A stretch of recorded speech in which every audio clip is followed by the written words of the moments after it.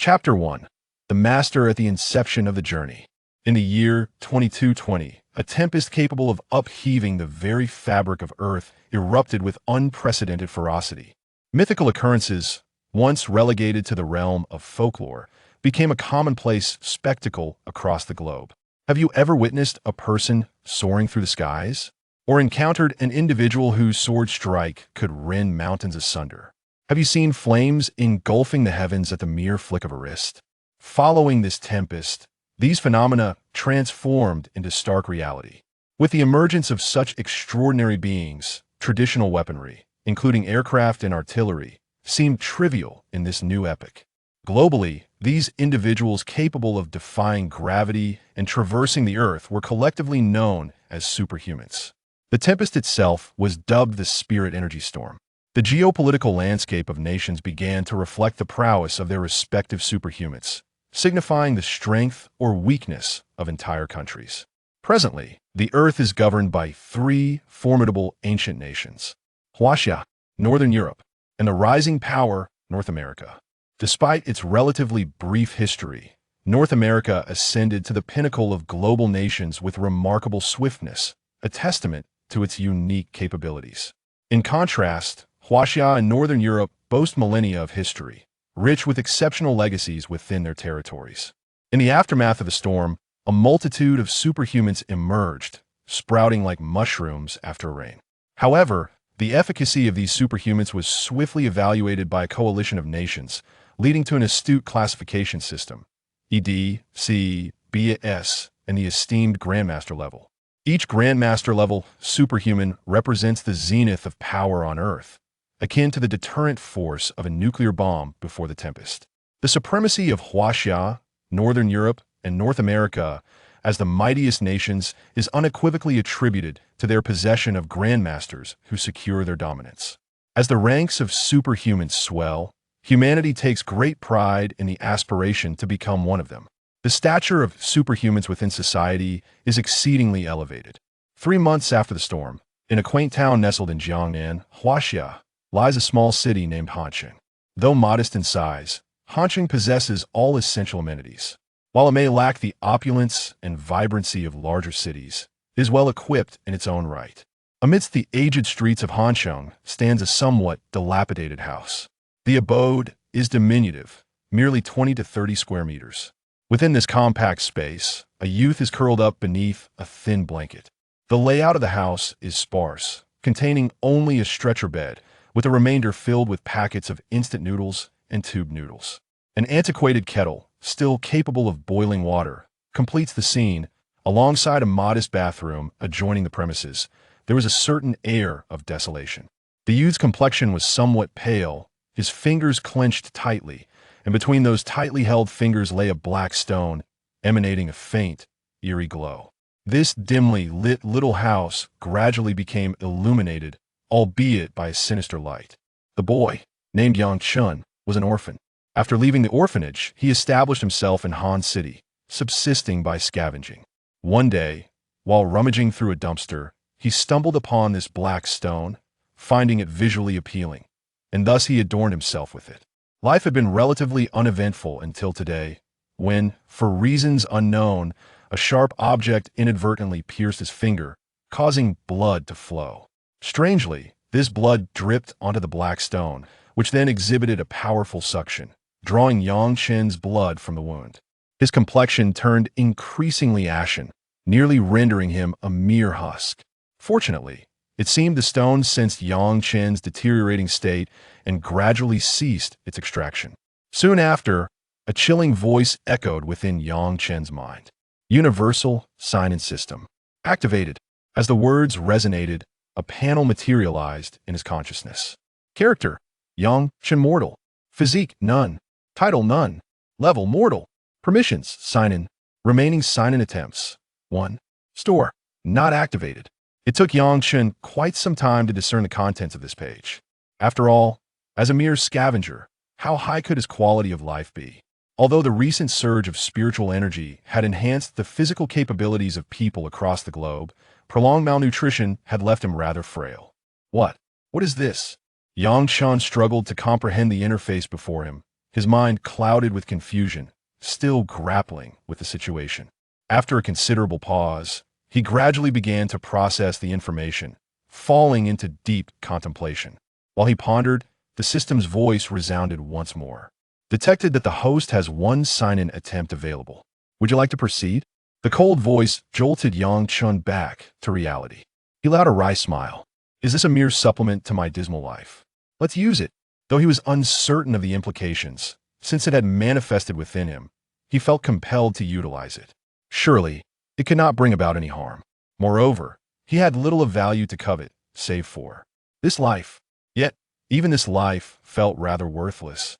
Thus, Chen harbored no significant fears. Signing in. Before Chen, a colossal wheel suddenly began to spin, a single pointer standing upright. As time progressed, the wheel gradually came to a halt, revealing several large characters on the side of the pointer. Physical enhancement. Chen's pupils contracted slightly, although he was uncertain of its meaning. He distinctly recalled from the previous page that his physique seemed to be that of a mere mortal. Could this physical enhancement possibly elevate him from his mortal state? Could it be a supernatural ability? In an instant, Chen's thoughts became lively, his nostrils flaring as he fixed his gaze intently on those bold characters, awaiting a response. Indeed, at the moment the wheel came to a stop, the system's voice echoed. Physical enhancement commencing. Sign-in cooldown activated, cooldown duration, half a month. Ding! A crisp sound resonated, and Chen felt an invisible force enveloping his body instantaneously. He sensed his flesh and blood revitalizing, the cells within his being relentlessly dividing and growing stronger, while his bones emitted sharp cracks. In his dantian, a small vortex gradually emerged, with gentle energy continuously coalescing within, radiating warmth. As this warm energy entered his dantian, it flowed through his meridians and permeated his body. With the passage of time, an ever-increasing amount of energy filled his entire being, invigorating him and making him feel more alive. A delightful sensation spread throughout Chen's heart. Exhilarating. Chen's brow unfurled, his face illuminated with profound joy. At this moment, he felt as though he were immersed in a warm pool, experiencing immense relaxation both physically and mentally. Gradually, the energy began to wane. Chen realized that perhaps the transformation had reached its zenith. Ding! Another crisp sound jolted Chen back to reality. Transformation complete. Chen's slightly closed eyes snapped open, a radiant light bursting forth. A powerful wave of energy erupted from his seemingly frail body, as if it were breaking through the confines of a small room, soaring straight into the heavens. Chen gazed in astonishment at his hands, momentarily unable to believe that his body could unleash such formidable strength. The page reappeared before Chen's eyes. Character: Chen Grandmaster. Physique: Mortal Tier. Title: None. Level: Mortal. Permissions: Sign-in. Cooldown in progress. Cooldown duration: 15 days. Store: Not yet opened. Chen noticed two significant changes. One was the title Grandmaster next to his name, and the other was the transformation of his physique to the mortal level. Grandmaster, is it? Chen found it hard to believe. In the realm of Earth, a Grandmaster represented the pinnacle of existence. Only those who achieved this status could classify their nation as a formidable sovereign power. How could he, with just a single sign-in, attain the title of Grandmaster? It seemed almost surreal. Meanwhile, thousands of miles away in the imperial capital, within a traditional courtyard, a young man was gently polishing a blade resting on his thigh. His gaze was tender, as if he were beholding a beloved. At that moment, the young man's brow arched slightly as he turned his attention southward, his lips barely moving. The aura of a Grandmaster. To the south. Could it be that Uncle Liu has succeeded? A subtle smile began to form at the corners of his mouth, his eyes shimmering with uncontainable joy. If Uncle Liu has indeed succeeded, then I can finally lay down this heavy burden. The young man then rose slowly, delicately sheathing the blade at his waist, and strode purposefully towards the door. To be continued. Chapter 2. The Empowered One in the confines of the restroom. Chen splashed cold water upon his face, gazing into the mirror at his slightly flushed visage, and a smile inadvertently graced his lips. However, this smile was far from alluring. An orphan raised in an orphanage, Yang Chun had developed a rather reserved demeanor, compounded by his recent existence reliant on scavenging for survival. His interactions with others were scarce, leading to a more withdrawn personality. Thus, smiles rarely adorned Yang Chen's countenance. As he clenched his fist, a palpable surge of strength coursed through him, instilling a profound sense of security. The sensation of commanding his own destiny was undeniably gratifying. In the past, Yang Chun could only pray for fortune, hoping to stumble upon valuable items to sustain himself.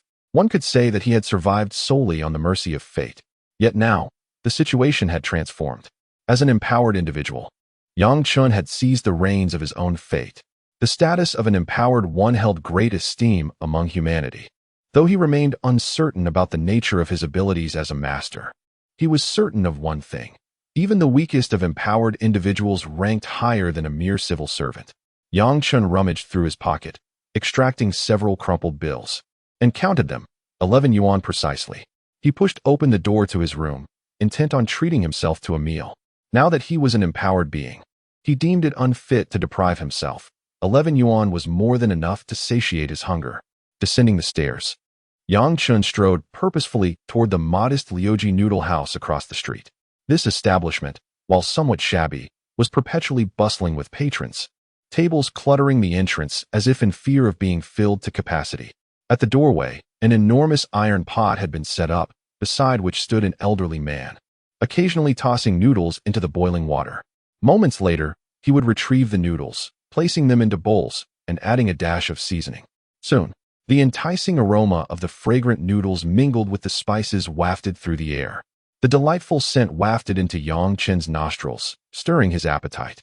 His stomach growled audibly. With determined strides, he entered the noodle house, but the patrons nearby regarded his tattered attire with furrowed brows, subtly shifting away as if his presence might bring them misfortune. Yang Chun, seemingly accustomed to such reactions, approached the elderly man beside the stove and softly requested, "A small bowl of plain noodles, with minimal chili, please." He then carefully retrieved his crumpled 11 yuan from his pocket, placing it gently on the countertop before the elder. "Please prepare it," he added. The old man merely nodded in acknowledgement. Upon hearing this, Yang Chen casually chose a spot to quietly settle down, refraining from uttering a word. The cold, mocking gazes surrounding him seemed to pass over him like a specter, rendering him as motionless as a wooden figure. After a considerable time, an elderly man approached, bearing a bowl larger than Yang Chen's own visage, placing it gently on the table before him. The fragrant aroma wafted through the air, and the glistening red broth instantly ignited Yang Chen's appetite. Within the noodles lay several substantial pieces of beef, conspicuously bobbing atop the surface. For reasons unbeknownst to him, Yang Chun felt as though something lodged in his throat rendered him momentarily speechless. Perhaps it was only this elderly man who truly regarded him with sincerity. "Eat up, lest it cool and lose its taste," the old man remarked before returning to the stove, tending to the noodles. Taking a deep breath, Yang Chun grasped the lacquered chopsticks and began to consume the dish voraciously. In the midst of his meal, a solitary tear fell upon the noodles, swallowed unwittingly, scarcely registering in his awareness. Before long, the bowl was emptied, every strand of noodle devoured, even the broth savored to the last drop. Just as Yang Chun prepared to rise and depart, a brazen voice broke the air. "Boss, why is there a fly in this bowl of noodles?" Yang Chun turned to see a youth with fiery red hair, nonchalantly leaning against the table, casting a sideways glance, holding a dead fly in his hand as he addressed the elderly man. The old man glanced at the red-haired youth and calmly replied, "Customer, perhaps this bowl of noodles is on me today? Do you take me for a petty thief? I'll tell you, if I end up with an upset stomach, you'll be the one to pay." The red-haired youth retorted disdainfully, resting a foot on the table. Witnessing the scene, several patrons, wary of trouble, hastily left behind their payment and slipped away, unwilling to engage. The old man chose to ignore the provocations of the youth, diligently continuing his work as if the red-haired troublemaker were naught but a phantom. He had witnessed such antics before, troublemakers seeking to stir unrest. He was well aware of the cleanliness of his establishment. Despite its modest appearance, it was far from unsanitary, and flies were simply not a concern. Feeling the sting of neglect, the red-haired youth's temper flared. "Do you know who I am? I am an ability user. Number 98. The old man's hands paused momentarily before he resumed his task. Since when did number 98 become a tyrant over the common folk? Number 98 referred to an organization of ability users in Huaxia, where all such individuals were either documented or enlisted. Among them were several esteemed masters, all affiliated with this very number 98. This is no longer a clandestine matter in the land of Huaxia. After all, the resurgence of spiritual energy has persisted for quite some time, and it is now appropriate for the general populace to be made aware of certain truths. Meanwhile, Yang Chen's brow subtly furrowed. What he sought was none other than number 98. Gaining entry into No. 98 not only promised substantial rewards, but also conferred a form of identity assurance. Even those illustrious families, who wield untold wealth, must bow their heads before number 98. Of course, this is contingent upon possessing a certain status within number 98. Take, for instance, the red-haired individual before him. In the presence of those financial magnates, he remains a mere trifle. Yet, even a common member of number 98 is not someone that ordinary individuals can easily provoke. After all, the strength of the average person pales in comparison to that of an extraordinary being. This is precisely what the red-haired man intended. He sought to leverage his status as an extraordinary individual to amass quick wealth. To be continued. Chapter 3. Yang Chun takes action. Chapter 3. Yang Chun takes action. Regrettably, the red-haired individual encountered a complete dead end with the elder before him. Logically, one would expect that revealing his identity as an extraordinary individual would command a modicum of respect from ordinary people. However, this elder seemed to possess an unwavering confidence, entirely disregarding the red-haired man's presence. This blatant disrespect left the red-haired man feeling quite unsettled. After all, he was an extraordinary being, a cut above all mere mortals. Although classified as an E-level, he was still comparable to a top-tier special forces operative, representing the formidable strength of even the most basic of extraordinary individuals. The red-haired man felt his pride wounded. Having just recently become an outer member of Unit 98, he had anticipated showcasing his prowess and perhaps earning a little extra on the side. Who could have foreseen that this elderly figure would so brazenly dismiss him? You seek your own demise, do you? Fury ignited within him as he raised his fist, a flash of crimson light flickering over it, mirroring the hue of his hair. The temperature around his fist seemed to rise imperceptibly, and he swung it towards the elder with remarkable speed, almost too swift for the naked eye to perceive. Yet, in the next moment, the red-haired man's expression shifted dramatically. He felt no impact against the elder's face. Instead, an iron grip seized his hand. Before him stood a tattered-clad youth, who grasped his fist with a chilling glare, resembling a predatory wolf fixated on its prey. A shiver ran down the red-haired man's spine. In the depths of the youth's obsidian eyes, his own reflection appeared, akin to a dark abyss ready to consume him whole. Goosebumps crawled over his skin as he swallowed hard, forcing himself to maintain composure as he addressed Yang Chun, his voice trembling. Why you? Who are you? I must inform you. I am a member of Unit 98. Is this the sort of rabble that Unit 98 produces? Yang Chen gently grasped the red-haired man's arm. Despite feeling the futile struggles of his captive, to Yang Chun, it was akin to a child's playful squirming, easily subdued. In that moment, Yang Chen felt increasingly certain that the Grandmaster designation within the system corresponded to the Grandmaster realm on Earth. Even if not identical, the disparity was minimal. After all, while the red-haired man was merely an E-level extraordinary individual, he had just exhibited a flare of fire, indicating he was indeed a rare elemental user. Such extraordinary beings, even at the E-level, could unleash powers that might rival those of a D-level. Yang Chen surmised that his own strength must surely exceed D-level. With considerable energy still in reserve, he felt as though subduing the red-haired man was as effortless as breathing. Yang Chun's hand moved slightly, followed by a crisp crack and a cry that resembled the wailing of a slaughtered pig. Ah! Red-haired screamed in agony, then bent down. Yang Chun casually released his grip on red-haired, allowing him to slump to the ground. A sheen of cold sweat emerged on red-haired's forehead, his complexion turning pale. His previously intact hand was now grotesquely twisted, clearly crushed to fragments by Yang Chun's grip. Get out! Do not let me see you again. If I catch sight of you, I shall strike you anew, Yang Chen declared without hesitation. Having frequently roamed the shadowy corners of the city, Yang Chun understood the greatest fear of such individuals, They were bullies who preyed on the weak. Only with a decisive blow could their memories be sharpened. Red-haired, terrified, scrambled to his feet and, as he reached the door, turned back to Yang Chen with a fierce glare. "You wait for me." Yang Chen heard him but dismissed the threat. The city was small, and although powerful ability users held sway, there were certainly no more than A-level. While A-level users were formidable, Yang Chen felt no fear. Could such a wretch possibly summon an A-level powerhouse to his aid? Moreover, even if he did, Yang Chen would not hesitate to educate the A-level guardian of the city. The Organization 98, representing the ability users of Huaxia, not only failed to protect its domain, but also condoned such actions from its subordinates. What purpose did this organization serve? "Grandfather Liu, are you all right?" Yang Chen turned to the elderly man, speaking softly. A glimmer of light flickered in the old man's eyes before he offered a faint smile. "What could be wrong with this old fellow? It is you, young man, who may be in grave trouble." 98 is notoriously protective of its own. Yang Chen rarely displayed a hint of a smile, responding, "I shall handle this.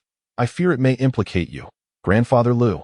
His words were brimming with confidence, a confidence drawn from his own formidable strength. The old man sighed gently. "This little noodle shop of mine shall pose no problem. The one in danger is you. Seeing how you dealt with red-haired, you must have become an ability user. In Huaxia, those who are neither recruited nor joined by 98 are treated as outcasts. It won't be long before 98 sets its sights on you. Best to flee while you can." Yang Chen's gaze flickered. 98 targeting him? Was that not fortuitous? He had long pondered how to engage with the upper echelons of 98. After all, he harbored ambition and did not wish to ascend step by step. With such formidable power at his disposal, why not position himself directly where it was commensurate with his strength? Would that not be far better? At present, the 98th is preparing to take action against itself, and it seems that this will provide an opportunity to engage with the higher echelons of the 98th, thus aligning perfectly with Yang Chen's aspirations. Let it be so. I shall proceed accordingly. Today, I am indebted to you, Grandpa Liu. Your kindness shall not be forgotten, and I vow to repay it in due time." Yang Chen offered a slight bow to the elder before turning away and returning to his modest chamber. Meanwhile, the elder stood silently at the stove, gazing in the direction Yang Chen had departed, a flicker of contemplation appearing in his eyes. The elder's lips moved slightly as he mused. Could it be that this young man has unleashed yesterday's energy? What an extraordinary lad. Even I find it difficult to see through you. Subsequently, the elder smiled faintly, tidying up the disarrayed table left by the red-haired individual. Once he had finished, he closed the door. Today, there shall be no business conducted. To be continued. Chapter 4, Number 98. As night enveloped the world, the stars adorned the dark canvas of the sky, casting a faint glimmer of light. For some inexplicable reason, the moon shone exceptionally bright tonight. Yang Chen sat on his modest bed, gazing blankly at the interface before him. Though he possessed strength, the means to enhance it eluded him. Was he truly to rely solely on the system's sign-in 15 days hence? Such a notion seemed utterly absurd. Moreover, the sign-in might not even guarantee an increase in power. Yang Chen meticulously examined the sign-in page, which boasted numerous rewards: spirit liquid, weapons, techniques, martial arts, armor, and mounts. There was even a note of gratitude. This implied that relying solely on sign-in rewards would make his quest for advancement exceedingly arduous. After all, apart from his current strength, he possessed no other skills. Even the simplest task of harnessing the power within his own body posed a considerable challenge. In essence, he felt akin to someone who had stumbled upon a divine weapon. While aware of its greatness, he could only wield it without tapping into its most formidable capabilities, which lay in its extraordinary sharpness. Thus, Yang Chen found himself in a state of helplessness. Was he to depend solely on number 98? He pinched the bridge of his nose, feeling a wave of frustration wash over him. Alas, he mused, perhaps he was the most inept practitioner among all the Grandmasters on Earth. He could only hope that number 98 would expedite matters. Otherwise, this situation was truly stifling. Shaking his head, he closed the page. This system, devoid of any function beyond sign-in, was indeed rather useless. Previously, Yang Chen had perused other novels, where the protagonists boasted systems of remarkable prowess. In contrast, his own system was, how should one say, woefully inadequate. With only a sign-in feature and a 15-day wait for another, it was utterly unremarkable. He would be better off with an AK-47 and a shotgun, striving for greatness and creating a legacy. Just as Yang Chen continued to lament his system, he sensed a subtle movement in his ears, as if detecting something amiss, and a smile graced his face. Indeed, number 98 was remarkably swift. Shortly thereafter, Yang Chen's body shifted slightly, and he vanished into the shadows, seemingly merging with the darkness. To the untrained eye, he was nearly imperceptible. At that moment, outside Yang Chen's small abode, several figures clad in black had appeared, their expressions stern and their icy visages emanating an aura of danger. The surroundings were eerily silent, save for the gentle rustle of the wind, which startled a few birds into flight. Had they located their target? Indeed, it was found, within that very house. Finding it is sufficient. I remain perplexed as to the connection of that red-haired individual, who has somehow managed to persuade the captain to allow us to undertake this task. The group exchanged words, with one cloaked figure even displaying a look of disdain. Clearly, these individuals in black share a mutual contempt for that red-haired person. Alas, it matters not.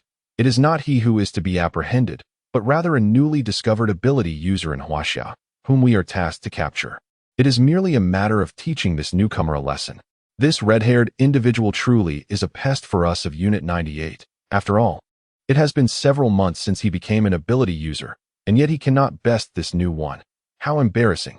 Upon uttering this statement, the group of black-clad individuals nodded in agreement. Indeed, it is quite shameful that someone who has been an ability user for so long cannot defeat a newcomer. To seek assistance against this individual further underscores their incompetence in the eyes of their peers. Very well, we shall merely play a small prank on him. Who knows? This newcomer might even become our ally in due course. One among the black-clad figures, seemingly the leader, waved his hand and spoke softly. Let us proceed and return. It is time to report our findings. At once, the figures flickered and vanished. One individual manifested a faint white luminescence in his hand, which soon revealed a red dot within its glow. Found it. He is in the room, he murmured. The others exchanged glances, and one swiftly melted into the shadows, dashing towards Yang Chen's residence. This course of action is indeed prudent. After all, this is a new ability user who is yet to be assimilated by Unit 98. Should he perceive us as adversaries, confronting him directly would be tantamount to courting disaster. What if he is a spy from another nation? Such occurrences are not unheard of. Thus, we must remain vigilant, even within the borders of Huaxia. This is the creed of all personnel within Unit 98. We are not living in ordinary times. This is an era of spiritual awakening. With countless abilities emerging, it is entirely possible that someone passing by you is a spy for another country. Even though Huaxia stands as one of the 3 most formidable nations on Earth, it cannot guarantee that its territory is free from foreign ability user spies. Naturally, the red-haired individual merely qualifies as an external associate of Unit 98 or perhaps just a common ability user affiliated with it, lacking the recognition of true Unit 98 members. The other figures in black quietly found a secluded corner, situated close to Yang Chen's residence, yet difficult to detect. Their ability levels are quite high, which is why they have been accepted as members of Unit 98. Although the number 98 is said to accommodate all the extraordinary individuals across the vast expanse of Huaxia, the true number of those who can gain entry into its inner sanctum remains exceedingly limited. Only those with exceptional talents or abilities rated D-level or above may pass through its gates. This particular team comprises entirely of D-level members. Even when confronted by C-level practitioners, they can hold their ground collectively. The figure cloaked in black, shrouded in darkness, swiftly approached the vicinity of Yang Chen's residence. After a meticulous observation, the individual's form subtly contorted, allowing him to penetrate the thick walls and enter Yang Chen's chamber. This was the manifestation of his unique ability, the power of traversal. Upon entering the dwelling, the black-clad figure promptly melted into the shadows, fully demonstrating the effectiveness of his attire. It was nighttime, and Yang Chen's room was devoid of light, providing the perfect backdrop for the cloaked figure's stealth. However, once inside, he immediately sensed something amiss. The entire room was unnaturally silent, devoid of any indication that it was occupied. Yet, moments ago, his comrades had detected fluctuations of spiritual energy within. A wave of unease washed over the dark figure. Just as he intended to vocalize his concerns, A powerful hand seized his throat, rendering him utterly mute. He attempted to resist, but the grip was as unyielding as iron, and no amount of struggle could free him. He was effortlessly lifted, akin to a mere chick in the grasp of a predator. A flicker of fear ignited in the depths of his eyes. He was acutely aware of his own capabilities. Even when faced with a sea-level practitioner, he could usually put up a fight, yet here he found himself without a shred of opportunity to resist. Such a sensation was one he had only encountered among the B-level stalwarts within the confines of 98. Meanwhile, outside Yang Chen's residence, the leader of the black-clad figures furrowed his brow. It had been a full minute since his teammate had entered, and yet no sign of disturbance had emerged. Considering the modest size of the abode, locating Yang Chen should have taken mere seconds, ample time to signal their presence. Yet, a minute had elapsed without a whisper of commotion. This was perplexing. Even a skirmish should have produced some faint noise. For a moment, confusion clouded the leader's mind. He exchanged glances with his comrades, and one of them manifested a faint white glow in his hand, two crimson dots glaringly evident upon it. Could it be that they had encountered one another? The leader's expression darkened, deep in contemplation. Suddenly, he lifted his head, a glimmer of resolve igniting in his eyes. "We can no longer afford to wait. We must act now," he commanded. "Understood." A few figures clad in black responded softly, a faint aura of spiritual energy emanating from their bodies. In an instant, a gust of wind swept through the surroundings. At that moment, the door of the house was quietly opened. A somewhat slender silhouette emerged, gently supporting a black-clad individual with a somewhat vacant gaze, as if concealing formidable power within. Subsequently, the figure casually cast the black-clad person aside, and upon noticing the defensive stances of the other black-clad figures, revealed a dazzlingly bright smile, its whiteness striking against the darkness of the night. "Are you searching for me?" To be continued. Chapter 5. The Wild Wolf. Chapter 5. The Wild Wolf. Nestled within a small mountain peak beyond Han City lies a vast base, cunningly concealed beneath the earth. There exists but a solitary passage that grants access to the outside world.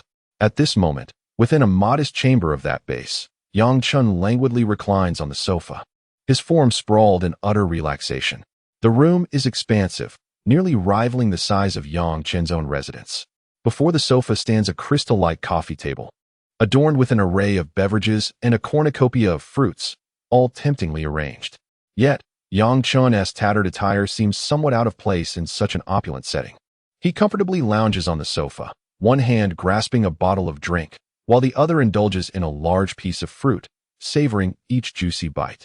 Once satiated, he reclines back, relishing the plushness of the sofa, contemplating the bliss of drifting into slumber. Indeed, this sofa surpasses even his own modest bed in comfort. It is his first encounter with such a luxurious environment. Suddenly, Yang Chen shifts slightly, then sits up, directing his gaze towards the entrance. Tap, tap, tap. The sound of polished boots striking the floor resonates crisply, each step imbued with a sense of purpose, hinting at the extraordinary nature of the individual approaching. Moments later, the door swings open to reveal a middle-aged man clad in a dark green military uniform, his square face radiating authority, as if he bore no flaws whatsoever. An aura of coldness envelopes him, suggesting a history steeped in violence. A man who has undoubtedly traversed the path of bloodshed countless times. Although Yang Chen does not sense any immediate threat from this man, the palpable aura of menace does evoke a feeling of discomfort. Despite Yang Chen's formidable abilities, he has never taken a life, remaining as innocent as a novice. Unbeknownst to him, his own confidence seems to waver in the presence of this imposing figure. The officer calmly takes a seat opposite Yang Chen and introduces himself. "I am the Supreme Commander of Han City No. 98, codenamed Wild Wolf, an A-class Esper." Wild Wolf swiftly presents his credentials, his gaze fixed intently upon Yang Chen, as if attempting to see through to his very essence. Yang Chen merely smiles, offering no words in response. Despite Wild Wolf's unwavering stare, Yang Chen remains unperturbed, for he does not perceive any menace from him.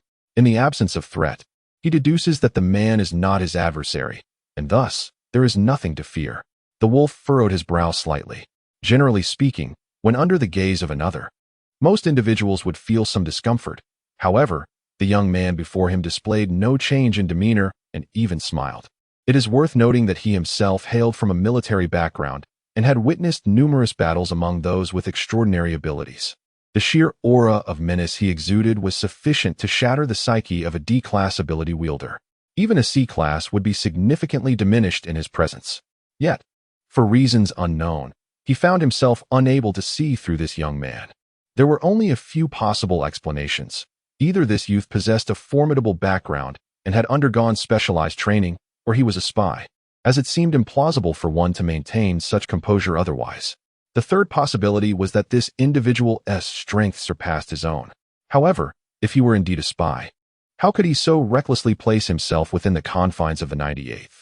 Furthermore, Yang Chen's origins had been thoroughly investigated. He was merely an orphan raised in an orphanage, who had recently scavenged for scraps. Now, he appeared to be an entirely transformed person. For a moment, even someone as astute as the wolf found himself bewildered, though not to the point of losing his composure. I have heard your request, yet there are scarcely a few individuals of Grandmaster caliber within all of Huaxia, and only one in the entire Jiangnan region. It will be exceedingly difficult for you to meet a Grandmaster, he replied, slowly withdrawing his gaze and speaking with a hint of detachment. Yang Chen felt a stir within his heart, a subtle smile gracing his lips. What conditions?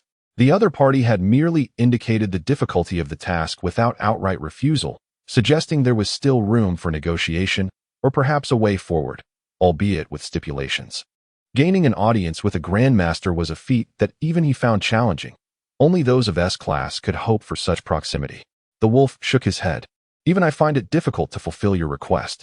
Despite being the commander of Hansheng, it remains a mere small city within the vast expanse of Huaxia, which is home to hundreds of cities akin to Hansheng. If I had such authority, the Grandmasters of Huaxia would be overwhelmed with demands. I can introduce you to the head of the 98th in Jiangnan, but I must witness your capabilities first.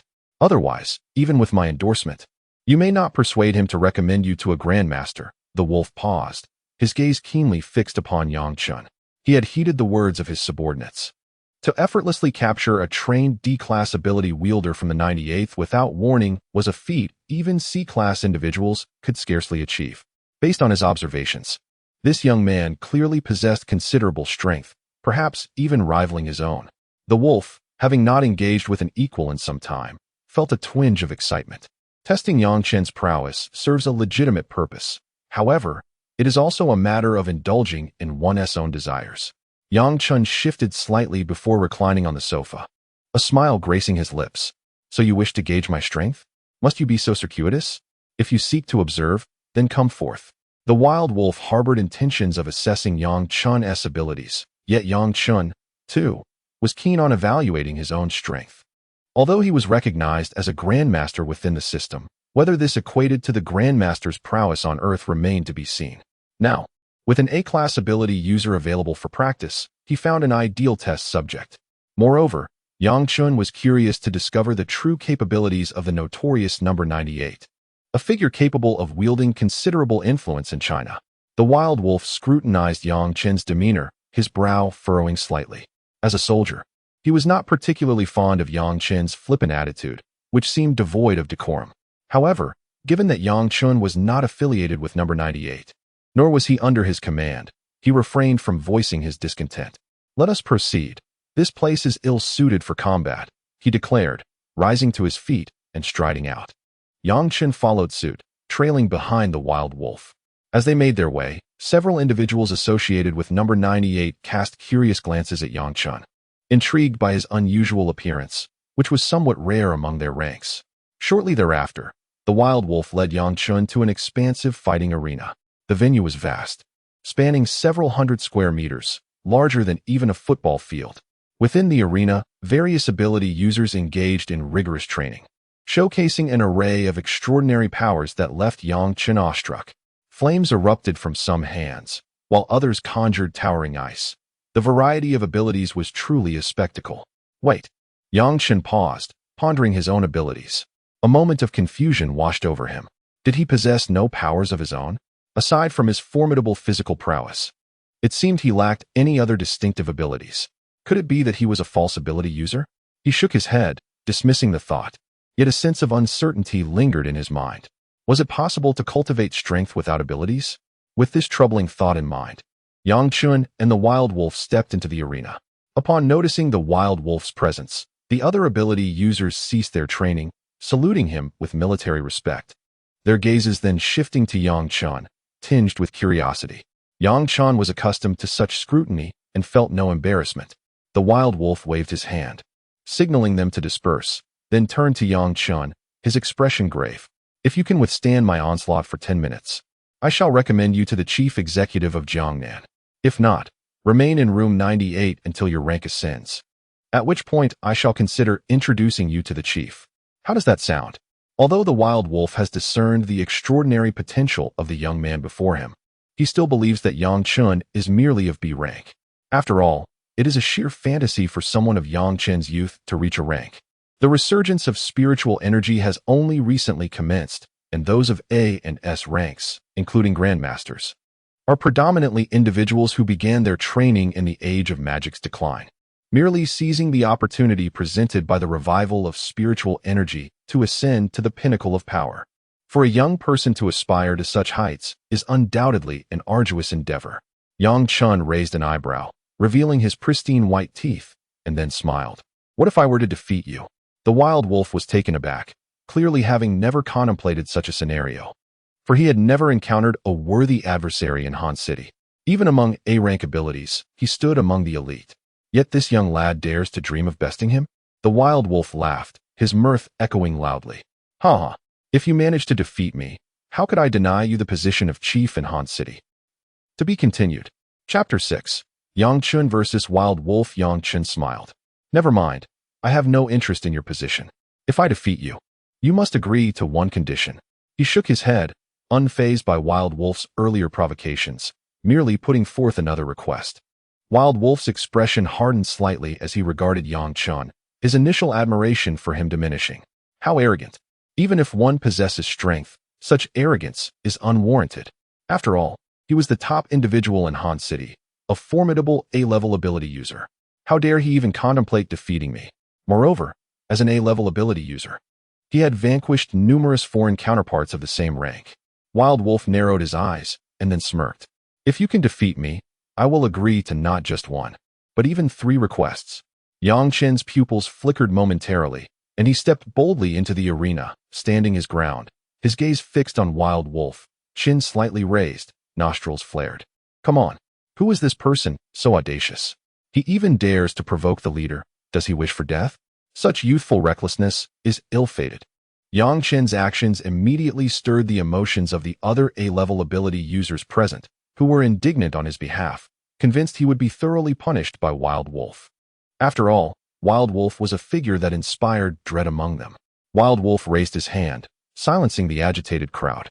His eyes glinted like those of a true wolf, fixated on Yang Chun as if he were prey, brimming with bloodlust and a hint of murderous intent. He discarded his upper garment, revealing a physique as solid as iron, causing some female ability users to blush, while their eyes occasionally darted toward him.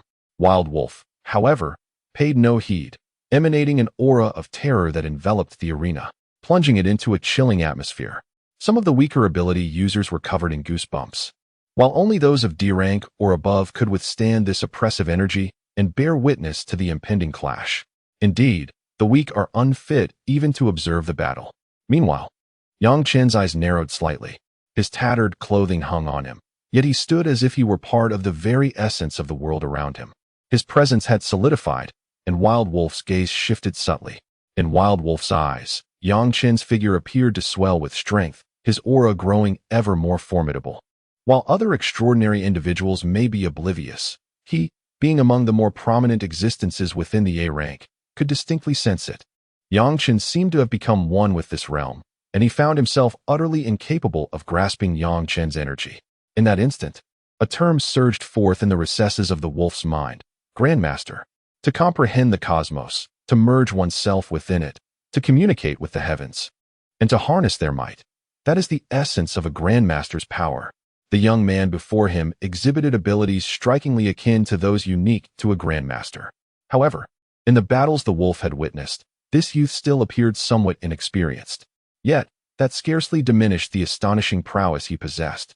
The wolf's mind briefly flashed with Yang Chen's identity.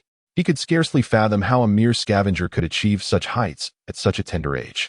It is worth noting that even the esteemed families of the declining era might struggle to cultivate such a prodigy.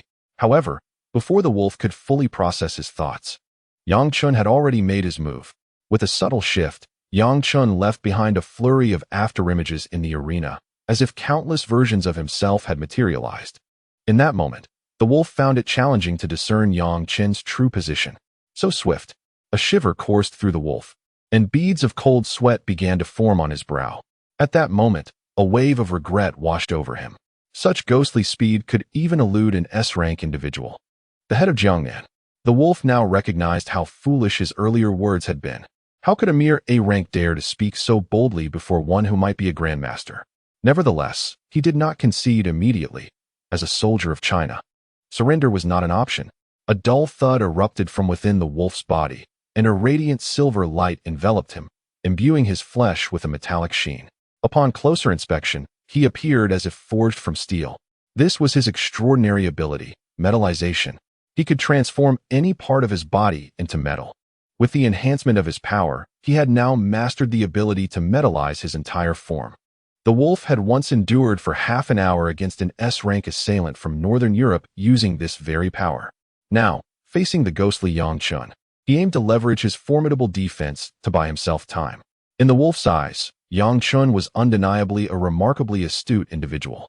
As long as he delayed for 10 minutes, he could subtly hint to Yang Chen later, ensuring that he would remain undefeated under the watchful eyes of his subordinates. However, just as this thought began to take root in the mind of the wild wolf, he suddenly noticed a colossal fist magnifying infinitely within his line of sight. The surrounding air seemed to be torn asunder, piercing his skin with a painful sting. Then, he witnessed that fist gently descending upon his form. Boom! In that instant, the wild wolf felt an overwhelming force erupting within his body, rendering even his metallic form feeble and vulnerable. In that fleeting moment, the arena was enveloped in a haze of smoke, captivating the spectator's gaze. To be continued. Chapter 7. Could you lend me 10,000 yuan? Within the arena, a thick haze enveloped the area where the wild wolf resided. Even the extraordinary vision of the ability users struggled to penetrate the dense fog. Particularly alarming was the faint, weakened aura emanating from within the smoke, causing their hearts to leap. Had their leader been defeated? The wild wolf, the chief of the infamous number 98 in Han City, was renowned among the A-level ability users throughout Jiangnan and even across the entirety of Huaxia. To think he could be vanquished by a mere punch from the young man before them. Reluctant glances were cast toward the smoke, eager to discern whether the wild wolf had indeed fallen. If so, the reputation of number 98 would undoubtedly suffer, for it would be a mere boy who had brought down such a formidable figure. Gradually, the dust began to dissipate, revealing the scene within the fog to the onlookers from number 98. Yet, this revelation only deepened their astonishment. For there, their leader, the wild wolf, was bleeding profusely, as though struck by a cannonball. A deep imprint from a fist marred his chest, and blood poured forth from the wound, filling the arena with a pungent metallic scent. The wild wolf was now half kneeling on the ground, desperately bracing himself with his hands. Without such support, he would surely have collapsed after enduring Yang Chen's formidable blow. Gasping heavily, beads of sweat streamed down his forehead, and a profound fear flickered in his eyes. Logically, as a soldier from Huaxia, fear should be a rare emotion for the wild wolf. Even when confronted with S-level ability users whom he could not rival, he had never displayed such trepidation, confident in his ability to escape unscathed. Yet under Yang Chen's assault, he could distinctly sense that the latter had chosen to hold back. Had he not, the wild wolf would likely already be a lifeless corpse. How could this be? How could their leader be defeated by a mere boy? An ability user in the stands suddenly fell into a daze. Disbelief etched across his face as he gazed at Yang Chen, appearing almost deranged. Who was this individual? The wild wolf was an A-level ability user. How could he not withstand even a single punch? This was simply unimaginable. However, there were still those who remained composed, beginning to analyze Yang Chen's identity. Some even departed, intent on investigating his background. The presence of such an individual was exceedingly abrupt, possessing such formidable strength, yet remaining unknown to the organization, posed a significant threat akin to a ticking time bomb for the nation. Yang Chen stood his ground, his gaze fixed upon the wolf. Yet his pupils revealed a glimmer of astonishment. Was his power truly so formidable? Could it be that the levels displayed by the system corresponded to those on Earth? If that were indeed the case, he could unleash his desires upon the world. For a moment, Yang Chun felt a rush of elation. Yet, an icy voice suddenly pierced through his thoughts. Ding! Defeated an A-level ability user. Reward: 1 session of A-level spiritual energy infusion.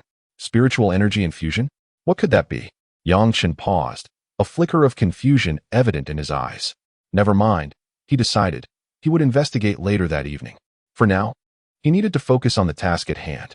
Yang Chun was not a person devoid of desires. On the contrary, having grown up in an orphanage and later scavenging for a living, he was in dire need of wealth and status to compensate for the losses of over a decade. The quickest way to attain these desires was to ascend the ranks of the organization. Only through this path could he acquire what he yearned for. The wolf, the head of the organization in Han City, served as a conduit to elevate Yang Chun into the upper echelons. Yang Chun approached the wolf, looking down upon him and calmly stating, "Now, is it not proven?" The wolf struggled to lift his head, gazing at the somewhat youthful boy before him, momentarily lost in thought. After a deep internal sigh, he replied, "You have won. However, can you wait until I recover from my injuries before introducing you to the head of Jiangnan? It will only take a day." Seemingly concerned that Yang Chun might be displeased, the wolf hastily added that he was not intimidated. Rather, someone like Yang Chun, suspected to be a Grandmaster, was beyond his capacity to contend with. After all, how many Grandmasters existed in the nation? The emergence of one suspected Grandmaster would undoubtedly send shockwaves throughout the country. Yang Chun furrowed his brow but quickly relaxed. A mere day was nothing. He had no pressing matters and could easily spend the day at home. Very well, he conceded. The wolf's face lightened with relief. Fortunately, this individual was relatively manageable. Had he encountered someone more difficult, the prolonged nature of his injuries might have left lingering effects, complicating future breakthroughs to S-level abilities. I shall report to the chief of the Jiangnan division shortly. Would you prefer to rest here for a day, or? The wild wolf rose slowly, speaking with a hint of hesitation. Yang Chun waved his hand dismissively and replied, "Never mind, I shall return home. I find myself somewhat uncomfortable staying here." The wild wolf pondered for a moment before responding, "Very well, you may head back for now. I shall personally come to fetch you the day after tomorrow, and I will accompany you to meet our esteemed chief of Jiangnan, number 98. Yang Chun nodded and prepared to depart. However, as he turned to leave, he paused abruptly and then pivoted back, a slight awkwardness creeping onto his face. Rubbing the back of his head, he said to the wild wolf sheepishly, Could you lend me 10,000 yuan? Chapter 8. The New World. Building. A somewhat awkward voice emerged from Yang Chun. Could you lend me 10,000 yuan? In an instant, aside from the wild wolf, even the numerous ability users standing in the viewing platform, designated as number 98, were momentarily taken aback. What was this? Borrowing money? You, a figure capable of defeating an A-class powerhouse with a single punch, are in need of a loan? The minds of all the ability users struggled to comprehend this notion. To these individuals, 10,000 yuan was as trivial as drinking water. Often, they would spend several thousand on a single meal. The mere idea of borrowing such a sum was perplexing. A flicker of confusion crossed Wild Wolf's face. How much was 10,000 yuan, really? At his level, this amount felt nearly inconsequential. When he sought items for cultivation at number 98, he typically dealt in sums starting from 100,000 or even 1,000,000. 10,000 yuan was indeed a pittance. On the platform, some astute ability users began to rummage through their belongings, eventually managing to gather the requested 10,000 yuan.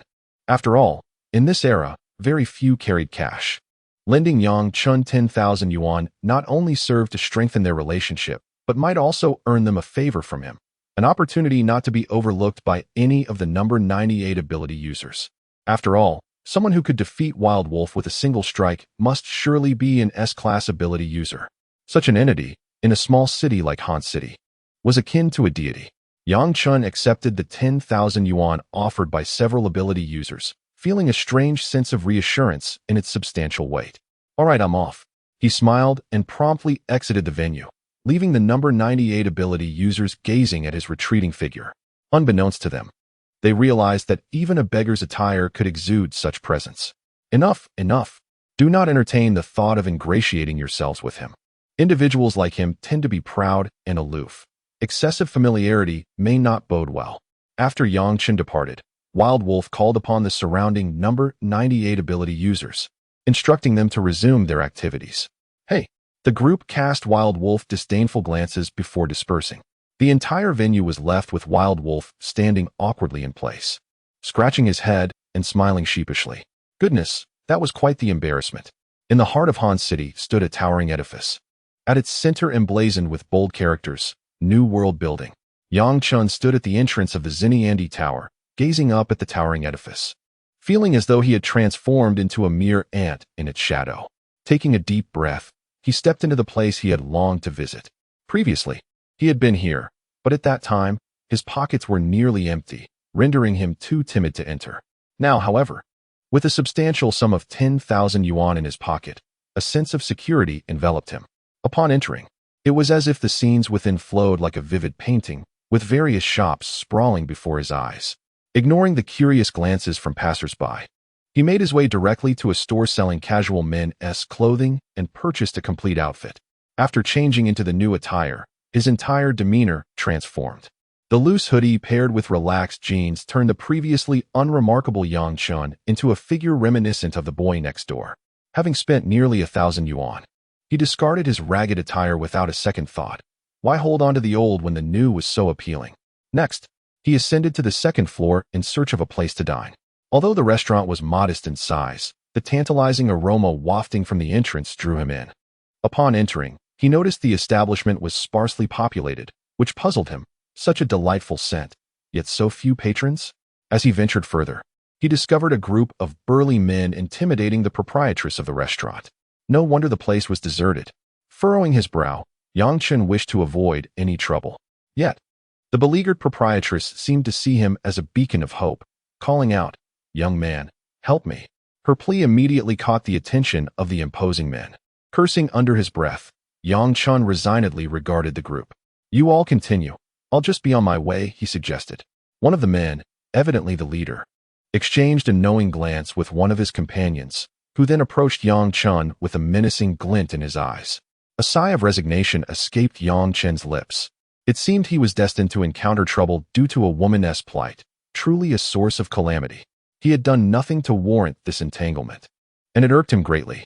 "You have only yourself to blame for stepping into this mess." The hulking figure chuckled darkly, cracking his knuckles with a predatory glint. Yang Chen's expression gradually transformed into one of cold detachment. "What? Do you intend to prevent my escape?" he retorted. "If I cannot walk out, perhaps I can still crawl away."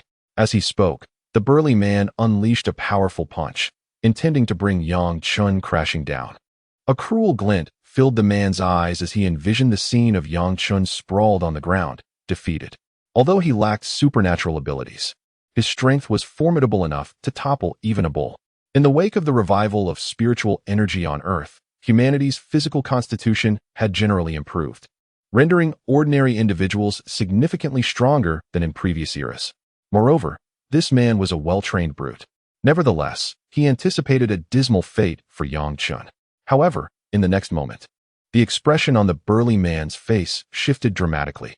It felt as though an iron vice had clamped down on his arm, rendering him unable to extricate himself, no matter how hard he tried.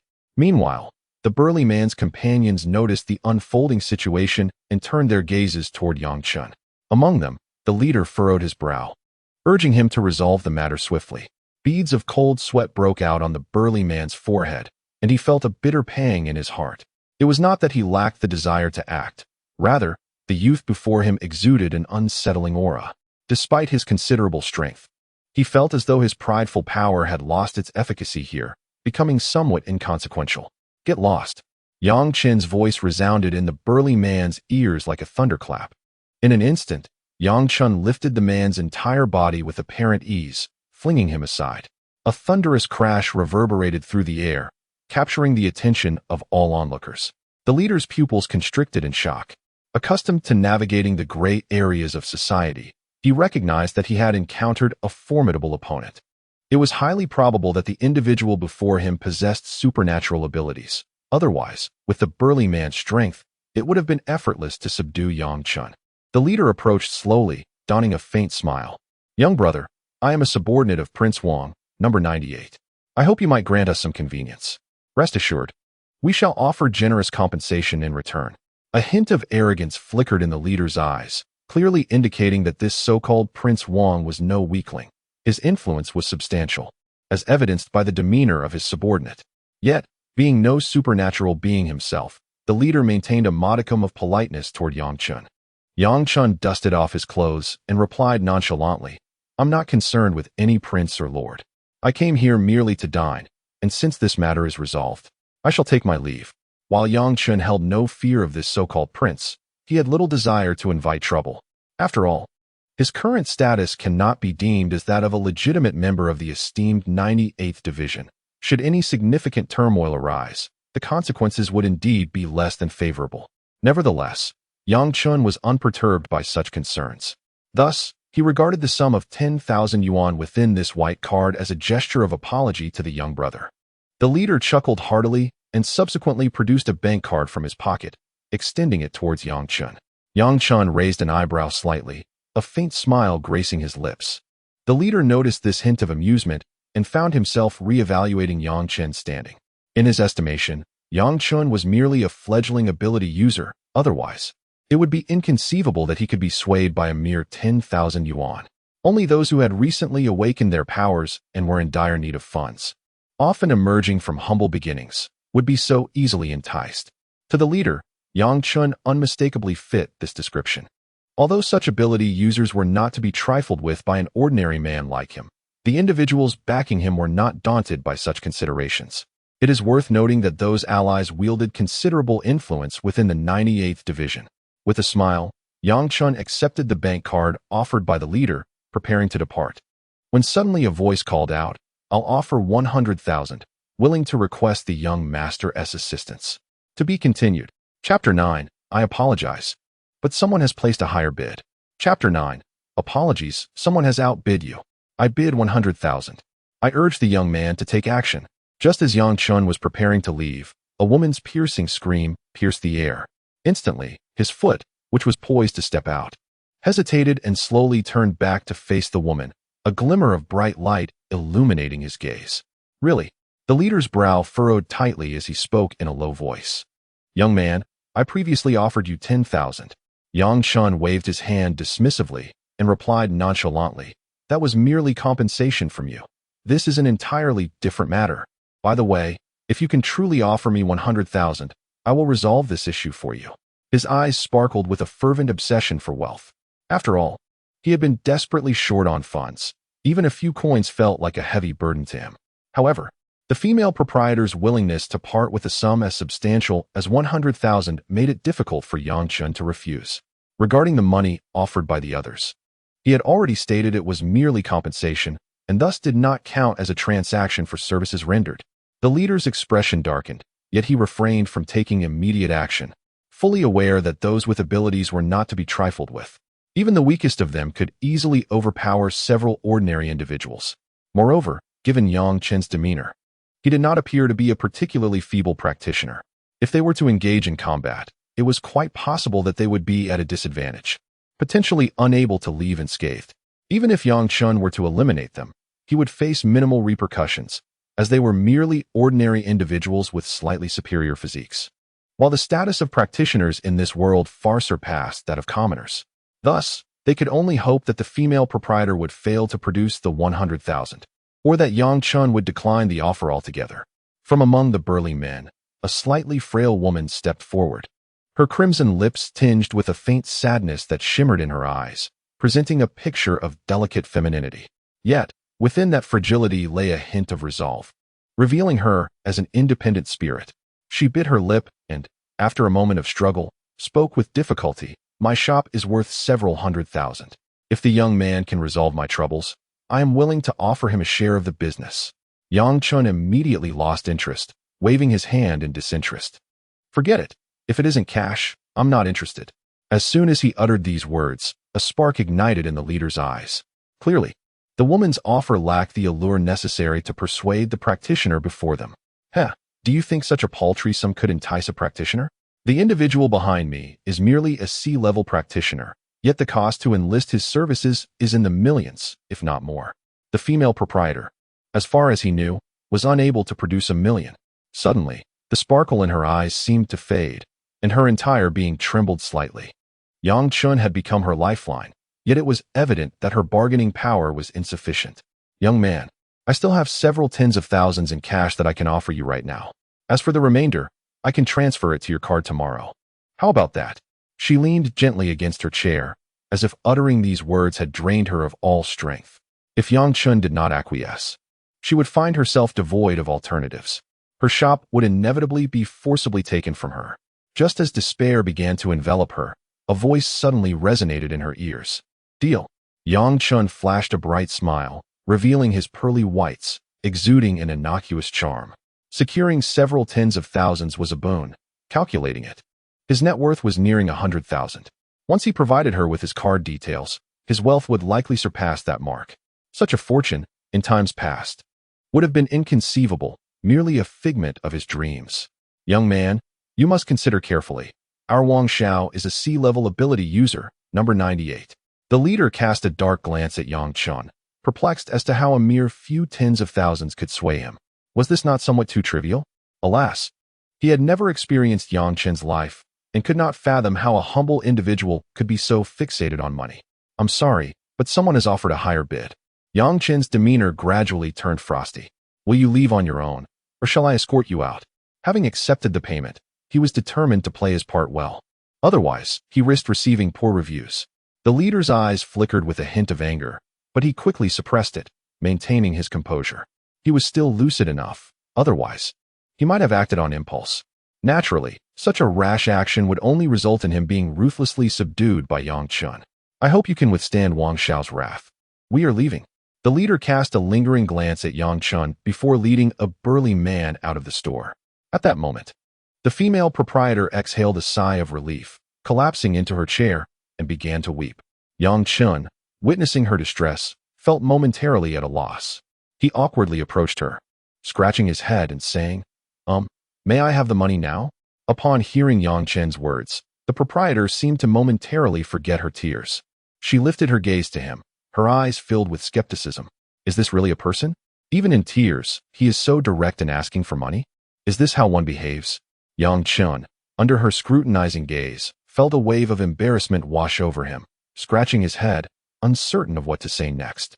After a moment, the female boss spoke softly, expressing her concern that they would not relent easily, and that it was likely that some extraordinary beings would soon arrive. Yang Chen understood. It was merely a fear of further complications. Why the tears? How perplexing. He patted his chest and declared, let them come. I shall see who among the extraordinary ones dares to challenge me, at number 98. Yang Chen was eager to discover that he had just defeated the wolf in front of so many gifted individuals, and yet there remained someone foolish enough to confront him. The female boss regarded Yang Chen before stating, if you truly can resolve this matter, I shall hand over the cash sum of several thousand. It is settled. To be continued. Chapter 10.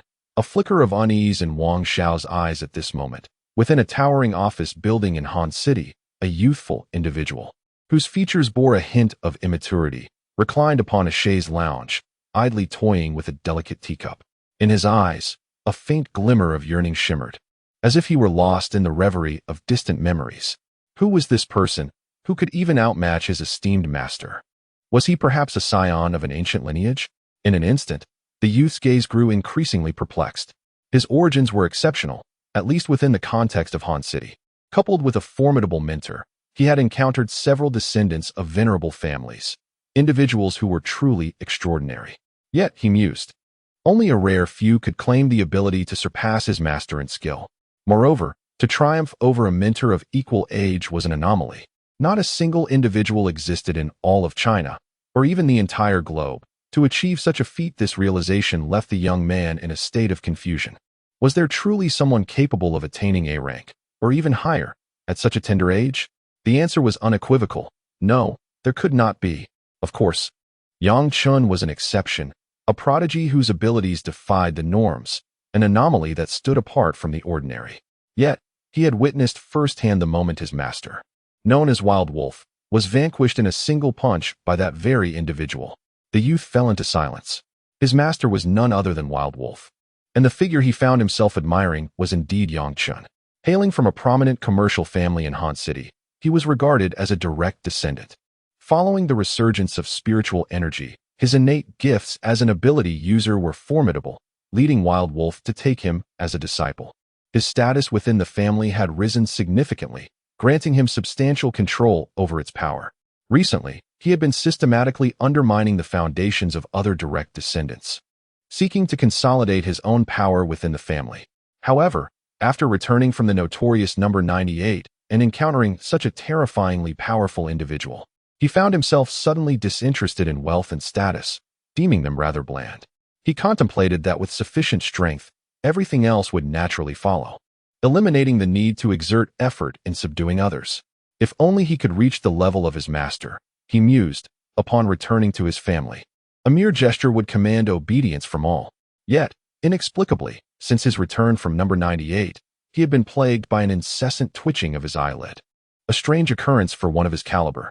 The left eye twitches, heralding romance. The right eye, portending misfortune. His right eyelid continued to twitch, instilling a sense of foreboding. Just then, a series of urgent knocks echoed through the air. Tap, tap, tap. The rapidity of the knocks caused the young man's brow to furrow.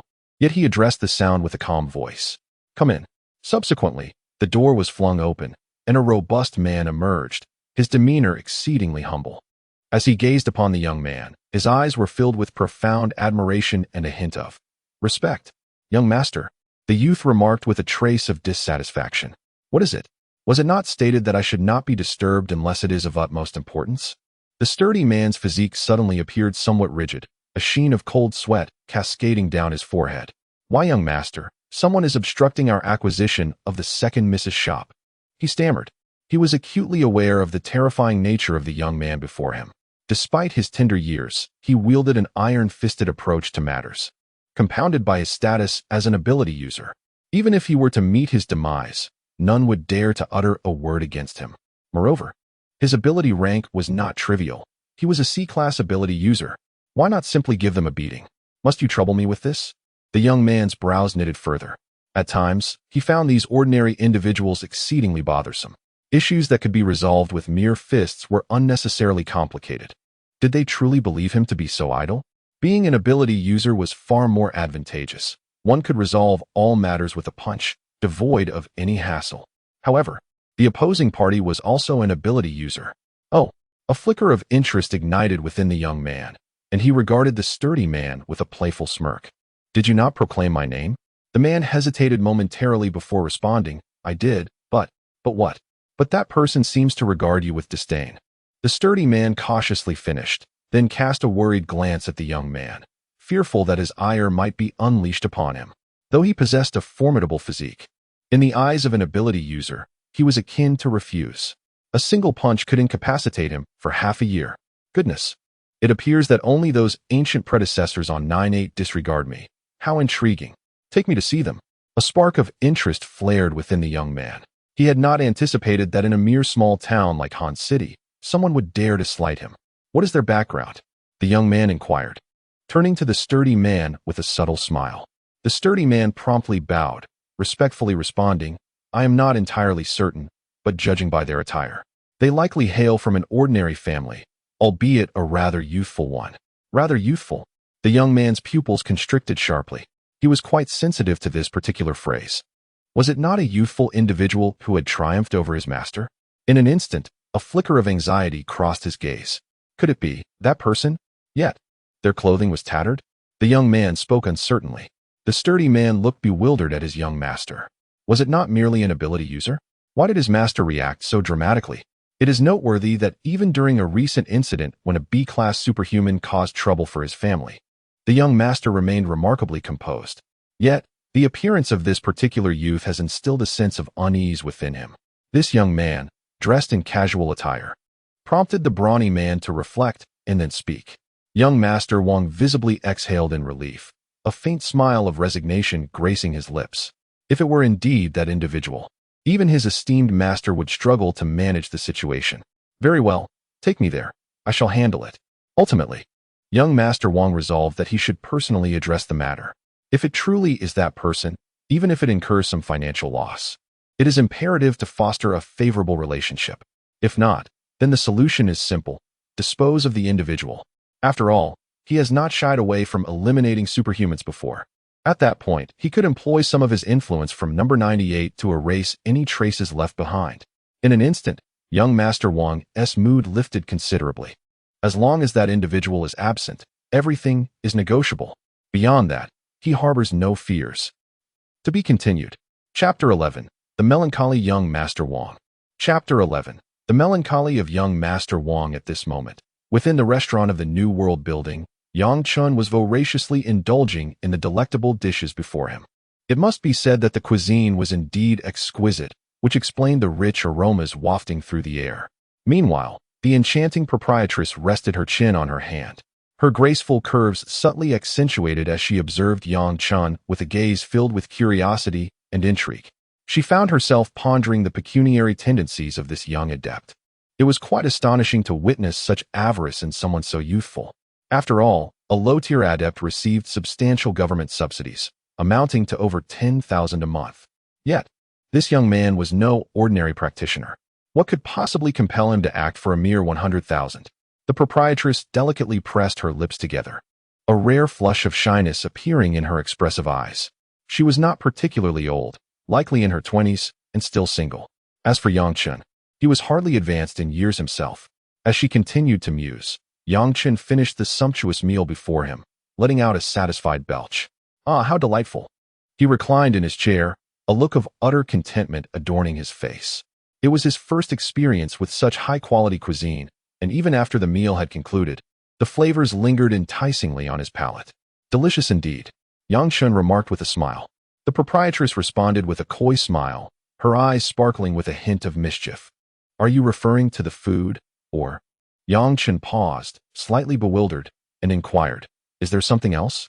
I am certainly speaking of the food, he insisted. Her expression momentarily stiffened before she swiftly regained her composure. After taking a sip of water, Yang Chen, intrigued, asked, by the way, why were they causing you trouble? The proprietress cast an exasperated glance at Yang Chen for his lack of subtlety, then sighed. They are servants of my family. My existence threatens my elder brother's position, and they plan to eliminate me. However, due to my sensitive status, they have resorted to such means. Yang Chen nodded in understanding. I must admit, I am not well versed in the affairs of your financial elite. Nevertheless, since you have compensated me, I shall assist you with this matter. Earlier, she had handed him 80,000 in cash, along with an unnamed bank card, totaling 100,000. This financial incentive was precisely why Yang Chen was willing to intervene. Now that I have the funds, why would I linger here otherwise? Besides, I am eager to experiment with that A-grade spiritual infusion. Thank you, young master, the proprietress sighed, her smile transforming her eyes into crescent moons. In today's world, the assistance of a supernatural being can effortlessly resolve numerous challenges. Take the Wang family, for instance. Although they are considered a leading conglomerate in Han City, they are utterly powerless in the presence of formidable supernatural entities. The era has shifted from that of mere merchants to one dominated by these extraordinary individuals. Regardless of one's wealth, it cannot guarantee security. Conversely, those endowed with strength can amass considerable riches. At this moment, a commotion erupted outside, drawing Yang Chen's attention. He noticed a young man accompanied by more than a dozen burly figures, those same ruffians who had previously caused a disturbance in this establishment. They have arrived. A subtle smile graced Yang Chen's lips. This development was fortuitous, allowing him to resolve matters swiftly. He was eager to conclude his business and return home for rest. Oh, and he had yet to sign in today? Yang Chen stretched his neck, then rose to stand before the proprietress, wearing a cheerful expression as he regarded the newcomers. At this juncture, Wang Tung felt as if he were tasting bitterness. The smiling youth before him was all too familiar. He was the one who had bested his master. In that instant, Wang Ting wished he could eliminate his subordinates for provoking this individual. Why did they have to cross paths with him? Even should he offer himself up, it would likely not suffice to remedy the situation. No, even if his master intervened, it might not be enough. Wang Tung's countenance darkened as he began to comprehend why he had felt such an ominous premonition earlier. Indeed, he was on the verge of catastrophe. Encountering this person made disaster inevitable. Meanwhile, his subordinates brazenly approached. Kid, You turned down my kindness before. If you kneel before me now, I might still speak a few kind words on your behalf to young Master Wang. The burly man advanced, sneering at young Chen. To him, it was evident that Wang Teng had taken personal action.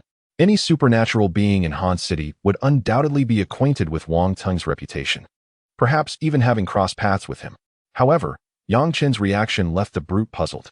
Yang Chen turned to Wang Teng, a faint smile gracing his lips, and tilted his head, peering through the imposing figure to address Wang Teng. Have we met before? Wang Teng offered an awkward smile, just as he was about to speak. A coarse voice interrupted him. What is your attitude? My boss is asking you a question. One of the ruffians pointed at Yang Chen, speaking up. Wang Teng's expression instantly soured. Silence. Wang Teng shouted, his fists clenched as he glared at the group of thugs. Wang, young master, what is wrong? A group of robust men stood in bewilderment, unable to comprehend the unexpected reaction of Wang Teng, who wielded immense power in Han City. It was known that even when confronted by B-class superhumans, Wang Teng had never displayed such a lack of composure. Yet now, he was filled with an urge to eliminate his dim-witted subordinates, though he restrained himself, for Yang Chen was present. Wang Teng forced a smile, managing to feign a semblance of cheerfulness before addressing Yang Chen. My lord, I was unaware of your presence. Had I known, you could have dealt with this shop as you wished. It is entirely my blind subordinate's fault for creating such a significant inconvenience for you. He bowed deeply and continued. Rest assured, I shall handle these individuals with utmost seriousness and ensure they do not tarnish your sight. Yang Chen smiled lightly and waved his hand dismissively. You may resolve this yourself. I have safeguarded this person, and I do not wish to hear of any misfortune befalling her. Do you understand? Wang Teng's expression shifted slightly, yet he bowed his head, responding bitterly. As you command, my lord. Yang Chen's words were straightforward. Not only must Wang Teng refrain from harming the proprietress, but he was also tasked with ensuring her safety. Should she encounter any trouble, it would be Wang Teng who would face the consequences. Wang Teng was no fool, after all. Being the disciple of a formidable figure like the Wild Wolf and managing such a vast financial empire required a sharp mind. He understood the implications of Yang Chen's insinuation all too well. However, he found himself powerless to refute it. What could he say? Especially when Yang Chen's strength far surpassed his own. Perhaps he would never reach Yang Chen's level. Rather than engage in a futile struggle, it would be wiser to concede. At the very least, he could avoid offending Yang Chen. Moreover, Yang Chen was remarkably young, having already surpassed Wang Teng's master at such an early age. This suggested that he would only grow more formidable in the future.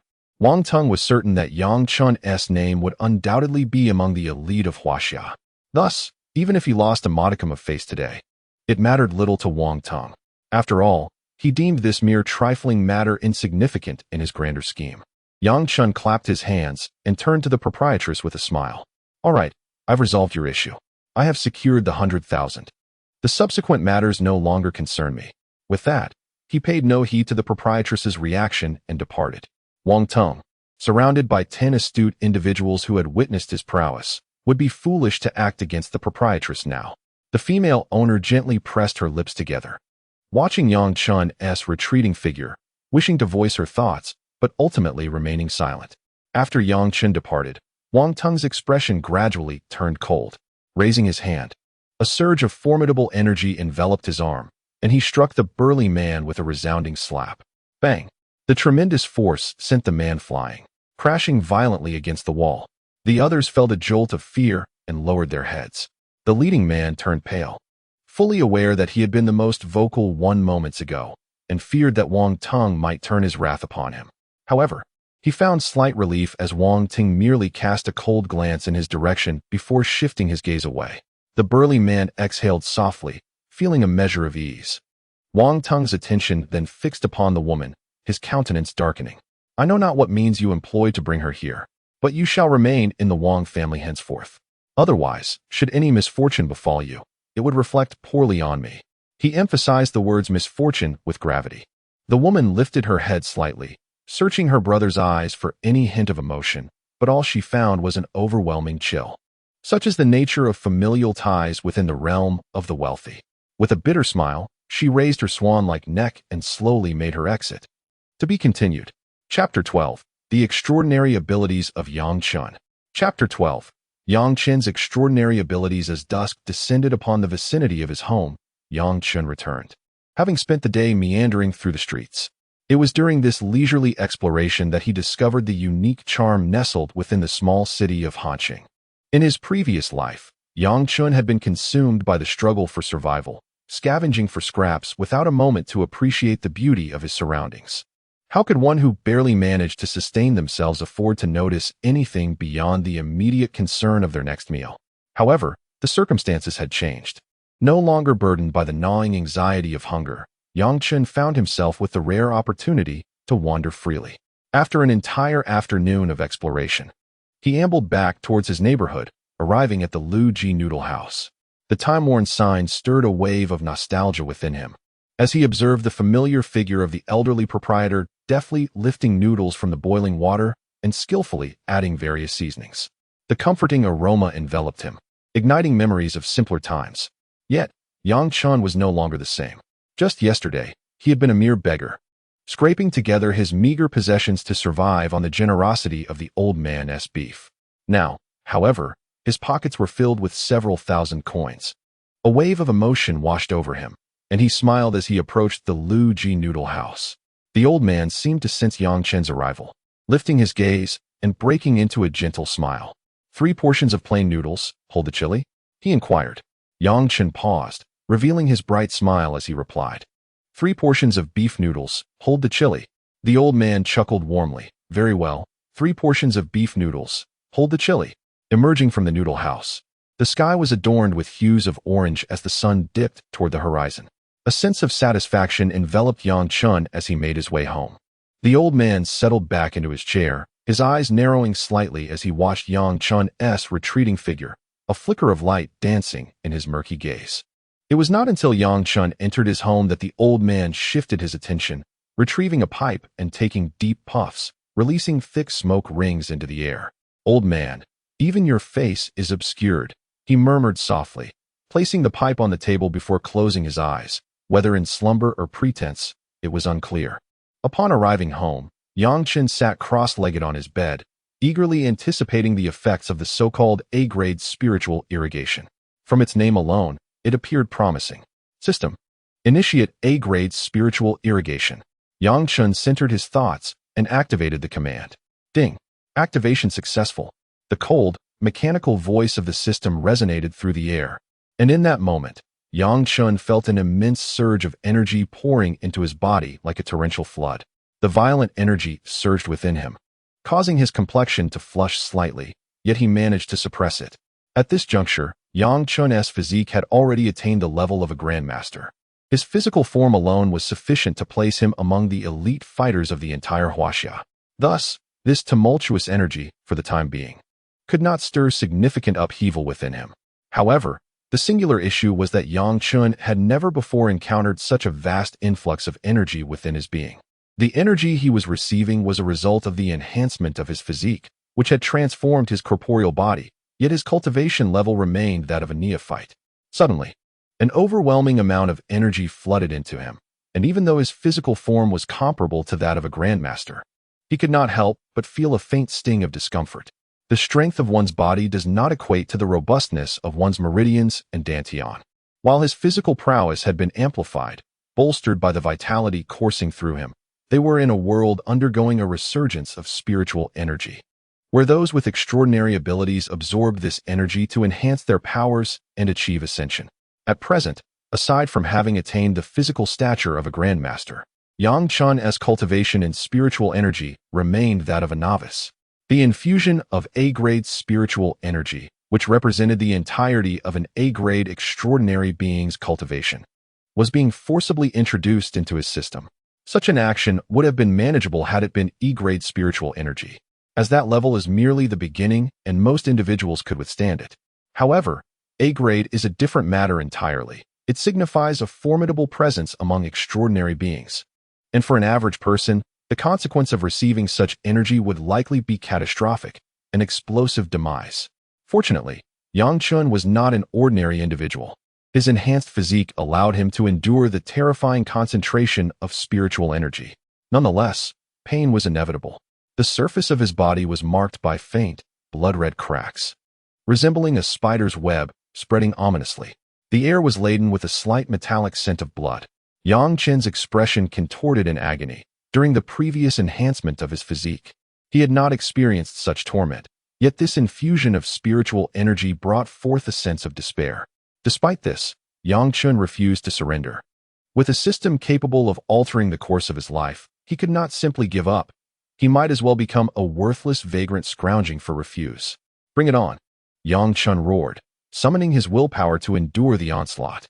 The influx of spiritual energy seemed to resonate with Yang Chen's voice, initially fierce and chaotic, now surged with even greater intensity into his being.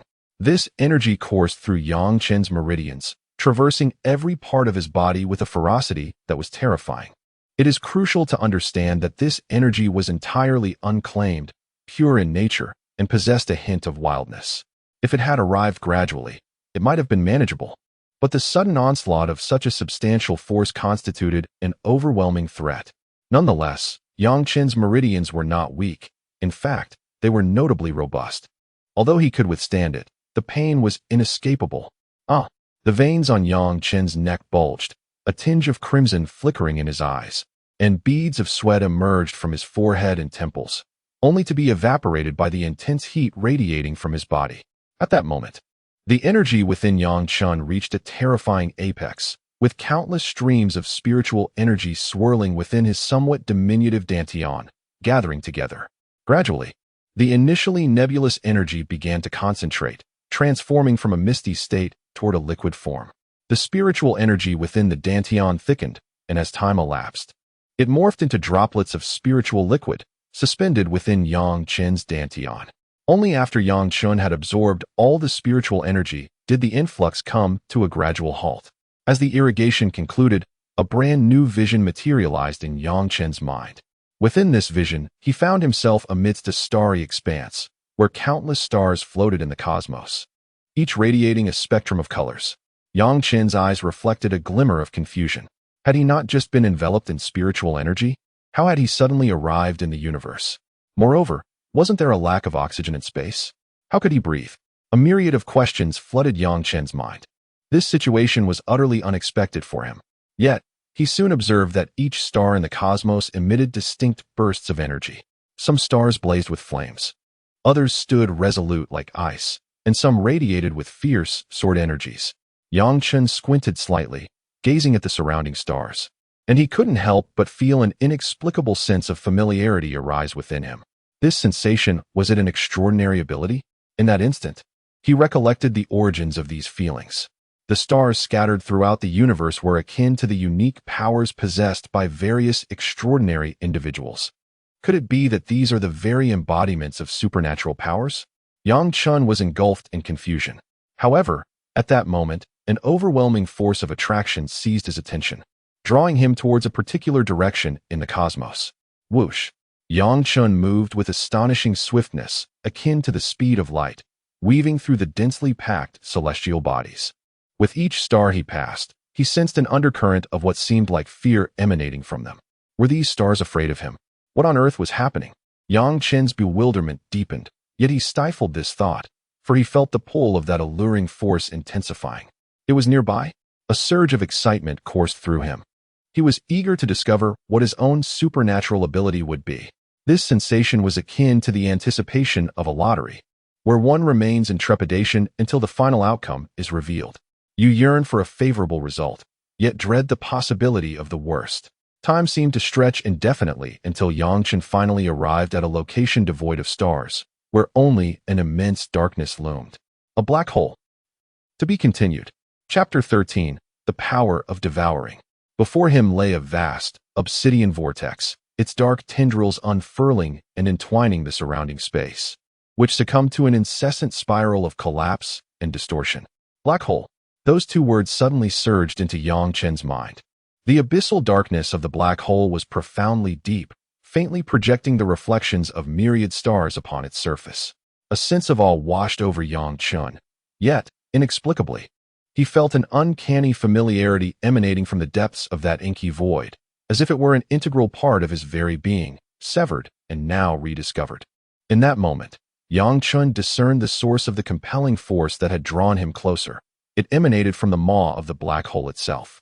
"Is it you who beckons me?" Yang Chun murmured softly, but the silence that enveloped him was profound, save for the subtle tremors of the black hole. A faint smile curved Yang Chun's lips as he gently raised his arm, gradually positioning it near the intimidating void. Strangely, despite the oppressive force radiating from the black hole, his mortal form, merely a Grandmaster, seemed unperturbed in that vicinity. The space surrounding his arm grew eerily still, creating an unsettling emptiness that contradicted the chaos of the black hole. As if affirming his thoughts, Yang Chun took slow, deliberate steps toward the abyss, feeling the pull intensify with each inch he approached. Elation surged within him, prompting his pace to quicken ever so slightly. Gradually, the distance between Yang Chun and the black hole diminished, until he stood directly before its gaping mouth. It was then that he noticed the surface of the black hole was adorned with dark, flickering luminescence, twisting and warping the very fabric of the surrounding space. Yang Chun inhaled deeply and, with a resolute gesture, extended his hand into the profound darkness. Expecting pain, he was astonished to discover that his arm, upon entry, was enveloped in a gentle warmth. A wave of comfort surged through him. In the next moment, he witnessed the energy from within the black hole flowing into his being, coursing through his meridians in a harmonious cycle before gradually settling within his dantian. The ethereal essence that had entered his body began to transform, infused with the enigmatic dark light. A droplet of liquid spiritual essence, shrouded in an inky darkness, gradually transformed towards that obsidian sheen. Slowly, the spiritual energy within Yang Chen's dantian became enveloped by this shadowy light, emanating waves of considerable power. At this moment, Yang Chen's cultivation had already achieved a breakthrough to the realm of an A-grade ability user, thanks to the infusion of A-grade spiritual energy. However, with the encroachment of this dark light, although his cultivation did not experience a significant enhancement, Yang Chun could distinctly perceive a subtle shift in the quality of his spiritual energy beneath the cloak of that murky luminescence. Enhancement. If the A-grade spiritual energy infusion was akin to the most ordinary quality of energy entering his being, then why could some individuals, even at the A-grade level, surpass those of higher realms? The answer lies entirely in the quality of energy. While others may have just reached A-grade, their energy quality could vastly exceed his own, leaving him with the most mundane energy quality. Even with prolonged immersion in A-grade energy, he might still fall short against those newly ascended A-grade powerhouses. This illustrates the distinction in energy quality. Now, with the aid of that black-hued light, Yang Chun was elevating the quality of his energy. As time passed, the spiritual energy enveloped in the dark light gradually took on a shadowy hue, its intensity significantly increasing. Yang Chun could even sense that, relying solely on his spiritual cultivation, he could vanquish a wild wolf. Though the wild wolf had spent considerable time consolidating its A-grade prowess, it lacked attention to the quality of energy, rendering it somewhat inferior. The wild wolf's escape from an S-grade ability user was solely due to its strong defensive abilities. Otherwise, given its strength, it would have faced considerable difficulty. Of course, this was a fact the wild wolf itself had failed to recognize. Otherwise, it would not have been unable to withstand even a single strike from Yang Chun. Subsequently, a faint black glow emanated from Yang Chen's body, releasing a subtle pressure that erupted forth. While this pressure was not potent enough to distort the surrounding space like a black hole, it nonetheless stirred ripples within it. The black hole seemed to tremble with a semblance of sentience before its massive form began to rotate abruptly, gradually shrinking under Yang Chen's gaze. It transformed into a streak of dark light, slicing through the fabric of space and entering directly into Yang Chen's dantian. In the depths of Yang Chen's dantian, the dark spiritual energy, upon sensing the arrival of the black hole, seemed to regard it as the arrival of its sovereign, fervently shifting to make space for it, while curling itself into a corner of Yang Chen's dantian. The black hole, exuding an air of superiority as if it were deserving of this attention, confidently settled at the center of Yang Chen's dantian, subsequently falling into a tranquil silence. It transformed into a jet-black orb, quietly floating above the dantian. Yang Chen observed this spectacle and couldn't help but chuckle. Had this entity truly attained sentience, becoming so inflated with pride? After a moment, It appeared that Yang Chen suddenly recalled something, gazing at the black hole in his dantian with a hint of suspicion, muttering to himself, "Yet, what extraordinary power had it bestowed upon me?" Before encountering this black hole, he had seen numerous celestial bodies imbued with unique abilities, all far less formidable than this one. Despite having refined the black hole, he felt utterly devoid of any sensation. Thus, what was the nature of his newfound power? Yang Chen found himself at a loss. It seemed the black hole had sensed his confusion. The once tranquil black orb suspended in his dantian began to tremble violently, and then surged with a dark radiance, unleashing a terrifying force of attraction. Waves of inky brilliance erupted instantaneously, resembling chains of darkness that pierced through Yang Chen's very being, rushing towards the expanse of the starry sky.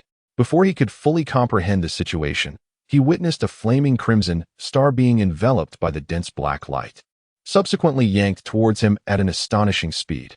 What on earth was happening? Yang Chen felt bewildered, attempting to evade the impending collision, only to realize it was too late. That was a star. Its colossal size meant that even with Yang Chen's masterful physique, he could not emerge unscathed from such an impact. As he stared in disbelief at the fiery star barreling towards him, he squinted his eyes in anticipation. However, moments later, rather than experiencing any physical pain, he was instead enveloped by a warm sensation. What was occurring? Yang Chen paused, then hurriedly turned his attention inward. To his astonishment, he discovered a small, fiery red region manifesting atop the black orb. A wave of intense heat radiated from this crimson area. Could it be? Yang Chen swallowed hard, as clarity began to dawn upon him regarding the nature of his newfound power. Yet, if it truly was as he suspected, then it was unavoidably extraordinary. With a heart brimming with excitement, Yang Chen gently spread his palm, and with a mere thought, a surge of flames erupted forth from his hand.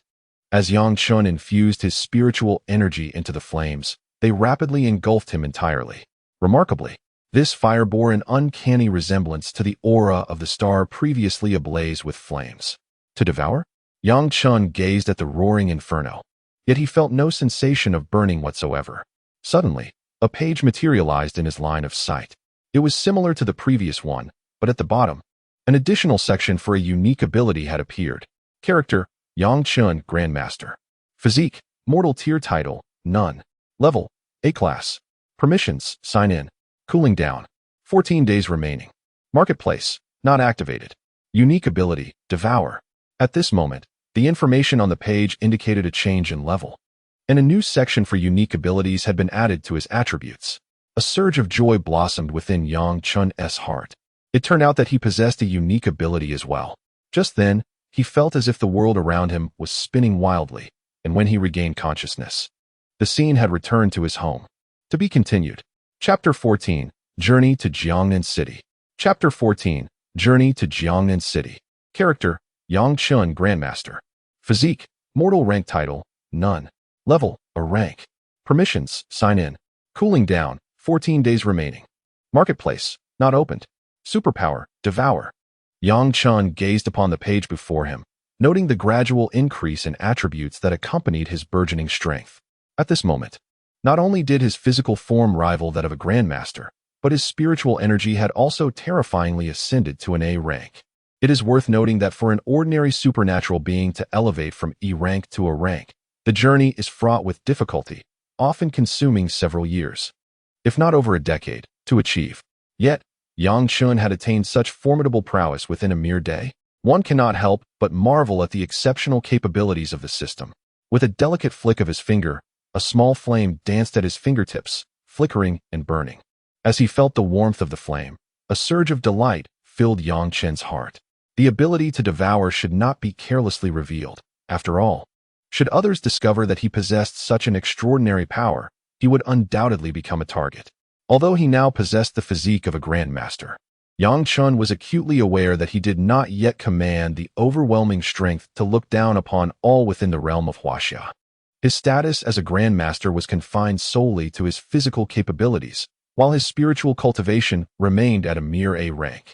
While he could contend with S-rank supernatural beings, encountering a seasoned Grandmaster would likely lead to his inevitable defeat. Yang Chen estimated that among the Grandmasters, he could at best be considered a novice. On the entire planet, How many could truly be classified as such? Certainly no more than a handful. The majority are seasoned warriors who have long since solidified their status within the Grandmaster realm. In regard to this world, even with the protection of number 98, Yang Chen harbored a lingering sense of caution. Despite number 98 being hailed as the guardian deity of Huaxia, one could not dismiss the presence of potential parasites lurking within, waiting to exploit any opportunity. As the flame dissipated, Yang Chen turned his gaze to the window, only to discover that daylight had already arrived. He hastily retrieved his phone, glancing at the time, and was astonished to find it was already 7 o'clock the following day. Yang Chen was taken aback. In that scene, he had merely felt as though only a brief moment had passed, certainly not exceeding half an hour, yet an entire night had slipped away in the outside world. How swiftly time flies. With a sigh of astonishment, Yang Chen drew back the curtains, allowing streams of sunlight to gradually filter through the window, warming his face. He squinted slightly as the rays enveloped him.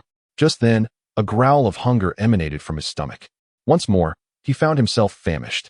Yang Chen let out a bitter smile, realizing that since becoming an extraordinary being, his appetite had significantly increased. There were times when mere hours would pass before he felt hunger pangs. In the past, it was an entirely different story. He could easily go 3 days without a morsel. Yet now, just 3 hours without food would leave a faint sense of hunger gnawing at his heart. With a resigned shake of his head, he opened his room and headed towards the Lu family noodle shop. Though today was the day he had arranged to meet the head of Jiangnan with the wolf, he still yearned for a bowl of Grandpa Lu's noodles before departing. After all, he could make his own choices, couldn't he? The one with the mightiest fist possesses the authority to set the rules. And evidently, he was that person of strength. Outside, a steady stream of pedestrians had already begun to gather. The area where Yang Chen resided was considered the old town of Han City, where housing was relatively affordable, yet the foot traffic remained substantial. The Lu family noodle shop, however, attracted even greater crowds. Yang Chen was unperturbed by this scene. The flavors of Grandpa Lu's noodles were renowned as the finest within 100 meters. He stepped inside with familiarity, finding an unoccupied spot, and cheerfully waved to the elderly proprietor, saying, "Grandpa Lu, a couple of bowls of beef noodles, hold the chili." The old man regarded Yang Chen, his cloudy eyes momentarily sharpening, before he resumed his warm demeanor, nodding with a smile. However, as he bent down, his expression gradually shifted to one of surprise, muttering to himself, "An A-grade extraordinary being? That can't be." The moment he laid eyes on Yang Chen, he had sensed the surge of spiritual energy within him, a stark contrast to the vague impressions he had the day before.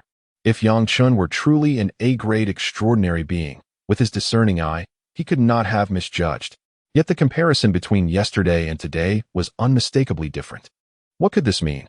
The old man shook his head in confusion and continued preparing the noodles, though his movements had become somewhat stiff.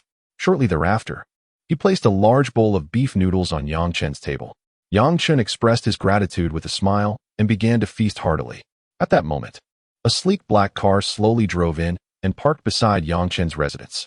A sturdy middle-aged man clad in military attire emerged from the vehicle, his face as resolute as iron, followed closely by Wang Tong, who bore an expression of slight embarrassment. This imposing man was none other than the wolf. Today marked the day he had arranged to meet Yang Chen, so he had arrived early, ready to escort him to the provincial city to meet the head of Jiangnan. As per the latter's instructions, as the wild wolf stepped out of the car, he immediately noticed the Lu Ji noodle house. There, amidst the tables, he spotted Yang Chen's figure, which softened his expression slightly. Accompanied by Wang Tong, he approached Yang Chen. Simultaneously, Yang Chen was aware of the wild wolf's arrival. Since his physique had ascended to the Grandmaster level, his senses had undergone a qualitative leap, allowing him to perceive the wild wolf's presence. Without lifting his head, Yang Chen continued to savor his noodles, while the wild wolf, unfazed, gently requested 2 bowls of noodles from the elderly proprietor before joining Yang Chen in his meal. After a considerable time, Yang Chen finished his noodles, wiped his mouth, and smiled at the wild wolf, saying, "I was just waiting for you." At this moment, the wild wolf set down his chopsticks and replied, "Since Mr. Yang has finished eating, let us proceed to Jiangnan City to meet our chief officer. The esteemed one has been awaiting your arrival." Yang Chen nodded, then cast a half-smiling glance at Wang Tong, who immediately stiffened and forced a smile in response. The wild wolf furrowed his brow, aware of the events that transpired yesterday. Fortunately, Wang Tung had managed the situation adequately.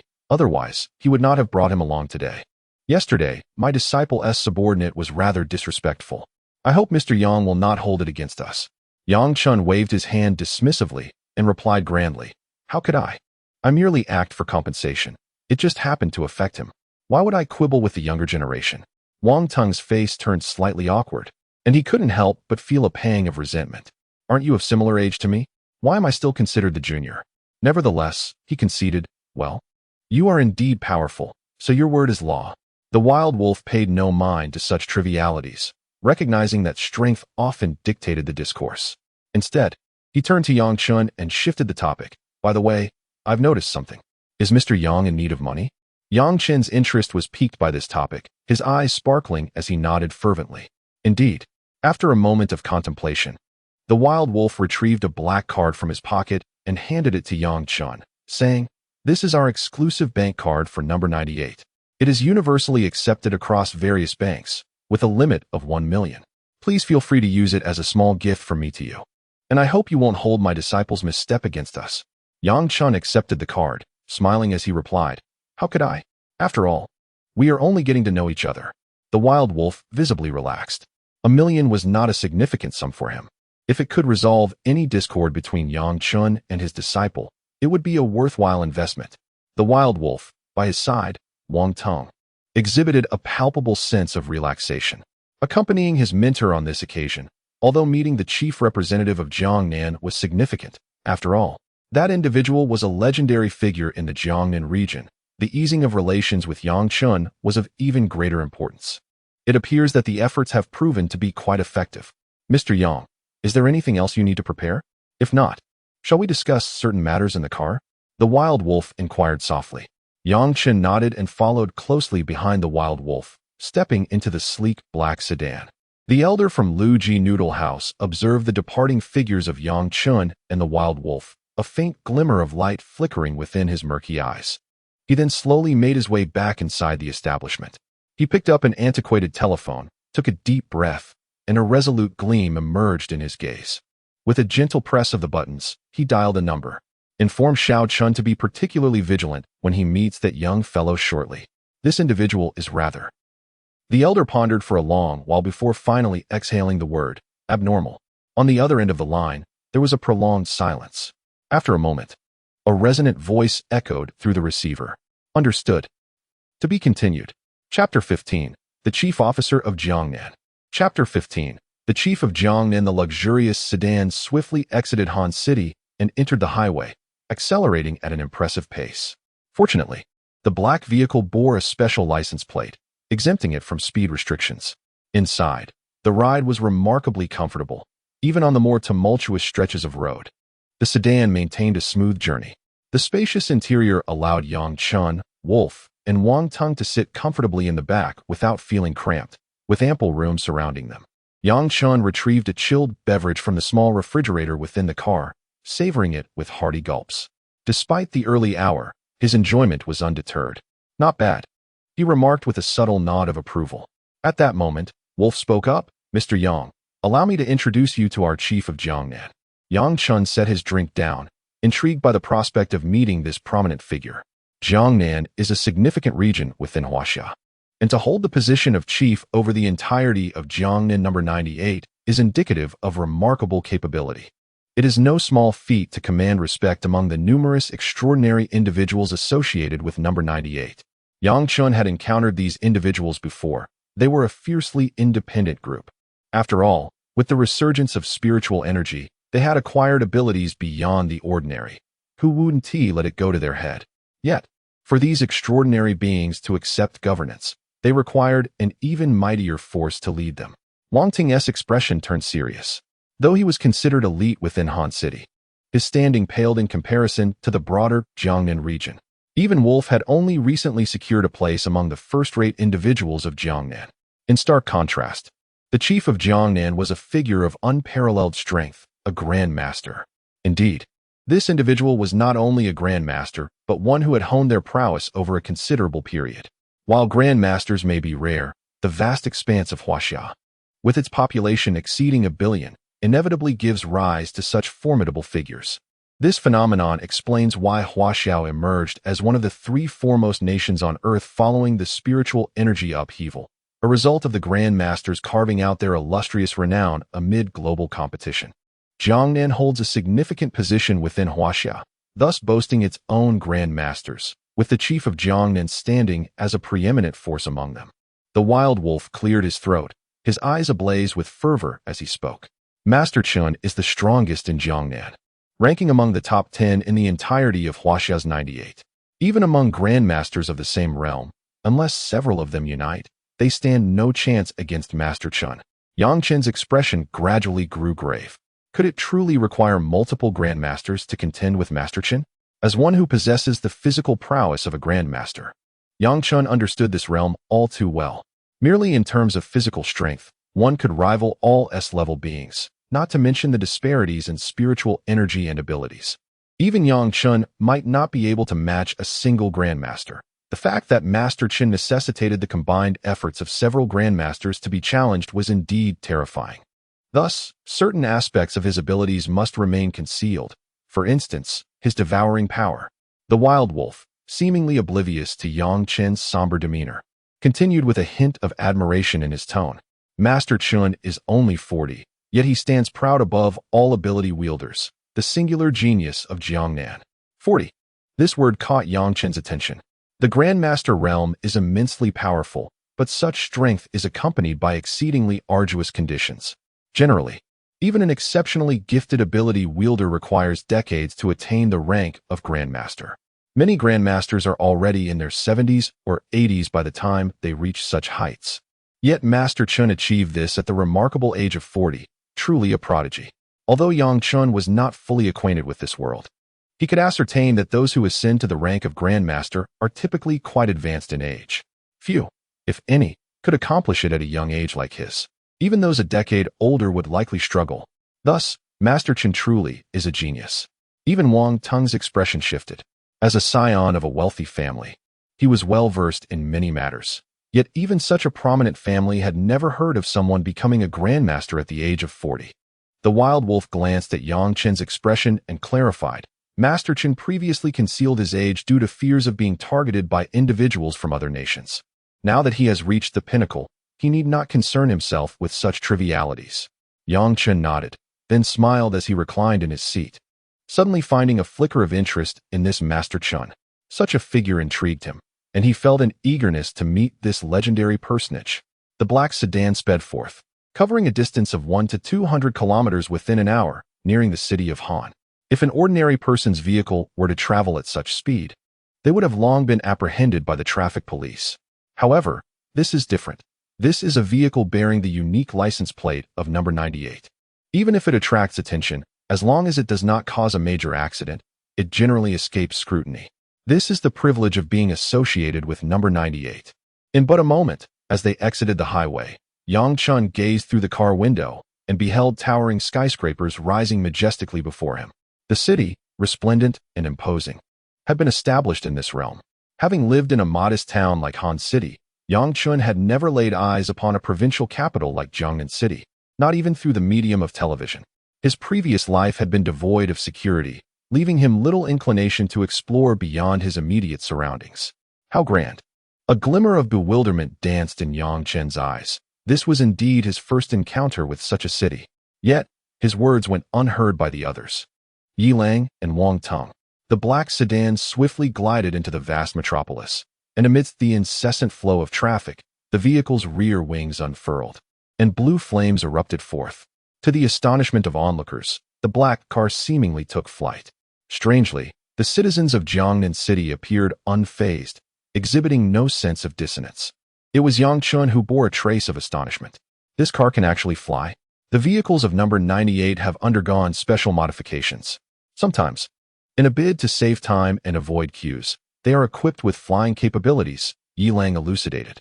The black sedan soared across the sky, arriving before an immensely tall edifice, where bold black characters announced, Number 98.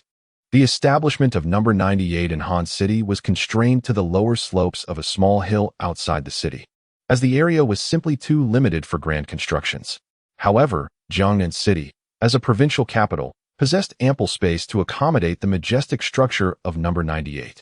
The black sedan gradually came to a halt in its designated parking space, and Yi Lang led Yang Chun and Wang Tung out of the vehicle. As they approached the grand entrance, Yang Chun felt a surge of awe. The glass doors were impressive, flanked by 2 soldiers in military uniforms standing at attention. Upon closer inspection, Yang Chun realized that these sentinels were both D-class ability users. It is noteworthy that in Han City, D-class ability users were regarded as somewhat notable figures. Yet here, they merely served as guards.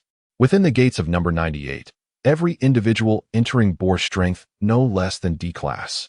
Meanwhile, E-class ability users were a rarity in this domain. Moreover, there exist formidable individuals of the D and E ranks, while there are also B-ranked abilities. Their numbers pale in comparison to those of the aforementioned tiers.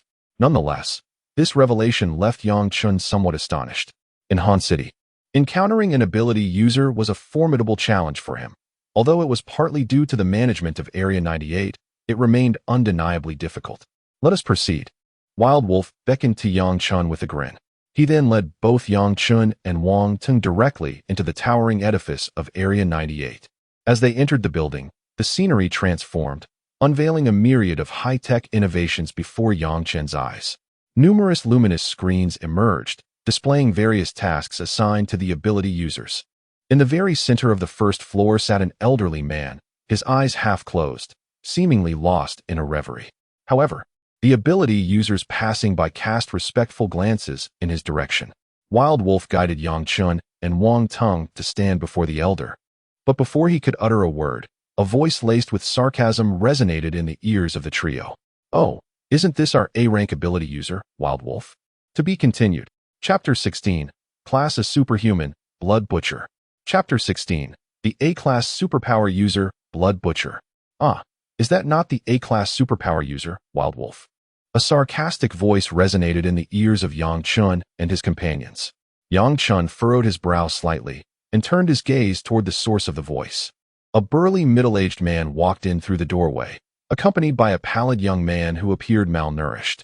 The drowsy elder behind Wild Wolf also lifted his head slightly, a glimmer of interest appearing in his eyes. However, upon looking at Yang Chun, his expression stiffened momentarily, revealing a hint of surprise. Yet, the elder's reaction was exceedingly subtle, going unnoticed by others. Yang Chun, however, seemed to grasp something, taking a step back while observing the imposing middle-aged man with keen interest. The middle-aged man's face bore a grotesque scar that extended from his forehead to the corner of his mouth, and a faint scent of blood emanated from his robust figure. The pallid young man behind him appeared somewhat feeble, yet a sinister smile lingered at the corners of his mouth. Blood Butcher. Wild Wolf's countenance darkened as he regarded Blood Butcher, his expression betraying his discomfort. Wang Tung's face also gradually morphed into a frown, seemingly recognizing the burly middle-aged man before him. A smirk creased Blood Butcher's lips as he looked at Wang Tung and Yang Chun, mockery evident in his eyes. "Have you brought your 2 disciples to Jiangnan City to seek attention, Wild Wolf? It seems your judgment is somewhat lacking." Wild Wolf paused for a moment, then glanced at Yang Chun, inexplicably feeling amused. Has this fellow mistaken Yang Chun for his disciple? Whatever, it's none of my concern. Wild Wolf's lips twitched as he spoke. At that instant, Blood Butcher's expression shifted, and a crimson wave surged forth, enveloping the entire floor like ripples on water. Meanwhile, the elder behind the counter merely flicked his fingers, unleashing a surge of spiritual energy that forcefully compressed the crimson wave into a 10-meter radius. "If you intend to fight, be cautious. If you cause damage, I expect tenfold compensation." The elder's nonchalant voice echoed throughout the hall, causing Blood Butcher's expression to change slightly before he broke into laughter. "Rest assured, Elder Mu, I am aware of the rules." In that moment, all the superpower users in the hall turned their attention to the unfolding scene, with some idly observing the developments. "Is that not the A-class superpower user, Blood Butcher? Who has provoked him?"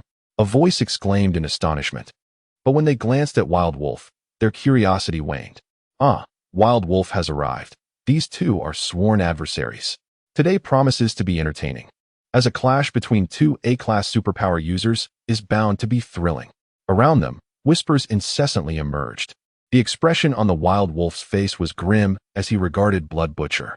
Today, he had brought Chen to meet the chief overseer, with no intention of provoking trouble. Yet, fate had dealt him a poor hand by crossing paths with this individual. It seemed that refraining from action was no longer an option.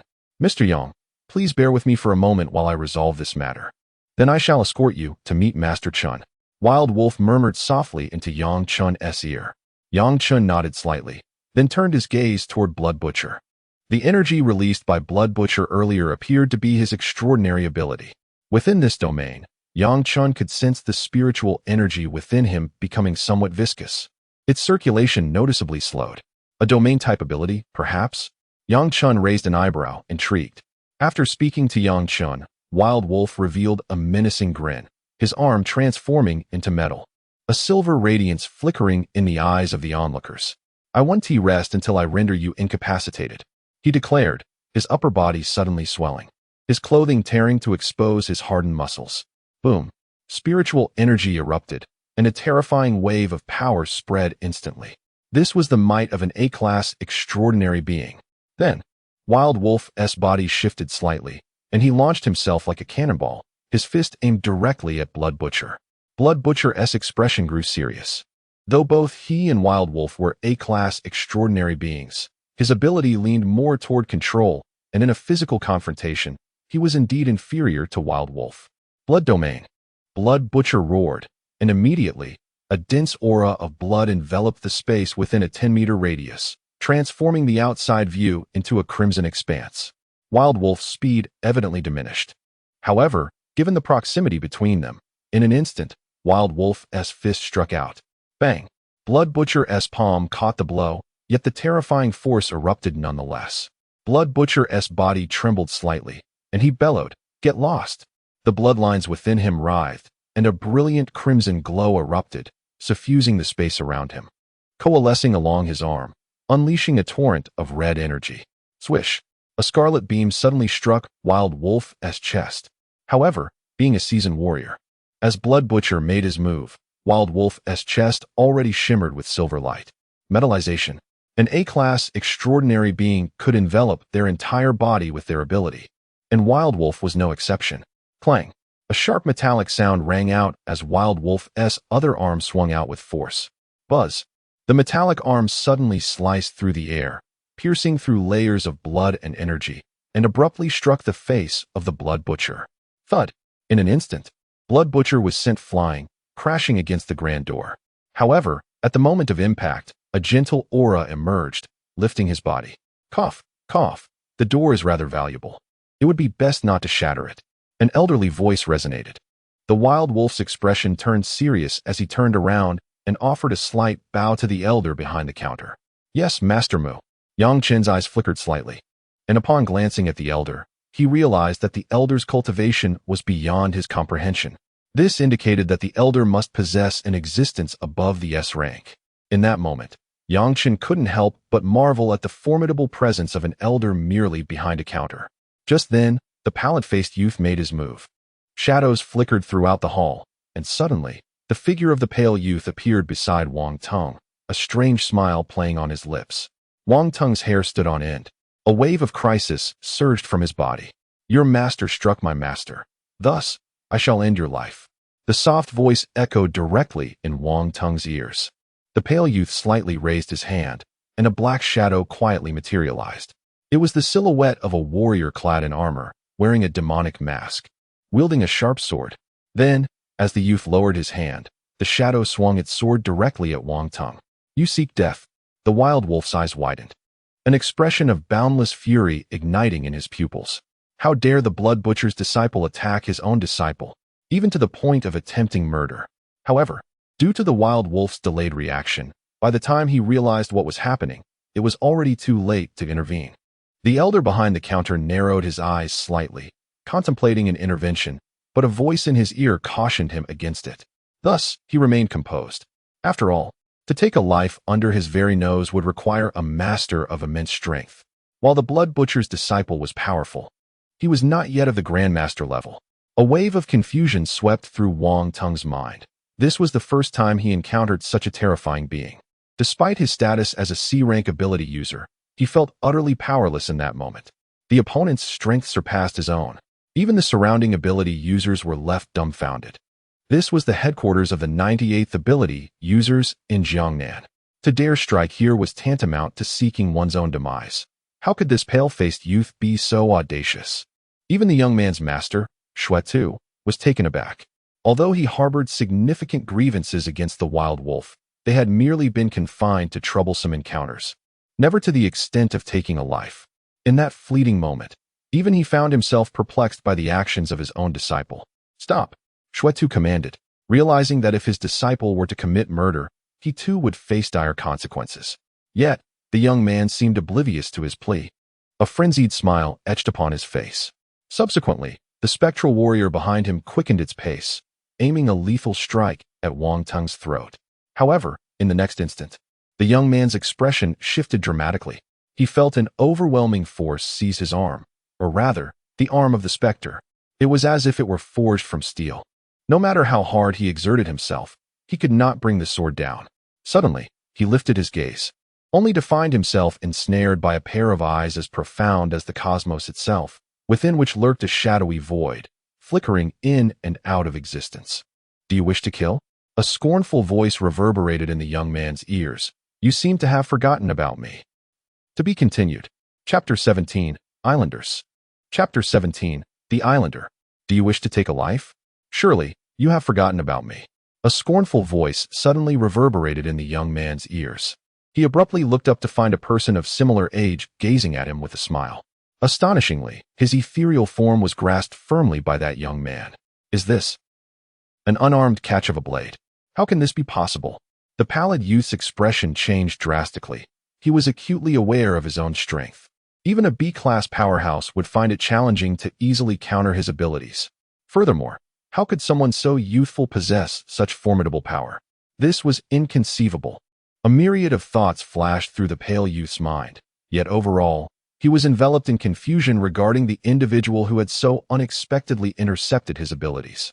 With gritted teeth, the pale-faced youth flicked his fingers, and a greenish pill materialized before him.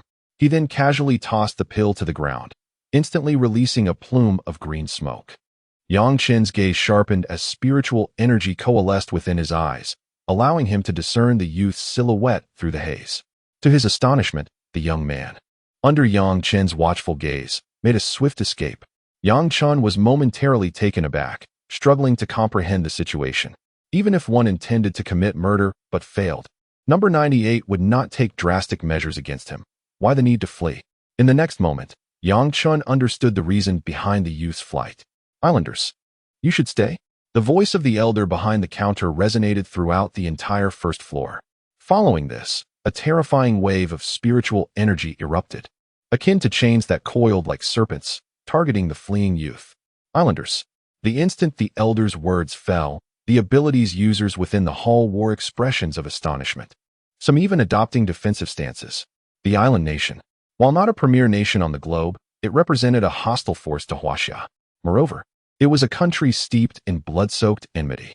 Thus, the emergence of an islander within Huaxia, particularly at the headquarters of number 98 Jiangnan, bore significant implications. Furthermore, this individual was brought in by an A-class powerhouse of number 98, and was even the disciple of an A-class powerhouse of number 98. At this moment, the visage of the blood butcher at the entrance darkened. His own disciple was, astonishingly, an islander. Moreover, within the headquarters, he harbored intentions to assassinate the abilities users of number 98. Regardless of whether Blood Butcher was aware of his disciple's identity before, he is undoubtedly now under investigation by Unit 98. Moreover, with this blemish on his record, even if he manages to evade any severe interrogation from Unit 98, it is certain that he will never regain their trust in the future.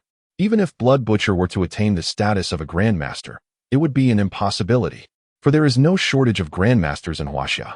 Furthermore, even Blood Butcher himself would not dare to claim that he could achieve such a rank, which is a testament to the confidence emanating from Unit 98. At that moment, the energy of the Elder subtly fell into a void space, and a pale figure suddenly materialized. Surrounding this figure was a faint aura that resembled chains, binding him tightly. "Release me," the pale figure snarled. His face contorted in rage as he shouted at the elder. The elder merely cast a fleeting glance before expressing his gratitude to Yang Chen, stating that if it weren't for him, the talents of Huaxiao would have fallen victim to the hands of those from the island nation. Wang Teng, still young, had achieved the rank of a sea-level psychic, a remarkable feat for someone from a small city like Hanqing. Yang Chen offered a slight bow, replying with polite humility. The elder smiled gently and then waved his hand lightly. Instantly, a pitch-black cube materialized in the air, revealing a black hole the size of an adult. Under the elder's command, the bound young man was directly sent into the dark cube. Psychic prison, someone in the hall exclaimed, their eyes betraying a hint of apprehension. Psychic prison? Yang Chen raised an eyebrow. At that moment, Wang Teng had regained his composure and cast a grateful glance toward Yang Chen. Were it not for him, Wang Teng might have met his end at the hands of those from the island nation. This was indeed a life-saving grace bestowed upon him by Yang Chen. Thus, Wang Teng leaned closer to Yang Chen and explained, the psychic prison is specifically designed for the confinement of psychics. Due to their immense power, ordinary prisons are utterly inadequate to contain them, hence the existence of the psychic prison. It is rumored that within this prison, there are even beings of Grandmaster caliber. Yang Chen's pupils contracted at that revelation. Beings of Grandmaster caliber. For a moment, even someone as audacious as Yang Chen felt a wave of trepidation toward Unit 98. Psychics are already perceived as exalted beings in the eyes of ordinary individuals, and Grandmasters represent the pinnacle among psychics.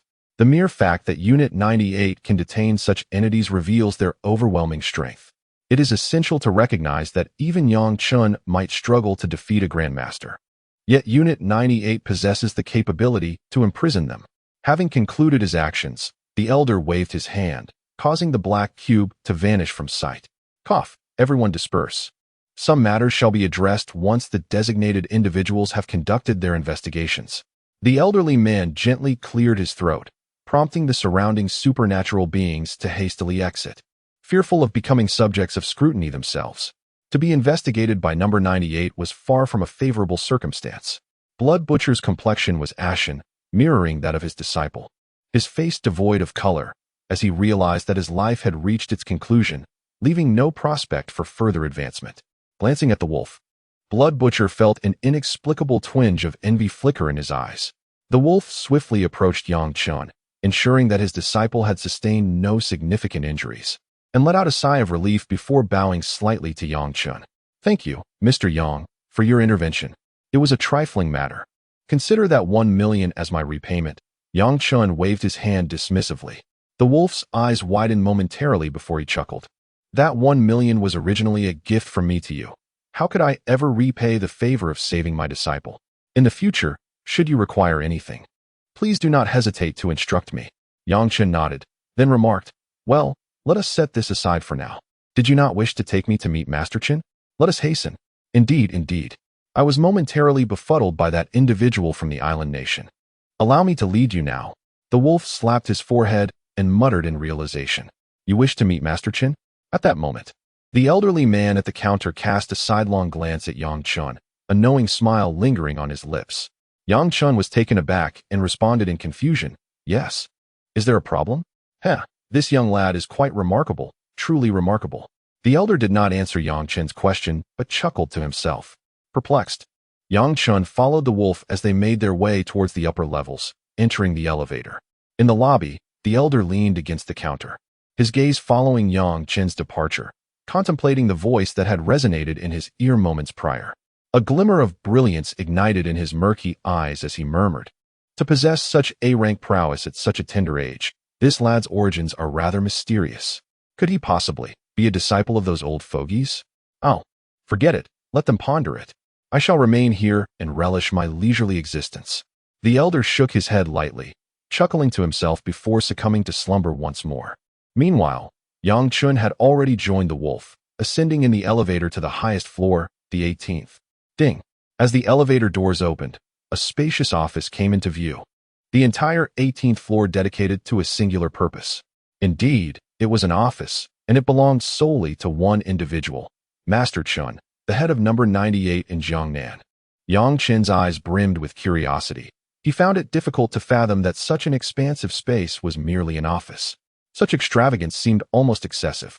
The wolf, on the other hand, appeared to be familiar with the surroundings, showing no signs of alteration. Even Wang Tong, who was already astounded by the scene before him, could hardly conceal his astonishment. As a scion of a wealthy family, he had encountered many opulent settings, yet this vast office was unlike anything he had ever seen. The entire 18th floor must encompass at least several hundred square meters. Merely the size of this room could easily be valued at over 100 million, perhaps even a billion. Yet, such a magnificent space was utilized for mundane office work. What a waste. This was the singular thought shared by both Yang Chen and Wang Tong. How grand, Yang Chen murmured. The wolf gently tugged at Yang Chen's sleeve and then quietly remarked, "Do you see the individual by the window? That is our chief officer for Jiangnan, Master Chen." Following the wolf's gaze, Yang Chen looked over. Indeed, by the expansive glass, stood a middle-aged man, reminiscent of a scholar, quietly holding a cup of coffee and gazing at him with a cheerful expression. To be continued. Chapter 18. Chun Tianxin. Chapter 18. Chun Tianxin. As Yang Chen cast his gaze, he beheld a middle-aged man, reminiscent of a scholarly figure, whose slightly gaunt frame seemed to harbor an unsettling energy, coalescing within him. He resembled an ancient behemoth cloaked in human guise, and although his seemingly innocuous smile suggested harmlessness, Yang Chen perceived an undercurrent of peril. This individual was formidable. The phrase echoed ominously in Yang Chen's mind. The middle-aged man seemed to sense Yang Chen's scrutiny. A subtle movement graced his lips as he tilted his head, engaging Yang Chen's gaze with palpable intrigue. Boom! In an imperceptible moment, it was as if an explosion erupted. Yang Chen felt a wave of weakness wash over him, accompanied by a terrifying shockwave that detonated within his mind. In an instant, it felt as though his very soul was being shattered, his vision clouded with golden sparks. "Mr. Yang, are you all right?" The wild wolf, noticing Yang Chen's discomposure, inquired softly. A look of concern etched in his eyes. Shaking his head, Yang Chen's expression hardened as he turned his attention back to the middle-aged man. "This must be the overall director of Jiangnan, right? The prodigy from Hancheng?" Before the wild wolf could respond, the scholarly-looking middle-aged man, cradling a cup of coffee, sauntered leisurely toward Yang Chen, a smile as gentle as a spring breeze adorning his face. It seemed that any trace of negativity would evaporate in the warmth of his smile. Even Yang Chen, upon witnessing this man's grin, temporarily forgot the earlier clash of their gazes and the repercussions it had wrought upon him. Meanwhile, Wang Ting's eyes brimmed with admiration. This man was the esteemed director of Jiangnan, a legendary figure within the realm of Jiangnan. To encounter such an individual today, and at such proximity, set Wang Tung ablaze with excitement, his shoulders quivering slightly, eyes alight with fervor. The middle-aged man merely smiled in response, leading the trio into the office. Upon entering through the elevator doors, Yang Chen was enlightened to the meaning of opulence. The surroundings were entirely crafted from glass, featuring double-glazed panels that allowed visibility from the inside out, while concealing the interior from outside scrutiny. This arrangement ensured a commendable degree of privacy, albeit at a considerable expense. Nonetheless, this middle-aged man was indeed the director of Jiangnan No. 98. It was hardly surprising for one of such esteemed status to possess an office of such luxurious design. However, a glimmer of envy surfaced within Yang Chen's eyes.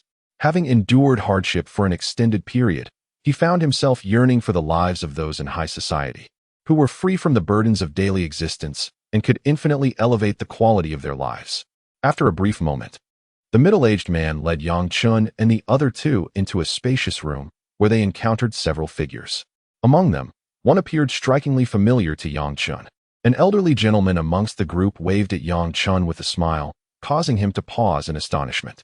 Wasn't this the venerable master who had previously restrained the individuals from the island on the first floor? Yang Chen was acutely aware of the man's formidable prowess. The middle-aged man closed the door and, after a moment, returned with a cup of coffee, nodding slightly toward the assembled figures.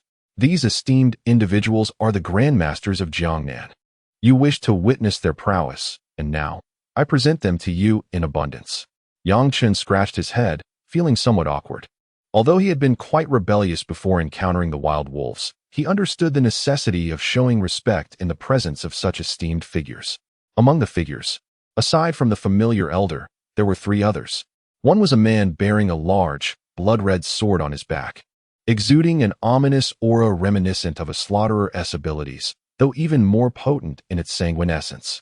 Another figure was a gaunt individual who appeared skeletal, clad merely in a thin layer of skin, with an eerie presence that seemed to chill the air around him. The final figure was an alluring young woman, whose every smile and frown radiated an irresistible charm. She even playfully teased Chen, causing his cheeks to flush crimson. Despite possessing abilities that rivaled those of Grandmasters, Chen was still a youth, in the prime of his vigor. At that moment, under the enchanting gaze of the beautiful woman, he found himself momentarily captivated. Yet, he quickly regained his composure.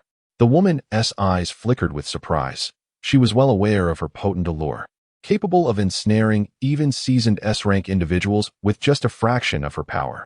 That someone as young as Chen could snap back to reality so swiftly was indeed unexpected. Though Chen had not fully comprehended the extent of his own powers, it was clear that he possessed remarkable abilities, an assessment the enchanting woman silently acknowledged. Beside him, the middle-aged man's eyes flickered momentarily, mirroring the surprise evident in that of the young woman. However, he swiftly suppressed it, smiling as he spoke. "You have already met the elder. Simply refer to him as Wang Lao. The one wielding the knife is called Shan Shou, and the skeletal figure is known as Gui Xing. As for this individual..." The middle-aged man paused, appearing slightly pained as he mused. What was his name again? The beautiful young woman cast a resentful glance at the middle-aged man, then elegantly stated, "Master Chen is indeed quite busy and has, of course, forgotten a young lady's name. Dear brother, remember this. I am called Meng Yao." Meng Yao shot a discontented look at the middle-aged man before withdrawing her gaze, seemingly sulking. Chen rubbed his nose and surveyed the room, committing the names of these individuals to memory. After all, he was here with the intention of joining number 98, and it was inevitable that he would interact with these people in the future. It would be quite awkward if he couldn't even recall their names. As for me, I am Chen Tianxin. You may call me Uncle Chen or Master Chen, whichever you prefer. Chen Tianxin chuckled heartily, giving Chen a gentle pat on the shoulder. "Introduce yourself, so that these Grandmasters may witness the talent we possess in Jiangnan." Chen nodded, then spoke with a hint of seriousness. "I am Chen, a half-step master." He hesitated slightly when mentioning his prowess, uncertain if he truly qualified as a Grandmaster, given that his spiritual energy was only at the A level. Nevertheless, even so, his declaration detonated like a bomb within the room. "Half-step master." The four Grandmasters turned their gazes towards Chen. A half-step master at such a young age. This was unprecedented. Wang Lao, with his murky eyes, displayed a glimmer of disappointment. He could clearly sense that Chen's spiritual energy was merely at the A level, and to exaggerate so brazenly in front of them seemed somewhat pretentious. "Young man." Wang Lao gently shook his head, his fondness for Chen diminishing. At that moment, the middle-aged man, resembling a skeleton, spoke up. "Boy, you claim to be a half-step master. Does that make you one?" "Young man, it would be wise to temper your arrogance." He held no belief in Chen's words. After all, being a half-step master was not an achievement to be taken lightly. He recalled the countless hours he had invested to reach the realm of a master, transforming himself into this ghostly semblance, while Chen appeared to be no older than 20, boldly declaring himself a Grandmaster. How audacious! He felt it necessary to show Chen the weight of a Grandmaster. Otherwise, when will every Tom, Dick, and Harry be able to proclaim themselves as Grandmasters? Chen cast a glance at the ghostly figure, followed by a sweeping gaze towards Chen Tianxin and the elder Wang, among others. Noticing their indifferent demeanor, Chen suddenly comprehended their intent. They wished for him to demonstrate his prowess. Although he had previously triumphed over the wild wolf, it would be premature to assert that he had attained the realm of a Grandmaster, or even the stage of a half-step master. However, should he engage in combat with a true Grandmaster, his genuine strength would undoubtedly be revealed. The Wild Wolf King and Tong, both rendered speechless by the overwhelming aura exuding from these Grandmasters, appeared almost as if they had become invisible. Chen took a deep breath, and within his eyes, a fierce glint akin to that of a solitary wolf emerged. He licked his lips and once more surveyed the Grandmasters surrounding him, a faint smile curling at the corners of his mouth. "Since they harbor doubts, shall we engage in a battle?" To be continued. Chapter 19. Chen confronts Ghost Xing. Since you all doubt me, shall we engage in battle then? Yang Chen's calm voice reverberated throughout the room, prompting even Chen Tianxin to cast several inquisitive glances in his direction. Ghost Xing was indeed a formidable master of great renown. It was said that even a true master would find it challenging to contend against Ghost Xing. Thus, Yang Chen's claim of being a half-step master seemed audacious, if not reckless.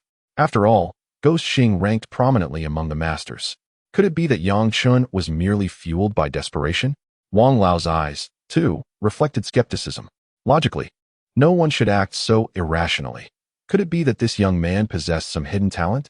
Yet, the realm of the master was an insurmountable threshold. Even an S-class peak ability user would be hard-pressed to withstand even a single blow from a master-level opponent.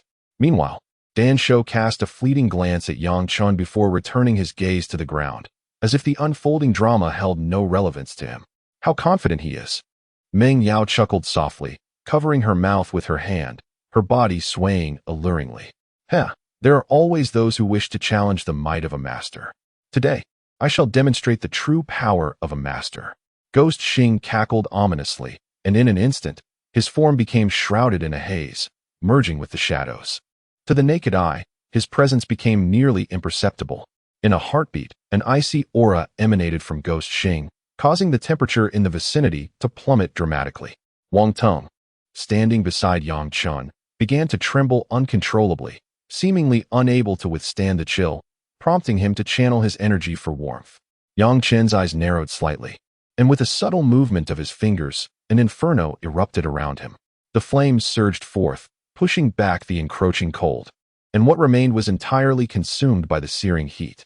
Chen Tianxin offered a slight smile, then waved his hand, drawing out the two, Wild Wolf and Wang Tong, before conjuring a barrier of spiritual energy that ensnared both Ghost Xing and Yang Chen within its confines. Gentlemen, this is not the outside world. Any damage incurred will require compensation, so let us engage in our duel within this barrier. Chen Tianxin's voice resonated within the confines of the barrier. This is merely a child we are dealing with. There is no need for Master Chen's barrier. It will be resolved in a single breath. Ghost Xing replied with a faint smile, and a ghastly green light flickered in his hollow eye sockets. Following this, a shadowy specter appeared behind him. As the apparition manifested, a terrifying pressure erupted, akin to the weight of a mountain, emerging from the void. Gui Xing cast a scornful glance at Yang Chen, his eyes filled with derision. Could one truly be comparable to him merely by possessing an A-level ability? Such a notion was utterly preposterous. Yet, in the next moment, Gui Xing's expression shifted dramatically. As time elapsed, Yang Chen stood calmly amidst the flames, resembling a sovereign amidst fire, evoking reverence from all around him. Was this all? Yang Chen's gaze darkened slightly, and then an overwhelming surge of power erupted from his lean frame. Boom! The blood energy surged forth like a colossal crimson dragon, hovering around Yang Chen's body, unleashing an imposing wave of energy. This, Wang Lao abruptly lifted his lowered head, surprise flickering in his murky eyes, which now sparkled with light. The Master Body. The ranks of ability users, from below S-class, are categorized by their ability to absorb spiritual energy into their dantian, thus enhancing their physique and augmenting their powers. However, upon reaching the Master Realm, there is a qualitative leap in one's physicality. Although still categorized as a mortal body, it has been maximally developed to its fullest potential. It can be said that a Grandmaster-level warrior, even without employing spiritual energy, can effortlessly defeat any foe beneath the Grandmaster tier. At this moment, if there were still doubts about Yang Chen possessing half a step into the Master Realm, it would be akin to blinding oneself to the truth. If one who possesses a Master Body cannot be regarded as a Grandmaster, then no one could truly claim that title. However, Yang Chen's condition was somewhat perplexing. His spiritual energy or ability level was merely A-class, having just reached the level of a wild wolf, yet his physical form had already attained the Master Realm. Such an anomaly had never been witnessed among the ability users of the entire Earth. Gui Xing's expression gradually turned grave, his skeletal-like pupils glimmering with a chilling light. Yang Chen's strength had now garnered his acknowledgement, yet he was reluctant to concede so easily. After all, Yang Chen was somewhat of a junior to him, and he harbored a desire to test this junior's strength. Gui Xing licked his lips in anticipation. Come, Let me see the extent of your master body. As you wish, Yang Chen replied with a faint smile, and then his body suddenly flickered. In the midst of his movement, numerous afterimages trailed behind him, and in the blink of an eye, Yang Chen's figure flashed directly before Guixing. His fist, enveloped in a thick layer of flames, ignited with a brilliant blaze, radiating intense heat. Fire arise. Roaring flames erupted. The fiery orange blaze burst forth from Yang Chen's fist, shimmering with resplendent light, and in an instant, it descended upon Guixing's face. However, just as a hint of a smile began to grace Yang Chen's face, he suddenly became rigid. It felt as though his hands were ensnared by an unseen force, extinguishing the flames that once danced brightly and releasing dense smoke. Upon focusing his gaze, he discovered a spectral apparition of a vengeful spirit that had materialized unbeknownst to him, extending its skeletal-like arm to seize him. The chilling aura emanating from it forcibly snuffed out his flames. How could this be? Yang Chen's pupils constricted sharply. His strength had always been formidable, yet at this moment, the opponent's power seemed to far exceed his own, rendering his abilities seemingly insignificant. At that instant, Guixing emerged slowly from the shadows, his skeletal form exuding an intense coldness. Then, he cracked a grin, one that filled Yang Chen with dread. Impressive, young one. You possess the strength of a half-step Grandmaster, perhaps the foremost among those beneath the Grandmaster rank. However, in comparison to a true Grandmaster, your power still falls short. If only your extraordinary abilities could reach the S level. Even some newly ascended Grandmasters would find it challenging to best you. But for now, Guixing cackled, I am no ordinary Grandmaster. As he spoke, the vengeful spirit that had ensnared Yang Chen's arms seemed to go mad, an endless stream of white mist emanating from its form, as if the very air around them had frozen. Yang Chen struggled to catch his breath, finding it increasingly arduous, his chest heaving as a resolute spirit ignited within him. So what if he was a Grandmaster? Gritting his teeth, he summoned forth his flames once more. The orange blaze now shimmered with hints of violet, its heat becoming overwhelmingly intense. Break free, he roared, the fire surging. Oh, you still possess strength?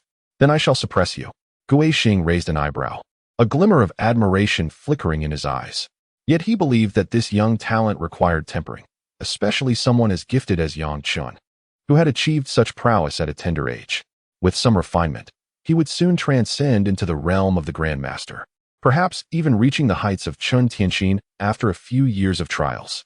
But for now, he was merely an unrefined genius.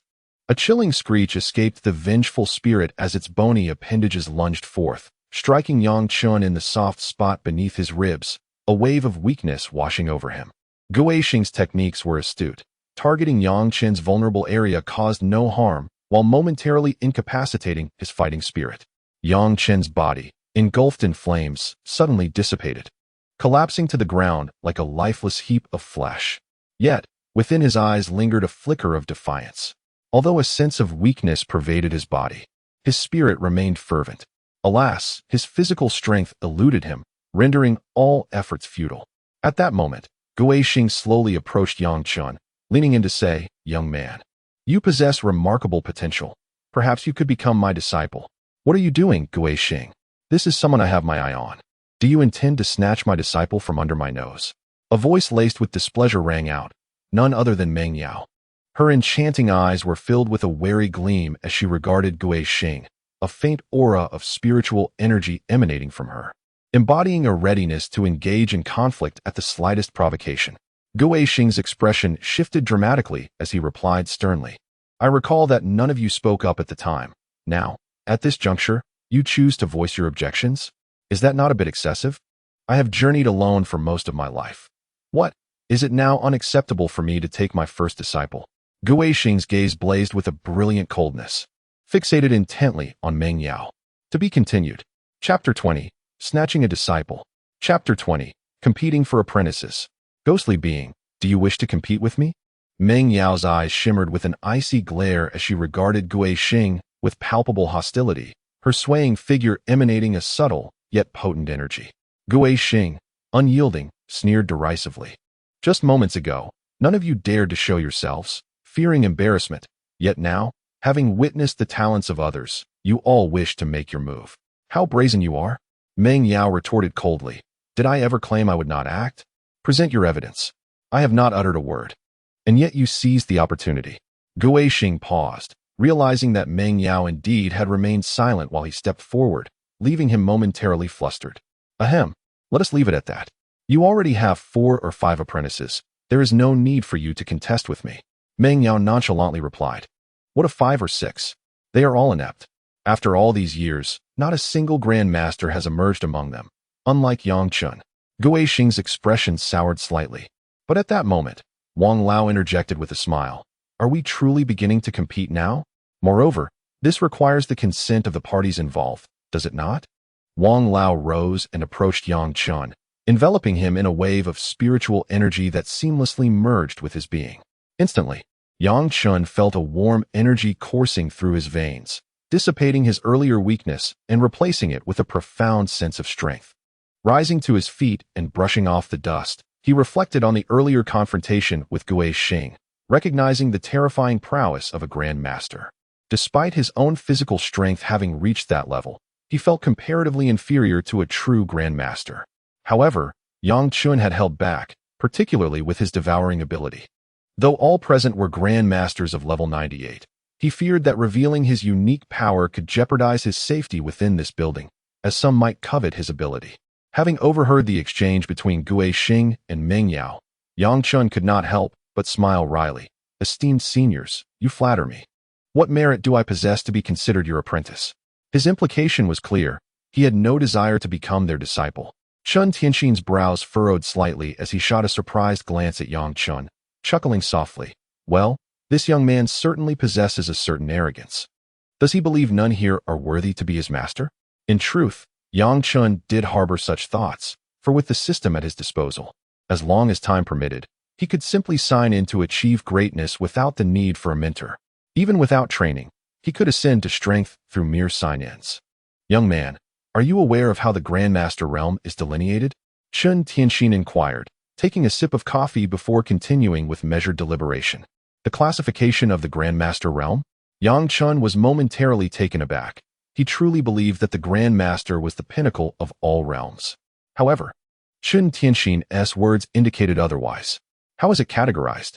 The term Grandmaster merely serves as a general designation for those who surpass S-class extraordinary abilities.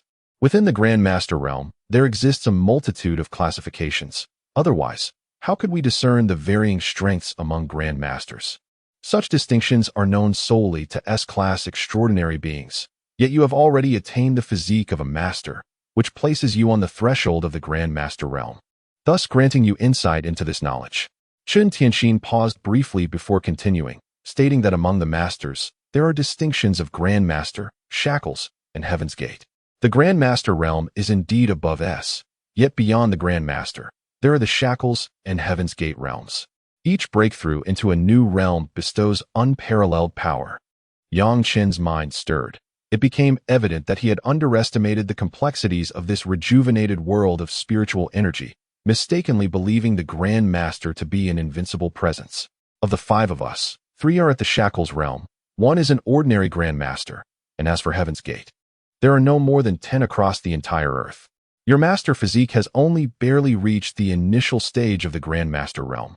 Thus, it is perfectly normal for you to be outmatched by Gui Xing, who is inherently at the Shackles realm. Had you faced a Grandmaster at the initial stage, the outcome might have been different. Chen Tianxin smiled at Yang Chun, elucidating his points. Yang Chun nodded, suddenly enlightened. So that was the reason behind the overwhelming sensation he felt when confronting Gui Xing. He was indeed a formidable entity at the Shackles realm. Kid, what do you think? As a being of the Shackles realm, I am qualified to be your master, wouldn't you agree? That little girl Meng Yao is merely a Grandmaster. Gui Xing exclaimed with elation. He genuinely held high hopes for Yang Chen's talent, noting that he had reached the A-class extraordinary level at such a young age, whereas he himself had only achieved A-class around the age of 25 or 26. Moreover, Yang Chun was not merely A-class. He possessed the physique of a master, an undeniable gift, even if the specifics of its attainment remained a mystery. And what of the Grandmaster? Shackles' realm? Not satisfied, Meng Yao immediately became displeased. Placing her hands on her hips and starting to berate Gui Xing chuckled awkwardly, clearly hesitant to provoke this woman further. After all, women often possess an unyielding nature. Yang Chen refrained from responding to Gui Xing and instead gazed intensely at Chen Tianqin, licking his lips and inquiring, Master Chen, you mentioned 3 at the Shackles realm, 1 Grandmaster, and what about yourself? Heaven's Gate? A luminous expression emerged in Chen Tianqin's eyes as he replied with a smile. Indeed. Come on, boss, that's no fun. Didn't you say you no longer take disciples? Gui Xing interjected, visibly displeased, casting a sidelong glance at Chen Tianqin, revealing a hint of discontent in his gaze. Do you have an issue with that? Chen Tianqin wore a stern expression as she fixed her gaze upon Gui Xing, clearly conveying an air of challenge. Indeed, at the moment Chen Tianqin uttered those words, Gui Xing fell silent, retreating into a shell of solitude.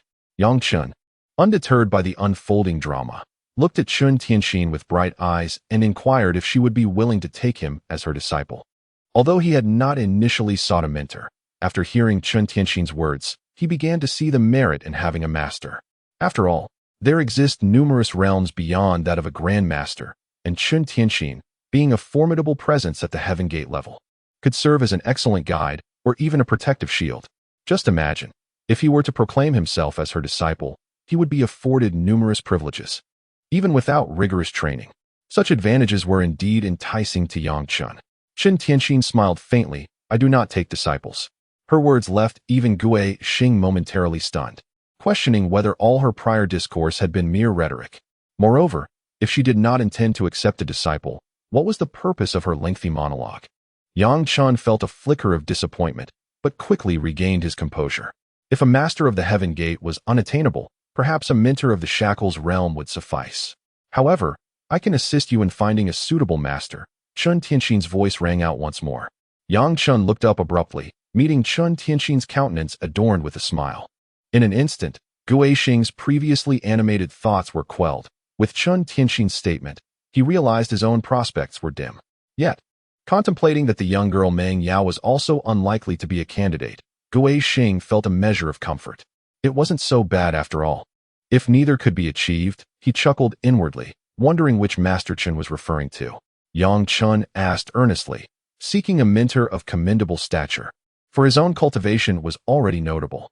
Although he remained relatively weak among Grandmasters, he was undeniably invincible among those beneath that tier. Furthermore, among his contemporaries, none could rival him. Thus, he held certain expectations for a mentor. Chen Tianqin smiled knowingly. She understood Yang Chen's mindset, for it was natural for a prodigy to desire an esteemed figure as a teacher. She had once felt the same. Rest assured, he will not disappoint. In a few days, he will be visiting Jiangnan, and I shall take you to meet him. He is certainly no less formidable than I. With this revelation, Yang Chen felt a weight lift from his heart, for Chen Tianqin was a powerhouse of the Heaven Gate, and it was likely her recommendation would lead to another of similar caliber. The surrounding Grandmasters exchanged fleeting glances.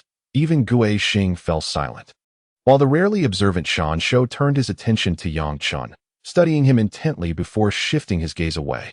Indeed, you have yet to join the esteemed organization known as Number 98. Shortly, I shall have Old Wang accompany you to complete the necessary formalities, thereby securing your official membership. Chen Tianqin seemed to ponder for a moment before speaking. Old Wang, please assign him that particular task. Given his potential, a common task would be insufficient. It is crucial that the esteemed individual assess his capabilities, lest he fail to recognize his worth. The words were spoken with resolute finality. Yang Chen furrowed his brow. To be deemed unworthy? Who exactly was this distinguished figure? If their standards were so lofty, then let him showcase his true prowess. In that moment, Yang Chen's indomitable spirit was ignited. Very well. Old Wang chuckled warmly and promptly led Yang Chen out, beginning the process of attending to the mundane details of joining No. 98. Meanwhile, within the room, upon witnessing Yang Chen's departure, Chen Tianqin stroked his chin with a smile gracing his lips. I have indeed found you a remarkable disciple. I shall ensure you receive a fitting reward in due time. To be continued. Chapter 21, Spirit Beasts.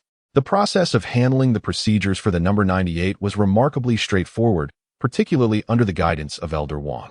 In a mere moment, Yang Chen successfully completed everything. However, The fact that Elder Wang personally accompanied Yang Chen to process the paperwork left the extraordinary beings at the headquarters of number 98 quite astonished. Who is this individual that even Elder Wang has taken the time to bring him? Could he possibly be a descendant of a Grandmaster? A group of onlookers gazed at Yang Chen and Elder Wang, their expressions somewhat dazed. Elder Wang had always been stationed at the counter on the first floor, rarely leaving unless there was a matter of great importance. Yet now, he had departed solely to assist one person with their paperwork. It was utterly unfathomable. Yang Chen paid little mind to their curious stares. Under Elder Wang's guidance, he received a token marked as number 98. This was an ancient token, encircled by a divine dragon, prominently displaying a large letter A. Moreover, it was crafted from wood. Remarkably, this wooden token seemed incredibly resilient. Even Yang Chen's master-level physique could not crush it with a gentle squeeze. What material is this? As this thought crossed Yang Chen's mind, a series of large characters materialized in his consciousness. Dragon blood wood, rumored to be a spirit wood formed from the essence of dragon's blood, serving as one of the primary materials for crafting weapons of the pinnacle of mortal grade. The system? Yang Chen raised an eyebrow, surprised that the system, which had been silent until now, was finally responding. However, he noted two significant points: the explanation of dragon blood wood and the mention of weapons of the pinnacle of mortal grade. Did weapons really possess a classification? Yang Chen was not entirely sure, as he had only recently entered the realm of extraordinary beings. Merely a few days had passed, and he still regarded many concepts with a novice's perspective. System, do weapons truly have classifications? Yang Chen inquired within his mind. After a considerable pause, a cold, detached voice resonated. Weapons are classified as mortal, spirit, earth, and heaven. Given that the world in which the host resides is merely a low martial world, the most formidable weapons available are limited to the spirit grade, hence no further elaboration is necessary. Yang Chen began to grasp certain aspects, yet he remained perplexed by what constituted a low martial world. Well, Earth indeed qualifies as low martial, considering that the resurgence of spiritual energy has not been long-standing. It is quite reasonable for the system to categorize it thus. As for dragon blood wood, it was no longer of paramount interest to Yang Chen. What occupied his thoughts more was the weapon itself. After all, as an extraordinary being, having a reliable weapon was essential. A fine weapon could exponentially enhance a person's combat prowess. However, the current sign-in system was on cooldown, with approximately 10 days remaining before he could sign in again. And even then, there was no guarantee of acquiring a weapon. Perhaps, he could explore options at number 98? As Yang Chen contemplated his next steps, the voice of Elder Wang resonated. Well, you are now considered half of number 98. Once you complete the initiation task, you will truly be recognized as one of us. Yang Chen nodded in acknowledgement and then inquired, does number 98 possess weapons? I seek a suitable armament. Elder Wang stroked his beard and replied with a smile. Once you complete this task, you will naturally be able to choose a weapon of commendable quality. For now, follow me. I shall introduce you to the task. Instead of answering Yang Chen directly, Elder Wang led him to the task reception area. It was a spacious hall illuminated by flickering luminous screens, each displaying an array of tasks in intricate detail. Each screen was categorized by levels, clearly demarcating the ranks of the abilities.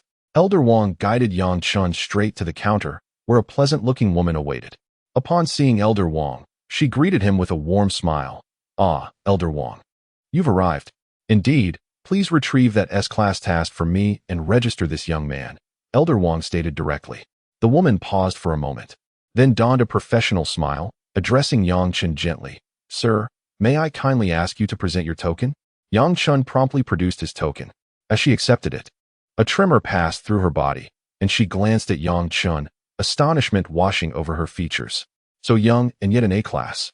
Her voice rose slightly, capturing the attention of nearby abilities, who cast incredulous glances at Yang Chen.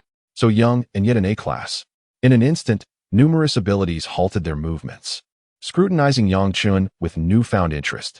The woman, sensing her lapse in composure, offered an apologetic glance to Yang Chen, who merely waved his hand dismissively, unperturbed. She then busied herself at the computer and shortly thereafter, handed him a document. Yang Chen perused it with curiosity. Spirit beasts outside Jiangnan City? He mused, bewildered. He realized how little he truly knew. He had been unaware of the existence of weapons and now found himself unfamiliar with spirit beasts. What on earth is a spirit beast? He queried internally. Spirit beasts are creatures that absorb spiritual energy after the resurgence of spiritual essence. Compared to ordinary beasts, they exhibit greater ferocity. Some exceptionally gifted spirit beasts can cultivate autonomously, thereby enhancing their own prowess. Is that so? Yang Chun was taken aback, and he examined the document more closely. Within 100 kilometers of Jiangnan City, in the depths of the mountains, resides an S-class tiger beast king, which has laid waste to a town governed by a D-class ability user, resulting in the slaughter of thousands. Once, several Class A abilities attempted to encircle and eliminate their target, but suffered a disastrous defeat, resulting in the tragic demise of one Class A ability. Recommendation: only S-class abilities may undertake this mission. Yang Chen's pupils constricted. Only S-class abilities may engage? It appears to be somewhat of a challenge. Yang Chen licked his lips and glanced at the elder, smiling as he said, "Old Wang, I am not an S-class. So are you not concerned about my potential demise should you entrust this task to me?" Old Wang shot a disdainful look at Yang Chen, retorting, "Are you trying to play coy with me? You are already a master of the body. Such pretense is rather disingenuous. If you were to perish at the jaws of that beast king, I would procure you a coffin. How does that sound?" Old Wang said with irritation. "Hee, I was merely jesting." Yang Chun replied with an awkward smile. To be continued. Chapter 22. Mount White Tiger. Chapter 22. Mount Baihu. Yang Chun smiled sheepishly, still hoping to gain some advantage, but it seemed that Old Wang was not easily fooled. Indeed, experience breeds wisdom, and Old Wang was not a man to be deceived. With a smile, Old Wang regarded Yang Chun and, stroking his beard, slowly spoke. "This can be considered an opportunity granted to you by Master Chen. That individual will be arriving in a few days, and with this task's proof in hand, it will be quite feasible for you to become his disciple." Yang Chen's expression grew serious, and he leaned in closer to whisper to Old Wang. "Old Wang, who exactly is this person you speak of? I hope I won't be sold out." Old Wang shot him a disapproving glance and replied, "What are you thinking? Since Master Chen has stated that this individual is no less formidable than him, you can be assured of their strength. As for who is stronger, well, I cannot say for certain, huh?" Old Wang grinned slyly, lost in his own thoughts. Yang Chun breathed a sigh of relief, grateful that at least it was a formidable figure from the heavenly gate. He maintained his pride, believing that not just anyone could become his master. They must possess extraordinary power, otherwise, what would be the point of seeking a mentor? To surpass them? In Yang Chen's mind, seeking a master was merely a means of finding a shield and someone to guide him. If he ended up with a useless mentor, what would he gain aside from a title? Nothing at all. He decided it would be best to focus on completing this task. When the time came, he would naturally meet this person. If he was dissatisfied, he could simply walk away. Moreover, upon completing the task, he would also receive a weapon, which was not a bad deal. Yang Chen scrutinized the information once more. After all, it was his first task. Despite his strength, he needed to be cautious, particularly since his opponent was a spirit beast, not a human. Humans might find a chance to survive, but spirit beasts were relentless, engaging in combat without hesitation. He needed to be particularly careful, especially since he was facing an S-grade spirit beast. The Flying Tiger, an S-grade mid-tier spirit beast, adept in wind abilities and capable of flight. The information on spirit beasts was scant, but even this little knowledge had cost an A-grade ability user their life to acquire. It was no small feat. Flight. Yang Chen's expression turned grave. Only those of the Grandmaster rank could soar through the skies. Yet this spirit beast could leverage its inherent advantages to fly. He might not be able to defeat it easily. It seemed he would need to find an opportunity for a decisive strike. Yang Chen pondered for a moment, while Old Wang refrained from interrupting his contemplation. Recognizing the gravity of an S-grade task, adequate preparation was essential. Losing Yang Chen, such a young prodigy, to the jaws of this tiger would represent a significant loss. After some time, a smile finally appeared on Yang Chen's face as he turned to Old Wang and said, "Old Wang, then will you take me there?" "Of course." With a wave of his hand, Old Wang summoned a middle-aged man clad in a black suit, who approached respectfully and bowed deeply beside him. "Take him to White Tiger Mountain, then wait on the outskirts. If there is no news in 3 days, return on your own." After issuing his instructions, Old Wang turned to Yang Chen, inquiring, 3 days should suffice, don't you think?" Yang Chen scrutinized the vastness of White Tiger Mountain, nodding affirmatively. No problem. I can find it within 3 days. Very well, accompany him. He will be responsible for your transport. Old Wang nodded, his gaze reflecting admiration.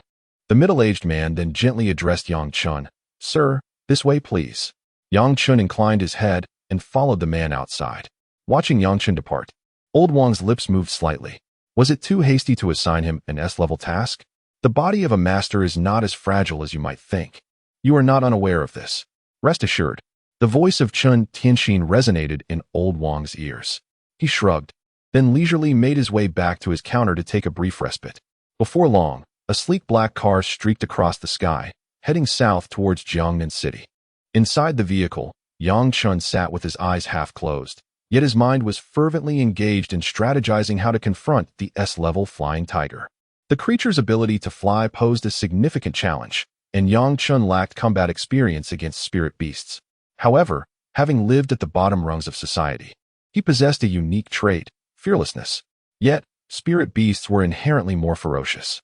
Their existence thrived within the brutal law of the jungle, and they were far more ruthless than humans. Thus, the stakes were considerably higher.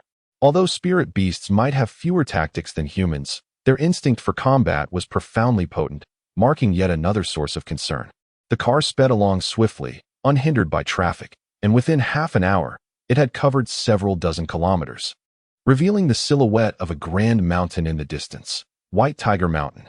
The voice of the middle-aged man resonated, snapping Yang Chen back to reality. As he gently opened his eyes and peered out the window at the mist-shrouded mountain, he could already sense a subtle oppressive aura emanating from within White Tiger Mountain. Indeed, it was an aura of pressure. Even before nearing the mountain, Yang Chen could feel its weight. Although this pressure was not overwhelmingly strong, it was enough that a D-level or C-level ability user entering would likely find their combat effectiveness instantly diminished. Let us not even mention the E-level ability users. They lack the qualifications to set foot here. Even with Yang Chen's A-level spiritual cultivation, he sensed a subtle obstruction. Fortunately, possessing the physique of a Grandmaster allowed him to effortlessly dispel this pressure.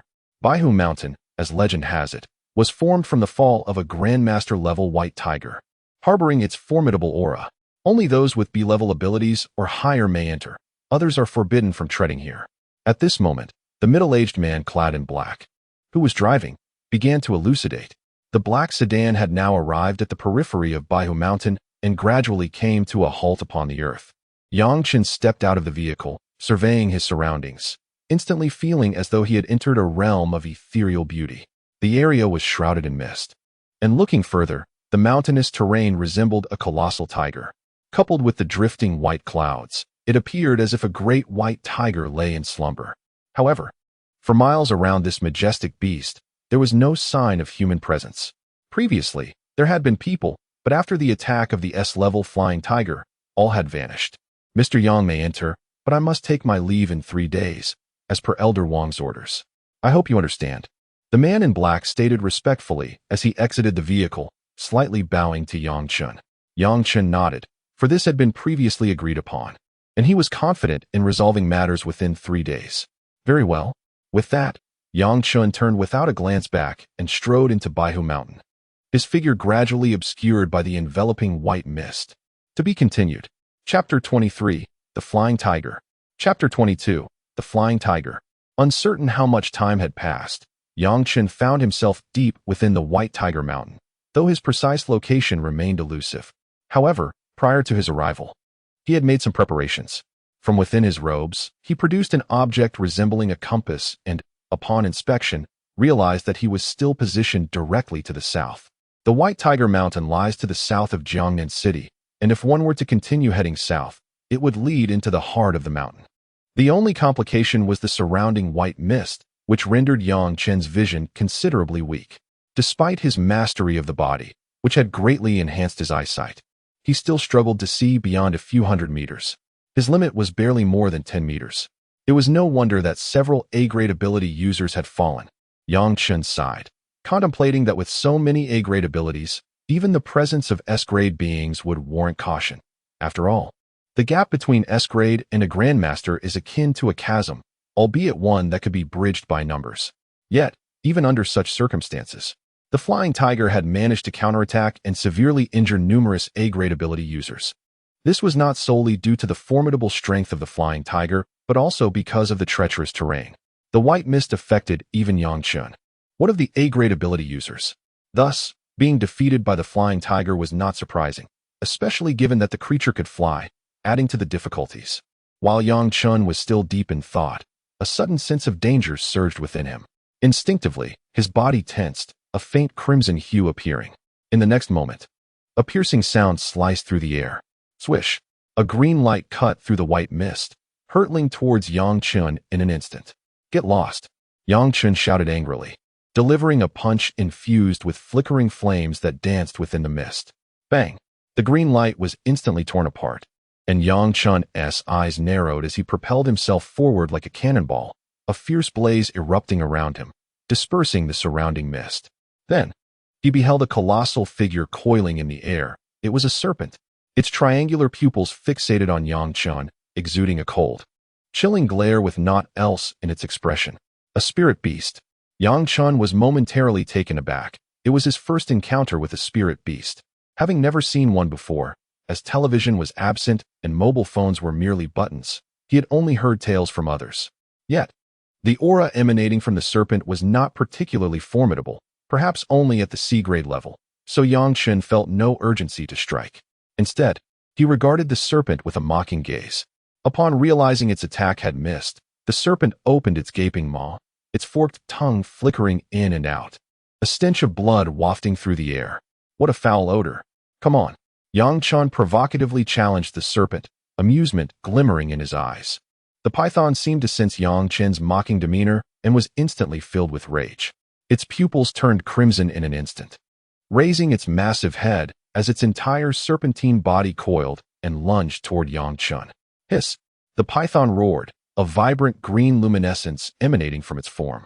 Opting for the most direct approach, preparing to engage Chen in a physical confrontation. Chen chuckled softly, flames erupting forth as he delivered a powerful punch, reminiscent of a sovereign amidst the flames, enveloped in an intense heat that surged toward the python. Boom! The fiery fist collided with the python's body, unleashing a terrifying wave of energy that reverberated throughout the White Tiger Mountain, startling numerous birds into flight. The white mist was torn apart as if it were mere parchment. Hisses! The python let out a pained cry. Chen's fist was no feeble weapon, with the A-class fire ability combined with the physique of a master. The overwhelming power could even daunt an S-class spirit beast, let alone a mere C-class. The python's body was shattered, its thick, verdant blood gushing forth, cascading from its massive form and splattering onto the earth, which sizzled in response, corroded by the venom. Goodness, it possesses poison? Chen smiled faintly. However, those toxins posed little threat to him. After all, his fire ability was classified as a level, and no matter how potent the C-class poison, it would merely serve as nourishment for the flames. Ding! Defeated a C-class spirit beast, rewarded with a single infusion of C-class spiritual energy. Chen raised an eyebrow, realizing the essence of this reward. Vanquishing a being of a certain tier or spirit beast yielded an infusion of corresponding spiritual energy. However, the C-class spiritual energy seemed of little significance to him. Nevertheless, every morsel counts. Chen set aside these thoughts and focused on the remnants of the python, noticing within its shattered body a pale green object resembling a gem. Chen narrowed his gaze. He had done his research beforehand and recognized that this gem-like entity was known as an inner core, an essence of the spirit beast's being. It could be utilized for cultivation or alchemy. Chen collected the inner core and contemplated the python's form before a surge of black energy erupted from his fingertips, enveloping the massive body of the python.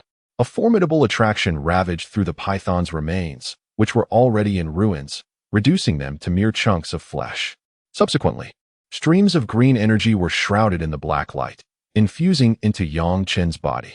Ding! Congratulations to the host for devouring the ability, Toxin. Hearing this announcement, Chen's face broke into a joyful smile.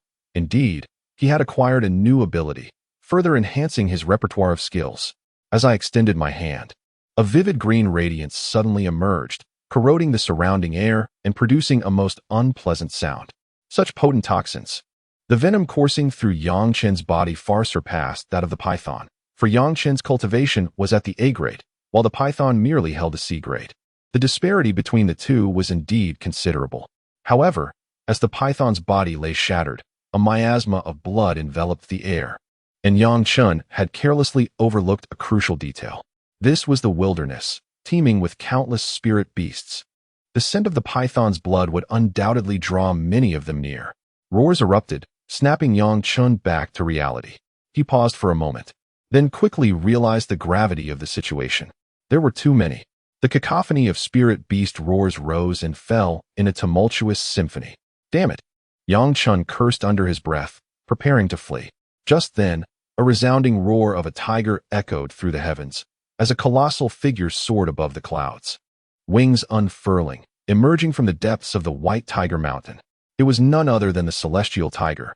To be continued. Chapter 24. Confrontation with the sky-soaring tiger. A resounding roar of a tiger reverberated through the air, instantly silencing the cacophony of spirit beasts that had been echoing moments before. As the colossal shadow descended, Yang Chen finally beheld the magnificent creature before him. It was a tiger as white as snow, but upon its grand form rested an enormous pair of wings. A potent aura emanated from this sky-soaring tiger, intensified by the swirling white mist and the oppressive atmosphere of White Tiger Mountain, rendering its presence even more formidable. In that moment, Yang Chen comprehended why so many A-grade ability users had mobilized yet failed to subdue this beast. Even he felt the stirrings of unrest within his own spiritual energy. Fortunately, his vigorous blood energy allowed him to suppress the turmoil within, providing him a semblance of calm. So, this is the sky-soaring tiger. Yang Chen gazed at the beast's imposing stature, a hint of gravity settling in his expression. This creature could undoubtedly be considered the most powerful opponent he had encountered, second only to masters. What nonsense. S-grade mid-tier. Yang Chen cursed vehemently as he sensed the aura of the sky-soaring tiger. This was no mere S-grade mid-tier, it was nearing the peak of S-grade. His frustration mounted. For the data had clearly stated mid-tier S-grade, yet the reality was that he was facing an apex predator. Was this not a cruel deception? Meanwhile, in Building 98, Chen Tianxin approached Old Wang with a smile. Do you think that kid will crumble upon discovering that the sky-soaring tiger is not as the information suggests? She mused, a mischievous glint in her eyes that mirrored the earlier intensity with which Yang Chen had regarded the python. Old Wang lifted his head slightly to glance at Chen Tianxin, chuckling. You certainly have a knack for stirring trouble.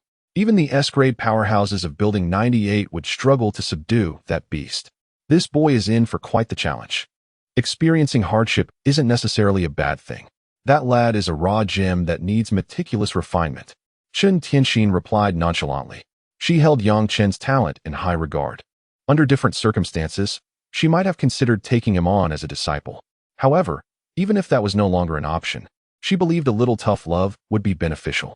Are you not worried he might perish in the jaws of the sky-soaring tiger? Old Wang teased, eyeing Chen Tianxin with a smirk. If that tiger's teeth could truly consume a master's body, I would feast upon this building. However, it is certain that this young man will face trials ahead. Chen Tianxin stated confidently. Well then, let it be. With the arrival of these matters, I shan't trouble my mind further. Just maintain your discretion. Old Wang sighed, reclining back, his eyes gently closing. Chen Tianxin paid no mind to Old Wang's demeanor, instead gazing thoughtfully toward the south, her eyes glimmering with a flicker of light. At this moment, within the confines of White Tiger Mountain, Yang Chen gazed somewhat speechlessly at the celestial tiger before him. Although he felt no substantial fear, a sense of irritation welled within him. How could those tasked with intelligence gathering be so incompetent? Such negligence could lead to the demise of many. Had it not been for his considerable cultivation, he might well have fallen victim here. It is imperative that I convey my grievances to Elder Wang upon my return. The intelligence operations of Unit 98 are utterly subpar. What a useless bunch. The colossal eyes of the celestial tiger had also taken notice of Yang Chen. While the aura emanating from him was not particularly formidable, it was sufficiently vexatious. It was reminiscent of the same obnoxious energy that had previously attracted a horde of irritating ants. Consequently, the celestial tiger was agitated. With a thunderous roar, the sound reverberated through the air, its massive pupils reflecting Yang Chen's figure. A tempest surged forth, ripping apart the remnants of the serpent's flesh strewn across the ground. Yang Chen's demeanor grew increasingly serious. Though unafraid, a confrontation would undoubtedly pose significant challenges. The fierce winds relentlessly battered his form, yet how could the body of a master be so easily shaken? Even without having fully entered the master realm, the sheer physical suppression he possessed was more than adequate. Unleash. Yang Chen's gaze sharpened as torrents of crimson energy erupted from within him. The force of his blood and vitality surged forth, an overwhelming pressure akin to a tidal wave cascading toward the celestial tiger. Boom! The raging winds were instantaneously torn asunder, and the surrounding white mist dissipated considerably, some scattered by the tempest, while others were obliterated by Yang Chen's formidable vitality. Within the depths of the celestial tiger's pupils, a flicker of sentience emerged, an expression of hesitation. This diminutive figure, whose aura had previously seemed feeble, had suddenly transformed into an overwhelming force, even eclipsing its own strength by a slight margin. What sorcery is this? The not-so-bright celestial tiger was now enveloped in confusion. Yet, there was no time for further contemplation, as Yang Chen's fist was already hurtling toward the celestial tiger. Flames and venom intertwined upon his fist. Logically, these two energies should be incompatible, yet both were absorbed by Yang Chen, rendering them entirely his own, thus eliminating any possibility of rejection or conflict. The combined energy, however, was terrifying. The celestial tiger unleashed a massive paw, infused with the potency of a raging tempest. This ability, documented in the records, was known as the wind force. Yang Chen was well aware of this, and his strike was not intended to vanquish the celestial tiger, but rather to gauge its strength. Boom! The seemingly soft paw collided with Yang Chen's fist, transforming into something as unyielding as steel in that instant. The sheer force of their clash unleashed a cataclysmic wave, tearing the air asunder. Yang Chen's eyes flickered as he engaged in a fierce struggle with the celestial tiger. The scene exuded a harmonious ambience. A tiny figure danced upon the colossal body of the flying tiger, leaping and bounding as vibrant hues of green and red shimmered, reminiscent of neon lights flickering in the night. Yet, the flying tiger was exceedingly agitated. It had come seeking the scent of blood, not intending to engage in conflict, merely hoping for an effortless meal, only to encounter such an irritant. Like a flea, the figure hopped incessantly upon its back, and though this was tolerable, the painful strikes were becoming increasingly vexatious. With a thunderous roar, the flying tiger unleashed its fury, summoning a tempest that stirred the very heavens. As a whirlwind materialized with terrifying force, the tiger charged into the heart of the tornado, unable to reach the bothersome figure upon its back, resorting to this desperate measure in hopes of tearing the intruder to shreds. However, it was gravely mistaken about the resilience of the figure's flesh. Boom! Boom! The air resonated with thunderous echoes, the whirlwind's ferocious tearing force whipping against the figure's face, yet it remained undeterred. Though there was discomfort, it did not elicit a sense of peril. I shall not allow you to move freely. The figure's temper, ignited by the flying tiger's provocations, flared. Fists rained down like a tempest, each blow causing the tiger to bleed profusely, droplets of crimson cascading from its form. In agony, the flying tiger flapped its massive wings and soared into the air, causing the figure to momentarily lose its balance and sit precariously upon the tiger's back. Fortunately, it grasped the tiger's fur just in time, otherwise it would have been cast aside.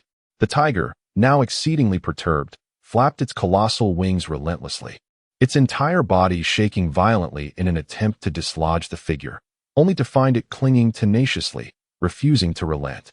You think you can cast me off? Huh? The figure retorted, unleashing a surge of dark energy that flowed unimpeded into the tiger's wounds. In an instant, a terrifying force erupted from within, creating a miniature black hole that emerged inside the tiger's body, drawing in its spiritual essence and extraordinary powers bit by bit. The flying tiger, now in a frenzy, could scarcely comprehend the emergence of a black hole within its own being. This was utterly absurd. Essence and power flowed from the tiger into the black hole, inexorably drawn into the figure's very essence. Ding! Congratulations, host, for acquiring a new extraordinary ability, the power of the gale. Yang Chen's pupils flashed, and in an instant, the power of the gale erupted forth, enveloping him in gentle winds that lifted his body aloft. Astonishingly, he could indeed fly. Initially, Yang Chen believed that the flying tiger's ability to soar was due to its massive wings. However, it now seemed that it was the effect of the power of the gale. Remarkable indeed. Yang Chen savored the solid feeling of being in the air before loosening his grip on the tiger's fur. The tiger's enormous eyes gazed at Yang Chen, bewildered. Wait a minute. Why does that ability feel so familiar? Isn't that my own ability? How did it end up with Yang Chen? Astonishing. Such a twist. The tiger was truly perplexed. What on earth is happening? Yang Chen, with a playful smirk, declared to the tiger, "You think you can toy with me? If I don't make you regret it, I won't bear the surname Yang." To be continued. Chapter 25, Slaying the Sky Tiger. In the vast expanse above, Yang Chen and the Sky Tiger stood face to face, their gazes locked in a tense standoff. Yet, within the Sky Tiger's immense eyes, there lay a profound confusion. What was happening? How could this creature fly? My eyes are deceiving me. The Sky Tiger flapped its enormous wings, suspended in the heavens, its large eyes filled with bewilderment. However, Yang Chen was devoid of such emotions. With a ferocious grin, he turned his gaze upon the Sky Tiger, and in an instant, a surge of gale force emanated from his being, swirling like a tempest. Yet, unlike the Sky Tiger's winds, Yang Chen's gale was laced with flickering flames. Flame tornado. Boom. Boom. Boom. The howling winds and explosive flames unleashed a tremendous power in an instant, causing the Sky Tiger to tremble. Its mighty wings beat fiercely, summoning storms in an attempt to momentarily halt the assault. But with the flames augmenting the winds, it was far from an ordinary gale. The flames surged with the tempest, and a twisting fire tornado emerged, tearing apart the dense white mist surrounding them. And suddenly it barreled through the Sky Tiger's winds, crashing down upon its formidable body. Roar! The Sky Tiger let out a cry, a wail of agony. The marks left by Yang Chen's relentless fists on its back were now seared by the ravaging flames, its blood evaporating under the intense heat. It must come to an end. Yang Chen's eyelids slightly drooped. Having acquired the Sky Tiger's extraordinary abilities, his strength had significantly escalated. What once seemed insurmountable in the face of a master was now a trivial matter before Yang Chen. Thus, without any hesitation, he resolved to act. Perish! A surge of emerald light erupted, and a barrage of green venomous arrows shot forth from Yang Chen's hands, striking the Sky Tiger's body. Roar! In an instant, the green brilliance enveloped the Sky Tiger, waves of excruciating pain coursing through it. The A-class toxic abilities were formidable, and though the Sky Tiger possessed some immunity, it was still considerably weakened. Especially under the onslaught of the flame tornado, the Sky Tiger's strength had diminished, making it increasingly troubled when confronted with Yang Chen's toxins. However, as the king of beasts dwelling in the wilderness, the Sky Tiger was no easy adversary. It opened its massive jaws, a fierce glint in its eyes, and directly sank its teeth into the most severely poisoned flesh, blood gushing forth from its wounds. Roar! At that moment, the Sky Tiger's eyes blazed crimson. Since ascending to the S-class, it had never suffered such a humiliating defeat. It had only ever been the one to dominate others. Before him stood a creature as insignificant as an ant, successfully igniting his wrath. Cursed be it! He beheld the flying tiger, emanating a faint blue glow, with arcs of lightning incessantly leaping around its massive form. Subsequently, a dark lightning mark was etched upon the tiger's forehead. With a thunderous roar, the flying tiger unleashed a terrifying burst of lightning. Above, ominous clouds gathered slowly, within which flickered the arcs of lightning, casting a dreadful aura throughout the atmosphere. Yang Chen's expression shifted slightly. Was it the power of wind and thunder? Damn it! This intelligence operative ought to be punished. Despite possessing the power of thunder, they had the audacity to classify it as wind power, leading others to peril without recompense. Yang Chen silently cursed the intelligence officers while his gaze remained solemn, fixated on the flickering arcs of lightning before him. This was truly a predicament. He had berated the intelligence agents in his mind countless times. Yet he was now compelled to confront the flying tiger, which had already begun to harness the power of lightning. However, Yang Chen found himself perplexed. He had clearly invoked his devouring ability moments ago. Logically, if the thunder was indeed the flying tiger's power, he should have been able to absorb it. Yet, he felt nothing. As he warily observed the flying tiger, his mind raced with questions. Yet, the flying tiger offered him no respite for contemplation.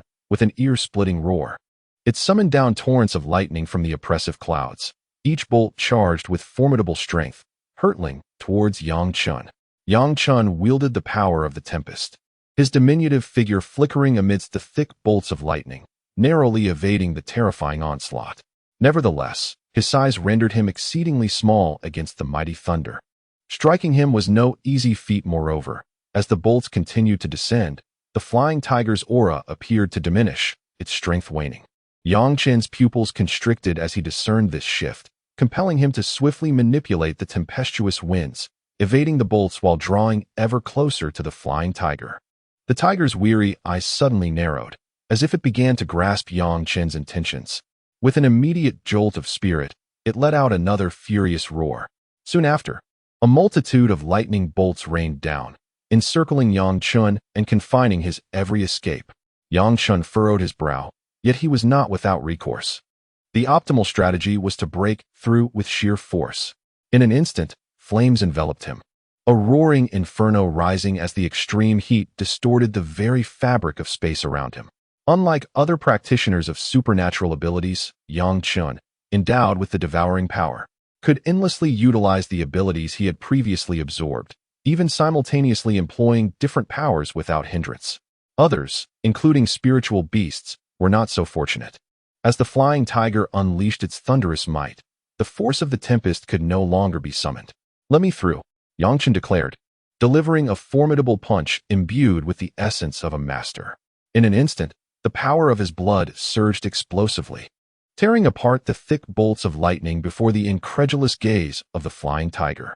Subsequently, his once diminutive fist magnified within the creature's astonished eyes.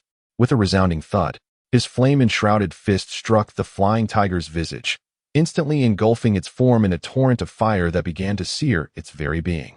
This was no ordinary flame. It was an extraordinary fire born of supernatural abilities.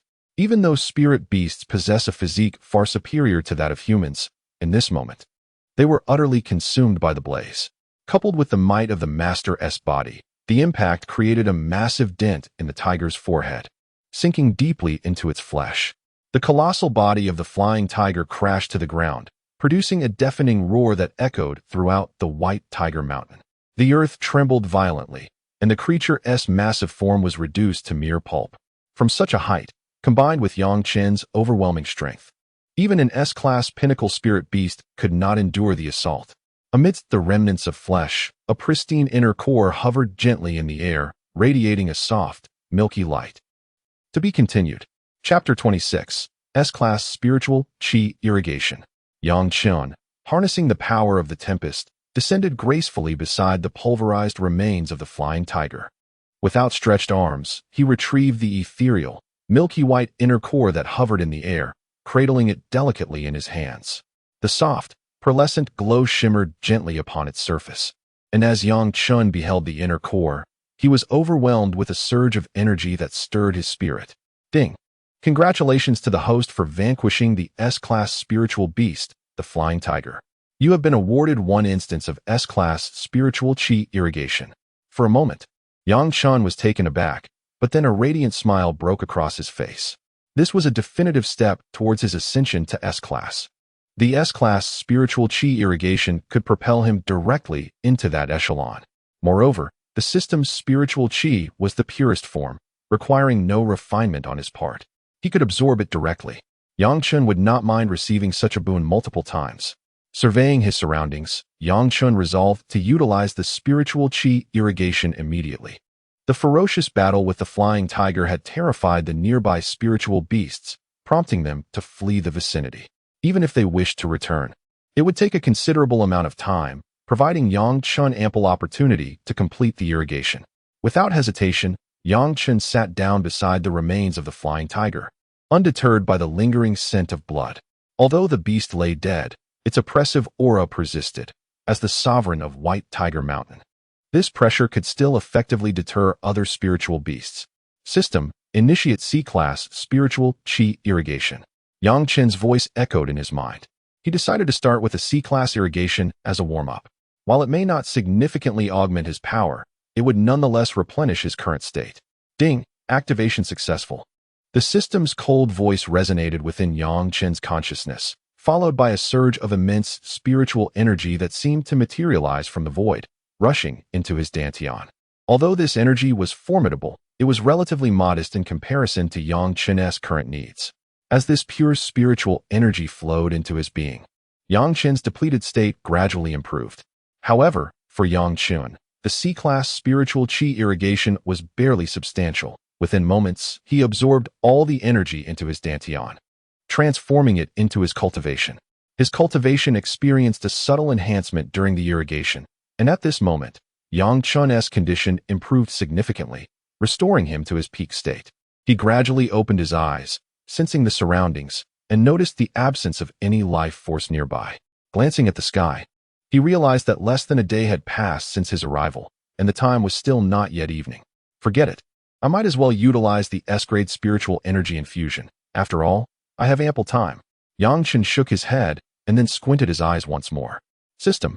Initiate S-grade spiritual energy infusion. Ding! Activation successful.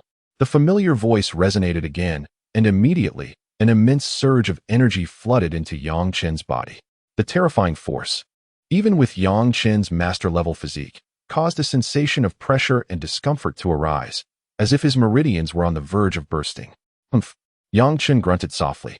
However, he quickly realized that although this energy was formidable, he was no longer a novice devoid of spiritual cultivation. Having previously undergone an A-grade and a C-grade infusion, Yang Chen had grown somewhat accustomed to the collision of spiritual energies. Moreover, the energy produced by the system was the purest form of spiritual energy, which posed no hindrance to his body and swiftly integrated into him. Thus, the feeling of pressure soon dissipated, replaced by a rich influx of energy continuously entering Yang Chen's dantian.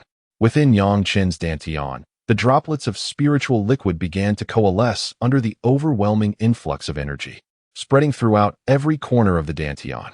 At this moment, if one could behold Yang Chen's dantian, they would see it entirely enveloped by the dense spiritual liquid, resembling a vessel brimming with water, where the spiritual liquid served as the water itself. Not only was the dantian filled with spiritual liquid, but there was also a substantial amount of spiritual energy surging through Yang Chen's meridians into the dantian. The vessel had reached its capacity, and to accommodate more, the contents would need to be infinitely compressed. Yang Chen understood this well. After all, he was no longer a mere novice in the realm of extraordinary abilities. Although he lacked a technique to effectively compress the energy within his dantian, there was still the primal method, forced compression.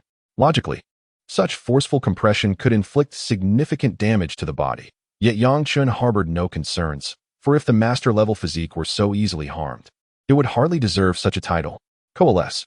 With a mere thought, an invisible force began to compress within the dantian, causing droplets of spiritual liquid to merge as they made room for the incoming energy.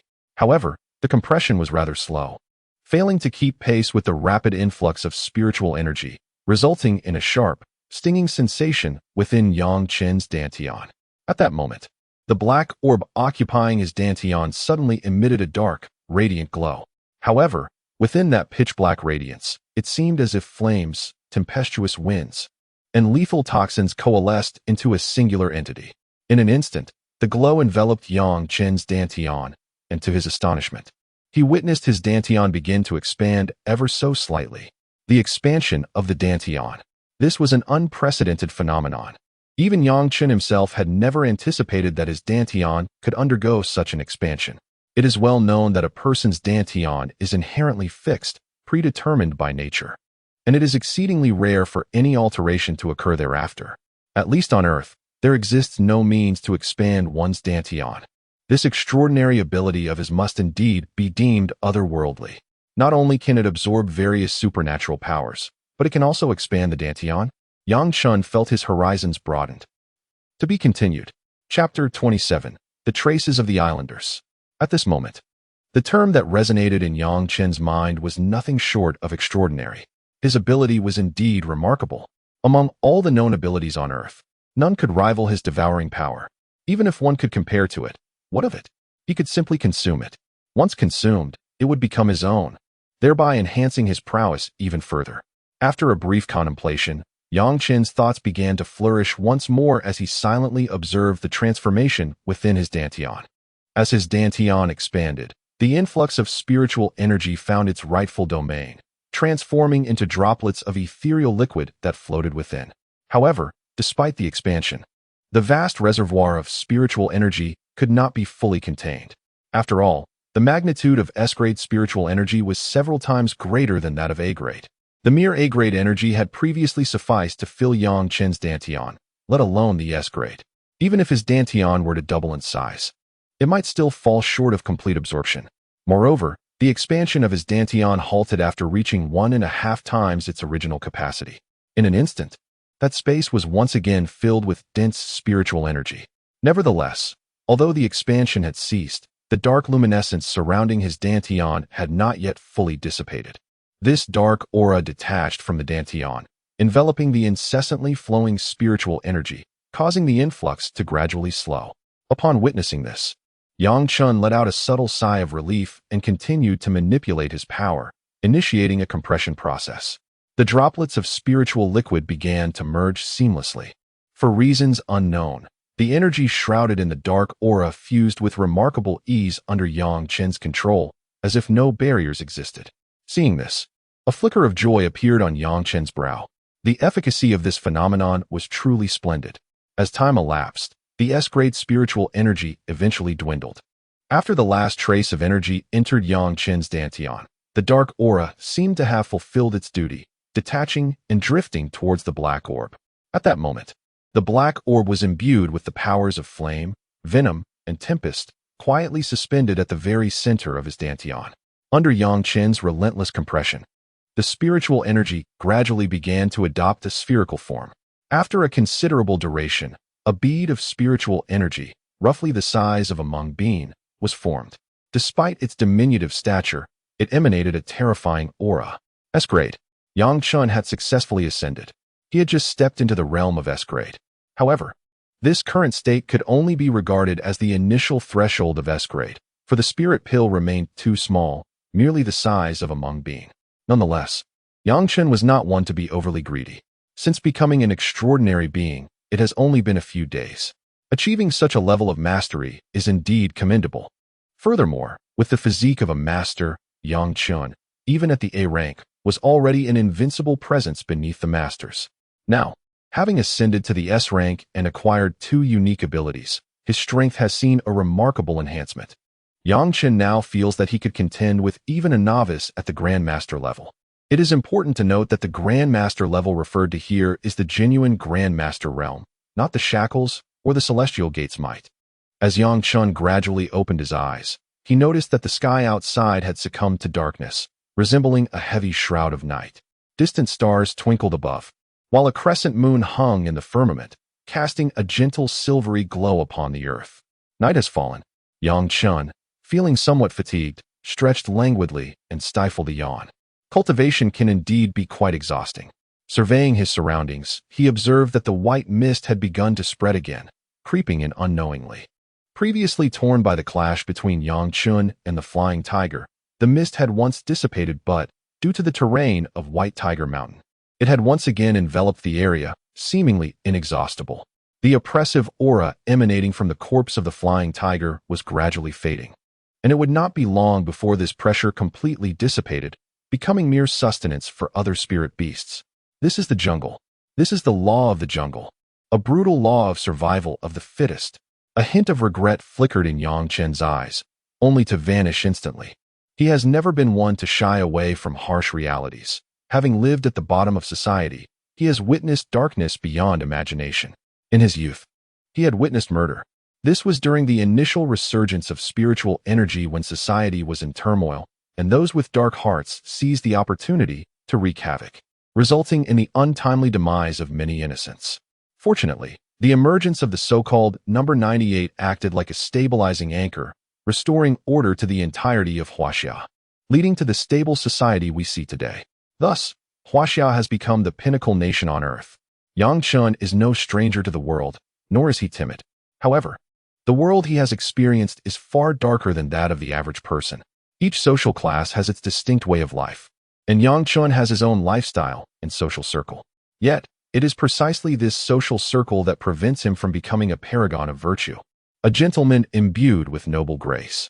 Yang Chen is, without a doubt, a solitary wolf, a wolf that has seen the harshness of the world. He could not fathom why the spirit beasts here had vanished. Just as Yang Chen was lost in contemplation, a sharp utterance in the Huaxia tongue broke the silence. His eyes flickered as he swiftly concealed himself in a hidden spot. At this moment, in an unfamiliar place, despite Yang Chen's formidable strength, he opted for the most prudent course of action. As anticipated, just moments after his departure, a cacophony of hurried footsteps echoed around him, revealing the presence of 4 or 5 individuals of shorter stature. The instant they materialized, 3 words sprang to Yang Chen's mind: Japanese people. To be candid, the appearance of the Japanese is quite similar to that of the Chinese. The primary distinction lies in the fact that Chinese individuals tend to be taller and more robust, whereas the Japanese are generally shorter. Nevertheless, even this subtle difference makes it challenging to differentiate between the two. As for Yang Chen's ability to discern them, it was solely due to the wooden clogs adorning the feet of those 4 or 5 individuals. Such footwear is rarely donned by the Chinese, as it is rather cumbersome. Only the Japanese would exhibit such eccentricity. However, what could the Japanese possibly be doing here? A sense of bewilderment clouded Yang Chen's thoughts. To be continued. Chapter 28. The White Tiger's Cave. A moment later, the group of islanders arrived at the location previously occupied by Yang Chen. Gazing in astonishment at the remains of the flying tiger, now reduced to a grotesque mush. One among them, seemingly the leader, stepped forward and poked at the carcass. His expression darkened immediately. This is an S-class spirit beast. The leader spoke in Chinese, albeit with a noticeable accent. S-class. The other 3 individuals also paled at the revelation. Clearly, an S-class powerhouse from Huaxia had been present. We must act swiftly, or we will surely be discovered and none of us shall escape. The leader turned to his companions, his countenance grim.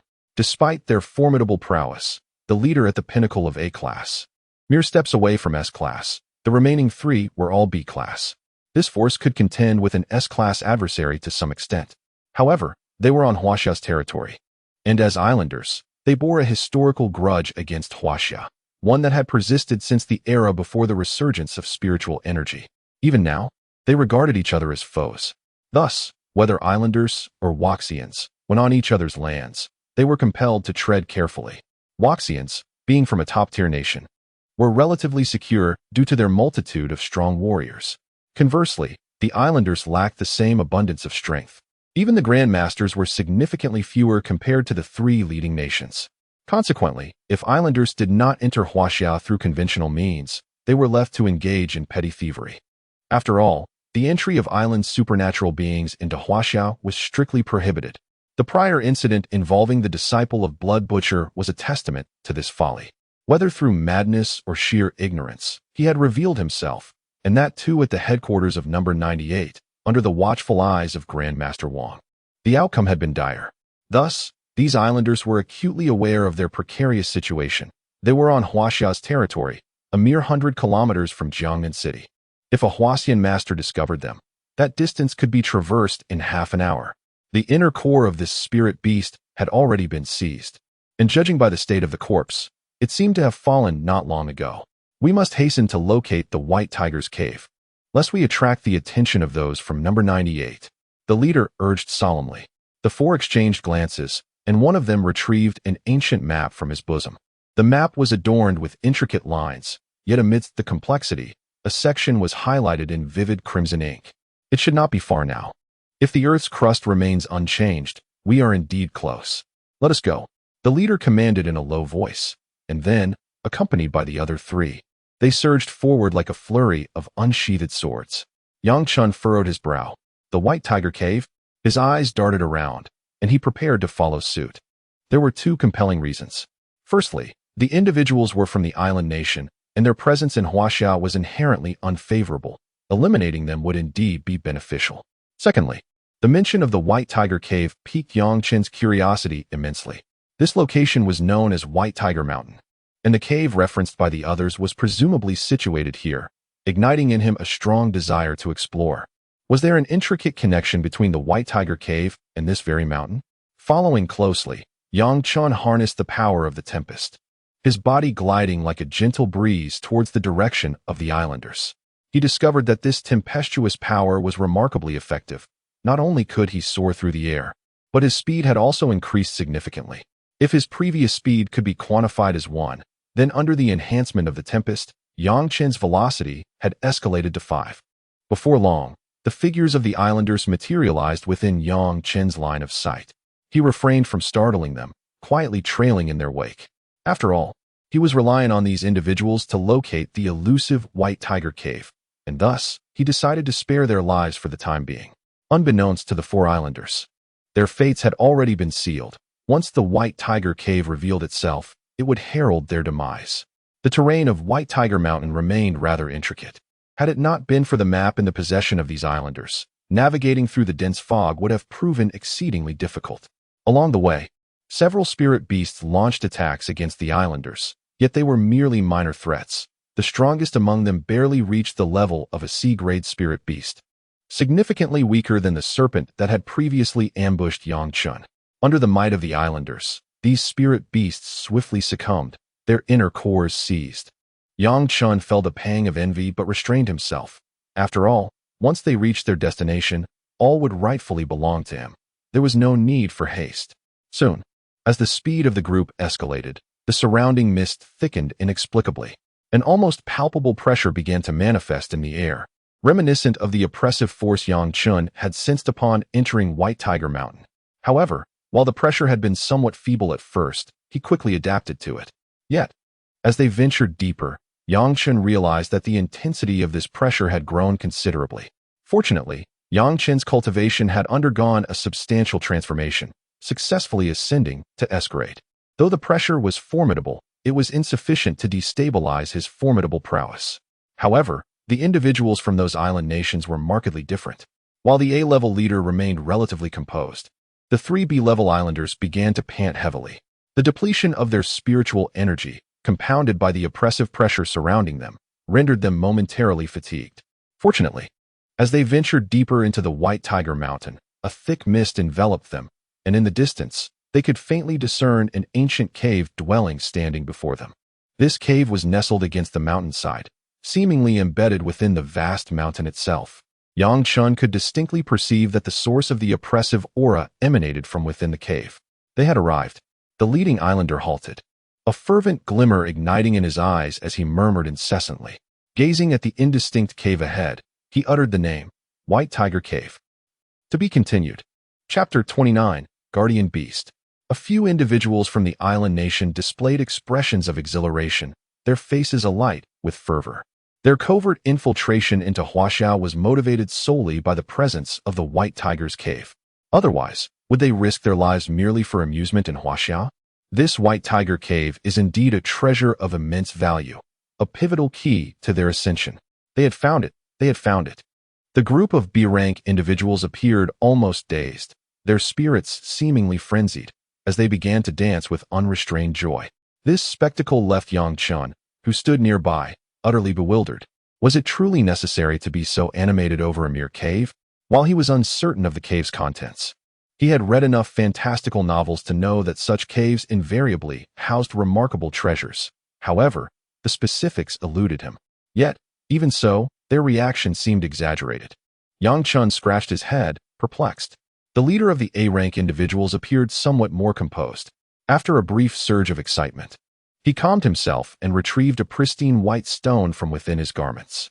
Strangely, the moment the stone was produced, it radiated a brilliant luminescence, a milky white glow that burst forth, causing the thick fog surrounding them to dissipate as if it had encountered something formidable.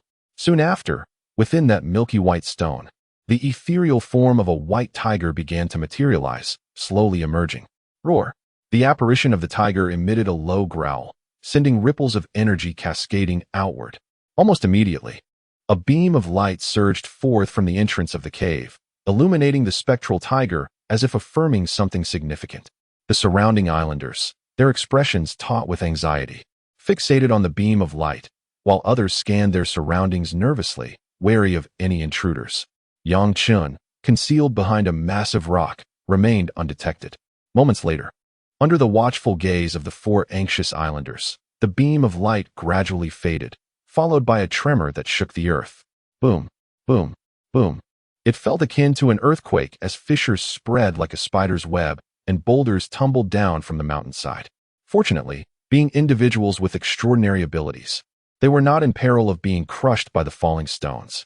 Waves of supernatural energy erupted instantaneously, shattering the descending boulders.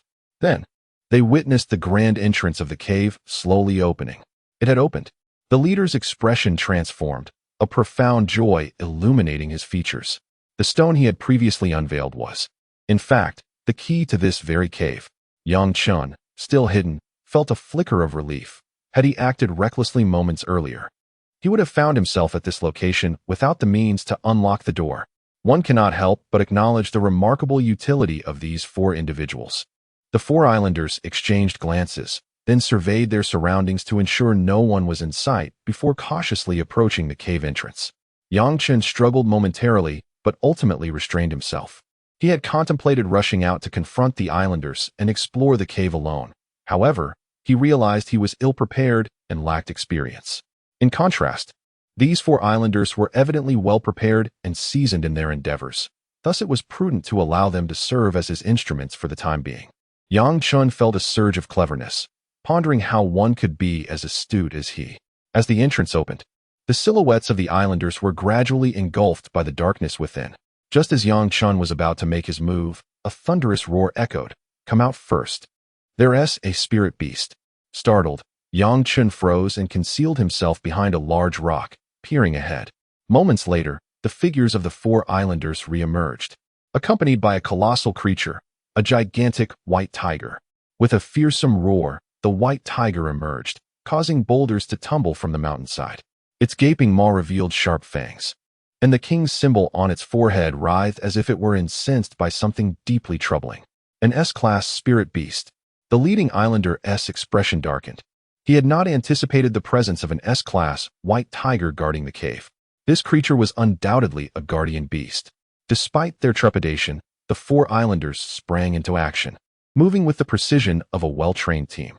They swiftly distanced themselves from one another, unleashing a flurry of elemental abilities: ice, waves of water, and flames. The A-class leader's ability manifested as a long staff, which swept through the air, conjuring fierce winds. "Attack!" the leader bellowed, and streaks of staff energy descended upon the massive form of the white tiger. Chen observed intently from his hiding spot, his eyes gleaming with fascination as he beheld the leader's ability. Weapon-type abilities were a rarity. With such an ability, one would not require a physical weapon, for an ability manifested as a weapon is inherently more attuned to the wielder than any forged instrument. After all, abilities are part of one's essence, while crafted weapons are merely external. Of course, one must not dismiss legendary weapons, which undoubtedly surpass abilities. However, Chen had no weapon at his disposal. If he could acquire a weapon-type ability, that would indeed be splendid. Unbeknownst to him, he had already fixated on the leader's extraordinary ability. At this moment, those few who had engaged in the heat of battle were directly confronting the white tiger. Waves of extraordinary abilities surged forth as if they were of no cost, striking against the formidable beast. It was unavoidable. After all, this was an S-rank spirit beast, while the strongest among the Japanese team was merely at the peak of A rank. Even so, when faced with the white tiger, they found themselves somewhat inadequate. Yet, the Japanese warriors were unwilling to concede defeat and unleash their most formidable skills. The leader, as the main force, let out a furious roar, causing his garments to shred apart, revealing his robust musculature. With a long staff in hand, he wielded it with fierce prowess, unleashing a barrage of strikes aimed directly at the white tiger's vital points. The beast let out a pained howl as it endured a blow, the character on its forehead pulsating more violently. Its massive form dashed across the spacious arena, charging towards the leader in a frenzied assault. Perhaps due to its seclusion in the cave, the white tiger's combat capabilities were evidently lacking. In Chen's eyes, this creature was not as formidable as the flying tiger he had previously vanquished. In mere moments, the white tiger was already covered in numerous wounds, grotesque scars oozing with crimson blood. Coupled with the ravaging effects of fire and ice, the beast appeared increasingly beleaguered.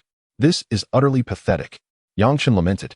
"A dignified S-rank spirit beast, yet it cannot even best an A rank and 3B ranks? One must remember that spirit beasts are inherently stronger than humans of the same realm. To be reduced to such a state is truly disgraceful. The white tiger roared in fury, its body crackling with arcs of lightning, manifesting the power of thunder. Above, dark clouds gathered ominously, with arcs of lightning leaping within, a terrifying pressure instantly enveloping the area. Boom, boom, boom. Just like the earlier flying tiger, powerful bolts of lightning descended directly upon the Japanese warriors. However, due to the white tiger's injuries affecting its control, the strikes veered slightly off course. Fortunately, although they did not land perfectly, the residual force still struck several individuals. Even the aftershocks of an S-rank spirit beast's attack were formidable. 2 B-rank Japanese warriors coughed up blood, their faces paling instantaneously. Nevertheless, even in their weakened state, they continued to unleash their extraordinary abilities against the white tiger. The situation had boiled down to a desperate struggle. Either they would slay the white tiger, or it would claim their lives. Despite their injuries, the prospect of defeating the beast was a worthy endeavor. Both sides were fighting with everything they had. Meanwhile, Chen took refuge behind a large boulder, easily deflecting the aftershocks of the thunder. Indeed, the position of a third party was quite advantageous. The leader of the Japanese team suddenly extended his staff, its metallic sheen glimmering under the sunlight, as he directed it with lethal intent towards the white tiger's critical point. Thud, thud, thud. The sound of collision reverberated, as a terrifying force erupted from the body of the white tiger, already wounded and now besieged by an onslaught akin to a tempest.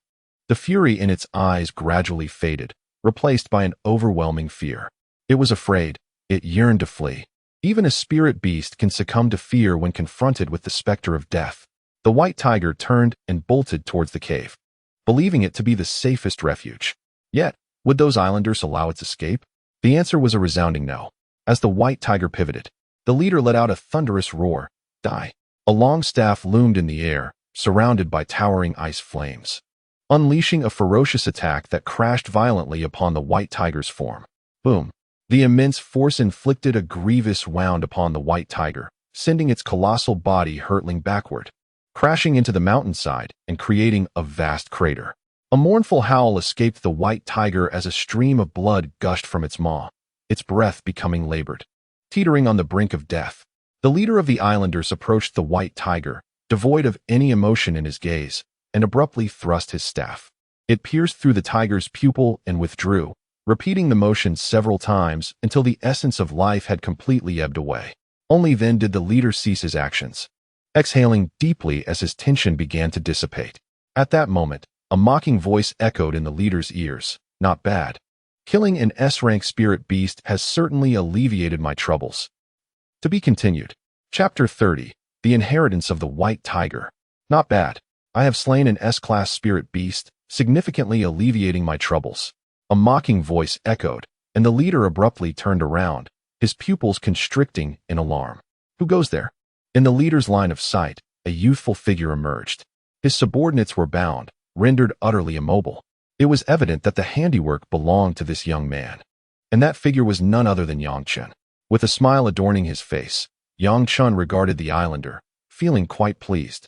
After all, an S-class spirit beast can be quite troublesome. Although this white tiger was not as formidable as the flying tiger. Resolving the matter without confrontation was indeed a stroke of good fortune. This group of pawns proved to be quite useful.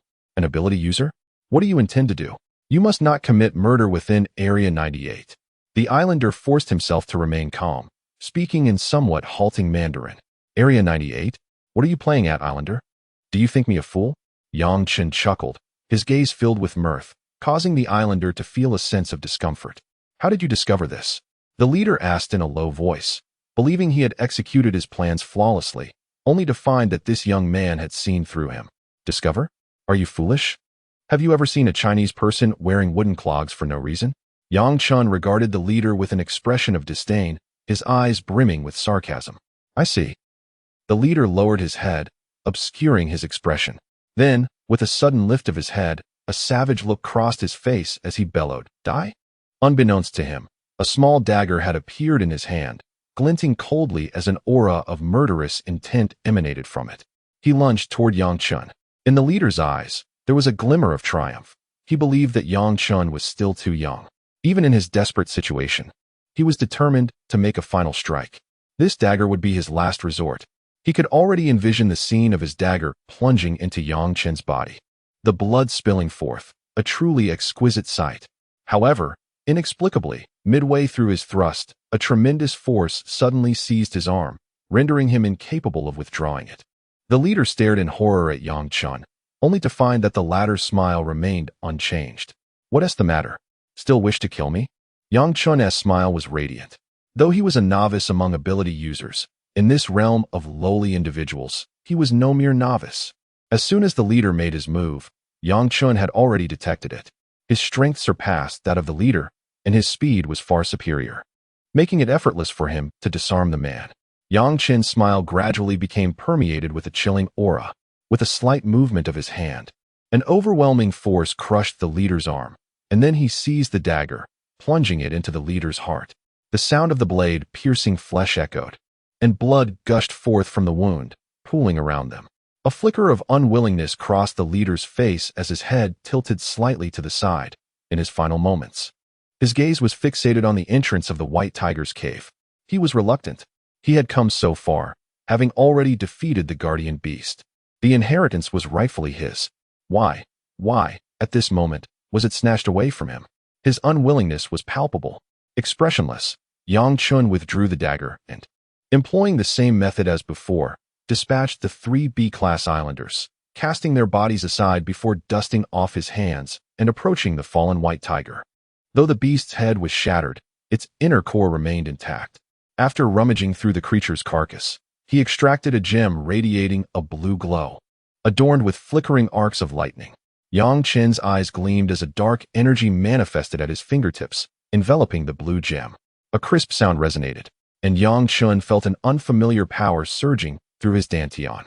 Gradually, a blue arc of lightning emerged from the dark gem within. Thunderous abilities. Chen's spirit trembled. With a mere thought, faint arcs of lightning danced at his fingertips, shattering the surrounding air. This power was formidable. Chen raised an eyebrow, a sense of joy swelling within him. Previously, the most potent of his abilities had been fire, but now, having absorbed the thunderous power, his offensive capabilities had escalated dramatically. This signified a further enhancement of Chen's strength. With his master-level physique and spiritual energy, Chen was already among the most formidable beings beneath the Master Realm. Following his journey to White Tiger Mountain, he had acquired 3 new abilities, bolstering his prowess. Now, he felt confident in his ability to contend with someone at the initial stage of the Grandmaster realm. Moreover, his spiritual energy had ascended to S rank. Chen harbored a lingering desire for the Islander's weapon abilities. After all, he still yearned for a weapon, yet the Islander's weapon ability was merely a staff, which frankly did not appeal to him. Chen had a greater affinity for swords. The ethereal sword immortals he had seen in dramas filled him with admiration and longing. The saying, "A sword's light chills the 19 states," perfectly encapsulated the essence of a sword immortal. Above all, the sword cultivator possesses a certain elegance. As for the abilities of the other individuals from the island nations, Chen merely devoured the power of the ice attribute ability user, for ice, much like fire, holds considerable utility. Shortly thereafter, a snowflake slowly materialized on the surface of the black orb above his dantian. Having completed all necessary actions, Chen wielded the flames to incinerate the bodies of the group, ensuring they were reduced to ashes alongside the remains of the White Tiger. After all, they were still within the confines of White Tiger Mountain. Even though he currently sensed no other spiritual beasts nearby, the scent of blood would inevitably permeate the area. Should it attract other spiritual creatures, even those of lesser strength could disrupt Chen's entrance into the White Tiger's lair, a complication he wished to avoid. Once everything was in order, Chen turned his gaze towards the depths of the White Tiger's cave. Previously, he had not ventured inside, and the islanders had only entered briefly before encountering the guardian beast, prompting their hasty retreat. Thus, he remained entirely unaware of what awaited him within. However, Chen had perused the information regarding White Tiger Mountain. It was said to be the site of a fallen Grandmaster-level White Tiger. Though the documentation did not clarify whether this Grandmaster was bound by shackles, the Heavenly Gate, or simply the title of Grandmaster. Regardless of the realm, it was beyond Yang Chen's current capabilities. Such a powerful entity's cave would undoubtedly boast protective measures, a fact Yang Chen found utterly believable. The white tiger itself was evidently one of the methods left behind by the fallen creature. What other defenses lay in wait remained a mystery until he dared to enter. Taking a deep breath, Yang Chen stepped forward towards the portal. Beyond it lay an abyss of darkness. Flames flickered from his fingertips, casting a faint glow that illuminated the vicinity. How splendid it would be to possess a light ability, serving as a lamp in times of need.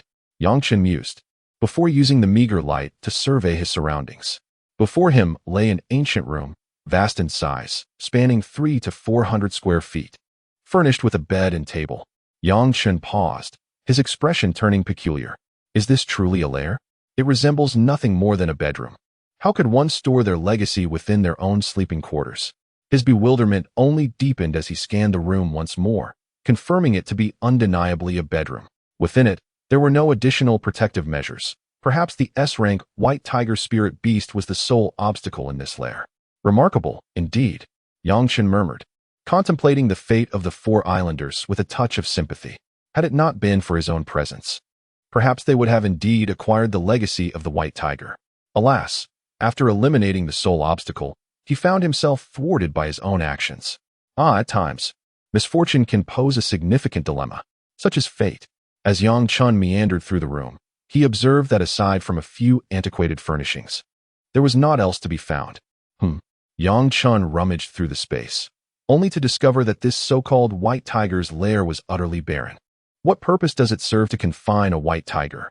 Yang Chen found himself perplexed. This is utterly nonsensical. Yang Chen, somewhat exasperated, pondered how such a vast abode could lack any other items. Was he merely being toyed with? Irritation welled up within him, despite not exerting much effort. The outcome was still disheartening, prompting an eruption of arcs of lightning around his form. He felt an overwhelming urge to obliterate the lair. However, at that very moment, as the lightning crackled around him, a brilliant radiance suddenly erupted from a corner of the room. Yang Chen's gaze was irresistibly drawn to the luminescence, and upon discerning the object within the glow, he could no longer contain himself. This is to be continued. Chapter 31. The projection of the white tiger. Yang Chen's pupils abruptly contracted, particularly as he discerned the object within the radiant light, which left him utterly astonished. A spatial ring. Suspended delicately in the azure glow was a diminutive ring, gracefully hovering in midair. The ring exuded an ancient charm, adorned with intricate blue patterns that sprawled across its surface. During his journey, Yang Chen had acquired some knowledge about the realm of supernatural beings, one of which was the very ring before him, the spatial ring. Within this ring lies a newly created dimension. To possess the ability to forge such a space signifies one as a pinnacle power. Moreover, those who can own a spatial ring are exceedingly rare. Yang Chen was certain that even among the most formidable masters on Earth, few could claim such a treasure. Even those at the Shackling realm might not possess such an artifact. Only those at the Celestial Gateway realm could truly own one. For others, merely having a spatial ring, regardless of the size of the space it contained, is immensely precious. Gulping, Yang Chen's gaze was fixated upon the spatial ring, a fervent light igniting in his eyes. He desired it. Suddenly, Yang Chen's hand shot forth, reaching for the floating spatial ring. However, at that moment, an unexpected change occurred. The blue light surrounding the spatial ring suddenly surged, illuminating the entire room, followed by the emergence of a phantom from within the ring. Roar! It was the unmistakable visage of a white tiger. The blue patterns on the ring flickered intensely, radiating a dazzling azure brilliance. Around the white tiger, arcs of lightning danced vibrantly, and as Yang Chen's arm reached in, he felt a tingling sensation course through it. Startled, he withdrew his arm, gazing in horror at the white tiger's apparition. It is worth noting that Yang Chen had devoured the power of thunder, rendering him somewhat immune to it. Coupled with his Master-S physique, ordinary lightning would scarcely harm him. Even if the flying tiger were to resurrect and unleash its mightiest strike, Yang Chen would emerge unscathed. Yet just now, those fine arcs of lightning had indeed numbed his arm. The quality of that lightning must be exceptionally high. The azure phantom, the embodiment of the white tiger, gradually opened its eyes. In that instant, as the white tiger's eyes blinked open, The surrounding space seemed to distort slightly, and a terrifying wave of energy instantly permeated the air. The arcs of lightning crackled, producing a resonant sound. Chen fixated on the white tiger, an unmistakable wariness etched in his gaze. The might of the white tiger is formidable, even surpassing that of the powerful Guixing, who is already a strong figure within the shackled realm. It is remarkable to note that the white tiger before me is merely a phantom, yet its aura is mightier than that of Guixing. Admittedly, Guixing had not exerted his full strength, but he still possesses the prowess of a Grandmaster. Could it be that in its prime, this white tiger is more powerful than Guixing? The white tiger's enormous eyes fixate on Chen, as if pondering something. Then, its jaws part. A Huaxia person? It articulates in fluent Huaxia tongue. Chen is momentarily taken aback. It is his first encounter with a spirit beast speaking, and in such fluent Huaxia language at that.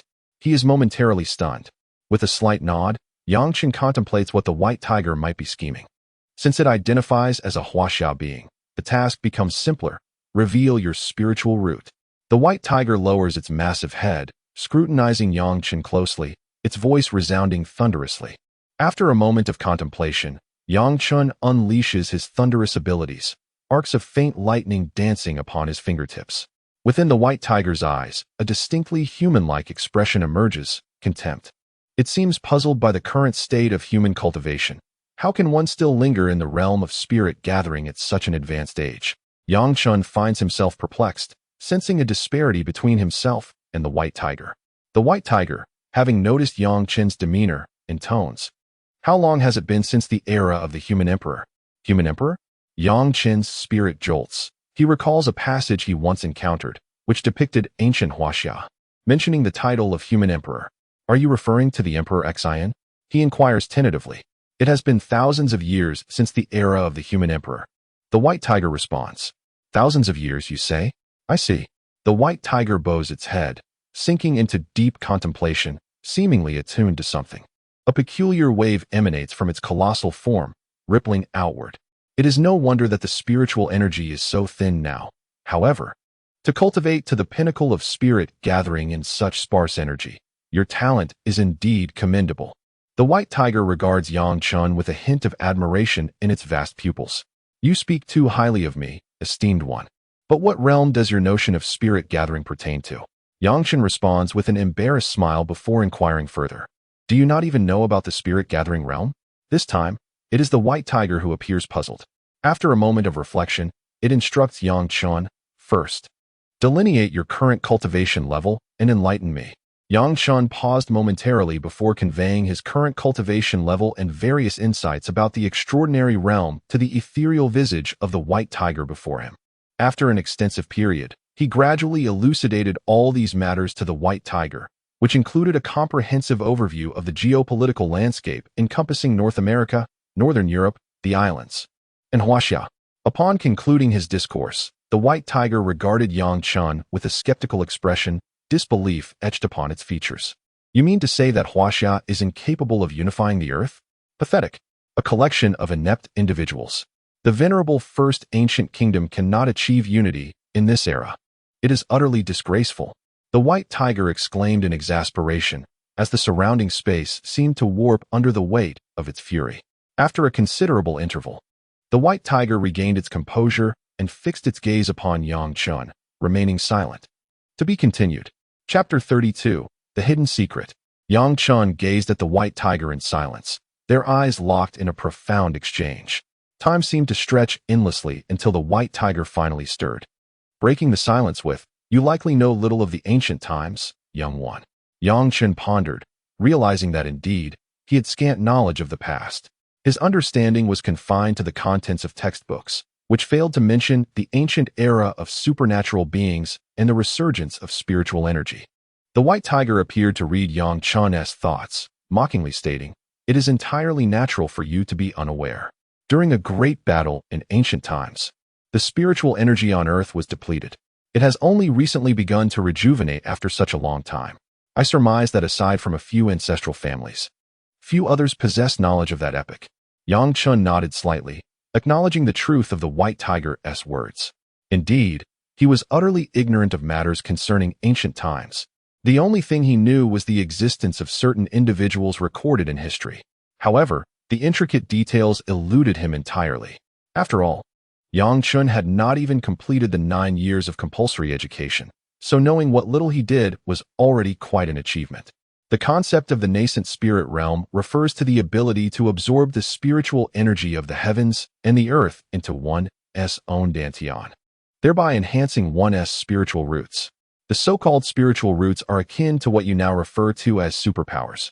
The White Tiger sighed and continued, take your current understanding. For instance, it is erroneous to believe that a significant portion of the population lacks superpowers they too can cultivate. However, compared to those endowed with abilities, their combat prowess is considerably diminished. Yet, we are now in an age of diminishing magic, where many lineages have likely perished. If the entire nation could cultivate, how could China possibly fail to unify the world? The vast depths of the White Tiger's eyes were filled with a sense of melancholy, as if lamenting the decline of present-day China while reminiscing about a time of prosperity when nations flocked to its shores. Ordinary people can cultivate. Yang Chun's pupils constricted, as he seemed to grasp the gravity of an extraordinary revelation.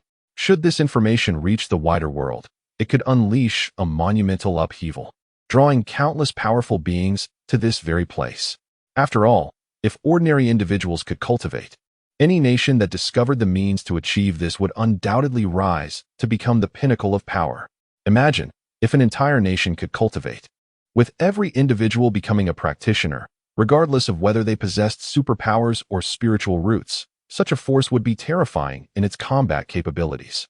In such a scenario, who on earth could oppose them?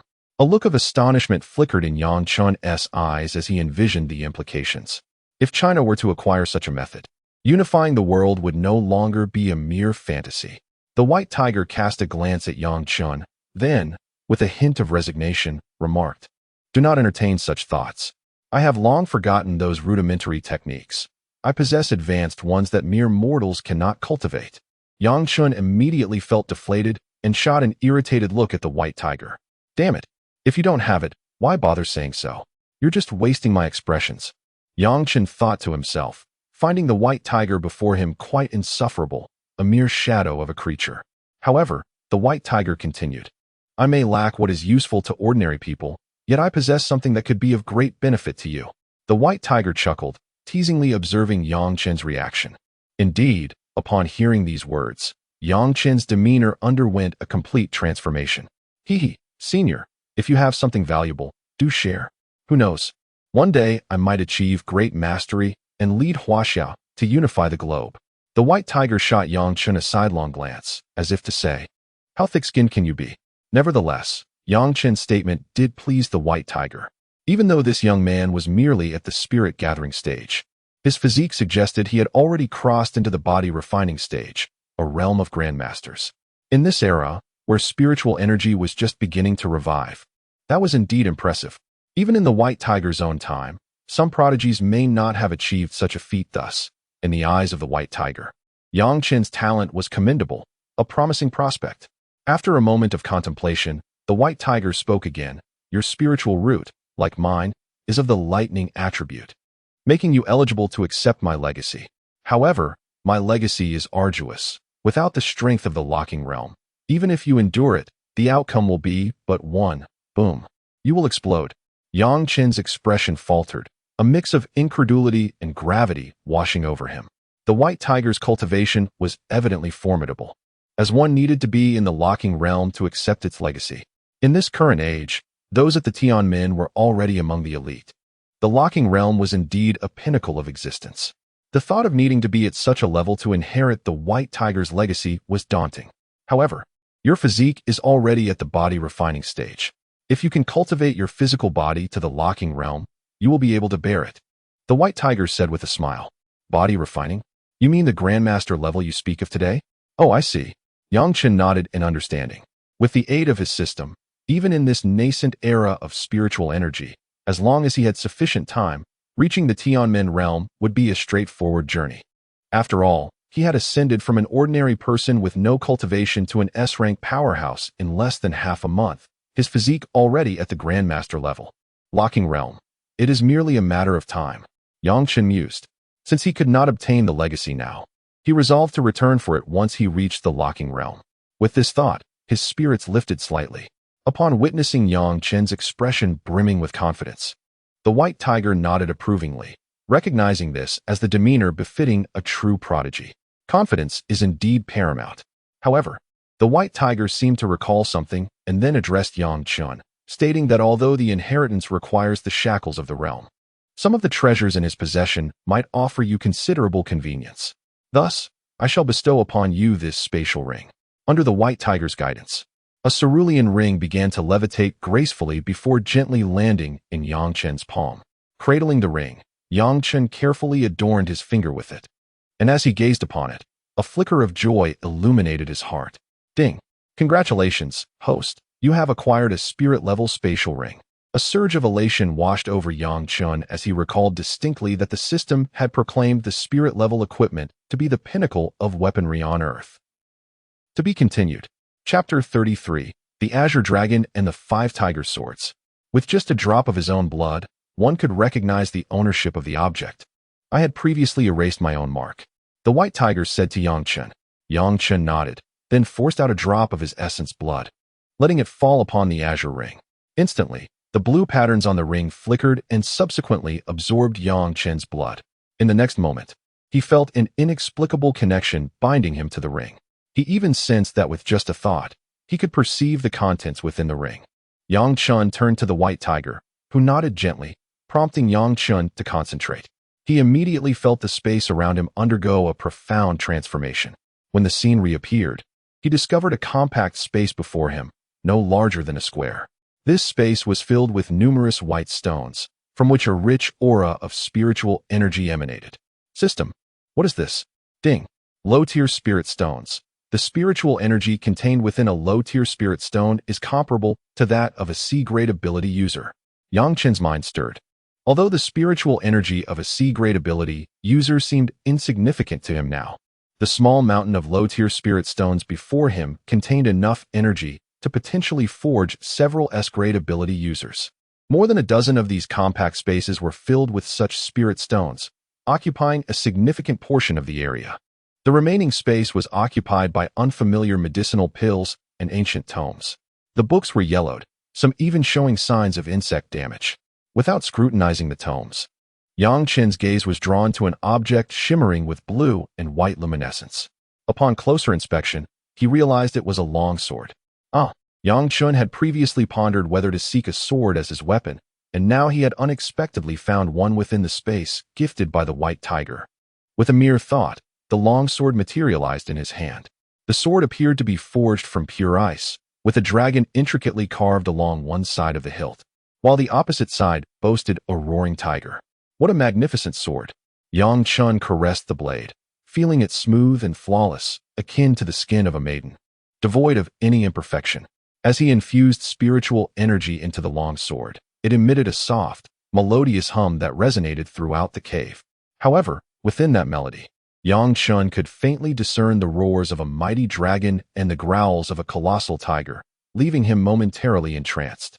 Yet, in the blink of an eye, it returned to its former state, followed by a gasp of admiration. What an extraordinary sword! Yang Chen executed a dazzling swordplay, his long sword shimmering with hues of blue and white, illuminating the cavern. Oh! The white tiger gazed at the sword in Yang Chen's hand, exclaiming in astonishment. I never anticipated this sword would be here with me. A row of dark lines appeared on Yang Chen's forehead. You didn't even realize this sword was within your own spatial ring?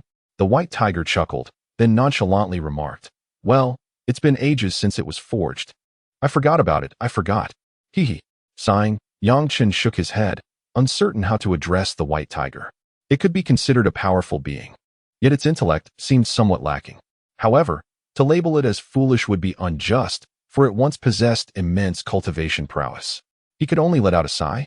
This sword is named the Tsanglong Wahujian. The white tiger's expression gradually grew serious as it spoke earnestly. This sword was forged from millennia of glacial ice and 1,000 years of thunderstone, embodying both thunder and ice attributes. Even among spirit-grade weapons, it ranks among the finest. Crafted personally by my master. Yang Chen shot an irritated glance at the white tiger. Damn it. You speak of its greatness as if you forged it yourself, only to reveal it was your master who did. What a waste of my expression. With your thunderous spiritual root, wielding this sword allows you to unleash half of its potential. Yet even at half, in this world where spiritual energy is just beginning to revive, you would be capable of battling beyond your level. The white tiger continued, undeterred by Yang Chun's expression. A spark ignited in Yang Chen's mind. The white tiger only acknowledged his thunder attribute, yet was oblivious to his ice attribute. Previously, Yang Chen had devoured the abilities of a person from an island with ice powers, thus he possessed the ice attribute as well. So, could it be that he could maximize the sword's potential? Would he not be capable of defeating that Grandmaster?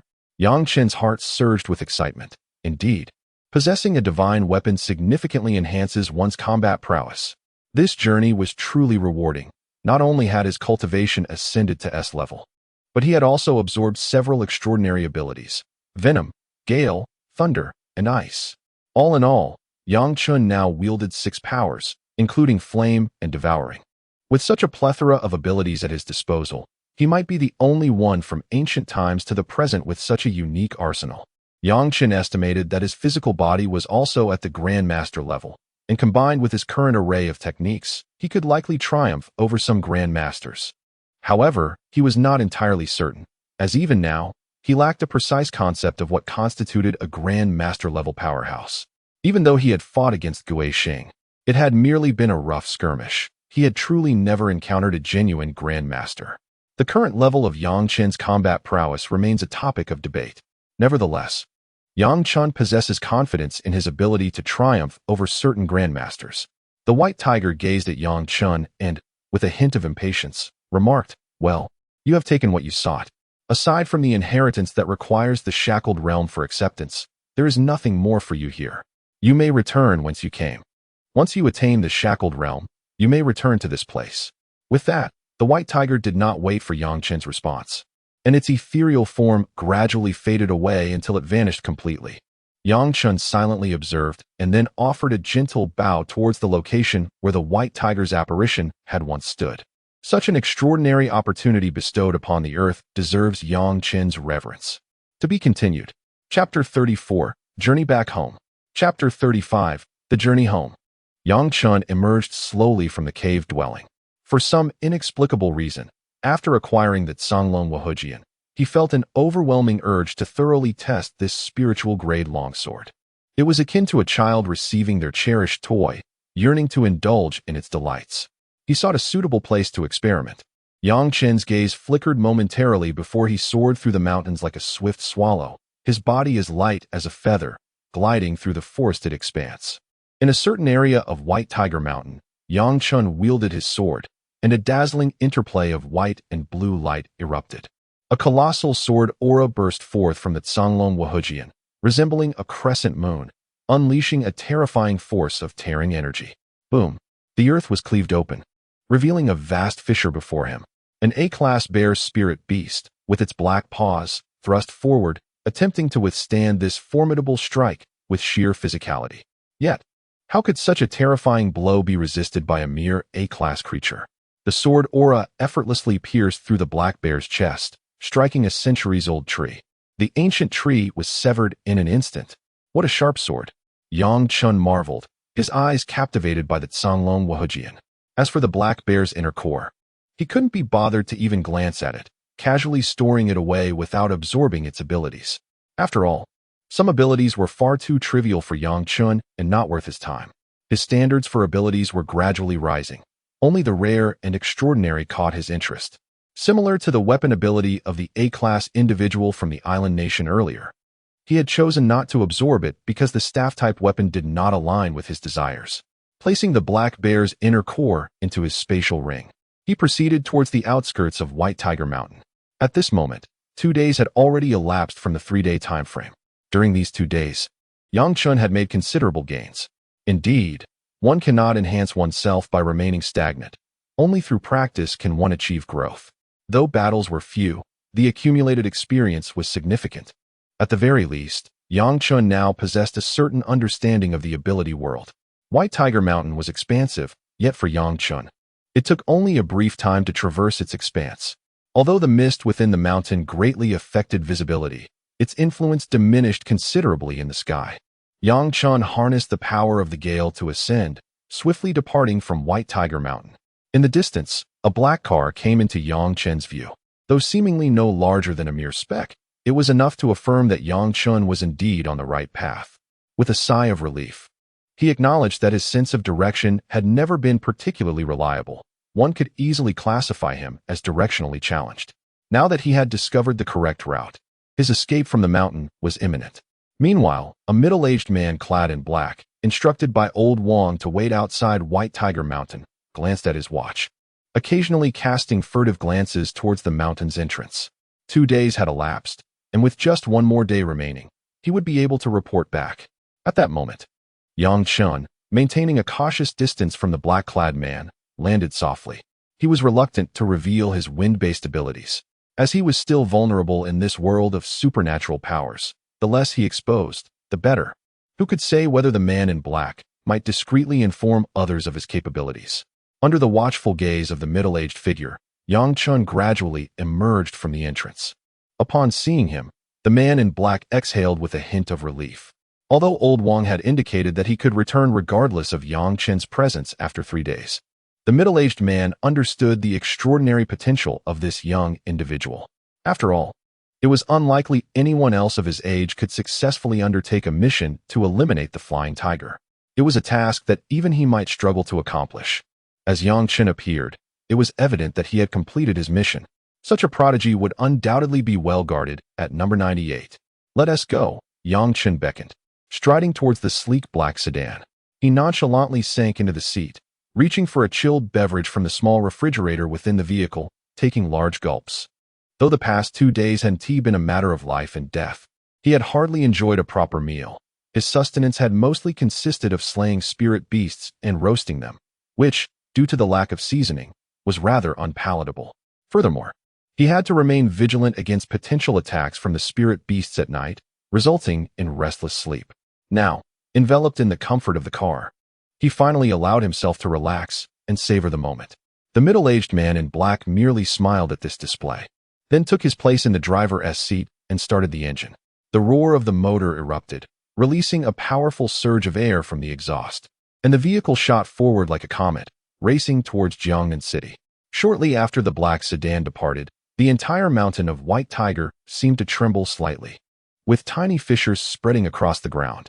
Deep within the bowels of White Tiger Mountain, a crimson eye suddenly emerged, emanating a terrifying aura of power. Instantly, all the spirit beasts within the mountain cowered as if before a sovereign, paralyzed with fear. Within those blood-red pupils, a hint of weariness emerged, as if they had weathered great storms and felt somewhat fatigued. We must grow swiftly, for our time is limited. An ancient, resonant voice thundered throughout the expanse of White Tiger Mountain, reminiscent of distant thunder. Some of the weaker spiritual beasts within the mountain were utterly obliterated by the reverberations of that voice. The A and S grade spiritual beasts trembled in fear, scarcely daring to breathe. If Yang Chen were still present, he would undoubtedly recognize that the voice belonged to the White Tiger itself. This implies that deep within the bowels of White Tiger Mountain lies the lair of the White Tiger. Remarkably, the White Tiger has not perished. To be continued. Chapter 35, Visitors from the Imperial Capital. Chapter 36, Visitors from the Imperial Capital. In Jiangnan City, within the confines of Jiangnan Airport, the atmosphere was charged with an unprecedented energy, as if enveloped by a multitude of extraordinary individuals, all of whom were ranked at the illustrious 98th level of prowess. Not a single ordinary person could be seen amidst this gathering. Even the esteemed leader of Jiangnan S98th, Chen Tianxin, was present. Surrounding him were the venerable Elder Wang, the enchanting Meng Yao, the enigmatic Guixing, and the stoic Dan Shou. The presence of such formidable masters of the Jiangnan sect was nothing short of remarkable. This grand assembly naturally sparked speculation. Could it be that a person of great significance was arriving in Jiangnan? Yet, one could not help but wonder what sort of illustrious figure could warrant the attendance of every master from the 98th level. Was this not a display of excessive grandeur? By the way, it had been 2 days, hadn't it? Where was Yang Chen? Chen Tianxin, standing at the airport, turned to Elder Wang and inquired. With a kind smile, Elder Wang reassured him. It has only been 2 days. He is already en route. Barring any unforeseen circumstances, he should arrive today. I have informed Xiao Li to bring him directly here. Chen Tianxin nodded, gazing into the sky as a thought crossed his mind. His lips twitching slightly as he pondered Yang Chun's reaction upon arrival. What could it be? After all, he had sold him out. Surely, he wouldn't dare to retaliate? Or perhaps he might. Meng Yao glanced at Chen Tianxin and smiled alluringly. Oh, how you wish for my early demise, so you may inherit my position. Chen Tianxin chuckled lightly, dismissing her words without concern. They were both prodigies of their era, surely sharing common ground in conversation. Resting his chin on his hand, Chen Tianxin mused uncertainly. Why discuss it? When he arrives, we shall know. Guixing let out a peculiar laugh in response. Chen Tianxin nodded, then turned to the usually taciturn Dan Shou, saying with a smile, What's the matter, Dan Shou? Your master is coming. Shouldn't you be elated? You might soon have a little junior brother. For once. A rare smile flickered across Dan Shou's usually impassive face as he held his sheathed sword, responding stiffly, If he truly becomes my junior brother, I shall no longer be alone. Chen Tianxin cast a sidelong glance at Dan Shou, but chose to remain silent, letting out a gentle sigh as his gaze returned to the heavens. At that moment, the roar of an aircraft reverberated through the sky, and a minuscule dot appeared on the horizon. If not for the esteemed masters present, it would have been nearly impossible to discern its approach. He has arrived, Chen Tianxin announced softly. Instantly, even Elder Wang lifted his head, his once stooped posture straightening significantly as he focused on the enlarging white dot. His murky eyes suddenly ablaze with vitality. Meng Yao, too, set aside her playful demeanor, adopting an unusually serious expression. Guixing and Dan Shou mirrored this sentiment, with Dan Shou's face flushing crimson, his entire body trembling with excitement as he gazed upwards. Immediately, a furious hurricane spread out, and a colossal passenger aircraft slowly came to rest beside the crowd. After a brief moment, the door of the aircraft gradually creaked open. From within emerged an extraordinarily youthful young man, his visage tinged with a hint of naivety. On his back, he bore an ancient scabbard, from which emanated an aura of age and wisdom. As soon as the young man stepped out of the aircraft, a formidable presence enveloped him. This was not a deliberately cultivated effect. Rather, it was a testament to his immense power, so potent that even his attempts at restraint could not entirely suppress the subtle, yet profound energy radiating from him. It was precisely this delicate energy that forged his powerful aura, making his strength unmistakably evident. Welcome, Minister Liu. Chen Tianxin was the first to approach, exuding a demeanor as refreshing as a spring breeze. With a slight motion of his body, he diffused the young man's formidable presence. The young man, however, remained unfazed, a faint smile playing at the corners of his lips. Master Chen. Following Chen Tianxin were Wang Lao and others, hastily joining the greeting. The young man surveyed the group, momentarily pausing on Dan Shou before swiftly shifting his gaze away. Dan Shou appeared to sense this brief attention, his excitement palpable as he straightened his posture and puffed out his chest. The young man merely smiled faintly, then turned his attention to Chen Tianxin, inquiring, Where's that person? I wish to meet him. Chen Tianxin, with an elegant smile, waved his hand and glanced at his watch, replying, He should arrive shortly, if all goes as planned. The young man nodded and, under Chen Tianxin's guidance, proceeded towards the VIP lounge of the airport, accompanied by several Grandmasters. Meanwhile, outside Jiangnan City, a black sedan sliced through the air, speeding toward Jiangnan Airport. Inside the vehicle, Yang Chun furrowed his brow slightly, muttering, This does not seem to be the direction of number 98. As he spoke, he heightened his vigilance. Despite his poor sense of direction, he knew that the tallest structure in Jiangnan City was the headquarters at number 98, making this route clearly unaligned with it. The middle-aged driver, maintaining a calm demeanor, remarked, Wang Lao instructed that if he received you, he should take you directly to Jiangnan Airport. Airport? Yang Chen murmured, yet his caution did not wane.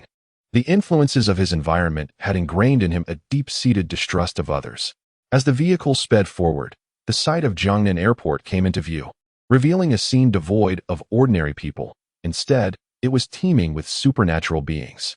This revelation only deepened Yang Chen's bewilderment.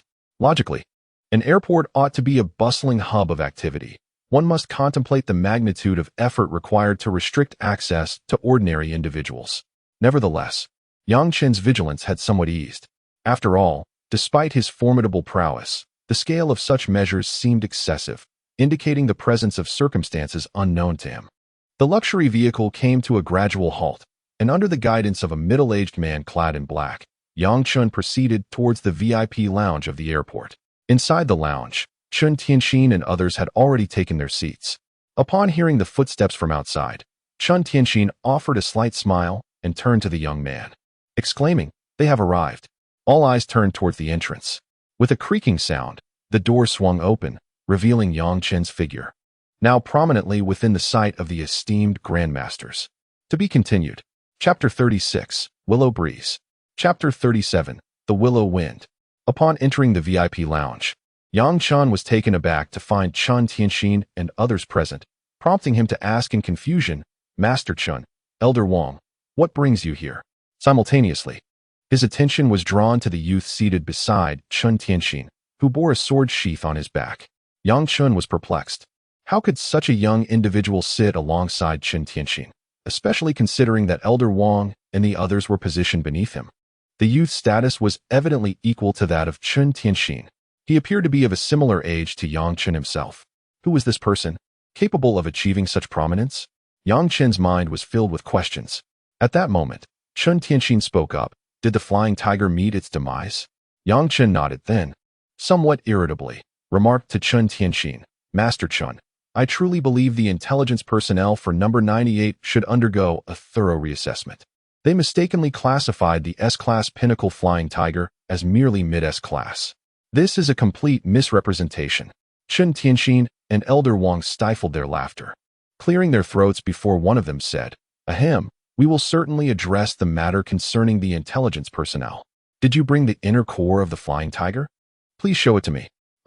Yang Chen retrieved the inner core of the Flying Tiger from his spatial ring.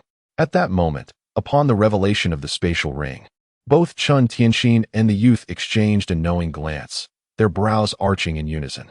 The spatial ring.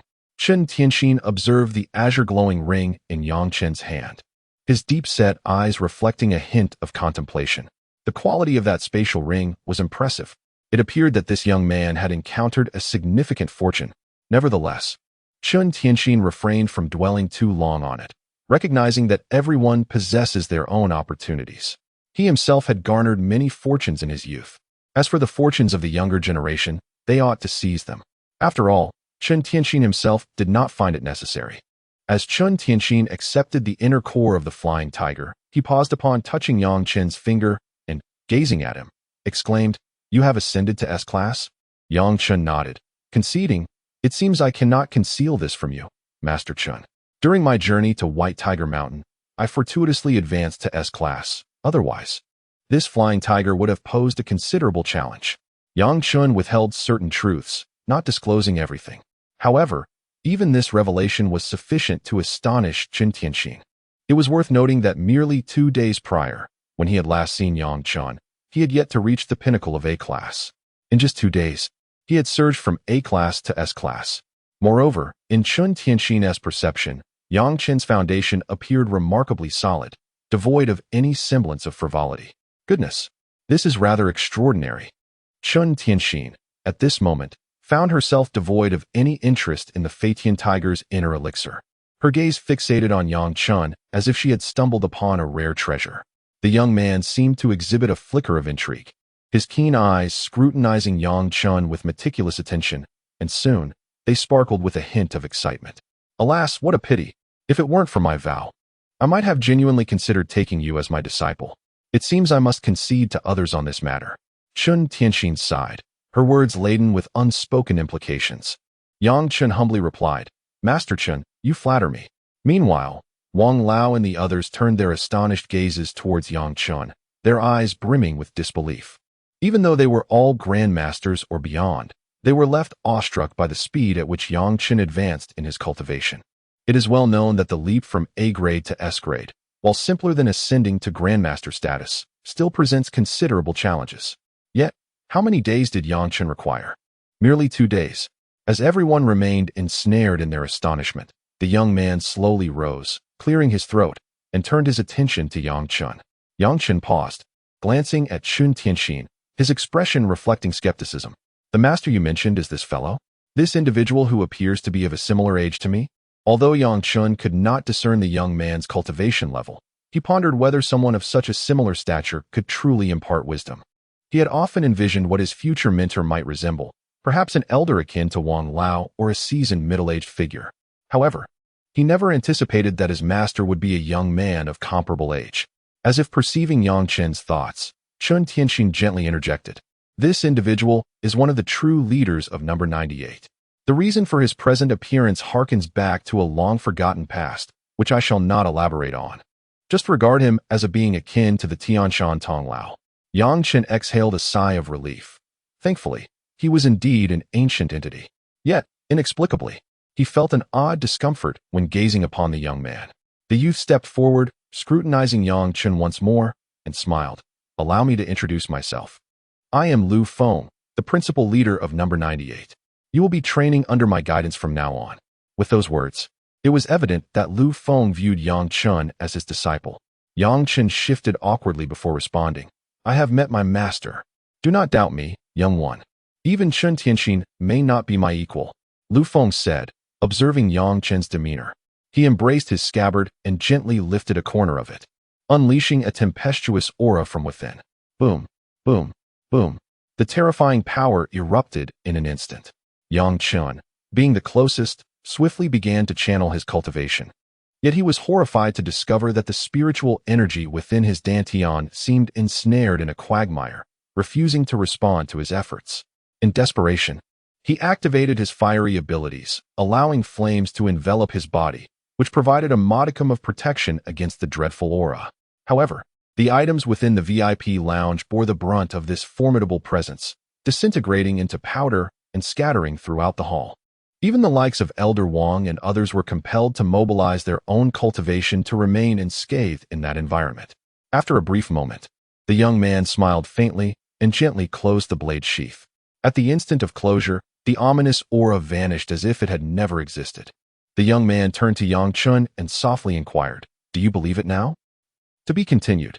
Chapter 37, The Mayor's Son. Chapter 38, The Mayor's Son. Yang Chen nodded in astonishment, a flicker of trepidation showing in his gaze as he regarded Lu Feng. How formidable! With merely a slight movement, an aura emanated that even Yang Chen found insurmountable. It is crucial to note that Yang Chen was no longer a novice in the realm of abilities. Yet, despite this, when the knife sheath was lifted ever so slightly, he found himself unable to withstand the pressure. What level of existence was this person before him? Yang Chen's perception of Lu Feng soared to new heights. Having witnessed his master, Yang Chen bowed respectfully to Lu Feng and spoke earnestly.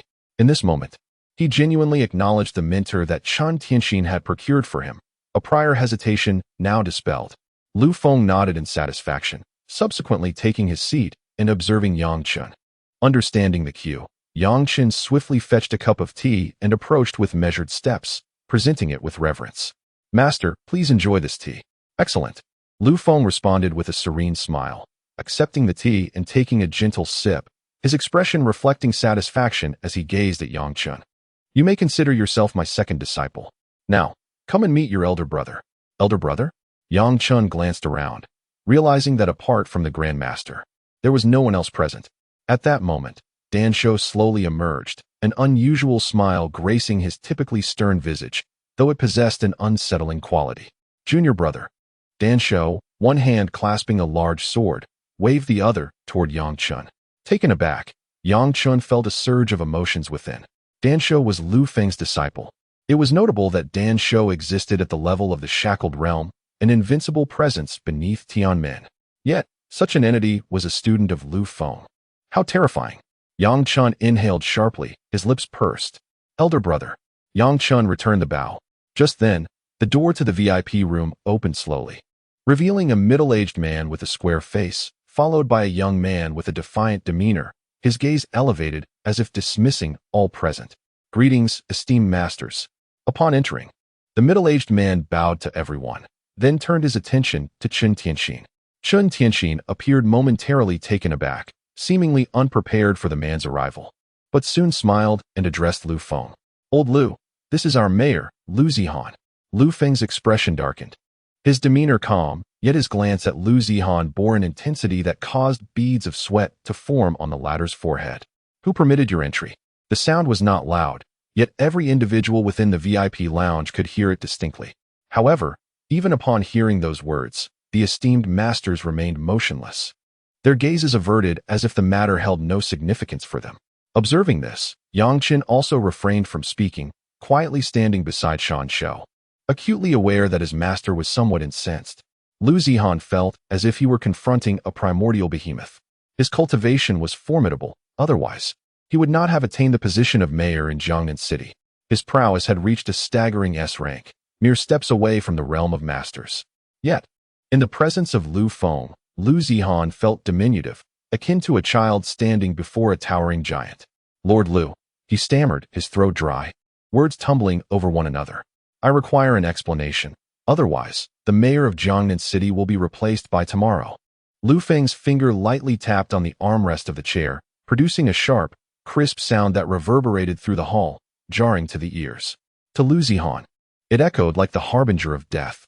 "I have come here to request that Lord Lu meet my son," he hastily added, lowering his head, fearful that he might be struck down before he could finish speaking. His son was considered a prodigy within the Jiangnan region, having achieved B-rank status before the age of 20.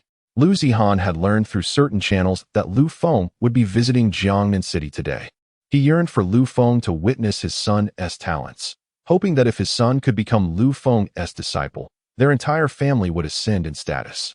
Perhaps he might even gain small favors, potentially allowing himself to breach the realm of masters. Alas, while his dreams were grand, he overlooked the fact that he possessed no standing to approach Lu Feng.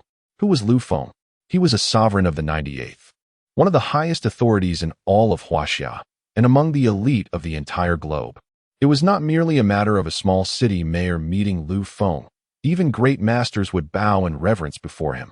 Lu Zihan's audacity in approaching Lu Feng was already an affront to the latter. Behind Lu Zihan, a young man observed his father's demeanor, gritting his teeth as he stepped forward. "Minister Lu, my father is, after all, the mayor of Jiangnan City. Why must you be so aggressive?" Silence.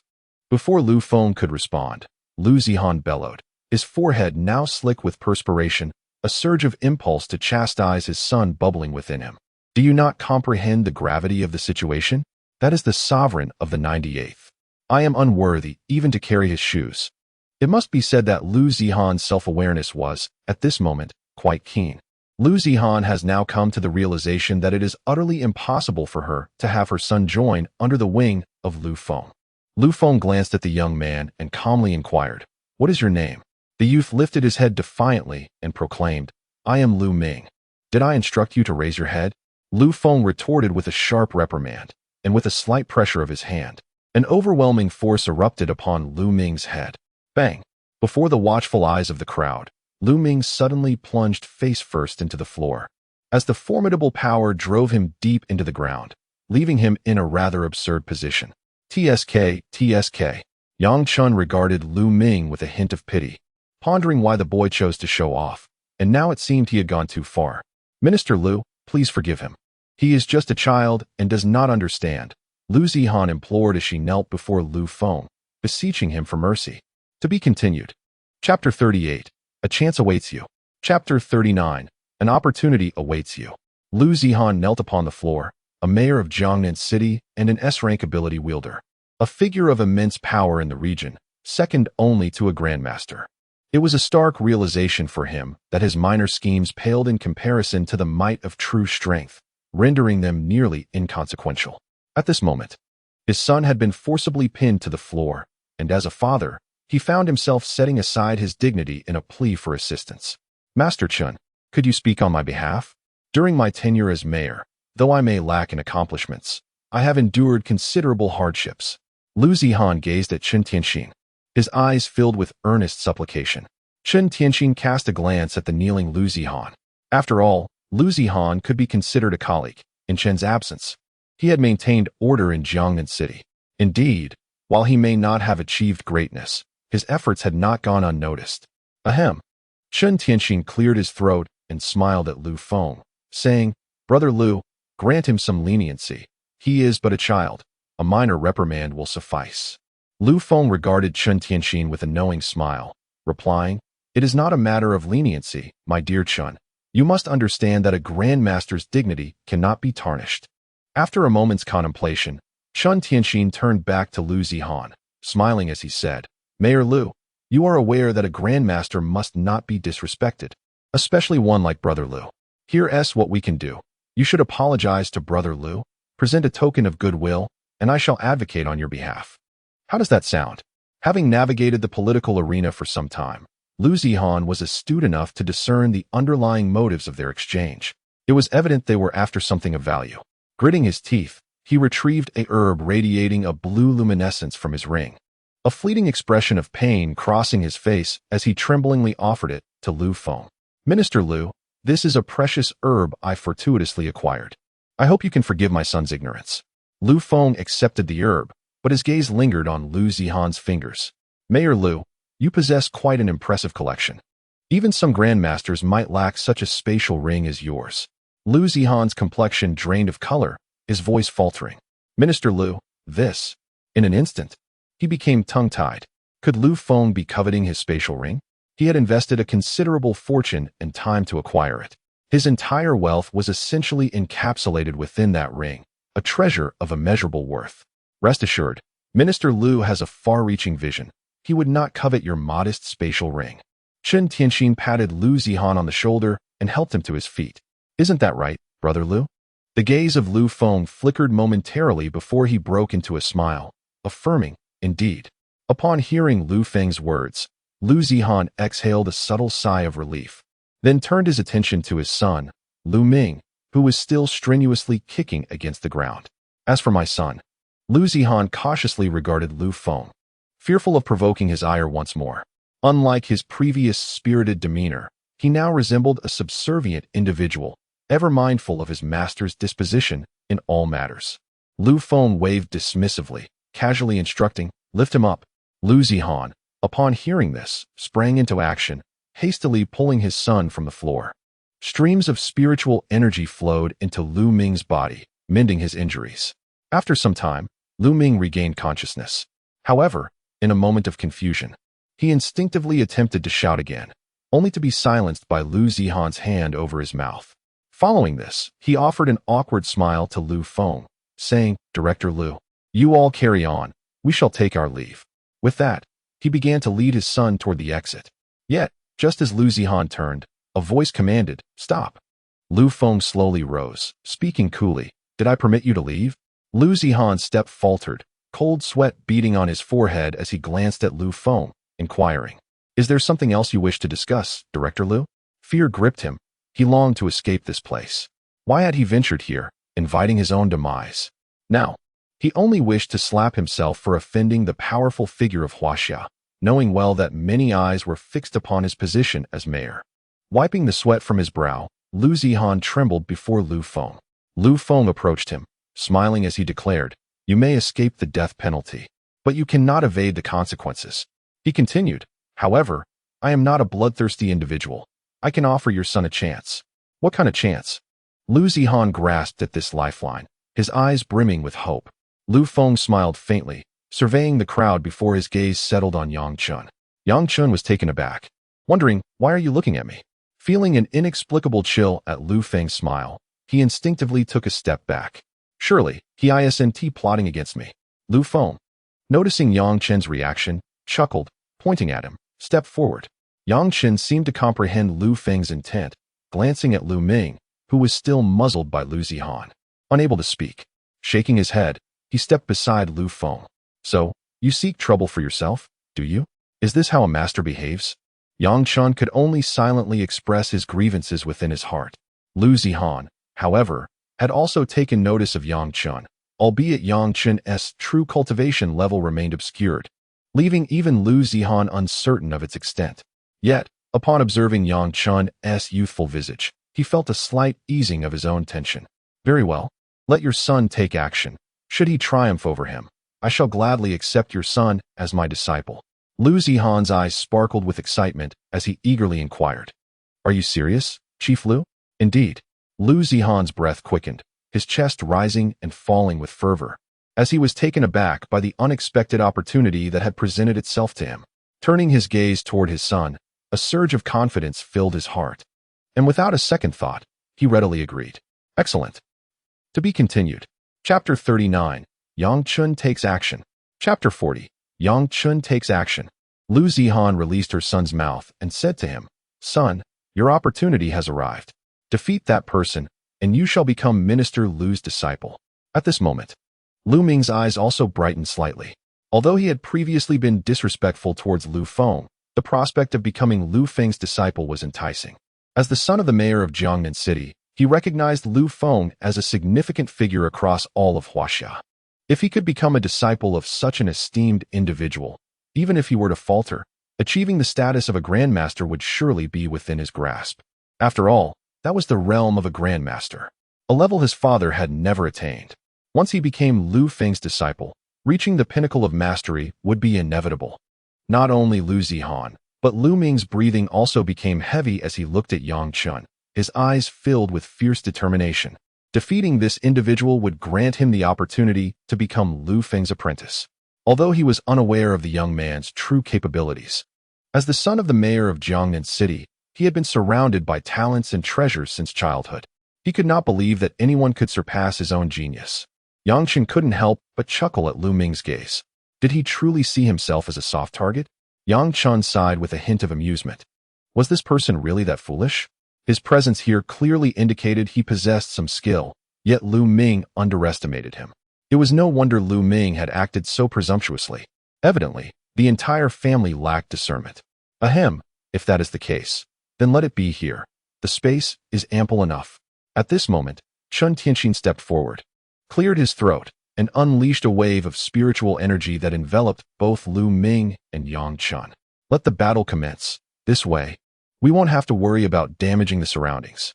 Chun Tianxin observed the two with a glint of amusement in his eyes, slightly narrowing them as he remarked with a hint of mockery. The barrier encased the two, ensuring fairness for those outside. However, the very notion of Lu Ming and Yang Chun battling was inherently skewed. Chun Tianxin was not to be trusted. Yang Chun, however, remained unfazed. While Lu Ming had failed to perceive his true strength, he had discerned Lu Ming's prowess quite easily. Wasn't he merely a B-grade? Even when Yang Chun had just entered the ranks of extraordinary individuals, he could have easily triumphed. Thus, this confrontation was akin to a university student tackling an elementary school exam, effortless. Yet, Lu Ming held a different perspective.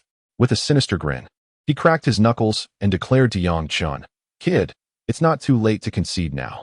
He was resolute in his determination to win this battle, not only to become Lu Feng's disciple, but also to evade Lu Feng's punishment. If he could triumph over this young man before him, his goal would be within reach.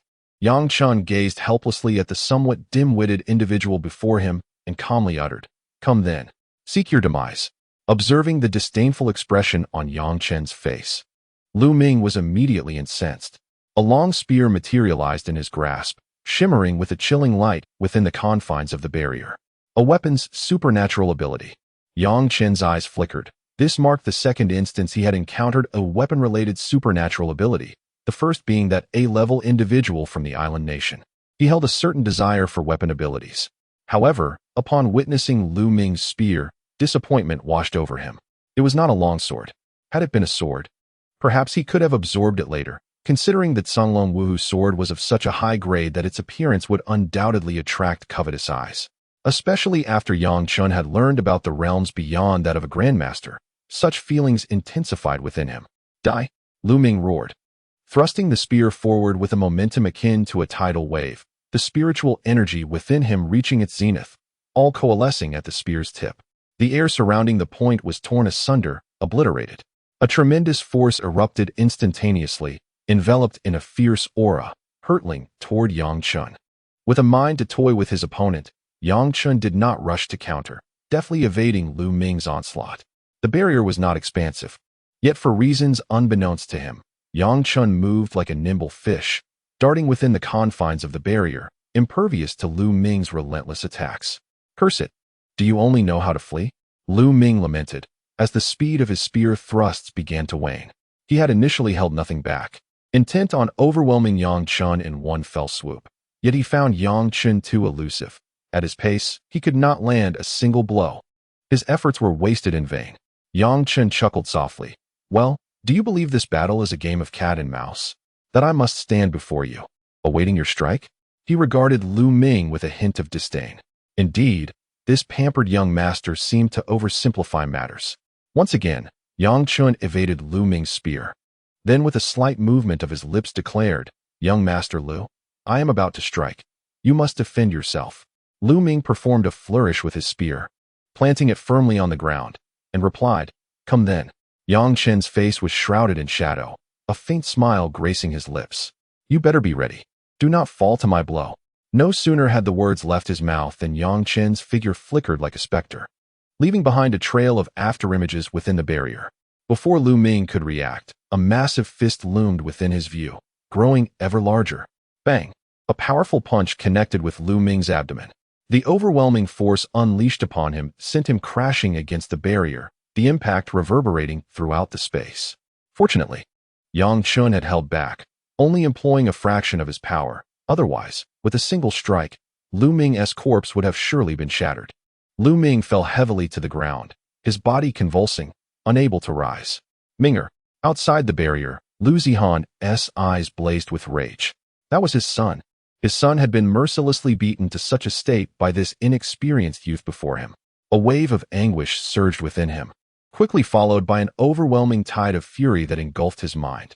In that moment, he had forgotten the presence of Lu Feng and Chen Tianxi nearby. His sole focus was on Yang Chen, the one who had inflicted such devastation upon his son. I will make you pay with your life. Lu Zihan's pupils turned crimson, veins bulging on his forehead, as a terrifying aura erupted from him in an instant. S-Class. To be continued. Chapter 40. The Enraged Lu Zihan. Chapter 41. The Wrath of Lu Zihan. Boom, boom, boom. Behind Lu Zihan, a colossal phantom of a python slowly emerged, its enormous triangular eyes glinting with a chilling light, and its forked tongue flickering menacingly. Beast-type ability. Yang Chen took note of Lu Zihan's transformation, and as he glanced over, he witnessed the eruption of her extraordinary powers. The beast-type ability is indeed rare among ability users, and its quality is exceptionally high. Lu Zihan, without a doubt, was an S-rank ability user of this type. You shall pay. A stream of white energy exhaled from Lu Zihan's nostrils. Coupled with the imposing python's phantom behind her, she appeared quite formidable. The surrounding Grandmasters turned their gazes toward Lu Feng, who merely shook his head slightly, refraining from intervening. It is essential to understand that even a seasoned S-rank ability user like Lu Zihan would seem like a mere child in the presence of a Grandmaster, should they desire. Lu Zihan would not even have time to utilize her powers before being subdued. Clearly, this group of Grandmasters chose not to act, or rather, Lu Feng forbade them from doing so. Lu Feng observed Yang Chen with keen interest. Though he had heard whispers of Yang Chen's prowess from Chen Tianxin, he was eager to witness firsthand the extent of Yang Chen's strength and talent, particularly regarding a certain individual. Lu Zihan, as an S-rank ability user, served as the ideal subject for this experiment. Lu Zihan was formidable, indeed. Among S-rank users, she was exceptionally strong, standing at the threshold of becoming a Grandmaster, which explained her rise amidst numerous S-rank powerhouses to become the mayor of Jiangnan City. It is worth noting that Jiangnan City is the very heart of the Jiangnan region, and attaining the position of mayor necessitates extraordinary competence and strength. Evidently, Lu Zihan possessed such capabilities. Her neck twisted ominously, and scales began to emerge densely across her body, transforming her into a creature reminiscent of a scaled beast. Subsequently, her entire form surged with explosive speed, hurtling a punch toward Yang Chen. Yang Chen's gaze sharpened. Lu Zihan's power was significant, even stronger than the S-rank flying tiger he had encountered before. He thought to himself, if I were still at A rank, I might have reason to be wary of you. But now, you are inconsequential. Irritation welled within Yang Chen. Facing a lesser foe only to be followed by a stronger one was a scenario he had always detested. Thus, he decided to hold nothing back. Boom, boom, boom. Flames erupted in a dazzling display, extreme heat enveloping Yang Chen's form. He resembled a titan of fire, with flames scorching the air around him, causing the surrounding space to warp slightly. Yang Chen unleashed a punch, aimed squarely at Lu Zihan's figure. However, Lu Zihan, being a seasoned powerhouse, found his combat instinct undiminished even amidst fury. His body contorted like a soft-bodied creature, skillfully evading Yang Chen's fist. He resembled a python, his arm darting forth like a slender vine, ensnaring Yang Chen's arm, extinguishing the flames that enveloped it. Yang Chen's body trembled as he beheld Lu Zihan's other arm hurtling towards him. Get away! Yang Chen's blood energy erupted instantaneously, unleashing a formidable force that sent Lu Zihan staggering several steps back before he regained his footing. Lu Zihan regarded Yang Chen with a hint of trepidation. To be repelled by him indicated that this individual was undoubtedly his equal in strength. Despite being consumed by rage, Lu Zihan retained a sliver of clarity, allowing him to assess his opponent's prowess with some accuracy. Yet, even so, Lu Zihan had no intention of holding back. As he stabilized himself, a surge of spiritual energy surged forth, and the ethereal image of a colossal python swiftly merged with Lu Zihan's being. Under Yang Chen's watchful gaze, Lu Zihan's form suddenly expanded, revealing a multitude of scales shimmering across his body. He was transforming into the embodiment of the serpent. This was the exclusive ability of animal-type psychics, possession. Such powers not only enhanced the physical capabilities of the host, but also enabled them to temporarily assume the form of a spirit beast, which inherently possessed far superior strength compared to humans of the same realm.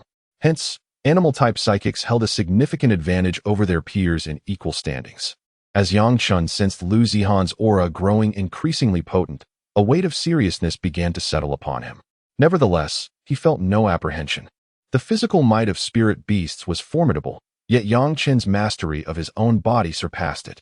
The notion that all beneath the rank of a master were mere ants was not a jest. It was a reality grounded in truth. Yang Chen's invincibility beneath the realm of master was not mere rhetoric. No matter how formidable Lu Zihan might be among S-rank psychics, he remained just that, an S-rank. While Yang Chen was a master of the physical form, Yang Chen's disdain for Lu Zihan had reached its zenith, and he resolved to cease holding back. His fiery abilities surged to their utmost, and the strength of his body began to churn with vigor. He had no intention of relying on the other psychics, for this arena also housed numerous formidable beings, Grandmasters and beyond. With so many eyes upon him, it was time to bring this farce to a close. Yang Chen smirked, his gaze suddenly igniting with a piercing brilliance that locked onto Lu Zihan. As Lu Zihan completed his possession, an overwhelming sense of fear began to spread within him. It was as if his serpentine powers trembled in the face of an insurmountable presence. How could this be? Suddenly, Lu Zihan lifted his gaze only to collide with Yang Chen's indifferent stare, causing his heart to tighten. In that instant, he witnessed Yang Chen's figure vanish from his sight. When he reappeared, it was as if he had materialized before Lu Zihan, flames engulfing his vision. Following this, Lu Zihan was overwhelmed by an intense pain radiating across his face, plunging his spirit into a state of chaos. With a thunderous crash, Lu Zihan's body arced through the air before crashing violently to the ground. To be continued. Chapter 42. The Demise of Lu Zihan. Chapter 40. The death of Lu Zihan. A resounding crash echoed throughout the hall, as the barrier previously set by Chen Tianxin was shattered by the two combatants. Oh no! It was indeed Yang Chen who had shattered it. Lu Feng's eyes flickered. This young man was impressive, having yet to unleash his full power. Lu Feng possessed keen insight, easily discerning that Yang Chen had held back. Meanwhile, Chen Tianxin gazed regretfully at the cracks on the floor, lamenting that it would cost him yet again. Yet, there was no mention of Lu Zihan. Lu Zihan, the mayor of Jiangnan City, held such a lofty position, yet in the eyes of the onlookers, he seemed less significant than the fractured floor. Frankly speaking, Lu Zihan's fate was rather unfortunate. Truly impressive, Brother Yang. Meng Yao smiled charmingly, her beautiful eyes sparkling with admiration. Even Shan Shou nodded in approval, clearly impressed by Yang Chen. This young man was somewhat extraordinary. Just days ago, he was weak, yet now he appeared on the brink of reaching master-level strength. Gu Aixing stared at Yang Chen as if he had encountered a ghost. At that moment, Lu Zihan, who had been struck down onto the floor by Yang Chen, struggled to rise. The humanity in his gaze was gradually diminishing. This was the inherent flaw of beastly powers. Prolonged possession could lead to a complete loss of humanity, transforming one into a bloodthirsty entity akin to a spiritual beast, half man, half beast.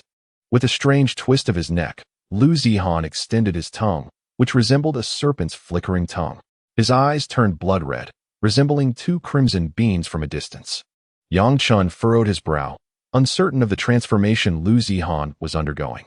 However, he could ascertain one thing. Lu Zihan's strength had indeed increased. Indeed, as humanity waned and was supplanted by bestial instincts, the host's power would gradually intensify.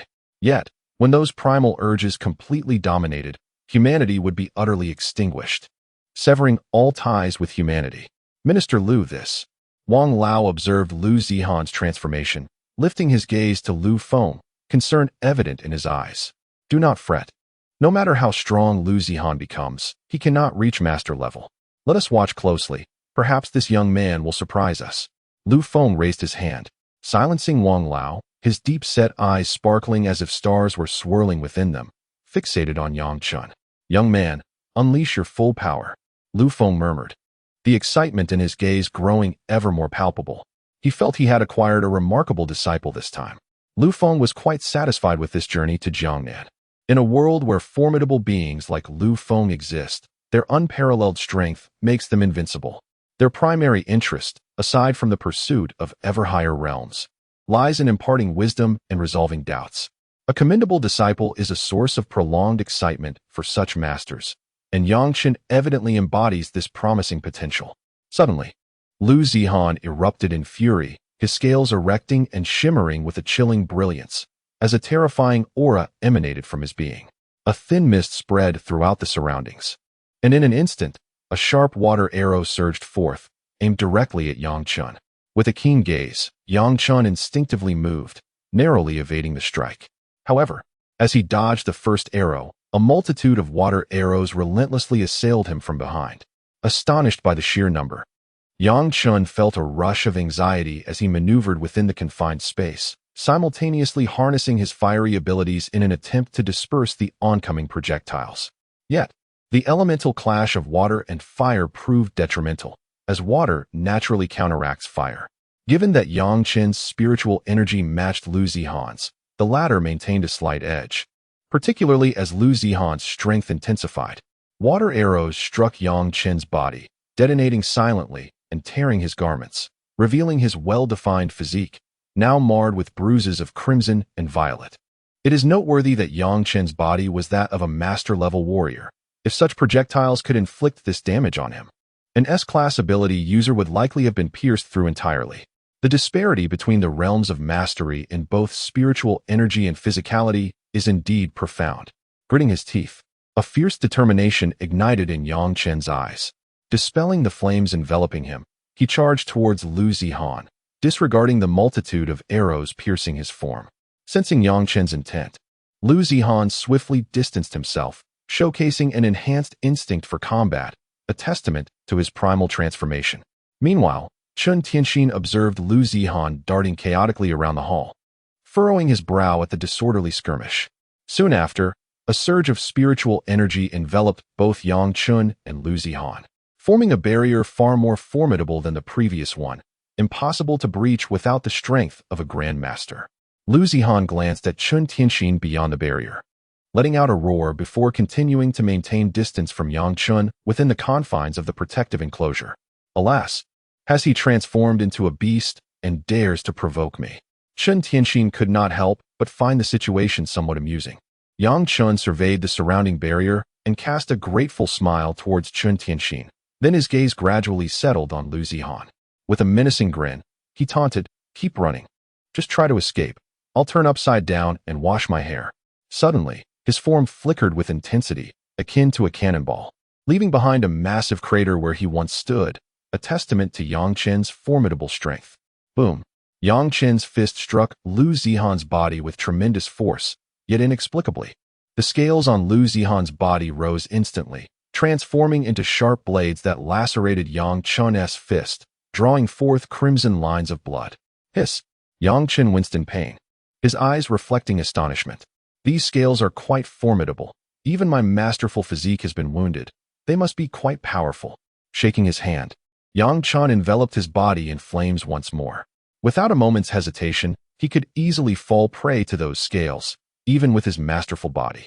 A peculiar smile danced upon Lu Zihan's lips, as if mocking Yang Chen, while the forked tongue flickered slightly, emanating a fierce aura.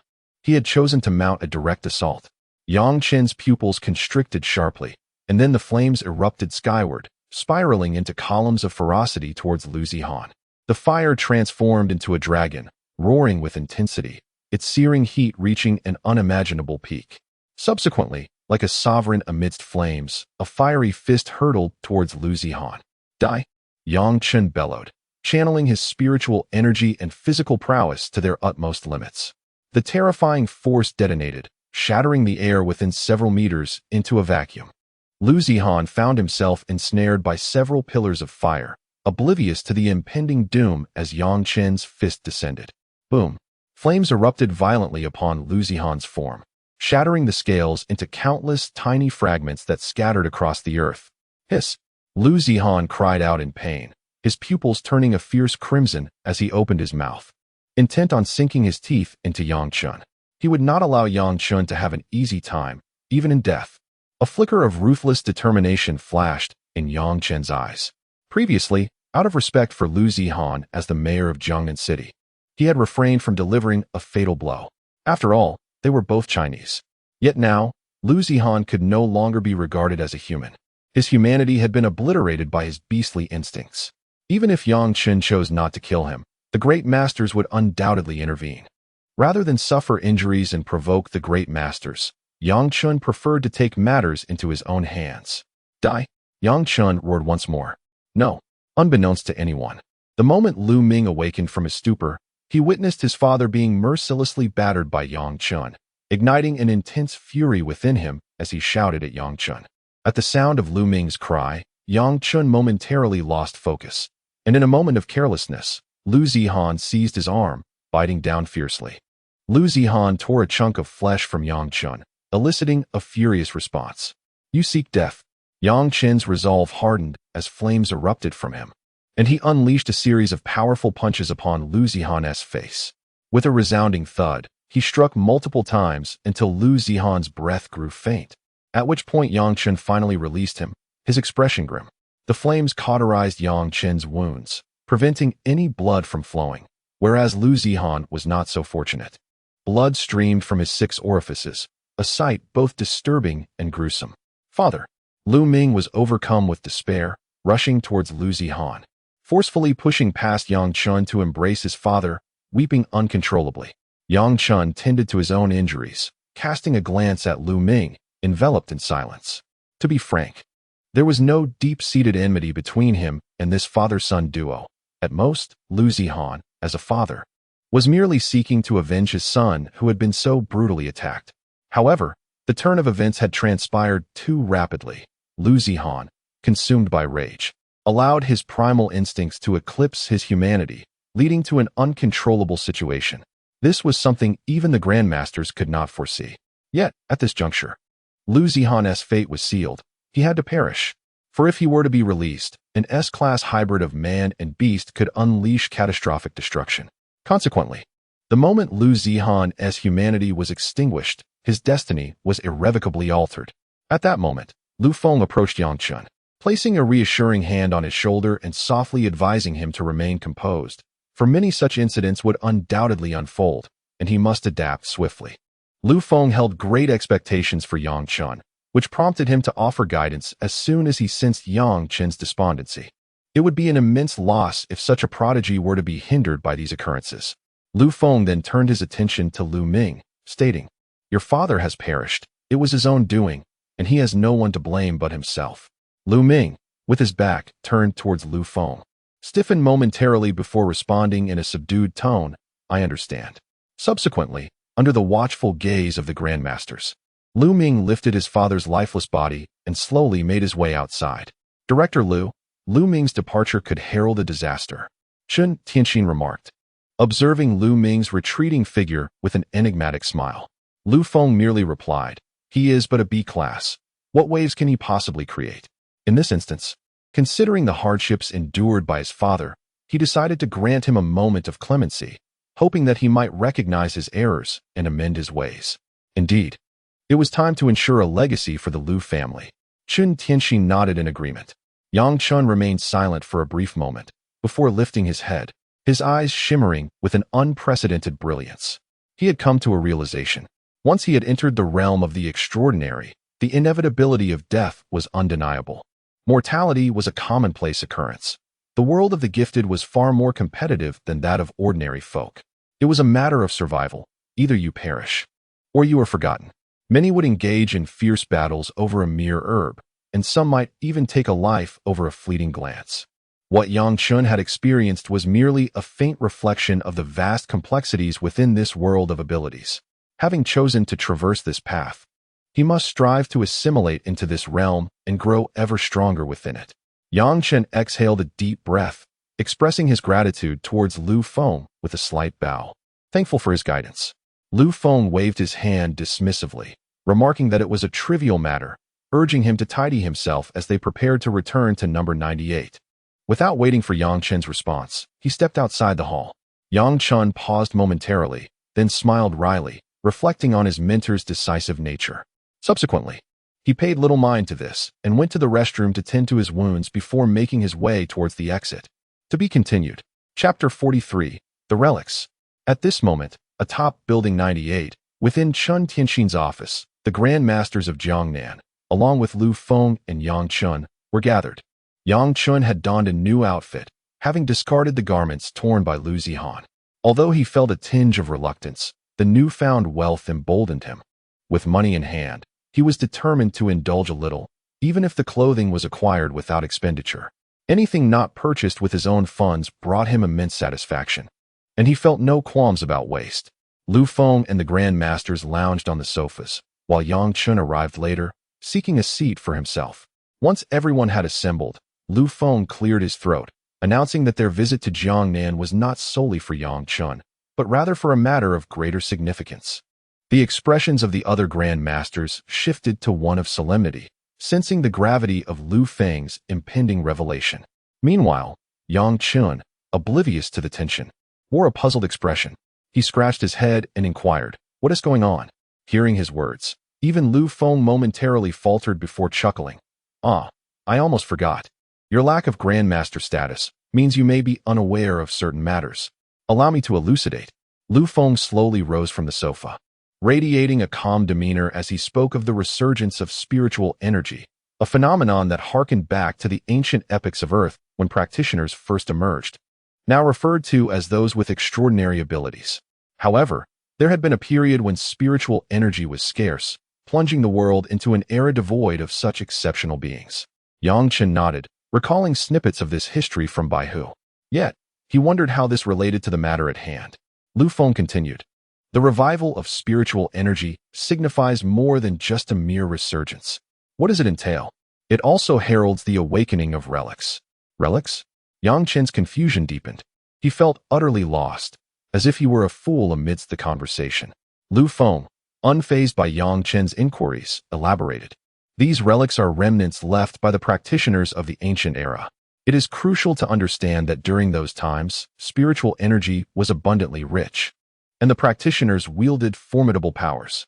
Even today's Grandmasters, when compared to those from the ancient epoch, would be considered merely of moderate capability." Yang Chen gasped in astonishment. He was acutely aware of the Grand Master's esteemed status in the current world. They stood at the pinnacle of the societal hierarchy.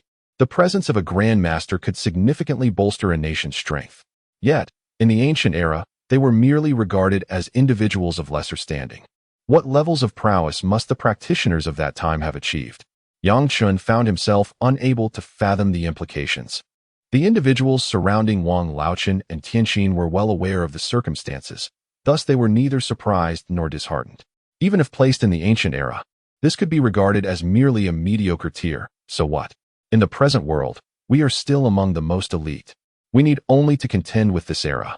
The ancient times are but an obsolete epoch. This is our time. One of my primary motives for visiting Jiangnan is the imminent emergence of a relic. Lu Feng remarked with a smile, as if such a relic were an everyday occurrence. At this moment, Yang Chun began to feel a flicker of interest. After all, it was an artifact left behind by the ancients. Surely, any ability user would find it exceedingly intriguing. However, what Yang Chen failed to notice was the solemn expressions of the Grandmasters, including Chen Tianxin, who had grown somewhat grave. Relics are not easily acquired. Yet, Yang Chen remained oblivious to all this. Lu Feng, observing the change in Yang Chen's demeanor, continued in a serious tone. Indeed, relics contain numerous treasures we presently lack, even possessing the potential to forge many strong individuals. However, I must caution you that peril also lurks within these relics. Even Grandmasters may face the risk of demise. Lu Feng's words struck like a wake-up call, extinguishing Yang Chen's earlier excitement. Are there dangers? It was at this moment that Yang Chen noticed the grave expressions of the Grandmasters around him, and his own countenance gradually turned somber.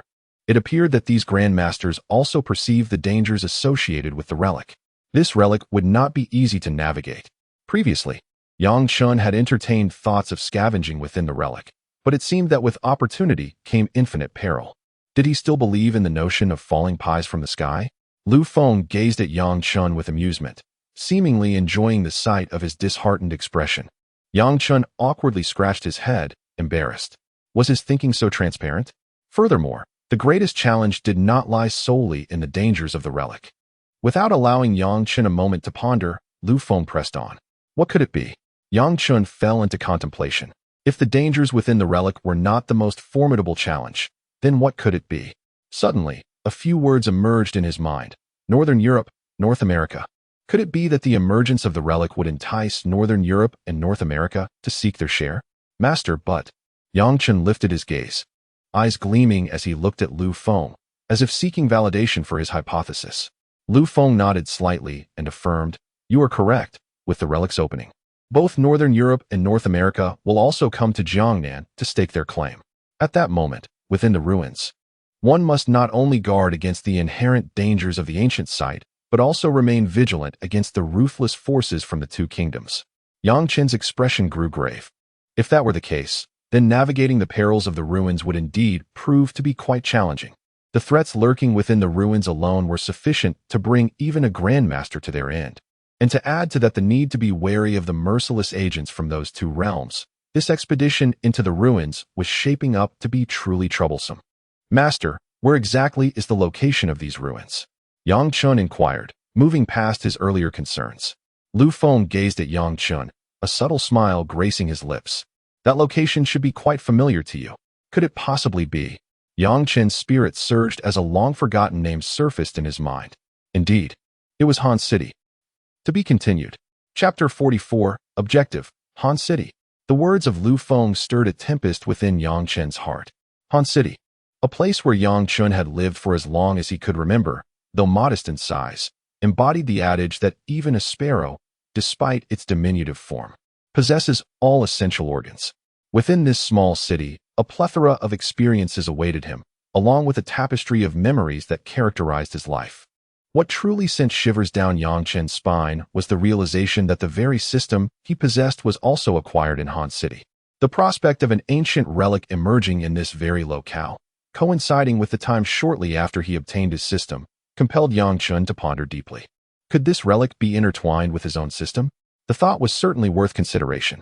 Moreover, Yang Chen harbored concerns. If this relic were indeed linked to his system, it would risk exposing its existence. His gaze flickered momentarily before he quelled his thoughts. Fortunately, Lu Feng was his mentor, even if the truth surfaced. It was unlikely anyone in the open realms of Huaxia would covet his secret, though the shadows could pose a different threat. Yang Chen was not the type to trust easily. Is something troubling you? The emergence of a relic in Han City, does it resonate with you? Lu Feng's gentle inquiry broke through Yang Chen's reverie.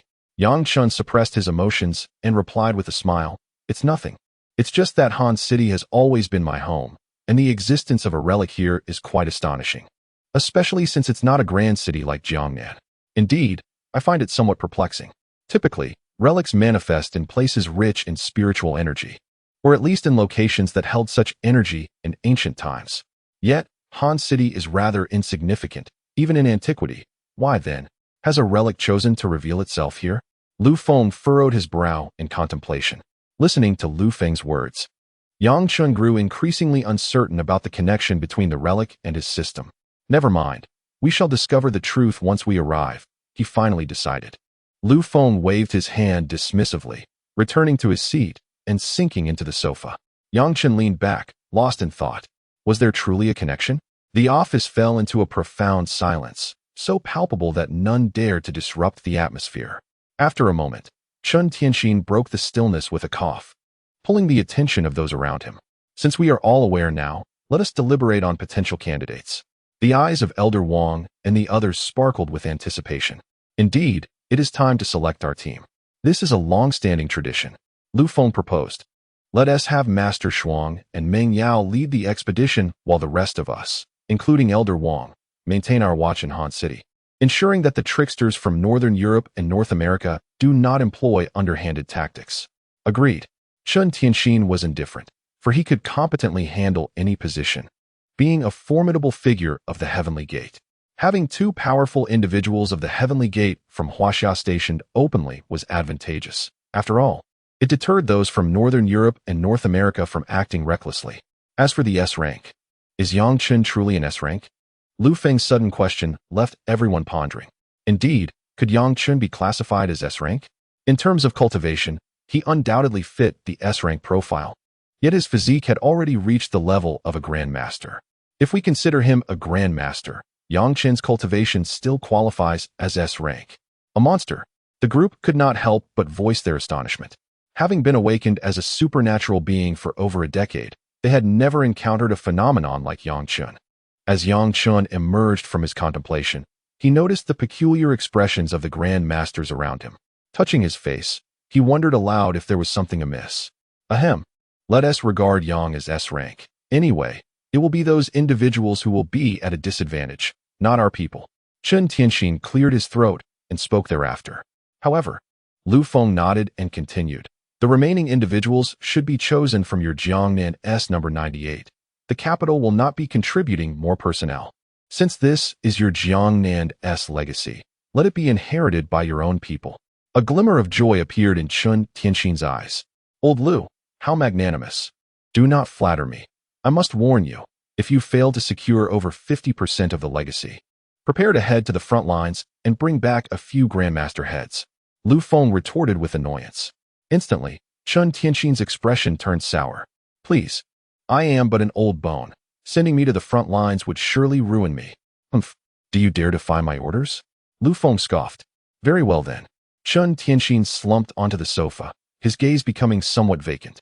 All right, everyone, prepare yourselves. I believe the legacy will awaken in the next couple of days. As soon as Lu Feng's words fell, several Grandmasters stood up in unison, exclaiming, yes. They then exited the office to assemble the personnel from number 98. Yang Chen followed closely behind Old Wang, as he was indeed among the S-rank individuals and wished to witness the unfolding events. Approximately half an hour later, in the lobby of number 98, several teams stood in orderly fashion. Each individual emanated a powerful aura, and the amalgamation of numerous supernatural beings created an oppressive atmosphere throughout the first floor. Among them, there were 10 S-rank strongholds. Yang Chen was also among them. The A-level psychics number around 20 to 30, while the B-level exceeds 100. Such a multitude of psychics vividly illustrates the profound foundation of the Jiangnan headquarters, number 98. In the small city of Han, where Yang Chen resides, these individuals remain virtually invisible, not to mention the S-level. Even the A-level is represented solely by the lone figure of Wild Wolf. Before the throng of psychics stand Dan Shou and Meng Yao. At this moment, Meng Yao has shed her flamboyance, transforming into a figure of remarkable composure, her expression grave as she gazes intently at the psychics from number 98. After glancing at the time, she gradually declares, "You are all aware of the situation. We now have 30 seconds to organize." A wave of commotion ensues. After 30 seconds, Meng Yao's voice resonates once more. Prepare to depart, destination, Han City. To be continued. Chapter 45, The Restless Wolf. Within the grand expanse of Headquarters 98 in Jiangnan, a throng of extraordinary individuals surged forth, their formidable presence erupting into the atmosphere. The ordinary onlookers, eyes brimming with bewilderment, marveled at the spectacle. While the existence of such gifted individuals was not entirely rare in Jiangnan, the sheer multitude of them gathering was indeed an uncommon occurrence, one that had not been witnessed in many years. What could have transpired to prompt such a gathering of powers? Surely, it could not be an assault from foreign nations against our great China. Speculation ran rampant among the crowd, who, agitated, pondered the significance of this unusual assembly of extraordinary beings. It seemed the evening news would be rife with stories. Undoubtedly, the advancements in technology have been remarkable. The internet has woven connections among all, allowing information to traverse swiftly. However, as Meng Yao and Shan Shou ascended into the air, the crowd fell into a hushed silence. Masters of their craft, both Meng Yao and Shan Shou hovered effortlessly, exuding an aura of immense strength. Meng Yao surveyed the gathering crowd and spoke, urging them not to panic, as this was merely a training exercise among the extraordinary talents of Headquarters 98. Rest assured, China stands invincible. The matters concerning the ruins were known solely to those of master-level strength. Even the S-rank and A-rank individuals remained oblivious. The ordinary populace could be informed even less. Upon hearing Meng Yao's reassurances, the crowd's fears dissipated, erupting into cheers of China is invincible. Meng Yao nodded gently, then exchanged a glance with Shan Shou before addressing the assembly of extraordinary individuals, commanding them to depart. Aye, they responded in unison. Subsequently, each began to unleash their powers, soaring towards the outskirts of the city. In truth, when one's abilities reached a certain zenith, even the speed of vehicles could scarcely rival their own. The more than a dozen S-rank powers, along with the scores of A-rank talents, chose to advance on foot, for their prowess far surpassed any vehicle's velocity. Only the over 100 B-rank individuals utilized the specialized transport designated for Headquarters 98. Observing this, Meng Yao and Shan Shou also sped towards Hanqing. The extraordinary beings were no longer children, and within the realm of China, none dared to challenge them. They could not continuously offer protection. Yang Chun trailed among the S-rank powers, racing ahead. With his S-rank abilities, he matched the pace of his peers, and some even found themselves outpaced by him. In truth, Yang Chun had already decelerated considerably. If he unleashed his wind abilities, his speed would multiply exponentially. However, he preferred to remain inconspicuous, choosing to stay among the main contingent. In the meantime, within the precincts of Division 98 in Seoul, a small hill beyond the city suddenly trembled. On the summit of that hill, a metallic gate gradually swung open, revealing the imposing figure of Wang Tung from the Wolf Ruins, accompanied by several influential figures from Division 98, all of whom were of B rank or higher. In Seoul, the Wolf was undoubtedly the preeminent figure. However, today, the expression on his face betrayed a hint of anxiety. After introducing Yang Chun to Chen Tianxin, he had returned to Seoul with Wang Tung. Yet, just yesterday, he had received alarming news. Lu Feng, the overall leader of Division 98, was en route to Seoul, accompanied by a host of Grandmasters, including Chen Tianxin. The revelation had nearly sent the Wolf into a panic. Why come to Seoul of all places? It was a desolate city, where even the strongest individuals barely reached a rank. While a rankers were indeed considered formidable among ability users, in Jiangnan City, they were merely commonplace. Across the entirety of Huaxia, they were abundant. Moreover, Seoul offered little of value, small in size and lacking in scenic beauty. Were they merely coming here for tea? The Wolf felt deeply vexed, yet with the notification received, he had no choice but to brace himself for the impending encounter. Otherwise, his position as leader would be in jeopardy. Master, why do you think they are coming here? Wang Tung inquired, standing beside the Wolf. The Wolf, equally perplexed, felt his agitation mounting. How should I know? I truly cannot fathom what these high-ranking individuals are contemplating. Not only the Wolf, but also the other distinguished figures present wore expressions of tension, some even breaking into a cold sweat. They were weaker than the Wolf, merely B-rank ability users. And for many of them, he was the most powerful being they had ever encountered. The prospect of Grandmasters descending upon them was indeed distressing. It's utterly exasperating. The Wolf sighed, gazing despondently at the distant horizon. Let them come. I shall simply act with prudence when the time comes. Beyond that, he harbored no other thoughts. If an S-rank powerhouse were to arrive, he could manage a few arrangements and would not feel overly intimidated. But the mere thought of facing someone of Lu Feng's caliber was daunting. One misstep could very well cost him his life. Time passed, and the sun gradually dipped below the horizon, casting a warm, orange glow upon the earth. The wolf and his companions had been standing there for quite some time, reluctant to move. Should they stir, it might be ill-fated when Lu Feng and his entourage arrived.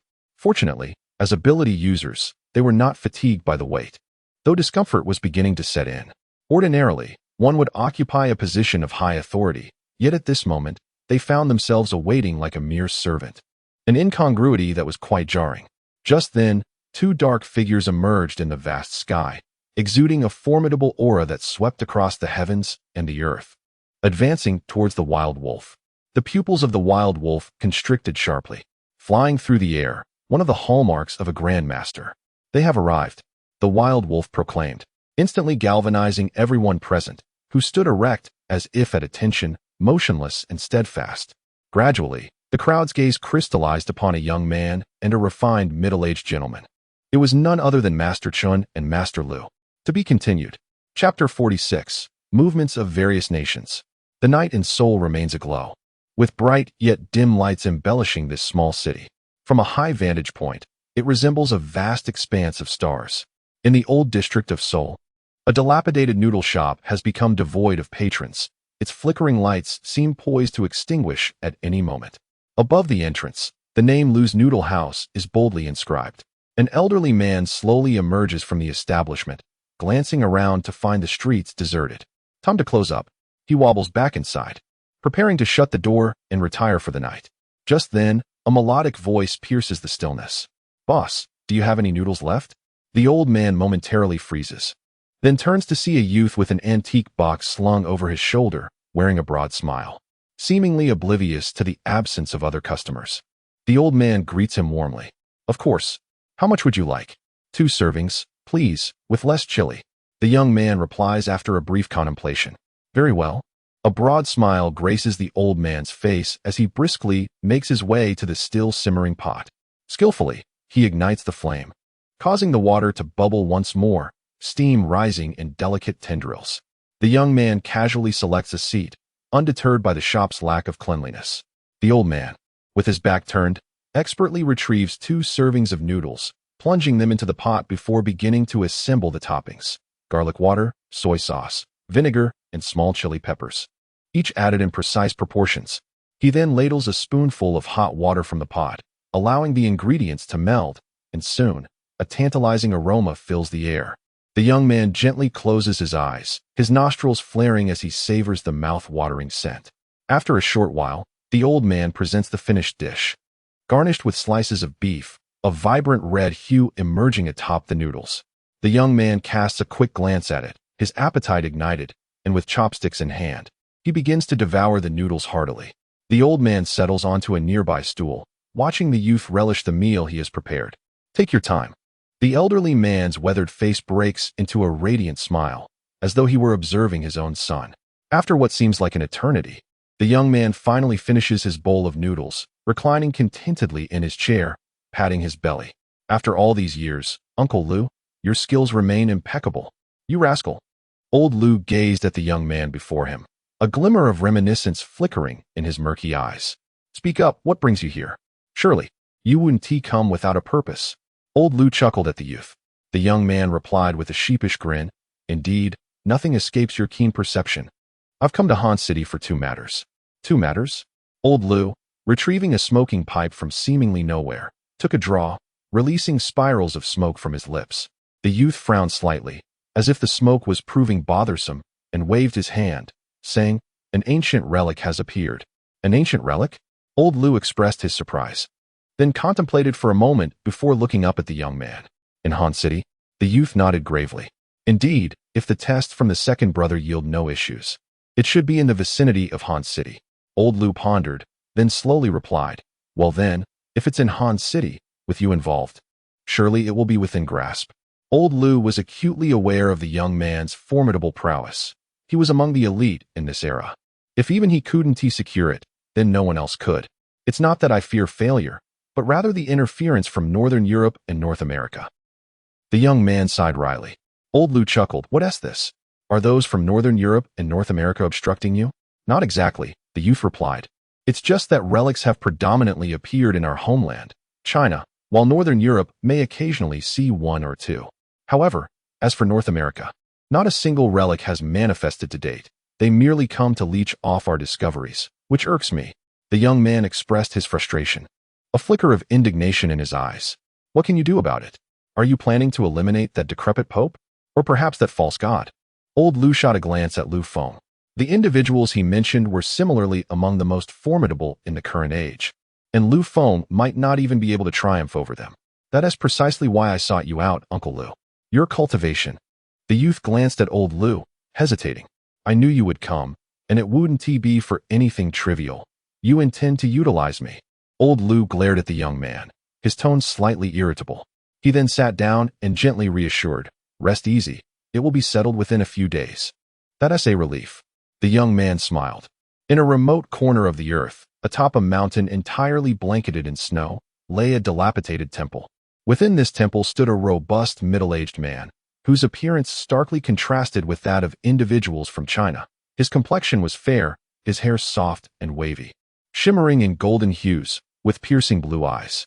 He bore a dense mane, high cheekbones that were not pronounced, a flat jaw, a narrow and elevated nose, and thin lips. His upper body was entirely bare. Before the middle-aged man lay a blue stone, glimmering with a faint radiance. His gaze was drawn to the azure gem, and he turned his attention toward it. Suddenly, the man shuddered, and then burst into laughter. Visitors. His voice resonated, and several figures materialized within the temple, concealed in shadows. Their faces obscured. The middle-aged man regarded them and declared, You must journey to Huaxiao. A relic has emerged. The individuals exchanged glances, displaying a hint of reluctance. Yet, under the scrutiny of the middle-aged man's gaze, they had no choice but to acquiesce. Indeed, meanwhile, on the other side of the earth, within a magnificent cathedral, a cardinal dressed in red perused the pages of a tome, sensing a flicker of awareness within him, abruptly lifting his gaze. A relic. To be continued. Chapter 47. The Ruins Unveiled. Beyond the city of Han, figures flickered like shadows, rushing toward the small hill outside the city. Among them was Yang Chen, whose form danced through the air, covering vast distances with remarkable speed. Some S-Class abilities users looked on in astonishment at Yang Chen. There are not many S-Class abilities users, and most are familiar with one another. Yet Yang Chen appeared as if he materialized from thin air among this elite group. Who is this young man? Achieving S-Class at such a tender age? One murmured. I have no idea. He was sent in by the Grandmaster, so he must possess S-Class strength. Is he truly that extraordinary? The S-Class abilities users debated amongst themselves. Yang Chen's ears perked up slightly as he caught wind of their discussions. But he paid them no mind, instead accelerating his pace and secretly unleashing his Gale ability. His speed surged dramatically. The S-Class abilities users, realizing they could not allow a junior to surpass them, hastened their own pace. Is this kid not exhausted? How can he move so swiftly? A powerful figure cursed under his breath. Yang Chen merely smirked, quickening his speed yet again. He had not yet approached his limits. His movements ignited the competitive spirit within the S-Class users, each one summoning their strength to match Yang Chen's pace. It is crucial to note that Yang Chen was not merely S-Class. He was a master in form. His speed was already comparable to that of a Grandmaster. And with the acceleration from his Gale ability, the S-Class users, unless they specialized in speed, stood no chance of keeping up with him. Frustration brewed among the abilities users as they glared at Yang Chen. As S-Class, there is no need for rivalry. Yet, the older abilities users maintained their composure. Though they were few, the majority were incensed by Yang Chen's audacious display. Youthful speed does not equate to true strength. It is power that matters. A middle-aged S-Class user couldn't restrain himself, unable to tolerate Yang Chen's arrogance, which offered no regard for their dignity. Do you even understand the value of humility? Yang Chen cast a fleeting glance at the middle-aged man, then redoubled his efforts. Catch up to me first, then we shall see. His voice resonated across the expansive terrain. He soared like a feather, seemingly weightless, further widening the gap between him and the S-Class users. If they could not even match his speed, how could they speak of strength? Were they not thinking clearly? Yang Chen scoffed at the actions of these S-Class users, surmising that their lengthy tenure in high positions had dulled their minds, clouded by indulgence. Arrogance. The middle-aged man's pupils flared with rage. a fierce expression emerging on his face as he launched a punch toward Yang Chen. Both wielded the power of flames. Yang Chen, sensing the commotion behind him, raised an eyebrow as flames erupted around him. He turned and retaliated with a punch of his own. Boom. Seeking death. A chill swept through Yang Chen's gaze as his masterful physique surged with power. The moment the middle-aged man made contact with Yang Chen's fist, he was met with a terrifying force that erupted from their collision. Crack! A sharp sound resonated as the middle-aged man's fist shattered upon impact. Clutching his injured hand, cold sweat beaded on his forehead, realizing that his fist had been obliterated by Yang Chen's strike. What transpired?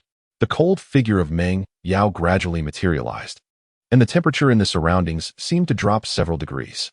Master Meng, it was this brat who provoked us. The middle-aged man scrambled to his feet, crying out to Meng Yao upon her arrival. Meng Yao regarded Yang Chen with curiosity, although these S-rank powerhouses were unaware of his strength. She knew well that he possessed the might of a Grandmaster. Such formidable power, and yet he felt the need to provoke them? Yang Chen shrugged and nonchalantly replied, "What do you think? Impudent. Is this how your elders taught you to be so disrespectful in the presence of Master Meng?" Before Meng Yao could respond, the middle-aged man interjected, exuding a sense of a villain preemptively accusing others. Meng Yao looked at him coldly, her amusement bubbling beneath the surface. Yang Chen's elder? Perhaps Lu Feng could be considered one. By lineage, Yang Chen and she were of the same generation. Thus, there was no need for excessive formality.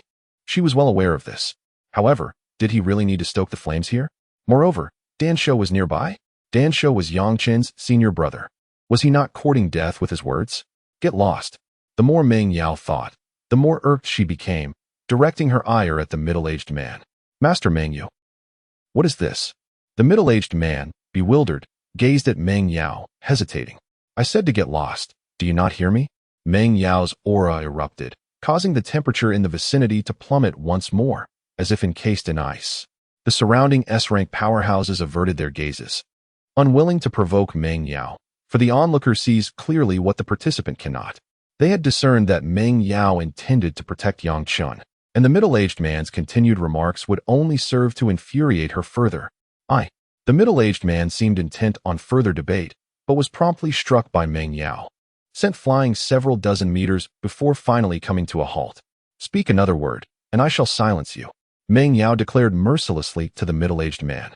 Yang Chen stood by, merely an observer, as if he were watching a performance, with only some snacks and drinks missing. Meng Yao turned her head to look at Yang Chen, expressing her helplessness. You could simply incapacitate them yourself. Why must I intervene? This group is rather inexperienced and somewhat restless.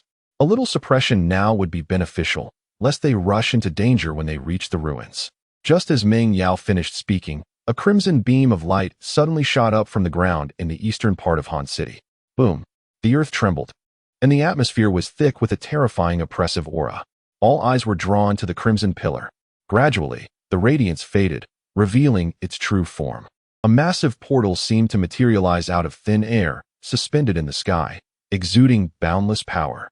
The expressions on Meng Yao and her companions grew solemn as they gazed at the portal.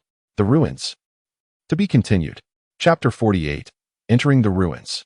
Meanwhile, high above the city of Han, two figures stood against the vast sky, their expressions growing increasingly grave. The crimson ruins. Chen Tianxin had shed his previous air of elegance, replaced now by an overwhelming sense of seriousness. Beside him, Lu Feng also bore a solemn countenance, yet within his gravity lay a thread of calm, as if he still held the situation within his grasp. The ruins were categorized into red, yellow, and green. It appeared that the one emerging now was the most perilous of them all, the red ruins. Lu Feng spoke softly, his eyes reflecting both joy and trepidation. The red ruins were the most dangerous among all known ruins, yet they also harbored the greatest opportunities. Since the awakening of spiritual energy, the red ruins had only manifested twice before. This marked the third occurrence. The previous instances had taken place once in the Kunlun Mountains of China and once in a temple in northern Europe. Each emergence heralded a storm of bloodshed, with many capable individuals perishing within those ruins.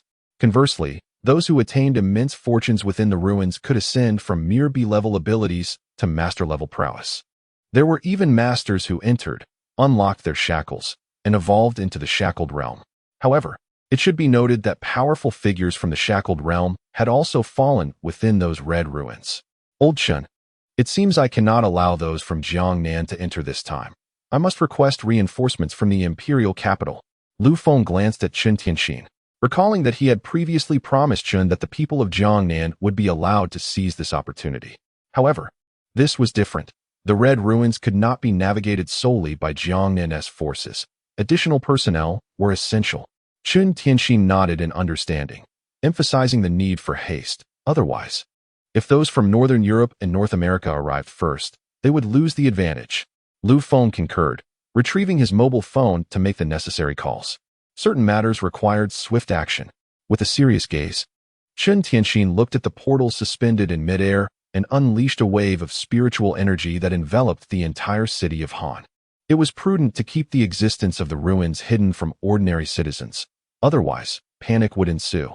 Meanwhile, on the side of Meng Yao and Yang Chun, the figure of Dan Shou gradually materialized, his previously stiff expression seeming to harden further upon witnessing the crimson beam of light. Do you see it? Meng Yao nodded in response. Yes, the red ruins. This could be troublesome. Yang Chun, puzzled, inquired further, prompting Meng Yao to explain the classification of the ruins to him. So, this time the ruins pose a significant danger?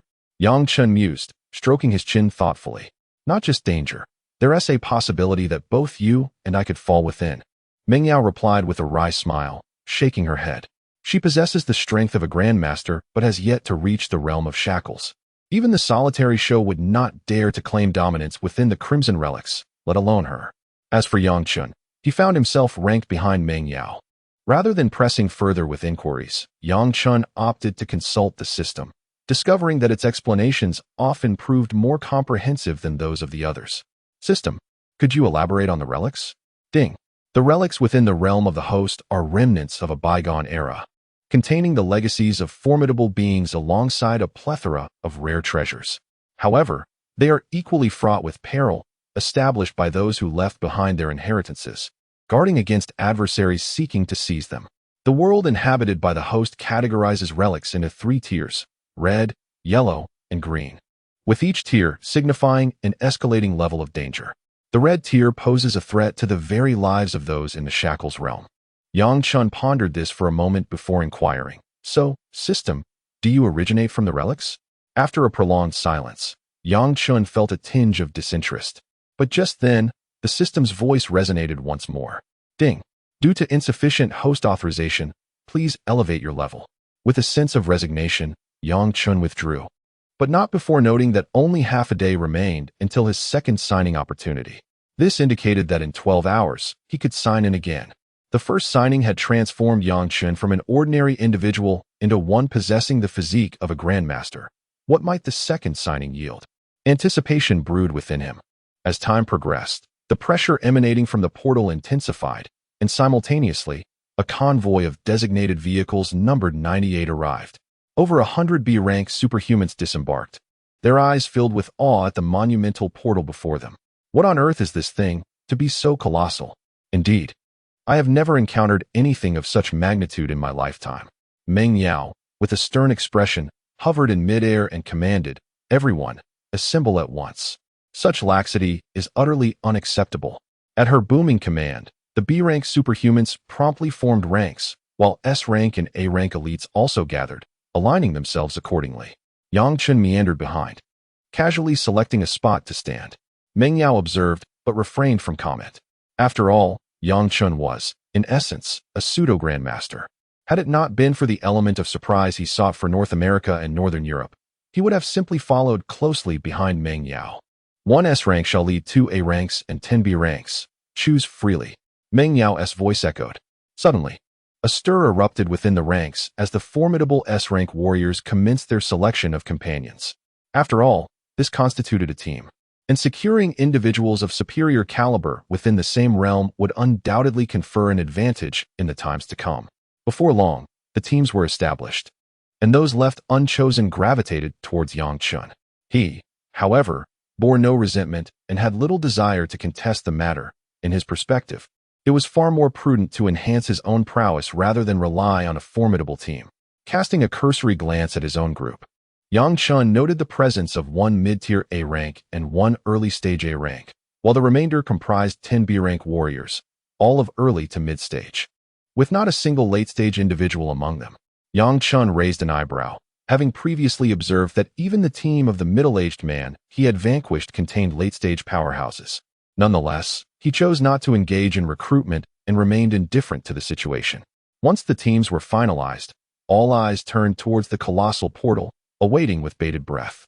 After an indeterminate passage of time, the portal, suspended in mid-air, suddenly trembled. A faint crimson glow began to emanate, and the once tightly sealed entrance revealed a slender crack.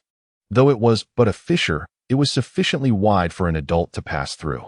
Meng Yao's gaze sharpened, and she bellowed, "Enter." With a surge of energy, the 98 superpowered individuals surged forth like a tidal wave towards the portal suspended above. To be continued, Chapter 49, Another Realm. The resounding echoes reverberated through the cosmos.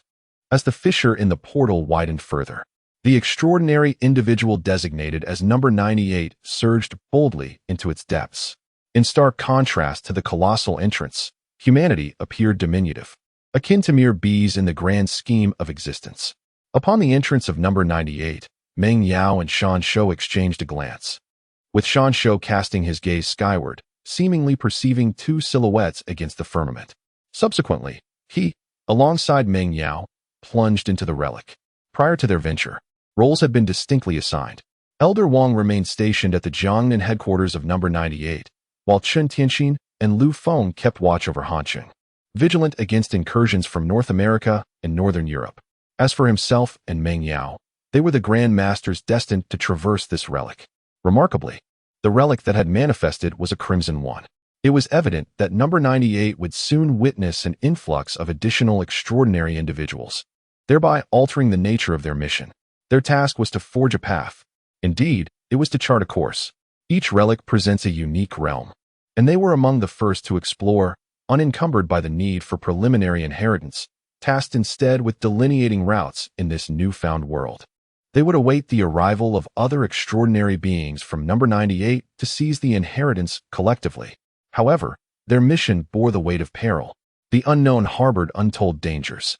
Often, it is the unknown that proves most formidable. As Meng Yao and Shan Shou stepped through the portal, Chen Tianxin observed Lu Feng, having completed his instructions, and jested, "I must say, both of your disciples have ventured in. Should anything befall them, who shall deliver your eulogy?" "Silence is golden," Lu Feng replied, his expression stoic. Chen Tianxin chuckled awkwardly, recognizing that further remarks might provoke Lu Feng's ire. Ignoring Chen Tianxin, Lu Feng turned his attention back to the portal, then faced Chen Tianxin once more, stating, "Do you not find the frequency of relic appearances in recent years somewhat alarming?" Chen Tianxin paused, contemplating, and soon realized the truth in Lu Feng's observation, falling into a contemplative silence. It seemed something was indeed amiss, yet the underlying cause eluded his grasp. Upon entering the portal, Yang Chen experienced a dizzying transformation of his surroundings, his mind becoming shrouded in confusion. When he regained consciousness, he found himself not within Hanqing, but in an entirely different locale, or rather, another realm altogether. Surveying his surroundings, he noted that aside from the two A-class individuals and one B-class who had accompanied him, he was utterly alone. The scenery around him had also undergone a dramatic metamorphosis. Yang Chen now found himself amidst a small hillock, surrounded by other hillocks of comparable stature. In this realm, the spiritual essence was still palpable, even more concentrated than that of the outside world. To his astonishment, his cultivation had indeed progressed. At that moment, a voice belonging to a B-rank Esper interrupted Yang Chen's reverie. A B-rank Esper erupted in joyous exclamations, his face alight with excitement. Yang Chen silently attuned himself to the surroundings and confirmed that the spiritual energy here was, astonishingly, 3 times greater than that of the outside world. This meant that 3 days of cultivation in this place would equate to the same duration in the external realm. Yang Chen inhaled deeply. What a splendid location. Everyone, adjust your positions and restore your peak states. Yang Chen instructed his teammates. Simultaneously, he seated himself, drawing in the spiritual energy of heaven and earth to calibrate his own condition.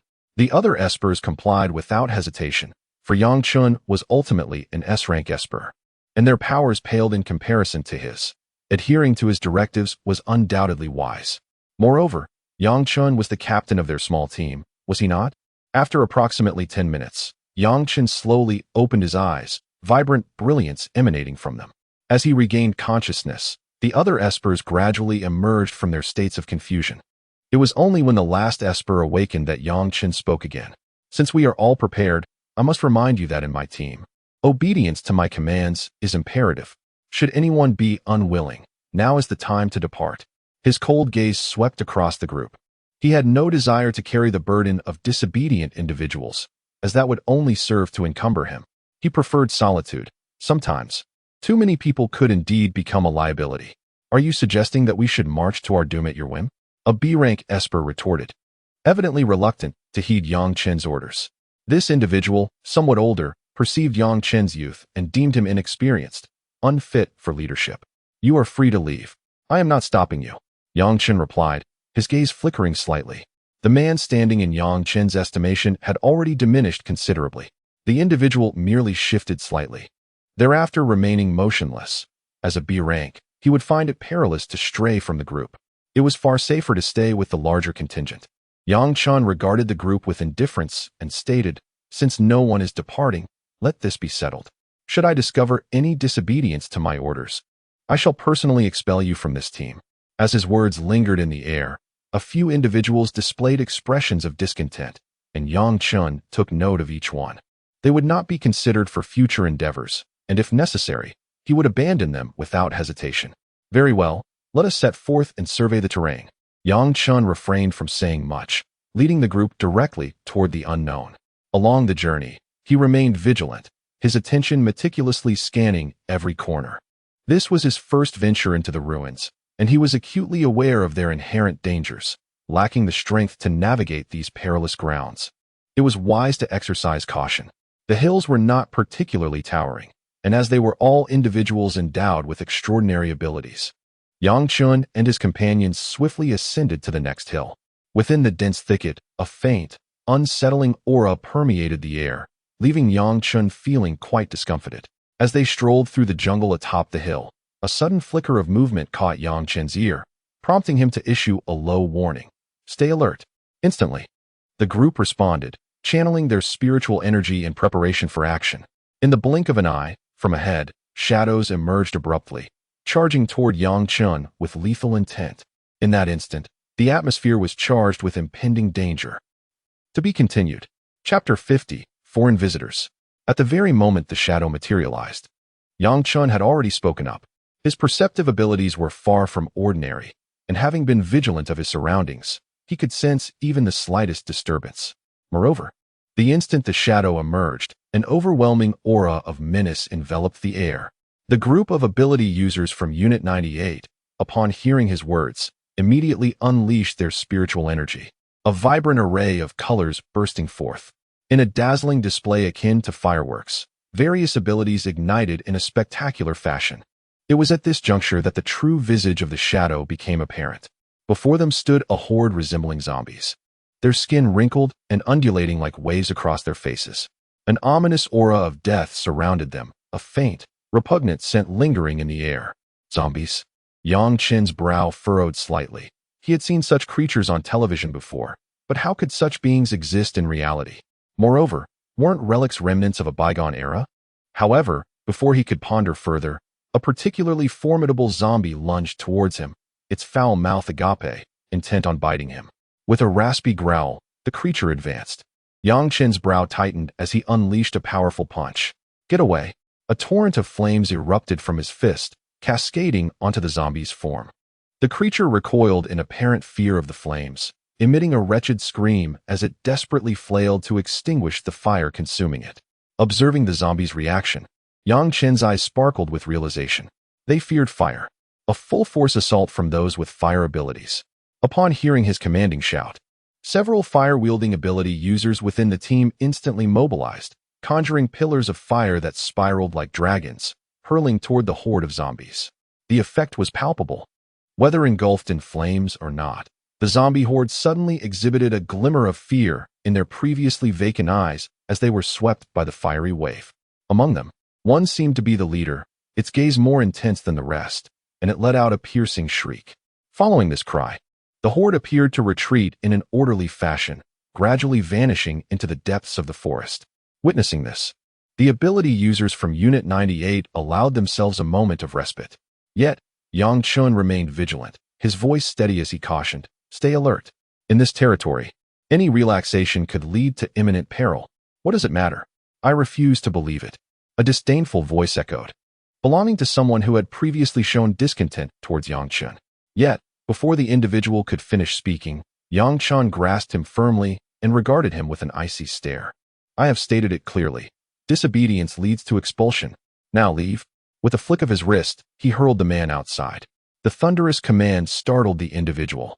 However, upon observing Yang Chen's youthful visage, he gritted his teeth in defiance and retorted, "Such tyranny is unbecoming of a captain. I shall take my leave." The man gradually rose, brushing off the dust from his clothes, resentment flickering in his eyes. He then turned and strode deeper into the forest. At that moment, an A-grade ability user leaned close to Yang Chen and whispered, "Captain, this may not be wise, considering he is one of the 98. Yang Chen cast a sidelong glance. Recalling the man's name, Zhang Shirlei, one of only 2 A-grade powerhouses in the team, the other being Kong Lingza. A hint of sympathy appeared in Zhang Shirlei's eyes. Yang Chen, however, did not reproach him. Instead, he coolly replied, "I do not require fools within my ranks." His explanation was brief, yet everyone comprehended the implication. Yang Chen sought a team that would adhere entirely to his commands, especially within this relic. The more individuals who chose to depart, the more pleased he would become. Fewer people meant fewer burdens, rendering his journey more effortless. Consider this, leading a throng of those weaker than oneself or merely a handful, undoubtedly. The latter is infinitely more manageable. Those present were astute enough to grasp Yang Chen's sentiments and willingly chose to remain by his side. For he was an S-grade powerhouse in their eyes, stronger than any of them. With no dissenters remaining, Yang Chen fixed his cold gaze upon the crowd and declared, "Let us proceed." "Yes," they responded in unison. Meanwhile, outside in Hansheng, Lu Feng and Chen Tianxin silently observed the colossal portal. They had encircled Hansheng with multiple barriers, shielding those within from the outside world, while entrusting the inner circumstances to the wild wolves. Such matters were not for them to handle personally. Uncertain of what transpired inside, Chen Tianxin mused, "Time waits for no one." Lu Feng maintained his tranquil demeanor, his gaze fixed upon the distant horizon. "It is coming." "What is coming?" Chen Tianxin remained perplexed, following Lu Feng's gaze, only to discover nothingness. "People from Northern Europe and North America," Lu Feng remarked coolly. Suddenly, a phantom of a 6-winged angel burst forth in the heavens above, radiating a gentle brilliance that illuminated the surroundings. Chen Tianxin's expression grew grave. "North America." In another instance, a burly elder appeared, wielding a colossal iron hammer, which he struck against the sky with tremendous force. In an instant, cataclysmic bolts of lightning cascaded down. The elder's eyes flickered with arcs of lightning, reminiscent of a god of thunder incarnate. Lu Feng's body gradually ascended, and the scabbard behind him opened instantaneously. Boom, boom, boom. In that fleeting moment, the world changed hues, as the clouds were violently torn apart by a terrifying blade aura, revealing a faint white streak in the sky, as if attempting to cleave the heavens and the earth asunder. Lu Feng coldly observed both sides and slowly spoke, "Esteemed guests, this is indeed Huaxia." To be continued. Chapter 1, A Swift Kill. Ladies and gentlemen, this is Huaxia? Lu Feng's voice resonated across the heavens. At that moment, Chen Tianxin gradually approached Lu Feng, a petal of peach blossom delicately held between her fingers, a smile gracing her lips. "Ladies and gentlemen, it would not be wise to flaunt one's power in Chen's presence." With that, she gently cast the petal into the air. A rustling commotion ensued as the peach blossom dispersed, revealing a sea of flowers, each petal emanating a palpable aura of menace. "Minister Lu, you jest. How could we dare to act recklessly on Huaxia's soil?" Gradually, the ethereal figure of the 6-winged angel faded, revealing a strikingly handsome middle-aged man with golden hair and blue eyes, a smile lingering on his lips. "No offense intended. The elder wielding a hammer spoke in a voice that echoed like thunder across the sky. Behave yourselves, or you shall not leave. Lu Feng slowly sheathed his blade, and in an instant, the pervasive aura of the sword vanished as if it had never existed. Then Lu Feng casually invited them. Please, proceed. The elder and the middle-aged man exchanged faint smiles, following the direction of Lu Feng's arm as they gracefully traversed the air. At this moment, within the ruins, Yang Chen led the remaining 11 individuals deeper into the hills. During their journey, Yang Chen faced several attacks, yet fortunately, the remaining members were obedient, and the one who proved troublesome had been eliminated. Thus, there were no casualties. After enduring these attacks, the strong within the group began to hold Yang Chen in high regard. Despite his youth, he exhibited remarkable judgment in times of crisis. So far, no one had suffered harm. Moreover, during these assaults, several formidable opponents of S rank were thwarted and even slain by Yang Chen, further enhancing his reputation. Currently, Yang Chen and his 12 companions advanced at a measured pace. In this unknown territory, where even those of the shackled realm faced peril, caution was paramount. While this area might not be deemed the core, it still harbored dangers. Reflecting on the previous assaults, one could note the presence of S-rank foes. Had Yang Chen not been in the team, they might have been completely decimated. After all, there was not a single peak A-rank powerhouse among them. The jungle was now left behind, and they had entered the mountains. Within these hills, the spiritual energy was even more potent than when Yang Chen first arrived. With droplets of energy visible, forming an ethereal spectacle. The droplets, rich in spiritual energy, ignited a fervent desire within Yang Chen and his companions, who yearned to commence their cultivation right there. However, a pressing concern loomed. The perilous nature of their surroundings, fraught with uncertainty, posed significant risks. Thus, they pressed onward. Yang Chen surveyed the area with a calm demeanor, noting its resemblance to the White Tiger Mountain he had previously inhabited, yet distinct in its own right. Within his perception, several formidable presences circled nearby, compelling an urgent need to vacate the premises. The group behind him nodded slightly, choosing to follow Yang Chen. Yet, at that moment, an unexpected upheaval transpired. The earth trembled violently, fissures sprawling across the ground like a spider's web. Yang Chen's body quivered as he shouted for everyone to disperse. But it was too late. No sooner had his voice echoed than a colossal black centipede surged forth from the earth. Its immense form swept across the area, striking down numerous B-rank ability users, who immediately spewed forth blood, grievously injured. Zhang Shilei and Kong Lingze, reacting with alacrity, evaded the centipede's onslaught and darted towards the wounded B-rank warriors, intent on rendering aid. Yang Chen's expression darkened as he beheld the black centipede, an S-rank creature, even more formidable than the flying tiger. The audacity to ambush him was tantamount to seeking death. Rage ignited within his eyes, flames surging forth as if he were a sovereign of fire, embodying the very essence of fury. Die! Yang Chen bellowed, unleashing a devastating punch that manifested the might of his masterful physique. A tremendous pressure enveloped the black centipede, eliciting a mournful wail as it sensed an insurmountable force. In an instant, Yang Chen's fist descended upon the creature with unrelenting ferocity. Boom! Flames erupted, swiftly engulfing the centipede in a conflagration. Yang Chen's gaze shifted slightly as arcs of lightning crackled from the creature's wounds, coursing through its entire form before erupting in a silent explosion. The centipede's minute pupils reflected an aura of death, crashing heavily to the ground as its vitality dissipated. An S-rank centipede had fallen. In the astonished eyes of the gathered B-rank ability users, Yang Chen had vanquished it in a heartbeat. A formidable figure swallowed hard, stuttering as he gazed upon the lifeless corpse of the fallen centipede. Those who had been struck by the creature were acutely aware of its ferocity. It had nearly claimed their lives with sheer physical might. Yet, such a terrifying entity had been vanquished in an instant by Yang Chen? How utterly chilling. At that moment, Zhang Shilei's pupils flickered, and he cast a knowing, half-smiling glance at the group of B-level powerhouses, remarking, "I am aware that some among you have harbored dissatisfaction with our captain for quite some time." He then cast a somewhat playful look at Kong Lingze. Kong Lingze furrowed his brow slightly, but remained silent, equally astonished by Yang Chen's prowess.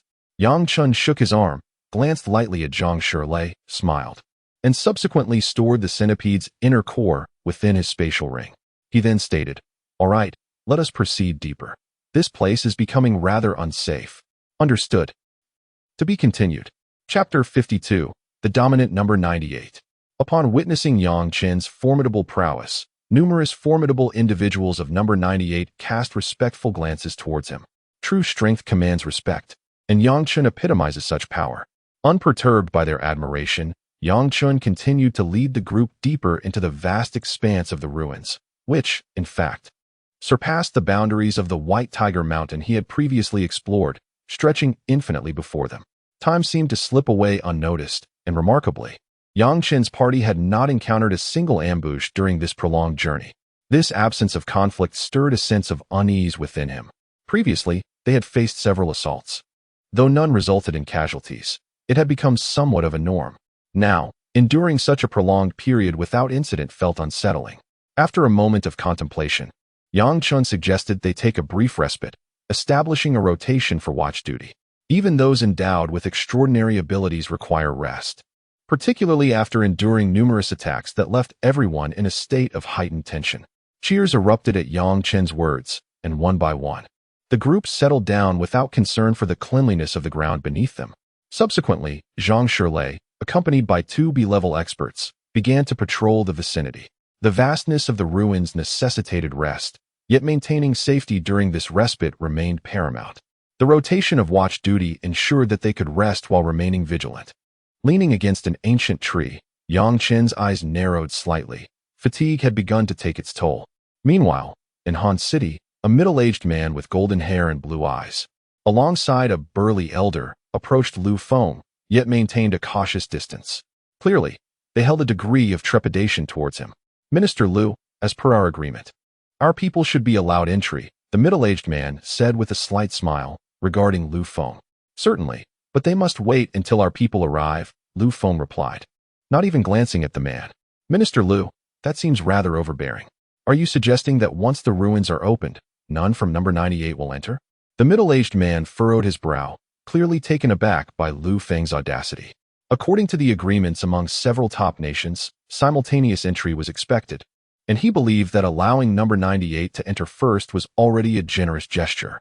Yet Lu Feng appeared to disregard this entirely. William, mind your tone. Not even the Pope would dare address me so, Lu Feng remarked coolly, casting a sidelong glance. You.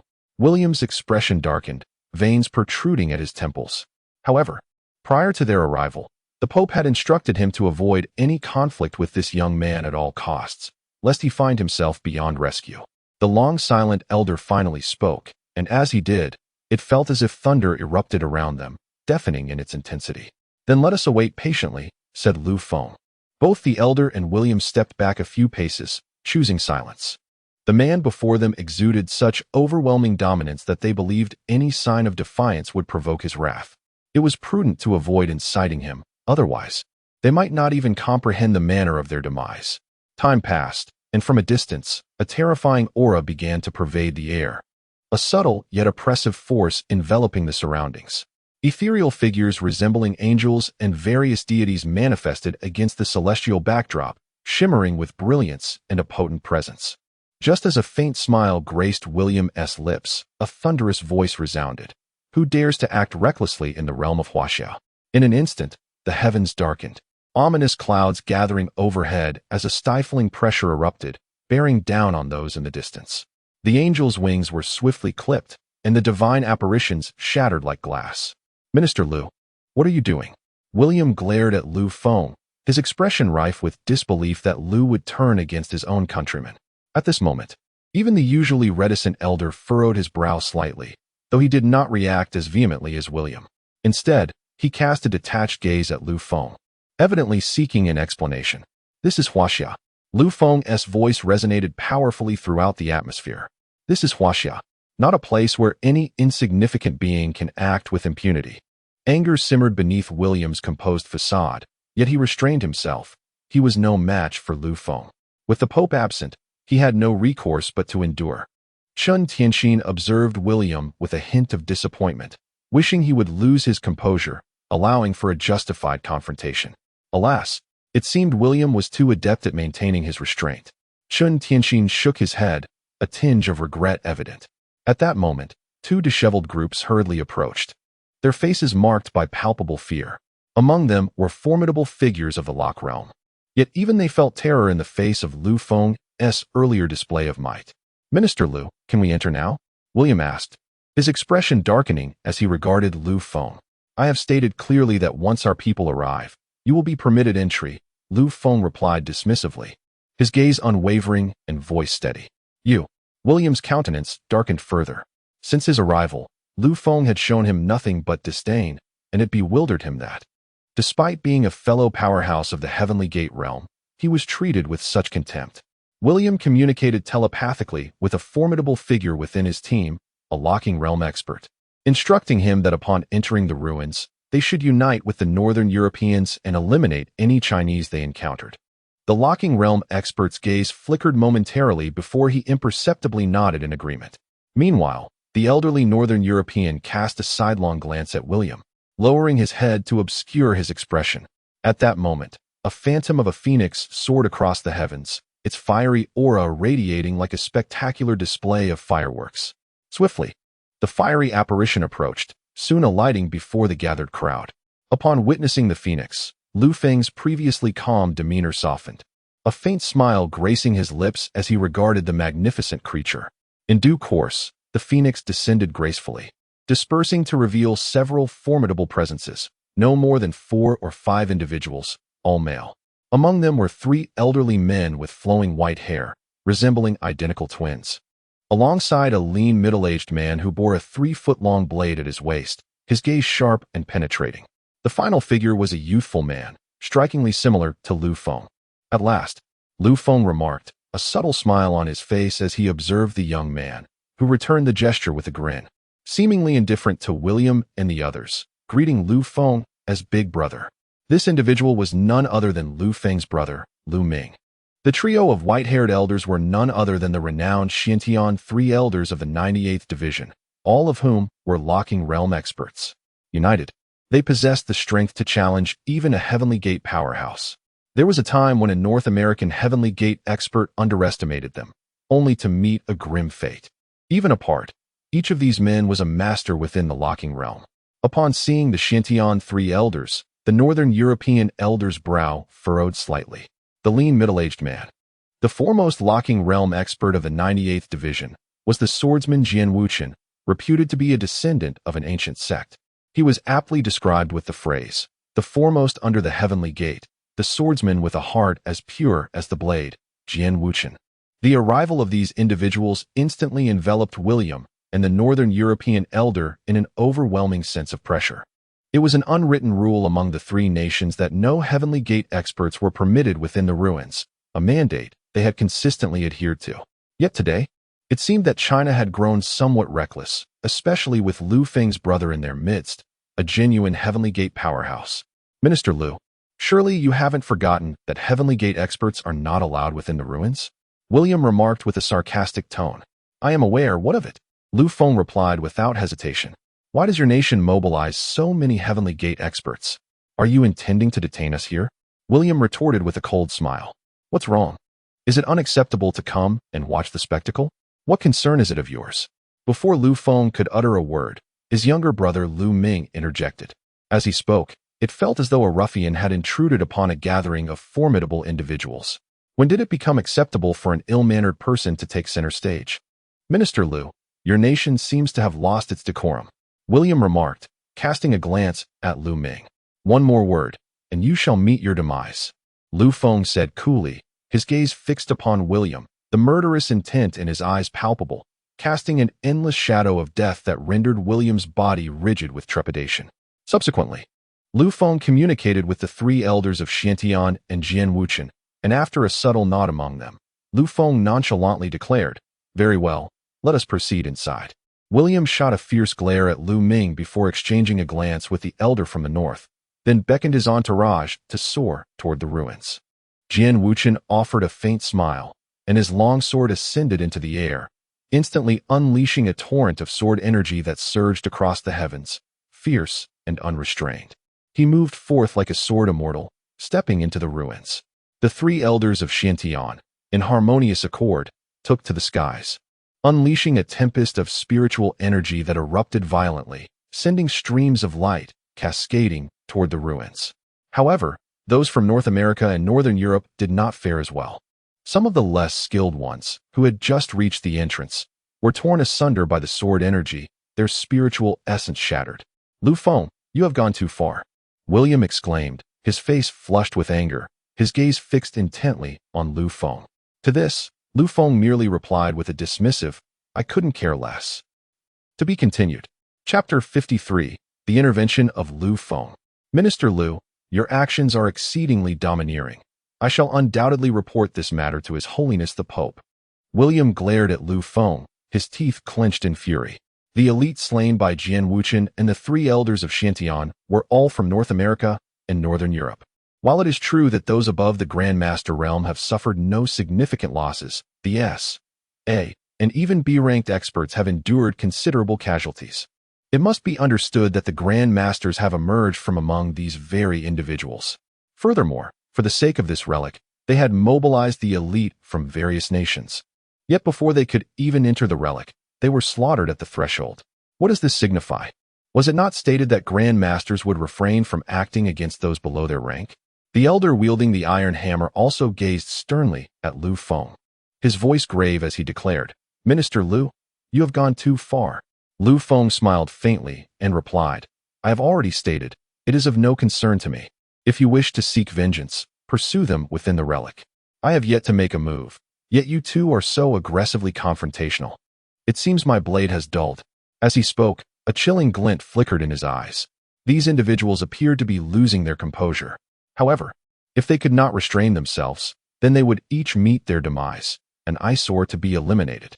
Lu Feng lightly licked his lips, a hint of murderous intent glimmering in his gaze as he surveyed his surroundings. "Hurry and make your move. I can barely contain myself." Observing the pensive elder, Lu Feng felt an urge to berate him. "For heaven's sake, why do you hesitate? If you do not act, how can I? You have already lost so many of your men, yet you remain unmoved? What a waste of my expressions." Lu Feng cast an irritable glance at the elder from Northern Europe. As William prepared to strike, any sign of discontent from the elder would undoubtedly provoke him into action. At that moment, he would have a clear justification to retaliate. Meanwhile, William's peripheral vision was fixed on the elder. He dared not provoke chaos within the realm of Huaxiao alone, but with the support of the Northern Europeans, the scenario would shift entirely. He was convinced that should North America and Northern Europe join forces, Lu Feng would not dare to act against him. The elder from Northern Europe scrutinized Lu Feng, seemingly attempting to detect any shift in his demeanor, yet he found that no matter how intently he observed, Lu Feng revealed not a scintilla of information. This left him in a quandary. "Minister Lu." After a brief pause, the elder finally spoke, and at that moment, the experts from North America and Northern Europe, including Jian Wuchen and the 3 elders of Xiantian, had entered the relic. "We hope for an explanation from you, Minister Lu." The elder had resolved himself, his eyes crackling with arcs of lightning. Tiny bolts danced upon the surface of his hammer, causing the surrounding space to distort ever so slightly. The trap had been set. At the corner of Lu Feng's eye, a glimmer of brilliance emerged. In that moment, William also smiled, looking at Lu Feng with a cold sneer. "Minister Lu, even if you are the foremost in Tianmen, you must ultimately provide an explanation to our 2 nations. Now, with the support of Northern Europe, I finally have the opportunity to vent my previous grievances. No matter how strong you are but a single individual. While we represent 2 of the world's leading nations, countries that stand on par with your China, do you still dare to confront us?" However, in the next moment, William sensed something amiss. "An explanation? You seek an explanation from me?" Lu Feng seemed liberated, grinning menacingly as he advanced step by step toward William. "Did that old pope of yours not inform you to show me some respect?" Boom. Lu Feng's foot struck the heavens, and waves of rippling energy instantly radiated through the space around him. The winds howled, and dark clouds gathered above, enveloping the atmosphere with a sense of oppression. "Minister Lu, please restrain yourself." An elder from Northern Europe interjected, as the hammer in his hand erupted with dazzling brilliance, the blue light exploding forth. An ethereal figure of the thunder god materialized, standing tall between heaven and earth. His pale hair billowed in the tempest, each movement accompanied by crackling arcs of lightning. "What? Do you intend to strike?" Lu Feng appeared calm, his gaze fixed on William and the Northern European elder. William summoned the ethereal image of a six-winged angel, engulfed in sacred flames that scorched everything in the vicinity. Minister Lu has misunderstood. We merely seek an explanation. William gestured with a gentlemanly demeanor, a radiant smile directed at Lu Feng. Lu Feng glanced at William and the elder, then turned to Lu Ming and Chen Tianxin, saying, "What if they don't take the bait?" He feigned an expression of distress. Lu Ming chuckled, "Just take action and be done with it. Why fear them? Cough, cough. We are all civilized individuals here. Besides, didn't those two provoke you? This is a perfect excuse." Chen Tianxin chimed in with a mischievous grin. Lu Feng's eyes suddenly sparkled with intensity as he glared at William and the Northern European elder, fuming, "You dare to provoke me? To kill?" The moment the final word left his lips, a ferocious aura erupted, and the scabbard behind Lu Feng sprang open. An ancient long sword slowly materialized, its cold gleam flickering along the blade. The surrounding space seemed to be cleaved in half by the sword's radiance, and an overwhelming pressure surged forth. Boom, boom, boom. A powerful blade aura surged through the realm. Chen Tianxin smiled faintly, tossing the peach blossom petals from her hand into Han City, instantly causing a profusion of peach blossoms to emerge, enveloping the entire city. Hee, watch out for the common folk below. She chuckled, standing aside and observing Lu Feng as if she were merely a spectator. Minister Lu, you have exceeded your limits. The Nordic elder wielding a hammer stepped forward, and in an instant, arcs of lightning surged around him, enveloping his form, making him resemble a god of thunder. There's no need to show him mercy. Let us strike together. William scoffed, and the six-winged angel behind him transformed into a radiant beam, surging toward William's body. Subsequently, six wings slowly manifested upon his back, shimmering with a pristine glow. White flames ignited within William, and a gentle aura radiated outward within a 1,000-meter radius, centered around him. What is this birdman attempting to portray as a deity? Lu Feng remarked coldly. As an ancient, large blades swiftly fell into his grasp, revealing a crescent-shaped blade beam that blossomed instantly. Enough! A thunderous roar erupted, akin to a thunderclap, filling William's ears with a deafening resonance. For a brief moment, he appeared momentarily stunned. Though William was a formidable force, a master of the Heavenly Gate realm, among the elite on Earth, even such a powerful individual was momentarily dazed by Lu Feng's shout. The Nordic elder's expression darkened as he swung the hammer toward the blade beam, while thunder crackled around him, forming a blue portal. The Heavenly Gate.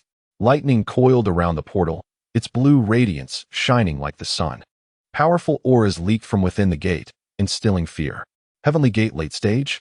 Lu Feng gazed at the elder's portal, a faint smile crossing his lips.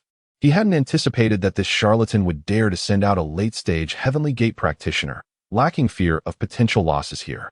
Upon hearing Lu Feng's words, the elder's countenance shifted dramatically, and he abruptly sought to escape. He understood. This was entirely a trap set by China, a scheme to pit two nations' Heavenly Gate powers against each other. Heavenly Gate practitioners were exceedingly rare on Earth, with the known number not exceeding 2 fingers, and China possessed the most, boasting 4 visible practitioners. Today, 3 had appeared. No wonder. This was a plot to eliminate them. Flee. The elder had no time to consider William any longer. Despite his might, he paled in comparison to Lu Feng, a figure even the Nordic envoy and the North American Pope feared. Flee. Can you truly escape? A gentle smile graced Lu Feng's lips as he swung his ancient blade with a delicate flourish, causing the very fabric of the world to seem to freeze momentarily. The elderly man's body became suspended in midair, his eyes reflecting boundless fear mingled with a bitter resignation. Before the old man could utter a word, an invisible blade of energy swiftly pierced through his form, as if it possessed a will of its own, darting toward William. In an instant, the old man's body was cleaved into 2, vitality extinguished. William fared little better. His wings fluttered behind him, engulfed in searing holy flames, as a white celestial gate materialized, striving to shield him. Yet, it was as fragile as paper, effortlessly torn apart by Lu Feng's blade energy, resulting in a gruesome severance. 2 formidable figures from the celestial gate realm had fallen in the blink of an eye. At the very moment of their demise, 2 powerful auras erupted forth, one from the north and the other from the south. Two towering figures ascended, standing tall amidst the cosmos, their eyes ablaze with uncontainable fury directed at Lu Feng. As if time itself had come to a standstill. Lu Feng, you have gone too far. Their thunderous roars erupted like a nuclear explosion, overwhelming the surroundings with a cataclysmic resonance that threatened to obliterate all. Lu Feng, appearing somewhat diminutive in contrast, stepped forward with a calm demeanor, his gaze icy. The ancient blade in his hand trembled violently, unleashing a flurry of blade lights aimed at the colossal figures before him. Then, a booming voice resounded, "Begone." Chapter 54, Angelic Abilities. At this moment, within the ruins, Yang Chen's team had already rested for quite some time. For those endowed with extraordinary powers, a mere hour or two of rest suffices to sustain them throughout the day. Yang Chen gradually opened his eyes, gazing at the sky and estimating the time. Suddenly, as if struck by inspiration, he turned to Zhang Shilei and inquired, "By the way, do you know how to contact the other teams?" In Yang Chen's mind, since they had been scattered across different locations and the ruins were vast, it would be advantageous to establish communication if possible. The more allies, the better, especially after enduring several assaults from the peculiar creatures within the ruins. Yang Chen was increasingly resolute in this notion. While he might be capable of ensuring his own safety in the ruins, preserving the strength of his team was considerably more challenging. The team's members possessed varying levels of power, ranging from B to a grade, making survival in this perilous environment rather difficult. Zhang Shilei paused momentarily, then looked at Yang Chen with a hint of disbelief. "Captain, are you unaware? Didn't we receive a communication bracelet before our departure? As long as we are within a reasonable distance, we can contact each other." Yang Chen suddenly slapped his forehead, feeling somewhat embarrassed. How could he have forgotten such a device? Prior to their journey, Meng Yao had distributed a small communication bracelet to each member, but Yang Chen, assuming it was intended solely for individual use, had carelessly tucked it away in his spatial ring without paying it any heed. It was only after Zhang Shirley's reminder that the memory resurfaced. He retrieved the diminutive bracelet from his spatial ring and adorned his arm with it. The bracelet fit snugly, as if custom-made for him. A gentle tap on the device brought forth a blue screen. To his astonishment, several red dots appeared on the display, with one particularly large red dot radiating a brilliant glow. Upon closer inspection, Yang Chen discerned that the large red dot represented a member of his own team. The size of the red dots seemed to correlate with the strength of the individuals, as both Zhang Shilei and Kong Ling's dots were noticeably smaller than his own. However, Yang Chen felt a tinge of disappointment, for besides the members of his team, there were no other red dots on the screen. This indicated that there were no other teams from Unit 98 in the vicinity. What a pity, Yang Chen sighed. Originally, he had planned to merge his team with others, opting to go solo himself, as he had much of his power concealed and did not wish to reveal it. Such exposure would certainly diminish his advantage. Suddenly, what caught his attention was a symbol resembling an envelope, pulsating at the bottom of the screen. Yang Chen extended his hand and opened the message, revealing a prominent text that read, "North America and Northern Europe have entered. If encountered, eliminate on the spot." Yang Chen raised his eyebrows slightly, glancing at the route he had taken before arriving, a subtle smile curving his lips, hinting at an alternative plan brewing within him. He then lifted his gaze, surveying his team, and suddenly laughed. "Gentlemen, are you interested in joining me for a little hunt to liven things up?" These individuals had evidently glimpsed the words within the message, as it was mutual information. Zhang Shilei and Kong Ling's eyes flickered with a hint of bloodthirst. Just what we desired. On a distant hill, peculiar and chaotic figures abruptly materialized, each crashing to the ground. Some even created deep craters upon impact. There were not many, around 7 or 8, but despite their disordered aura, it was clear that their cultivation was exceptionally formidable. Not a single one was of B rank. Among them were even 2 S-rank powerhouses, with the remainder all being uniformly A rank. Such a powerful assembly could easily escape even when confronted by a novice master. However, their appearance bore significant differences from that of the Huaxia people. With azure eyes, sharp noses, and various hues of hair, their skin was pale. They were North Americans, the very group fortunate enough to have evaded the slaughter of Jian Wuchen and the 3 elders of Xiantian. As for the absence of any B-rank members, it was evident those with such low cultivation had already fallen to the blades of Jian Wuchen and the 3 elders. This team was remarkably strong within North America, featuring 2 S ranks and an entire roster of A ranks. While lacking a master-level powerhouse, they could confidently claim to rival any team from the Jiangnan branch, number 98. They were the elite of North America. Damn it. We've been outmaneuvered by the Huaxia people. It seems this will be a fight for survival, muttered one red-haired S-rank powerhouse, a pallor of despair washing over him. Though they had miraculously entered the ruins, once they emerged, they would undoubtedly be besieged by Huaxia's abilities, leaving no chance of escape. Then let us take down a few of the number 98 team while we're at it. It wouldn't be a total loss. Another member, appearing somewhat more gentlemanly, could not suppress his expletives. There was no escaping their fate. They would either perish within the ruins or be slain by the number 98 team upon exit. Thus, it was better to take some of them with them while they could, to mitigate their losses. Quickly, regain your composure, the red-haired powerhouse urged solemnly. They had already suffered considerable injuries, and now that they had entered the ruins relatively safely, the priority was to stabilize themselves. Indeed, the eyes of the crowd glimmered with determination as they nodded in unison, then began to cultivate their powers to restore themselves. However, at that very moment, an unexpected calamity struck. From the ground, jagged fissures suddenly emerged, causing the earth to tremble violently. Flames, venomous mists, and water arrows surged forth, assailing them with ferocity. Simultaneously, a tempest raged, sweeping through the heavens.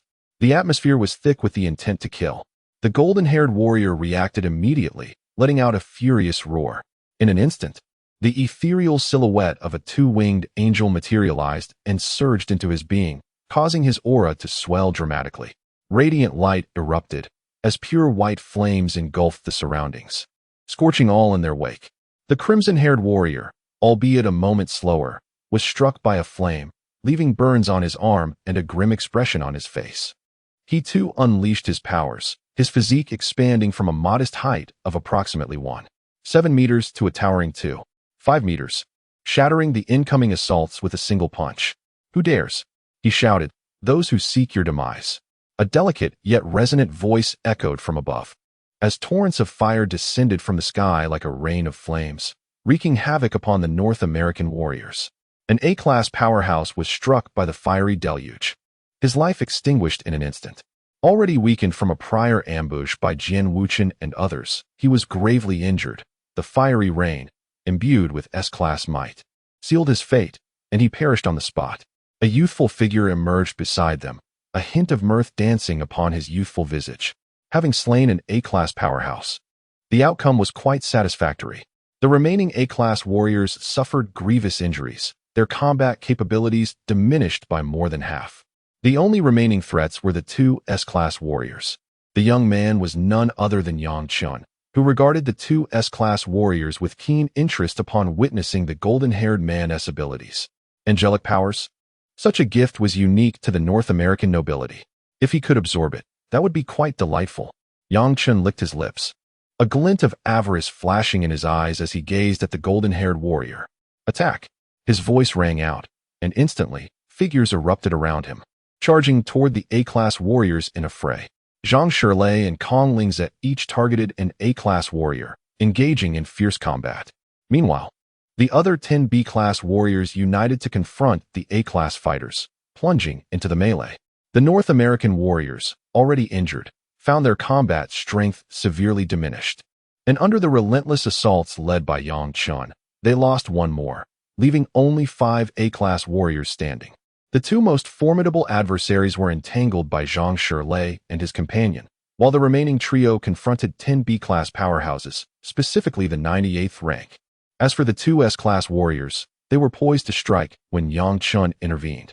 With a faint smile, Chen addressed them. "Gentlemen, your opponent is me." As the words left his lips, he moved with exceptional speed, launching himself towards the red-haired middle-aged man like a cannonball. In Chen's perception, the red-haired warrior appeared relatively weaker. Confronting 2 opponents simultaneously, it was a prudent choice to eliminate the weaker one first. The red-haired warrior's pupils constricted abruptly, and he unleashed a colossal punch that tore through the surrounding air like a projectile, aimed directly at Chen. Possessing extraordinary physical abilities, despite being S-class, his strength allowed him to momentarily reach the threshold of a half-step master. Among the S-class, his physical prowess was unrivaled. He envisioned the youth's bones shattering beneath his assault. Yet, in the next instant, his expression shifted dramatically. The petite fist collided with his massive hand, and the sound of shattering bones echoed. Crack! The bones shattered. But it was his own that lay in ruins. A searing pain coursed through the red-haired warrior's nerves as if his flesh were being sliced by knives. Almost immediately, the youthful voice struck again, delivering a seemingly light punch that landed heavily on the red-haired warrior's chest. Boom! A muffled thud reverberated as terrifying power erupted within the red-haired warrior's body, sweeping through every inch of him like a shockwave. An endless stream of blood poured from his mouth, nose, eyes, and ears. In the blink of an eye, life faded away. This entire ordeal transpired in less than 2 breaths. The golden-haired warrior had yet to grasp the situation when he witnessed the demise of his comrade. Gazing at Chen's youthful visage, his countenance transformed in horror. Devil! You are a devil! The golden-haired warrior trembled, yearning to flee. However, he was ensnared by invisible, translucent blades of wind encircling him. Any slight movement would result in those blades severing his throat. The sharp winds, in his perception, could undoubtedly slice through his neck. Gulp! The golden-haired warrior swallowed hard, his face pale with terror as he beheld the young man before him. A thought crossed his mind. How can someone so young possess such power? Are all of you from Huaxia monsters? Even Lu Feng? Chen clapped his hands and surveyed the others entangled with A-class warriors. Though they seemed to be at a disadvantage, they were not in immediate danger. He then turned his attention back to the golden-haired warrior, his lips curling slightly. Now, tell me, how do you wish to meet your end? It was as if the voice of the Grim Reaper resonated within the ears of the golden-haired warrior. Gritting his teeth, as a noble of North America, how could he possibly surrender? Subsequently, a brilliant radiance surged forth from his body, a gentle wave rippling outward like a serene pond disturbed by a gentle breeze. Accompanying this ripple were pure white flames that surged forth, scorching the air around them. Chen's expression turned slightly cold, a glimmer of icy determination flashing in his eyes. This was a death wish of his own making. With a roar, the flames roared forth, and a suit of fiery armor suddenly materialized around him, transforming Chen into a sovereign of flames, standing majestically amidst the heavens and earth. Angel's holy sword. The golden-haired warrior bellowed, as a pristine white long sword manifested before him, swiftly cleaving towards Chen with ferocity. The raging white flames intensified, their temperature soaring dramatically. Chen merely cast a casual glance, responding with a punch that struck out with the same fervor as before. The flames surged forth like a fire dragon, howling and roaring as they charged towards the golden-haired warrior. Boom! The flames erupted with wild abandon, an explosion that unleashed a torrential wave of heat and terrifying power in an instant. Chen's gaze flickered momentarily as he plunged directly into the heart of the explosion, seizing the golden-haired middle-aged man with one hand, a dark gleam flickering in his grasp. In that instant, a pure white phantom detached itself from the golden-haired warrior's body, surging into Chen's form. Ding! Congratulations to the host for acquiring a new ability, angelic power. Ding! Congratulations to the host for defeating 2 S-class warriors, earning 2 instances of S-class spiritual infusion. Upon hearing the system's cold voice, Chen could not help but smile. To be continued. Chapter 55. Breakthrough to the Master Realm. The infusion of spiritual energy had proven invaluable to Chen, especially after enduring several assaults.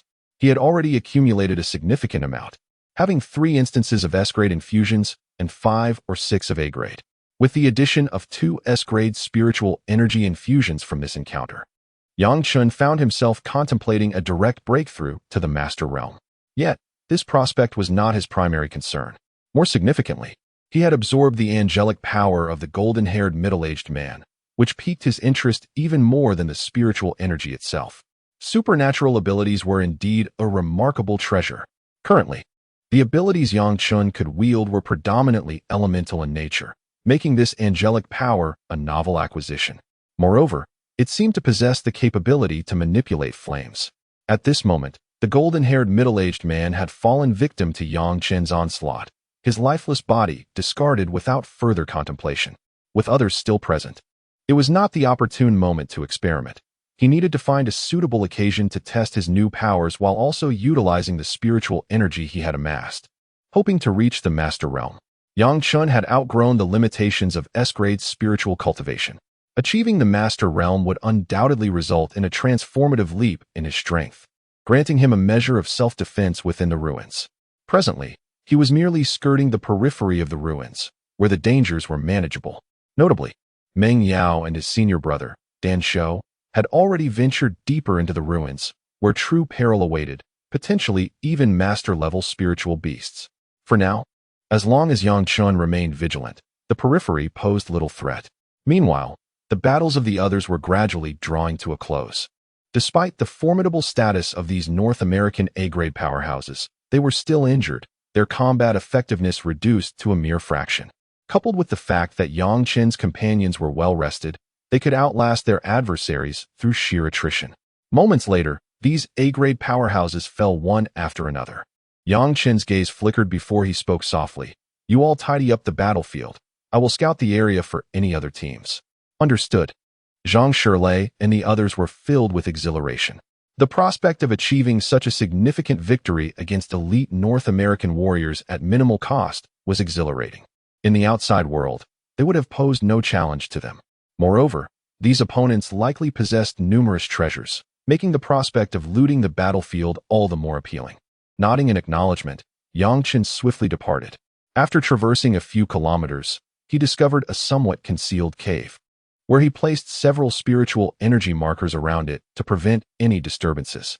Subsequently, he took a seat. Yang Chen inhaled deeply several times, adjusting his state to its utmost peak. Before him, the interface of the system materialized. System, initiate the infusion of A-grade spiritual energy, utilizing all available resources. Ding. Successfully activated. Boom, boom, boom. The reverberations within Yang Chen's body erupted like a roaring torrent, as the spiritual energy surged through him in a deluge. While a single infusion of A-grade spiritual energy would normally be inconsequential for Yang Chen, the sheer volume rushing in now surpassed even that of an S-grade infusion. Yet, Yang Chen's current cultivation level was more than capable of accommodating it. Buzzing ensued as the black orb within his dantian began to spin vigorously, emitting a dark luminescence that enveloped the incoming energy. After a process of refinement, the energy flowed back into the dantian. This procedure lasted merely a few minutes, but at its conclusion, Yang Chen experienced a substantial enhancement in his cultivation. Previously, he had reached a level comparable to the late stages of S-grade. Now, he had ascended directly to the pinnacle of S-grade. At this moment, Yang Chen sensed an obstacle materializing before him, akin to a barrier that separated him from the realm of masters. However, the reservoir of spiritual energy he had amassed was still insufficient to completely neutralize or breach this barrier. Nevertheless, he had 3 opportunities for S-grade infusions remaining. These would provide a magnitude of energy far exceeding the total of the previous A-grade infusions. With determination, Yang Chen gritted his teeth and commanded the system to perform an S-grade spiritual energy infusion. Ding. Successfully activated. Boom. A more vigorous surge of energy erupted, its quality significantly elevated. Yang Chen deftly guided the torrent of spiritual energy into his dantian, summoning it into spirals akin to dragon forms, launching an intense assault upon the intangible barrier. Boom, boom, boom. The relentless impacts collided against the unseen barrier, resonating through Yang Chen's entire being with a cacophony of thunderous roars. It was as if a tempest had erupted within his dantian, the fearsome sounds exploding in an instant. The overwhelming waves of energy enveloped Yang Chen's dantian, and even with its expanded capacity, it struggled to withstand such force. Yet, the black orb soon began to rotate wildly, unleashing radiant bursts of light that enveloped the shockwaves, gradually dissipating them as if they had never existed. Yang Chen exhaled a slight sigh of relief, his focus sharpening, free from any lingering concerns. The black orb within his dantian acted like a protective shield, enveloping and safeguarding his dantian with unwavering assurance. This is the very confidence that empowers Yang Chen to boldly challenge the Master Realm. Charge forth. Yang Chen's gaze sharpened slightly, and once more, he summoned a torrent of spiritual energy, propelling it toward the formidable invisible barrier. A thunderous roar resonated, waves of energy surged, Gradually, spiritual energy was consumed, dissipating within his dantian, and it became evident that the spiritual energy dragon was visibly diminishing.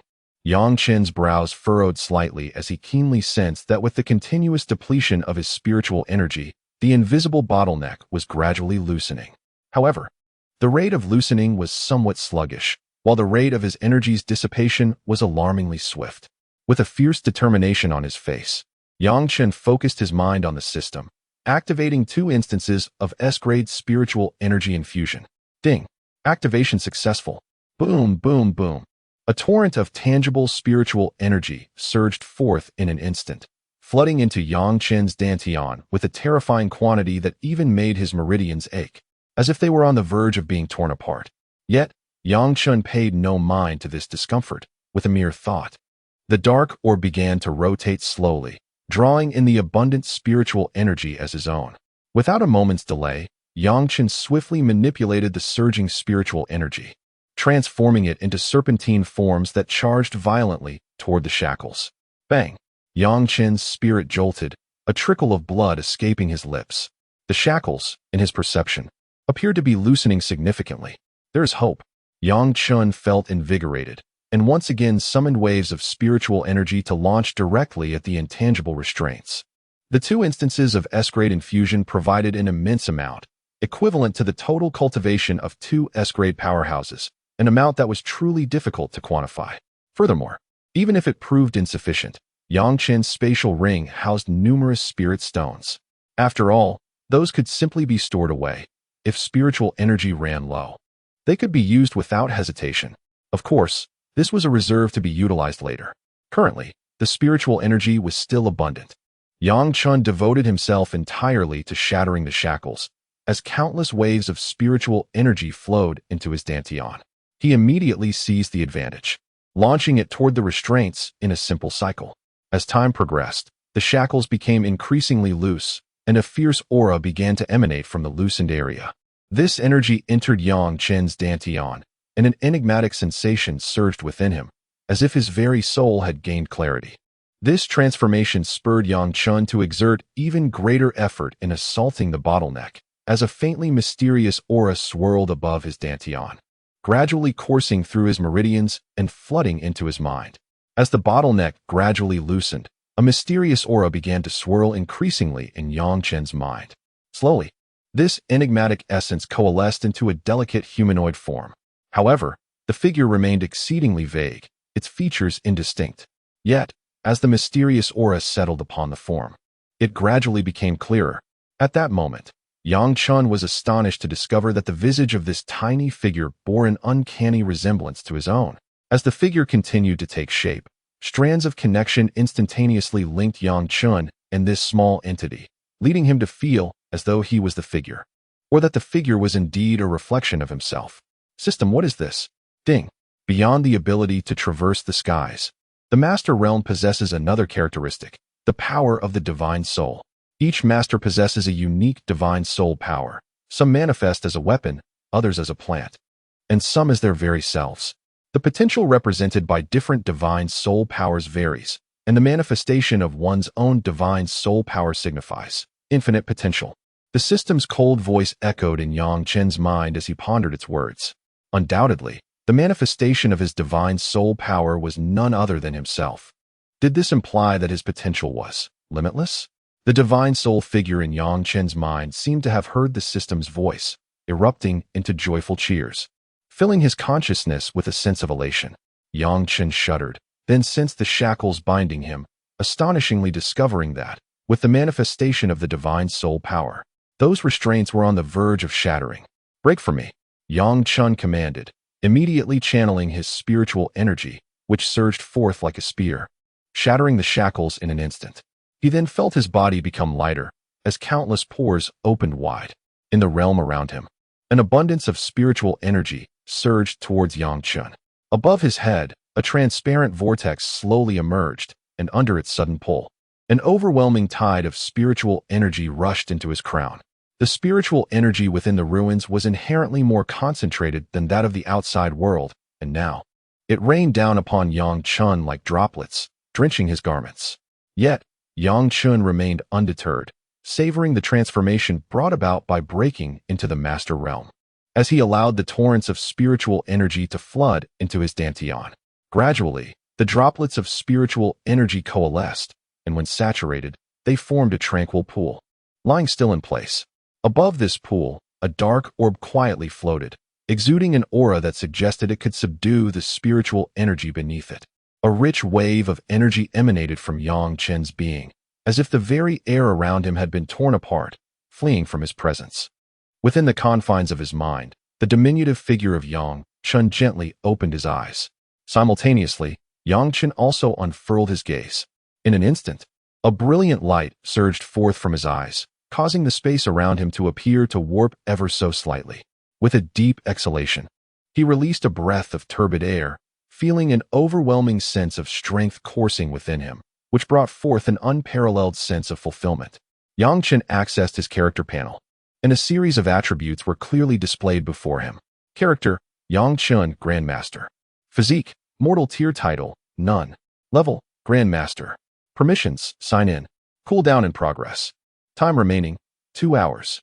Marketplace: Insufficient kill points. Unable to access. Abilities: Devour. Fire, Water, Venom, Thunder, Gale, Angel. Kill points: 2. Yang Chen raised his brow slightly. Upon breaking through to the Grandmaster level, he noted 2 significant aspects on his attributes panel. One was the sign-in time. In just 2 hours, he would be able to sign in once more. This undoubtedly filled Yang Chen with excitement. The second aspect was the newly refreshed kill points. Moreover, it seemed that the system's marketplace required kill points to be accessed. In an instant, Yang Chen found himself deeply intrigued by these kill points. To be continued. Chapter 56. Delving deeper, the second sign-in. At this moment, Yang Chen was profoundly intrigued by the enigmatic kill point. This kill point was even pivotal to unlocking the system's store. The store had manifested since Yang Chen acquired the sign-in system, yet remained dormant until now. The update regarding the kill point had presented Yang Chen with a promising opportunity to activate it, thus piquing his interest considerably. Ding. The kill point can only be acquired by the host upon slaying an S-rank or higher formidable adversary. An S-rank opponent yields 1 kill point, while a Grandmaster level foe grants 10. The pattern continues accordingly. Yang Chen's expression morphed into one of bewilderment. So, individuals below S-rank are not even considered. The system is quite audacious. How many points are required to unlock the store? He inquired further. 100 kill points. Gasp. Yang Chen inhaled sharply. 100 kill points meant he would need to vanquish 100 S-rank opponents, or 10 Grandmaster-level foes, or perhaps a single locking realm expert. The challenge seemed formidable. S-rank warriors are not to be underestimated. In a small nation, it is likely one could not even gather 10 S-rank powers. However, within the ruins, there may be opportunities. Yang Chen stroked his chin, his eyes glimmering with contemplation. At present, numerous individuals from Northern Europe and North America had also entered the ruins. Setting aside the A-rank warriors, there were indeed Grandmasters and Locking Realm experts present. Though Locking Realm warriors may be scarce, a few Grandmasters should certainly exist. Additionally, the ruins harbored an abundance of S-rank spirit beasts, and even some of Grandmaster caliber. Perhaps, within these ruins, he could address these challenges. Thus, he set a modest goal: to activate the store's functions within the ruins. With that resolve, Yang Chen gradually rose to his feet. A powerful aura surging around him as he had just entered the Grandmaster realm, still not entirely accustomed to this newfound power. Although he had possessed a Grandmaster physique previously, he was still somewhat inexperienced in harnessing spiritual energy. After a brief moment of adjustment, Yang Chen stepped out of the cave and swiftly made his way toward Zhang Shilei and the others. Time, surprisingly, did not pass rapidly. Merely half an hour had elapsed. During this interval, Zhang Shilei and his team had cleaned up the battlefield, meticulously accounting for the possessions of the North American warriors. Whoosh! Yang Chen's figure appeared beside Zhang Shilei like a phantom. Zhang Shilei felt a gust of wind brush past his cheek and turned to find Yang Chen standing beside him, seemingly having materialized from thin air. Such terrifying speed. Zhang Shilei swallowed hard, his face a mask of horror as he gazed at Yang Chen. Yang Chen touched his own face, bemused, and inquired, "Is there something on my face?" "And no." Zhang Shilei stammered with a forced laugh. Hastily adding his respect for Yang Chen had deepened. Previously, his admiration stemmed solely from Yang Chen's S-rank prowess, but now, the power Yang Chen displayed had utterly captivated him. The others too had taken note of Yang Chen's arrival. The sight of him single-handedly confronting two S-rank warriors from North America had completely won their respect. Their eyes gleamed with fervor as they regarded Yang Chen, their hands clutching the spoils acquired from the hands of those North American supernatural beings. Yang Chen cast a casual glance, devoid of any interest. The quality of these items was far too low for his current standards. After all, he had ascended to a new pinnacle, Grandmaster. Such trivial treasures no longer held any allure for him. You may keep these. Yang Chen waved his hand dismissively. The crowd erupted in joy, eagerly selecting from the bounty. Once the 98 strong men returned from their blissful reverie over the spoils, Yang Chen slowly spoke. Have you finished sorting? Good. Their eyes sparkled with uncontainable delight, gazing at Yang Chen, eager to discover what he had in store for them. Entering the ruins was inherently perilous. Yet beside Yang Chen, the concept of danger seemed to vanish, replaced instead by the prospect of acquiring such abundant treasures. It must be noted, the North Americans were indeed affluent. Yang Chen's eyelids drooped slightly as he intently declared, I have checked the communication wristband. There is a team of S-rank warriors nearby. From now on, you shall follow closely behind that formidable presence. The moment those words escaped his lips, a stir rippled through the entire group. Zhang Shilei sensed something amiss and urgently queried, Captain, what are you planning? Why must you abandon us? Yang Chen cast a glance at Zhang Shilei before leisurely responding. I intend to venture deeper. Do you dare follow? Indeed, did they have the courage? The perimeter of the Red Ruins already harbored S-rank power. To delve further would undoubtedly entail encountering Grandmaster-level entities. Following him would mean nothing but certain demise. Zhang Shilei trembled slightly, a bitter understanding dawning upon him. With a resigned sigh, he turned to his companions and stated, Let us depart. The depths are beyond our reach. The others grasped this reality as well, and thus, they fell in line beside Zhang Shilei, following the guidance of the communication wristband towards another team of the 98th. There was nothing left worth lingering for. After all, they were not well acquainted with Yang Chen. At most, they merely felt a semblance of security in his presence. Moreover, this group was of little assistance to him. And had they not noticed the subtle undertones in Yang Chen's words that hinted at their dismissal? Hence, they chose to depart without further ado. Yang Chen observed their exit, feeling a wave of relief wash over him. With this group around, he had to conceal his true cultivation, which was quite inconvenient. Now, liberated from their presence, he had no lingering worries and could act freely. A faint smile graced Yang Chen's lips as he refrained from relying on his wind manipulation abilities, and to his astonishment, he found himself levitating effortlessly. Initially, he wobbled slightly, but after a moment of adjustment, he regained his balance. One of the hallmarks of a Grandmaster, flying through the air. As he relished the fresh air above, a sense of exhilaration enveloped him. Soaring high in the sky, he embraced the essence of freedom, his cultivation radiating openly and filling the air around him. Strangely enough, nothing foolish dared to approach. After some time, Yang Chen gently descended onto a mountain peak, a location far deeper than where he had previously accompanied that group. Around this summit, powerful auras lingered, hinting at formidable presences nearby. At this moment, Yang Chen's perception had significantly heightened, transcending mere awareness and evolving into a manifestation of spiritual power. His spiritual force radiated outward, though not excessively vast. It extended over a radius of several meters. Within this space, every ant and towering tree vividly materialized in Yang Chen's mind. This is precisely why a master could dominate those beneath them. Every action was under his scrutiny. How could anyone hope to rival him, especially given the disparity in strength? Satisfied, Yang Chen nodded and then glanced at the time. It was time. A subtle smile curved his lips as he opened the system interface. Character, Yang Chen, Grandmaster. Physique, mortal grade title, none. Level, Grandmaster. Permissions, sign in. Store, insufficient kill points, unable to access. Abilities, devour. Fire, water, poison, thunder, wind. Angel, kill points. The cooldown notification had vanished, indicating that he could now sign in. A flicker of fervor ignited in Yang Chen's eyes as he licked his lips and mentally addressed the system. Commence sign in. Ding. Signing in. Before Yang Chen, A colossal roulette materialized and began to spin wildly, a needle standing erect. The wheel whirled rapidly, and shadows of ethereal entities flashed before his eyes. So swift that even at his Grandmaster level, he could not discern their forms. Subsequently, the pace gradually diminished. An ancient tome slowly emerged. Ding!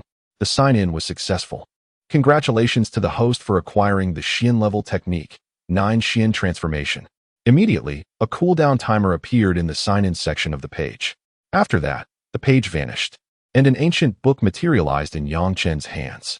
Yang Chen gazed intently at the ancient tome, his brows slightly furrowing. Techniques?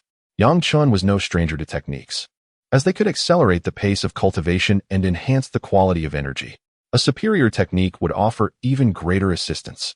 However, what caught Yang Chen's attention was that this 9 Xian transformation was in Xian-level technique. What is Xian level? In the current realm of Earth, there is no classification of levels like Xian. Never mind, it was produced by the system, so it likely isn't a bad item. First, I shall find a secluded spot to cultivate. Yang Chen shook his head, storing the technique in his spatial ring, and then began searching for a secure location. Now, being alone, Yang Chen felt carefree and unrestrained. Moreover, he was indifferent to when the ruins would surface. He had no intention of gaining anything from this place. Even if he were to acquire something, could it possibly rival the rewards from the system? At most, he might eliminate a few foes and earn some kill points. For now, cultivating this 9 Xian transformation is of utmost importance. To be continued. Chapter 57. You are quite foolish. Having casually discovered a cave, Yang Chen stepped inside, leaving behind a trace of spiritual essence. In contrast to his previous demeanor, he appeared rather nonchalant. Indeed, with his enhanced prowess, he could afford such liberties. As he opened the ancient tome, waves of profound energy emanated forth, and a brilliant light suddenly shot from its pages, striking between Yang Chen's brows. Instantly, a torrent of information flooded his mind. At that moment, the small figure of Yang Chen's spirit paused, and with a subtle gesture, the chaotic information began to organize itself into a coherent sequence. Only then could he discern the details of the knowledge before him. The 9 transformations of the profound. 1 transforms heaven and earth. 2 transforms the dragon and tiger. 3 transforms yin and yang. 4 transforms chaos. 5 transforms the cosmos. 6 transforms humanity. 7 transforms ascension. 8 transforms the celestial. 9 transforms into immortality. To transform heaven and earth is to cultivate to the 9th transformation, equating oneself to an immortal. Yang Chen's eyes widened in astonishment, and he inhaled sharply. The creator of this technique was audacious indeed. Comparable to an immortal? Though we now reside in an era of advanced technology, the legends of immortals persist, beings capable of plucking stars and seizing the moon. To cultivate this method to its zenith and attain such heights? Truly audacious. Yet, this was precisely to Yang Chen's taste. Without hesitation, he began to practice, following the intricate patterns illustrated in the 9 transformations, channeling spiritual energy throughout his entire being. Time elapsed unnoticed, and suddenly, Yang Chen opened his eyes, a faint divine light shimmering within them. Immediately, a formidable aura began to radiate from him. Dragon and tiger transformation. With a low shout, Yang Chen's presence surged, accompanied by the distant sounds of dragon roars and tiger howls. His physique imperceptibly expanded, veins bulging under his skin, and with each movement, he tore through the air. Gazing at his hands, Yang Chen marveled at his newfound strength. At this moment, under the influence of the dragon and tiger transformation, the power within him reached a terrifying peak, at least twice as formidable as when he had just broken through. Furthermore, the enhancement from the dragon and tiger transformation was instantaneous. In battle, this would serve as an exceptional advantage. Another card up his sleeve. Joy illuminated Yang Chen's eyes. His arsenal of secret techniques was becoming overwhelmingly plentiful. Although he had only just ascended to the Great Master realm, if he unleashed all his hidden strengths, he could effortlessly vanquish other great masters. He even felt confident in contending against those in the Lock realm.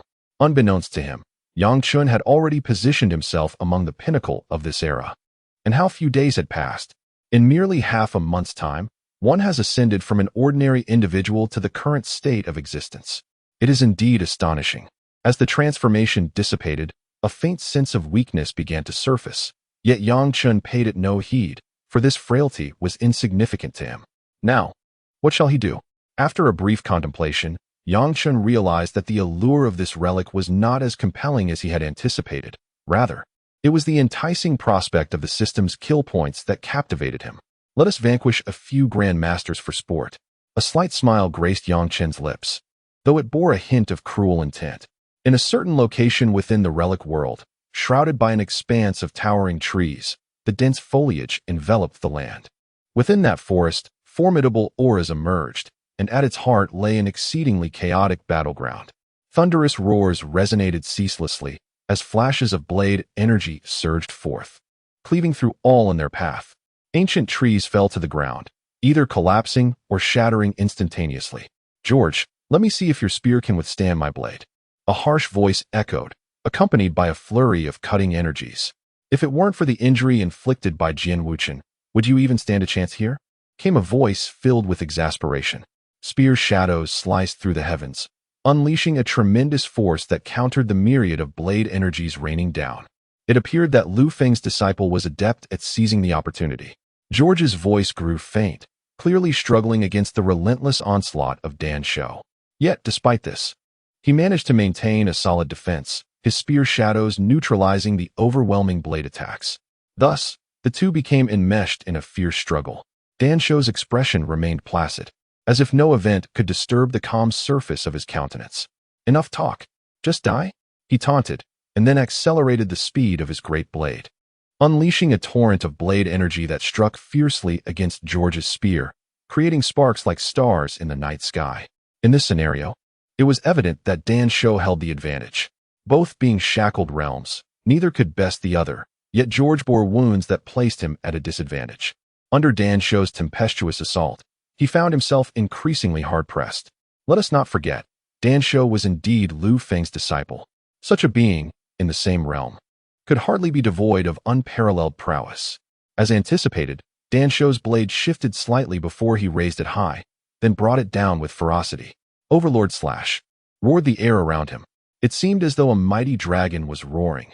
A blade of energy, reminiscent of a golden dragon, suddenly spiraled forth, enveloped in formidable power. And a faint golden radiance permeated the surroundings, causing the very fabric of space to tremble slightly. Upon witnessing this, George's expression transformed drastically. He brandished his spear, unleashing waves of spiritual energy with reckless abandon, which coalesced into a faint protective barrier. Subsequently, he retreated abruptly, realizing he could not withstand this assault. In his prime, or when uninjured, he might have been able to fend it off, but given his current state, he was continuously being worn down and found it exceedingly difficult to resist. Retreat was imperative. Boom, boom. The dragon cleaved through the sky, shattering the faint barrier in an instant, then plummeting towards George with astonishing speed.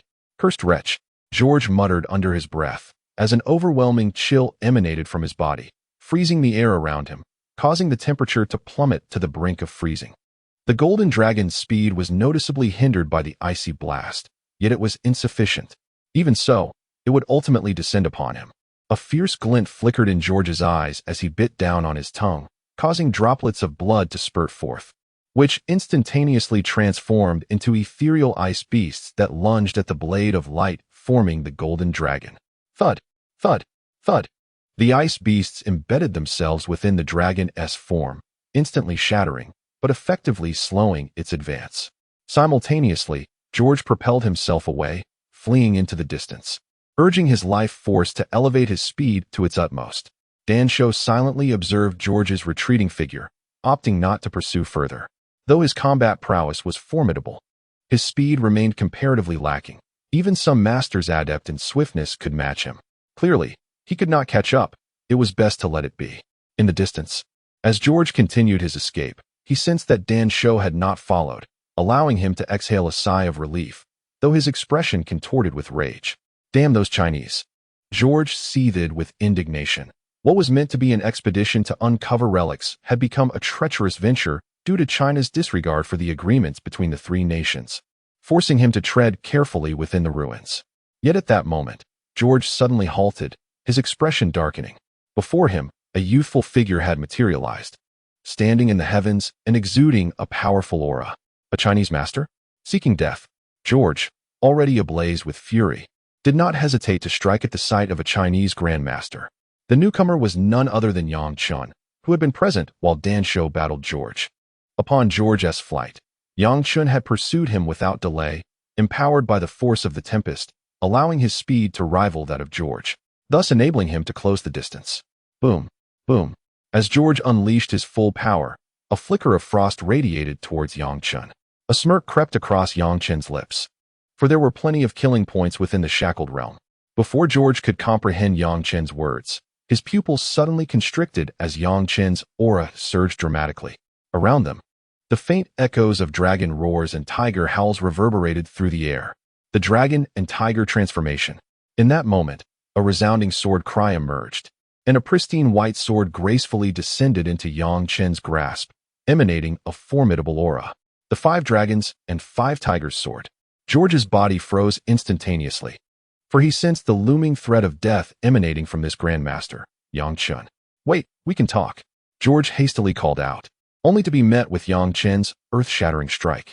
The powers of ice and thunder erupted simultaneously, infusing the 5 dragons and 5 tigers sword, which then radiated a stunning blue brilliance. With a sudden flourish, Chen swung the sword. The sound of the blade echoed, and the 5 dragons and 5 tigers sword descended upon George's body with blinding speed, shattering his defenses and cleaving through him with brutal force. In a single strike, he was vanquished. George's form split asunder, crashing violently to the ground. Chen cast a casual glance at George and scoffed, "You really are quite foolish." To be continued. Chapter 58, The Secret Realm. Chen gazed at the lifeless body of George sprawled on the ground and spat disdainfully. Is this how the individuals from the shackled realm conduct themselves? I am on the verge of eliminating you, and yet you dare to preach to me? Foolishness! Have you sacrificed all your intellect for the sake of cultivation? Suddenly, a chilling voice echoed in Chen's mind. Ding! You have slain a powerful being from the shackled realm. Reward: 1 infusion of medium-grade spiritual energy. Kill points: 100. A wave of satisfaction surged within Chen. Yet the mention of medium-grade spiritual energy left him perplexed. Shouldn't it be infused with spiritual energy from the shackled realm? Why has it transformed into medium-grade? Does the system equate medium-grade with that of the shackled realm? However, Chen chose not to dwell on these thoughts and promptly opened the attributes page of the system. Character: Chen Grandmaster. Physique: low-grade title, none. Level: low-grade Grandmaster permissions, sign in. Cooldown: 15 days. Shop: kill points 102, available for activation. Abilities: devour, fire, water, poison, thunder, gale. Angel: kill points 102. The page had undergone significant changes, particularly the sections for physique and level, which had now been upgraded to low-grade and low-grade Grandmaster, respectively. The sign-in option was now on cooldown, while the shop had become accessible. Ding! Detecting sufficient kill points. Would you like to activate the shop function? Chen raised an eyebrow and replied, confirm. Ding! Activation successful. Consumed 100 kill points. Chen was taken aback. To open a shop costs 100 kill points? That equates to a single powerful being from the shackled realm or 10 Grandmasters. How outrageous. He felt utterly dumbfounded by the system's unscrupulous merchant practices. This was an absurdly steep price. Yet, having already initiated the process, he had no choice but to proceed with determination. Immediately, the shop interface materialized before Chen's eyes. Low-grade spirit gathering pill, 10 kill points for redemption. Damaged treasure chest, 10 kill points for redemption. Profound sword technique. Azure Dragon Sword Art, 100 kill points for redemption. Dash. Sage's Teachings, 10,000,000 kill points for redemption. Origin of the Stars, 20,000,000 kill points for redemption. Dash. A dazzling array of high-grade items suddenly appeared before Chen's gaze, yet they shared a common requirement: redemption through kill points. Even the most basic spirit gathering pill and the damaged treasure chest demanded 10 kill points for redemption, while Chen currently possessed a mere 2. Nothing of value. Chen pouted, realizing that his stroke of fortune in slaying a being from the shackled realm had yielded nothing but the opportunity to access a shop. And even that came with just a medium-grade spiritual infusion. Yang Chen could potentially ascend to the realm of shackles, yet he presently harbors no intention of doing so. For should he emerge and experience a significant enhancement in power, it would inevitably raise suspicions among the formidable beings, unless he could directly break through to the heavenly gate realm. Thus, Yang Chen remains reluctant to take such a risk. It is a matter of survival, after all. At that moment, the communication bracelet on Yang Chen's arm suddenly quivered, a message transmitted through. He gently activated the bracelet, and an email promptly materialized. All S-rank and above personnel from District 98 hasten to the depths of the ruins. A secret realm is about to manifest. A secret realm? Yang Chen furrowed his brow. Prior to his arrival, Lu Feng had shared numerous insights regarding the ruins, and this secret realm was among the more significant aspects. In essence, the ruins are a diminutive world crafted by an ancient powerhouse, primarily intended for fortifying one's own strength. However, many treasures have also been left within these miniature worlds. Furthermore, when these beings fell, they often left behind legacies to pass on their mastery. These legacies are enshrined within the secret realms nestled in the ruins. Typically, a secret realm would only be triggered several days after the ruins are activated, unless someone ventured deep into the ruins and inadvertently activated the key to the secret realm. Yet, within these crimson ruins, even those at the Shackles realm faced the peril of demise. Who could possibly unlock the secret realm's key? This notion left Yang Chen somewhat perplexed. Nevertheless, since the communication bracelet had issued a notification, he felt compelled to proceed, as he considered himself a member of District 98. Yang Chen casually conjured a fireball, incinerating George's corpse completely before soaring into the air, harnessing the power of the tempest to propel himself toward the depths of the ruins. At this moment, in the innermost expanse of the ruins, a vast plain bore witness to a swirling vortex emanating a faint, ethereal glow. Around the vortex, formidable energies surged skyward. A middle-aged man, wielding a glistening sword, donned a flowing white robe reminiscent of ancient times. Droplets of blood cascaded from the blade, a testament to its prior thirst for adversarial lifeblood. Before this middle-aged figure stood several formidable presences, all at the Shackles realm. Their visages, however, were not of the Han ethnicity, but rather of Nordic and North American descent. This middle-aged man was none other than Jian Wuchen. Before you aspire to enter the secret realm, first inquire of Jian's sword. Jian Wuchen's long hair billowed in the wind, his piercing eyes radiating a fierce brilliance. Swish, swish, swish. The sound of slicing air resonated as three elderly figures with white hair materialized, seemingly carved from the same mold. The three elders exchanged knowing smiles. Some audacious pups dare to trespass upon the ruins of our Huaxia. The Xiantian three elders. At the moment the three elders of Xuanyi appeared, the expressions of the beings in the shackled realm turned grim. Just one Jian Wuchen was already enough to instill fear in them. And now the emergence of the three elders from Xuanyi was an alarming development. It is essential to understand that each of them was capable of contending with the formidable powers of the Heavenly Gate. Moreover, Jian Wuchen, being the foremost among the shackled realm, posed an even greater threat. They resolved that if one must die, they would not allow their adversaries to escape unscathed. A pallid figure among them glared intently at Jian Wuchen, his countenance darkened.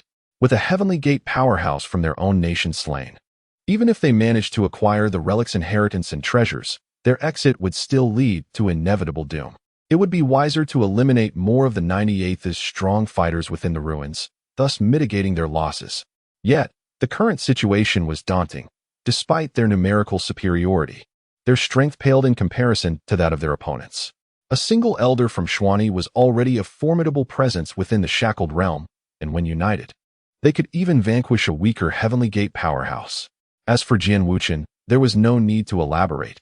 He was the unrivaled champion of the shackled realm. The standoff ensued, and as time progressed, an increasing number of individuals rushed towards the scene, most of whom were from the 98th.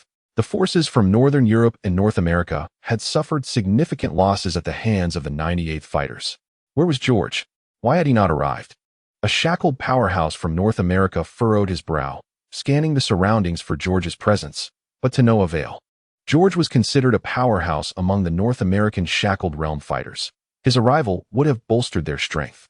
It was worth mentioning that the shackled realm fighters, including the Grandmasters, had a slight advantage in this encounter. as both Northern Europe and North America had dispatched at least 4 warriors each. Combined, they boasted a total of 8. The Grandmasters alone pushed the number beyond 10. Yet, on the 98th side, the 3 elders of Xuanti, along with Shan Shou and Jian Wuchen, amounted to 5 beings in the shackled realm, while the Grandmasters were represented solely by Meng Yao. In comparison, their overall strength was significantly lacking. However, the presence of Jian Wuchen and the 3 elders of Xuanti was akin to a glitch in the system, effectively equating to 2 Heavenly Gate powerhouses and considerably narrowing the gap. Upon hearing this, the shackled realm fighters from Northern Europe and North America began their search for George, only to discover, to their astonishment, that he was indeed absent. Could he still be en route? Some furrowed their brows in concern. At such a critical moment, they were met with adversity. Just then, a fleeting shadow streaked across the sky, landing within the vicinity of the Grand Masters from Northern Europe and North America. "Who goes there?" a powerhouse exclaimed, his voice booming with urgency. Immediately, they beheld flames leaping into the air, swirling like a fire dragon, erupting within the entire domain of the Grand Masters. Amidst the inferno, a figure stood resolutely, embodying an indomitable spirit. As the ethereal flames danced, Meng Yao's eyes narrowed slightly, recognizing a flicker of familiarity within the silhouette amidst the fire. Suddenly, a tremendous force erupted among the assembly of Grandmasters, unleashing torrents of flames and an overwhelming wave of heat that permeated the atmosphere. Several nearby Grandmasters found themselves grievously wounded in an instant. Before their astonished gazes, a colossal fist surged toward them with formidable intent. Bam! Bam! In rapid succession, 2 Grandmasters had their skulls obliterated, their crimson blood and pale brain matter cascading onto the earth, only to be incinerated by the relentless flames. Then, to the astonishment of those at the 98th, a young figure gradually emerged from the fire. The youth flashed a slight smile towards the formidable beings of the Northern European and North American realms, revealing his teeth in a grin. It was Chen from Huaxia's 98th. The expressions of Shan Shou and Meng Yao turned peculiarly bewildered.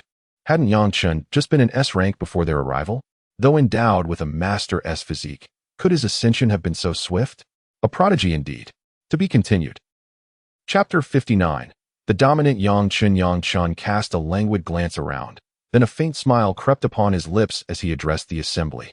"Is this grand display a sign of disdain towards me and my homeland, Huaxia? Who dares to provoke me?" A formidable lock realm expert from Northern Europe wore a grim expression, summoning a large blade that sliced towards Chen with ferocity. Chen's gaze sharpened, poised to retaliate, when a calm voice interrupted, "Are you prepared to act under my very eyes?" Instantly, the attacking lock realm warrior froze, suspended in midair, beads of sweat glistening on his brow. For those observant enough, they would notice razor-sharp, sword energy hovering around him like delicate threads.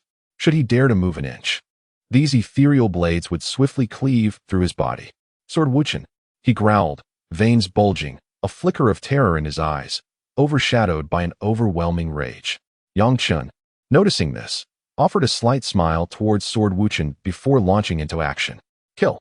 he roared, unleashing a torrent of flames that surged forth like a raging tide, the air vibrating with intensity, scorching the very fabric of space. In an instant, the air within several meters was incinerated to purity. The surrounding Northern European and North American masters quickly fled the scene, their numbers dwindling from a dozen to merely 10 as Chen ruthlessly eliminated 2 in the blink of an eye. Like a ravenous wolf, Chen prowled among the masters, his prowess and depth far exceeding theirs. Although all were masters, his cultivation was of the profound tier, a level whose standing on earth remained unknown to him, but was undoubtedly among the elite. The quality of the spiritual energy within him surpassed that of the surrounding masters significantly. Thus, even though he had just ascended to the master realm, Chen could easily overpower the majority of them. Only those who had long cultivated and reached the pinnacle of the master realm could pose any threat to him. Yet it appeared none among this group possessed such strength. Chen's figure danced amidst the sea of flames, his fists flashing like lightning, each flicker resulting in an injury to another master, while they could not lay a finger on him. "Rodents! Seeking death!" The Lock Realm warriors roared in unison, their fury ignited. Meanwhile, Sword Wuchen gazed at Yang Chun in astonishment before shifting his attention to Dan Shou. Your junior brother possesses such formidable strength. Shang Shou wore an expression of innocence, gazing in the direction of Yang Chun, his countenance reflecting a hint of confusion. This. Let us restrain this group of Lock Realm warriors. Meng Yao, you should assist Yang Chun. If we can slay a few Grandmasters, it will be greatly beneficial for us. Jin Wuchen smiled slightly, and then proceeded to give orders. Prior to their arrival, Lu Feng had whispered to him and the three elders of Xiantian about Yang Chun, hoping they would look after his second disciple. Yet, it now appeared that this prodigy did not require their guardianship. Indeed, Meng Yao nodded gently, then twisted her waist, transforming into a radiant pink light as she soared towards Yang Chen's location. Simultaneously, the three elders of Xiantian intertwined their hands, conjuring a Taiji-like phantom that gradually manifested upon the ground, enveloping all the Lock Realm experts from North America and Northern Europe. Layer upon layer of luminous barriers appeared forthwith. Let us observe closely. The figures of Jin Wuchen and the others emerged within the luminous barrier, smiling faintly. One of the Northern European experts laughed in anger. Do you truly believe that with just the two of you Grandmasters, you can contend against our 10 or more Grandmasters? We are not in a hurry. It is you who should be concerned. A group of Lock Realm warriors from North America and Northern Europe found themselves laughing in derision, keeping a wary eye on Jin Wuchen while anticipating how these two Grandmasters from Zone 98 would fall beneath the might of their own Grandmasters. Jin Wuchen merely smiled faintly, saying nothing. Meanwhile, outside, Yang Chun unleashed a series of powerful punches, with faint arcs of lightning flickering around him. He did not resort to ostentatious displays of his thunderous abilities, mindful of the multitude present. However, subtle applications were quite manageable. Although he had yet to slay a single Grandmaster, each one had been struck by Yang Chun, with a few of the weaker ones sustaining severe injuries. At that moment, Meng Yao quietly arrived on the scene. Instantly, delicate waves emanated from her body, enveloping the entire battlefield. Subsequently, the gazes of the other nations' Grandmasters reflected a dazed fascination, their eyes fixed on Meng Yao with a hint of fervor. Meng Yao's complexion turned pale as she urged Yang Chun to expedite the resolution. This was the essence of Meng Yao's ability, enchantment. Upon hearing this, Yang Chun was immediately swept up by a storm of power, igniting the sea of flames as the winds fanned the fire, causing it to surge more violently. Simultaneously, Yang Chen's form darted like a streak of light, racing toward each Grandmaster's position. Thud, thud, thud. Within the luminous barrier, one could only witness shadows flickering amidst the inferno, soon followed by piercing cries. Yang Chen's gaze remained cold as he delivered a devastating punch to the head of the Grandmaster before him. Subsequently, the Grandmaster was instantaneously obliterated, his head shattered. Almost immediately, Yang Chen reappeared before another Grandmaster. He had never experienced such exhilarating combat. It was as if he dispatched each opponent with effortless ease. Moreover, he still possessed an array of hidden cards yet to be revealed. Whether it was the Grandmasters who had weakened or Yang Chun who had grown excessively powerful remained uncertain. In mere moments, 4 or 5 Grandmasters had already fallen at Yang Chen's hands. At this juncture, Meng Yao suddenly coughed up a mouthful of blood, her complexion pale and wan. The overwhelming energy that had enveloped the entire battlefield began to gradually dissipate. Meng Yao was formidable, yet to charm over a dozen Grandmasters of equal caliber single-handedly proved to be an arduous task. Her ability to endure thus far was commendable. A North American Grandmaster, observing Yang Chen's relentless slaughter, felt a surge of trepidation and, disregarding all else, began to flee. Just as Yang Chen dispatched another Grandmaster, he noticed the retreating figure of the North American Grandmaster, a smirk curling upon his lips. Flee. Do you truly believe you can escape? To be continued. Chapter 60, The Shackled Realm. Fire. With a low murmur from Yang Chen, an array of flames suddenly erupted around the fleeing Grandmaster, enveloping him completely. The flames blazed fiercely, and a torrent of heat surged forth. Yang Chen flickered, and the power of the tempest erupted, shooting forth like a radiant beam towards the Grandmaster's figure.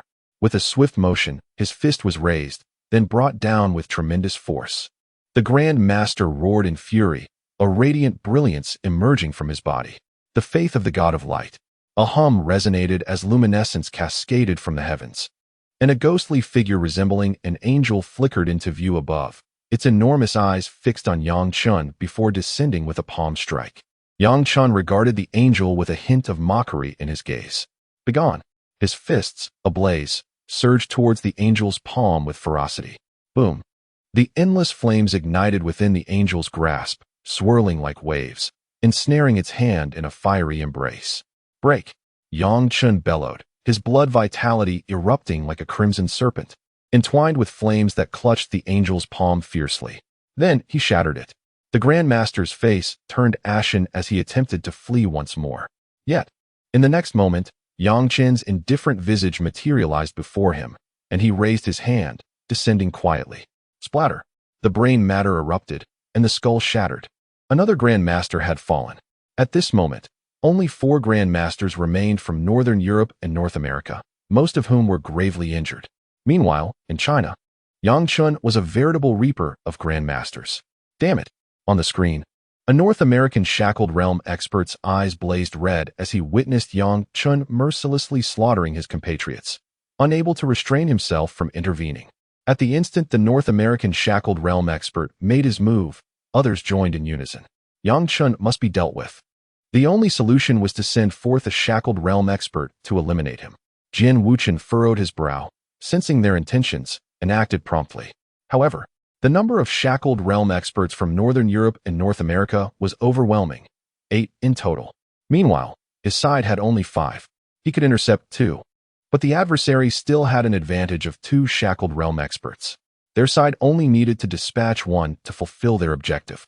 Kill. We must not let them approach Yang Chen. Jin Wuchen commanded, his brows furrowing slightly. Immediately, he ensnared 2 North American Grandmasters. The 3 elders of Xintian joined forces to block 4, but on Sun Shou's end, only 1 was halted. The formidable beings of the locking realm are inherently difficult to vanquish. Moreover, as long as they do not wish to engage in a death struggle, they can only be ensnared. Thus, all the powerful entities of locking realm number 98 found themselves ensnared, and those who took action were among the strongest within the locking realm. On Jin Wuchen's side, he was entangled with 2 late-stage locking realm strongmen from North America, rendering him unable to extricate himself for the time being. Meanwhile, the 3 elders of Xintian were likewise ensnared by 4 locking realm warriors, and with the added responsibility of manipulating the formation, they too found themselves unable to break free. Dan Shou was engaged in a solitary battle against a mid-stage locking realm adversary. The remaining North European warrior of early locking realm commenced a frenzied assault on the shimmering barrier. We must resolve this swiftly. We cannot allow a locking realm individual to join the battlefield of the Grandmasters, Jin Wuchen declared. Simultaneously, he unleashed a sword strike, sending forth a myriad of sword energies that permeated the heavens and earth, intent on repelling his opponent. However, his adversary was no mere pushover. Various extraordinary abilities erupted, launching a lethal assault towards Jin Wuchen. At this juncture, Yang Chen relentlessly slaughtered the Grandmasters from both North Europe and North America, seamlessly coordinating with Meng Yao's abilities, making the endeavor seem as effortless as child's play. Meanwhile, Yang Chen also observed the commotion from the locking realm. The shimmering barrier rippled ominously, hinting at the possibility of being breached. Yang Chen's gaze sharpened as he felt a tinge of pressure. Should a locking realm entity join the fray, it would spell trouble. We must swiftly eliminate the Grandmasters. Yang Chen's mind raced as he activated the system to utilize low-grade spiritual energy for irrigation. Ding! Low-grade spiritual energy irrigation successfully activated. After having dispatched numerous Grandmasters, Yang Chen had amassed a considerable amount of spiritual energy, yet this was his first time employing it amidst battle. However, given the current circumstances, there was no time to spare. After vanquishing 7 or 8 Grandmasters, Yang Chen found his internal spiritual energy depleted. If he could not resolve the situation promptly, he would be faced with significant trouble. Boom, boom. Resonating within Yang Chen's body was a thunderous sound as rich spiritual energy surged into his dantian. Instantly, his aura returned to its peak state. Kill! A sea of flames raged, with tendrils of lightning dancing within it, and the power of the tempest surged forth in an instant. Yang Chen moved like a shooting star, appearing before a Grandmaster with each flicker. With a subsequent punch, bang, Another Grandmaster fell to Yang Chen's might. He no longer hesitated to expend spiritual energy. Bolstered by the irrigation, he feared nothing. In but a moment, two more Grandmasters met their demise at his hands. Just then, the shimmering barrier shattered quietly, and a burly middle-aged North European man wielding a massive axe, his expression menacing, charged toward Yang Chen. Damn it! Yang Chen's countenance was somewhat grim.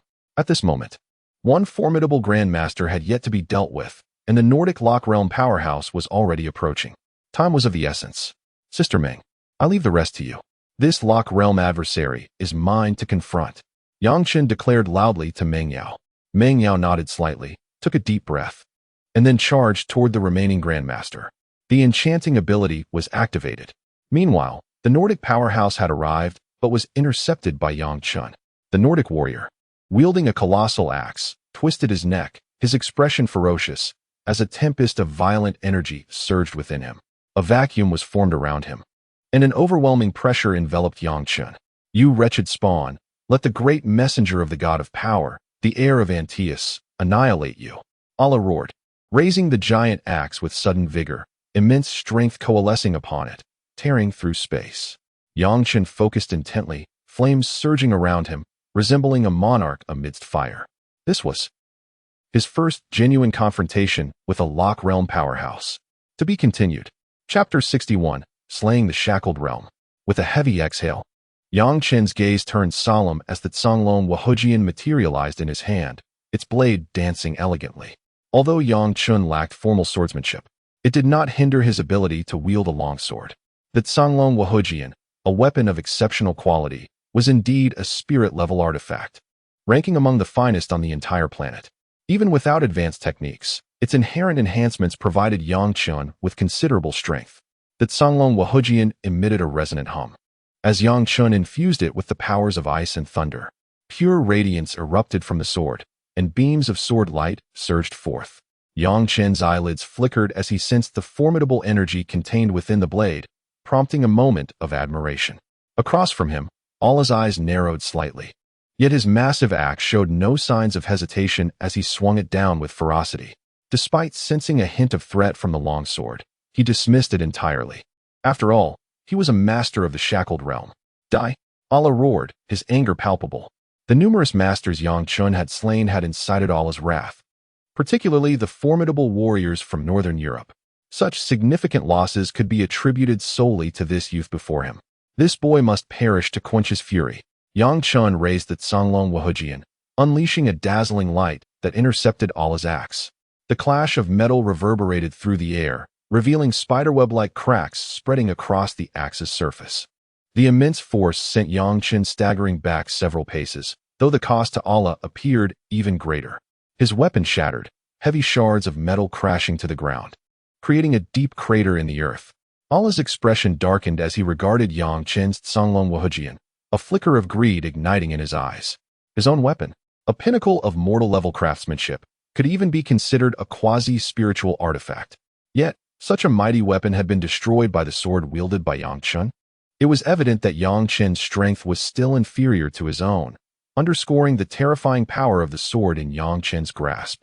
Licking his lips, Allah surged forward, his body propelling through the air as he expanded in size, towering several meters taller in an instant, reaching a height of 4 to 5 meters. Mortal, face the judgment of the god of strength. Allah bellowed, a stream of white energy erupting from his nostrils. The surrounding space began to subtly distort, as if rendered fragile under the guidance of an immense force. Observing this, Yang Chen felt a surge of power akin to a tempest. Fully aware that he could not afford to display even a hint of bravado, a vast chasm separated him from Anla, a gap that was exceedingly difficult to bridge. Insignificant insect. Anla, irate, relentlessly struck at the air around him, attempting to land a blow on Yang Chen.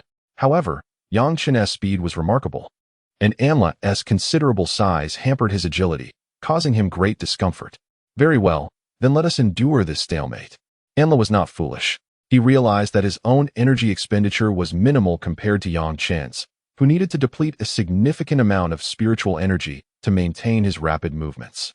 With a cultivation level inherently superior to Yang Chen's, Anla possessed an abundance of spiritual energy, far surpassing Yang Chen's reserves. in a prolonged conflict. It was evident that Yang Chen would face greater challenges. With this thought, Anla gradually regained his composure, his strikes becoming more calculated rather than chaotic. Yang Chen, glancing at Anla, mused, "You may be in for a disappointment." To Yang Chen, spiritual energy was not a scarce resource.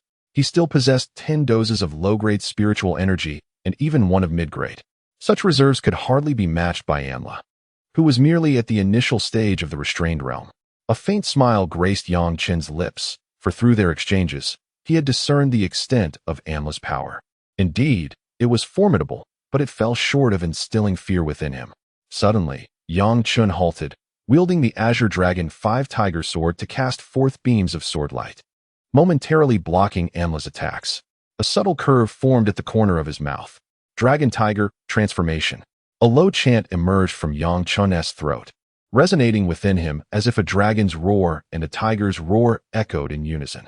Instantly, a terrifying power began to coalesce within his being. Yang Chen's aura surged dramatically, his presence now exponentially stronger than before. "Now it is my turn to strike." In an instant, Yang Chen's figure vanished from sight, only to reappear behind Anla, where the Azure Dragon 5 Tiger Sword lunged forth, ruthlessly slashing into Anla's back. A deep gash materialized, and rich crimson blood erupted forth, staining the earth as Anla, caught off guard, felt a sharp pain radiate from behind. "Ah, you seek death." Anla roared in fury, pivoting to unleash his wrath upon Yang Chen. However, Yang Chen's speed was astonishingly swift, especially augmented by the transformation of the dragon and tiger. His figure vanished once more, only to re-emerge in a location imperceptible to Anla's gaze, followed by a relentless flurry of strikes with his sword. Anla, a formidable physical adept, possessed a body as resilient as a mid-tier mortal weapon. Yet, even such strength appeared feeble beneath the onslaught of the 5 dragons and 5 tigers' sword. A faint glimmer flickered in Yang Chen's eyes as he silently positioned himself behind Anla's neck, unleashing a sudden eruption of ice and thunder abilities. The temperature plummeted dramatically, with arcs of lightning dancing, exuding an aura of terror. Then, with a decisive stroke, he brought his sword down. Bang! A resounding crash echoed as a colossal head soared through the air, its face still frozen in disbelief. Thud! The massive body collapsed to the ground, stirring clouds of dust. Anla had fallen. Ding! Congratulations, host, for receiving a medium-grade spiritual energy infusion. Ding! Congratulations, host, for slaying a shackled realm powerhouse, earning 100 kill points. The system's indifferent voice rang out, officially declaring Anla's demise. To be continued. Chapter 62, Entering the Secret Realm. The effect of the Dragon Tiger transformation gradually faded, and a sense of weakness permeated Yang Chen's heart, as the spiritual energy within his body was completely depleted. System, irrigate with low-grade spiritual energy. Ding. Successful use. Boom. A surge of energy instantly filled Yang Chen's dantian once more. The limitations of the Dragon Tiger transformation were indeed substantial, consuming vast amounts of spiritual energy. Yet for Yang Chen and his system, this flaw seemed of little consequence. Having slain Anla, Yang Chen's rewards were plentiful.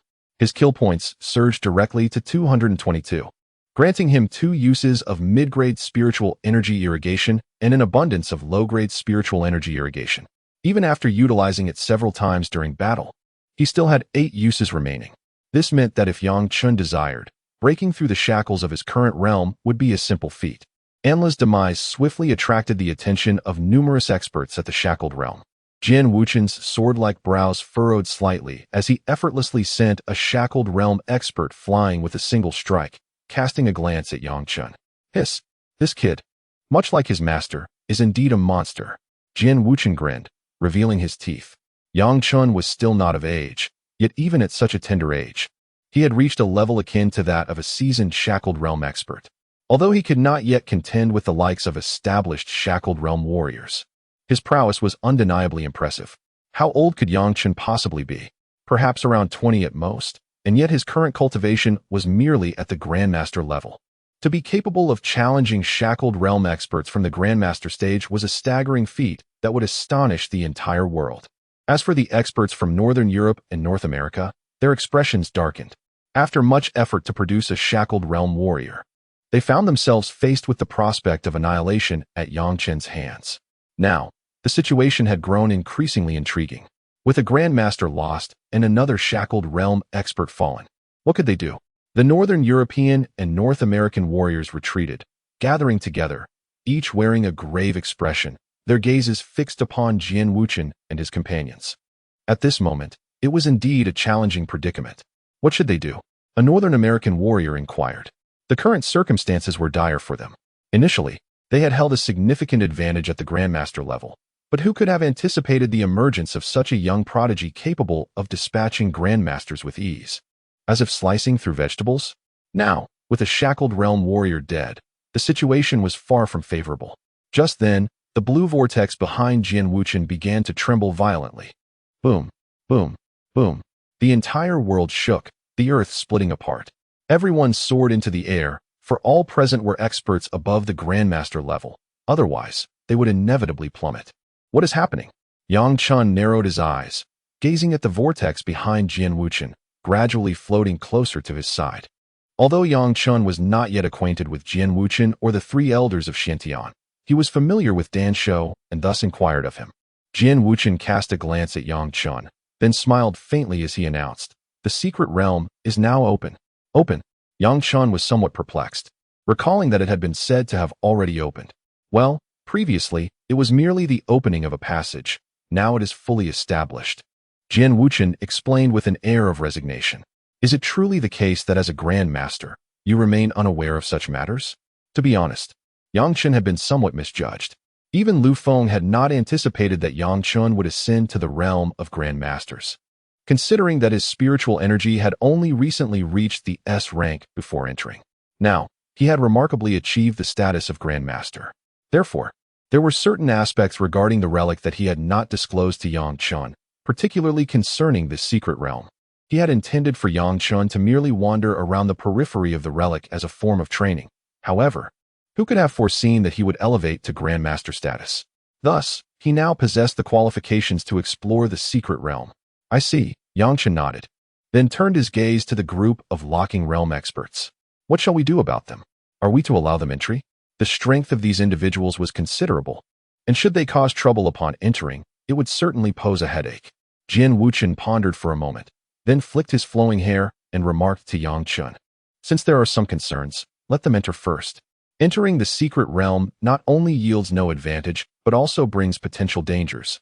Thus, allowing them to test the waters is prudent. But what if they refuse?" One of the elders of Xiantian interjected slowly, a glint of mockery in his eyes.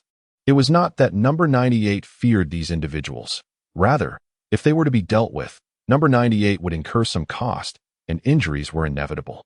With the passage to the secret realm now open, entering while injured would be rather uncomfortable.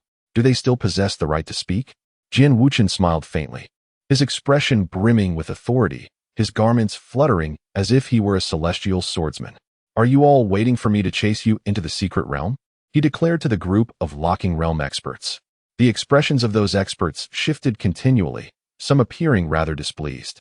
"Why do you exhibit such arrogance when you are merely one of us in the locking realm?" Yet, the current situation placed them at a disadvantage. For Jian Wuchen was the foremost among the locking realm. Given time, dispatching 3 or 4 of their number would pose no challenge. Not to mention, the 3 elders of Xiantian were present, capable of contending with those of the heavenly gate. "Let us go," exclaimed one who seemed to be the leader of the locking realm experts, gritting his teeth. His eyes reddened as he waved his hand, leading the group into the swirling vortex. Amidst the swirling vortex, a brilliant blue radiance erupted, and in an instant, the figures of the formidable beings bound by shackles vanished from existence. At that moment, Meng Yao had also slain the Grandmaster, her breath somewhat disordered, and her complexion pale as she soared over. Jian Wuchen, observing Meng Yao's condition, furrowed his brow slightly before speaking. "Meng Yao, you should remain within the ruins.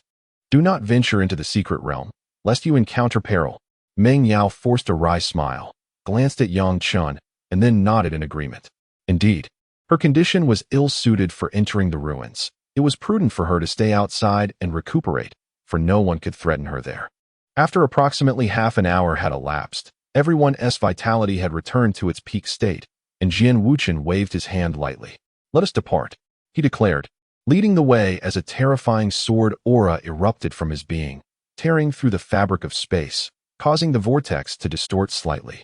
Yang Chen's gaze flickered as he glanced at the healing Meng Yao, and then, gathering his energy, he surged towards the secret realm. To be continued. Chapter 63, The Sword Sect. Yang Chen felt as though the world before him was twisting and spinning, akin to being trapped within a washing machine, as the very fabric of reality seemed to whirl chaotically around him. This sensation bore a resemblance to his initial entry into the Relic's portal. Yet it was markedly more intense this time. Had he not achieved the rank of Grandmaster, the tumult could have shattered his internal organs. It was no wonder that those below this level were forbidden from entering. After a brief moment, Yang Chen sensed a solid footing beneath him and cautiously opened his eyes. Instantly, he was greeted by a breathtaking world that resembled a celestial paradise. Surrounding him was a thick mist that obscured visibility beyond a few meters. As he summoned his spiritual power to perceive his surroundings, he encountered an inexplicable resistance that hindered his abilities, preventing his consciousness from expanding outward. System, are you there? Dear host, I am present. That's a relief. System, do you find yourself amusing? Yang Chen exhaled softly. Despite the obstruction of his sight and spiritual power, the mere presence of the system brought him comfort. Perhaps he had grown somewhat reliant on it. Nonetheless, as long as the system remained, he felt a sense of assurance. Taking a deep breath, he surveyed his surroundings, noting the absence of Jian Wuchen and others. However, this did not concern him. It was likely similar to his previous entrance into the relic.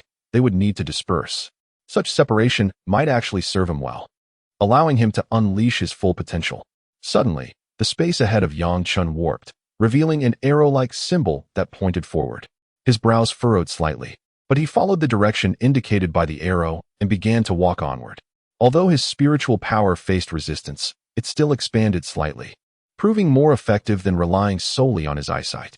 Uncertain of how long he had been walking, the surrounding mist gradually thinned, and the force obstructing his spiritual power seemed to dissipate. Yang Chen felt a surge of energy and swiftly expanded his consciousness. Ahead of him loomed a towering peak, piercing the clouds with its majestic presence. Apart from this mountain, there was naught else in sight. Is this truly the secret realm? Yang Chen pondered doubtfully. Wasn't it said that there was a legacy within the secret realm? What kind of legacy could this mountain possibly represent? In fantastical tales, legacies were typically found in hidden caves or ancient tombs. What significance did this mountain hold?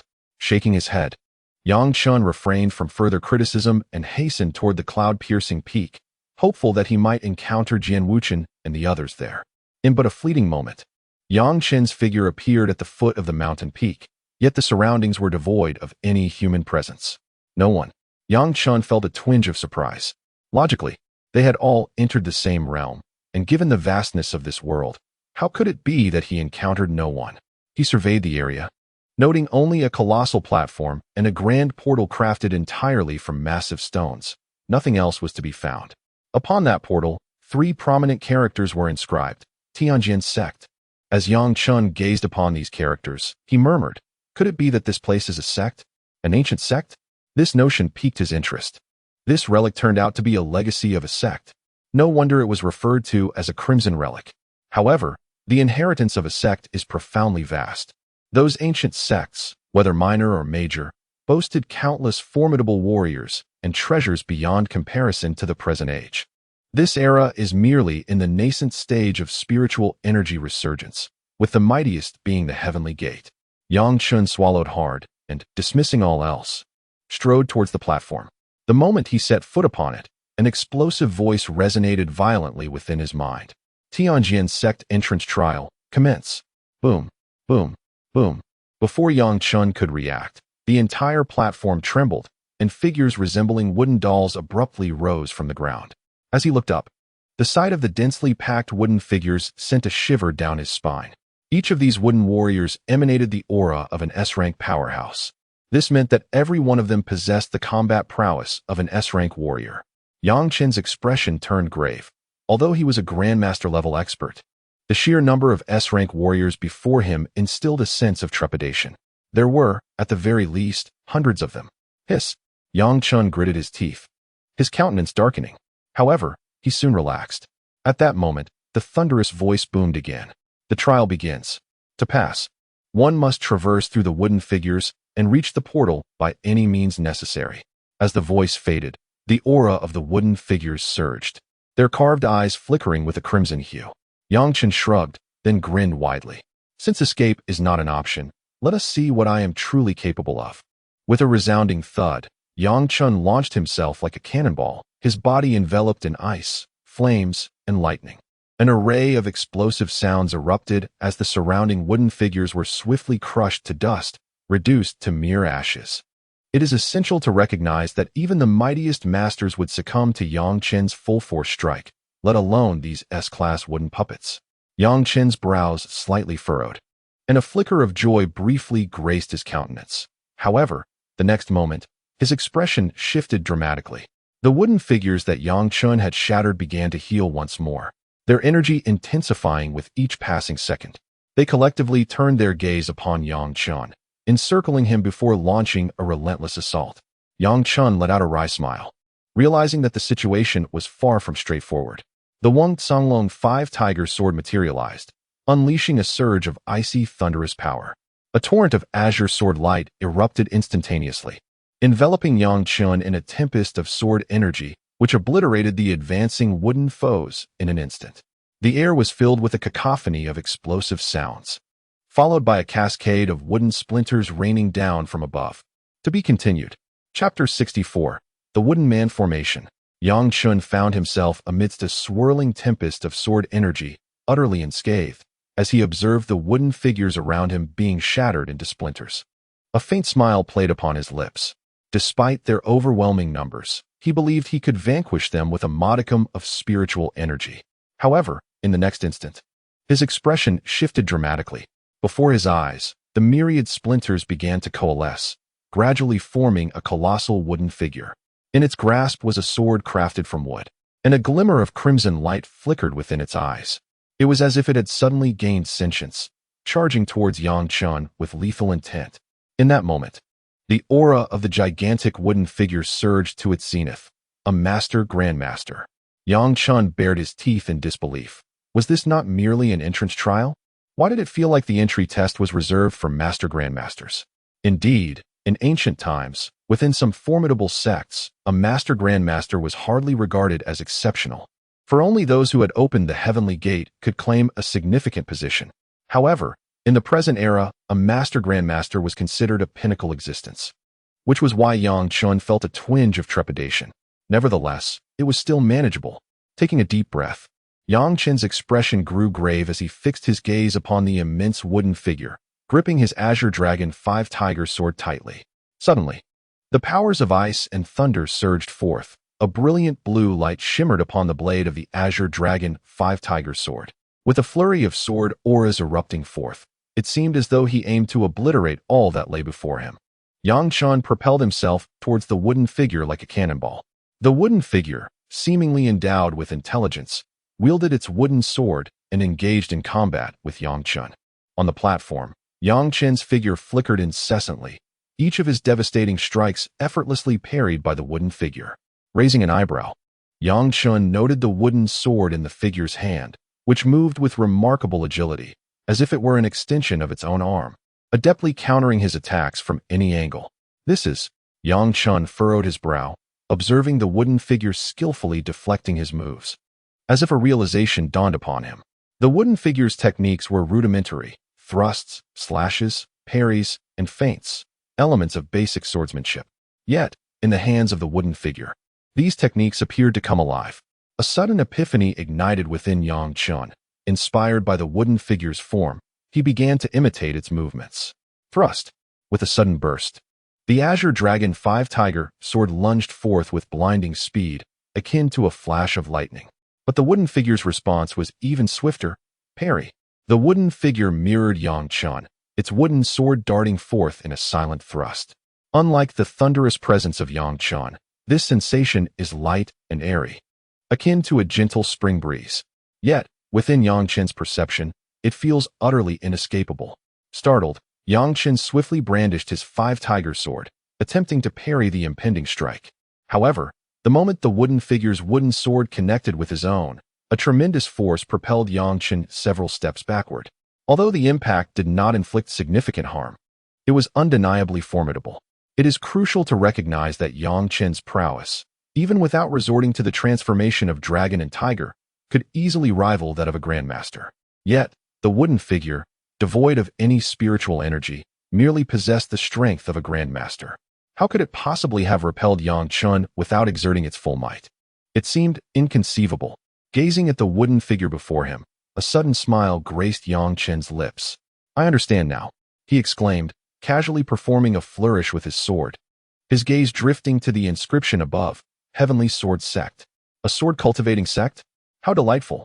Yang Chen's eyes sparkled with enthusiasm. He adored swords, and even more so, sword cultivators, whose ethereal elegance resembled that of celestial beings. In that moment, Yang Chen surged forward once more, emulating the foundational sword techniques of the wooden figure. Not long ago, he had struggled to keep pace, but gradually, through the wooden figure's rigorous training, he became increasingly adept at wielding the basic sword techniques, to the point where he could stand against the wooden figure.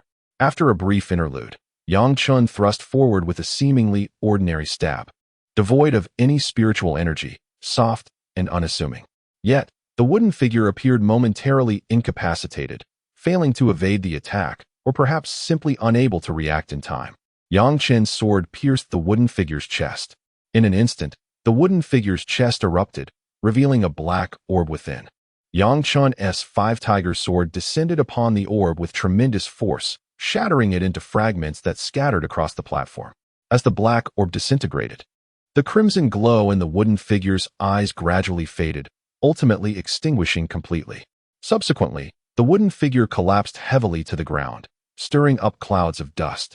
As the dust settled, Yang Chen maintained his stance, eyes slightly closed, as if attuning himself to something profound. Gradually, he opened his eyes, a piercing glimmer igniting within them. "So this is the essence of the sword path," Yang Chen murmured. Previously, he had wielded the sword merely through brute force, but now, after a period of study with the wooden figure, he had successfully ingrained the fundamentals of swordsmanship into his muscle memory. With a calm motion, Yang Chen sheathed the five-tiger sword and stored it within his spatial ring.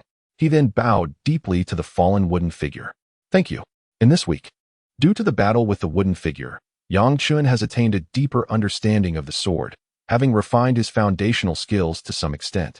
Previously, Yang Chen was merely a novice in the path of the sword, but after engaging in combat with the wooden figure, he has now crossed the threshold into the realm of swordsmanship. As for the sword path, it remains exceedingly rudimentary for him. In the next moment, that familiar voice once again echoed in Yang Chen's mind. Entrance trial passed. Rating: First class. Reward: Identity as an entry disciple and one spirit gathering pill. As the final word resonated, the space before Yang Chen began to twist, and soon, a token along with a pristine white pill gently floated into his view. To be continued. Chapter 65. Breaking the Shackles, the Realm of Shackles. Yang Chen gazed at the floating token before him, along with the gathering spirit pill. He extended his arm, grasping both the token and the pill in his hand.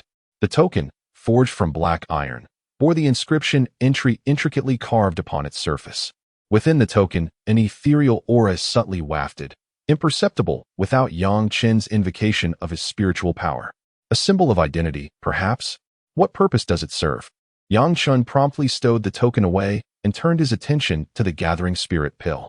The pristine white pill was enveloped by a rich energy that swirled around its form, causing Yang Chen's palm to tingle with a delightful sensation.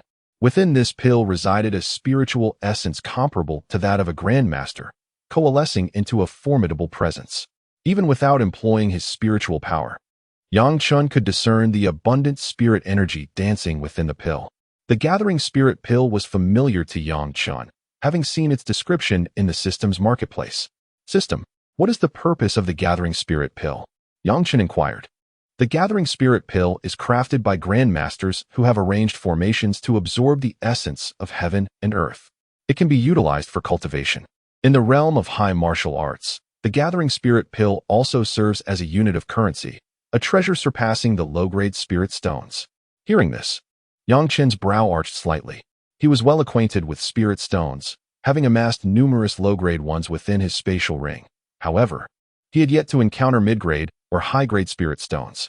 The low-grade ones already contained a substantial amount of spirit energy, making the gathering spirit pill all the more formidable. It could easily forge a Grandmaster.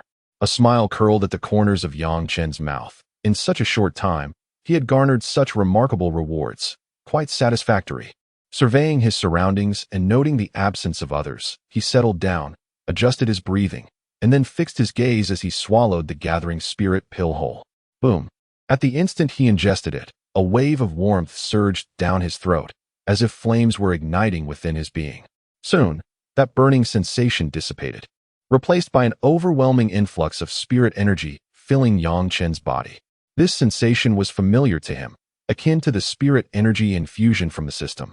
Though it fell slightly short of that experience, the spirit energy seemed not entirely pure. While it may not match in quality, it still equaled the infusion of low-grade spirit energy he had previously received.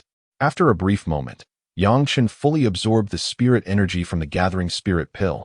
However, his cultivation did not exhibit significant growth. He furrowed his brow, dissatisfied with the outcome. System, initiate a low-grade spirit energy infusion. In response, Yang Chen had his own plans.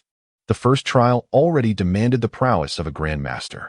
Although he had not sustained any injuries, the uncertainty of future dangers loomed large. Thus, he resolved to enhance his abilities for the sake of ensuring his own safety. A gentle, bubbling sound resonated as if a spring coursed through Yang Chen's very being. Surrounding him was a dense, white mist, exuding the essence of spiritual energy. His skin flushed crimson, and an intense warmth enveloped him, causing flakes of skin to shed. With a pained groan, Yang Chen struggled against the unbearable discomfort. At that moment, within his dantian, a rich concentration of spiritual energy gathered, continuously flowing into his corporeal form, reshaping him from within. Ordinarily, the ascension to the shackled realm would not be so agonizing, yet Yang Chen's speed was remarkable, leaving many areas incompletely harmonized, forcing a rapid advancement akin to forcibly unblocking those still obstructed. Truth be told, the sensation was quite excruciating. However, there was no choice. The specter of unforeseen dangers loomed ahead.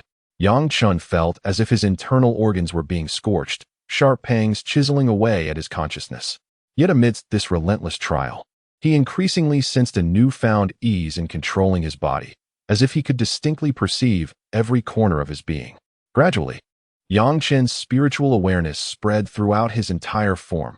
His veins, meridians, flesh, and heart all vividly materialized in his mind. After a brief moment, the pain began to wane, replaced by a refreshing stream flowing through him. However, he soon realized that the spiritual energy within his dantian had diminished. Recognizing the deficit, Yang Chen abruptly lifted his gaze, his eyes shimmering with determination. System, activate mid-grade spiritual energy infusion. Ding. The infusion of mid-grade spiritual energy was successfully initiated. Boom, boom, boom. In an instant, Yang Chen's dantian brimmed with renewed energy, swiftly circulating through his body under the guidance of the 9 mysteries technique. With the infusion of spiritual energy, Yang Chen's physical form was instantaneously fortified. Within his perception, he envisioned chains manifesting, binding him and restricting his power. Veins bulging, Yang Chen stared at the chains within his body. Then, with a surge of will, he commanded the boundless spiritual energy to coalesce into a sword of energy, which he then swung fiercely downward. Clang! The sound reverberated, echoing through Yang Chen's being. Sliced through, Yang Chen let out a furious roar, gritting his teeth as he unleashed the last remnants of mid-tier spiritual energy. Like a torrential flood, the energy surged forth, relentlessly striking against the chains that bound him. After several assaults, the chains began to weaken, revealing a myriad of cracks. Yang Chen's eyes gleamed with determination as he deftly manipulated the spiritual energy, transforming it into ethereal swords that he swung down with ferocity. The resounding clang echoed once more as the chains shattered instantly. Subsequently, a formidable power erupted from within Yang Chen, unleashing a terrifying storm. The platform beneath his feet fractured, breaking apart into colossal stones that plummeted downwards. The chains were severed. The realm of bondage shattered. To be continued. Chapter 66. The Trial of Outer Sect Disciples. Yang Chen slowly opened his eyes, a brilliant gleam bursting forth from his gaze. causing the surrounding space to tremble slightly.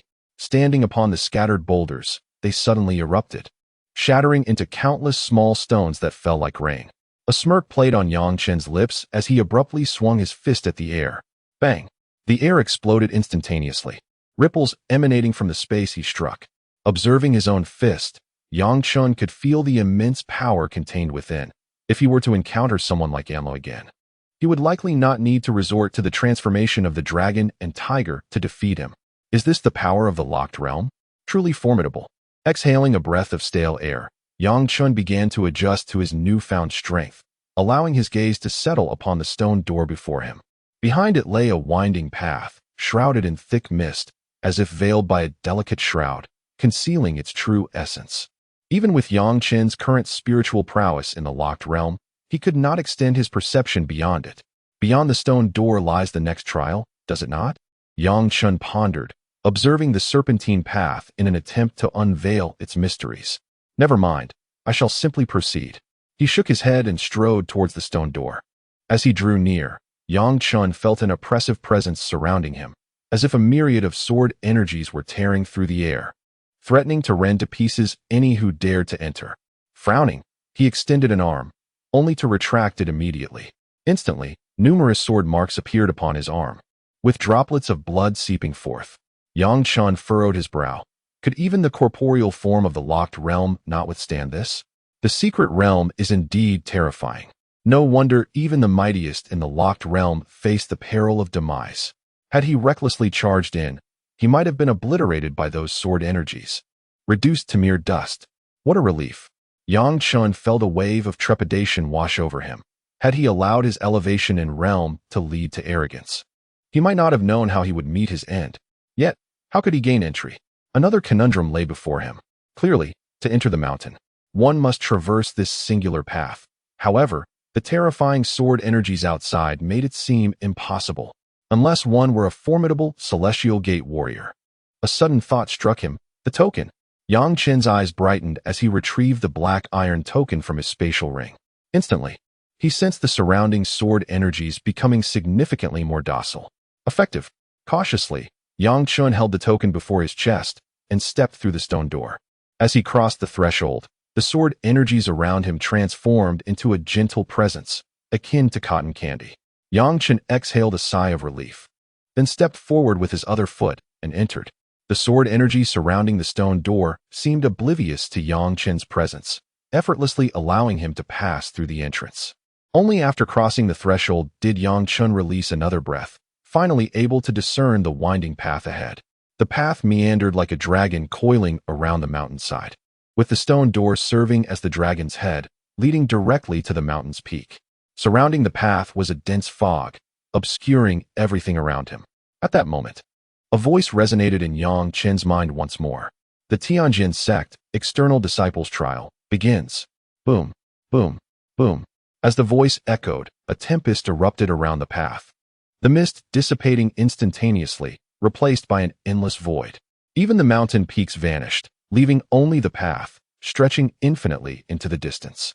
Below the path lay an abyss, shrouded in profound darkness, and as Yang Chen gazed into the depths, he felt a powerful force attempting to pull him downward. Hastily, he activated the 9 mysterious technique, a stream of clarity flowing through him, pulling him back. Yet, Yang Chen realized he remained in place, completely unmoving. This meant that the earlier sensation was merely an illusion.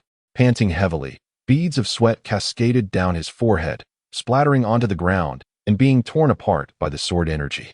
It was this stark reality that grounded Yang Chen. Thus, the trial this time required him to ascend. Furrowing his brow, he scrutinized the path. Ascending seemed trivial, especially for a formidable cultivator like Yang Chen, who was shackled in his current state. He could effortlessly soar upwards. However, if the first trial presented difficulties, how could the second be any simpler? This made no sense. Yang Chen was perplexed by the true intentions of the Tianjin sect. Regardless, he resolved to ascend without hesitation. His expression solemn, he sensed that unforeseen changes awaited him. Yet ignorance was no excuse to refrain from the challenge. He had to give it a try. Suddenly, with a jolt, Yang Chen leapt upward towards the heights.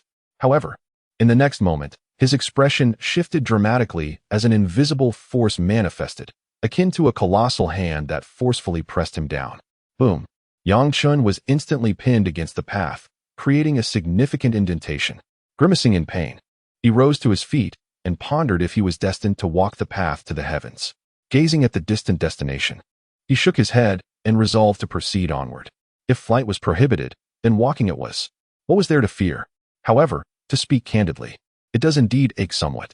Yang Chen rubbed his shoulder, which had turned a shade of crimson. Yet, as he continued on his path, an unsettling sensation began to permeate his being. It was as if a voice whispered incessantly in his ear, luring him with its beguiling allure. Take a glance below. Yang Chen shook his head, but the voice persisted, echoing in his mind. Having witnessed the terror of the abyss, he was not one to heed such temptations lightly. Nevertheless, the voice possessed an enchanting quality, its ethereal tones resonating through the air, causing his composure to waver. Begone! Yang Chen bellowed, his anger surging forth as he unleashed a powerful punch that sent ripples through the very fabric of space. Yet, in the next moment, the voice rang out once more. Take a glance below. To be continued. Chapter 67. The Illusion. Take a glance below. The ethereal voice incessantly lingered in Yang Chen's ears, enchanting his very soul. For a moment, he was tormented by this haunting sound. As he continued to ascend, the phantom voice echoed persistently, akin to a parasitic entity entwined within him, whispering temptations at his ear. Begone! Yang Chen's expression contorted into a grimace, the veins in his neck surging ominously, revealing the coursing blood beneath. A shadowy hue began to materialize at his brow, yet for reasons unknown, he remained oblivious to it. Within his mind, the visage of his spirit also bore the same dark mark, tainting his very essence. In an instant, Yang Chen's thoughts grew muddled, as if leaden weights had plunged into his consciousness, rendering him unbearably heavy. His eyelids fluttered, his body swayed, as if he were on the verge of plummeting into the void. Gradually, the scenery before him shifted dramatically. The path ahead vanished, replaced only by an endless abyss. The pitch-black chasm seemed devoid of light. Anything that fell within its depths stirred not a whisper of sound. It was as if it had been obliterated. Yang Chen's heart raced as his pupils dilated, confronted by the void beneath his feet, an overwhelming dread surging within him. Turning around, he discovered that the route behind him had inexplicably disappeared, severed from existence. Only the minuscule floating stone beneath him remained. How is this possible? His spirit quaked as he surveyed his surroundings, yet all that met his gaze was the infinite abyss. Perhaps he was the sole creature in this realm. Silence enveloped him, devoid of any sound. Even his heartbeat and breath resonated in the stillness. An inexplicable fear clung to him. What? Yang Chen clasped his head, desperately calling out within. System. But in response, there was only an overwhelming chill. The system had fallen silent. It was as though a radio signal had been severed, leaving him incommunicado. A sense of emptiness engulfed him. It felt as if he had lost something vital. Like an orphan amid the surrounding darkness, he existed in solitude, his only anchor being the small floating stone beneath his feet. Everything around him felt like a ferocious beast, watching him with predatory intent. Unbeknownst to him, Yang Chen momentarily forgot that he was indeed a formidable force within the shackled realm, as if an imperceptible wave incessantly disrupted his thoughts.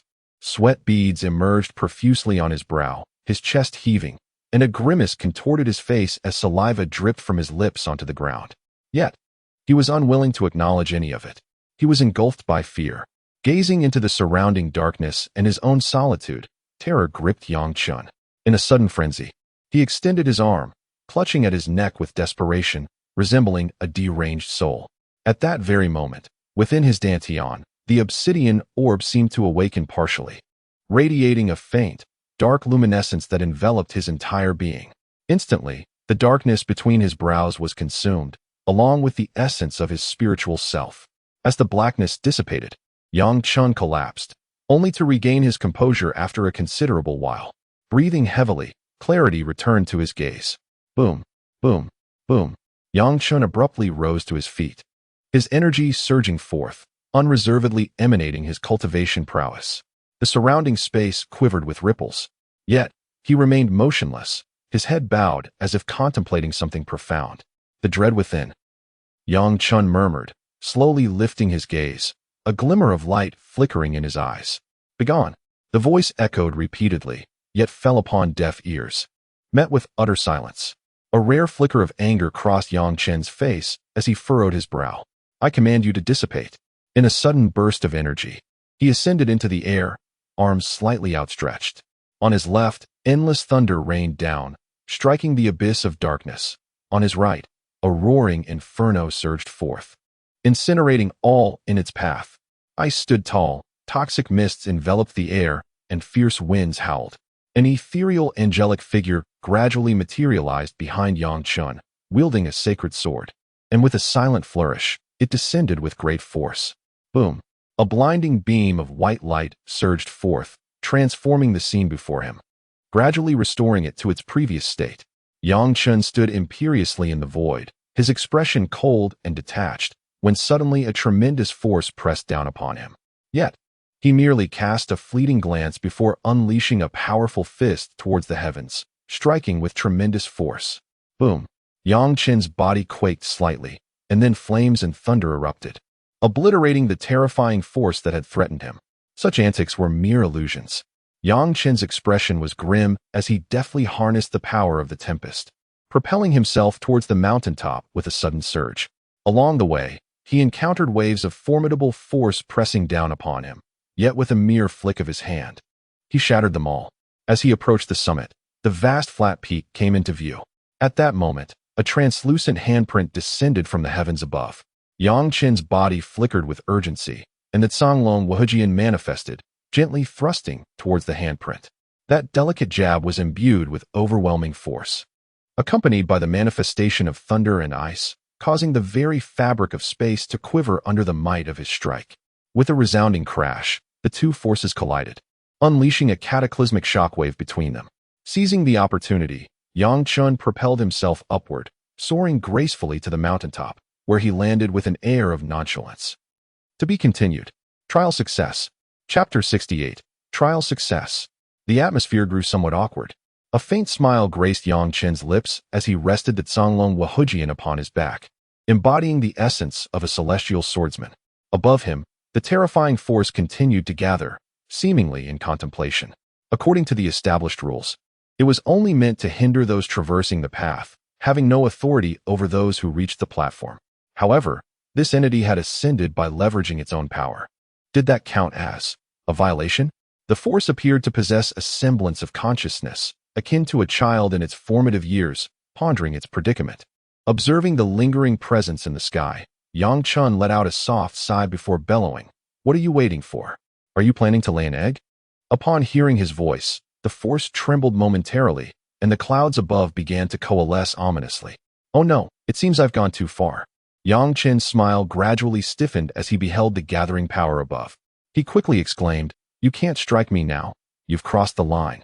And I have already passed the trial."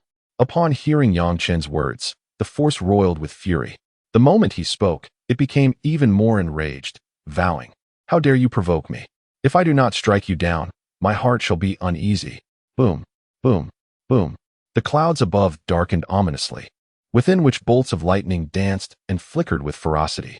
In an instant, a tempest erupted, with countless lightning strikes swirling like serpentine dragons amidst the clouds. "Oh no, it's getting serious." Yang Chen's expression shifted dramatically as he swiftly retreated, racing away. He knew that as long as he distanced himself from the confines of that narrow path, the power would inevitably wane. Yet, that formidable force seemed to have taken notice of Yang Chen's actions.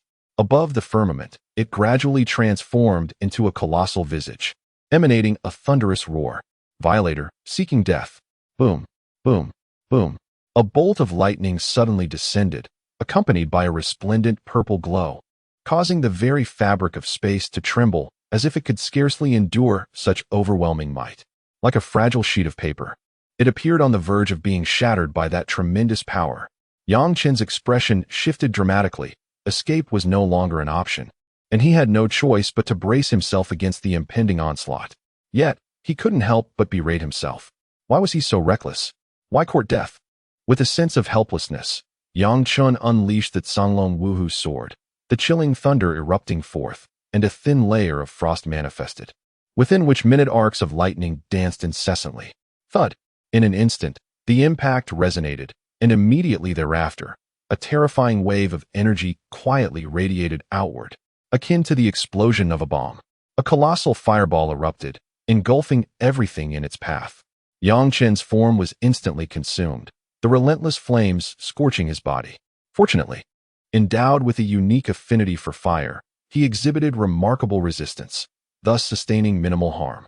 Yang Chen's silhouette burst forth from the inferno, his visage covered in soot, resembling a beggar. Utilizing his spiritual energy, he cleansed himself, restoring his former appearance, though he still appeared somewhat disheveled. Gritting his teeth, Yang Chen gazed at the immense face in the sky and ruefully exclaimed, "Brother, must I still beg for your forgiveness?" Yet, the colossal visage paid no heed to his words, continuing its self-indulgent roar. "So, you still have the audacity," Yang Chen cursed, his form flickering as he evaded the onslaught of the giant face. However, the intensity of the attack was overwhelming, its speed reaching unimaginable heights. Even with Yang Chen's prowess at the shackled realm, he found himself at a disadvantage. His countenance grew grave as he yearned to retaliate, only to realize that he could not even touch that gigantic face, meaning he could only endure the blows. What sort of predicament was this? Yang Chen felt an urge to spit blood, lamenting his predicament. Alas, he had only himself to blame for his loquaciousness. Presently, he was enveloped in frustration. Yet, why was it allowed to assault him with such impunity? Was it because he seemed an easy target? Contemplating this, while deftly evading the attacks of the giant face, he pondered how to neutralize this relentless assault. If this barrage were to be infinite, it would pose significant trouble. He had no spiritual energy to sustain a prolonged battle. Perhaps, Yang Chen's eyes shifted slightly, and then he swiftly retrieved his identity token from his robe, hurling it towards the colossal visage, declaring, "Disciple of the Heavenly Sword Sect, Yang Chen, cease your assault at once." The black iron token transformed into a streak of radiant light, swiftly plunging into the visage of the colossal face. Just as it seemed poised to unleash its wrath, it appeared to sense the familiar aura emanating from the black iron token, gradually calming itself. A token? The giant face seemed to ponder this, slowly halting its assault, revealing a look of confusion, and thereafter fell into deep contemplation. At that moment, Yang Chen exhaled slowly, clasping his fists in reverence towards the giant face. Declaring himself as Yang Chen, a disciple of the Heavenly Sword Sect. Though uncertain of its efficacy, it appeared to yield some effect. After a considerable interval, the black iron token gently descended into Yang Chen's hand. He stowed the token away, his gaze shimmering with intensity as he regarded the giant face. His body tensed, ready to flee at the slightest sign of movement.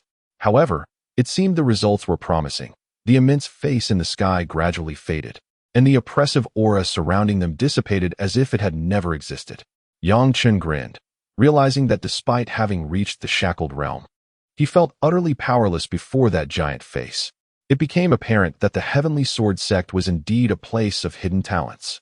Just then, a voice reverberated through the air.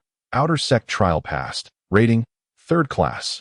Reward, 1 Outer Sect Disciple Token and 1 Supreme Gathering Spirit Pill. As per usual, a token and a pill materialized before Yang Chen. He breathed a sigh of relief, placing the token into his spatial ring. And then his gaze fell upon the Supreme Gathering Spirit Pill. Supreme? Yang Chen licked his lips, his eyes gleaming with anticipation. A regular Gathering Spirit Pill contained the energy equivalent to the total cultivation of a Grandmaster. What might this Supreme variant hold? Could it possibly encompass the full cultivation of a Shackled Realm expert? If so, that would indeed be terrifying.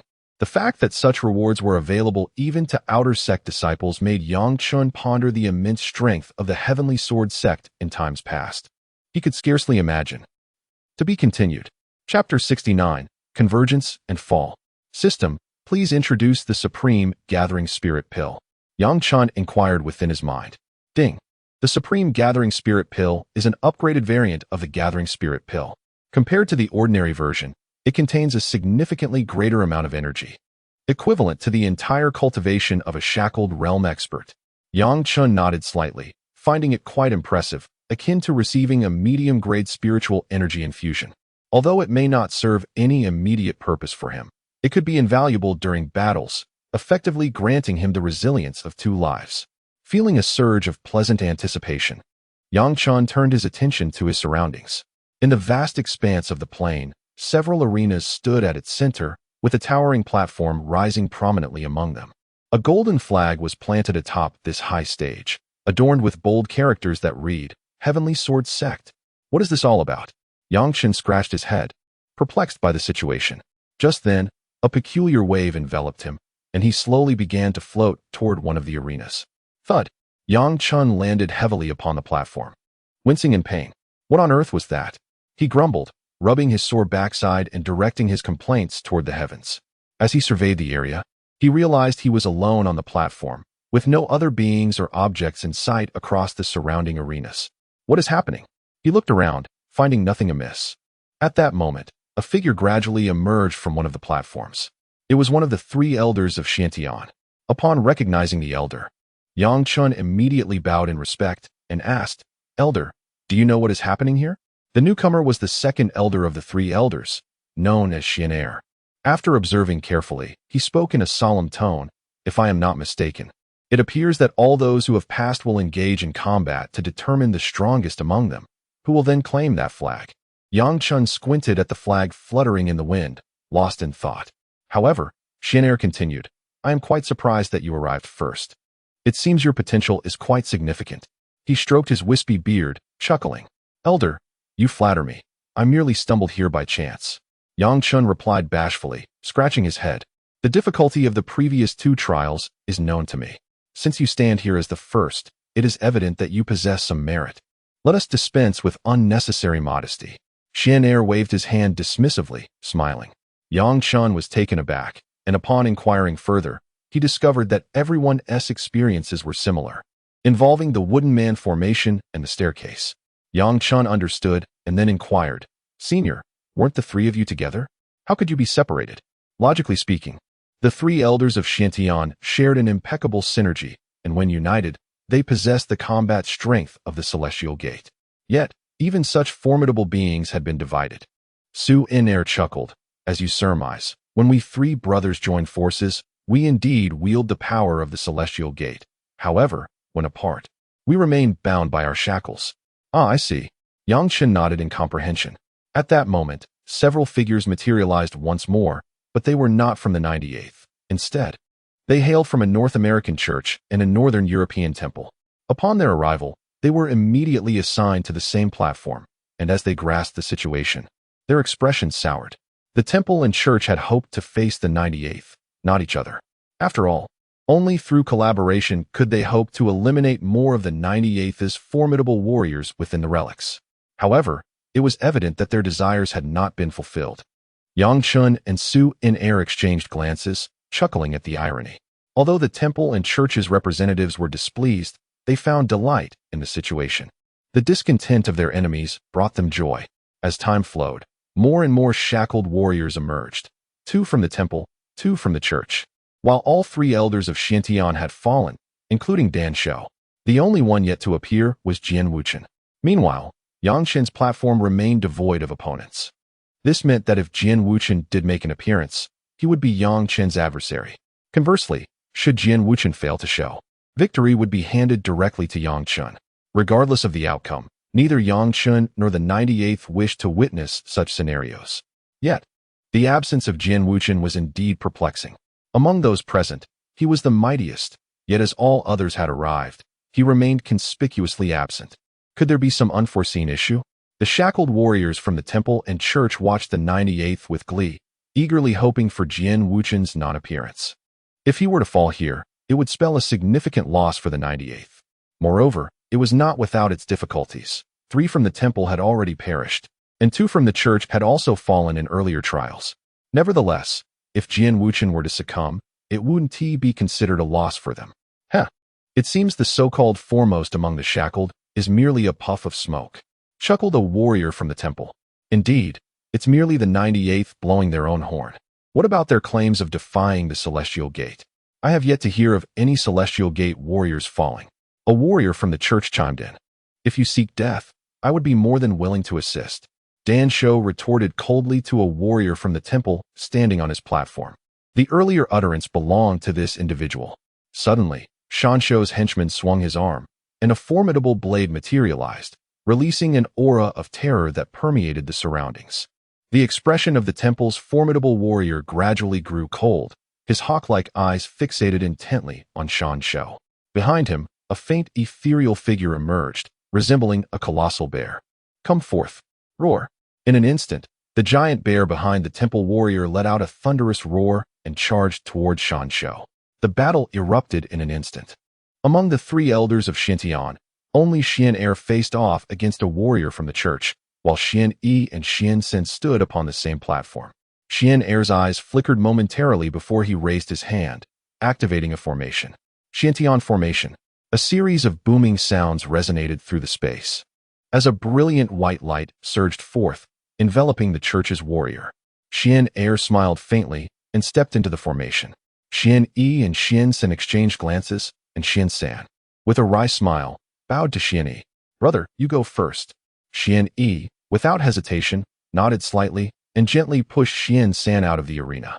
On another platform, a warrior from the temple and one from the church locked eyes, and both recognized the resolve within each other's gaze. In the next moment, the temple warrior initiated the assault, charging towards the church warrior. Their alliance was merely temporary. When it came time to seize the opportunity, self-interest would reign supreme. The church warrior quickly reacted, his expression shifting in disbelief at the opponent's sudden attack. However, as a fellow warrior of the shackled realm, he could still manage a defense, even with the initial strike. Boom, boom. On the platforms, except for Yang Chen's and Xian Yi's, battles erupted everywhere, plunging the scene into chaos. Yang Chen's expression grew grave as he gazed towards the staircase, unable to believe that Jian Wuchen could have fallen. He was the foremost among the disciples beneath the heavenly gate. If the detritus of the temple and church could survive, how could Jian Wuchen not? Xian Yi also regarded the staircase, a glimmer of light flickering within his murky eyes. As time flowed ceaselessly, victories and defeats began to emerge on the platforms. Shansho was drenched in blood, resembling a figure of carnage, panting heavily. Before him lay a mangled body, reduced to a grotesque state upon the platform. He had brutally dismembered the individual. A rare smile graced Shansho's face as he surveyed the remains, exclaiming, "You filthy wretch." On one side, the formidable beings from the temple and the church had determined their victor, yet unlike Shansho, who mercilessly reduced his opponent to mere pulp, the temple's champion merely inflicted severe injuries upon the church's fighter before casting him out of the arena. Within the arena where Xian Er stood, radiant light flickered as he emerged from its brilliance, holding the lifeless body of a powerful adversary before discarding it nonchalantly. The remaining temple warrior's expression soured. But as he noted the absence of Jian Wuchen, a sinister smile crept across his face, for it seemed Jian Wuchen had indeed perished. At the very instant the temple warrior's words hung in the air, a series of sword energies erupted violently, and a figure clad in white gradually materialized.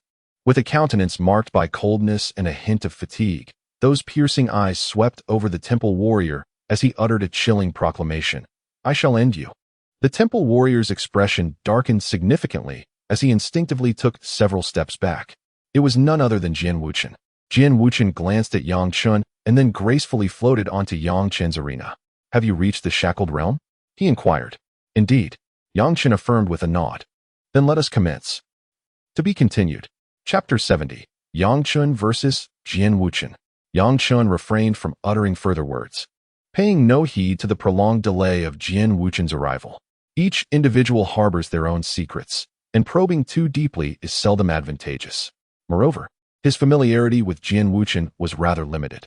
Jian Wuchen cast a slightly astonished glance at Yang Chen, then allowed a faint smile to grace his lips. "You are quite impressive." Yang Chen shrugged nonchalantly. "Perhaps." Jian Wuchen gently shook his head, and then the long sword in his grasp slowly materialized. "Indeed, you possess remarkable talent. A true ace of our number 98.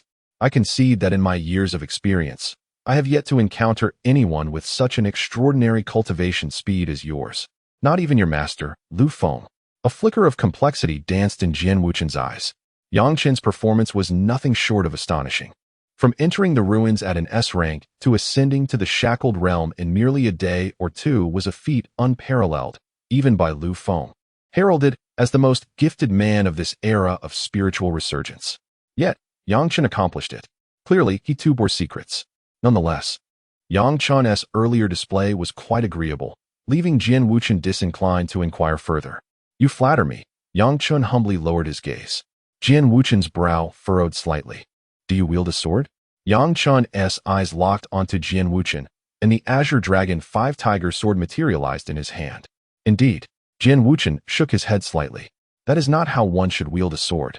Oh, senior, please enlighten me. Yang Chen raised an eyebrow. No sooner had he spoken than Jian Wuchen's figure surged forward with astonishing speed. Yang Chen's pupils constricted in an instant, and he hurriedly raised the Azure Dragon 5 Tiger sword to guard his chest. Clang! Jian Wuchen's blade struck the sword's body with a crisp resonance. A sword cultivator must advance fearlessly. If you cower as you do, what is the purpose of your sword practice? Jian Wuchen's voice boomed like thunder from the heavens, resonating within Yang Chen's mind. Yang Chen's expression grew solemn as clarity began to dawn in his chaotic gaze. Yet, in the next moment, Jian Wuchen unleashed a tempestuous flurry of sword strikes around Yang Chen, each blow a lethal intent. Yang Chen hastily defended himself. Although his understanding of the sword had improved remarkably since earlier, he was still merely a novice. He barely managed to parry Jian Wuchen's relentless assaults using the foundational techniques of swordplay. Nevertheless, the overwhelming power erupting from Jian Wuchen's blade proved to be quite a strain for Yang Chen. Utilize your utmost strength, or you shall surely perish. Jian Wuchen roared, each sword strike descending like autumn rain, unyielding and impenetrable. The fierce sword energy sliced through the air like a chilling wind, piercing to the bone. Yang Chen summoned the spiritual energy, and the powers of ice and thunder suddenly manifested. Glimmers of cold light flickered, and the surrounding air was immediately coated with layers of frost. Arcs of lightning danced within the frost, akin to cunning serpents, poised to strike with a thunderous blow at the slightest opportunity. Jian Wuchen was momentarily taken aback, but soon understood, a faint smile playing at the corners of his mouth. Intrigued by the display, he then accelerated the pace of his swordplay, unleashing waves of sword energy that shimmered like silver crescents. The air was torn asunder, causing the surrounding space to tremble slightly, as if struggling to withstand Jian Wuchen's formidable sword energy. In Yang Chen's mind, clarity emerged like a crystal mirror, echoing the words Jian Wuchen had spoken earlier. A sword cultivator must forge ahead fearlessly. If one shrinks back, what is the purpose of wielding a sword? To march forward with unwavering resolve. A swordsman defies the heavens, and the essence of sword cultivation lies in this defiance. If one is timid, what can be said of sword cultivation or defying the heavens? Yang Chen sighed softly, then suddenly opened his downcast eyes, a radiant smile illuminating his face, filled with warmth. It seemed he had misjudged the situation. In his attempt to conserve strength, he had lost his edge. At the outset, when he encountered the wild wolves, he had maintained a fearless sharpness, unafraid to reveal his true power. However, after arriving in Jiangnan, for reasons unknown, he had grown cautious, reluctant to unveil his full potential. He had evidently forgotten that his cultivation was among the pinnacle of the entire 98th. What was there to fear? His master was the foremost figure of the 98th. What reservations did he have? Thus, he resolved to strike. Yang Chen addressed Jian Wuchen with a slight bow, expressing gratitude. His gaze sharpened suddenly, as if sword energy sparkled within his eyes, a brilliant light erupting forth. The surrounding space warped slightly in response. Jian Wuchen, witnessing this, merely smiled, and his sword became even swifter, the speed of his strikes surpassing 10 swords within a second, and it continued to escalate. He held nothing back. Had Yang Chen still been at the Grandmaster level, Jian Wuchen might have restrained himself somewhat. However, upon seeing Yang Chen had broken through to the shackled realm, Jian Wuchen decided to fight without reservation. This was a mark of respect for a peer of equal caliber. Indeed, this young man was remarkable, able to withstand a third of Jian Wuchen's strength. Nearby, Xian watched with a smile as Yang Chen and Jian Wuchen engaged on the stage. It was evident that Jian Wuchen had only unleashed a third of his power. The title of the foremost among the Heaven's Gate was not without merit. It signified a formidable strength. Yang Chen's expression gradually grew solemn, his hands tingling slightly from the urgency of his defense. The speed of Jian Wuchen was astonishing. so swift that Yang Chen could barely catch sight of the sword's shadow with the naked eye. He had to rely solely on his spiritual power and instinct to withstand the onslaught. Yet, even with such measures, he was not immune to injury. At this moment, Yang Chen's garments lay in tatters, reduced to mere strips of cloth, revealing his robust physique marred by numerous sword scars. Blood welled up in streaks across his skin. Yang Chen gritted his teeth. Despite having broken through to the shackled realm, he still felt somewhat powerless against a formidable opponent like Jian Wuchen, who could defy the heavens. Ultimately, Yang Chen's training in the 10 swords was still insufficient, lacking the foundational depth needed for such a confrontation. Dragon Tiger, transformation. Yang Chen suddenly roared, and around him, the faint echoes of dragon roars and tiger howls resonated. The sonic waves spread out, imbued with immense pressure, temporarily slowing Jian Wuchen's sword strikes. As Yang Chen felt a surge of power coursing through him, his gaze sharpened. Thunderous, tempestuous, fiery, glacial, and venomous abilities erupted forth without reservation. A swordsman must charge forward fearlessly. Therefore, he would not hold back. Let everything explode forth. Moreover, it was time to test his own strength. Secret arts? Jian Wuchen was taken aback momentarily, but quickly regained composure. Such a minor lapse could easily be rectified for a seasoned warrior like him. This young man, Yang, was indeed enigmatic, wielding at least 5 distinct abilities. Xian Er's gaze flickered as he stroked his beard, a hint of astonishment gleaming in his murky eyes as he observed Yang Chen. 5 abilities. How many have we encountered at most? Xian pondered for a moment before turning to inquire. 2 or 3, perhaps? Lu Feng seemed to possess multiple abilities as well. Xian Er reflected, then remarked. A pair of prodigies indeed. The 3 elders of Xintian silently watched the clash between Yang Chen and Jian Wuchen, choosing not to voice their thoughts. In this era of spiritual revival, extraordinary occurrences were commonplace. The inability to possess multiple abilities oneself did not preclude others from doing so. Clearly, Yang Chen's concerns were unfounded. However, there was no need for anxiety now, as Jian Wuchen had dispelled Yang Chen's apprehensions. Suddenly, Yang Chen soared into the air, empowered by the Dragon Tiger transformation, granting him the temporary might of a peak shackled realm warrior. He unleashed a flurry of sword radiance, momentarily forcing Jian Wuchen back, then raised the Songlong Wahuxian with determination. Senior, receive my strike. If you emerge unscathed, I shall willingly concede. Jian Wuchen lifted his gaze, observing the myriad energies converging towards the Songlong Wahuxian held in Yang Chen's grasp. Around the sword, small vortices appeared, continuously absorbing the surrounding energy. With a subtle flourish of his long sword, Jian Wuchen stood resolutely, sword poised. Yang Chen took a deep breath, the spiritual energy within his dantian trembling, gathering towards the Songlong Wahuxian. The azure radiance surged dramatically, resembling a cerulean sun flickering in the firmament. A chilling aura permeated the air, accompanied by arcs of lightning that danced within the space. Yang Chen narrowed his eyes, focusing all his mental faculties on the sword's blade. As memories of the previous wooden puppet's thrust surged in his mind, suddenly, his eyes flung open. He released the Songlong Wahuxian, which then transformed into a streak of ethereal blue light, akin to a blue dragon, hurtling towards Jian Wuchen. Roar, roar, roar. The sound of dragon roars and tiger howls filled the air, as if one were immersed in a snowy domain, where endless frost and chill materialized, or within a tempest of thunder, where lightning surged. Observing the descending azure dragon, Jian Wuchen's expression shifted to one of gravity, his aura erupting with vigor. Behind him, a phantom of a long sword emerged, resonating with a melodious clang. That sword shadow then dispersed into countless delicate blades, as if a multitude were summoned forth. All swords returned to their origin. Jian Wuchen's voice resonated through the air. In an instant, countless sword shadows surged toward the ethereal blue dragon. A cacophony of thunderous roars ensued. To be continued. Chapter 71. The Dominant Sword Wuchen. A cacophony of thunderous roars erupted, as sword energy scattered in all directions, shattering the arena into fragments, with countless stones raining down. The 3 elders of Xintian furrowed their brows slightly. Xuanshou waved his hand, and a brilliant light burst forth, obliterating the debris. Xuanshou's gaze remained fixed on the center of the explosion, concern etched across his features. Yang Chen was his junior.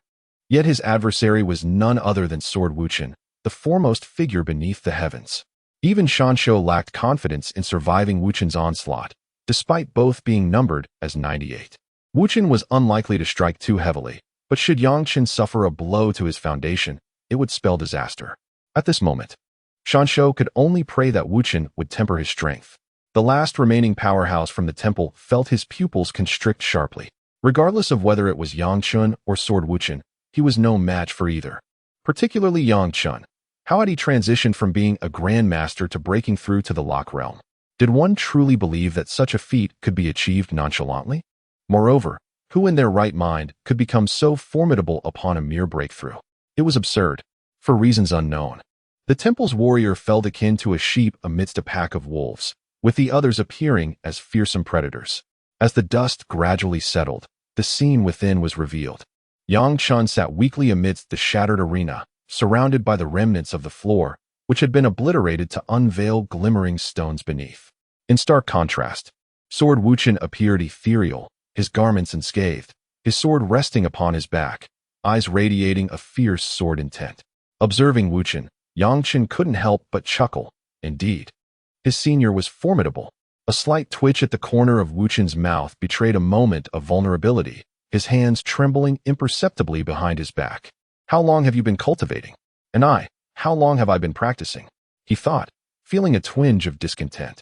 Yet, he concealed these sentiments. Some thoughts, once voiced, lose their significance. Sword Wuchen addressed Yangchen. "You have done well. Continue to strive." He managed a strained smile, gazing at Yangchen, suddenly feeling an overwhelming fatigue. Yangchen brushed off the dust from his clothes and descended from the arena without a trace of reluctance. As for the so-called inheritance within this relic, he was genuinely indifferent. Could any legacy compare to the system? The system was truly unparalleled. In his heart, Yangchen couldn't help but extol the merits of the system. Observing this, Sword Wuchen's gaze fell upon the banner, his eyes flickering momentarily, a hint of trepidation surfacing. "Tianjin sect," he murmured, his eyelids drooping slightly, obscuring his thoughts from view.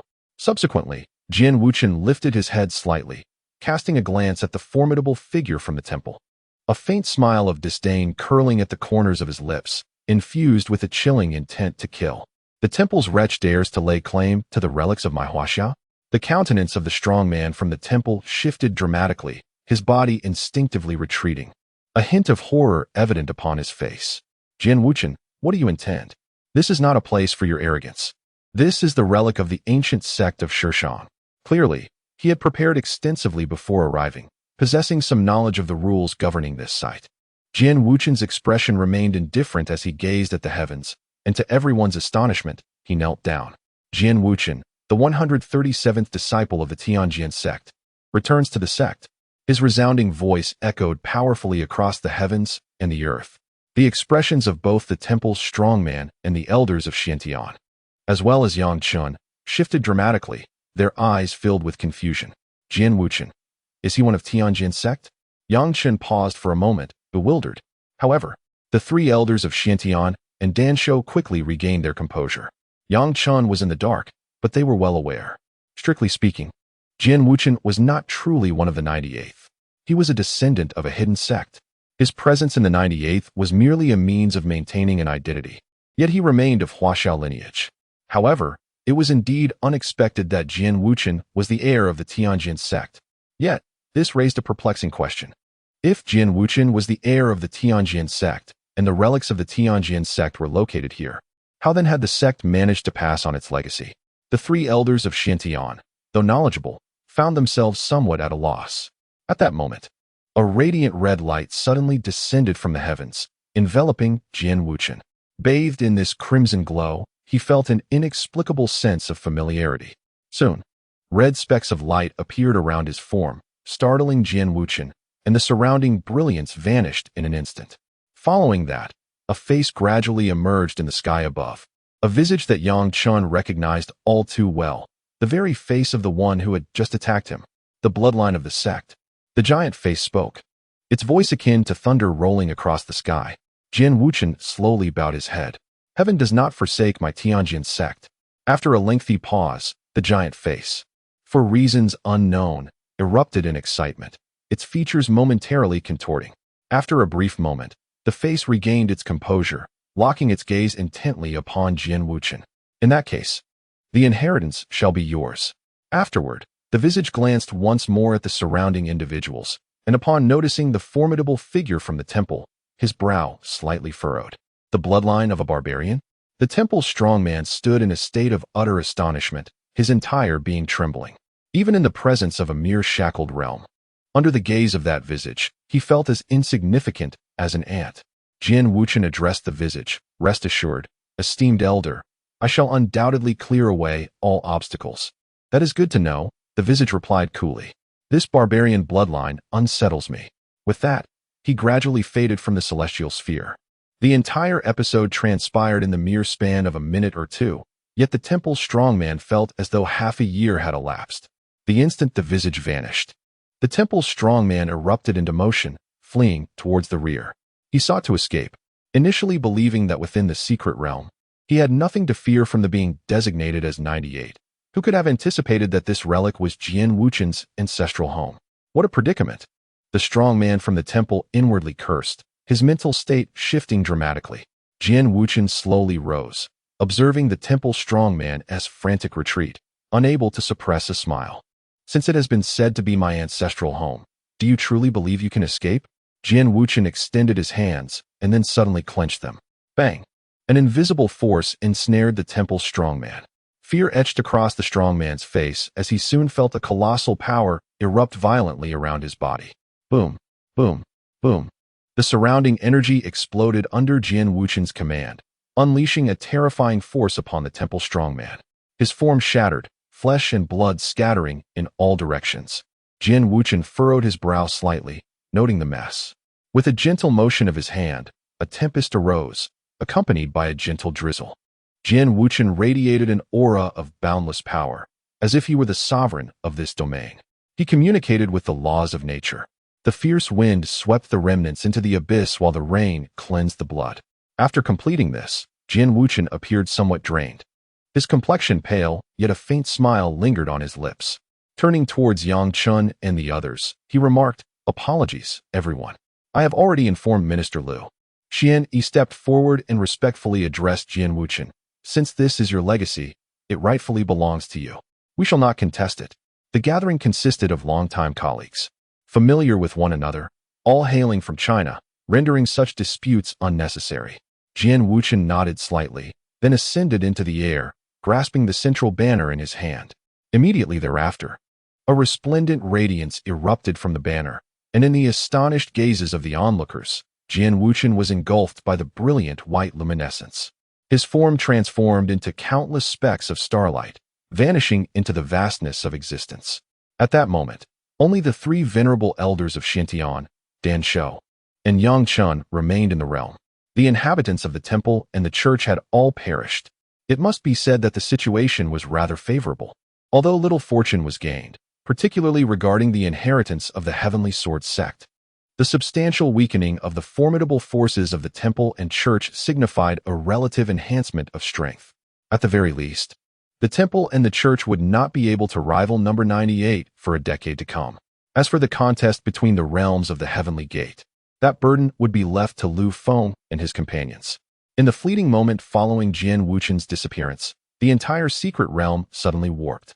Yang Chen felt the scenery before him shift dramatically, followed by an overwhelming force that seemed to grasp at his garments, hurling him outward. When Yang Chen regained consciousness, he found himself cast out of the secret realm, emerging in the vicinity of the swirling vortex. The vortex itself began to shatter gradually after the others exited, ultimately vanishing from sight. To be continued. Chapter 72. The ruins emerge. With a resounding crack, the azure vortex gradually transformed into twinkling starlight, slowly fading away. Yang Chen's pupils abruptly constricted as he realized that he had been unceremoniously ejected from the secret realm. A faint trace of regret flickered in his eyes, only to vanish almost immediately. Although he had not acquired an abundance of fortuitous encounters, the fact that he had ascended from the S rank to the shackled realm was, for Yang Chen, a commendable achievement. In his perspective, the opportunities presented by the Heavenly Sword sect paled in comparison to what the system offered. Consider this: having undergone 2 trials, he was rewarded with a spirit-gathering pill and a superior spirit-gathering pill, equivalent to a low-grade and a mid-grade infusion of spiritual energy, respectively. In truth, Chen found himself rather indifferent to these rewards. At that moment, Meng Yao gracefully approached, her beautiful eyes reflecting a hint of bewilderment and curiosity. What was happening? It felt as though only half an hour had passed. How had they all emerged? Moreover, where was Jian Wuchen? Among Meng Yao's companions, there was no sign of Jian Wuchen. Simultaneously, she noted the absence of any individuals from the temple or the church. While the absence of the Temple S and Church S personnel did not concern her, given that Jian Wuchen had also entered, it was perplexing. After all, how could a man who had once defied the might of the heavenly gate allow these ordinary shackled realm cultivators to escape unscathed? It was only natural for them to remain trapped. However, Jian Wuchen's absence was the most astonishing aspect for Meng Yao. Chen, one of the three elders of Xian Tian, sighed and explained the situation to her. So, Minister Liu and the others were already aware? A glimmer of astonishment lingered in Meng Yao's eyes. It was well known that when the ruins were not present, one could not ascertain the events within. Yet, Lu Feng had somehow known of the ruins even before they materialized. Such a feat seemed almost supernatural. As Meng Yao's gaze swept over Chen, she was taken aback. Moving closer to him, her delicate nose slightly raised as her eyes locked onto his form. Little brother Yang, you have truly outdone yourself. It's only been a short while since we last met, and you've already reached the shackled realm?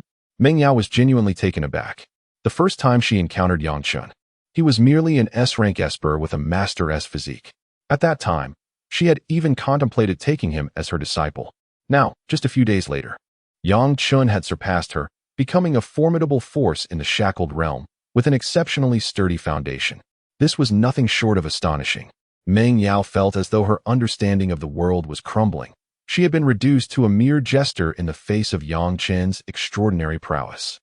Chen, feeling slightly awkward, rubbed the tip of his nose, his cheeks tinged with a faint blush. Chen could even perceive the enchanting fragrance emanating from Meng Yao's graceful form, which momentarily stirred feelings within him, a boy who had seldom enjoyed such close encounters with girls. However, his lack of experience did not imply that Meng Yao was similarly inexperienced with boys.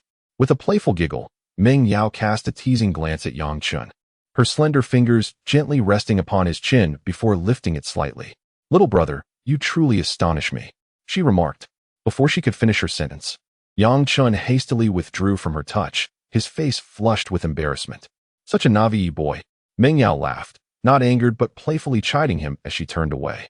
Chen distanced himself from her by several dozen meters, activating his 9 Xian transformation to suppress the fluttering emotions within him. Women, how terrifying, he thought, patting his chest as memories of a phrase from a sword manual he had seen in his youth resurfaced. The first page read, "With no woman in one's heart, the sword can be drawn with divine precision." Indeed, women seemed only to hinder his sword-drawing speed. Chen lamented silently while instinctively moving away from Meng Yao's vicinity. Now what shall we do? He pondered aloud. We have scavenged most of the items in this relic, yet the most crucial ones lie within the secret realm, taken by Jian Wuchen. At that moment, Dan Shou, who had remained silent, finally spoke up, his voice laced with dissatisfaction. Clearly, he had yet to come to terms with Jian Wuchen's concealment of their matters. Xian offered a gentle smile, placing a reassuring hand on Dan Shou's shoulder. Oh, little Dan, one must be magnanimous. After all, we are both from the 98th faction and share a common heritage. If Jian Wuchen thrives, it signifies a brighter future for our homeland. Do you not wonder how your master remains so youthful while leading the 98th? It is because the older generation of practitioners paved the way for him. Dan Shou grimaced, wishing to retort, yet ultimately refrained from voicing his objections. After all, if his own master could achieve such heights, why should others be any different? Nonetheless, a trace of dissatisfaction lingered in his heart. Yet, with circumstances as they were, further investigation seemed futile, as it bore little significance now. Let us proceed. Inform the S-rank individuals and prepare to return. Once outside, we may face another fierce battle. Xian suggested, shaking his head slightly as he gazed at the heavens. Chen, puzzled, raised his head and inquired, fierce battle? What fierce battle?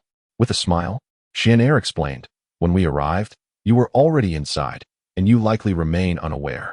However, even without knowing, you can surely imagine that after we have slain so many formidable foes from the temple and the church, they will not simply let it go. Yang Chen understood clearly, and then a faint smile crept upon his lips. How could the land of Huaxia tolerate such insolence from these miscreants? To slay one was as simple as slaying another. Indeed, with Minister Lu and the others shielding us, we can easily dispatch those in the shackles of the realm. Xian Er, resonating with this sentiment, chuckled heartily. Exchanging a glance with Yang Chen, their laughter growing ever more audacious, akin to two rascally companions sharing a jest. Subsequently, Meng Yao directed her attention to the communication ring, sending forth a series of messages before retrieving a piece of black stone from her bosom. What is this? Yang Chen gazed curiously at the stone, feeling the subtle energy pulsating within. This is the core of the entire relic. It is only with this object that we can activate the relic and make our exit. I stumbled upon it within the lair of a Grandmaster level spiritual beast, Meng Yao elucidated. Yang Chen nodded, grasping the significance. He then observed as Meng Yao infused the black stone with streams of spiritual energy, revealing faint glimmers of light emanating from within. Suddenly, the black stone began to shatter, its outer shell fracturing completely to unveil a radiant azure glow. Waves of energy began to ripple from the azure stone, expanding outward like ripples on a tranquil pond. In the ensuing moments, the space around them vibrated, warping as if caught in a vortex, swirling and twisting. Gradually, a blue portal materialized, radiating a rich azure luminescence. Through the portal, faint echoes from the outside world seemed to filter through. Just then, a commotion arose from a distance. A group of individuals clad in the number 98 uniform approached, and Yang Chen recognized the leader as the one who had provoked him previously in the outside realm. The man's sharp eyes immediately fell upon Yang Chen, who was suspended in midair, and his pupils dilated in horror, his body trembling uncontrollably. Hey, a Grandmaster. Fear etched across the man's face, beads of cold sweat dotting his forehead. Yang Chen merely cast a fleeting glance before diverting his attention. To Yang Chen in his current state, S-level warriors appeared as mere elementary students, easily dispatched with a single blow. Greetings, esteemed Grandmasters. The leader of the S-level warriors stammered, sweat pouring down his face as he hastily bowed his head. Please return. Meng Yao said little, even though she was aware that this individual had previously provoked Yang Chen. Nevertheless, she refrained from causing him any trouble. Instantly, the man felt as if he had received a pardon and hurriedly led his followers towards the azure portal, eager to escape this place of strife. After a considerable duration, once all the formidable beings of number 98 had departed, Meng Yao finally summoned the three elders of Xiantian, Shan Shou, and Yang Chen to step into the azure portal together. During this time, several powerful figures from the temple and the church attempted to slip away unnoticed. But their fates were uniformly grim. They were all slain. Yang Chen stood suspended in the void, moving with an air of leisure as he approached the azure portal. Suddenly, a resounding roar echoed, and the scenery before Yang Chen shifted dramatically. When it returned to normal, he found himself outside in the world once more. To be continued. Chapter 72, The Situation, Part 2. In Huaxia, above Han City, Lu Feng stood gracefully in the void, while beside him, Chen Tianxin held a cluster of peach blossoms delicately in her hand. Flames blazed fiercely upon Lu Ming's body, resembling a fire phoenix soaring through the heavens. Before Lu Feng stood an elderly man clad in a crimson robe, clutching a weathered tome, his expression icy, radiating a golden luminescence from within. Beside this red-robed elder was a robust middle-aged man, a bolt of yellow lightning materializing slowly in his hand, warping the surrounding space. Lu Feng, I demand an explanation. The formidable middle-aged man spoke slowly, his voice resonating like a thunderclap, deafening in its intensity. Lu Feng regarded him with indifference, a slight smirk gracing his lips. Isn't the esteemed temple master capable of receiving divine prophecies? Why not consult your omnipotent deity instead of directing your inquiries towards me? Impudent! Do you dare to defame the gods? The temple master erupted in fury, his voice crashing through the air like a series of thunderbolts, sending ripples through the entire space. An overwhelming wave of power surged forth, bearing down upon Lu Feng and his companions. Suddenly, the pallid clouds above vanished, replaced by ominous dark clouds. within which thunderbolts seemed to dance incessantly, exuding an aura of immense might. The red-robed elder spoke again. Lu Feng, the strength of the heavenly gate is no trivial matter. Is it truly your intention to slaughter our heavenly gate warriors, assuming we are incapable of stopping you? As his words hung in the air, the tome in the elder's grasp erupted in a brilliant white radiance, a divine essence descending, enveloping them in a sensation akin to paradise. Lu Feng's scabbard slowly opened, revealing an ancient blade that floated into his hand. With a subtle twist of his arm, boundless sword energy manifested instantly, sharp and fierce, causing fissures to appear in the surrounding space like a web spun by a spider. Are we to engage in combat? Lu Feng's sword rested menacingly before him, an aura of terror exploding forth as countless sword shadows emerged behind him. A piercing cry of a phoenix echoed, and the blazing flames of the fire phoenix swept across the sky, the terrifying heat seemingly poised to incinerate the very fabric of space. Brother, why waste breath on idle chatter? Let us engage directly. With 3 of us from the heavenly gate, do we truly have to fear these 2 mongrels? Lu Ming chuckled, a glint of murderous intent shining in his eyes. Beside him, Chun Tianxin offered a helpless smile, casting forth the peach petals in her hand, unleashing an endless sea of blossoms that surged forth like a tide. Pontiff, summon your feathered companion. Lately, I find myself lacking appetite. A change of taste would be most welcome. Lu Ming licked his lips, nearly drooling.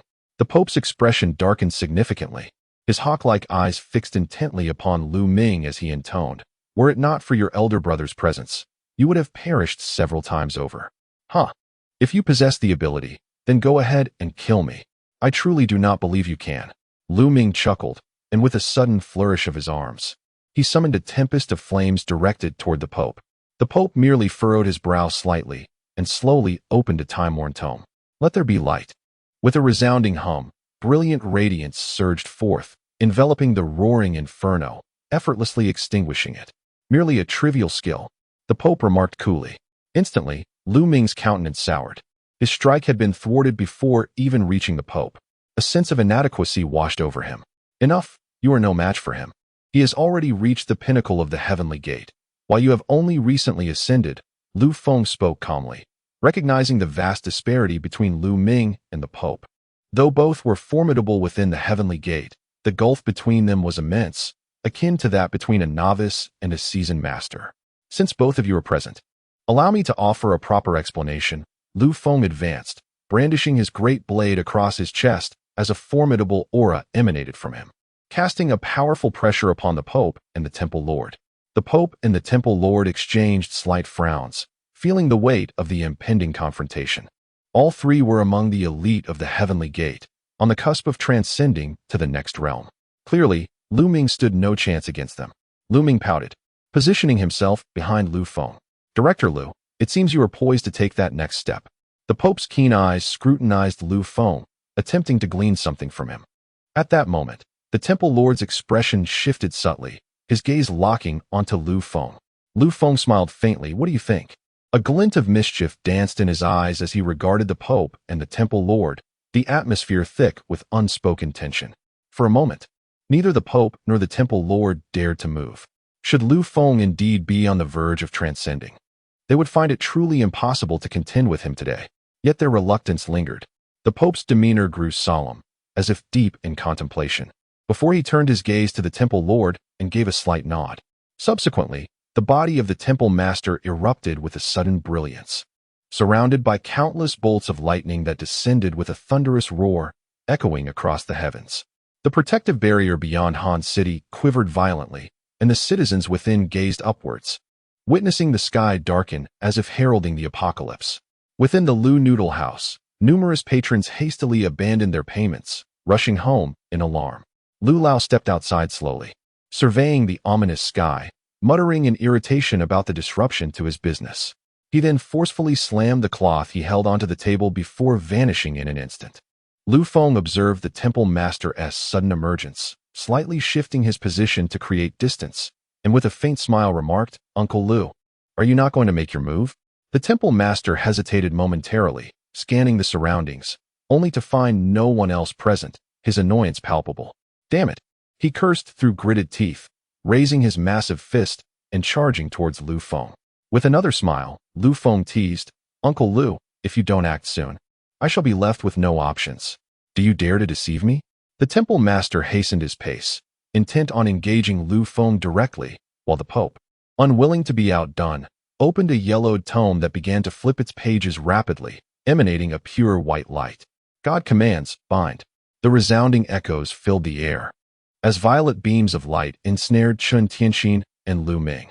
Their expressions shifted dramatically as they unleashed a torrent of spiritual energy to shatter the cage. Yet the violet prison proved exceptionally resilient, impervious to their efforts. "Why bully Amir Jr.?" At that moment, an ancient voice resonated, causing the temperature of the surrounding space to drop significantly. A frail arm extended before the temple master, grasping the fist of the deity. An elder gradually materialized. As the elder appeared, the temple master's countenance underwent a drastic change. "You!" he exclaimed in disbelief. The Pope's expression also shifted abruptly. "Lu Qingtian, I thought you were dead." His face bore an expression of incredulity as he beheld the elder, his body trembling in shock. The elder lifted his head slowly, and had Yangchen been present, he would have recognized him as the proprietor of the Lu Noodle House, Lu Lao, now known as Lu Qingtian. With a sly grin, Lu Qingtian addressed the Pope and the temple master. "You two old wretches are still alive. How could I possibly depart before you? Are you attempting to bully me, the last of the 98, by targeting my nephew?" As he spoke, an overwhelming aura began to emanate from him, saturating the atmosphere with its formidable presence.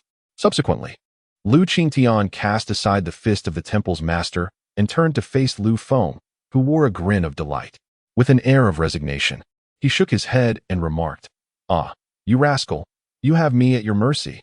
Lu Feng, with a playful smirk, replied, "But Uncle Lu, you have succeeded, haven't you? Otherwise, I wouldn't dare to act so boldly." Lu Qingtian slightly shook his head and chose to remain silent thereafter. What could he do? As his nephew, he must indulge him. "Uncle Lu, Uncle Lu." Lu Ming, unperturbed by his bindings, waved his hand to greet Lu Qingtian. Casting a glance, Lu Qingtian summoned a surge of energy, shattering the violet cage and stretching his limbs. "Do as you please. I still hold some purpose." Lu Feng smiled faintly and began to ascend towards the heavens, his mood lifting in an instant. With each step he took, a formidable aura emanated from him. Below, the faces of the Pope and the temple master shifted dramatically as they hastily attempted to intercept Lu Feng, only to be thwarted by Lu Qingtian. "Allow this old man to entertain you both." To be continued. Chapter 73. Breaking the Heavenly Gate and Ascending to Transcendence. Allow this old man to entertain you both." Lu Qingtian smiled faintly, and suddenly a square-headed halberd materialized in his hand, exuding an aura of dominance. A pale yellow crown appeared above his head. The Pope furrowed his brow slightly and spoke in a deep voice. "Do you think you alone can withstand us both? If you were at your peak, I might have feared you somewhat, but now, you are utterly unworthy." The final words resonated like a beast's furious roar. Boom, boom, boom. The endless sound of thunder reverberated throughout the heavens, and a phantom of a six-winged angel abruptly emerged from the void, radiating a brilliant white light. "Let there be light." The Pope bellowed as an overwhelming surge of angelic holy light illuminated the entire realm, rivaling the brilliance of the blazing sun. Within the city of Han, throngs of ordinary people knelt upon the ground. A miracle. Divine blessings. Celestial beings have descended. The clamor echoed as the common folk gazed with fervent eyes at the angelic apparition in the sky, their gazes flickering with hints of white light. Lu Qingtian remained calm, sweeping the square-headed halberd through the air, shattering the void. Merely birdman, daring to proclaim divinity. With a sudden step forward, his aura surged with ferocity, and in that instant, his appearance transformed to youthful vigor. His once white hair gradually turned jet black, and the wrinkles on his face smoothed, his skin resembling that of an infant, rejuvenated before their eyes. "How is this possible? You are not." The Lord of the Temple's expression shifted dramatically as he beheld Lu Qingtian's continual transformation, a flicker of apprehension surfacing in his eyes. "This is a trap." The Lord of the Temple suddenly recalled the purpose of this relic, realizing it was designed to draw them in for a confrontation. The Pope also trembled, sensing the angelic apparition dimming slightly. A trap. His aged visage grew darker as he observed Lu Qingtian traversing the air, feeling the increasingly potent energy emanating from him. This is dire. We must strike. We cannot allow him to ascend. Otherwise, we both shall perish here. The Pope shouted, rousing the Lord of the Temple from his stupor. The Lord of the Temple hastily acted, summoning a golden trident that emerged in his grasp, as colossal waves appeared above, akin to a tsunami. Boom, boom, boom. The azure waves surged violently against the void, causing a slight tremor to ripple through the emptiness. Lu Qingtian's expression remained unchanged as he thrust his Feng Tian Hua Ji, summoning a crescent of earthy tones that radiated a luminous yellow halo, cascading down upon the tumultuous sea. In an instant, formidable earthen walls rose from the ground, effectively barring the waves from advancing. Lu Uncle is formidable, exclaimed Lu Ming, who was confined within a violet cage, his excitement palpable. Enough of your incessant chatter. You're merely a lackey of others. What warrants your exuberance? Chen Tianxin retorted. Exasperation etched on his face. None of your business. Lu Ming shot back, irritable. All right, whatever you say. Chen Tianxin shook his head, feeling utterly powerless to critique the duo from the Lu family. They appeared as a madman and a fool, yet both were undeniably gifted, which was quite vexing. Ignoring Chen Tianxin, Lu Ming's gaze was fixed on Lu Qingtian, a fervent excitement shimmering in his eyes. It had been many years since he had witnessed Lu Uncle in action. This time, those two old codgers were bound to meet their doom. Lu Ming was nearly on the verge of jubilant leaps. Chen Tianxin nodded in agreement, a hint of nostalgia flickering in his eyes, perhaps a longing for the past.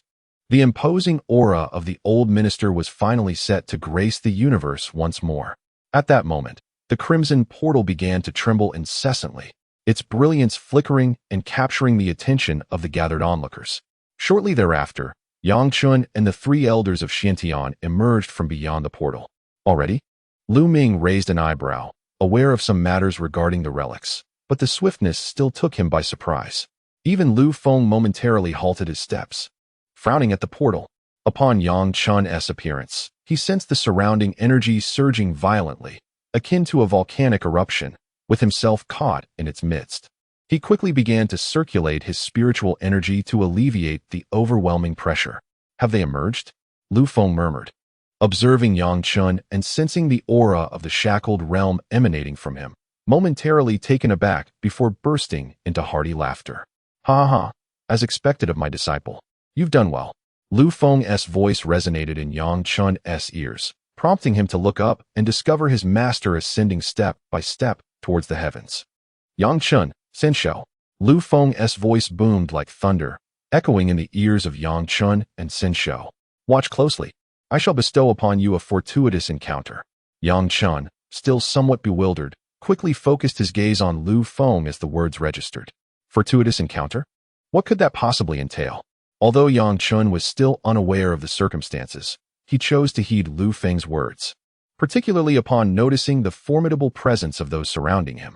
Each individual exuded an aura far surpassing his own, even more terrifying than that of Jian Wuchen. The expressions of the others grew grave. Although Yang Chen did not recognize them, they were all too familiar with him. The man in red was none other than the foremost figure of the church, the Pope, and the one wielding the trident was unmistakably the master of the temple. The temple lord. How did these two come to be here? The expressions of the Xiantian trio softened slightly, for they were privy to certain truths. However, upon witnessing these two individuals, especially feeling the overwhelming energy radiating from their beings, their countenances turned serious once more. They were immensely powerful. Despite having once joined forces to confront the might of the heavenly gate, they felt as fragile as ants before these two, utterly powerless. This was the chasm of strength, a gap that was nearly insurmountable.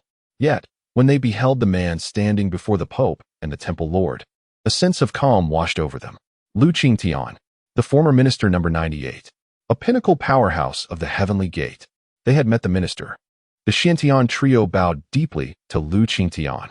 If Lu Feng was considered a junior to the Xiantian trio, then Lu Qingtian belonged to their generation. A prodigious talent of unmatched caliber. For reasons unknown, he had not been seen for quite some time. Rumors of his demise had even circulated, but now it seemed those were unfounded. Lu Qingtian's gaze lingered momentarily on the Xiantian trio before shifting to Yang Chun, offering a faint smile without uttering a word. Yang Chen felt a flicker of familiarity at Lu Qingtian's visage, yet he was acutely aware that he had never encountered such a formidable being. Why then? Did he feel a sense of recognition? However, Yang Chen's attention soon diverted from Lu Qingtian to Lu Feng, for the moment of action had arrived. "Make your move," the Pope bellowed, only to be intercepted by Lu Qingtian, who also halted the temple lord in his tracks. "Lu Qingtian, you are courting death," the Pope seethed, his eyes ablaze with fury. If Lu Feng were to transcend into that realm, the temple and the church would undoubtedly be powerless against him, destined to be consumed. This was not the outcome he wished to witness. Yet now, with Lu Qingtian standing in their way, matters had become dire indeed. Simultaneously, Lu Feng was preparing for battle, his massive blade manifesting in hand. Before him, a grand portal began to take shape, resembling the entrance to a magnificent palace. It was resplendent, adorned with carvings of mythical beasts and clouds intricately etched upon its surface. Endless energy manifested beyond that portal. Lu Feng gazed softly at the celestial gateway, for it was indeed this very portal that led to the heavens. Yet to breach the celestial realm and ascend to the next stage, one must shatter this heavenly gate.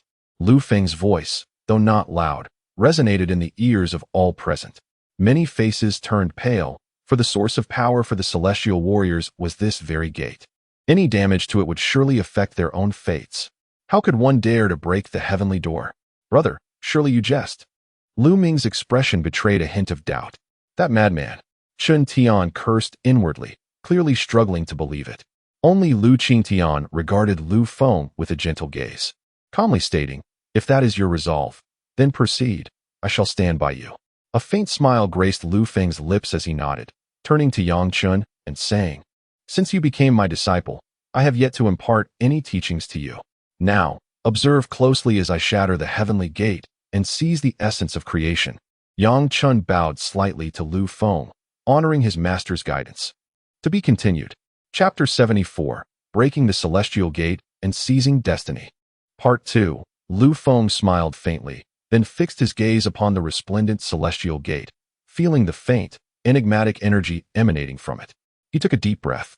To be honest, even though he was aware of certain truths, the moment of confrontation still sent a pang of trepidation through him. After all, he understood that the source of power within the realm of the celestial gate originated from the very force contained within it. Should he succeed in shattering the gate, he risked obliterating his own cultivation in an instant. Yet, if he refrained from taking such action, he would inevitably find himself barred from progressing to the next realm. Clearly, Lu Feng was not one to be easily satisfied. He harbored ambitions, aspirations to ascend to the next stage of existence. Just as he had orchestrated this setup, luring the two pillars of the temple and the church here, it was all to eradicate them. Now was the moment of utmost significance. Should he succeed, the temple and church would no longer need to exist. However, in the event of failure, the entirety of the 98th would likely suffer significant repercussions. While it might not face annihilation, it would undoubtedly fall behind the two opposing forces. Thus, this was a grand gamble, a chance for the 98th to reign supreme. Lu Feng took a moment to steady himself, then allowed a smile to bloom on his lips as he slowly raised the great blade in his hand, the other hand caressing its surface, a glimmer of affection in his eyes. "Old friend, are you ready?" Lu Feng spoke softly, the smile upon his lips deepening. The great blade seemed to sense Lu Feng's state of mind, emitting a low, resonant hum, a hint of its formidable power radiating forth, causing the surrounding space to tremble slightly, as if quaking in fear of the weapon. Below, Yang Chen paused momentarily, narrowing his eyes as he regarded the great blade in Lu Feng's grasp. In his heart, he queried the system. "What level is my master's weapon?" Ding. 9 Dragon's Celestial Blade, half-step Earth rank. Yang Chen nodded, then skeptically addressed the system. "Didn't you say that in our realm, the strongest is merely the spirit rank? How is it that a half-step Earth rank weapon has emerged?" "System, please do not concern yourself with such details. Focusing on your own advancement is paramount." After a considerable pause, the system's voice finally echoed in Yang Chen's mind. He chuckled inwardly, realizing that even the system could err. Nevertheless, he was astonished by his master's hidden trump card. In a realm where the system believed there were no Earth rank weapons, to possess a half-step Earth rank weapon was nothing short of remarkable. One could not help but think that, without the system, his master would be the chosen one of this world. Yang Chen reflected with a sense of wonder. At that moment, Lu Feng made his move. The Nine Dragons' celestial blade was slowly raised, a violent energy emerging, and a terrifying pressure erupted, akin to a colossal mountain bearing down upon the heavens and the earth. In the hearts of all individuals lies a subtle sense of oppression. Even the Pope and the Lord of the Temple feel the weight of this pressure. The Pope's aged visage bears a grimace. Such is the formidable strength of the foremost figure of the heavenly gate. Beside him, the Lord of the Temple clutches his trident, trembling slightly. Despite both being at the pinnacle of the heavenly gate, why does Lu Feng possess such extraordinary might? Lu Qingtian chuckles lightly, chiding the young lad for being so inscrutable. Yet, within his murky gaze, a flicker of concern emerges. After all, even if Lu Feng has not yet reached that realm, his sheer power could easily subdue both the temple and the church. However, Lu Feng is determined to venture into that domain. Thus, as his uncle, Lu Qingtian can only stand behind him, offering unwavering support. Little Feng, pursue your path. I shall be your steadfast ally. Lu Feng offers a slight smile to Lu Qingtian, then turns his gaze back to the heavenly gate, where the nine-dragon heavenly blade continuously reverberates with thunderous roars. Suddenly, a fierce radiance erupts forth. Boom, boom, boom. The heavens and earth resonate with an endless cacophony as a yellow dragon's spirit soars upwards, roaring towards the heavenly gate. Roar! The dragon's chant reverberates as the golden dragon coils around Lu Feng, emanating overwhelming pressure from its form. Lu Feng's expression remains impassive as a faint yellow aura swirls around him, resembling the reincarnation of a dragon god, immensely powerful. Then, one can observe Lu Feng's hands move. Grasping the nine-dragon heavenly blade, an immense surge of spiritual energy rushes into it. The golden dragon encircling Lu Feng lets out a series of furious roars, enveloping its colossal body as it plunges fiercely toward the heavenly gate. Roar! The dragon's chant echoes, slamming against the heavenly gate. Boom, boom, boom. A dazzling brilliance erupts from the heavenly gate as white light engulfs everything, illuminating the entire realm. Celestial music resonates from beyond the gate. A white phantom emerges from within, draped in ethereal garments, exuding an aura of otherworldliness. Long white hair cascades over its shoulders, and an immense power radiates from its form. The phantom slowly opens its eyes, devoid of any emotional hue, resembling a machine observing the world. Mortal, have you dared to provoke the heavenly gate? The phantom speaks slowly, akin to a celestial being, suppressing all other sounds. A terrifying force descends upon Lu Feng, as if it seeks to compel him to kneel. Lu Feng's expression turned icy. As the foremost figure of the 98th rank and the preeminent individual of the heavenly gate, his formidable prowess forbade him from kneeling, and his pride would not permit it either. Begone! Lu Feng bellowed, his voice echoing fiercely, causing the colossal dragon encircling the heavenly gate to roar in response. The ethereal figure's countenance shifted to one of indifference as it suddenly pressed a hand down upon Lu Feng. It was as if an entire realm had descended, instantly imposing its oppressive force upon Lu Feng. Terrifying waves of pressure surged forth, and Lu Feng felt the gravitational pull around him multiply exponentially, rendering his movements sluggish. Furrowing his brow slightly, Lu Feng had not anticipated the manifestation of this ethereal figure. His intention to shatter the heavenly gate had stemmed solely from ancient texts, yet none had ever chronicled the existence of such a figure beyond the heavenly gate. Perhaps in ancient times, this figure did not exist, but in this era, it had materialized. The strength displayed by this figure was formidable, rivaling that of the Pope or the head of the temple, yet under Lu Feng's command, it could only be deemed average. After all, being the foremost figure of the heavenly gate was not mere rhetoric. Gradually, Lu Feng raised his hand and gently pressed it against the imprint left by the ethereal figure. Instantly, a brilliant radiance erupted forth. Buzz, buzz, buzz. With a soft incantation from Lu Feng, a square seal resembling the symbol of the swastika, radiating a terrifying energy, suddenly manifested in the heavens. With a resounding echo, it descended upon the imprint. Boom, boom, boom.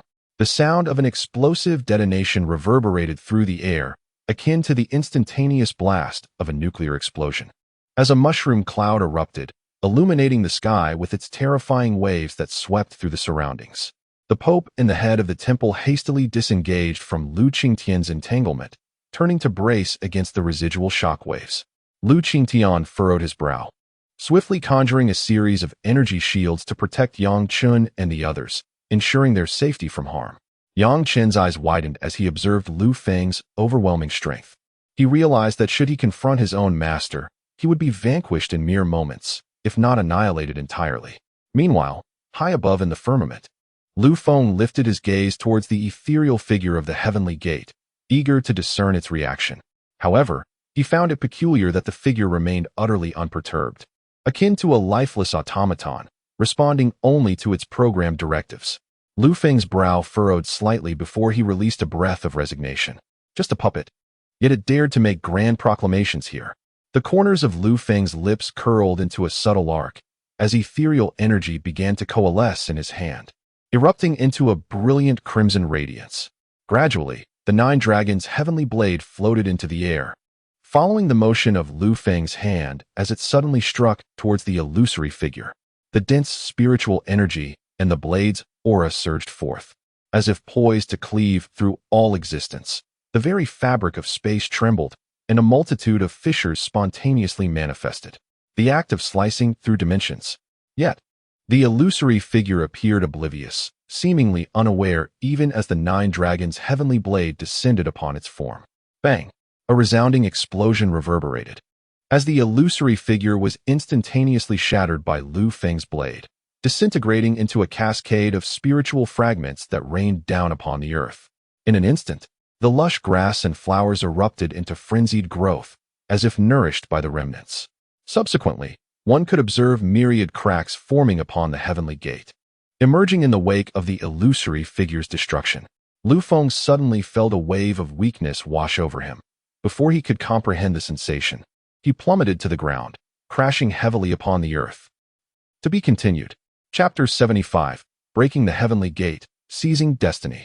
Part 3. The transformation of Lu Feng immediately drew the attention of those around him, particularly Lu Qingtian, who swiftly extricated himself from the Pope and the Temple Master, making his way directly to Lu Feng's location.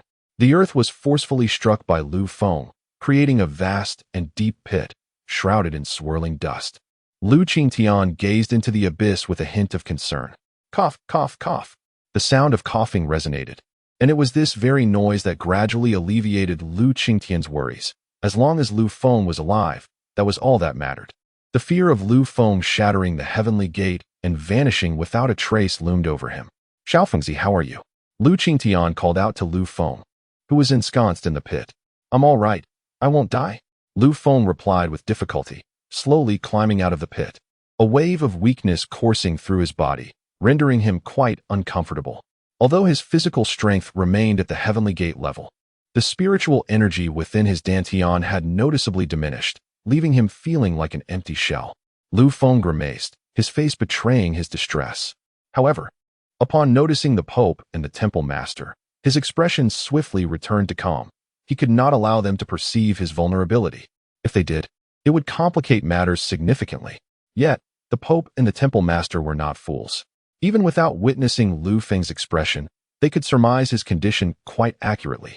A faint smile appeared on the Pope's aged visage as he proclaimed, Minister Lu, do you require our assistance? Lu Feng's countenance stiffened momentarily before quickly regaining its composure. What? Do you wish to help me wield a blade?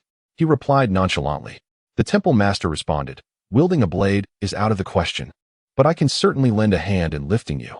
They both realized that, following Lu Feng's shattering of the heavenly gate, the source of his power had vanished. Lu Feng was now left with only the physical form of a heavenly gate cultivator, while his cultivation had plummeted to the pinnacle of the shackled realm. Lu Feng chuckled lightly and said, Lift me? Do you wish to try? The smiles of the Pope and the Temple Master gradually faded, replaced by an expression of gravity. Lu Feng had become the foremost figure of the heavenly gate for a reason. Despite his apparent loss of cultivation, who could guarantee there were no traps laid in wait? Perhaps Lu Feng had cleverly prepared a deep pit, enticing them to leap into it. The Temple Master and the Pope exchanged glances, each recognizing the fierce determination reflected in the other's eyes. Although there may have been aspects they were unaware of, This also presented an opportunity, a chance to eliminate Lu Feng. The strength of number 98 had always surpassed that of the temple and the church. Had it not been for their perpetual alliance, they would have long been consumed by number 98. Now, although both the temple and the church have suffered the loss of a formidable celestial gate warrior, if they could vanquish Lu Feng here, everything would be overturned. The advantage of the 98th would cease to exist. At that point, should the two factions unite, it is conceivable that the 98th might be relegated to the annals of history. Lu Feng's eyes subtly shifted, discerning the intentions of the temple lord and the pope, a faint and inscrutable smile gracing his lips. Yang Chen, observing Lu Feng's demeanor, felt an overwhelming desire to assist. Yet his own abilities were far too limited to influence a battle of celestial gate caliber. However, in the next moment, Yang Chen's anxiety dissipated. "System, do you comprehend this situation?" he implored anxiously within his mind. This predicament appeared somewhat dire for Lu Feng. Insufficient permissions, no further information available, though frustration clouded his thoughts. The mere presence of the word transition provided Yang Chen with some reassurance, alleviating his concerns. Yet, the singular worry that remained pertained to the duration of this transition. Nevertheless, observing Lu Feng's expression, Yang Chen felt a slight easing of his apprehension. It was sufficient to ensure that his newly arrived master would not meet an untimely demise. Lu Feng regarded the temple lord and the pope, suddenly feeling an itch in his nose, which he gently rubbed before shifting his gaze to the celestial gate suspended in the heavens, marred by fissures. At that moment, the figures of the temple lord and the pope surged into motion. As if teleported, they swiftly materialized near Lu Feng. "God commands, imprison." A hum resonated as purple tendrils erupted from the earth, sweeping towards Lu Feng. Seeking death, Lu Qingtian reacted swiftly, wielding his Fang Tian Hua Ji to cleave the tendrils asunder. Yet, in the next instant, the temple lord appeared beside Lu Qingtian, his trident crashing forcefully against the Fang Tian Hua Ji. The sound of collision reverberated, and a terrifying wave of energy surged forth from the point of impact. The pope, undeterred, continued to manipulate the tendrils, intent on ensnaring Lu Feng. He dared not approach too closely, opting instead to gauge Lu Feng's strength from a distance. Lu Feng, a master of blade techniques, embodied the path of dominance. Should he close in, the pope would not survive to comprehend his demise. Better to test the waters with ranged attacks.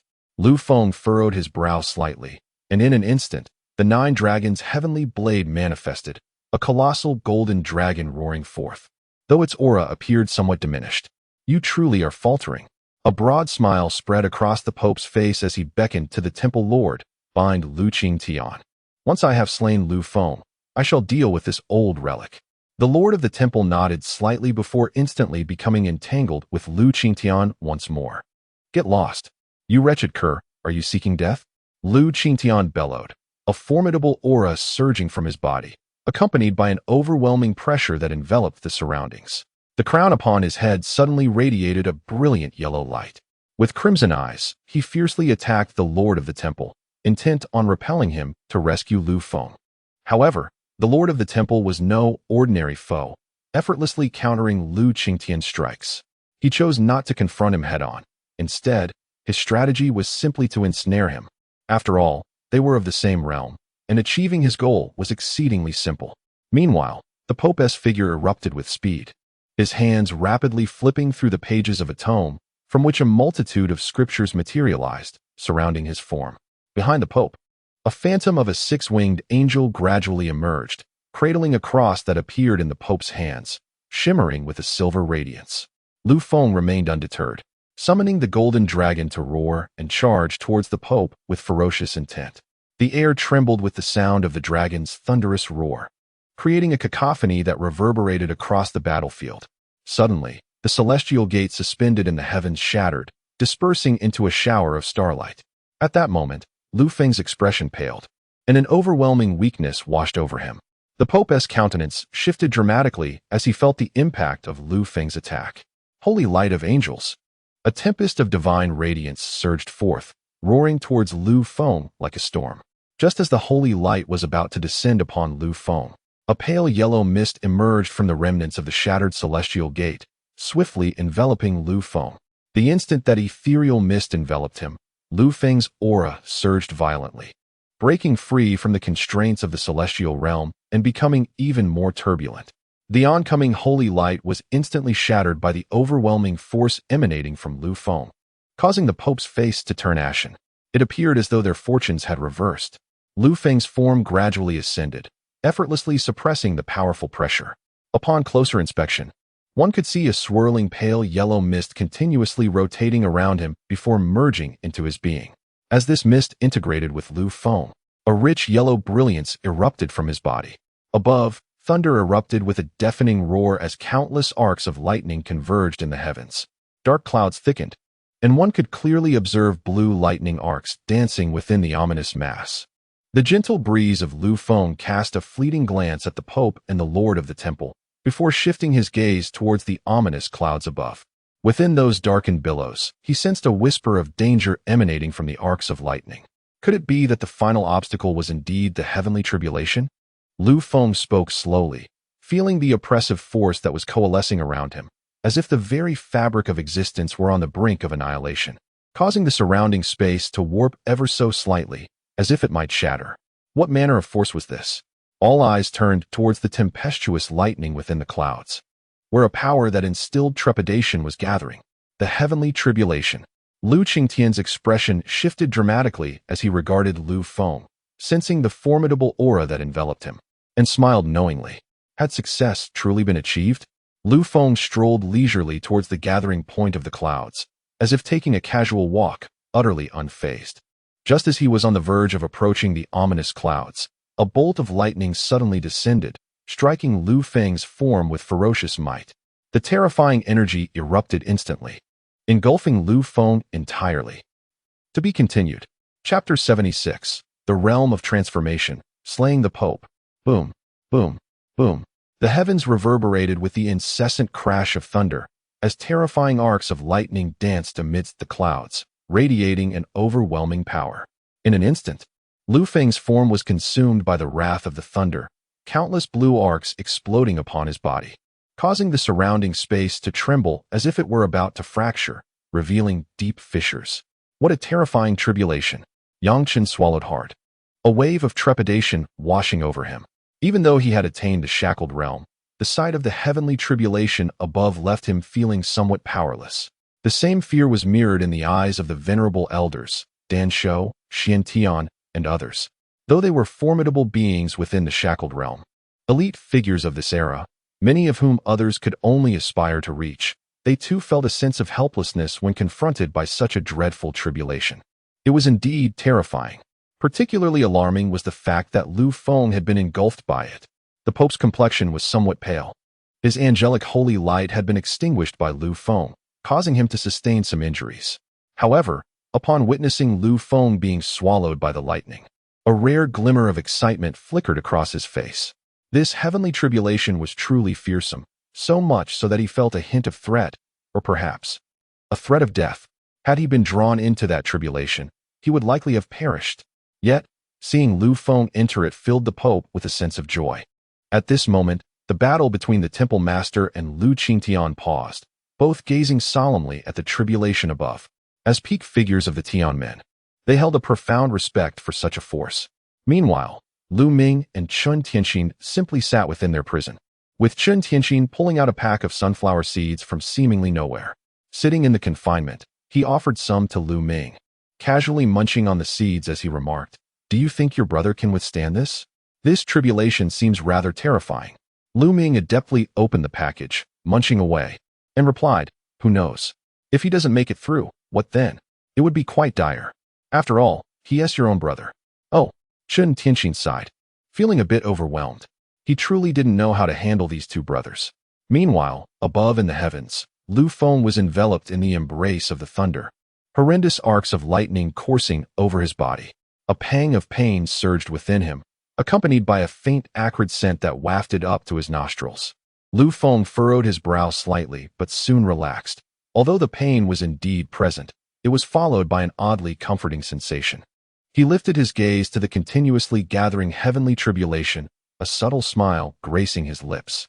He came to the realization that this tribulation, though it appeared to threaten his very existence, was rooted in the age-old adage of being placed in a perilous situation only to emerge stronger. This celestial trial was relentless in its assault, yet from these very onslaughts, a formidable force would arise within him, subsequently merging with his essence, thereby augmenting his strength. With this understanding, Lu Feng smiled gently, and in an instant, he plunged into the tumultuous clouds. The dark storm clouds erupted with a cacophony of thunder, surging forth as if boiling over, with countless bolts of lightning racing towards Lu Feng's form, akin to serpents drawn to their coveted prey, eager to seize him. Had he lost his mind? The Pope's expression reflected disbelief. It was difficult for him to fathom that someone would dare to leap into the heart of a tribulation, a deed tantamount to courting death. Yet, here was a man demonstrating what true audacity looked like. Even as an adversary, the Pope felt a grudging admiration for Lu Feng. Rarely would anyone, unless foolhardy, undertake such a perilous act. However, Lu Feng was far from foolish. Their long acquaintance, marked by numerous encounters, had proven him to be a person of keen intellect and meticulous thought. His audacity to enter such a trial indicated that he possessed the requisite strength to do so.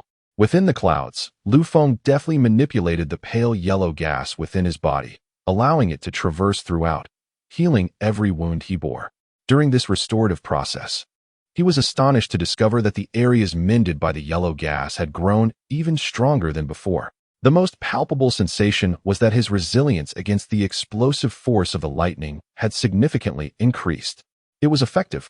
Lu Feng raised his eyebrows slightly, a smile spreading across his face. As he meandered through the clouds, he continued to endure the onslaught of thunder while the remnants of the shattered celestial gate within him replenished his body with the yellow gas. Thus, time flowed inexorably onward. Before long, half an hour had elapsed, and the dark clouds began to dissipate. The assembled crowd below focused their mental energies intently, gazing at the retreating clouds in anticipation of the figure they longed to see. Suddenly, a brilliant yellow light surged forth, and at its core, the silhouette of a person began to materialize. Elder brother, Xiaofengzi, minister, master. The crowd erupted in joyous exclamations upon witnessing the human outline, their faces aglow with uncontainable smiles. However, the expressions of the Pope and the temple lord darkened, for they sensed a formidable aura emanating from within that radiant light. It was as if one were a sun, while we mere mortals resembled slightly larger light bulbs. He succeeded. The Pope gritted his teeth, his countenance darkening. Then, exchanging a glance with the lord of the temple, he transformed into a streak of light and swiftly departed from this place. In the heavens above, the radiance gradually faded, revealing the figure of Lu Feng. Observing his own hands, the 9 dragons' heavenly blades slowly materialized, with the dragon on the hilt appearing almost lifelike, coiling around it. Faintly, the sound of a dragon's roar resonated in the air. Subsequently, Lu Feng suddenly swung his blade towards the direction in which the Pope had fled. That strike seemed unremarkable, akin to an ordinary person merely slicing through the air. Yet, in the next instant, a terrifying power emanated from the 9 dragons' heavenly blade, and an incredibly realistic giant dragon awakened in an instant, letting out a thunderous roar. The fearsome dragon's cry swept through the heavens and earth, causing the city of Han, shrouded by Chun Tianxin's barrier, to tremble violently, with numerous cracks appearing upon its surface, reminiscent of apocalyptic destruction. Onlookers gazed in horror at Lu Feng's strike. And then the giant dragon abruptly dove towards the Pope's direction. Its tail whipped through the air, stirring up a tempest. A chilling scream echoed, as an aged body was consumed whole by the dragon. Soon after, the dragon leisurely approached Lu Feng, akin to a creature spitting out water, and expelled the Pope's form. The Pope emerged, his body marred with countless gashes, his crimson robe in tatters, blood oozing forth. Upon his appearance, the Pope smiled, incredulous that this younger generation had managed to outpace him. How infuriating! He sensed an overwhelming power gathering within him. Be careful. Lu Qingtian's expression shifted dramatically as he shouted at Lu Feng. Lu Feng merely cast a casual glance, then effortlessly unleashed a surge of spiritual energy into the Pope's body, severing the gathering energy as if it had been cut off, causing it to dissipate entirely. The Pope's expression stiffened instantly. Lu Feng grasped the Pope's form, his gaze fixed upon the Pope's face, questioning, "Do you believe you still possess the ability to self-destruct in my presence?" The Pope's face reflected despair. With a mere flick of his hand, a sharp and domineering blade aura manifested, effortlessly cleaving through the Pope's skull. The Pope fell, meeting his demise in such a humiliated manner. Lu Qingtian approached Lu Feng, glancing at him, a glimmer of joy illuminating his features. "Is it done? Did we succeed?" Lu Feng inquired softly. Lu Qingtian rubbed his hands together and, with a beaming smile, asked, "Does that state of being have a name?" "A name?" Lu Feng paused momentarily, then gazed at the heavens, contemplating the sun suspended high above. He reflected on all he had endured amidst the dark clouds. "Creation, perhaps." Lu Feng smiled gently. "Let us call it the realm of creation. Creation, creation. The creation that seizes the essence of heaven and earth." Lu Qingtian listened intently to Lu Feng's words, lost in thought, as if he had begun to grasp something profound. With a wave of his hand, the purple prison shattered instantly. Lu Feng turned to Chen Tianxin and said, "Now, handle the aftermath. I shall deal with the master of the temple." With that, he soared into the sky, his figure vanishing in an instant as if he had never existed. In the next moment, above the ocean, the master of the temple fled in haste, his spiritual energy fully ignited as he sought to return to his sanctuary. However, in the blink of an eye, his body came to an abrupt halt, as a youthful figure suddenly materialized before him. "Where do you think you're going? There are still matters left unsaid." To be continued. Chapter 77. Jian Wuchen emerges from seclusion, the second awakening of spiritual energy. Time flows swiftly, and half a month has elapsed since the opening of the ruins. During this period, numerous events have unfolded. The master of the temple has perished in the ocean, his body placed directly by Lu Feng in a warehouse of number 98. The Pope of the Church was slain by Lu Feng, leaving no trace of his remains. The demise of two pinnacle experts from the Heavenly Gate has caused significant upheaval in this era. The warriors of the church and temple have retreated into their respective territories, too fearful to emerge, especially after their leaders were vanquished. Although there are still formidable figures within the temple and church, the tragic fate of their peak representatives has instilled fear, rendering them hesitant to entertain any rebellious thoughts. It is already a stroke of fortune that they have not faced retribution from number 98. In truth, number 98 has refrained from launching an offensive against them. According to Lu Feng, the intent is to exert some pressure on number 98, preventing it from becoming the most dominant force, lest complacency set in. Even the island nations have been spared from Lu Feng's interference. What is the purpose of this? Simply to serve as a sharpening stone for nurturing new talents. One cannot assume that merely because one has broken through to the Heavenly Gate, number 98 can rest easy. Who knows what new crises may arise in the future? Lu Feng demonstrates a commendable sense of foresight in this regard. However, these matters are of little consequence to Yang Chen. At this moment, he is in a secluded chamber of number 98 in Jiangnan, diligently cultivating. With the aid of the 9 Shen transformation, Yang Chen swiftly solidifies his cultivation in the locking realm, and his proficiency in the Dragon Tiger transformation has become even more refined. It is quite possible that he will soon break through to the second transformation, the Yin-Yang transformation. At that point, Yang Chen's strength may experience another qualitative leap. Currently, he is already approaching the level of the 3 ancient masters of Xiantian through the Dragon Tiger transformation. Should he cultivate the 9 Shen transformation to its second realm, he could very well be regarded as an existence akin to Jian Wuchen, a formidable opponent against the Heavenly Gate. The thought excites a thrill within Yang Chen's heart. Such a being truly stands at the pinnacle of this era. However, as time is wont to do, another half-month has seemingly slipped by. Yang Chen smiles faintly before accessing the system interface. Character: Yang Chen, Locking Realm. Physique: medium-grade title, none. Level: medium-grade master authority, sign in. Cooldown: none, Maul. Open ability: Devour. Flame, Water, Poison, Thunder, Gale, Angel, Kill points: 2. Upon noticing the cooldown timer indicating none, Yang Chen couldn't help but feel a surge of excitement. Rubbing his hands together, he mentally addressed the system. System, commence sign in. Ding. Sign in initiated. The system's indifferent voice resonated, followed by a radiant glow materializing before Yang Chen's eyes, momentarily blinding him. However, the brilliance soon faded, revealing an egg that emanated a soft golden light. Ding. Sign in successful. You have received a Fortune Star egg. Fortune star egg? What on earth is this? Yang Chen was somewhat bewildered. Can one actually sign in to receive an egg? Have systems become this extraordinary? Ding.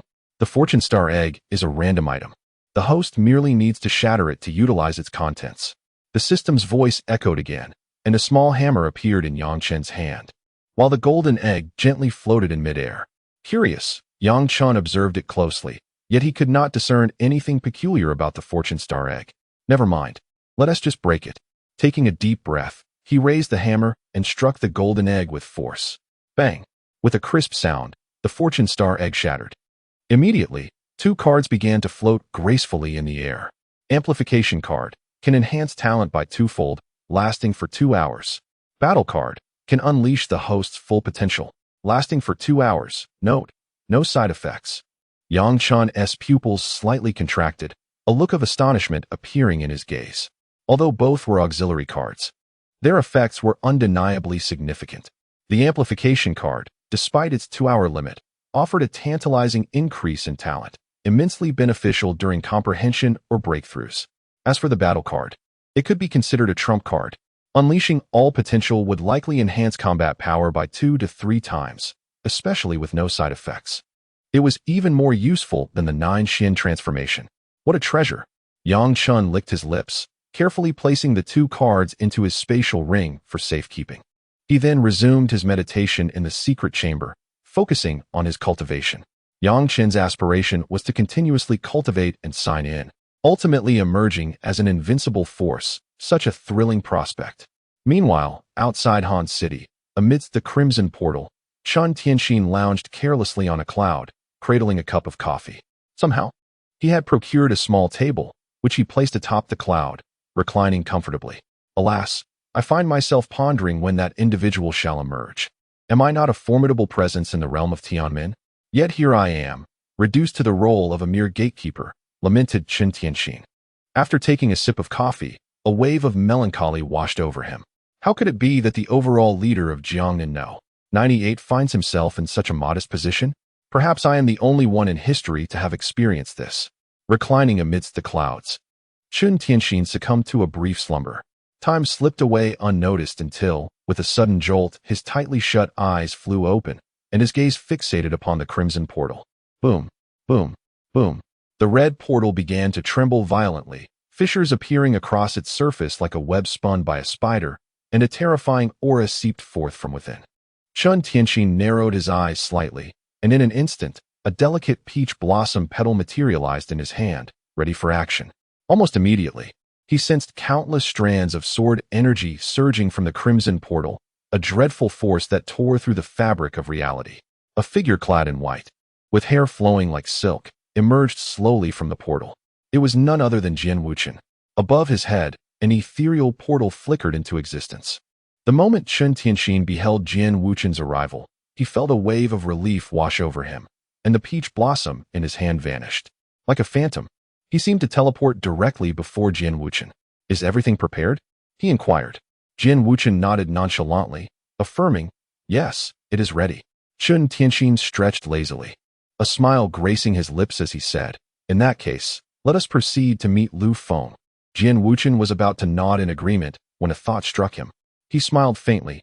No rush, let me gather my items first. From his robe, Jian Wuchen produced a small, exquisite token and tossed it toward the crimson portal. Instantly, the token transformed into a brilliant red light, plunging into the portal, unleashing a radiant explosion. Boom, boom, boom.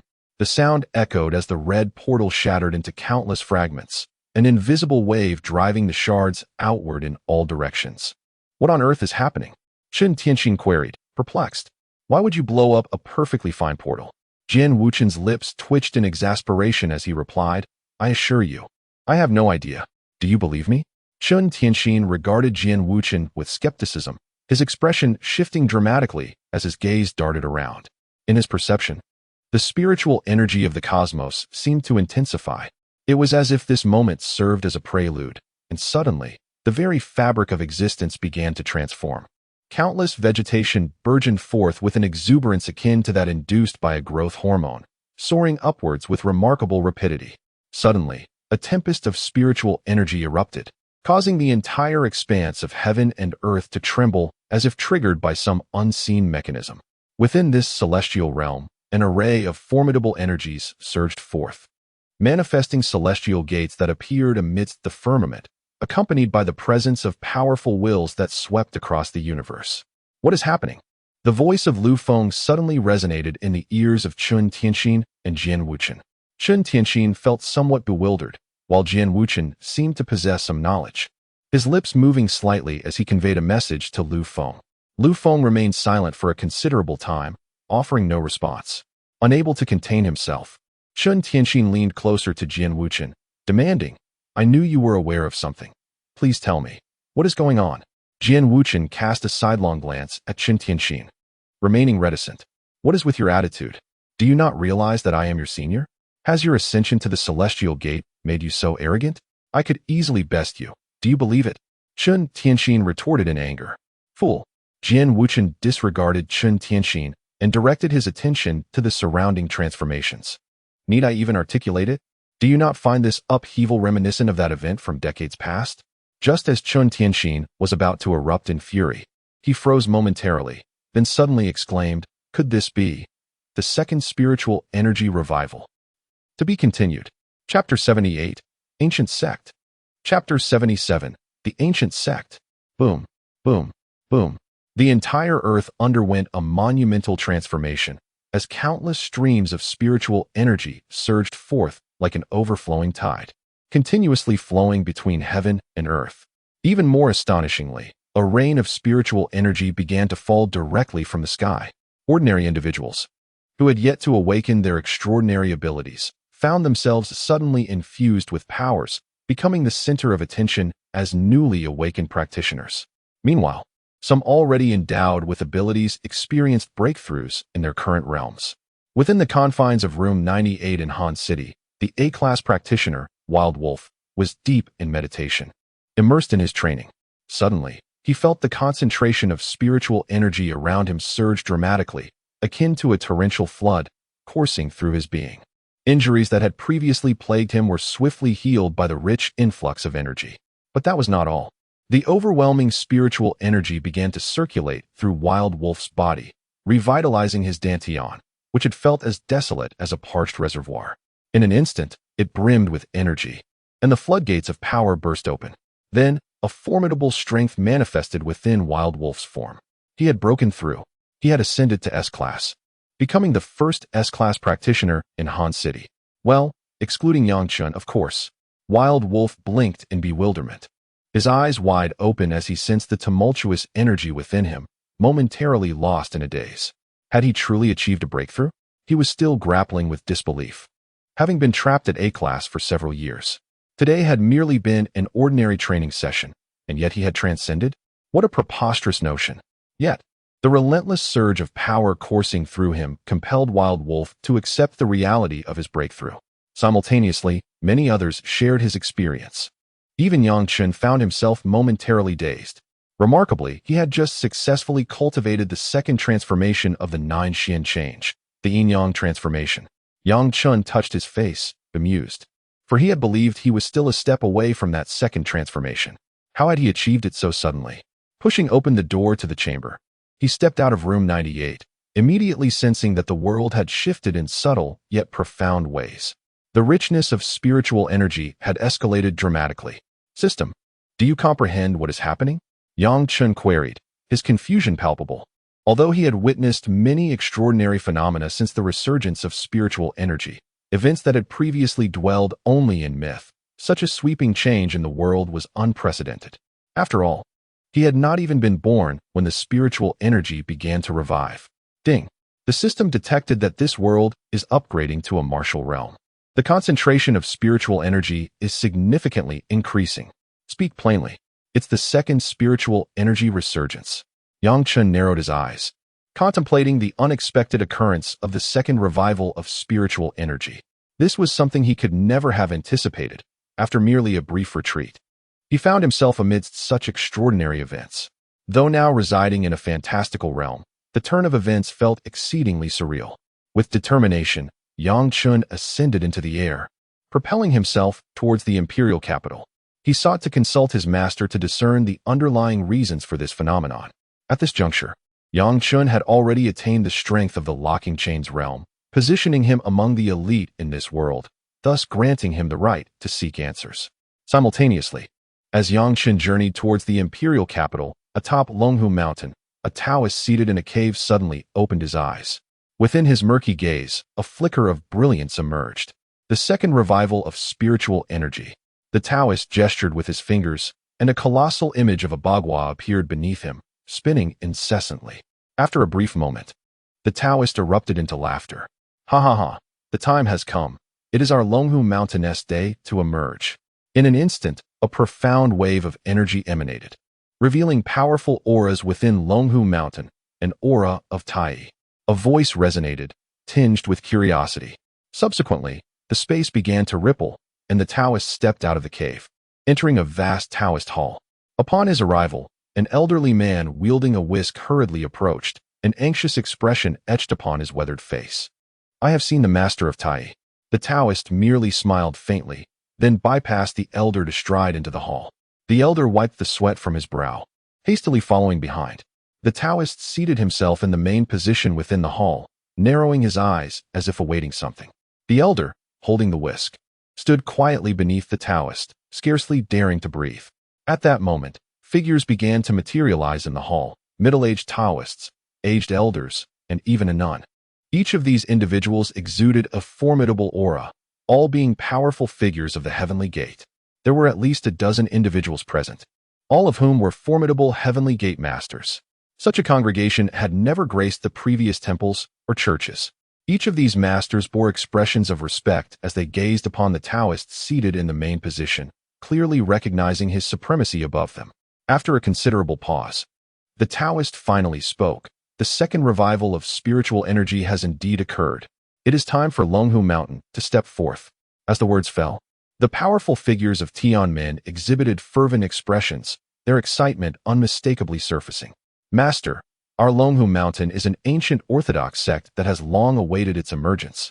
The wait has been quite arduous, one individual exclaimed with enthusiasm. Indeed, indeed. Although our strength may not match that of our peak period, even now, our prowess can be considered second-rate among the ancient sections. It is high time for Longhu Mountain to assert its dominance over the realm. A middle-aged Taoist's eyes gleamed with intense fervor. This is merely the second resurgence of spiritual energy. The current concentration of vitality is less than half of that in ancient times. How formidable can the outsiders truly be? Any one of us could surpass those mediocre top-tier figures. Someone stated candidly. The crowd engaged in fervent discussion, collectively yearning to emerge and unify Huaxia. At that moment, the Taoist spoke slowly, silence. Although his voice was not loud, everyone immediately ceased their chatter, acknowledging the man's authority. The Taoist's gaze fell upon the elder holding the whisk, and he inquired, Yikinzi, as the representative of Longhu Mountain, please elucidate the current situation. Yikinzi paused momentarily before recounting the state of affairs in Huaxia, including the accounts of Lu Feng slaying the temple master and the pope, as well as Lu Feng's breakthrough into the realm of transformation. Upon hearing that there were individuals in the outside world who had successfully consolidated their breakthroughs to Tianmen, achieving transformation, the powerful figures of Longhu Mountain fell silent, disbelief flickering in their eyes. The Taoist also lapsed into contemplation. After a considerable pause, he chuckled heartily. Transformation? What an extraordinary feat. I never anticipated that. In this era of such scarce spiritual energy, someone could break through Tianmen. The Taoist laughed, but the expressions of the Longhu Mountain figures grew grave. The existence of a transformed individual in the outside world posed a significant obstacle to their ambitions of unifying Huaxia. The smile on the Taoist's face gradually faded, replaced by a profound interest as he stroked his beard, and finally declared, Tomorrow, Longhu Mountain shall officially descend. Understood. Not only Longhu Mountain, but across various locales in Huaxia. Powerful auras began to permeate the atmosphere. Kunlun, Penglai, Qingqing Mountain. Formidable beings were gradually awakening. Simultaneously, the resurgence of spiritual energy was amplifying the strength of countless spiritual beasts. Previously, the most powerful of these creatures were merely at the Grandmaster level. However, recently, there have been sightings of beasts at the shackled realm. As for the Tianmen spiritual beasts, none have yet been discovered. Undoubtedly, the entire world is caught in the tide of spiritual revival, continuously growing more powerful. Over by the temples and churches, although their strength has seen some enhancement, they dare not stir too much, especially since the formidable beings at the pinnacle of the heavenly gate have fallen beneath Lu Feng's blade. An increasing number of ordinary individuals have awakened their extraordinary abilities, becoming practitioners of the arcane arts. Consequently, the operations of the 98th Division of China have become bustling. They are not only responsible for the influx of newly awakened practitioners, but also for reporting a myriad of occurrences within the realm. The volume of events is truly overwhelming. At this moment, within the imperial capital of China, in a conference hall at the headquarters of the 98th Division, Lu Feng, Lu Ming, Lu Qingtian, Chen Tianxin, and Jian Wuchen have gathered. Below them are the formidable beings of the locking realm, led by the three venerable elders of Xiantian, Yang Chun, Xiantian, and others. It can be said that the pinnacle of China's might is assembled here. Lu Feng, being a figure of the creation realm, stands out, while Lu Qingtian and the others are renowned strongholds of the heavenly gate, among whom there are several whose identities remain unknown to Yang Chun. In total, there are no fewer than 9 powerful beings from the heavenly gate present. This exemplifies the profound foundation of the 98th Division of China. As for the locking realm practitioners, the venerable elders of Xiantian, alongside Shou, Guimie, Yang Chun, and Wang Lao, have directly surpassed the double-digit threshold. Notably, Meng Yao has remarkably breached the great master level during the second wave of spiritual revival, ascending to a being of the locking realm. The hall is vast. Even with dozens present, it does not feel cramped, but rather spacious. Lu Feng occupies the seat of honor, with the other heavenly gate practitioners positioned beside him, while Yang Chun and the locking realm practitioners are situated further back. At this juncture, Lu Feng slowly begins to speak. Esteemed colleagues, you are all aware of the recent developments, are you not? The powerful auras that have erupted within our realm. Upon hearing this, the expressions of the gathered individuals turned solemn. They had not anticipated that within China, there existed so many formidable entities yet to be discovered. It remains uncertain whether they are foes or allies. Lu Feng pauses briefly before continuing. I can unequivocally inform everyone. Those individuals are from ancient sects. To be continued. Chapter 79. The Onset of Chaos. Yang Chen slowly emerged from the gates of number 98, his expression tinged with a hint of gravity. Observing the bustling world around him, he suddenly felt a sense of dissonance, as though he no longer belonged. Today's assembly had excluded even the most formidable grandmasters, permitting only those above the locking realm to participate. To be honest, Yang Chun felt a surge of elation. At last, he was privy to some core matters. Yet, he soon realized that being exposed to such pivotal issues might not necessarily be a boon. The ancient sections. Yang Chen's heart was clouded with confusion. It dawned upon him that remnants from a bygone era still lingered in this age. Moreover, since these remnants belonged to a previous epoch, their arrival in this time would inevitably lead to confrontations with the prevailing forces. And now, was it not the case that only number 98 remained standing? Furthermore, it was conceivable that these ancient sects might even unite against number 98. Although number 98 was currently under the stewardship of Lu Feng, a being who had transcended the heavenly gate and attained a state of creation, who could ascertain whether those ancient sects still possessed beings of that caliber. In that moment, Yang Chun felt a twinge of anxiety. After all, he had witnessed the prowess of those in the state of creation. Lu Feng, with his nascent strength in that realm, could effortlessly slay those at the pinnacle of the heavenly gate, while he himself was merely in the locking realm. Never mind. After all, there are those to bear the burden. Yang Chun chuckled self-deprecatingly, then shook his head and blended into the throng. Within the headquarters of number 98, Lu Feng stood with his hands clasped behind his back, gazing out at the world beyond, a subtle shade of concern flickering in his eyes. Behind him, a figure approached slowly. Lu Qingtian. What, are you afraid? Lu Qingtian remarked with a faint smile as he casually took a seat and poured himself a cup of coffee. The worry in Lu Feng's eyes dissipated, replaced by a profound sense of combativeness. He turned to Lu Qingtian and spoke softly. Uncle Lu, it is not fear of them that grips me, but rather the realization that this era requires guardians. I fear that without me, this age would be left unprotected. The fervor in his gaze gradually diminished, and the atmosphere grew somber. After a moment of contemplation, Lu Qingtian inquired, "And Yang Chen?" "Yang Chen." Lu Feng paused, and a faint smile began to grace his lips. "He is indeed a prodigy. At such a tender age, he has already attained the strength of the locking realm. At his age, I was merely a lad lingering in the S-class. However, while his talent is commendable, his character remains somewhat elusive to me." Lu Feng's expression grew peculiar. Despite Yang Chen being his disciple, one would expect that he, as a mentor, should possess a deeper understanding. However, the unfolding of events transpired in such a manner that in less than half a month, Yang Chen ascended from an S-level powerhouse to the realm of shackles. This meteoric rise was astonishing to Lu Feng. "Humanity, it is passable," Lu Qingtian nodded in agreement. Previously, in Han City, among all the individuals of number 98, he was the one who understood Yang Chen's character the most. Nonetheless, Jian Wuchen also seemed promising, having inherited the legacy of the Heavenly Sword sect.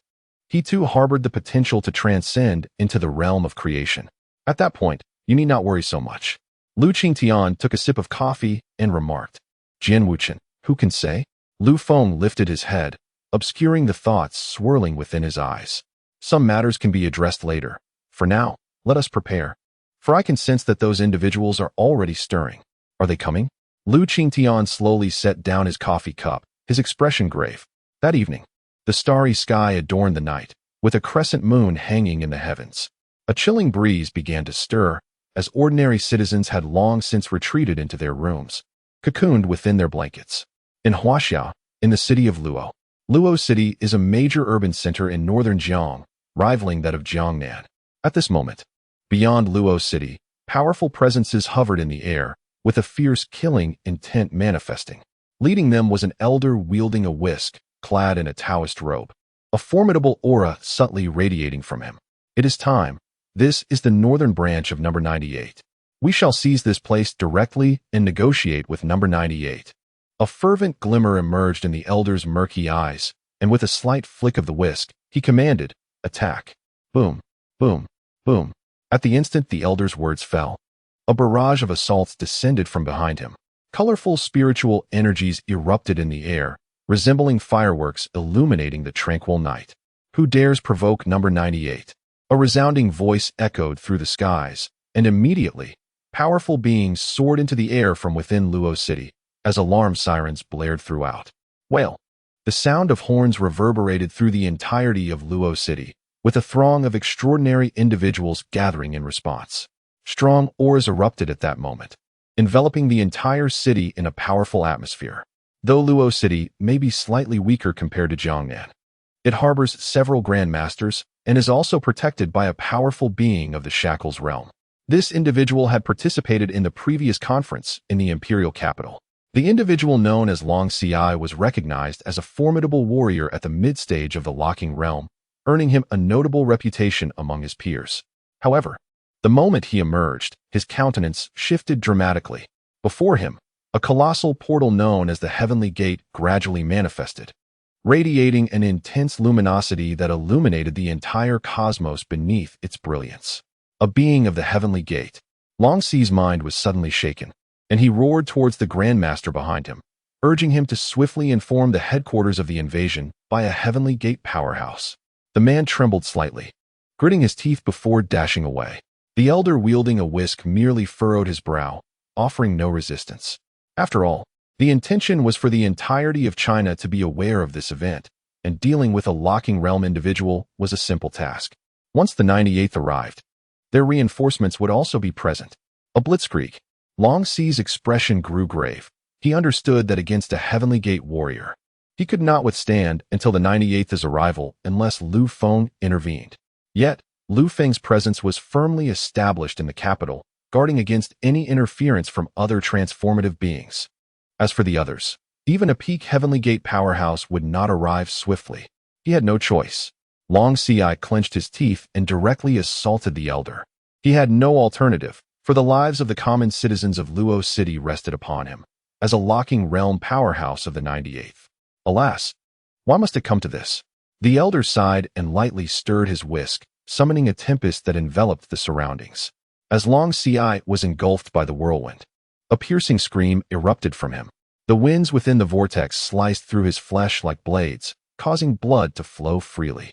Nevertheless, Long Ci did not falter. With a fierce roar, he unleashed his extraordinary power. A golden light burst forth from within him, exuding terrifying might. "Begone!" he bellowed, delivering a devastating punch. The elder remained unfazed, and the light from the heavenly gate behind him suddenly flared. "Alas, close your eyes."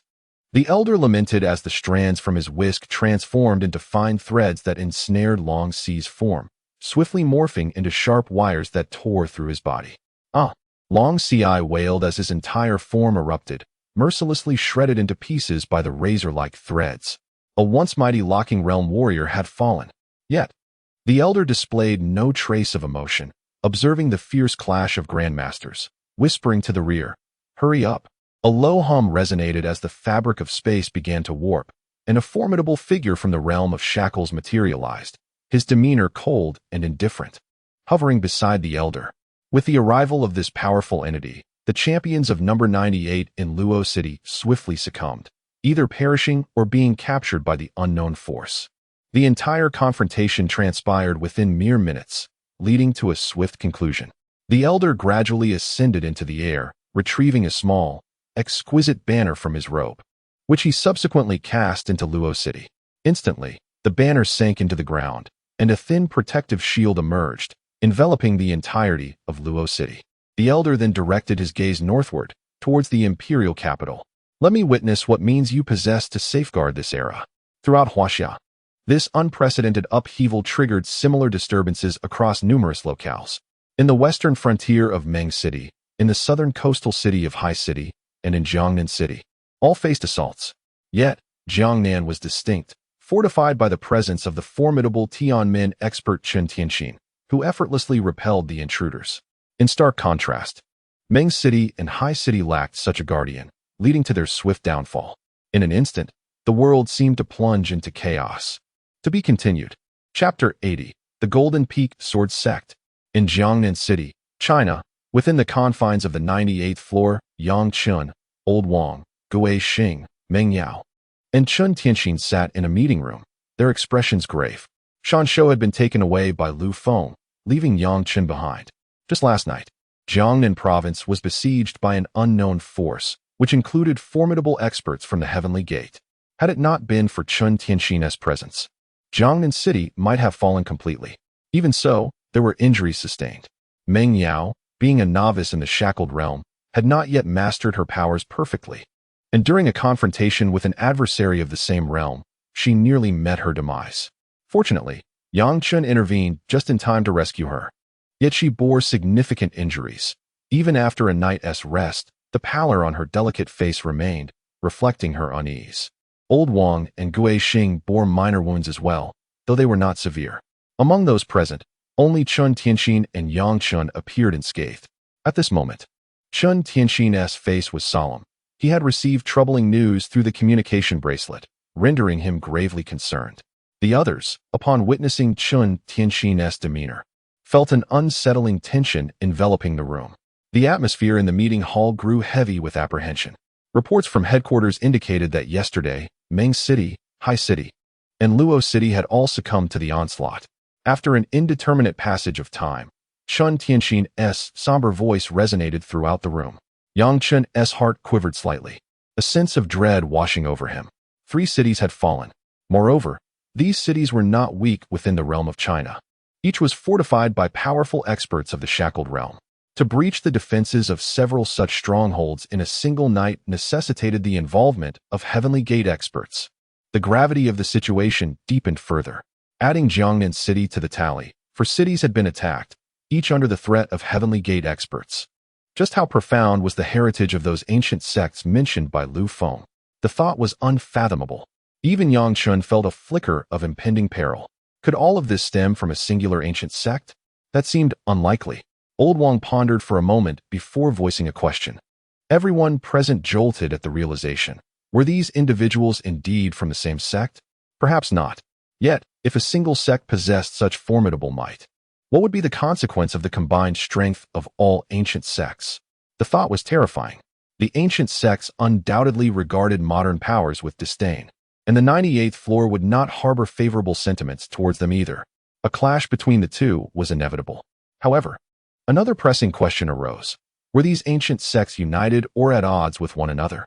If harmony is absent, perhaps it could even incite some to rebel. Chen Tianxin's eyes flickered with a glimmer of insight. However, in the next instant, his countenance darkened. Jinfeng's sword sect, number 98, stepped forward. Chen Tianxin rose abruptly. Fury etched across his features. These scoundrels, having failed to slay him yesterday, still dared to show their faces. In his hand, peach blossoms began to materialize, nestled delicately between his fingers, releasing a fragrant aroma. Then, with a slight shimmer, he vanished from the room. Yang Chun and the others exchanged glances before rushing out in haste. In the skies above Jiangnan City, dozens ascended, led by a middle-aged man bearing a sword box crafted from pear wood upon his back. Each individual following him carried a similar sword box. Notably, the number of sword boxes varied according to the strength of their wielders. For instance, the leading warrior bore 3, while a few among the group carried 2. The rest with only 1. At this moment, Chen Tianxin's figure reappeared amidst a haze of peach blossoms, reminiscent of a blooming orchard, exuding a sweet fragrance. Do you truly think you can provoke me so easily? Chen Tianxin's expression turned menacing as he bared his teeth at the warrior with 3 sword boxes. The middle-aged man was momentarily taken aback, then erupted into laughter. Is this the arrogance of the current era? If it weren't for your good fortune yesterday, do you believe you could still stand here speaking to me? Chen Tianxin chuckled darkly. Yesterday? You dare to mention yesterday? We decimated several Grandmasters and 2 shackled realms. Have you forgotten your wounds so soon? Truly a wretched creature. Despite his usual scholarly demeanor, Chen Tianxin exhibited no restraint in his insults, especially when confronted by foes, resembling more a ruffian than a scholar. A faint blush crept onto the middle-aged man's face. Chen Tianxin spoke truthfully. They had indeed suffered significant losses the day prior. Even though more had come today, they were merely reinforcements from the rear. You seek death. The middle-aged man wasted no time and launched an attack on Chen Tianxin. In that instant, the sword cultivators behind him also sprang into action. A myriad of gleaming swords erupted from the pearwood sword boxes, radiating a chilling light. Today, Jinfeng's sword sect had dispatched no small number of warriors, 9 Grandmasters, for shackled realm experts, and a celestial gatekeeper. In contrast, the number 98 from Jiangnan City consisted solely of Chen Tianxin, Yang Chun, Gui Xing, Old Wang, and Meng Yao. Although all are bound by the shackles of their existence, the Grandmasters are notably absent in numbers, rendering them weaker. Upon witnessing this, Yang Chun and his companions sprang into action without hesitation. The 4 formidable figures of the shackled realm immediately engaged in fierce combat, flanked by 2 Grandmasters who swept through the ranks. Yang Chun, having displayed remarkable prowess the previous day, deployed 3 Grandmasters to his aid, while his adversary remained a late-stage shackled realm warrior. The previous day's triumph, where Yang Chun had slain 2 shackled realm masters from the Golden Peak Sword sect, was entirely his doing. Consequently, the Golden Peak Sword sect had set their sights specifically on him today. Yang Chen's gaze flickered. Through days of intensive training, his cultivation had advanced from the early to the mid stages of the shackled realm, and he had grasped the concept of yin and yang transformation, rendering him practically invincible within this realm. He could even contend with the celestial gate. Therefore, upon encountering his opponent, Yang Chun felt no trepidation. The only concern that lingered in his mind was for Meng Yao. She had sustained injuries the previous day, and her wounds had yet to heal, leaving her vulnerable to further attacks. Time was of the essence. A swift resolution was imperative, for her potential demise loomed. As for Gui Xing and Old Wang, Yang Chun held little worry. Both were seasoned shackled realm warriors capable of holding their own in the fray. Engaged in combat with the formidable forces of the Golden Peak Sword sect, Yang Chen's peripheral vision caught sight of Chen Tianxin battling in the skies above. Perhaps he could lend assistance to Chen Tianxin in countering the Celestial Gate? A flicker of determination ignited within Yang Chun. He understood that instilling fear in his opponent was the only way to halt their advance, and today provided ample evidence of that. To instill such fear would lead to the downfall of the Celestial Gate. Although he was uncertain of the ancient sect's depth of power, Yang Chun recognized that within this era, the strength of Celestial Gate warriors was an invaluable asset for any faction. Thus, he resolved to strike. Yang Chen's gaze sharpened, and his attacks quickened in frequency. The transformation of the dragon and tiger surged forth. The energy within his body erupted violently, propelling him from the mid-stage of the shackled realm to its pinnacle. Boom, boom, boom. Flames erupted around him as Yang Chen stood like a sovereign among fire, commanding the flames with authority. Encircling the flames, a tempest began to swirl ominously. Yang Chen was no longer inclined to withhold his hidden strengths. Having ascended to the shackled realm, he felt a sense of self-preservation. As long as no one from the transformative realm coveted his abilities, he would be unscathed. After all, how many could truly wield such power? Kill!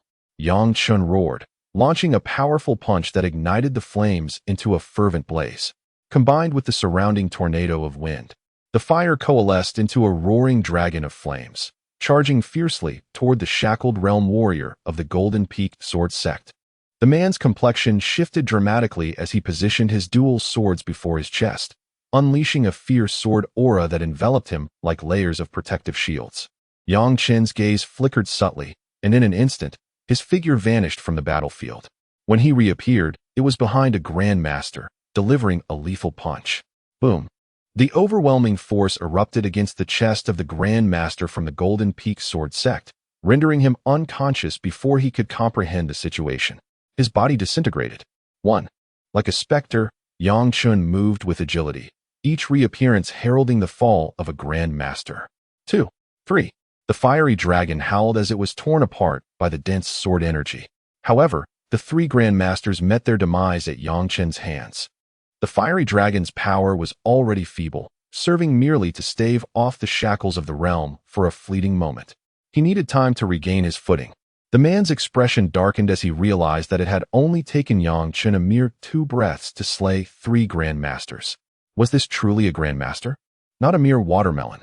Damn, could there be a semblance of a gaming experience? To be continued. Chapter 81. Yang Chen's Might. Gulialu. The formidable warrior from the Golden Peak Sword Sect swallowed hard, casting a wary glance at Yang Chen, a flicker of fear igniting within him. Though a being of the shackled realm is indeed superior to a Grandmaster, it must be admitted that vanquishing such a Grandmaster in an instant is beyond his capability. Yet, the individual before him seemed to dispatch foes with effortless strikes, akin to a child's play. Yang Chen's fists were stained with blood, and a faint scent of iron wafted through the air. His expression remained impassive, though the energy within his dantian continued to blaze fiercely. The effect of the dragon-tiger transformation was commendable, yet the rapid consumption of spiritual energy was somewhat alarming. Fortunately, having slain a shackled realm warrior the previous night, alongside 3 Grandmasters just moments ago, Yang Chen had ample reserves of energy at his disposal. There was no immediate cause for alarm, yet a swift resolution was imperative. The state of Meng Yao was decidedly precarious. Yang Chen's gaze sharpened, and he flickered into motion, resembling a specter dancing between the realms. The Golden Peak Sword Sect warrior's pupils contracted suddenly, as he found himself utterly unable to trace Yang Chen's trajectory, only perceiving a series of afterimages in the air. Beads of perspiration formed on his forehead. Abruptly, the surrounding air vibrated, an energy materializing. Just as the Golden Peak warrior contemplated a movement, he felt a small hand firmly press against his chest. A pale hand emerged, crackling with lightning, sparks leaping upon the arm, while a vivid green hue flickered ominously around it. Poison. Yang Chen seldom resorted to this particular ability, for its quality was, to be frank, rather low. However, he had no time for hesitation now. He unleashed it without reservation, intent on annihilation. Boom. A surge of furious power erupted against the warrior's chest, unleashing a tempest of elemental forces, flames, thunder, poison, ice, and gales, all detonating in a catastrophic explosion. The shackled realm warrior's form was instantly obliterated by this terrifying force, sending him hurtling backward, a massive cavity now gaping in his chest, where even the stark white of bone was visible, exuding a frigid aura. His vitality waned, leaving him feeble as he crashed to the earth, creating a profound pit upon impact. Yang Chen, undeterred, moved with the swiftness of a shadow and landed within the crater. Flames erupted around him, standing amidst the inferno, the searing heat distorting the very fabric of space itself. Roar! Flames burst forth, and the temperature soared dramatically. In Yang Chen's eyes, it seemed as though tiny flames flickered to life. With a slight lift of his hand, he gently pressed down into the deep pit below. Boom! A colossal fire hand erupted instantaneously, enveloped in unparalleled speed, plunging into the abyss. Thud! Almost immediately, the pit was engulfed by flames, within which explosive sounds echoed incessantly. Boom! Boom boom! It felt as if the earth itself trembled, as fissures rapidly spread across the once stable ground. Ding! Congratulations, host, for slaying a locking realm adversary. You are rewarded with a medium-grade spiritual energy infusion. Upon hearing the system's voice, Yang Chen shifted his focus from the pit. It must be said, the system's functions were quite commendable, at least capable of confirming whether he had vanquished his opponent. Yang Chen surveyed his surroundings before directing his attention to Meng Yao. At that moment, she was struggling to fend off the formidable locking realm expert from the Golden Peak Sword sect, while two Grandmasters relentlessly harassed her. Already weakened, Meng Yao appeared even more haggard, her pallid complexion growing increasingly ashen. There was a hint of weariness etched upon her delicate features, and even her attacking speed had slowed considerably, while her opponent stood at the zenith of his prowess.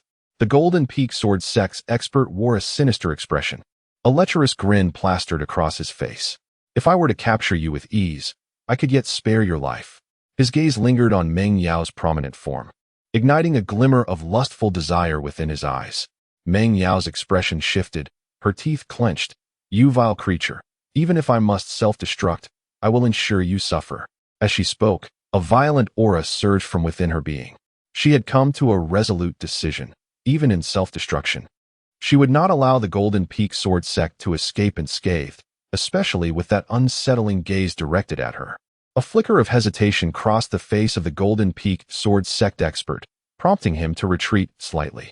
Though Meng Yao found herself cornered, the potential for self-destruction posed a threat even to him. After all, she was a locking realm entity. Within Meng Yao's eyes glinted a fierce determination. She was no longer a mere girl. As a seasoned Grandmaster, she had endured countless battles, rising amidst the throngs of prodigies to become a high-ranking figure. Known as Number 98. Boom, boom, boom. A tempestuous force erupted from her petite form. Damn, this woman truly intends to self-destruct.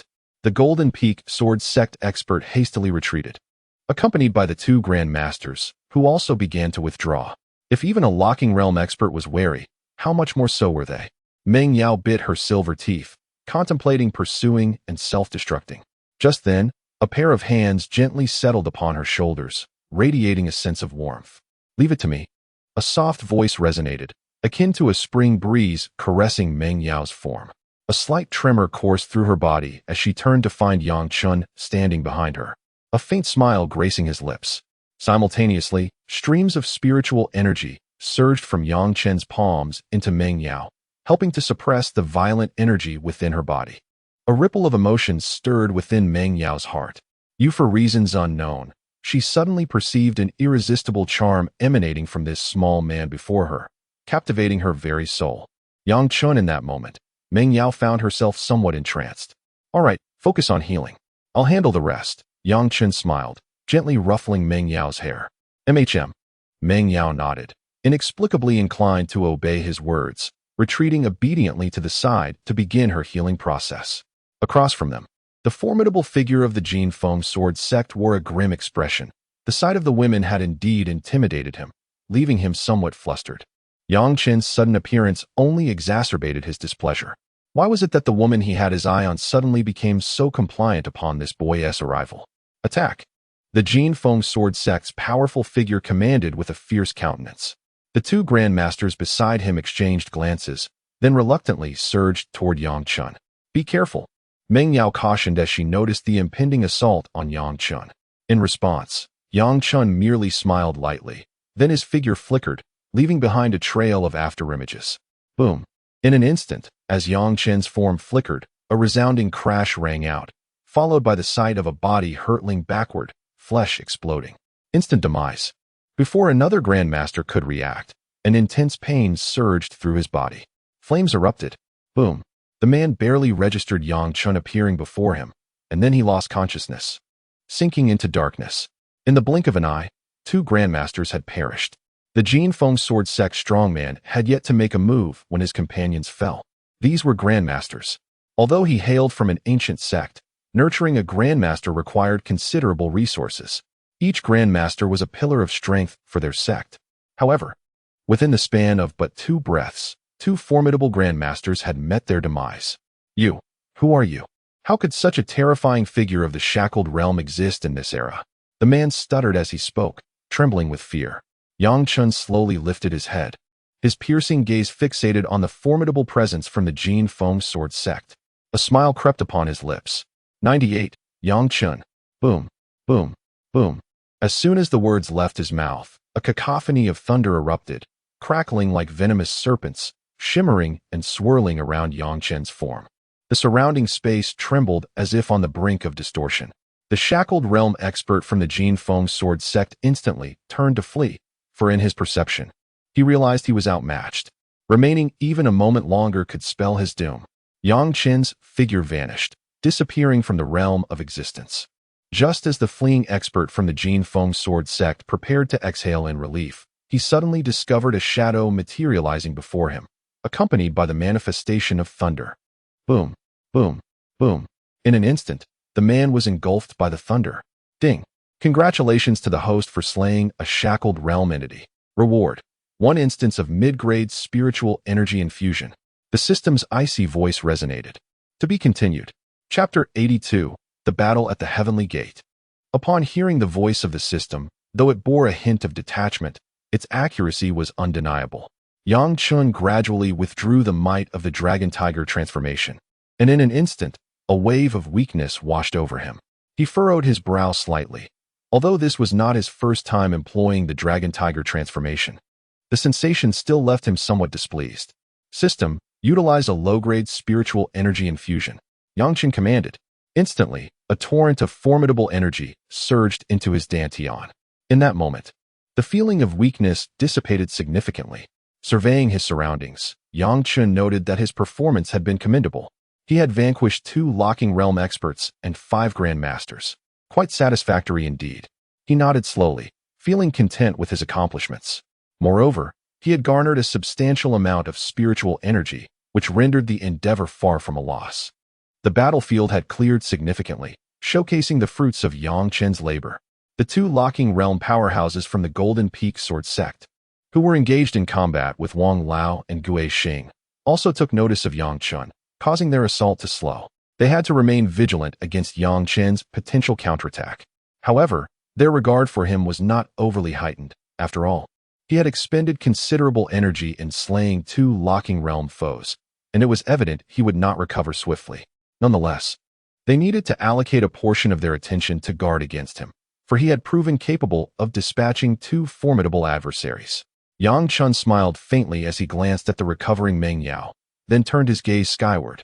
Above, Chun Tianxin and the formidable warriors of the Golden Peak Sword Sect were locked in fierce combat, with terrifying shockwaves emanating from their clash.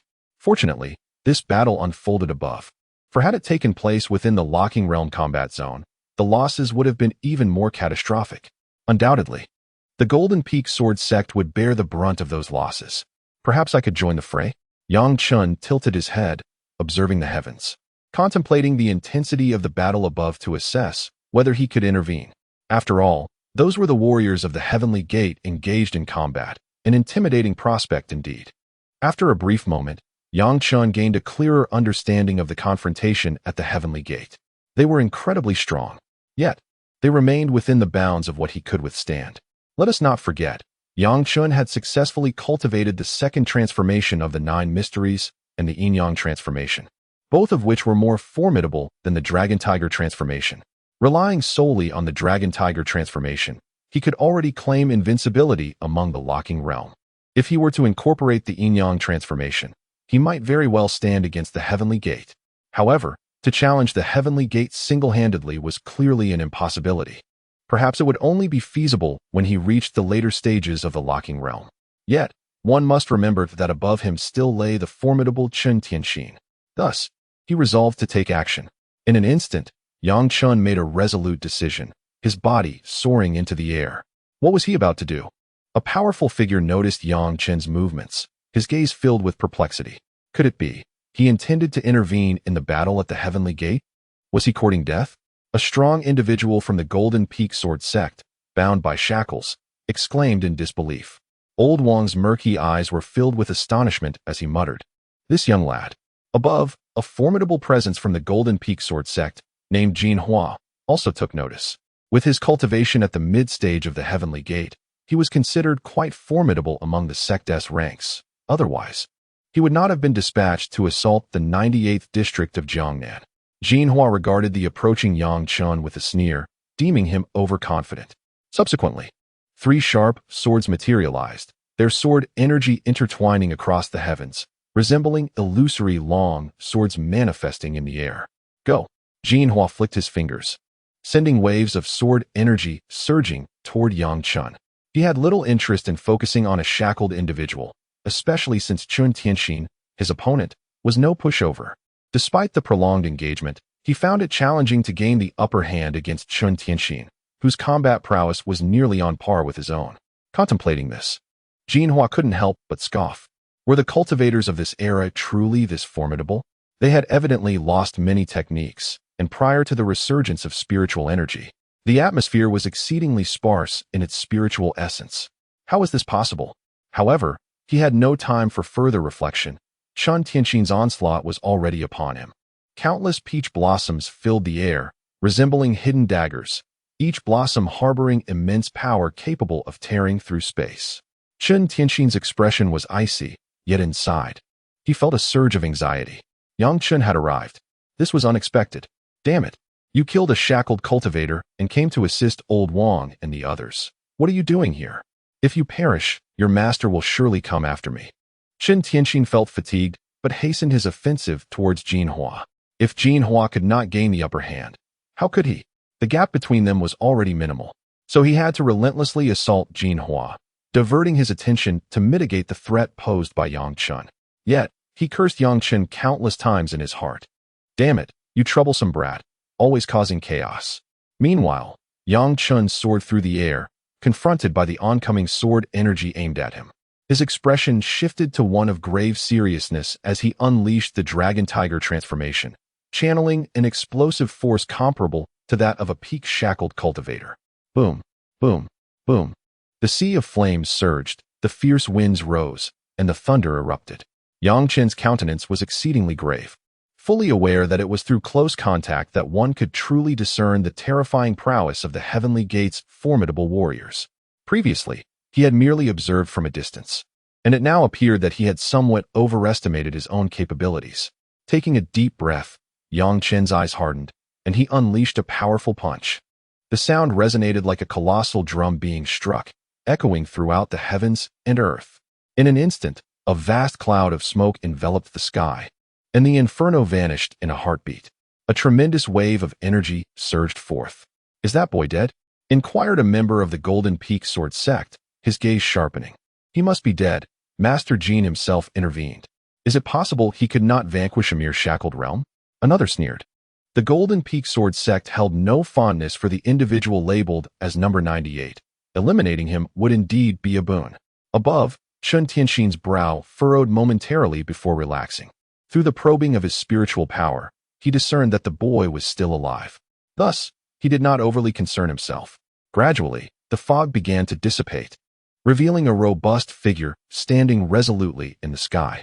His garments were tattered, revealing numerous sword marks across Yang Chen's body, from which blood dripped down. Yang Chen lowered his head, his expression obscured by shadows, rendering his emotions indiscernible. After a brief moment, Yang Chen suddenly raised his head, revealing a smile that, though faint, bore an unsettling quality. "I once thought the Heavenly Gate realm was formidable, but it is merely this." His voice resonated, reverberating across the celestial expanse. The battle between Chen Tianxin and Jin Hua came to an abrupt halt, and even Chen Tianxin's expression soured. "Damn it, if you wish to insult him, do so, but do not drag me into it." Jin Hua's expression darkened further. Not only had he failed to eliminate Yang Chen with his strike, but now he felt belittled by the boy's taunts. "Do you comprehend the gravity of your words? You are courting death," Jin Hua declared. his body radiating an intense sword aura that seemed to envelop the entire realm. An oppressive atmosphere descended, and Jinhua's figure grew tall and imposing, his majestic form standing proud amidst the chaos, causing the surrounding sword energies to tremble as if in the presence of a sovereign. Yang Chen flashed a brilliant smile, revealing his pearly white teeth. If you are incapable, then you are indeed incapable. Today, I shall test the limits of the heavenly gate. No sooner had he spoken than a terrifying aura emanated from his being. The yin and yang shift. In the vast expanse of the universe, a sudden interplay of light and darkness ensued, as though the dual forces of yin and yang were perpetually intertwining and swirling, ultimately merging into the very essence of Yang Chen. His body trembled slightly, and then an overwhelming aura of power erupted forth from within him. The ground shook with a resounding roar, as an endless sea of flames seemed to materialize, scorching the air until it was utterly cleansed. The fabric of space itself contorted, while countless bolts of thunder lurked within the dense clouds, crackling with latent energy. A ferocious tempest swept through, causing the surrounding atmosphere to plummet in temperature. Faintly, one could discern snowflakes gracefully dancing in the air. A hint of verdant life emerged, akin to a venomous serpent, its eyes snapping open. Yang Chen parted his lips, and with a sudden thrust of his feet, he propelled himself into the void, his figure vanishing in an instant. Accompanying his disappearance was a thunderous command. Uncle Chen, do not hesitate. At that moment, Chen Tianxin was momentarily dazed, yet upon hearing Yang Chen's voice, clarity washed over him. A faint smile graced his lips as a delicate peach blossom unexpectedly appeared between his fingers. Jinhua's eyes narrowed with intensity as his spiritual force surged forth, radiating outward in search of Yang Chen's whereabouts. Suddenly, a figure materialized right before him. To be continued. Chapter 83. The Reversal of the Celestial Gate. Seeking death, Jinhua roared, his face contorted with rage. A mere cultivator at the shackled realm, emboldened by secret techniques, dared to confront him. He was no ordinary figure of the Celestial Gate. He was a mid-stage Celestial Gate cultivator. 3 radiant swords appeared before Jinhua, their formidable sword energy shimmering and tearing through everything around them. The 3 swords, glimmering with a cold sheen, trembled slightly, emitting a crisp and thunderous roar. The air vibrated as if resonating with the sound of the swords, and the surrounding sword energy surged forth, enveloping the area in a fierce tempest. Die! Jinhua's expression twisted into a snarl as he raised his hand, unleashing a torrent of sword energy that surged from his arm towards Yang Chen, akin to a roaring tiger, shaking the very air around him. At that moment, a flurry of peach blossoms floated gracefully, interposing themselves between Yang Chen and Jinhua, manifesting a cascading sea of flowers. The figure of Chen Tianxin suddenly emerged. Fool, do not forget about your grandfather. Chen Tianxin laughed heartily, and with a flick of his fingers, the petals of the peach blossoms instantaneously split apart, swirling in the air, imbued with a faint fragrance that lingered enchantingly. A subtle wave of energy enveloped the entire battlefield. Jinhua's brow furrowed slightly. He had discerned Chen Tianxin's trickery. While the blossoms were fragrant, they emitted a weak disturbance that interfered with his focus. Over time, even his mind would waver under such influence. Though Chen Tianxin's offensive capabilities were not particularly strong, he excelled in prolonged battles. As the saying goes, persistence can wear down even the strongest opponent. Moreover, given that Jinhua and Chen Tianxin were of comparable cultivation levels, it was improbable for Jinhua to dispatch Chen Tianxin swiftly. This meant that Jinhua might lack the energy to focus on Yang Chen as well. Damn it! Jinhua's expression darkened, his brows knitting tightly. Meanwhile, as Chen Tianxin made his move, Yang Chen also sprang into action. Boom, boom, boom. In an instant, thunder rumbled down from the heavy clouds, crackling with sparks that danced upon the lightning. Wind, fire, thunder, and electricity. Yang Chen slightly raised his finger and then drew it downwards. Boom. A bolt of lightning, as thick as a barrel, erupted violently, accompanied by a clear sound. A blue longsword materialized, radiating an aura of icy brilliance. The Azure Dragon 5 Tiger Sword. Roar, roar, roar. Faintly, one could hear the roars of tigers and the cries of dragons. The powers of ice and thunder manifested in an instant. The Azure Dragon 5 Tiger Sword trembled, and frost-like brilliance began to coalesce along its blade. Yin and Yang. Yang Chen's gaze narrowed slightly, and a profound tranquility enveloped his heart, as if everything around him had become irrelevant to his existence. Even amidst the rampant peach blossoms and the swirling sword energies, it felt as though he was the sole inhabitant of this world. After employing the yin-yang transformation, particularly upon summoning the Songlong Five-Tiger Sword, Yang Chen experienced a sudden epiphany. Yin and Yang. In an instant, black and white streams of energy manifested throughout the cosmos, even emerging faintly from Yang Chen's own being. Boom! The surrounding world began to tremble. An ethereal celestial gate appeared above Yang Chen, flickering in and out of sight. On this gate, indistinct black and white patterns emerged, though they remained too vague to discern their true nature. Nonetheless, this spectacle captivated the attention of all those present. This is the Celestial Gate. Some powerful figures stood in astonishment, swallowing hard. Jin Hua halted his offensive, staring at the Celestial Gate above Yang Chen, his expression shifting dramatically. How could it be? A mere figure in the locking realm cannot possibly open the Celestial Gate. Jin Hua's countenance darkened as he recalled ancient texts that spoke of prodigies capable of partially opening the Celestial Gate in the locking realm. Such talents could, upon stepping through the gate, instantaneously ascend from the initial to the mid or even late stages of the Celestial Gate. Yet, those beings were nothing short of legendary. Even in the ancient era, it was inconceivable that such a prodigy could arise in this age. Shaking his head, Jin Hua's face turned slightly pale. Even as a powerful figure from an ancient sect, he had never witnessed such a terrifying presence, nor had he ever heard of one. This boy must be eliminated. A series of calculations raced through Jin Hua's mind. To open the Celestial Gate in the locking realm undoubtedly indicated a potential for breakthrough at that juncture. Even the realm of creation might be within reach. If that were to happen, Jin Feng's sword sect would undoubtedly face dire straits. Beside him, Chen Tianxin gazed at Yang Chen in bewilderment, scratching his head in confusion. Is it truly opened? Does one simply gain access at will? He recalled how much time he had spent to open his own Celestial Gate, and yet Yang Chen had merely exchanged blows with a Celestial Gate powerhouse before achieving it. Incredible! Chen Tianxin found himself at a loss for words. Despite being a scholar, he could not fathom the appropriate terms to describe Yang Chen's feat. All he could think of was an overwhelming sense of astonishment. However, Chen Tianxin's expression gradually grew solemn. Having traversed through his youth, he understood that once certain hostile forces became aware of Yang Chen's prodigious talents, they would undoubtedly spare no effort to eliminate him. After all, is it not the preferred method of those powerful factions to snuff out potential geniuses in their infancy? Chen Tianxin's peripheral gaze slowly fell upon Jin Hua, his demeanor tinged with caution. Yet, Jin Hua noticed Chen Tianxin's scrutiny and made no attempt to conceal his intentions, charging directly towards Yang Chen. Are you truly so unskilled in offense that you believe you can outrun me? Chen Tianxin cursed vehemently, exasperated at Jin Hua's swift movements. Nevertheless, he propelled himself towards Jin Hua with unwavering determination, knowing that even in his injured state, he could not allow Yang Chen to suffer any harm. It was highly likely that Yang Chen was the next prodigy destined for greatness.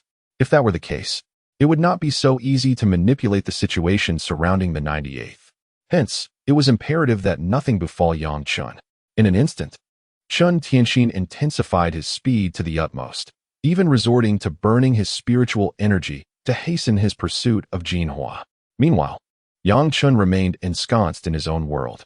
Patterns reminiscent of Tai Chi appeared before his eyes, swirling with a captivating motion.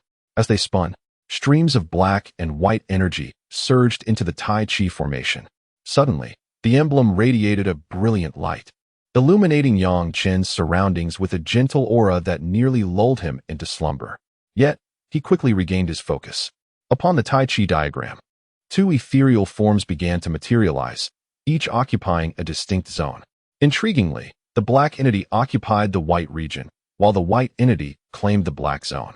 Before Yang Chen could fully comprehend the situation, the two forms surged into his consciousness, conjuring figures that danced within his mind. To his astonishment, the movements of these figures demonstrated a sword technique. In an instant of realization, Yang Chen's body began to move of its own accord. The Songlong Wahujian world. Resonating with the crack of frost and thunder, as wisps of faint black and white energy enveloped the entire sword. Beneath his feet, a miniature Tai Chi diagram emerged. And the moment it manifested, a dense wave of black and white energy erupted forth, akin to a torrent, surging towards the Tsanglong Wahujian. Boom, boom, boom. In an instant, a terrifying power surged forth, causing the very heavens and earth to tremble ever so slightly, and the fabric of space itself twisted. Above Yang Chen's head, the indistinct celestial gate became illuminated with black and white patterns. Though the forms of these patterns remained elusive, they shimmered with a vibrant glow. The approaching Jin Hua sensed the emergence of this formidable force emanating from Yang Chen's being, a primal instinct of peril stirring within his heart. In that moment, his entire body halted, and Chen Tianxin behind him wore an expression of delight as the dense sea of peach blossoms surged forth, striking towards Jin Hua. For a fleeting moment, Jin Hua's focus wavered, becoming enveloped by the cascading blossoms, which began to tear at his very form.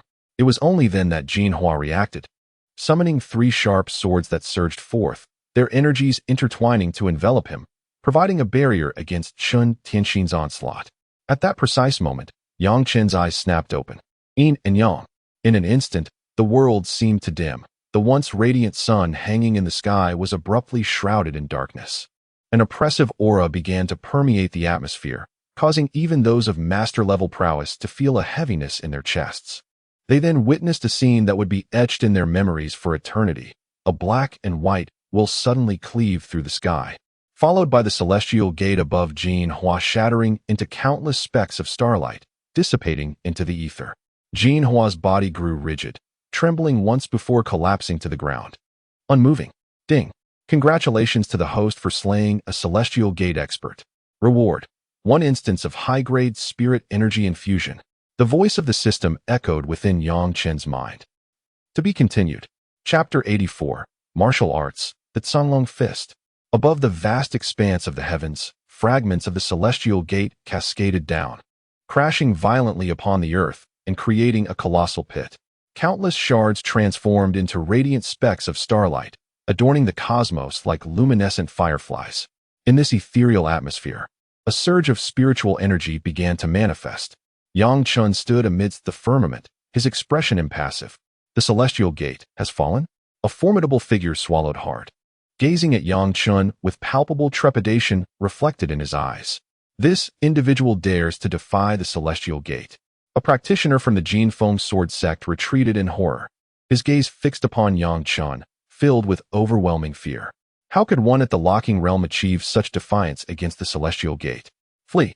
2 Locking Realm experts from the Jinfeng sword sect exchanged apprehensive glances before swiftly taking flight, abandoning the remaining Grandmaster-level practitioners to their fate, heedless of their plight.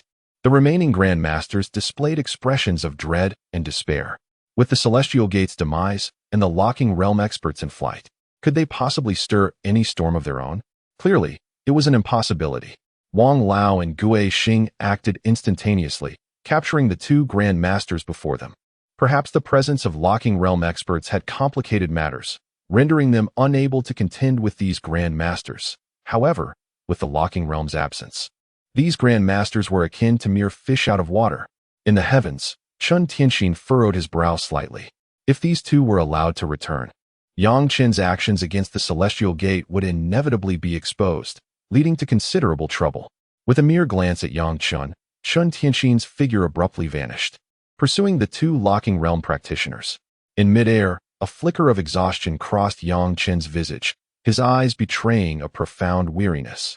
His very spirit felt hazy, and soon he began to sway, losing consciousness momentarily.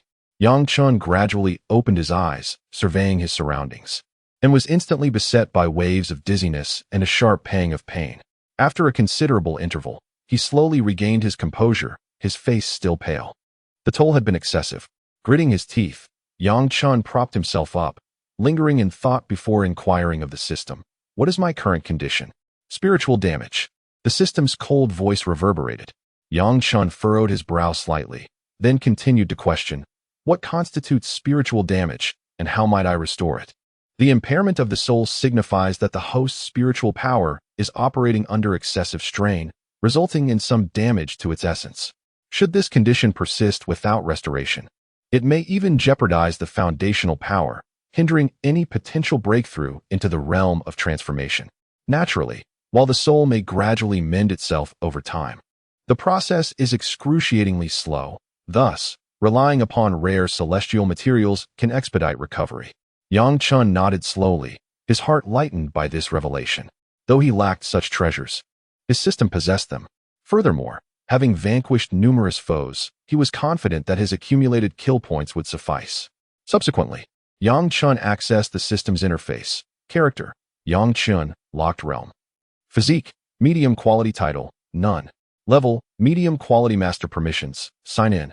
Cooldown: 7 days. Shop: Open Special Ability: Devour. Fire, Water, Venom, Thunder, Gale, Angel. Kill points: 1452 items. Amplification card, Combat card. Cultivation method: 9 Mysteries Transformation, cultivated to the second transformation. The character page had undergone significant changes, with the addition of an item and cultivation method section. However, Yang Chen paid little heed to these superficial aspects. His primary concern was the impressive tally of over 1,000 kill points. A formidable master typically yielded merely 10 kill points upon defeat. In the past few days, Yang Chen had eliminated a formidable figure from the Celestial Gate. For powerful entities from the Locked Realm, and 5 great masters, causing his kill points to surge dramatically. At that moment, Yang Chen felt as though he had ascended to the status of a wealthy magnate, his heart filled with boundless satisfaction. Next, Yang Chen opened the shop, and upon the system's recommendation, he beheld an array of celestial materials capable of restoring spiritual power. Soul Restoration Pill, capable of replenishing the spiritual power of a great master. Requires 20 kill points. Revival Pill, capable of replenishing the spiritual power of a Locked Realm entity. Requires 200 kill points. Return to Heaven Pill, capable of replenishing the spiritual power of a Celestial Gate Master. Requires 2,000 kill points. Yang Chen examined the dense listings, noting even items that could restore the spiritual power of those in the realm of transformation. Alas, the required kill points for such treasures were astronomically high, far beyond his current capabilities. However, the revival pill for the Locked Realm was within his reach, requiring exactly 200 points. Without hesitation, Yang Chen exchanged for one. Following that, he turned his attention to the martial skills section. Through recent battles, he discerned that aside from relying on his special abilities, he was woefully lacking in other skills, particularly swordsmanship. As a practitioner of the sword, he could only wield a single technique, the yin-yang swordplay, which demanded a significant expenditure of his spiritual power. While it could serve as a trump card, it rendered him somewhat underwhelming in regular combat. After all, a singular martial skill could facilitate a qualitative leap in one's combat prowess. Moreover, martial skills were categorized by levels. However, there exists a precondition. All martial arts can only be cultivated at the level of great masters or higher. Those practices beneath this level cannot even be deemed martial techniques. Within martial arts, there are distinctions of upper, middle, and lower tiers, as well as the realms beyond: heaven, earth, profound, and yellow. Even the most rudimentary lower-grade techniques require one to attain the great master level to be eligible for cultivation, or rather, to successfully cultivate them. Although Yang Chen had previously ascended to the level of great master, he soon leaped directly into the Locked Realm, leaving him with no opportunity to practice martial arts until now, when he finally found the time to devote to it. Subsequently, Yang Chen opened the martial arts page. Crushing Mountain Fist, a lower-grade martial technique. Upon reaching perfection, it can shatter a mountain with a single punch. Required kill points: 100. Flame Palm, a lower-grade martial technique. Upon reaching perfection, it allows one to wield fire, forming a fiery palm print with formidable destructive power. Requires a fire attribute spiritual root. Required kill points: 100. Water Severing Sword Technique, a pinnacle lower-grade sword technique. Upon reaching perfection, it can rival certain middle-grade techniques. Requires a water attribute spiritual root. Required kill points: 300. Azure Dragon Fist, a middle-grade martial technique. With a single punch, an azure dragon manifests, roaring and shaking the heavens. Upon reaching perfection, it can contend against upper-grade techniques. Required kill points: 1,000. At the mere sight of the Azure Dragon Fist, Yang Chen's eyes sparkled with excitement. not only due to its middle-grade status, but also for its potential to challenge the heavenly gates upon reaching perfection. Although Yang Chen was already a challenger of the heavenly gates, truth be told, defeating one had left him without further combat opportunities. Even relying on spiritual energy was futile. This was because the yin-yang sword technique consumed his soul power. However, the Azure Dragon Fist was different. It consumed spiritual energy, and Yang Chen felt no apprehension, for he had an abundance of spiritual energy to draw upon. This was it. Yang Chen chuckled, and then clicked on the page. Ding. Congratulations. You have exchanged for the martial technique, Azure Dragon Fist, consuming 1,000 kill points. Upon hearing the system's announcement, Yang Chen felt a pang of discomfort. 1,000 kill points equated to the life of a heavenly gate powerhouse. How many such powerhouses existed on Earth? Perhaps less than 100. Nonetheless, the martial technique he acquired was indeed formidable. A middle-grade martial technique was a rarity across the entire planet, possibly even scarce among ancient sects. Soon after, Yang Chen felt a faint yellow glow swiftly embed itself into his forehead, and similar to his previous comprehension of yin-yang, silhouettes began to appear within his mind. These figures moved incessantly, becoming deeply imprinted in Yang Chen's consciousness. Moments later, Yang Chen abruptly opened his eyes, and within his pupils, faintly, two diminutive azure dragons appeared to swirl and dance. Subsequently, a resonant dragon's roar emanated from him, unleashing a surge of energy that radiated from his very being. This was the remarkable advantage bestowed by the system, the ability to achieve instant cultivation. Yang Chen gazed slowly at his clenched fist, where a soft yellow luminescence began to flicker, and a profound aura enveloped him. At that moment, a series of sounds echoed from outside the room. Yang Chen smiled faintly, realizing he had been discovered. Hardly had he thought this when he heard Chen Tianxin's voice calling from outside. Yang Chen, you're awake? Yang Chen gradually rose, his complexion somewhat pallid. He then swallowed a soul-reviving pill, and instantly, a refreshing energy surged into his mind, banishing his previous weakness. He finally spoke. I'm awake. Give me a moment. I will come out shortly. Outside, Chen Tianxin hesitated slightly, whispering, perhaps you should rest a bit longer. Your master mentioned that your soul has sustained damage. Master? Yang Chen did not expect that his injury would bring forth a visit from Lu Feng, who resided far away in the imperial capital. A warmth blossomed in his heart at the thought. It had been a long time since someone had shown him such concern. To be continued. Chapter 85 Departure. Haicheng. After a brief moment, Yang Chen slowly stepped out of his chamber. Thanks to the nurturing properties of the resurrection pill, his spiritual power had swiftly returned to its peak state. It must be said, a product of the system is undoubtedly of superior quality. Outside his room, a formidable individual ranked 98 awaited him, bowing respectfully upon Yang Chen's emergence. Master Yang Chen. Yang Chen nodded slightly, and then inquired, where are Master Chen and the others? The man smiled faintly. Master Chen and the others are already in the conference hall, along with the minister and the former minister. Oh. Yang Chen raised his brow slightly and proceeded toward the conference hall. Although he was aware of his master's arrival, the presence of Lu Qingtian still puzzled him, especially when he gazed upon Lu Qingtian. An inexplicable sense of familiarity washed over him, as if they had met before. Yet, within the recesses of Yang Chen's memory, he was certain he had never encountered such a powerful figure. It was unlikely he had ever been in the company of such strength. Therefore, there were some matters that required clarification. Perhaps Lu Qingtian was someone familiar to him after all. Soon, the grand doors of the conference hall came into view. Yang Chen pushed them open, revealing a room filled with numerous individuals. Each person's aura radiated immense strength. Lu Feng, Lu Qingtian, Chen Tianxin, as well as the formidable Gue Xingwang and the enigmatic Meng Yao. There were also several unfamiliar faces among them. As Yang Chen entered, the chatter within the hall gradually hushed. Lu Feng's gaze fell upon Yang Chen, his eyes sparkling with warmth. Ah, Yang Chen, you have arrived. Perfect timing. Come sit over here. I have matters to discuss with you. Lu Feng smiled, gesturing for Yang Chen to join him. With a respectful nod, Yang Chen approached and took a seat beside Lu Feng. Curious and skeptical glances from the unfamiliar individuals settled upon him. Now that everyone is present, I shall speak. Lu Feng chuckled before his expression shifted to one of seriousness. You are all high-ranking members of the 98, and the ancient sects are aware of our situation, correct? Perhaps you were unaware before, But if you remain ignorant now, haha. The hint of a threatening smile rendered the assembled company somewhat uneasy, particularly the unfamiliar powerful figures, whose expressions darkened. Among them, one imposing individual rose to his feet, his demeanor grim. Minister, we underestimated the enemy. However, their strength is simply overwhelming, especially with the involvement of two formidable figures from the heavenly gate. Even with our formations, we cannot hope to withstand them. The man's face bore an expression of profound indignation, and his cultivation was formidable, possessing the strength of the early stages of the heavenly gate, marking him as one of the foremost powerhouses in Haiqing.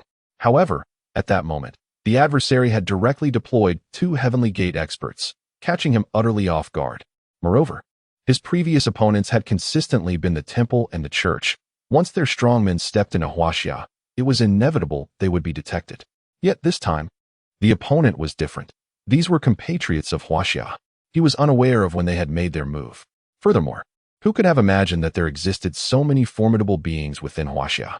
Although it was known in advance that ancient sects were present, there were still some within the ranks of the 98th who held lofty aspirations, believing that someone like Lu Feng, a being of transcendent caliber, was stationed there. Such petty individuals did not dare to act. But who could have foreseen that the opponent was utterly unafraid? Lu Feng's expression remained serene as he calmly stated that this would serve as a lesson, presenting an opportunity for redemption. A glimmer of hope appeared on the man's face as he solemnly pledged that they would certainly strive to fulfill this task. Upon hearing his words, Lu Feng's lips curled slightly, a hint of amusement gracing his features as he declared they would reclaim Haiqing. What? The man's countenance shifted instantly, his mind in turmoil as he regarded Lu Feng with skepticism. Are you certain you are not sending me to my demise? After all, the opposing sect harbors beings of transcendent caliber. Lu Feng waved his hand dismissively, chuckling. Do not be hasty. The assailants of Haicheng are from the Penglai sect. Even in ancient times, this sect was among the elite, far surpassing the Jinfeng sword sect encountered in Jiangnan, with a legacy not to be underestimated. What? The man, perplexed by Lu Feng's reasoning, inquired. I said, do not rush. Why are you so impatient? Lu Feng cast a glance at him and continued. A senior member of Penglai is an old acquaintance of mine. I have made an agreement with her that those of transcendent caliber shall not intervene. Thus, within Haiqing, there are only two heavenly gate experts. However, a flicker of concern lingered in the man's heart. Although the difficulty had significantly diminished, it was still no simple task. Two heavenly gate experts, and he himself was merely in the early stages. How could he possibly contend?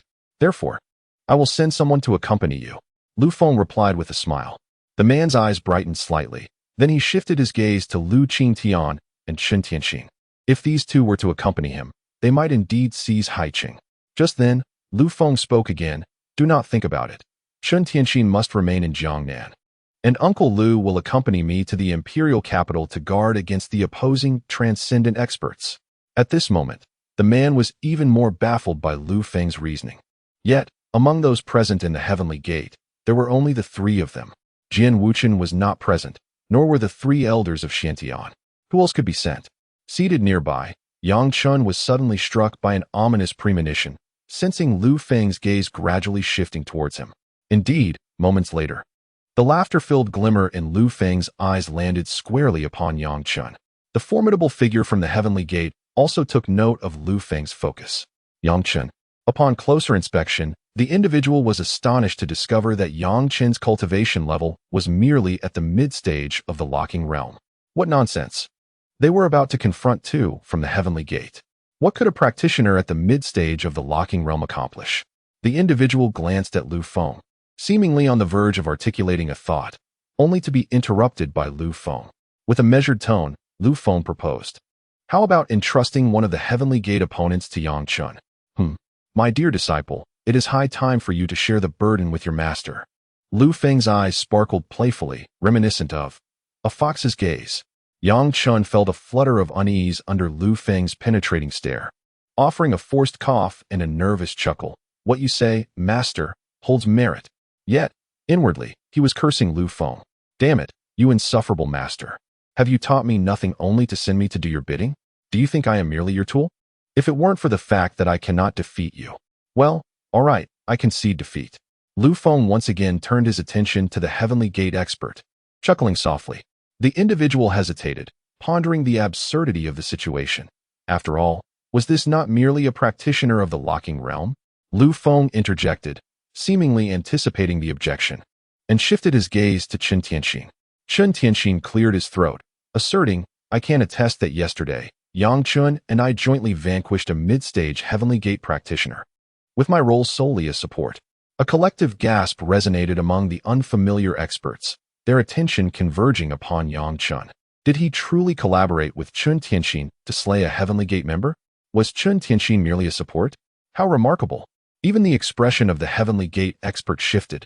For a mid-stage practitioner was a challenge even for him. The fact that Yang Chun could work alongside Chen Tianxin to confront the Heavenly Gate was unprecedented. Only Jian Wuchen had achieved such a feat before. Even the three revered elders of Xiantian could only accomplish this in unison. And now, Yang Chun stood as the third. Under the weight of everyone's gaze, Yang Chun felt a twinge of embarrassment, scratching his nose and remaining silent. Well, do I meet the criteria now? Lu Feng inquired with a subtle smile. The individual nodded and returned a grin. Indeed, quite sufficient. Subsequently, he extended his hand, solemnly introducing himself. I am Wang Long, a practitioner at the initial stage of the Heavenly Gate. Yang Chun, feeling the gravity of Wang Long's demeanor, slowly rose and reciprocated the gesture, replying, I am Yang Chun, mid-stage of the locking realm. Their hands clasped firmly together. Now that we are acquainted, let us set forth for Haiqing tomorrow, Lu Feng said with a smile. Agreed. Yang Chun and Wang Long exchanged nods before each departed from the conference hall, returning to their respective chambers. Upon entering his room, Yang Chen's expression grew somewhat solemn. This task presented considerable challenges. Confronting the Heavenly Gate, indeed. Although he had previously vanquished a formidable adversary from the Heavenly Gate, the cost had been exorbitant. His spirit had suffered significant damage. Were it not for the support of the system, he would have had to rely solely on time for recovery. The price had been quite steep. However, Yang Chen's abilities had since experienced an enhancement. His gaze flickered momentarily, and then he settled into a meditative posture on his bed, with an entire night ahead to see if he could achieve further improvement. After all, he had an abundance of spiritual energy to draw upon. The system utilized inferior spiritual energy for nourishment. Boom, boom, boom. As Yang Chen's voice resonated, torrents of immense energy surged into his body, filling his somewhat feeble form with vitality. The following day, Yang Chun gradually opened his eyes, a glimmer of brilliance shining forth. He slowly exhaled a breath of stale air. Instantly, waves of formidable energy materialized around him. Late stage of the locking chains realm. After a night of cultivation, fueled by 2 doses of medium-grade spiritual energy and several doses of inferior-grade spiritual energy, Yang Chun had finally ascended to the late stage of the locking chains realm. A slight smile crept across his lips, revealing a hint of satisfaction. Hi City, here I come. To be continued. Chapter 86, Ocean City. In midair, a supersonic aircraft was soaring swiftly towards the south. On board, Wang Long, Yang Chun, and others were engaged in deep discussion. Accompanying them were not only Wang Long and Yang Chun, but also 5 formidable individuals at the Lock Realm, along with several Grandmasters, all of whom were part of the team from Ocean City, designated as Number 98. Ocean City is regarded as a significant location within the realm of Huaxia's Number 98, with an assembly of strength surpassing even that of Jiangnan City. Positioned by the sea, the geographical advantage amplifies the capabilities of water-type ability users, while conversely, the prowess of fire-type users is considerably diminished. Wang Long spoke, glancing at Yang Chun. From his understanding, Yang Chun appeared to be a fire-type ability user. Yang Chun smiled slightly and reassured him, do not worry, I possess more than just fire. Wang Long was momentarily taken aback, but soon felt reassured. Indeed, he had reviewed Yang Chen's dossier the previous night. While fire was his most frequently utilized ability, it was evident that he wielded other powers as well. The dossier prominently featured the term multi-ability user, indicating mastery over various abilities. This fact stirred feelings of envy and admiration within Wang Long. The possession of multiple abilities signified that Yang Chun could employ a diverse array of tactics during combat. No wonder he could defy the Celestial Gate. If there had been any lingering doubts regarding Yang Chen's capability to challenge the Celestial Gate, they had now been dispelled. A multi-ability user is inherently invincible among peers, capable of transcending levels in battle. So, you are all ability users from Ocean City? Chen raised an eyebrow and asked with a smile. Wang Long sighed and replied slowly, Indeed, we are all from number 98 in Ocean City. We are all escapees. Upon uttering the word escape, a shadow of gloom fell over the group. It was indeed lamentable that such powerful individuals, ranked above Grandmasters, could only survive by fleeing. Sensing the heaviness of the atmosphere, Chen chuckled. Why the somber mood? This trip is merely about reclaiming our dignity. Let these scoundrels witness that we from number 98 are not easy prey. At Chen's words, a flicker of determination ignited in the eyes of the group. Yes, this was indeed a mission to restore their honor. Let us show them what we are capable of. They cheered. In an instant, their spirits lifted. So, shall we compete on who can achieve more kills? Chen teased, playfully toying with his fingers. Certainly. Wang Long, sitting upright, bore a serious expression tinged with excitement. With Chen's assistance, the threat from the Heavenly Gate has diminished significantly, and among the realms of the locking chains, the authority of the 98th is on par with that of Penglai. As the leader of the 98th and Haiqing, Wang Long possesses this confidence.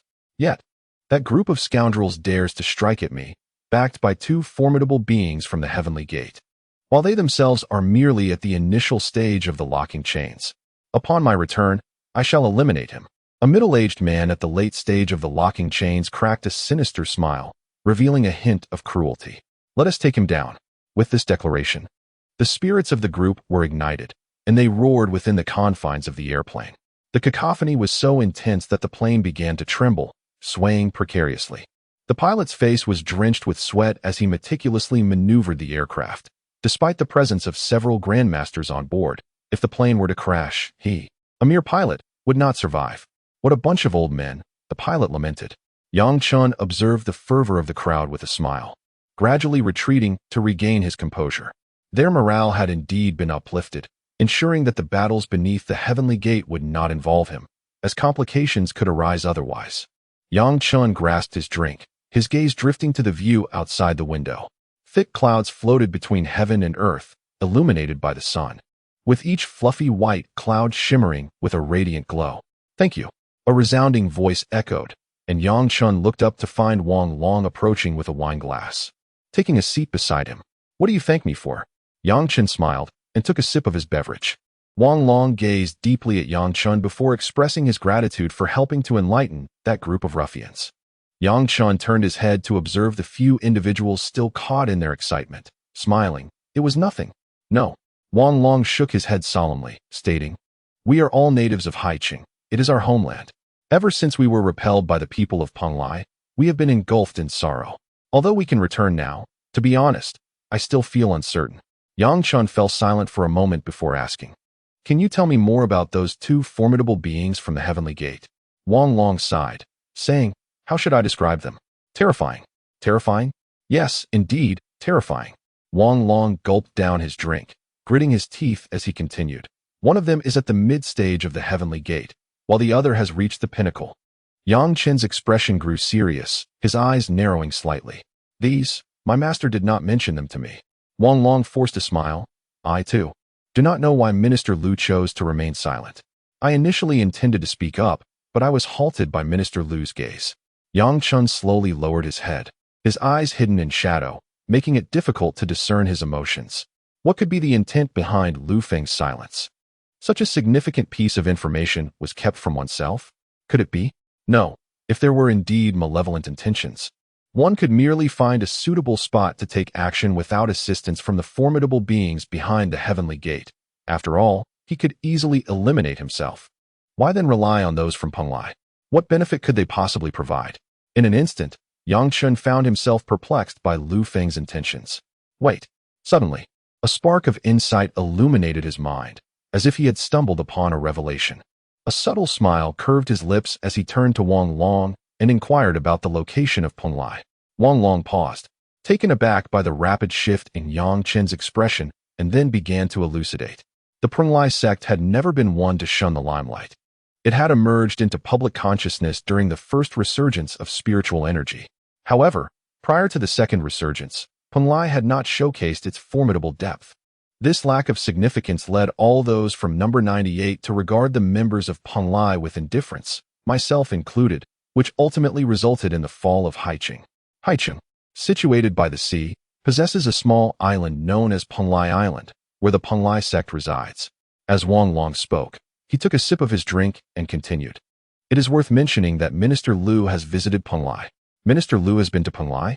Yang Chen's eyebrows raised slightly, and the smile upon his lips grew more pronounced, as if his suspicions were being confirmed. Indeed, Minister Liu ventured to Penlai in his youth.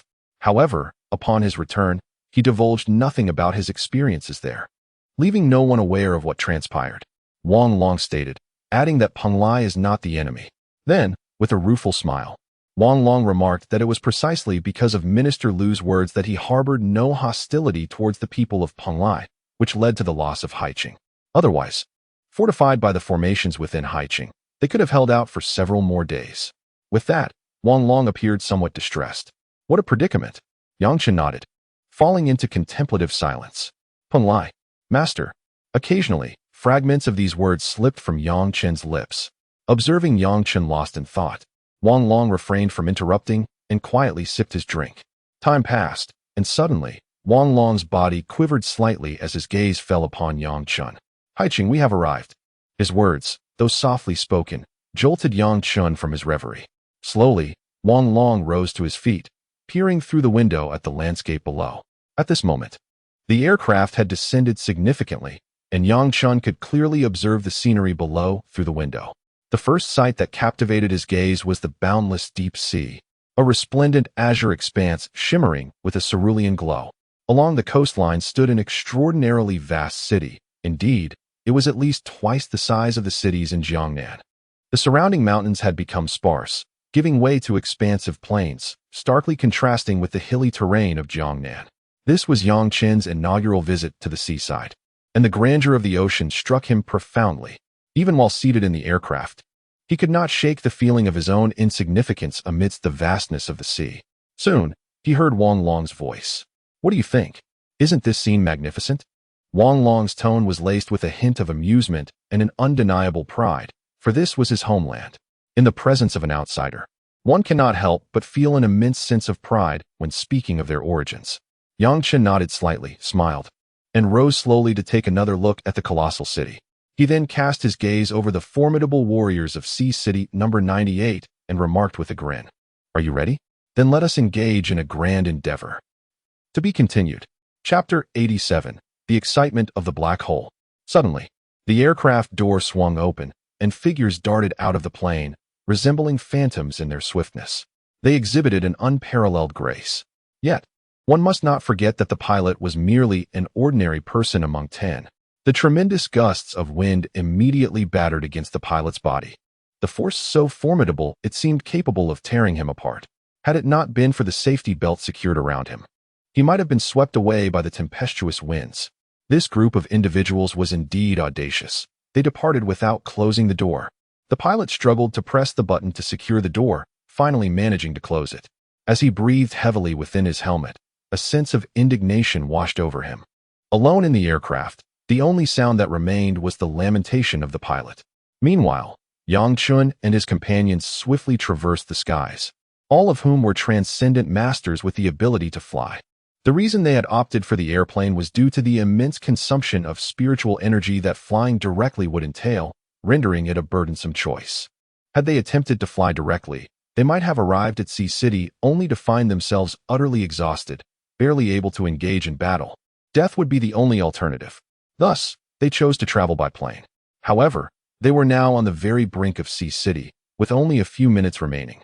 And flying posed little risk of depletion. Yet, traveling by aircraft could easily attract unwanted attention, which was far from ideal. Still, Yang Chen appeared to have no intention of concealing their presence. In midair, Yang Chen's gaze flickered momentarily before he addressed Wang Long, urging him to prepare for action. Now, Wang Long hesitated. The formidable beings stationed in Sea City were not to be underestimated. One would expect them to infiltrate the city first before devising a plan. Why engage so directly? Had anyone else spoken to Wang Long in such a manner, he would have retaliated without hesitation. However, the speaker was Yang Chen, a formidable force capable of defying the heavenly gate, and the disciple of Lu Feng, the first of the 98th. Regardless of his identity, Wang Long felt it was unwise to provoke him. Nevertheless, Wang Long could not help but caution Yang Chen. Remember, they possess formidable practitioners at the late stages of the heavenly gate. Neither you nor I can contend with them. Although Yang Chen had once defied a mid-stage heavenly gate practitioner, Wang Long understood that the disparities between each minor realm within the heavenly gate were vast. Overcoming a mid-stage practitioner did not imply one could rival those at the late stage. In Wang Long's eyes, Yang Chen was still too young, oblivious to the true might of the heavenly gate's masters. He felt compelled to enlighten him. Otherwise, if Yang Chen charged recklessly into battle and met his demise, Wang Long would bear the burden of regret. However, it seemed that Yang Chen did not grasp his meaning, at least as Wang Long perceived it. With a faint smile, Yang Chen remarked, "You have mentioned that there exists a presence at the late stage of the heavenly gate within the city of Haiqing. Do you truly believe we have yet to be discovered?" Wang Long's pupils abruptly constricted as he pondered, "Are you implying?" Following this, Wang Long suddenly turned his gaze towards Haiqing. Indeed, he beheld figures akin to flowing light advancing towards him. Instantly, a grim expression enveloped Wang Long's face. For among those silhouettes, he sensed familiar auras. Astonishingly, they belonged to two formidable beings of the heavenly gate. One emanated an aura akin to the blazing sun, standing out brilliantly amidst the others, while the other was slightly weaker, comparable to Wang Long. Nevertheless, this display was formidable enough. At least on the surface, it appeared stronger than Yang Chen's contingent. The remaining individuals at the shackled realm and Grandmaster level were somewhat comparable to Yang Chen's side, showing no significant disparity. Aligning with Yang Chen's expectations, Yang Chen narrowed his eyes slightly, fixating on the radiant figure resembling the sun. Thus, the only variable was that one individual at the late stage of the heavenly gate. Taking a deep breath, Yang Chen's expression shifted to one of gravity. He had been capable of slaying the mid-stage heavenly gate being, Jinhua, yet he had also encountered those at the late stage. Like the Pope and the Lord of the Temple, both were at the late stage of the heavenly gate, but they paled in comparison to this being from Haiqing, though still not to be underestimated. It is none other than the Hound of Doom from number 98. Though the person had yet to arrive, their voice resonated in advance. Brimming with arrogance, Wang Long's expression darkened, his fists clenched tightly, veins bulging upon his forehead. There will always be fools who believe they can turn the tide. Moments later, figures descended before Yang Chen and the others, laughing boastfully.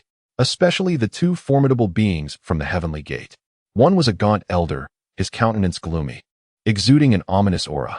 The other was a middle-aged man clad in a blue robe, exuding an air of elegance. Yet at this moment, he laughed heartily, his words dripping with disdain for number 98. "Two mongrels. Were it not for my underestimation, would you dare bark before me?" Wang Long bellowed, and in an instant, his energy erupted, shimmering like metal upon his form. A sharp aura enveloped Wang Long, akin to a gleaming sword. Beside him, Yang Chen cast a surprised glance at Wang Long, realizing that he was, in fact, an individual with metal-based supernatural abilities. It must be said that the combat prowess of metallic ability users is indeed formidable. Their offensive capabilities rank among the finest across various attributes, and their defensive strength is equally commendable, rivaling that of Earth attribute users. Although Wang Long is merely at the early stage of the Celestial Gate, Yang Chen is confident that even a mid-stage Celestial Gate expert would find it difficult to overpower him. Hence, Yang Chen's gaze shifted towards the frail elder. This elder exuded the most potent aura among them, marking him as a formidable presence at the late stage of the Celestial Gate. The emaciated elder sensed Yang Chen's scrutiny. However, upon noting Yang Chen's cultivation level at the late stage of the Locking Chains realm, he quickly lost interest. Just a mere Locking Chains realm practitioner, he thought. Yang Chen, feeling somewhat disregarded, scratched his nose in resignation. Yet, perhaps this was fortuitous. Wasn't it due to underestimating him that Jinhua had met his demise? Yang Chen chuckled to himself, pondering whether he should offer a word of caution to the frail elder. Little did he know that underestimating the protagonist often leads to a swift demise. However, that was a matter for another time. "So, is it just you from the Celestial Gate this time? Have you forgotten how we had previously defeated you?" mocked the middle-aged man in the blue robe at the early stage of the celestial gate. Wang Long paused, glanced at Yang Chen, and suddenly burst into laughter. The blue-robed man, taken aback by Wang Long's unexpected mirth, found it difficult to decipher his thoughts. He turned to the emaciated elder, whose brows furrowed in confusion. The elder then concentrated his spiritual energy, only to discover that no other celestial gate experts were present. Yet, what confidence could a mere early-stage celestial gate practitioner like Wang Long possess? Even if Wang Long's combat capability was formidable enough to rival a mid-stage celestial gate expert, it was still insufficient. Forget it, let's take action. The sooner we eliminate him, the less chance there is for complications, the frail elder said nonchalantly. As dark tendrils of energy began to coalesce in his palm, emanating an exceedingly ominous aura, Yang Chen narrowed his eyes, sensing a strange familiarity with that dark energy. However, inexplicably, he felt as though the quality of the black energy swirling in the elder's hand was somewhat lacking. It seemed reminiscent of the essence of a black hole. Suddenly, a realization struck Yang Chen, and he fixated his gaze on the black energy in the elder's hand. His eyes ablaze with fervor. The dark orb that had been quietly suspended in his dantian began to tremble violently, sending waves of warmth surging from his lower abdomen. Indeed, it was connected to the black hole. Yang Chen licked his lips, his gaze unwaveringly fixed upon the dark stream of energy in the hands of the elderly man. It was with astonishment that Yang Chen realized for the first time that there existed, on Earth, a phenomenon capable of establishing a connection with the powers of a black hole. Thus, it was imperative to unravel this mystery. The emaciated elder's dark energy surged forth in an instant, gradually coalescing into a small, ominous black sphere. Within this sphere swirled a terrifying energy, causing the surrounding space to subtly distort, as if it were on the brink of being devoured by the black orb. The elder's expression remained calm as he slowly spoke. If you do not seize the opportunity one have granted you, and choose instead to seek your demise, do not blame me. No sooner had he finished speaking than the black sphere suddenly detached from the elder's grasp and hurtled menacingly towards Wang Long. Wang Long's countenance paled at the sight of the black hole approaching with the swiftness of teleportation. He had previously suffered greatly at the hands of a similar orb. This new sphere appeared even more formidable than the last he had encountered, invoking a flicker of fear within his heart. At that moment, a figure abruptly flickered into existence, appearing before Wang Long in an instant, followed by a resounding shout that echoed in his ears. The one in the blue robe is yours. This old wretch is mine. To be continued. Chapter 88, Devouring Seed. The expression of the emaciated elder was tinged with surprise. In his line of sight, Yang Chen fearlessly charged towards the black orb he had hurled. The locking realm? The elder shook his head, swiftly losing interest. A formidable figure from the heavenly gate could derive no advantage from his black sphere, let alone a mere locking realm practitioner. It was tantamount to courting death. Boom. A tremendous explosion reverberated through the air. Countless gazes converged upon the epicenter of the blast. Wisps of black energy began to diffuse outward, exuding an aura reminiscent of darkness that devours. The surrounding space subtly warped, as though attempting to evade those swirling energies. Those with keen observation would notice that the spiritual essence at the explosion's core seemed to be consumed, growing increasingly thin. Alas, what a pity! The opportunity to severely injure Wang Long had slipped away. The man in the azure robe sighed, filled with regret. The death of a single locking realm practitioner held no significance to him. It was, in truth, of no consequence whatsoever. To speak bluntly, it was utterly worthless.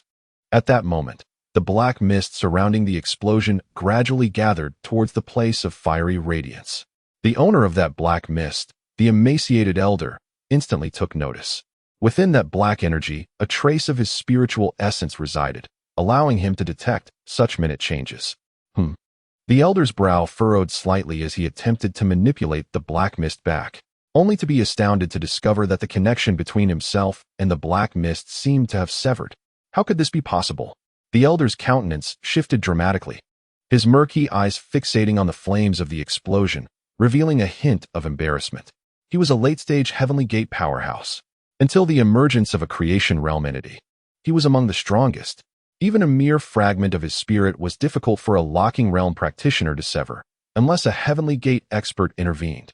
Yet, That individual was clearly only a locking realm practitioner. Gradually, the flames subsided, finally unveiling the scene within.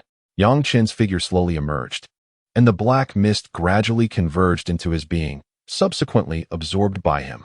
The face of the emaciated elder shifted dramatically. He was acutely aware of the power contained within that black mist. Even he could only wield a fraction of it. Yet that small portion was sufficient to elevate his combat prowess significantly. But how could Yang Chen, a mere locking realm practitioner, achieve such a feat? Yang Chen's slightly narrowed eyes gradually opened, revealing orbs that resembled a vast sea of stars, with countless celestial bodies shimmering within his pupils. Among those myriad stars, a colossal black hole flickered, obscured within the shadows. Yang Chen's lips curled into a smile as he felt the exuberance emanating from the black hole within his dantian.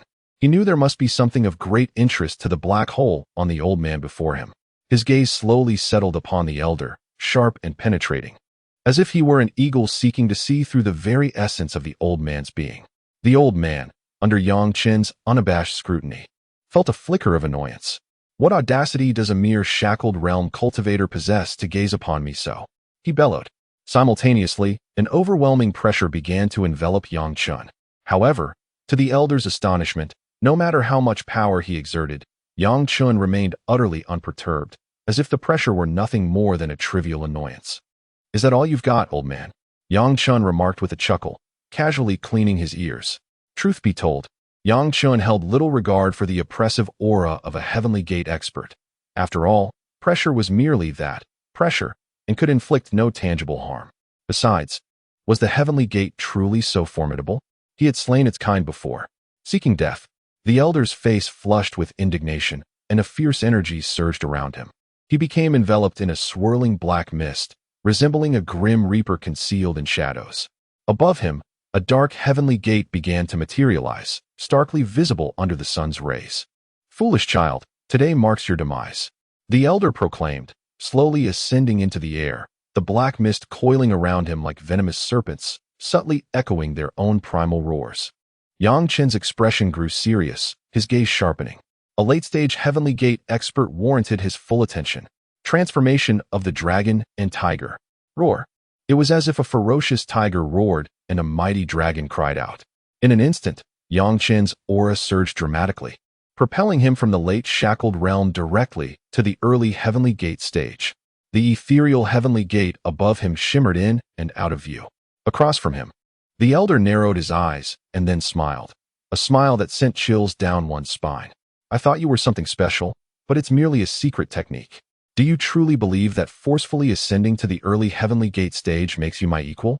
The elder mocked, his tone dripping with scorn, as he regarded Yang Chen as one might view an ant standing before a colossal elephant. Yang Chen merely smiled in response. Transformation of yin and yang.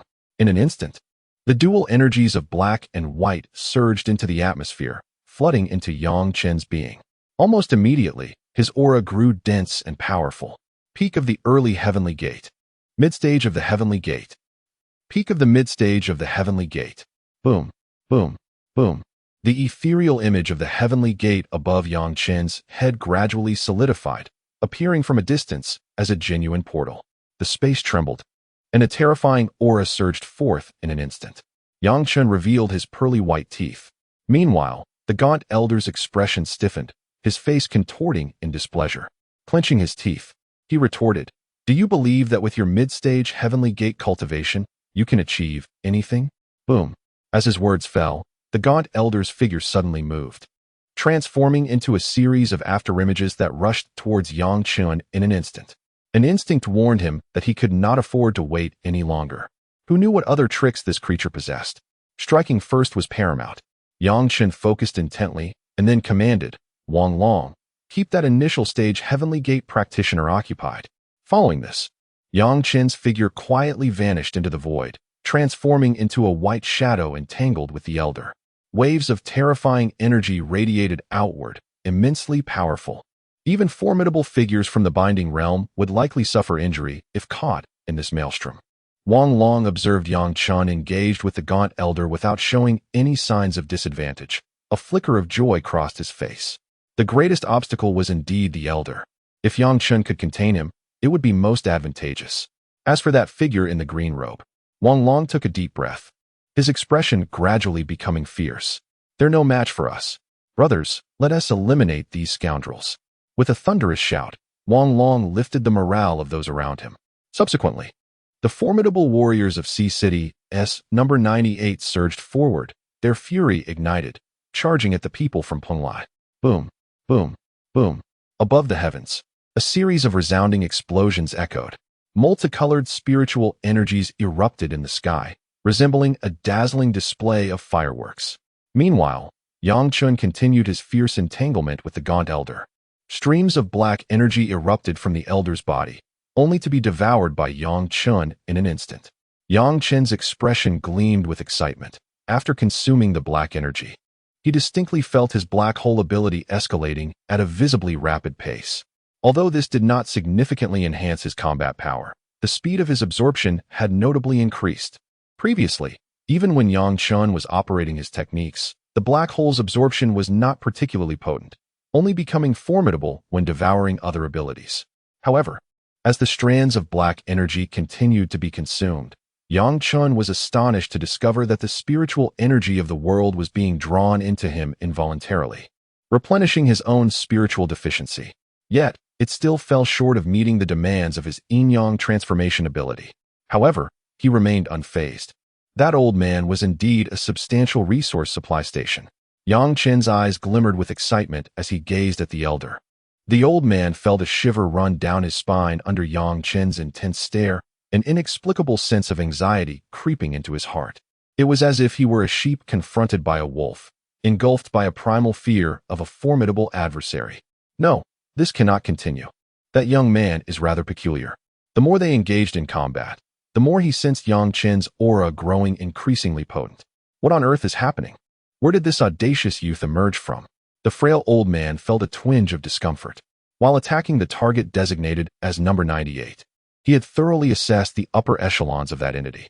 Even the formidable figures at the Shackles realm had been scrutinized, yet he had never encountered Yang Chun. It was as if he had appeared out of thin air. Is this the secret weapon of number 98? The emaciated elder focused intently, and then a surge of profound energy erupted from him. Everything must come to a conclusion. A hint of ferocity flickered in the old man's eyes. He was a formidable presence at the pinnacle of the Heavenly Gate realm, and being reduced to this state by Yang Chun had utterly tarnished his reputation. Soon, a small black seed materialized ominously at the center of the elder's forehead. The Devouring Seed. To be continued. Chapter 89. The Devouring Seed. A diminutive black seed gradually materialized in the space between heaven and earth. Within that inky seed, an extraordinarily potent aura emanated, causing the surrounding space to warp instantaneously. A faint sense of hollowness emerged. The gaunt elder gazed at the black orb, his eyes glinting with a fierce light that burst forth. A hint of a smile could not be concealed at the corners of his mouth. How remarkable it is that a mere shackled realm could compel me to unleash the devouring seed. You are indeed worthy of some pride. The elder's gaze, fixed upon Yang Chun, was now suffused with a dense murderous intent. This contemptible creature had driven him to this juncture. He was a formidable presence at the pinnacle of the Heavenly Gate. In the entirety of Earth, within the realm of creation, he was an invincible force. Yang Chun was merely a trifling shackled realm cultivator. Even at the peak of that stage, there existed an insurmountable chasm between him and the Heavenly Gate. Although the source of Yang Chun's secret technique, which had forcibly elevated his cultivation to the zenith of the mid-Heavenly Gate, remained unknown, their confrontations were surprisingly evenly matched. Nevertheless, the elder was a genuine practitioner of the late Heavenly Gate. Even those of the mid-Heavenly Gate could not stand in comparison before him. Yet, why could this half-baked individual achieve such feats? The elder was at a loss. All he knew was that once the devouring seed was unleashed, even those of equal standing would perish. In the past, the elder had relied on this very technique to vanquish several cultivators of the late Heavenly Gate. Thus, he possessed immense confidence. Yang Chen looked at the black devouring seed suspended in midair, a trickle of saliva escaping his lips. What is this reaction? The gaunt elder stared, bewildered, at his devouring seed, perplexed. It made no sense. The emanating fluctuations were still so formidable. Yang Chun awkwardly chuckled, then wiped his mouth, saying, "Oh, it's nothing much. Please continue." Above the elder's head, a dense array of black lines appeared. Enraged, he bellowed, "Ignorant child, today marks your demise." The elder was genuinely furious. His trump card had been so scorned by this opponent. Did he truly consider himself a fool? In an instant, the devouring seed, suspended in the air, erupted with a rich black radiance, enveloping Yang Chen entirely, exuding an eerie aura. It was excruciatingly chilling. Moreover, a terrifying gravitational force erupted from the obsidian light, as if it sought to consume Yang Chen whole. As Yang Chen was engulfed by his devouring seed, a faint smile finally graced the elder's face. "Haha, ensnared by my devouring seed, and you still dare to hope for survival?" The gaunt elder cackled, his narrow pupils seemingly ablaze with ghostly black flames. As the flames within the old man's pupils continued to blaze, the dark aura enveloping Yang Chen gradually grew brighter. "This child will not survive for more than 3 minutes." The middle-aged man in the azure robe pushed Wang Long aside with a single palm, his gaze flickering as he observed Yang Chen ensnared by the devouring seed high above. Sensing the terrifying energy emanating from the devouring seed, a hint of trepidation crossed the azure-clad man's face. Wang Long, having been pushed away, staggered backward, struggling to regain his balance. Upon witnessing Yang Chen being consumed by the devouring seed, his expression changed dramatically. "It's over." Wang Long slumped onto the celestial expanse, his complexion turning ashen. He had personally experienced the might of the devouring seed, even with his genuine cultivation at the early stage of the heavenly gate. He had been utterly defeated by merely a fraction of its power. How could Yang Chen, with his mere shackled realm, withstand it? Even if Yang Chen now displayed a cultivation level of the heavenly gate, it was ultimately achieved through secret methods. Ha, that boy is doomed. Having fallen into Lord Mu's devouring seed, even a powerful heavenly gate cultivator would be reduced to nothingness. With his shackled realm, he will soon be nothing but a puddle of goo, cackled a cultivator from Penglai. Indeed, that boy is incredibly arrogant, daring to confront Lord Mu. Few possess the strength to contend with him in Penglai, let alone in this era of cultivators, remarked another cultivator of the shackled realm, laughter echoing among their ranks. The cultivators from Penglai shared in hearty mirth, their confidence in Lord Mu's prowess unwavering, particularly regarding his devouring seed, which was renowned even among the ancient sects of Penglai for its formidable combat capabilities. It could be said that although Lord Mu's cultivation was merely at the late stage of the heavenly gate, the devouring seed allowed him to contend with even the most powerful of heavenly gate masters, akin to the likes of Emperor Lu Qingtian. Thus, in the battle against Yang Chen, the people of Penglai hardly regarded him as a threat. What could a mere shackled realm cultivator stir in terms of turmoil? Yet amidst the brilliance, Yang Chen's eyes shone with unparalleled brightness. Feeling the immensely familiar energy surrounding him, he sensed a profound sense of homecoming, utterly delightful. Yang Chen waved his hand, grasping a surge of energy, his gaze momentarily flickering before a subtle smile graced his lips. "Black hole, it's your turn." Within Yang Chen's dantian, a pitch-black orb seemed to heed his call, liberating its inherent nature in an instant.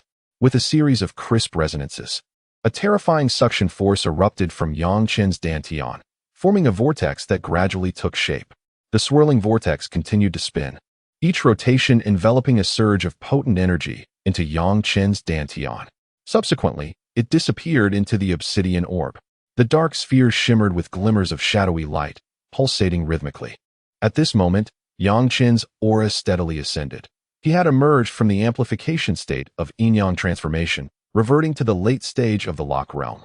As the ebony orb incessantly absorbed the energy surrounding it, Yang Chen was astounded to discover his cultivation began to gradually increase. Although described as slow, the ascent was indeed perceptible to the naked eye. The spiritual energy consumed by the yin-yang transformation swiftly replenished, soon surging within Yang Chen's dantian. Gradually, the dark orb within his dantian commenced to spin, causing the entire dantian to tremble in unison with the orb's motion. Instantaneously, Yang Chen's spirit energy plunged into the dantian, revealing a colossal chain ensnaring his dantian. This chain emanated a dense aura, continually trapping the energy within Yang Chen's dantian, preventing it from escaping. Yang Chen inhaled sharply. Was this the final layer of the shackles?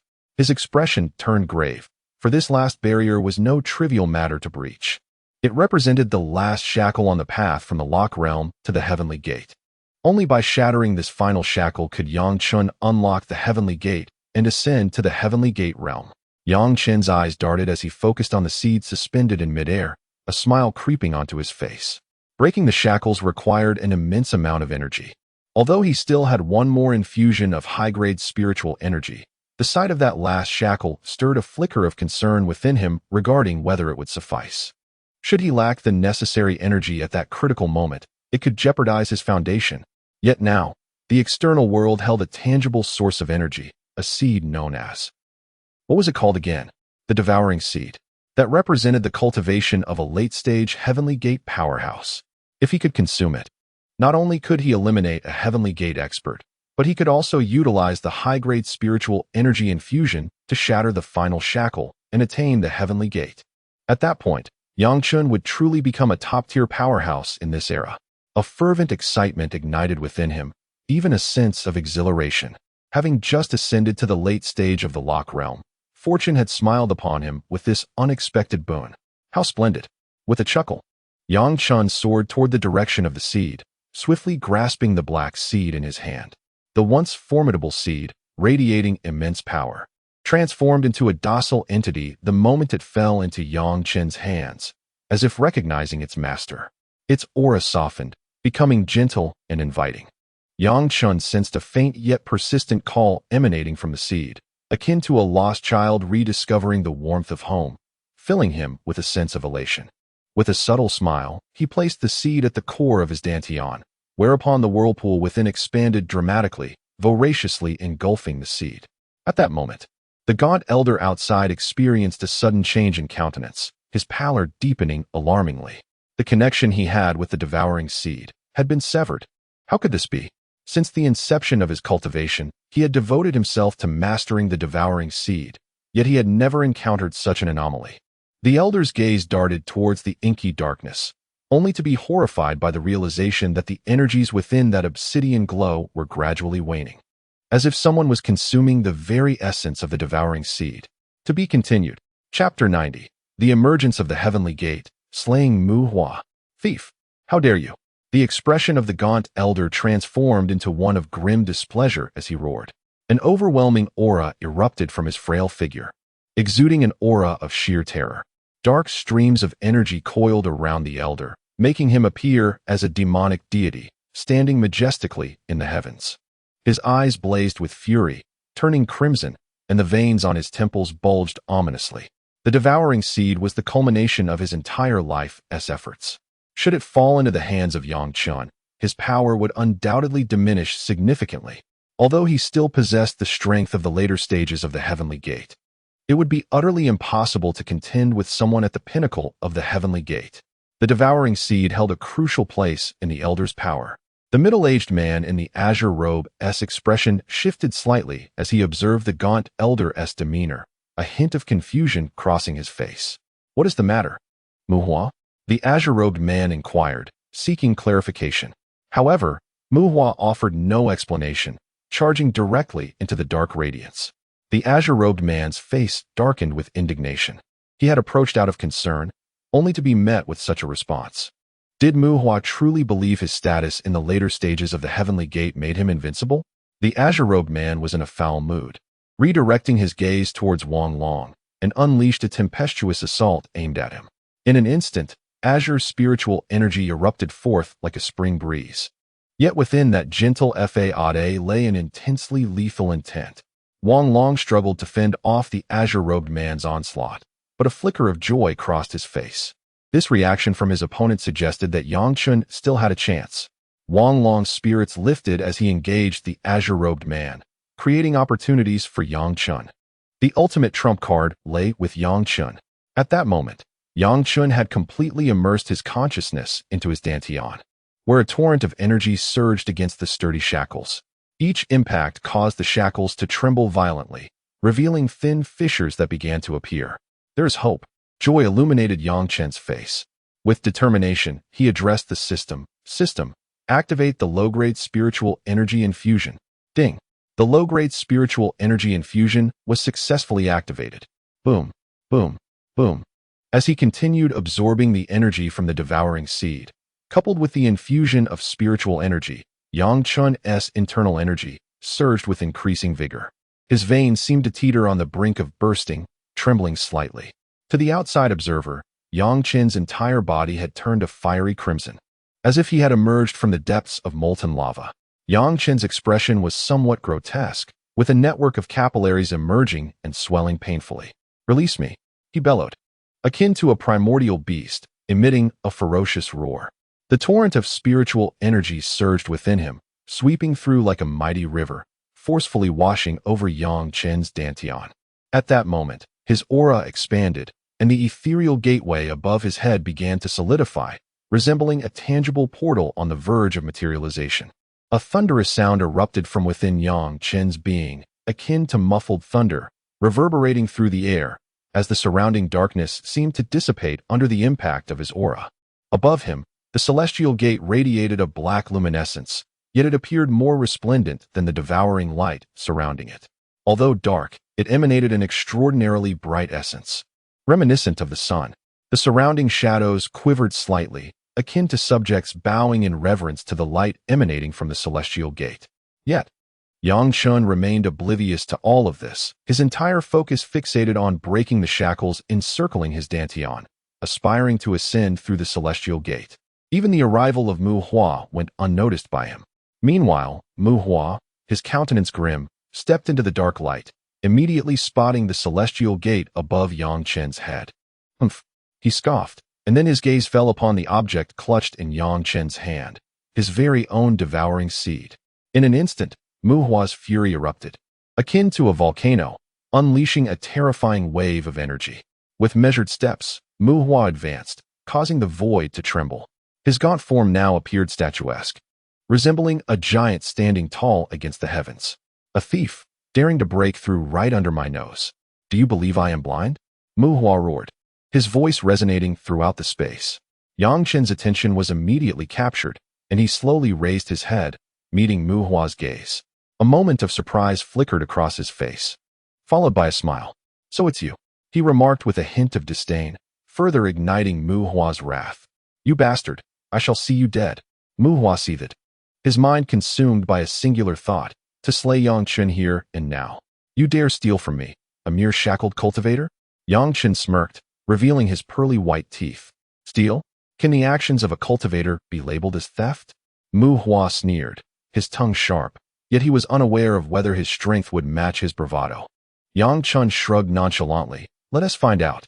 Yang Chen's serene demeanor truly tested Mu Hua's patience, causing his expression to turn icy in an instant. With a mere gesture, a gleaming sword materialized before him. Though devoid of the devouring seed, he was more than capable of delivering a lethal blow. With a swift motion, an ethereal black stream surged forth, resembling exquisite ink wash paintings adorning the sky. Yang Chen's gaze sharpened slightly. To be frank, Peng Lai was not widely renowned, yet it once held a prestigious position among the elite sects in the previous era, owing to the exceptional prowess of its practitioners. Their mastery encompassed swordplay, incantations, and even the use of various weapons such as knives and halberds. Among practitioners of the same realm, they were undeniably formidable. Thus, while Yang Chen held his ground in verbal exchanges, he understood the necessity of caution should a confrontation ensue.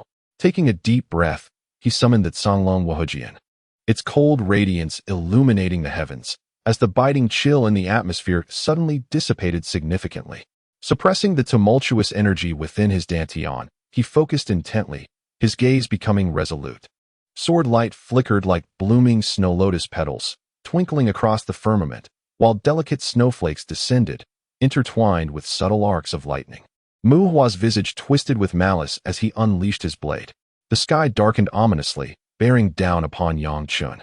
Above, a painting reminiscent of ink wash art materialized, radiating a dazzling brilliance that shattered the approaching snowflakes. With a subtle movement, Mu Hua vanished into the shadows, rendering him undetectable even to Yang Chen's probing spiritual awareness. Transforming into the dragon and tiger, Yang Chen furrowed his brow, elevating his cultivation.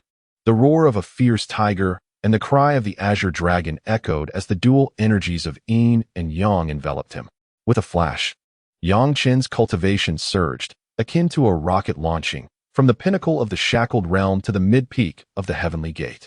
The gate manifested, revealing a dark pattern that distorted the surrounding space. It was under the influence of this illusory gateway that Yang Chen discerned faint traces within the darkness. There, his gaze sharpened, and he swung the Songlong Wahujian with determination. Snowflakes danced, as frost and thunderous energy were lavishly infused into the sword's blade.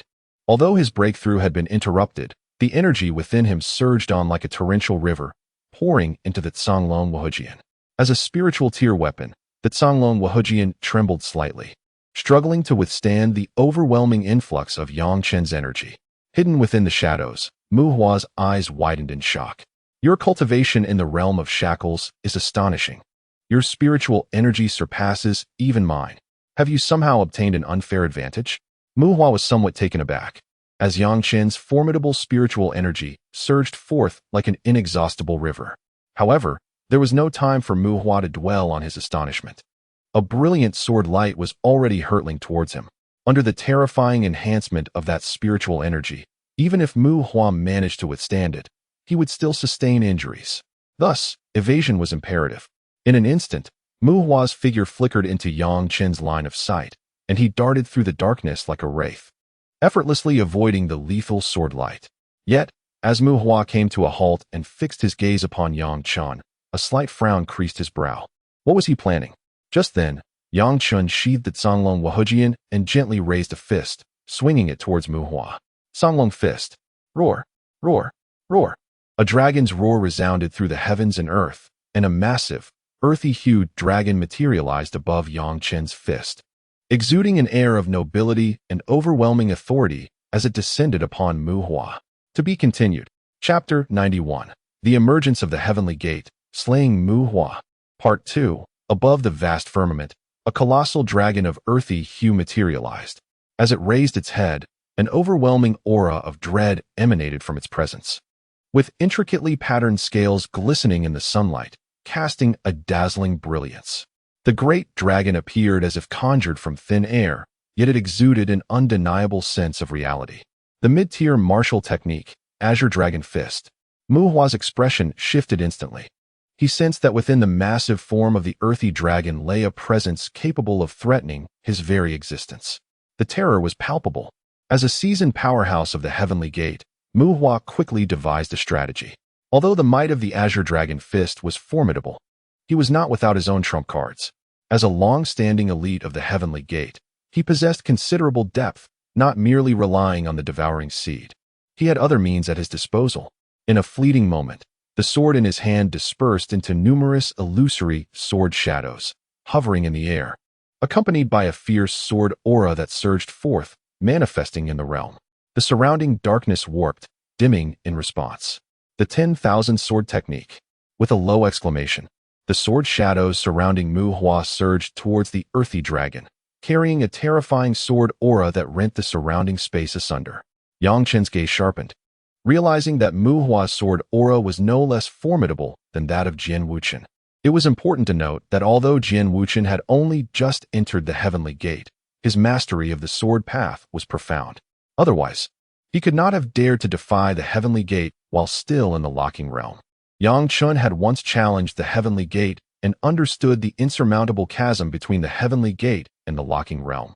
Without his extraordinary advantages, achieving such a feat would have been nearly impossible. Yet, Mu Hua's sword path was surprisingly comparable to that of Jian Wuchen. This posed a significant dilemma.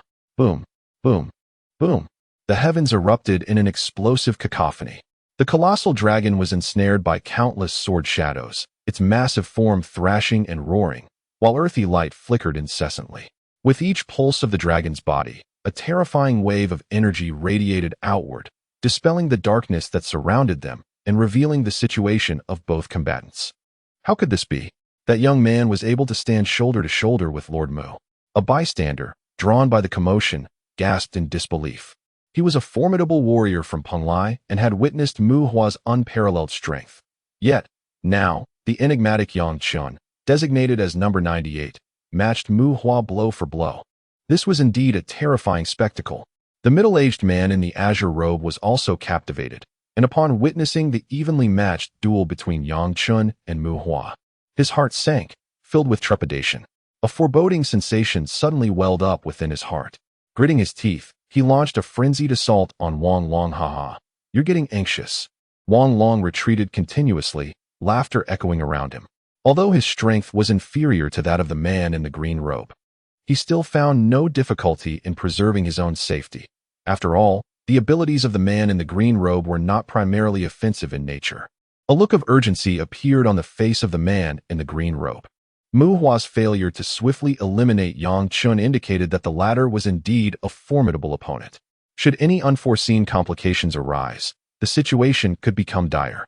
Countless emerald green beams of light suddenly materialized in the hands of the man in the green robe, and roots brimming with verdancy rapidly sprouted forth, sweeping towards Wang Long like an overwhelming net, intent on ensnaring him. Wang Long chuckled, a flash of platinum brilliance glinting like a razor-sharp blade, effortlessly slicing through the tendrils. "It seems your esteemed late-stage Tianmen is unable to intervene," Wang Long taunted, his words laced with scorn. The man in the green robe's expression darkened, and though he wished to remain silent, the entanglement of Mu Hua meant that the greatest advantage on his side had dissipated, leaving them on equal footing. Furthermore, Mu Hua's predicament would likely dampen their morale. If this continued, their chances of victory would be severely compromised. Thus, the only viable course of action was to slay Wang Long. With a chilling demeanor, the man in the green robe summoned countless vines with a swift motion, and a phantom of an ancient tree slowly emerged. Within this ancient tree, a small portal seemed to be embedded, revealing the man in the green robe's Tianmen. However, this particular Tianmen appeared somewhat unique. The ancient tree began to sway, rustling softly, and soon its leaves fell like green blades, hurtling towards Wang Long. "Ha! You think you can kill me? You're not worthy." Wang Long chuckled, a glimmer of platinum light shimmering across his form. In his hand, a spear materialized. He twisted his neck and sneered, "You truly believe I fear you? Today, I shall show you how to be taught a lesson." In an instant, Wang Long transformed into a blurred silhouette, enveloped in overwhelming offensive energy, charging directly at the man in the green robe. Bang! The clash commenced. Meanwhile, in the heavens above, Yang Chen's body trembled slightly as he channeled the might of the Azure Dragon Fist, engaging in a fierce battle against Mu Hua's myriad swords. Yet, despite Yang Chen's efforts, Mu Hua remained a formidable Tianmen expert. Although Yang Chen's spiritual energy, nurtured through diligent practice, matched Mu Hua's in intensity, it still fell short in quality. Yang Chen sighed, gazing at the devouring seed in his hand, a wry smile curling at the corners of his mouth. "This must hold great significance for you, doesn't it?" A sense of foreboding washed over Mu Hua. His pupils suddenly constricted as he looked at the devouring seed in Yang Chen's grasp. "What do you intend to do? What do you think?" Yang Chen replied with a peculiar grin, then gently squeezed his palm. Thud! The devouring seed shattered in an instant, unleashing a torrent of black energy that sought to disperse into the heavens and earth. Yet, for reasons unknown, it seemed as if a mysterious force encapsulated that energy, binding it together. With the 9 profound technique, the dark orb within Yang Chen's dantian began to spin vigorously, generating a terrifying suction that drew the dense black energy into him. The orb absorbed it, and in a moment, released an incredibly pure energy. Yang Chen felt a slight tremor in his spirit and made a resolute decision, a breakthrough in the midst of battle. For an extraordinary being, a breakthrough typically requires a serene environment, for it is a crucial moment that, if mishandled, could lead to disastrous consequences and irreparably damage one's foundation. Yang Chen, however, chose to break through amidst combat, a daring choice indeed. Yet, he understood that without this breakthrough, subduing Mu Hua would be exceedingly difficult. At best, he would merely become entangled with him, a scenario Yang Chen wished to avoid. His purpose was clear, to eliminate the people of Penglai and reclaim Haiqing. To achieve this, Mu Hua had to be dealt with decisively. Yang Chen's eyes suddenly ignited with a brilliant light, his entire being pulsating with energy as the dark orb in his dantian whirled into action. The abundant black energy was swiftly absorbed by the orb. Mu Hua, sensing the surge, felt an urge for vengeance arise within him. In response, countless sword shadows materialized once more, and Mu Hua's aura surged dramatically. His eyes turned crimson, and with a sweep of his long sword, innumerable sword shadows surged toward the colossal dragon. The dragon let out a mournful wail, its form seemingly disintegrating into countless specks of starlight before exploding. Mu Hua's figure lunged toward Yang Chen, his fury palpable. Yang Chen must perish. Boom, boom, boom. The heavens erupted with thunderous roars as countless sword shadows engulfed Yang Chen entirely. Remarkably, he appeared oblivious, allowing the sword energies to mercilessly tear at his flesh. Blood erupted forth, cascading upon the earth. Yang Chen's visage twisted in a fierce grimace as he relentlessly activated the 9 mysterious transformation, voraciously absorbing the dark energy. Open for me, Yang Chen bellowed, commanding the tumultuous energy within him to wash away the shackles that bound his dantian. Not enough. His mind raced with fervor. System. Channel all the spiritual energy for use. Ding. Alerting the host. Utilizing all energy may exceed the body's capacity. Please confirm usage. Use it. Yang Chen roared, and instantly, a formidable surge of energy manifested, permeating every fiber of his being, akin to an ocean's vastness. With a sudden command of the 9 mysterious transformation, he enveloped all the spiritual energy, directing it into his dantian with a mighty thrust. Bang, bang, bang. A series of resounding echoes reverberated from within Yang Chen's body. Then, with elation, he discovered that the thick layer of shackles surrounding his dantian was riddled with cracks. To be continued. Chapter 92. The Celestial Gate appears, slaying Mu Hua, and the shackles have shattered. The myriad fissures resemble a spider's web, sprawling across the robust chains.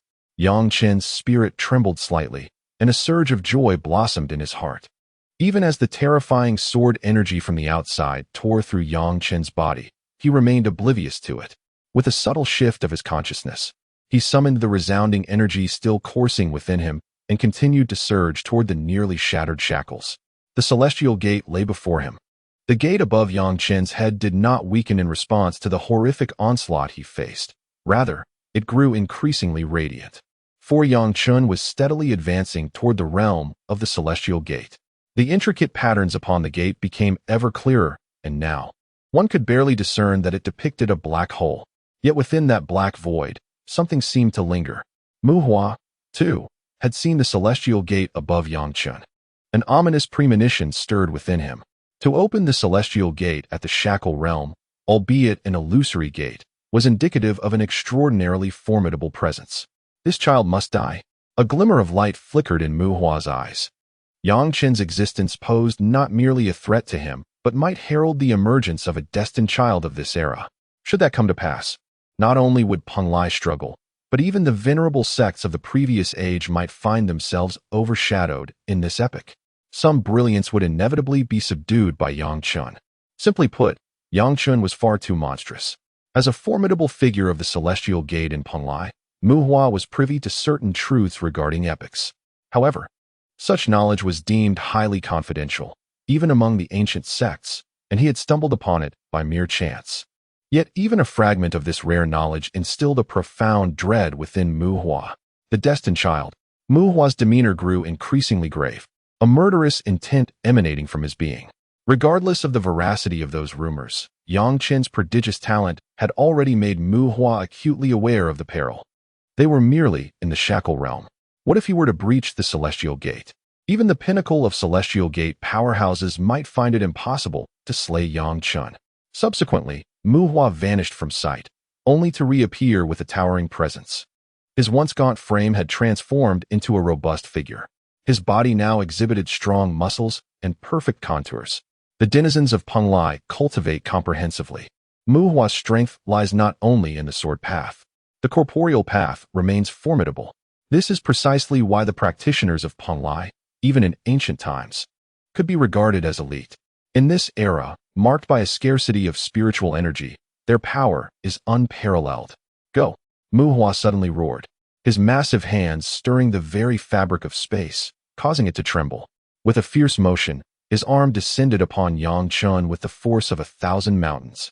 Yet, Yang Chen remained engrossed in his breakthrough. Despite the terrifying power erupting around him, he continued to harness the surging energy within his body, striving to shatter the shackles that bound him. Boom. The overwhelming force crashed upon Yang Chen, who felt as though his internal organs had been displaced. He coughed up a mouthful of blood, accompanied by the ominous sound of cracking bones. He was driven into the earth, landing in a deep pit. Rumbling. Dust swirled into the air, obscuring the vision of those around. TCH. I thought he was strong, but he was easily vanquished by Lord Mu, scoffed a disdainful practitioner from Penglai. Observing the stillness of Yang Chen in the pit, he chuckled with amusement. Wang Long's expression grew grave. Although his spiritual perception indicated that Yang Chen's life force persisted, it had significantly weakened. Clearly, he had suffered severe injuries. Damn it, what was he doing just now? Wang Long felt a mix of anger and confusion. Moments ago, Yang Chen had been able to hold his own against Mu Hua, yet he inexplicably ceased his assault. Remaining stagnant as if rendered foolish, enduring Mu Hua's relentless onslaught. What? Is this nonsense? Has he lost his wits? Heh, even that little fellow knows when to stop resisting, yet you persist in futile defiance. You are the most foolish one here, mocked the man in the green robe, sharpening his own offensive. With Mu Hua's affair resolved, he still had his own battle to contend with. As a fellow practitioner of the Heavenly Gate, he was determined to settle scores before Mu Hua delivered the final blow to that young man. Meanwhile, in the heavens above, Mu Hua furrowed his brow, a flicker of doubt crossing his murky eyes. This was unexpected. With such remarkable talent, why did the young man not resist? Could it be a trap? Mu Hua found himself perplexed by Yang Chen's intentions. Taking a deep breath, Mu Hua's gaze sharpened with newfound determination. It was time to bring this farce to an end. With a subtle gesture, countless sword energies began to swirl around his arm, tearing through the very fabric of space. A terrifying aura enveloped the entire battlefield. Several formidable Grandmasters instantly lost their combat prowess. At that moment, an overwhelming surge of energy erupted from the depths of a chasm. Boom, boom, boom. The earth trembled violently. A figure began to rise slowly from the abyss, surrounded by a radiant glow. An ancient portal materialized above its head, adorned with several patterns resembling black orbs, exuding a potent authority. Within those dark spheres, intricate engravings of blades and axes were etched. A powerful presence permeated the air.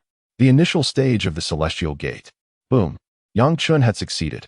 He had broken through to the Celestial Gate realm amidst battle. How could this be possible? The man in the azure robe gasped. Disbelief etched across his face. To achieve a breakthrough in combat, even in the realm of Penglai, such a feat seemed unattainable. This is inconceivable.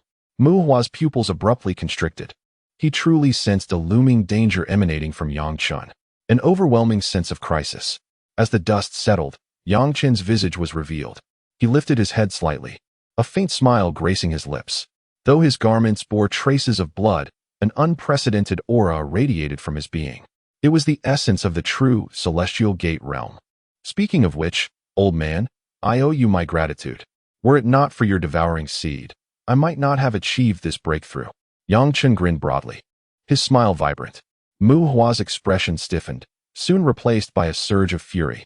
You used it, yet you still speak of it. Do I not have any dignity left? In a bid to properly express my gratitude, I have decided to grant you a dignified death. What do you think? Yang Chen chuckled, his bright eyes fixed intently on Mu Hua, sparkling with determination. Arrogance. Mu Hua was exceedingly agitated. Each failure to slay Yang Chen further tarnished his reputation. Although he sensed danger from Yang Chen, the latter's audacious demeanor ignited a desire within Mu Hua to unleash his wrath upon him. Sword. Yang Chen raised his hand slightly, and the Canglong Wuhu sword materialized instantly, its azure blade shimmering with brilliance. With a smile, Yang Chen watched as the Canglong Wuhu sword transformed into a beam of blue light, entering one of the black orbs above him. Within that orb lay a long sword, engraved within. This was a remarkable discovery that accompanied Yang Chen's breakthrough to the Celestial Gate. The black orbs could not only devour extraordinary energy, but could also consume weapons. Regardless of the weapon's quality, it could be absorbed by the black orb, subsequently digested to enhance Yang Chen's strength. Naturally, the higher the weapon's quality, the greater the amplification of Yang Chen's power. Boom, boom. In a sudden surge, Yang Chen's aura escalated from the initial stage of the Heavenly Gate to its pinnacle. Subsequently, his smile grew ever more pronounced. The transformation of the dragon and tiger, the shift of yin and yang. Boom, boom, boom. His aura soared once more, and with it, Yang Chen's cultivation astonishingly ascended from the peak of the initial stage of the heavenly gate to the zenith of the heavenly gate itself. Yang Chen twisted his neck and remarked with a grin, "You are the first to receive such treatment." No sooner had his words left his lips than he transformed into a series of afterimages, vanishing instantaneously from the realm, only to reappear before Mu Hua. In Mu Hua's horrified gaze, the youth stood before him, his fist seemingly harboring a diminutive dragon roaring forth. The azure dragon fist. A faint voice echoed, followed by a surge of earthy yellow brilliance. Mu Hua's sight was instantly engulfed by that golden glow, leaving no room for anything else. It felt as if something had collided with his body, and then he lost consciousness. Boom! The azure dragon roared forth, instantly tearing through Mu Hua's form, enveloped in a torrent of crimson essence, as his body fell lifelessly to the ground. Mu Hua had perished. Yang Chen stood amidst the heavens, exuding an air of indifference. When he vowed to slay, he would undoubtedly deliver. To be continued. Chapter 93, Reclaiming Haiqing. A profound silence enveloped the heavens and the earth. Whether it was the formidable Grandmasters, the formidable figures of the shackled realm, or the two esteemed members of the heavenly gate, Wang Long and the man in the azure robe, none could utter a word. Mu Hua had fallen. A being comparable to a pinnacle heavenly gate master had perished. One must understand that if Mu Hua had utilized the might of the devouring seed, he could have contended with even the most powerful of the heavenly gate. Yet Yang Chen, despite merely being a fledgling in the early stages of the heavenly gate, had managed to slay Mu Hua. The man in the azure robe felt a chill travel down his spine. How long had it been since he had witnessed someone transcend their limits to slay a formidable opponent? Today, Yang Chen had delivered an unforgettable lesson. How could this be possible? A powerful figure exclaimed, disbelief evident in his eyes. How could Lord Mu be dead? It must be an illusion. Panic ensued among the less composed cultivators of Penglai. Calm yourselves. The man in the azure robe bellowed, striking Wang Long back with a fierce punch, gritting his teeth. With Mu Hua's demise, if he lingered any longer, he would undoubtedly meet the same fate at Yang Chen's hands. If Mu Hua could not withstand Yang Chen, how could he? Moreover, he still had to contend with the exceedingly troublesome Wang Long. He was infuriatingly resilient, and yet, he found himself repulsed by the situation. Everyone, follow me and exert all your strength to break through. He had resolved to abandon Haiqing, though he knew full well that returning would invite punishment from Penglai. It was preferable to losing his life here. The expression on the man in the azure robe was grave. He needed to escape before Yang Chen regained his senses. The myriad of green leaves descended like blades, aimed at Wang Long. Meanwhile, high above in the firmament, Yang Chen awaited silently. Ding! Congratulations, host, for slaying a heavenly gate master. You are rewarded with one instance of superior spiritual energy irrigation. Ding! The system has detected that the host has broken through to the superior realm. The system will automatically upgrade. Upgrading in progress, cooling down. 24 hours. Yang Chen was momentarily taken aback. An upgrade? Goodness, this system is comparable to a mobile phone system, capable of upgrades. Nevertheless, Yang Chen was filled with anticipation. The system had always been his reliable ally. Surely, an upgrade would yield even greater benefits. With that thought, Yang Chen turned his gaze back to the battle below. Oh, his attention fell upon the man in the azure robe. Planning to escape? It will not be so easy. Yang Chen grinned. The effects of his yin-yang transformation and dragon-tiger transformation had yet to wane, remaining in a pinnacle heavenly gate state. Dispatching a mid-level heavenly gate opponent would be effortless. Suppression. Yang Chen's palm suddenly struck out, leaving behind an enormous handprint that materialized in an instant upon the figure clad in blue robes. The blue-robed man immediately sensed a terrifying energy surging towards him from behind, and, upon turning around, his expression shifted dramatically. He beheld a handprint imbued with formidable power, barreling towards him. Spare me. The blue-robed man barely managed to utter before he was violently slammed to the ground by the dread handprint. Boom, boom, boom. The earth quaked violently as the handprint gradually faded, revealing a vast pit. Within the pit, the blue-robed man's garments lay in tatters. and his flesh bore the charred marks of what seemed to be a fiery assault. Remarkably, he still clung to life. Yang Chen raised an eyebrow in surprise. To survive a strike from his hand? Quite impressive. A glimmer of light flickered in Yang Chen's gaze. At that moment, he noticed a green light swirling within the blue-robed man's body. Each time the verdant glow circulated, it appeared to heal the wounds that it touched. An extraordinary ability? Yang Chen pondered, slowly descending into the pit. A flash of black light emanated from his hand, and the green light within the blue-robed man was extracted and absorbed into Yang Chen's own being, merging with the dark orb within him. Wood attribute ability. Yang Chen's brows slightly arched, followed by a smile. No wonder, so it was a wood attribute ability. You have indeed been fortunate. Although the combat prowess of wood abilities is not particularly strong, their healing and endurance capabilities are truly formidable. It is no surprise that he could withstand my strike without perishing. However, once Yang Chen consumed the blue-robed man's ability, the man's vitality swiftly dwindled. Without the support of the wood attribute ability, survival became exceedingly difficult. Yet, Yang Chen paid little heed to this. With a mere gesture, he set the blue-robed man's body ablaze, reducing it to ashes. Then, amidst the fearful gazes of the assembled Penglai cultivators, he raised his hand slightly. Disarm. Any sign of resistance will result in immediate execution. Yang Chen's cold voice resounded. The formidable beings of the 98th rank regarded him with a newfound reverence and nodded in compliance. Having slain Muhua, a figure capable of contending with the pinnacle powers of the Heavenly Gate, the perception of Yang Chen among them had transformed. He was no longer merely a genuine powerhouse of the Heavenly Gate. He had become one of its most distinguished members. Such an existence warranted utmost respect. Subsequently, in the absence of the Heavenly Gate's leadership, the Penglai cultivators were swiftly subdued by the forces of the 98th rank. Along the way, there were several individuals attempting to escape, but they were swiftly met with Wang Long's blade. Subsequently, Wang Long approached Yang Chen and quietly inquired about the situation with the people from Penglai, asking what their next course of action should be.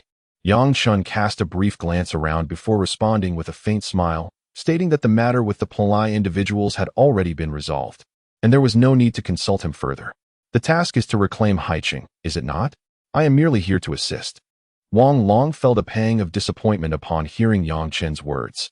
He had hoped that Yang Chen would choose to remain, as his presence would undoubtedly strengthen the influence of Haiqing within the greater context of Huaxia. Unfortunately, Yang Chen's heart was not anchored here. He understood that a mere city like Haiqing could not bind Yang Chen to its confines. Yang Chen's destiny lay among the stars and the vast seas. Without further ado, Wang Long took command of the 98th Division and secured control over Haiqing, much to the delight of its citizens, who welcomed the return of the 98th. Yang Chen silently observed all that unfolded before him and then quietly departed. To be continued. Chapter 94, The Upgraded System. Above the vast ocean, Yang Chen stood gracefully upon the water's surface. A phantom of a celestial gate gradually materialized above him. The gate, though modest in size, was adorned with numerous black holes, each seemingly containing the essence of all things in existence, various elements, diverse weapons. Yang Chen gazed at the intricate patterns within the celestial gate, lost in contemplation. The black holes evoked an inexplicable sense of familiarity within him. Suddenly, a ball of flame ignited in Yang Chen's hand. He then propelled the flame into the celestial gate, which came alive, voraciously consuming the fire. Immediately, Yang Chen felt a surge of energy emanating from his body. Peak of the initial stage. His spirit jolted, and he stared in astonishment at the celestial gate, a flicker of contemplation dancing in his eyes. It seemed he had discovered the purpose of this celestial gate. Subsequently, he sent forth thunder, venom, frost, ancient wood, and even the essence of angels into the gate. The celestial gate, infused with Yang Chen's extraordinary abilities, erupted in a brilliant radiance, followed by a stream of black light that enveloped his being. Boom, boom, boom, accompanied by a series of muffled roars resonating from within. Yang Chen's aura surged dramatically, advancing from the peak of the initial stage to the later stage of the celestial gate. Just a step away from reaching the pinnacle, Yang Chen was both astonished and skeptical. Was this truly his celestial gate? Could it be manipulated in such a manner? If so, would he be able to ascend to the realm of creation through his transformations? Feeling a parched throat, He licked his lips and focused his mind. Dragon Tiger transformation. Yin-Yang transformation. Bang! Yang Chen's aura soared once again, breaking through the pinnacle of the celestial gate. Yet, just as he approached the realm of creation, he sensed an inexplicable resistance hindering his ascension. Gradually, his aura settled, ultimately stabilizing at the pinnacle of the celestial gate. Half step into creation. Yang Chen felt the overwhelming energy coursing through his body, sensing that should Mu Hua return, he could strike with lethal force. This was the power of half step into creation. Joy filled Yang Chen's heart. He had scarcely breached the celestial gate, yet found his strength soaring to half step into creation. Moreover, he had yet to integrate the Azure Dragon and Five Tiger Sword. With a hint of anxiety, Yang Chen slowly retrieved the Azure Dragon and Five Tiger Sword from his ring and immersed it into the celestial gate. The gate trembled violently, followed by a surge of blue radiance that infused itself into Yang Chen's being. The immense energy surged forth like a tidal wave, crashing against Yang Chen's form. Boom, boom, boom, again and again. Though it did not grant Yang Chen an elevation in cultivation, it did imbue him with an invigorating sense of power. After a moment of silence, he gradually came to a realization. His heavenly gate now served dual purposes. One function was to absorb extraordinary abilities, which would subsequently transform into cultivation, augmenting his strength. The other was to devour weapons, incorporating their traits into his very being. One path led to formidable cultivation, while the other enhanced his combat prowess. Hiss! Yang Chen inhaled sharply. Although this heavenly gate belonged to him, he had not anticipated its extraordinary nature. He could not help but feel a pang of sympathy for his future adversaries. They must not underestimate him, lest they find themselves vanquished without understanding how it transpired. He chuckled foolishly. While he remained uncertain whether others possessed similar heavenly gates, an inexplicable excitement coursed through him. It was well known that the pinnacle of strength in the realm of Huaxiao was the creation realm. Moreover, how many individuals across all of Huaxiao, or indeed the entire earth, could truly claim to be in the creation realm? Perhaps no more than 10. Thus, could he now be considered the foremost individual beneath the creation realm? If he were to encounter a creation realm practitioner, it was not beyond the realm of possibility that he could stand against them. If he faced one who was not adept in offensive capabilities, he might even be able to contend with them. Yang Chen felt a surge of exhilaration within. Just then, a cold voice interrupted his thoughts. Upgrade successful. System? Yang Chen's mind stirred, and he promptly summoned the system interface. Character, Yang Chen, Heavenly Gate. Constitution, Superior Title, None. Level, Superior Master Permissions, Sign In. Available, Store, Open Supernatural Ability, Devour. Fire, Water, Venom, Thunder, Gale, Angel, Wood, Kill Points. 2252 items. Amplification card, Combat card. Techniques, 9 Mysteries Transformation, cultivated to the second transformation. Martial skill, Songlong Fist.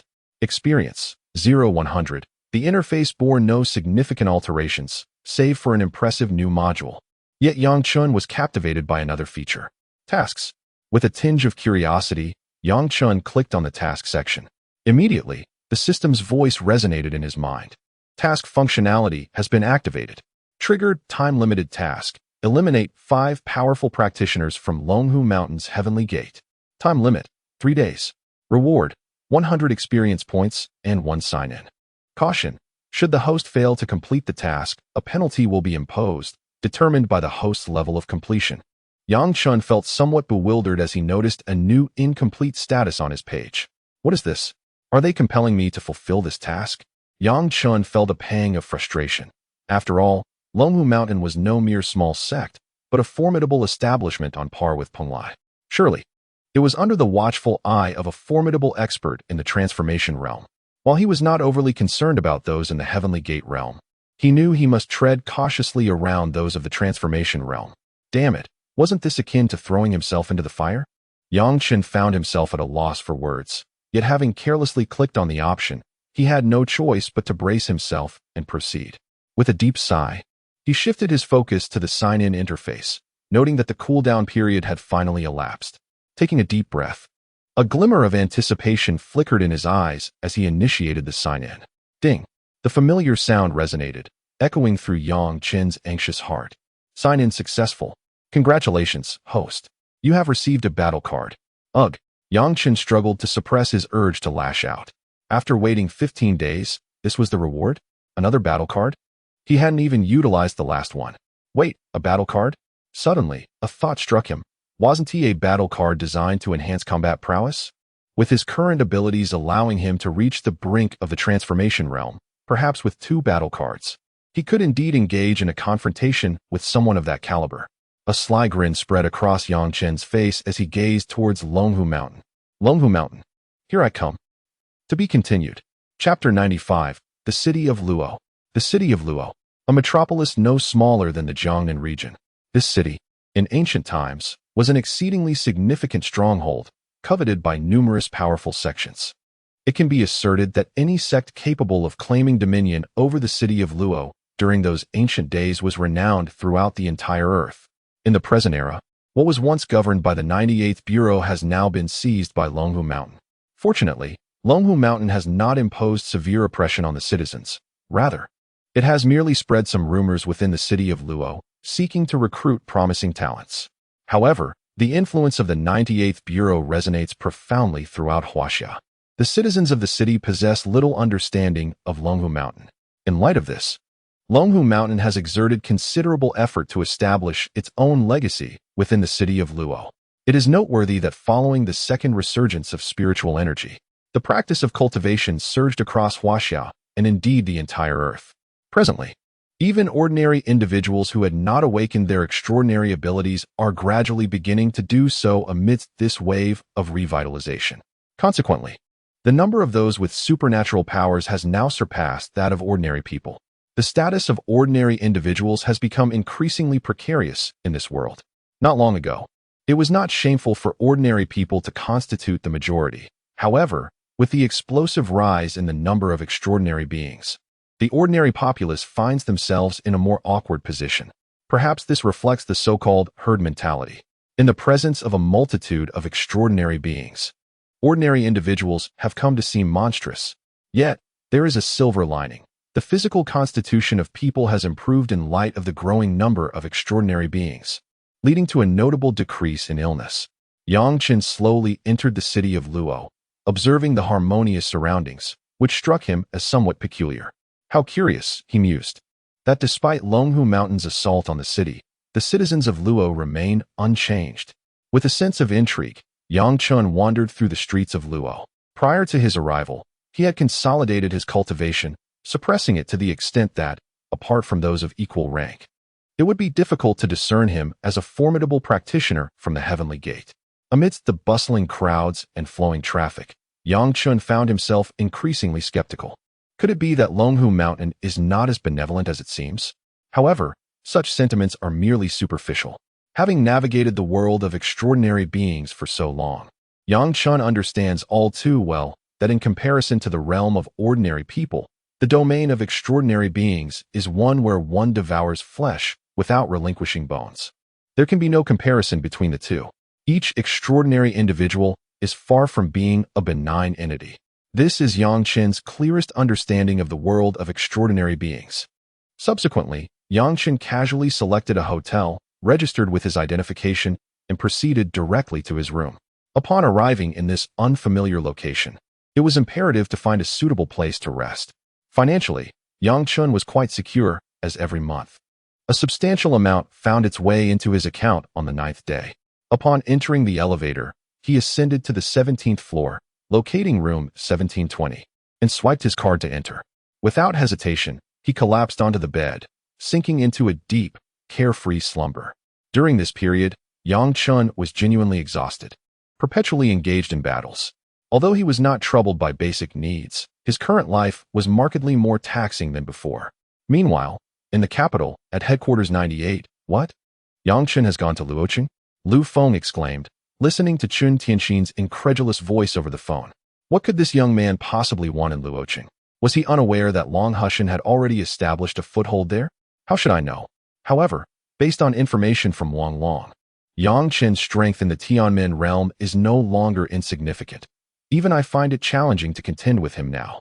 Chun Tianxin replied, somewhat helpless and melancholic. Just a short while ago, he was merely an emerging Grandmaster, And now, within a mere month or two, he had surpassed his own capabilities? Had all those years of cultivation been for naught? Lu Feng paused momentarily before speaking gravely. That simply won't do.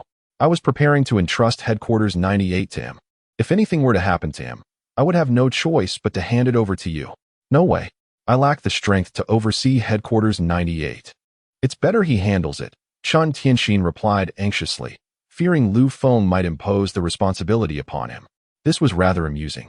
The position of leader at Headquarters 98 was coveted by many, yet these two seemed disinclined to accept it. Were the ancient sects to learn of this, they would surely be astonished. The leader of Headquarters 98 held a status akin to that of the heads of those ancient sects, truly the foremost individual. I don't care. If anything happens to Yang Chen, you will bear the consequences, Lu Feng said with irritation. Bear the consequences? What will you do then? Chen Tianxin felt weary. Lamenting the predicament of having a master and apprentice, one disregarding orders to venture to Luoqing, while the other schemed against him. Bah, none of you are virtuous, Lu Feng retorted. Me? I'm going to eliminate a few from the creation realm to accompany him to the afterlife. Chen Tianxin was rendered speechless. All right, I acknowledge your prowess, but there's no need for such bravado. If you truly possessed such abilities, we wouldn't find ourselves in this predicament. Do not worry yourself. With that, Chen Tianxin abruptly ended the call. Lu Feng cast his phone aside and moved to the window, gazing down at the scenery below, lost in contemplation. After an indeterminate period, Lu Feng suddenly broke into a smile, directing his gaze towards the direction of Luoqing. Are you ready to make a move on Longhu Mountain? Lu Feng stood with his hands clasped behind his back, the scabbard at his waist glinting with a cold sheen under the sunlight. Be bold, for if the heavens should fall, I shall bear the weight for you. I cannot intervene in the heavenly gate realm, but in the realm of creation. Should one appear, I shall slay him. As Lu Feng's words echoed, an invisible force stirred around him, and a tempest of energy erupted within the room. Various ceramics and glass objects were instantly reduced to mere dust by the sheer intensity of Lu Feng's aura. His gaze was indifferent, yet within that indifference lay a trace of murderous intent. Ancient sects? Ha! A congregation of cowardly old men, now that they see the fruits of their labor ripe. They prepare to leap forth? They ought to fear the poison that may lurk within that fruit. To be continued. Chapter 96. The Great Tournament of Dragons and Tigers. Chapter 95. The Dragon and Tiger Competition. As the first rays of dawn illuminated the earth, the city of Luo awakened with a vibrant pulse. The cacophony of the crowd resonated throughout the expansive city, accompanied by the relentless roar of traffic. Yang Chen gradually emerged from his slumber, stretching languidly to shake off the remnants of sleep. A soft sigh of contentment escaped his lips, a sense of refreshment enveloping him. A rumble from his stomach reminded him of his hunger. With a light chuckle, he patted his belly, realizing that even as an extraordinary being, hunger still beset him. After a casual wash, he made his way to the hotel cafeteria to partake in breakfast. The hour was not overly late, rather it was still somewhat early, around 8 o'clock, with many still lost in dreams. The hotel's breakfast was bountiful, featuring buns, black rice porridge, steamed dumplings, and more. Yang Chen settled into a seat, indulging heartily in his meal. Before long, he finished his breakfast and remained seated, resting. As the minutes passed, the cafeteria gradually filled with more patrons, and the soft murmur of conversations began to rise. Did you hear? Tomorrow is the Dragon and Tiger competition at Longhu Mountain. It is said that 3 formidable experts from the Heavenly Gate will preside over the event. 3 experts from the Heavenly Gate? You must be jesting, came a startled exclamation. As the number of extraordinary beings steadily increased, the realms of some began to open up to the broader populace. In times past, only those above the Grandmaster level were privy to such knowledge, but now, any extraordinary being was aware of these matters. Yang Chen's attention was drawn to the whispers around him. Though the voices were subdued, his keen hearing, a trait of one at the Heavenly Gate level, allowed him to easily catch snippets of their conversation. The Dragon and Tiger competition? A faint smile curved his lips. How intriguing.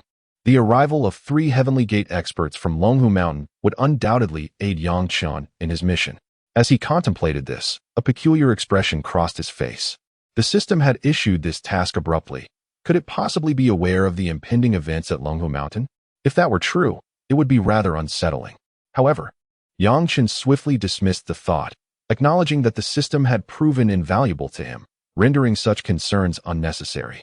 He then redirected his focus to the group of individuals nearby. Hey, let me tell you, my nephew recently joined Longhu Mountain. Can you guess what happened next? What? The man wore a proud expression, patting his chest and declaring, my nephew is also a Class C ability user. Even within Longhu Mountain, he is quite esteemed. He informed me that within Longhu Mountain, there are countless Grandmasters, and even the formidable beings of the Heavenly Gate number in the dozens. At this, Chen couldn't help but chuckle. What are you laughing at? The man, clearly noticing Chen's mirth, wore a displeased expression. I apologize. I was merely reminded of my sow giving birth, which brings me joy. Chen quickly waved his hand dismissively. The man's demeanor remained sour, evidently aware that Chen was jesting at his expense. Subsequently, Chen approached the man's seat, produced a banknote, and handed it to him with a smile. My friend, I sincerely apologize. This 100 yuan is my way of making amends. The man's expression softened slightly, and he begrudgingly replied, fine, I suppose I have a good temper. You young folks, if you had encountered someone ill-tempered, they might have resorted to violence. As he spoke, he tucked the 100 yuan bill into his pocket. Noticing this, Chen remained silent and said, brother, about that Longhu Grand competition you mentioned, I am quite intrigued. Could you enlighten me further? The man glanced at Chen and remarked, you're not from around here. Are you? Chen replied, you are indeed perceptive, brother. I am merely visiting Luocheng and was unaware of this Longhu Grand competition. Would you mind sharing more details? Huh, I knew it. The fame of the Longhu Grand competition has spread throughout Luocheng. How could you not have heard of it? The man said with a hint of pride. However, this competition is not a secret. Allow me to inform you that although it pertains to the internal disciples of Longhu Mountain after their contests, the elders will select promising candidates to join Longhu Mountain. The man chuckled and continued, I see you are quite young. If you are an ability user, you might very well attend the Longhu Grand competition. Should you join Longhu Mountain, it could indeed become a matter of great pride for your family. Chen smiled. But isn't it true that in present-day Huaxia, it is the 98th that holds the sway? 98th? The man paused, glancing around before lowering his voice to Chen. Young brother, you must not mention the 98th here in Luocheng. If it falls into the ears of those with ill intentions, they might inform the people of Longhu Mountain, and it could lead to complications for you. Chen furrowed his brow and responded, you are correct, brother. I shall prepare diligently. Perhaps tomorrow I might catch the attention of the esteemed individuals of Longhu Mountain. If I were to join, I would undoubtedly express my gratitude for your enlightening words today. The man chuckled and replied, you are indeed thoughtful, young brother. Ha ha. Chen nodded slightly and then addressed the man. Brother, I shall take my leave to my room. Please enjoy yourself at your own pace. With that, Chen departed, returning to his quarters. Once inside, he closed the door and began to ponder. Tomorrow marks the grand competition at Longhu Mountain, where it is certain that formidable individuals from Tianmin will make their appearance. However, whether they are the three renowned experts mentioned by that individual remains uncertain. What is indisputable, though, is that there will indeed be powerful figures from Tianmin present. And this presents an opportunity for him. Chen accessed the interface, where a countdown had already commenced. Merely 2 days remained. Once today passed, only 1 day would be left. Whether he could evade the system's punishment now hinges upon the outcome of the so-called Longhu Grand competition. To be continued. Chapter 97. The First. Chen sat in his room, enveloped in boredom. He toyed with his phone but found no interest in it. So he set it aside and gazed out the window. The hotel boasted a prime location in the city of Luo, standing tall enough to offer a clear view of most of its structures. Before Chen's eyes lay a vast expanse, bustling with a multitude of individuals clad in Taoist robes, diligently engaged in their tasks. This was, indeed, the venue for the upcoming Dragon Tiger tournament. As Chen surveyed the scene, he marveled at its size, reminiscent of a grand plaza, perhaps due to the preparations that had commenced well in advance. The area appeared nearly complete. He pondered deeply, certain that a formidable figure from the Heavenly Gate resided in Luo City.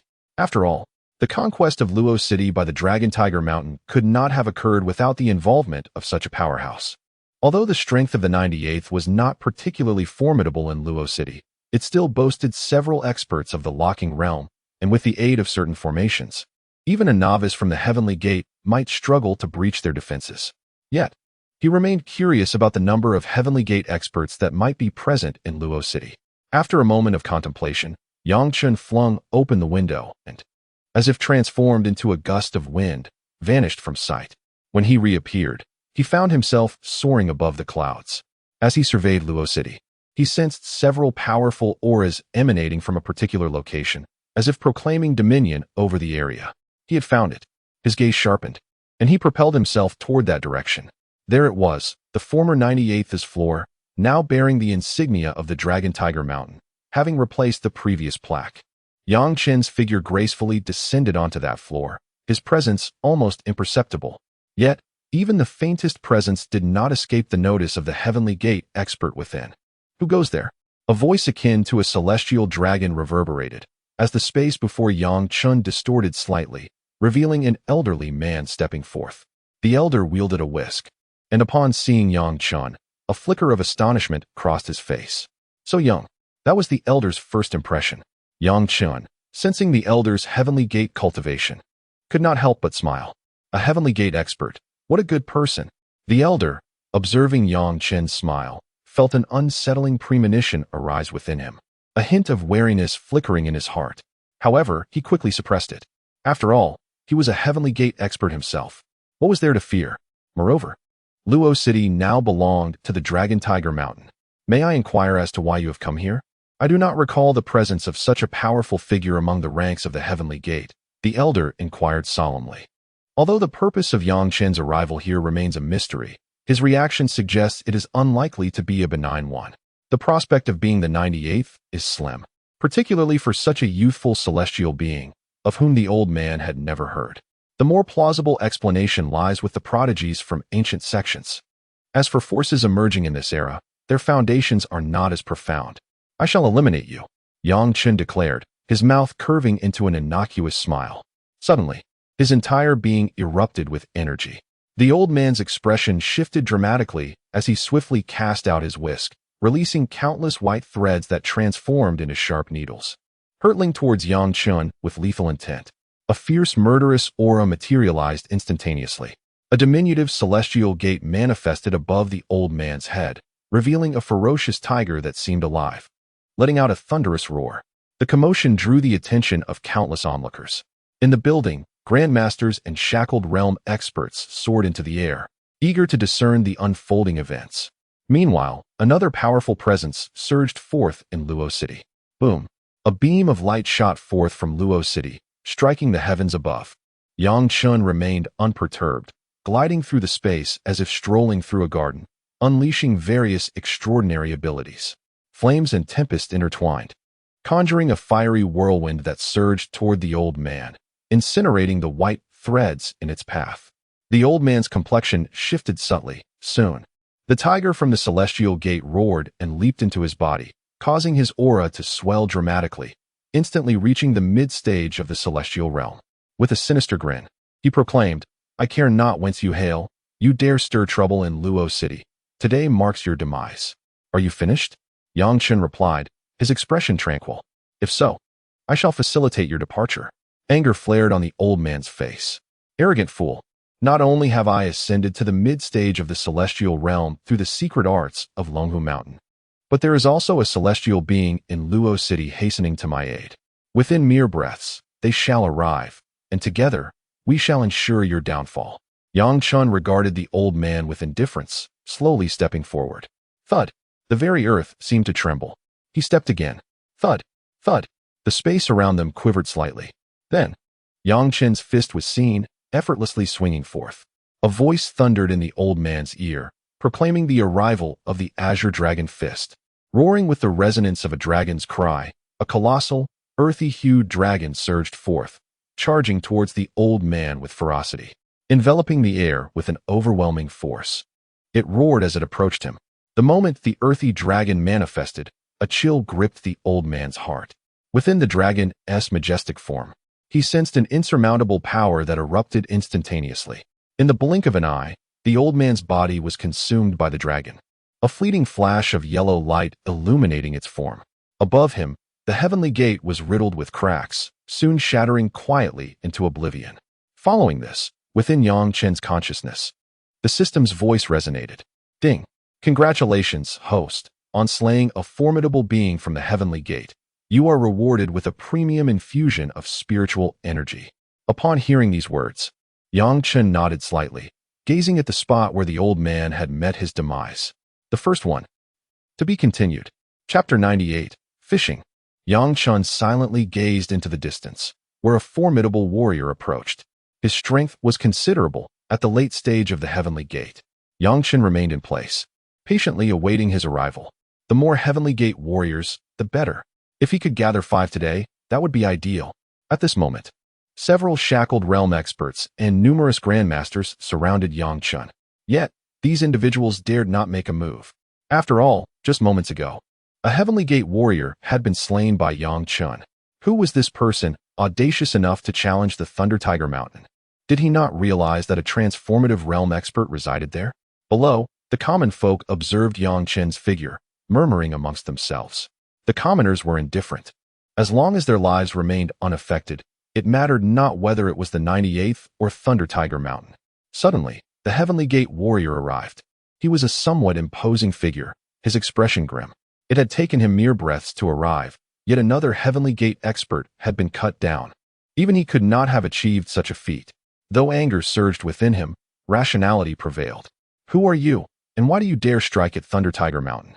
Yang Chen regarded the burly middle-aged man with a calm demeanor. Just a nameless pawn. It is fortuitous you have come. It saves me the trouble of searching for you one by one. Arrogance. The burly man was incensed by Yang Chen's words.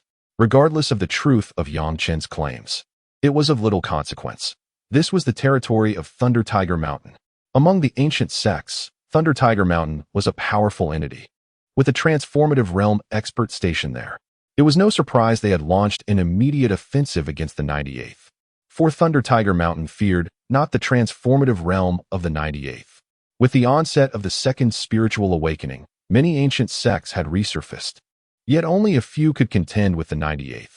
The Golden Peak Sword Sect, Penglai, Kunlun, and Thunder Tiger Mountain. The rest dared not provoke the 98th.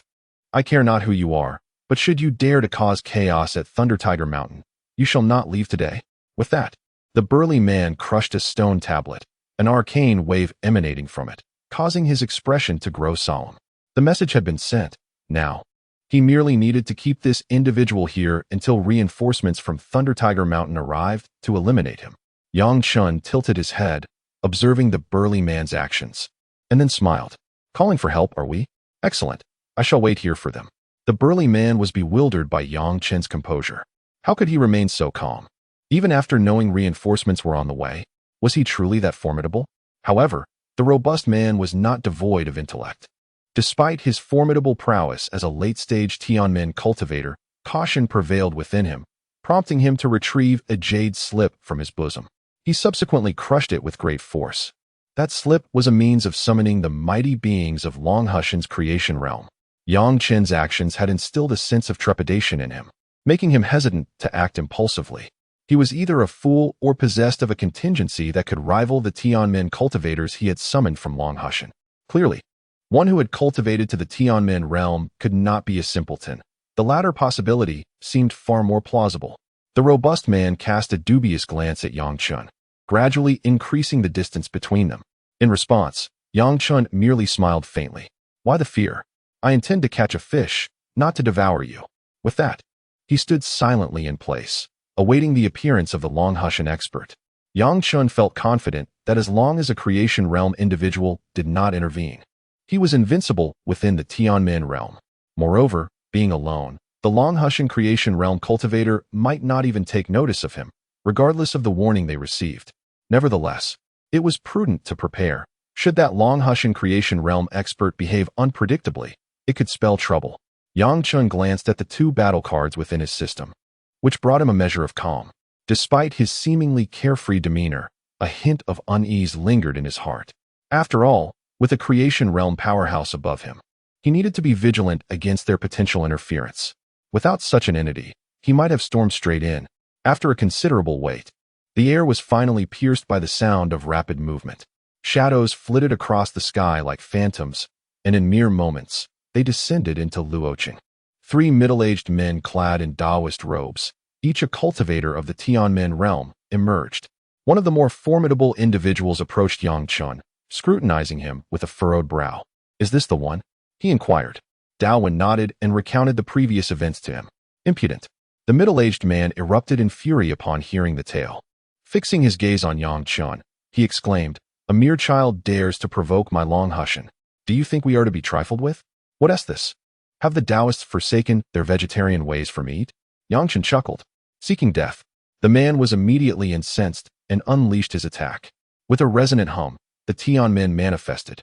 Illuminating the surroundings as a Taiji symbol appeared beneath the middle-aged man's feet, rapidly expanding outward.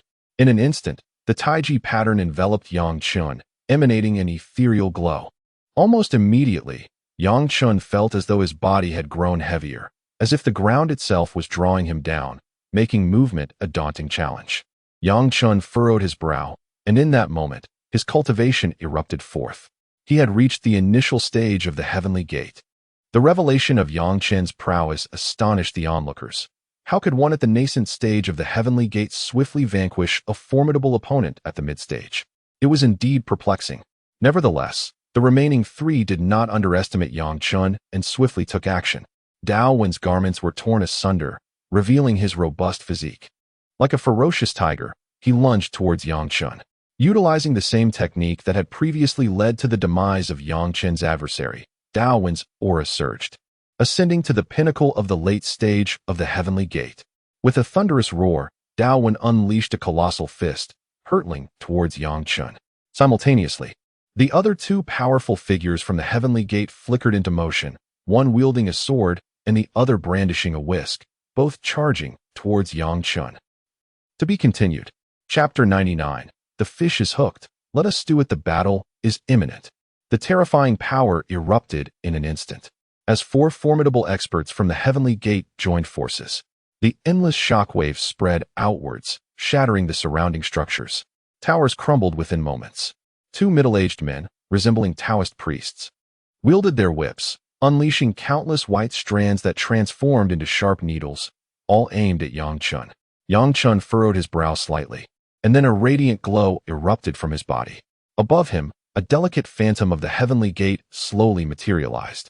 The black hole design within the gate burst forth with dazzling light, its dark radiance seemingly intent on obliterating the heavens and the earth, evoking a sense of dread. "Little thief, today you shall witness the might of Longhu Mountain," Daowen sneered, launching a punch accompanied by the roar of a ferocious tiger. Roar! A mighty tiger suddenly emerged from Daowen's fist, its gaping maw tearing through the air as it lunged toward Yang Chen. Yang Chen raised an eyebrow and smiled. "It seems that without employing some of my resources, it will indeed be quite challenging to deal with you." Tiger Dragon Transformation. A thunderous roar reverberated through the heavens and the earth. Roar! Roar! Roar! In the next moment, Yang Chen's aura surged dramatically. Boom! Boom! Boom! He had reached the mid-stage of the heavenly gate. At this point, the effects of the Tiger Dragon transformation felt somewhat inadequate for Yang Chen, as it merely elevated his strength by a minor realm. Of course, this was merely his perspective.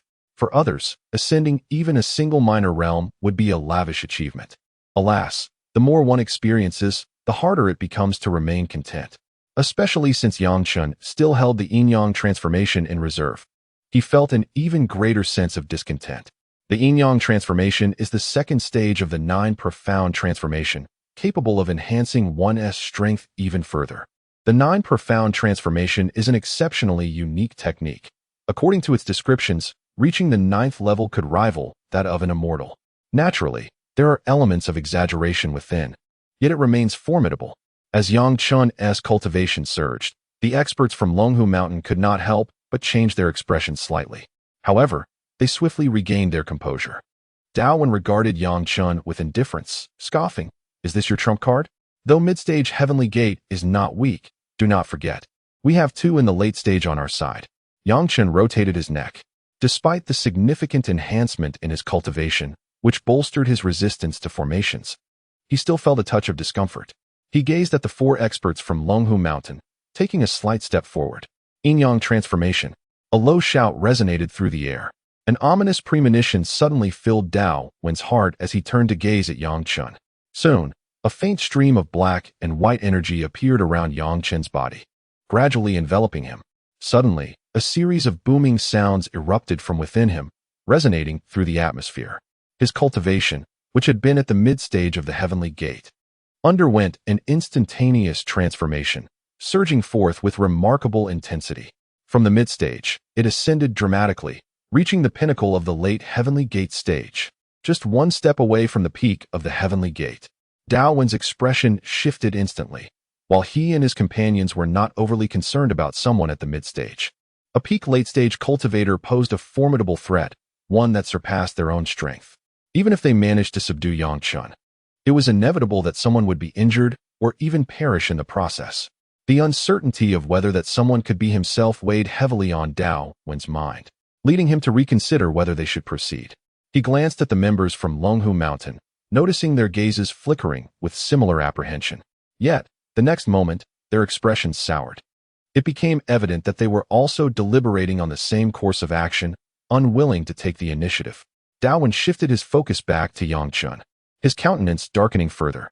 Yang Chen, keenly aware of the scrutiny from his adversaries, offered a faint smile and inquired, "So, who among you intends to make the first move?"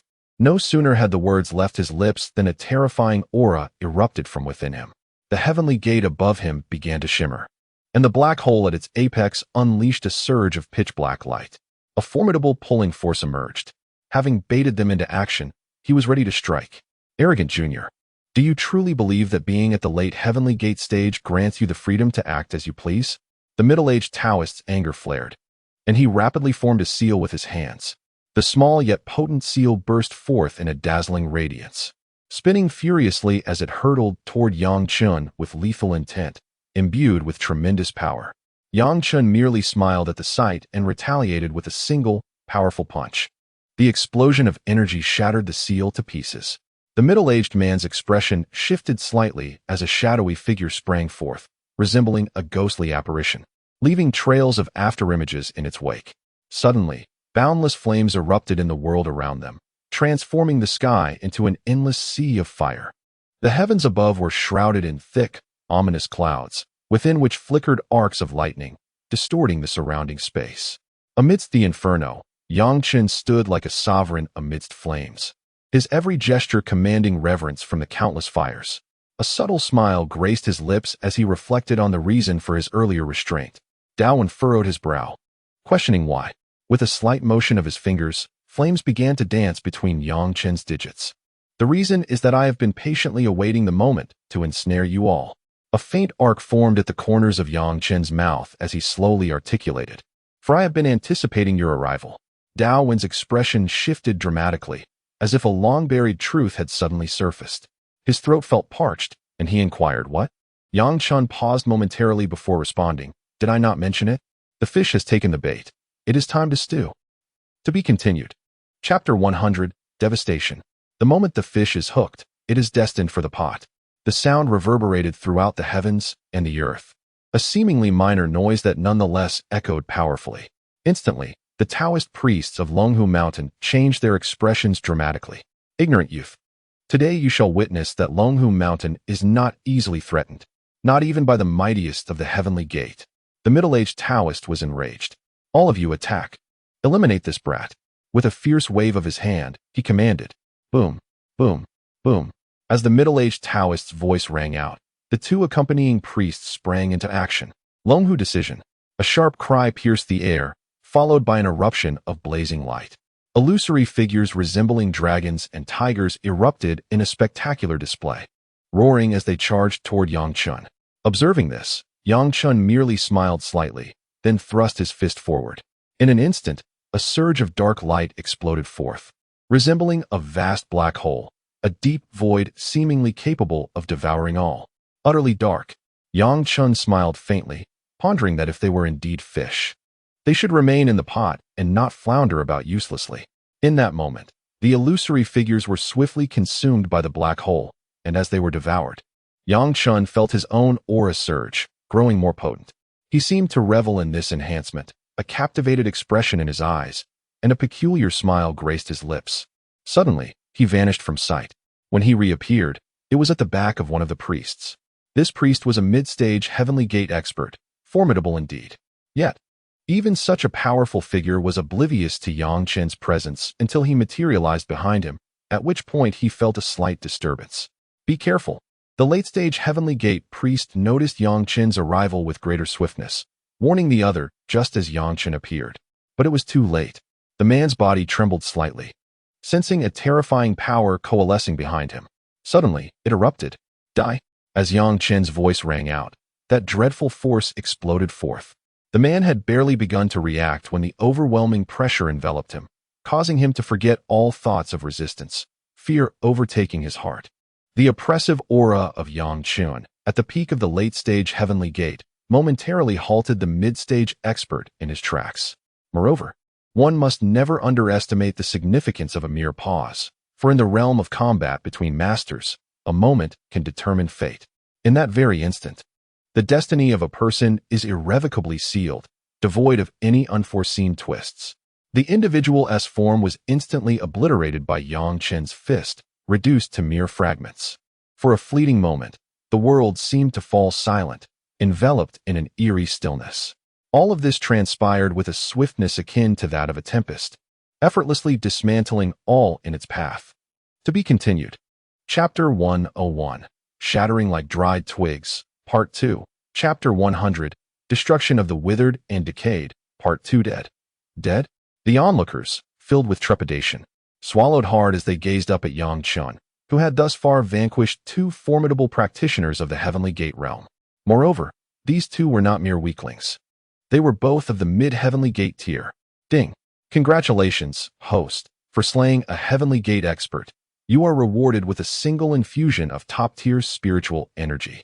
The system's icy voice echoed in Yang Chen's mind. A slight smile crept across his face as his gaze settled upon another mid-Heavenly Gate expert, his expression taking on a rather peculiar quality.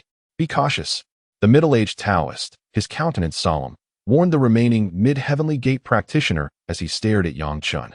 The young man's strength was indeed peculiar, although he was merely at the early stages of the Heavenly Gate realm. His battle prowess had inexplicably surged to an astonishing degree through secret techniques. This individual was named Li Tiangan, one of the apex cultivators within Longhu Mountain. Yet, before Yang Chen, he felt an overwhelming sense of helplessness wash over him. This battle is proving to be quite challenging. Li Tiangan thought gravely, conveying to Dao Wen. Have you notified the sect leader? This young man possesses some extraordinary capabilities. Dao Wen, equally grave, replied, I have indeed informed him, but there has been no response. I am at a loss for the reason. Li Tiangan's heart sank. With two Heavenly Gate experts now deceased, even with the legacy of the previous era that Longhu Mountain boasted, the loss of two such practitioners was still a significant blow. In this age, Heavenly Gate experts were not as common as cabbages. Each one lost represented an immense setback. Sect leader, what are you doing? Li Tiangan felt a bitter pang within. Their cadre of Longhu Mountain experts, reduced to defenselessness against a mere junior? What would this imply if it were to spread? Meanwhile, within Longhu Mountain, two terrifying auras emerged. An elderly Taoist, his demeanor cold and unyielding, seemed impervious to any emotional disturbance. Before him stood a figure resembling a youth, casually adorned with a scabbard at his waist and a hint of a smile gracing his countenance. It is indeed a privilege for this era to witness the emergence of a talent such as yourself, the elderly Taoist remarked, his murky eyes flickering with a faint light as he gazed at the young man. The youth beamed and replied, Predecessor, you jest. No matter how talented, one cannot overshadow a predecessor of your stature. A flicker of indifference crossed the old man's face as he admonished, Young one. Some matters are not as simple as mere words. Do not become too arrogant. The youth stood resolute in the face of the elder's intimidation, silently observing him without uttering a word. Do you truly intend to obstruct my path? The cold glint in the elder's eyes intensified, as if a terrifying energy was coalescing within his frail form. He resembled an imminent explosion, ready to detonate at the slightest provocation. Elder, it would be prudent to remain steady at home. Matters beyond your purview should not concern you. The youth's expression gradually grew grave, one hand unknowingly resting upon the hilt of his sword. The atmosphere around them became palpably tense.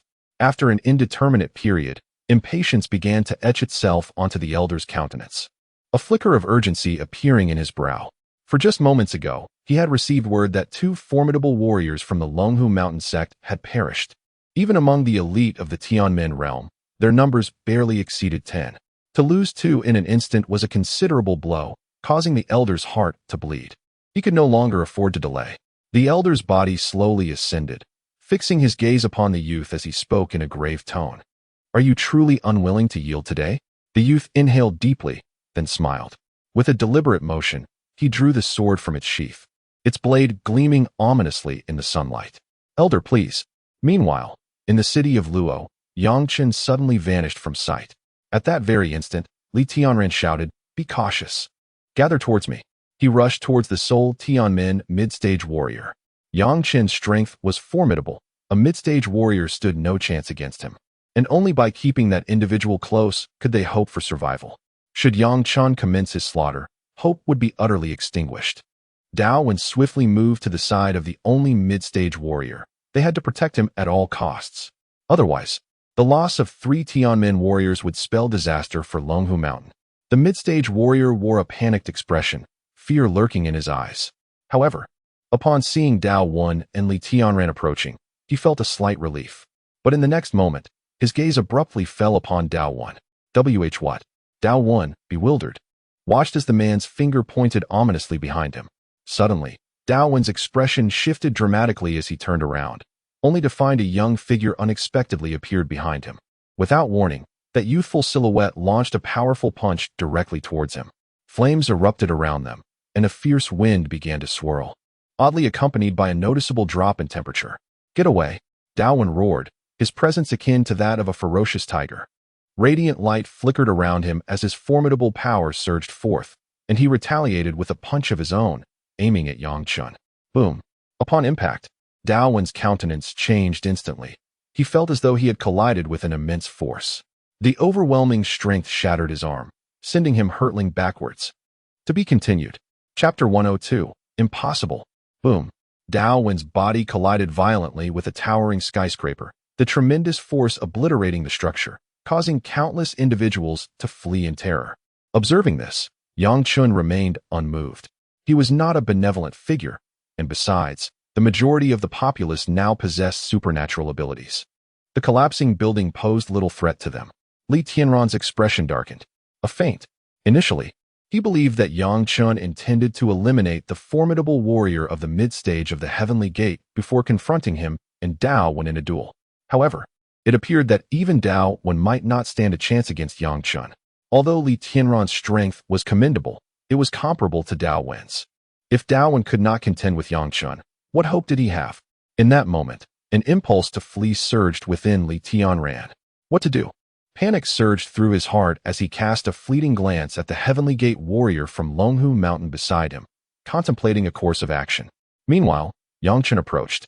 Standing poised in the void, his brow slightly furrowed. He had not heard the sound of the system's enhancement, indicating that Dao Wen had not succumbed. Alas, indeed. The late stage of the Heavenly Gate harbored formidable elements. Chen sighed, feeling a tinge of regret for not having slain Dao Wen. Yet, it was to be expected. After all, each minor realm within the Heavenly Gate represented a significant chasm, difficult to traverse. With the aid of the system, Chen had elevated himself from the early stage of the Heavenly Gate to the pinnacle of the late stage, a remarkable feat nonetheless, despite failing to eliminate Dao Wen. Chen was certain that Dao Wen had sustained injuries, serious ones at that. The situation had suddenly clarified. Dao Wen was gravely wounded, leaving only Li Tianran and the mid-stage warrior from Longhu Mountain capable of combat. Chen stretched lazily before turning his gaze towards Li Tianran, smiling. "What?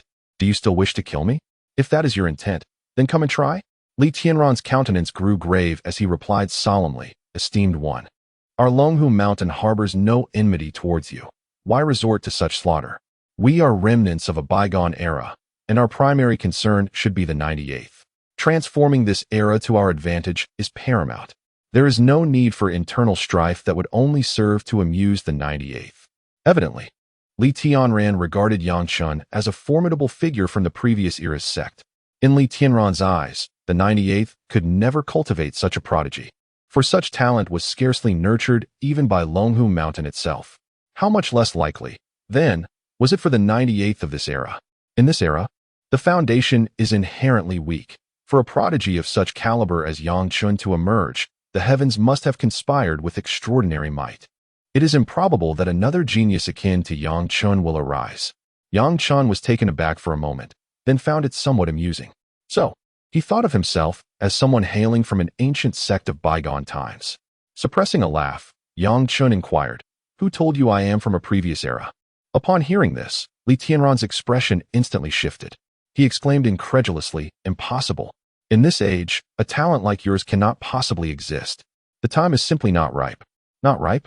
Yang Chen seized upon this phrase, hesitating for a moment before asking, "What do you know?" Li Tianran evidently realized he had spoken too freely. Falling silent as his countenance darkened, Yang Chun furrowed his brow and raised his head, stating, "It seems there are things I remain unaware of. However, once I subdue you, I shall naturally learn everything." Subsequently, Yang Chun propelled himself like a cannonball, unleashing a devastating punch.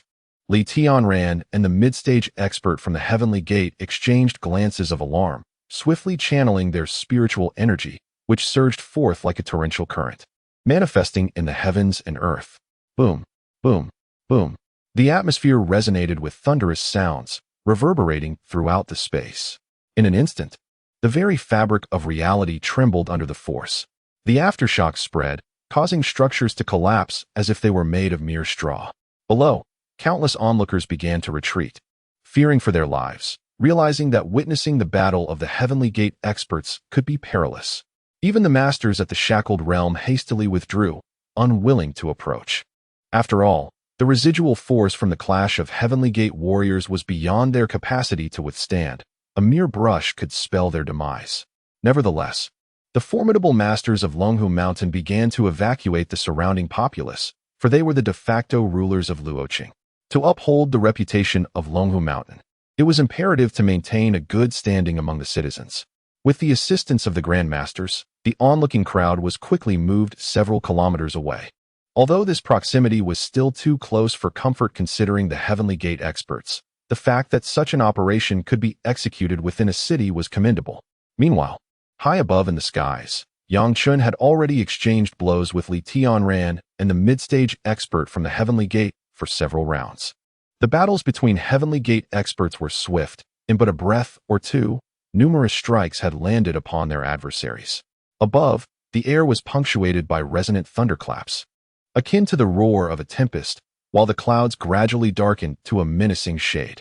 Within those ominous clouds, arcs of lightning flickered, poised and watchful, fixated upon the fierce combat unfolding below. With a subtle movement of his fingers, Yang Chun pointed towards Li Tiankai and the others, then gently uttered, "Thunder come." As his words fell, bolts of lightning descended from the heavens, striking with a force that felt apocalyptic. The electric currents surged ominously, revealing their terrifying power.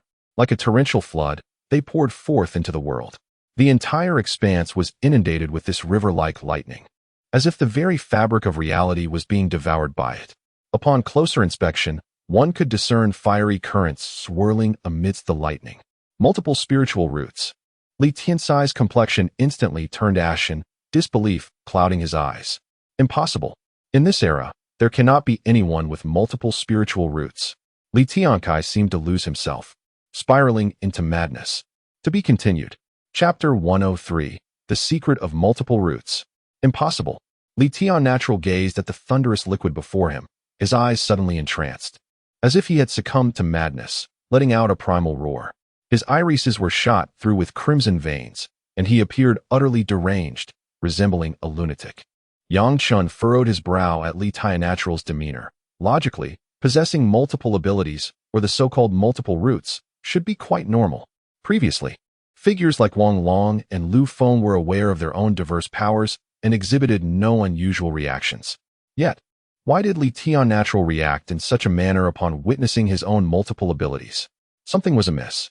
A subtle tremor coursed through Yang Chen's heart, indicating that there were secrets unbeknownst to him. For reasons unclear, an intense curiosity regarding this matter suddenly blossomed within him. Why could this era not produce geniuses? Why were individuals with multiple abilities absent from this time? It seemed that Li Tiannatural possessed knowledge of this enigma. Yang Chen, in turn, diminished the threat he felt from Li Tiannatural.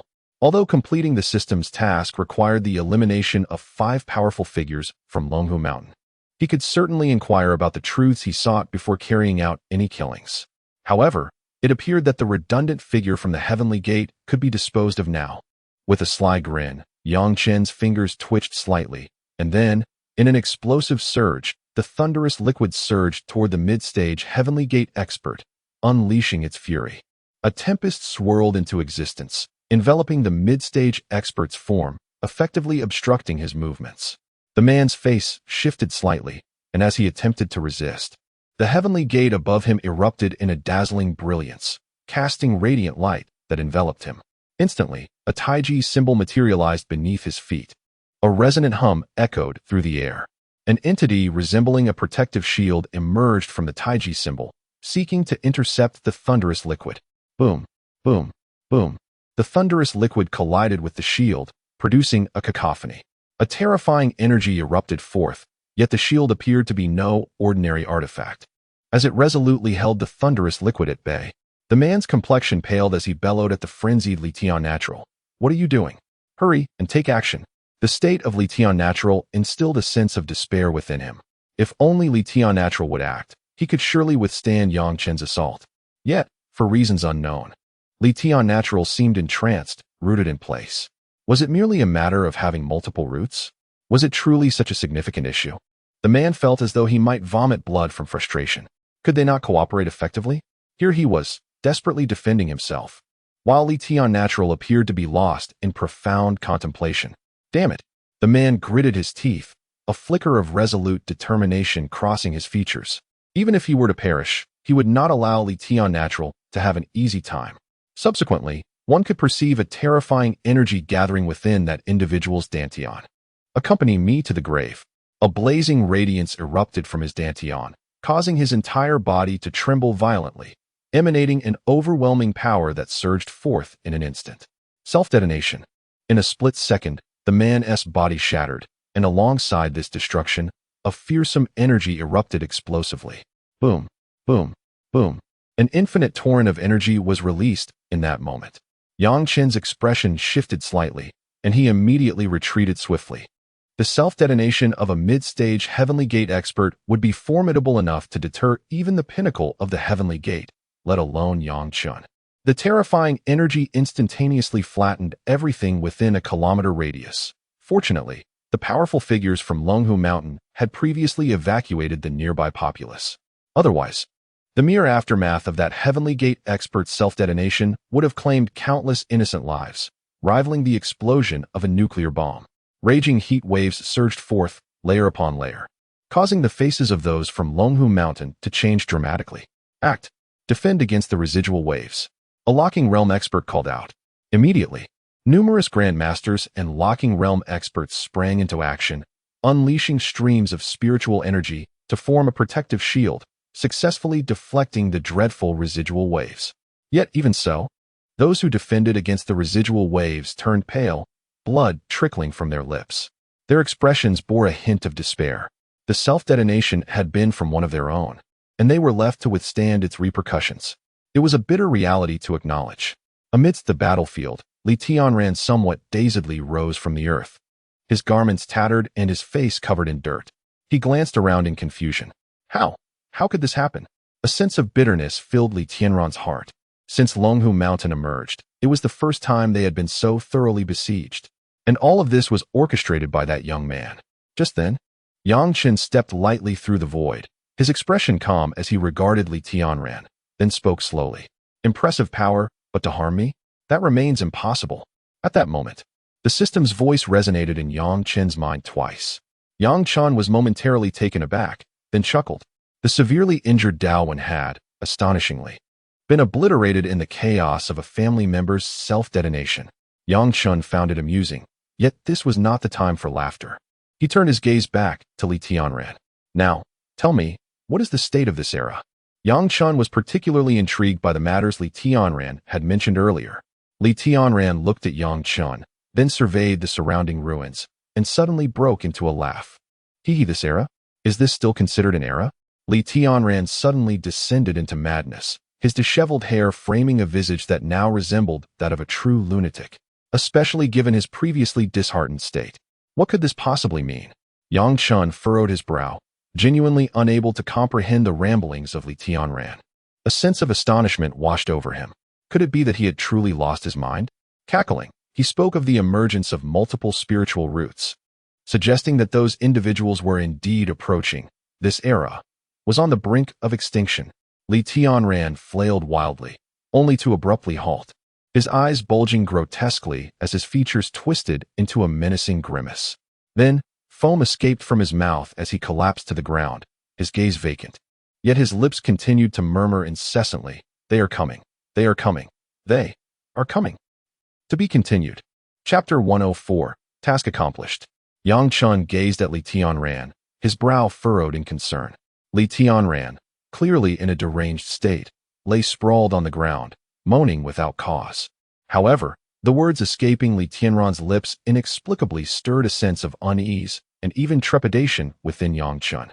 Indeed, it felt as though he were ensnared in a vortex, enveloped by an inscrutable sensation that left him profoundly uncomfortable. Yet, observing Li Tianran's condition, it was evident that any inquiry would yield no fruitful response. Yang Chen felt a surge of impatience.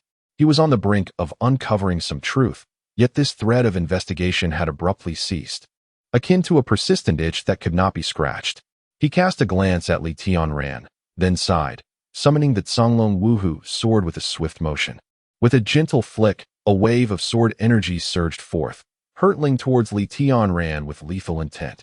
The razor-sharp energy cleaved through the air, causing the surrounding space to seem as if it were rending apart, fissures appearing in its wake. Li Tianran, still incapacitated on the ground, remained unresponsive even as the sword energy approached. With a swift strike, the energy effortlessly sliced through Li Tianran's form, blood erupting from his neck and splattering onto the earth. Li Tianran's breath gradually waned, and finally, his eyelids fluttered shut. Li Tianran had perished.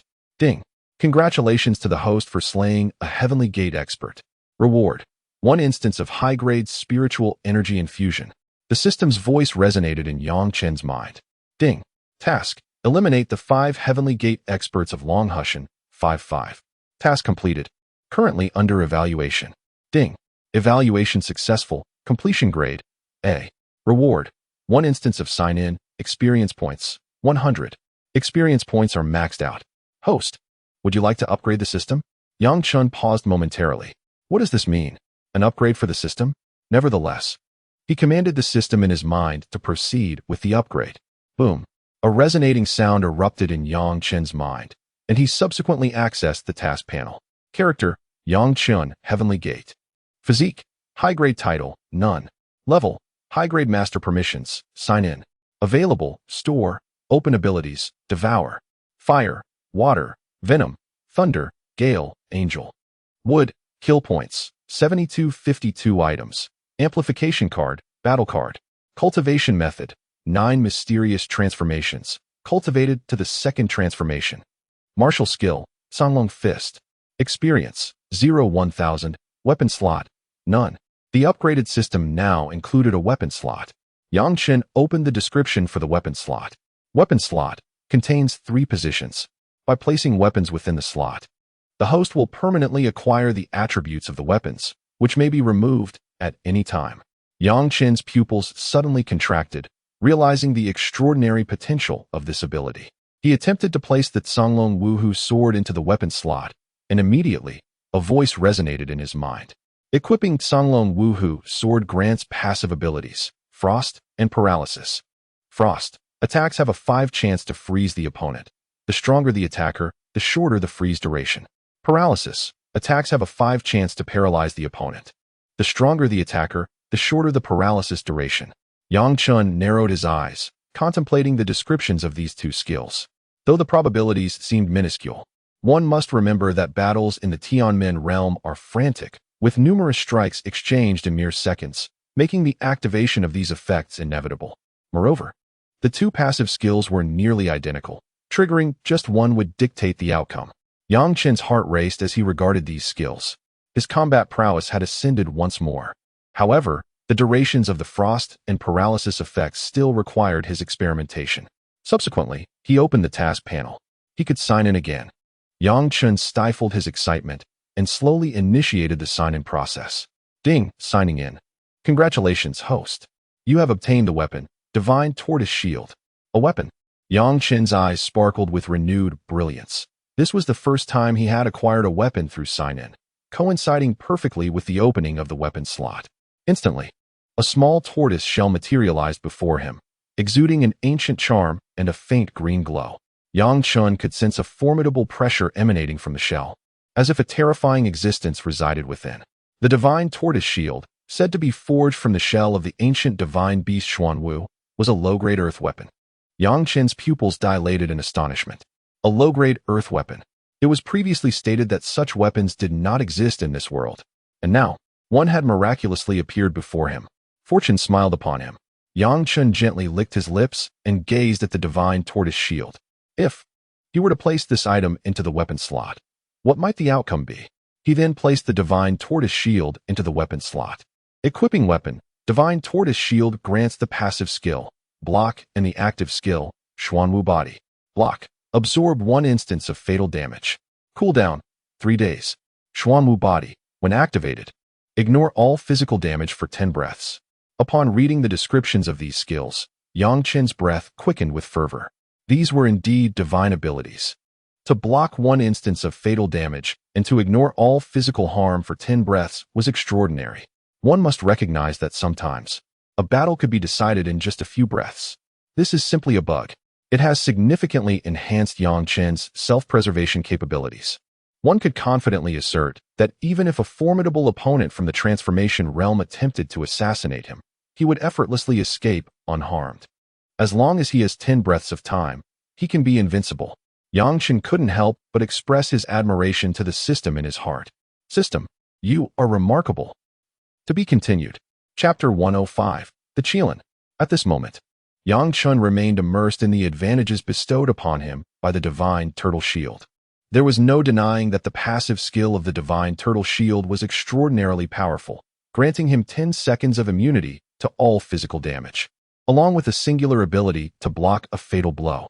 It could be said that even a formidable being at the creation realm would struggle to defeat Yang Chen if he stood his ground during that brief window of time. However, this was only applicable within those 10 seconds. Beyond that, Yang Chen would have to resort to flight. Yet, Yang Chen's arsenal extended far beyond the Divine Turtle Shield. He possessed the Azure Dragon Fist, Yin-Yang techniques, and the amplifying effects of the Heavenly Gate that devoured all, alongside the transformations of the 9 mysteries into Dragon and Tiger. Yin and Yang. He even wielded the 2 passive skills of the Azure Dragon 5 Tiger's Sword. While the effects of the Azure Dragon 5 Tiger's Sword did not quite match those of the Divine Turtle Shield, it was unencumbered by cooldowns. Yang Chen, already capable of contending with the peak of the Heavenly Gate, now found himself virtually invincible within that realm due to the activation of his weapon slots. In a moment of reflection, Yang Chen marveled at the rapidity of his ascent. How little time had passed. Barely 2 months. He had transformed from a destitute orphan, scavenging for scraps, into a being of unparalleled might within the Heavenly Gate. In an instant, he had transcended to the pinnacle of existence on earth. Even Yang Chen's resilient spirit felt a tremor of emotion. The velocity of his progress was akin to riding a rocket, filling him with exhilaration. Afterward, as he surveyed his surroundings, he noticed the landscape had devolved into scorched ruins. Flames roared across the ground, which had cracked open to reveal a network of fissures, permeated by an aura of chilling desolation. The self-detonation of a mid-tier Heavenly Gate warrior was akin to the force of a nuclear explosion, were it not for the valiant efforts of numerous Grandmasters and those of the Locking Realm. The entirety of Luo City might have been reduced to rubble by the explosion. Within Yang Chen's line of sight appeared the formidable Grandmasters of Longhu Mountain, their eyes brimming with trepidation, yet unwavering as they approached him. With a sigh, Yang Chen acknowledged that, despite their opposition to the 98th position, Longhu Mountain had been exceedingly benevolent to the citizens of Luo City. Without their fierce resistance, it was conceivable that the populace would have perished in the aftermath of the Heavenly Gate warrior's explosion. Yang Chen cast a cursory glance at the warriors of Longhu Mountain before ascending into the heavens, vanishing from the view of the onlookers.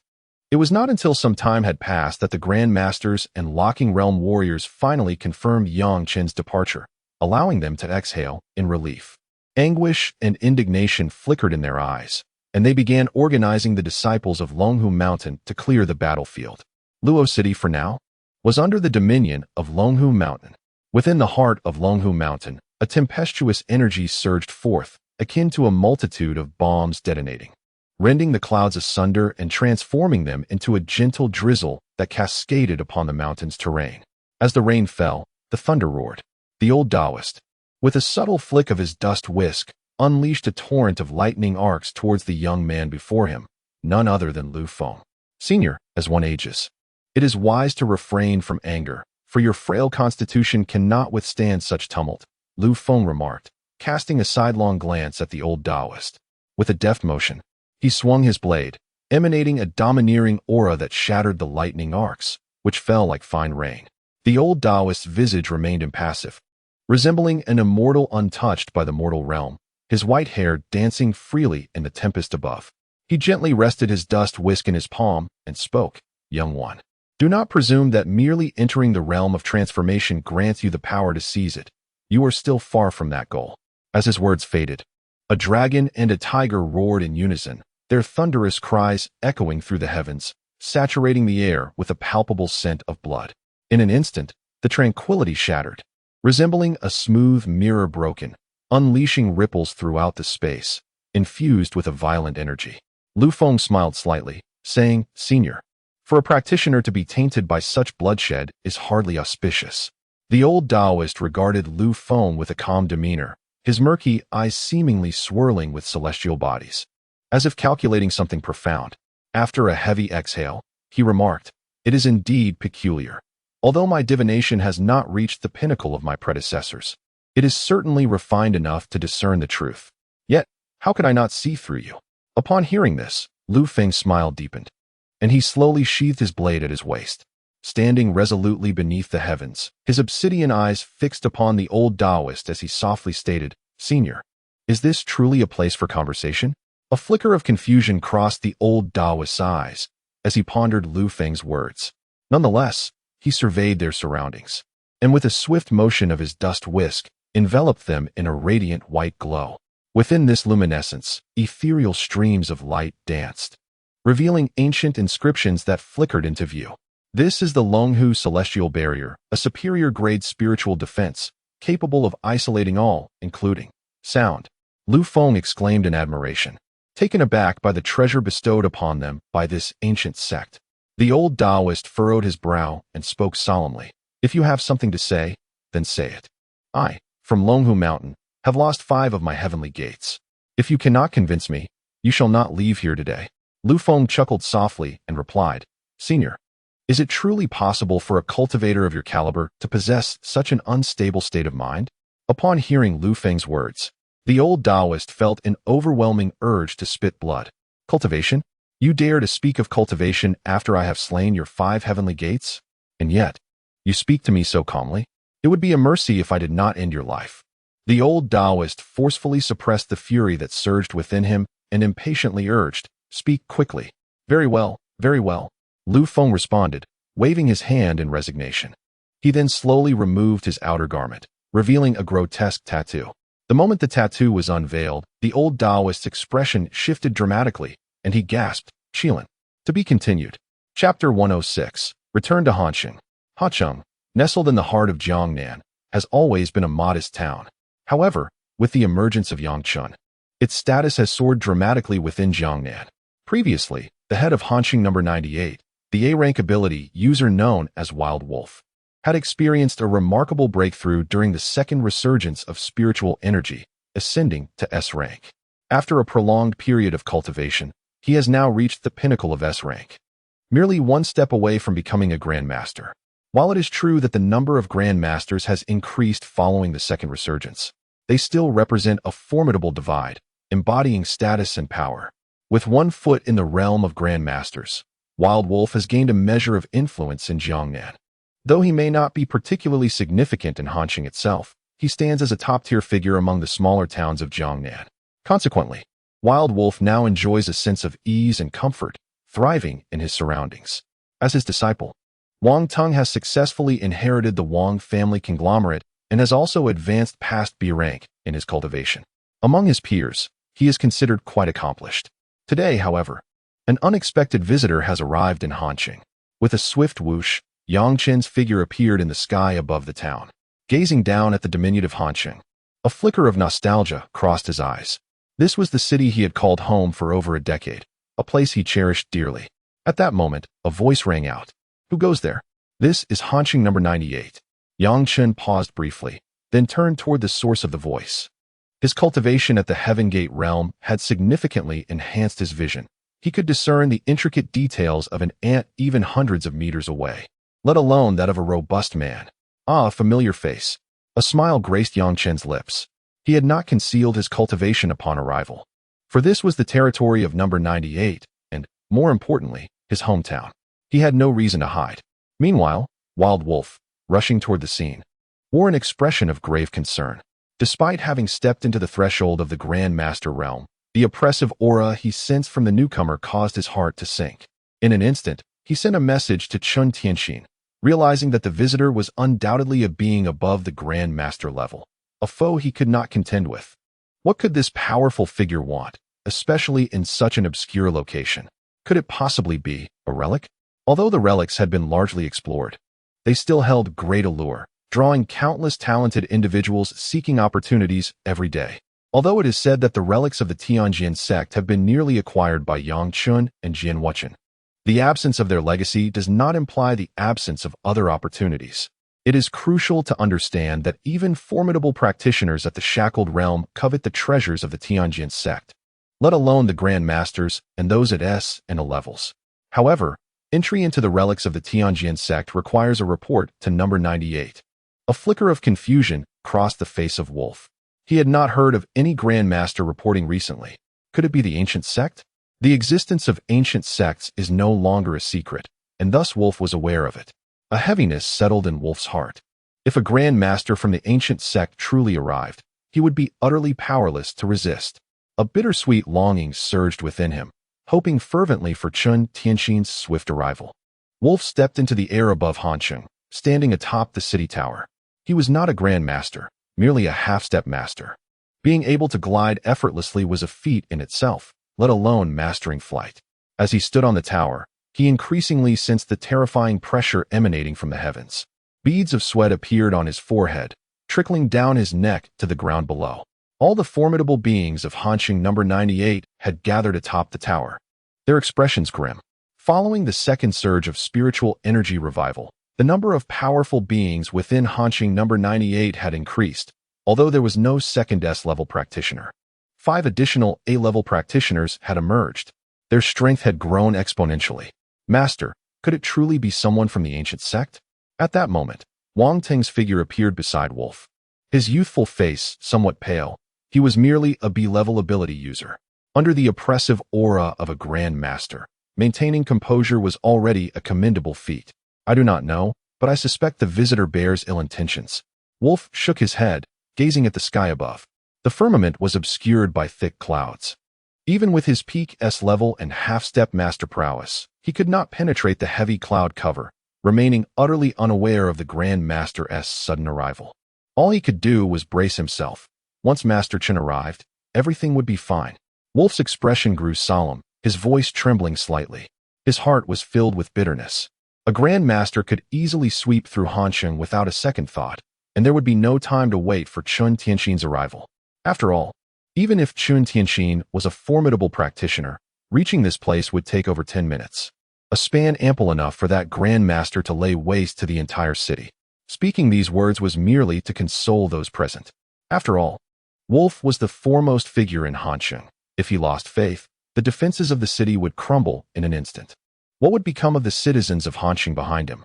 The Wild Wolf inhaled deeply, gathering his courage to address the heavens with a resounding shout, imploring the unknown master who had arrived. This is the territory of number 98. I beseech you, esteemed elder, out of respect for number 98, do not overstep your bounds. Upon uttering these words, the wild wolf felt as though his very soul had been extracted, rendering him utterly limp, as if he had expended all his strength. At that moment, he could merely resign himself to fate. Just then, a familiar voice resonated in his ears. "What is this, brother wolf? Have you lost the ability to sense my presence?" The wild wolf turned abruptly and was astonished to discover a familiar figure, filled with joy. Chen. To be continued. Chapter 107. There will always be those who oppress the weak. In a modest dwelling in Han City, Chen pushed open the door to his room, his lips curving into a faint smile as he surveyed the dim conditions within. Upon stepping inside, a wave of relaxation washed over him. It was already evening, and the feeble orange rays of the setting sun filtered through the window, casting the only light in the otherwise shadowy space. Chen had arrived in Han City quite early that day, but he could not resist the entreaties of the wild wolves, who insisted on sharing a meal with him before allowing him to return.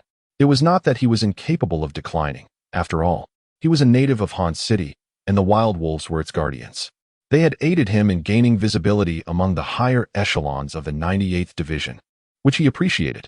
Thus, he accepted their hospitality without protest, and after a heartfelt farewell from them, he made his way back to his humble abode.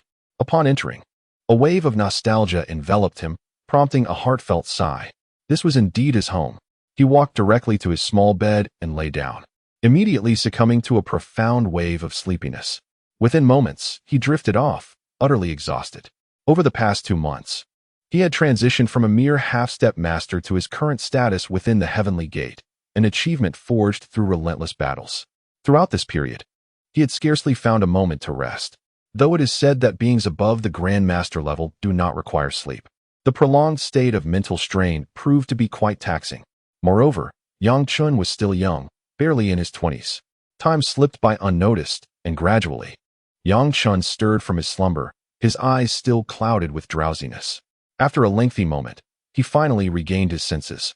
Stretching lazily, he made his way to the bathroom to freshen up before contentedly stepping onto the balcony to gaze outside. The noodle shop across the street, Lu Ji Noodle House, had already closed, and Chen was surprised to discover that the owner was, in fact, his master's uncle, a formidable figure at the pinnacle of the Heavenly Gate. This revelation did not astonish him overly much. Perhaps it was simply a reflection of his own state of mind. However, with Lu Qingtian's departure, he found himself feeling somewhat isolated. In his childhood, Lu Ji Noodle House had been a frequent haunt, for even when funds were scarce, he could always enjoy a steaming bowl of beef noodles there. Consequently, his memories of Han City were tinged with a bittersweet quality. Nevertheless, this place would always remain his home. Without realizing when, Chen's figure had vanished from the room, finding himself in a plaza of Han City. This plaza bore a most fitting name, Little Park. While it was called a park, it was merely a relatively spacious open area. Yet, for reasons unknown, the residents of Han City held a unique affection for this modest square. The expansive ground was soon filled with the lively shouts of vendors, and as Chen turned towards the sound, he observed a multitude of hawkers beginning their sales pitches. Heavenly silkworm potatoes, 5 yuan a serving. Cold noodles. Bread with cold noodles. The cacophony of calls continued unabated. Approaching a stall bustling with patrons, Chen paused and softly addressed the vendor. "Sir, I would like a serving of cold noodles, sweet and sour with a hint of spice." "Certainly," replied the vendor, a jovial middle-aged man. He deftly scooped a generous handful of noodles with chopsticks, placing them into a bowl, and proceeded to add a medley of condiments, chili oil, vinegar, sugar, and salt. One by one, the seasonings were introduced to the bowl, and soon, the vendor began to mix them with his robust arms.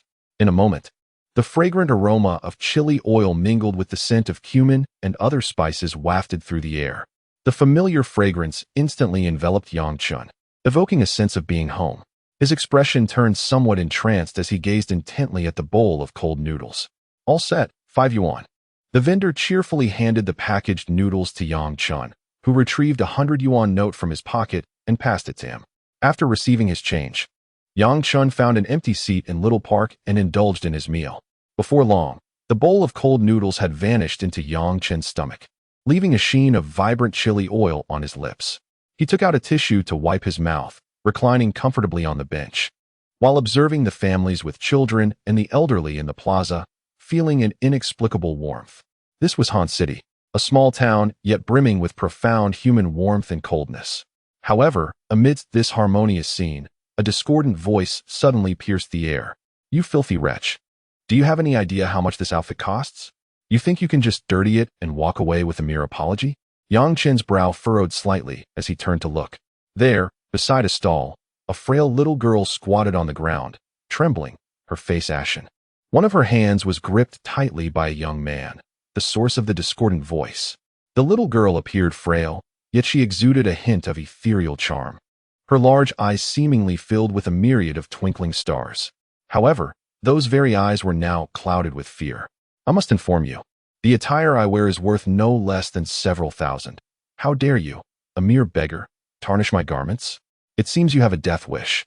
The youth's expression twisted into a menacing grimace, resembling that of a ravenous wolf, while the small girl crouched on the ground, trembling like a frightened rabbit.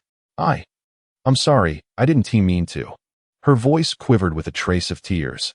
She had merely brushed against the young man and was now accused of soiling his expensive clothing. How long would it take her to earn such an amount? In that moment, despair enveloped her heart. With innocent eyes, she scanned the crowd, yearning for someone to extend a helping hand. Yet, to her dismay, not a single soul met her gaze without flinching. Each person averted their eyes, only resuming their observations once she looked away. Clearly, none were inclined to assist her. In that instant, the already despondent girl felt her hope dwindle further, her spirit resembling that of a lifeless fish, her arms dangling limply as she remained ensnared by the youth. She had lost all hope. Meanwhile, the young man's face bore a sinister smirk, tinged with lust, a fervent anticipation glimmering in his eyes as they fixated on the small beggar. He licked his lips, stifling the fiery urges within him. Despite the girl's tattered and unkempt appearance, he could see the beauty hidden beneath. Having encountered countless women, he had never before seen a girl so vibrant and enchanting. This ignited his desire, making it increasingly difficult for him to restrain himself. As for the soiled clothing, that was a trivial concern. His primary intent was to take the girl home and indulge in her. He could already envision her transformed under his care, yielding to him in submission. A derisive laugh escaped him. At that moment, someone in the crowd finally spoke out, unable to remain a passive observer. An elderly man addressed the youth. "Young man, perhaps you should reconsider. She is but a beggar. Can she truly afford to compensate you?" The young man's gaze swiftly locked onto the elder, a sly smile creeping onto his face. "What is this? You wish to meddle in the affairs of the Wang family?" Instantly, the sense of justice that had been stirred by the old man shattered into pieces. The Wang family, the most formidable faction in Han City. It is said that the head of the Wang family not only possesses the abilities of a B-class supernatural being, but is also the disciple of the notorious wolf, the overseer of Unit 98. One could assert that they wield unparalleled power in all of Han City, truly existing at the pinnacle of authority. No one dares to provoke them. The old man cast a glance at the young beggar girl, sighed deeply, and turned away, a hint of regret etched upon his face. Yet another soul marred by the Wang family. Observing this, the young man exhibited a smirk of satisfaction, then directed his gaze toward the little beggar, leering as he said, "Since you can't pay up, come home with me so I can savor you properly." With that, he seized the girl's hand, attempting to pull her into his vehicle. The expression on the girl's face was ashen, devoid of hope. Her heart felt extinguished. It was over. She had relinquished all hope. Just then, a voice erupted beside the youth and the girl. "Indeed, one can always witness scoundrels bullying the weak.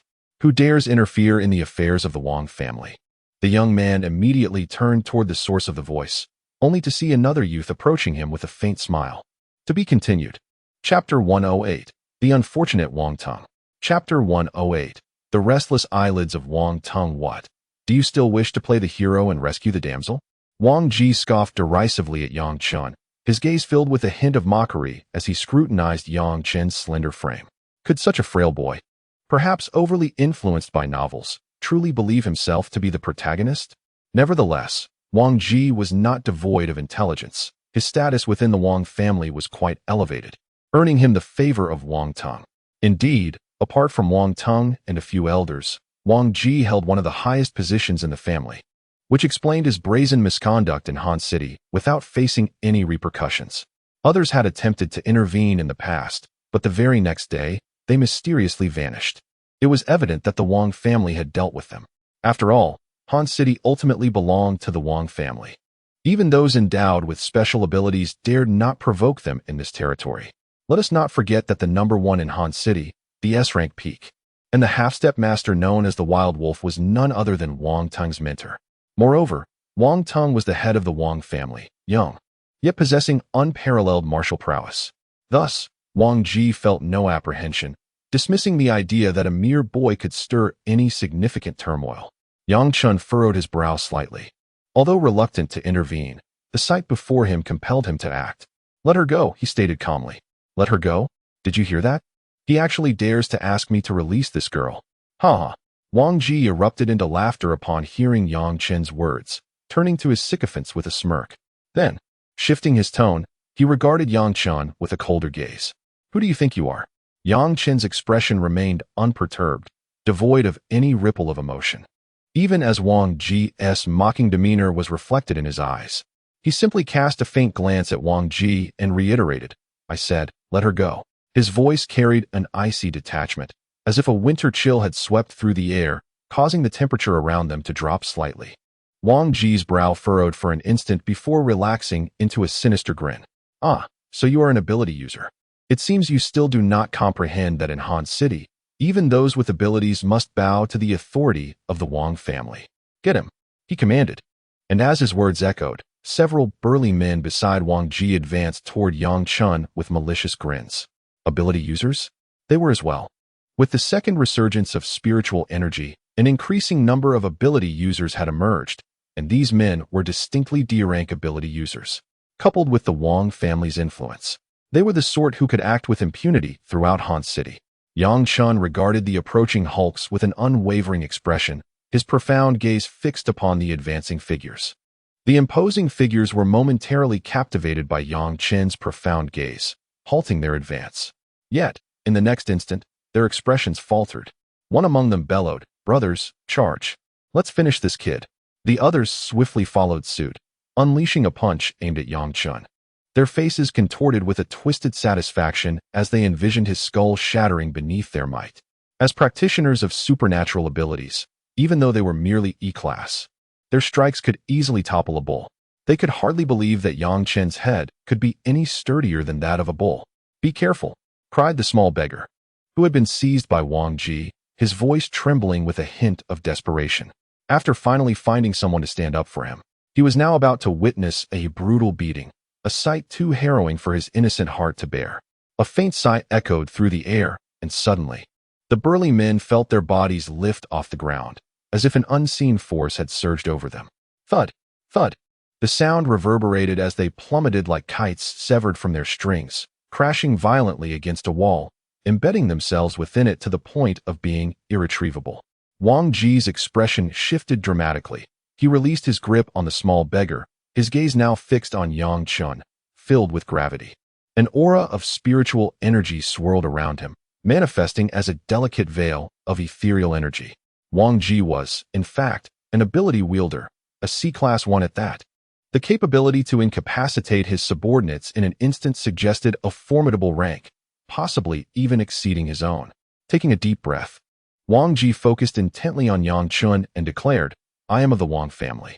You cannot provoke us and expect to leave Han City unscathed." The Wang family? Yang Chun found this amusing for reasons he couldn't quite articulate. It seemed the Wang family was always involved. Ah, yes, Wang Tung was the current head, wasn't he? With a knowing glint in his eyes, Yang Chun looked at Wang Ji and replied coolly, "You may inform Wang Tung that I shall pay him a visit tomorrow for a discussion." Wang Ji's heart quivered slightly. While it was common knowledge that Wang Tung was the head of the family in Han City, few dared to speak his name so boldly. Only A-class ability wielders possessed such audacity. Who did this man think he was? Suppressing his rising fear, Wang Ji forced himself to maintain composure, warning, "You will regret addressing the family head so casually. Enough of your noise." Yang Chun interjected, his patience waning.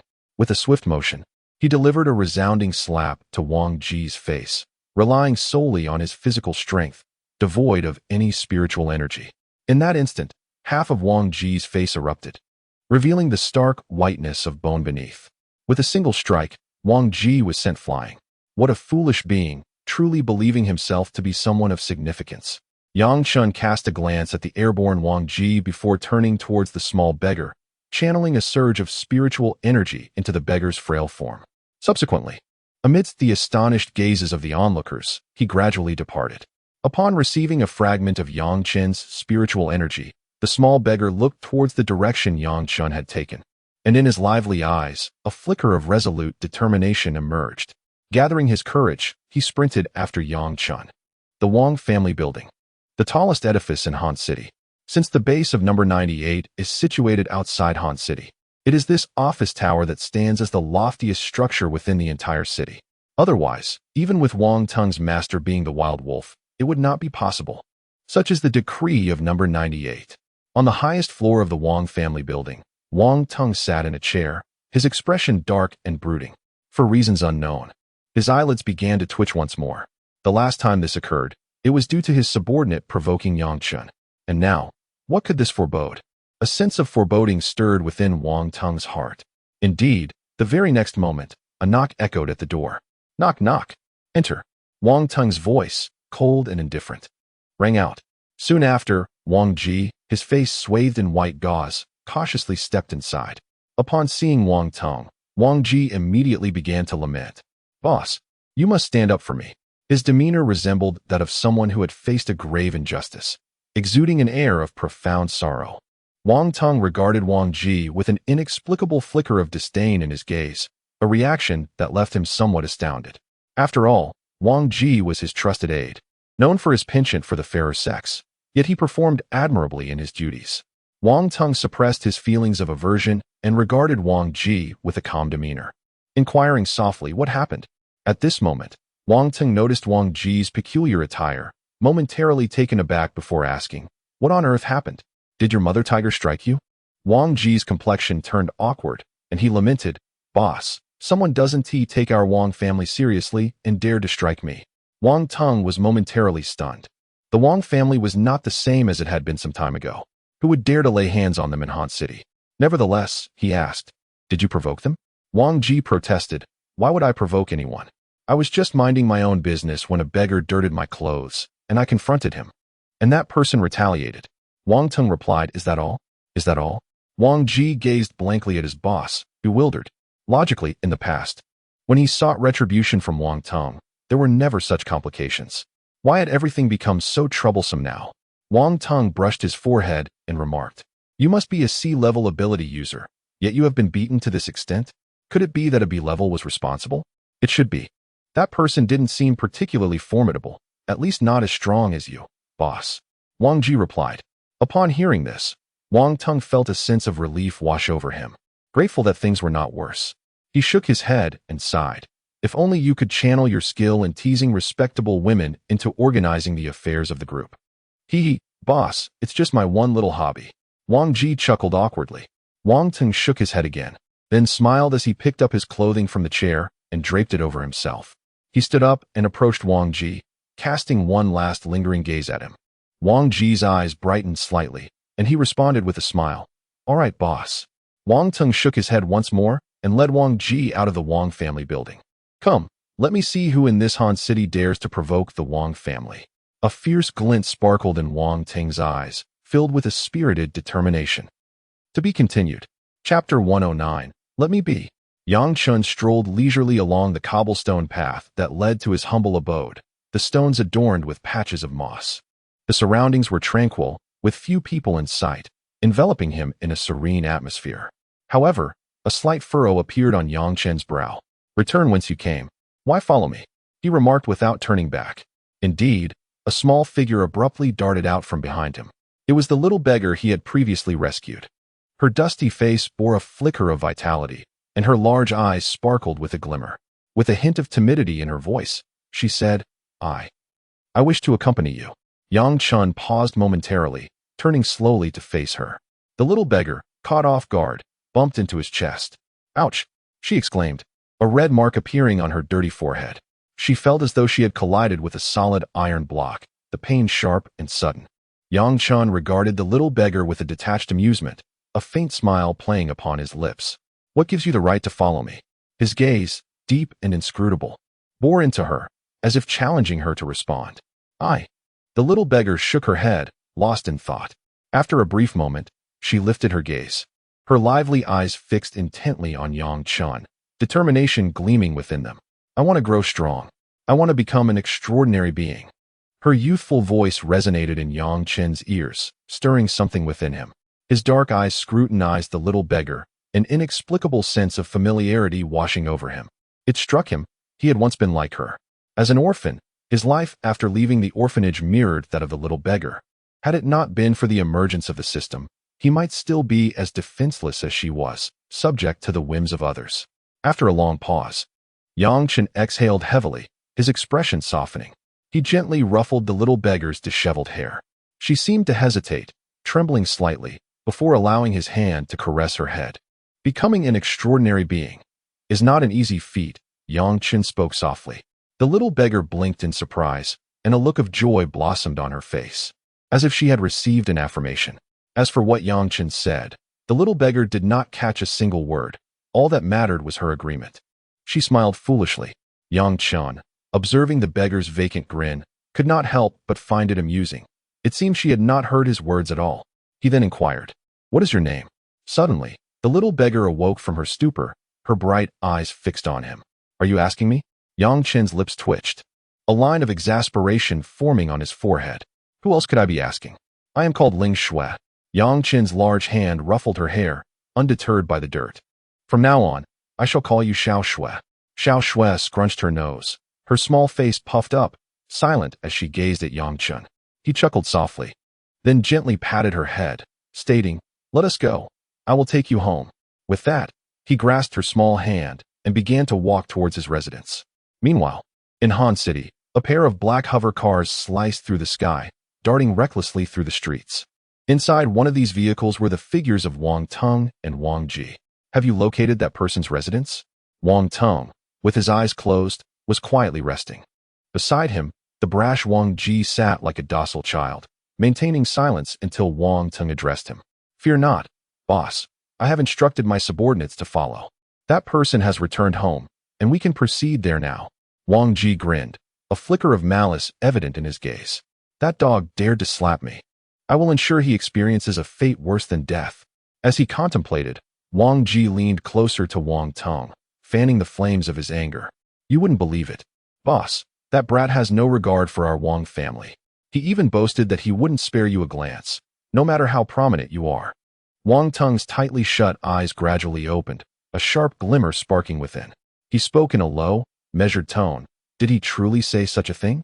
Wang Teng scrutinized Wang Ji, a nagging suspicion that the latter was concealing something or perhaps exaggerating. Wang Ji chuckled awkwardly, then replied, "Boss, do you still doubt me? I have been under your command for quite some time. Have I ever deceived you?" Wang Teng nodded.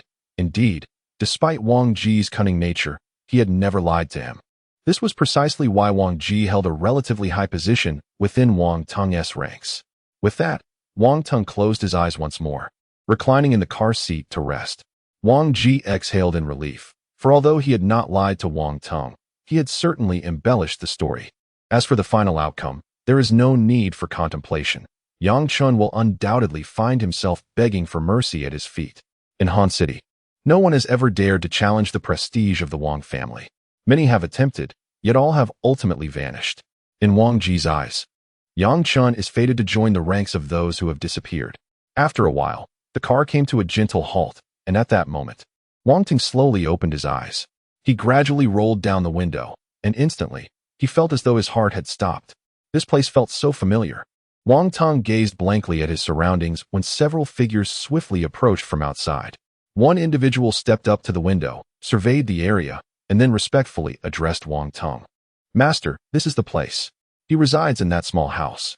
The person pointed towards Yang Chen's residence. Upon hearing this, Wang Teng's vision darkened, and his mind struggled to comprehend. Just a few months prior, he had come here with his master to fetch Yang Chen. Now, he had returned? Wang Ji, however, harbored no such thoughts, sneering to himself, realizing that Yang Chen was merely a destitute wretch. How pathetic, yet he still dared to boast. "Boss, should we simply demolish his house, or what?" Wang Ji looked at Wang Teng, immediately noticing his pale complexion, sensing something was amiss. "Boss, what's wrong with you?" Wang Teng forced a bitter smile at Wang Ji and waved his hand. "Let me be for a moment." Meanwhile, within Yang Chen's room, he had just given Xiao Shui a bath, after which she donned the outfit he had purchased for her earlier on the road. Instantly, a charming and adorable little girl stood before Yang Chen. Xiao Shui's development was still incomplete, but one could already perceive her alluring figure through the fabric of her clothes. Yang Chen shook his head, realizing why Wang Ji desired to abduct this little girl. It turned out she was indeed a beauty in the making. However, Yang Chen had never held much interest in physical allure. He gently patted Xiao Shui's head and then walked towards the door. "Would you like to accompany me to witness some excitement?" Xiao Shui instantly perked up with joy. "Yes, yes, yes." She bounced over to Yang Chen's side. Yang Chen smiled softly, took Xiao Shui's hand, and stepped out of the room. With Yang Chen's spiritual power, he was well aware that Wang Teng had already arrived. His current spiritual strength, even at the heavenly door realm, allowed him to sense everything clearly within several kilometers, let alone the fact that Wang Teng was merely 100 meters away. With a subtle smile, Yang Chen held Xiao Shui's hand and made his way towards the black car, approaching without the slightest hint of concealment. Suddenly, Yang Chen's figure caught the attention of the individuals clustered around the vehicle. One of them addressed someone inside the car, inquiring, "Patriarch, has that person emerged?" His expression was somewhat peculiar, as he recognized that they had come seeking trouble, yet still approached. Could he possibly be a fool? Moreover, how did he discern their intentions? Wang Teng's heart sank as he glanced at the still exuberant Wang Ji, feeling an overwhelming urge to silence this insufferable creature. Why provoke anyone else when it had to be this harbinger of misfortune? Before Wang Teng could act, a voice erupted from within the car. "It appears the head of the Wang family has graced us with his presence. We have not extended a proper welcome." Shortly after, Yang Chen emerged, hand in hand with Xiao Shui, wearing an amiable smile as he regarded Wang Ji and Wang Teng inside the vehicle. Wang Teng forced a smile that was more grotesque than tears. "It has been a while, Yang." Yet before he could finish, a brazen voice interrupted him. "You worthless scoundrel. My boss has arrived. I want to see how you intend to leave today. If I don't break your legs. I want to bear the surname Wang." With that, Wang Ji flung open the car door, staring at Yang Chen with an air of superiority, as though to say he had powerful backing. To be continued. Chapter 110. The Extraordinary Abilities of Xiao Shui. Though the voice was low, everyone present heard it clearly. Wang Ji's expression twisted in fury. He harbored a deep-seated resentment towards the individual who had so easily struck him, sending his ear flying. As a prominent member of the Wang family in Han City and a trusted aide to Wang Teng, the humiliation of being bested by a mere stranger, presumably a local, was unbearable. This profound disgrace lingered in his mind, gnawing at him relentlessly. Wang Ji was acutely aware that he was merely a sea-level supernatural being, and the ease with which his opponent had defeated him suggested that they were likely of B-level or higher. Despite his reckless nature, his intellect was far from dull. Such an adversary was clearly beyond his capability to confront directly, yet he still had the backing of the Wang family. Wang Teng, now a peak B-level entity, was on the verge of ascending to A-level status, a power that positioned him among the elite of Han City. Could this local adversary truly challenge Wang Teng? Clearly, that was an impossibility. If his opponent possessed A-level strength, Wang Ji would have been aware of it long before and would not have engaged in a futile struggle alongside Yang Chen. However, the uncertainty surrounding his adversary's true power indicated that they were not A-level.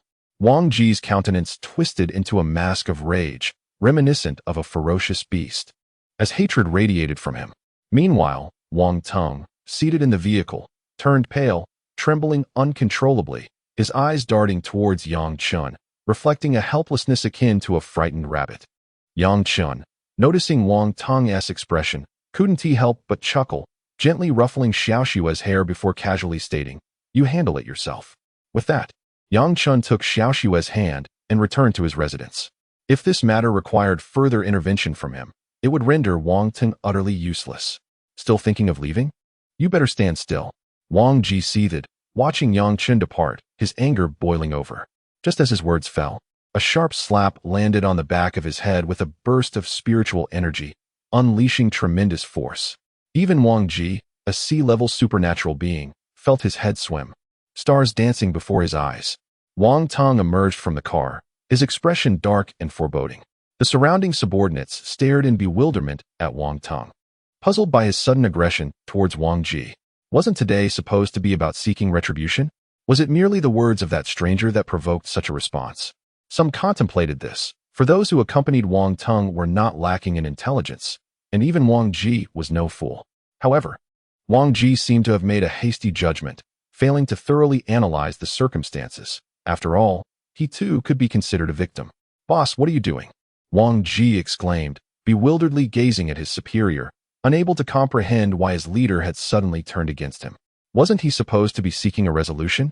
At this moment, Yang Chen inexplicably returned, a smile adorning his face as he looked at Wang Teng. "Prepare a spacious room for me. Let this residence remain here." Yang Chen mused as he brought Xiao Shui home. He realized that he was no longer alone. He now had Xiao Shui by his side. Yet his abode was rather modest, consisting of only one room. It would be inappropriate to have Xiao Shui sleep beside him. Although Xiao Shui was still quite young, Yang Chen had already reached the age of 18 or 19 himself. What if an unintended incident occurred? Moreover, the girl was quite lovely, albeit still undeveloped. To avert such a situation, it was essential to make proper arrangements. Since Wang Teng was present today, Yang Chen was confident that he would not hesitate to accommodate his request. After all, the Wang family was affluent. Providing him with a residence was hardly an imposition. Indeed, it is not unreasonable. Wang Teng paused momentarily, then a look of joy illuminated his face. The last thing he feared was becoming obsolete to Yang Chen, but it appeared he still held some value. Subsequently, Wang Teng flatteringly addressed Master Yang. "Rest assured, I shall make the necessary arrangements immediately. Please, step into the car." He personally opened the car door. Yang Chen nodded, and then, with a hint of trepidation, Xiao Shui climbed into the vehicle. Initially, Xiao Shui was somewhat at a loss, for this was her first experience in such a luxurious car. Previously, she had only seen such vehicles from afar on the streets. Today, as she settled inside, she felt a sense of novelty. "Master Yang, please wait a moment. I must deal with this mutt." Wang Teng called out to Yang Chen with a smile from outside. Yang Chen nodded and pressed a button in the car, causing the curtains to descend automatically. He then gently stroked Xiao Shui's head, softly instructing, "Stay here quietly and don't look." Xiao Shui gazed at Yang Chen in confusion, unsure of what to say, but obediently nodded. Moments later, a cacophony akin to the cries of a slaughtered pig erupted outside. Ah! Xiao Shui was startled by the commotion, her large eyes reflecting a flicker of horror. Yet, as Yang Chen's large hand brushed over her head, she felt a wave of reassurance wash over her. Her heart, in that instant, quieted. Soon after, the car door slowly opened, and Wang Teng entered, carrying with him a faint scent of blood. Yang Chen furrowed his brows. A surge of spiritual energy swiftly coursing through Wang Teng's entire being, dispelling the lingering scent of blood. Wang Teng offered an apologetic smile before instructing the truck driver. With a roar, the engine thundered to life, piercing the heavens as it sped towards the heart of Han City. Inside the vehicle, Xiao Shui's face lit up with curiosity as she leaned against Yang Chen, peering through the window at the passing scenery. In a short while, the flying car landed before a grand villa. As they exited the vehicle, Xiao Shui gazed at the opulent mansion, her eyes glued to its magnificence, her mouth slightly agape in awe. In contrast, Yang Chen merely nodded slightly. After all, he was already a formidable figure within the heavenly gate and had encountered countless wonders. For him, a house was merely a transient refuge. His strength granted him numerous privileges, yet it also implied a plethora of responsibilities awaiting his attention. Although there was nothing pressing at the moment, he knew that whenever duty called, he would be summoned, especially since he was the only one idling among the heavenly gate's ranks in number 98. Subsequently, Wang Teng handed the keys to Yang Chen and departed. Yang Chen then led Xiao Shui into the villa. Upon entering, Xiao Shui's expressions of astonishment were unceasing. Yang Chen affectionately ruffled her hair before guiding her to a designated room for cultivation. Sitting cross-legged, he faced Xiao Shui, who seemed to sense his intentions and became slightly anxious. Indeed, Yang Chen was about to awaken Xiao Shui's extraordinary abilities. While he had promised to teach her the ways of cultivation, the potential to cultivate and become an extraordinary being depended on whether she possessed any innate powers. After all, one could not cultivate without such abilities, a fundamental truth in the contemporary world. Even the system, during its initial activation, merely transformed Yang Chen's physique into that of a Grandmaster, without elevating his spiritual prowess. It was only after he awakened the black hole ability that he could truly harness spiritual energy. Yang Chen's expression grew solemn. Despite his relatively short time as a cultivator, he was well versed in the art of awakening others' extraordinary powers. Gradually, a pure essence of spiritual energy began to materialize in his hand, before gently merging with his own body. In an instant, Xiao Shui's delicate form trembled slightly, emitting a muffled sound. A sudden exclamation disrupted Yang Chen's focus. Fortunately, he was quick to regain his composure, managing a wry smile. "You little girl. You certainly know how to keep me on my toes." Yang Chen's fingers gently tapped the crown of Xiao Shui's head, after which he began to meticulously observe her condition. At this moment, Xiao Shui had entered a state of deep meditation, undisturbed by Yang Chen's previous actions. After a brief pause, a shimmer of blue light emerged from her form. Yang Chen raised his brow slightly, nodding in approval. She had awakened a water attribute ability. The awakening of a supernatural power is indeed a remarkable feat, for it signifies the beginning of one's cultivation journey. However, it appeared that Xiao Shui's transformation was not yet complete. Yang Chen was momentarily taken aback as another radiance of green light manifested around her. A what attribute? Dual supernatural abilities? His pupils contracted sharply in astonishment. This was the first time he had witnessed someone awakening dual abilities. Though he had heard of such occurrences, he had never laid eyes upon them before. This truly was a first. In the next moment, several flashes of light erupted from Xiao Shui, revealing hues of red, yellow, and white. As Yang Chen gazed upon the 5 colors illuminating her, his eyes widened in shock, a look of awe etched across his face. Metal, wood, water, fire, earth. The 5 elemental abilities? To be continued. Chapter 111. The Cave. The Elemental Powers. Yang Chen gazed at the meditative figure of Xiao Shui before him, his eyes reflecting a flicker of astonishment. The Elemental Powers. It signified that Xiao Shui could wield the 5 elemental abilities of metal, wood, water, fire, and earth. Moreover, when combined, these powers could unleash even greater might. Such abilities were unprecedented in Yang Chen's experience. He had only heard whispers of them in conversations with Lu Feng and others, tales that belonged to the realm of legend. Yet today, this legendary ability, or rather, this spiritual root, had manifested right before his eyes. Gulp. Yang Chen swallowed hard, his gaze fixed on Xiao Shui. In his heart, he addressed the system. Can this elemental power be devoured? He acknowledged his growing desire. The prospect of assimilating such elemental prowess would undoubtedly amplify his combat strength significantly. Indeed, it might even enable him to transcend the transformative realm. After all, having undergone a period of adjustment coupled with the rapid cultivation speed afforded by the 9 mystic transformation, he had already reached the pinnacle of the early heavenly gate stage. Ding! It is possible to devour. Upon consumption, the individual will lose their powers. The system's cold voice resonated, akin to a bucket of icy water dousing Yang Chen's fervor, extinguishing his avarice. He shook his head.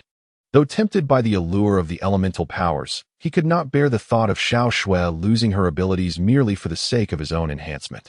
Subsequently, Yang Chen suppressed his impulsive thoughts and took up the role of protector for Xiao Shui within the confines of the room. A month later, Yang Chen reclined comfortably in the garden of his villa, basking in the warm sun. Beside him was a small table adorned with pastries and tea. Brother Chen, I've broken through to C rank."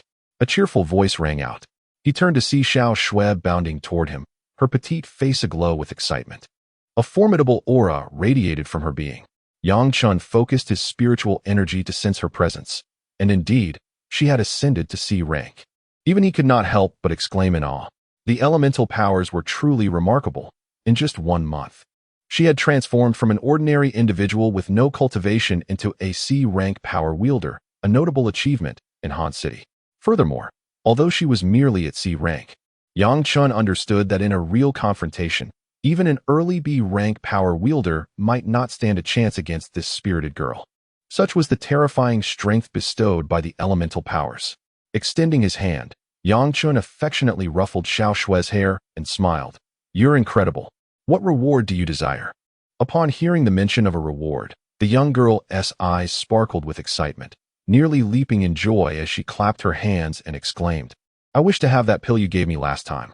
The pill from last time? Ah, Chen recalled that during a previous signing, he had acquired 5 creation pills, capable of enhancing the quality of one's abilities. When Xiao Shui had ascended to become a degradability user, he had gifted her one. Little did he know she would become addicted to it, constantly seeking him out whenever she had the chance. However, he did not possess many of those pills, so he had refrained from giving her more. Now, she was eyeing his pill with great anticipation. With a smile, Chen waved his hand, and a radiant pill appeared in his palm. As soon as the pill emerged, it stirred the surrounding spiritual energy. The creation pill was indeed a treasure, capable of elevating the quality of one's abilities. According to the system's description, this creation pill was classified as a Great Earth pill. Pills are categorized by levels: yellow, profound, earth, heaven, sacred, and immortal. On Earth, apart from certain ancient sects, profound grade pills are considered the pinnacle, and even some ancient sects may not possess a single Earth grade pill. It could be said that this creation pill, if placed within a sect, would undoubtedly be regarded as a treasured artifact. Chen flicked his fingers, sending the pill into Xiao Shui's hands. She embraced the gleaming pill as if it were a precious treasure and dashed back to her room, bouncing with glee. Chen observed her actions with a smile playing at the corners of his mouth. A life like this seemed rather delightful. During his leisure, sipping tea, basking in the sun, and mentoring Xiao Shui. Indeed, it was quite enjoyable. As Chen reclined in his chair, he squinted slightly, savoring the comforting warmth of the sunlight. A wave of drowsiness washed over him.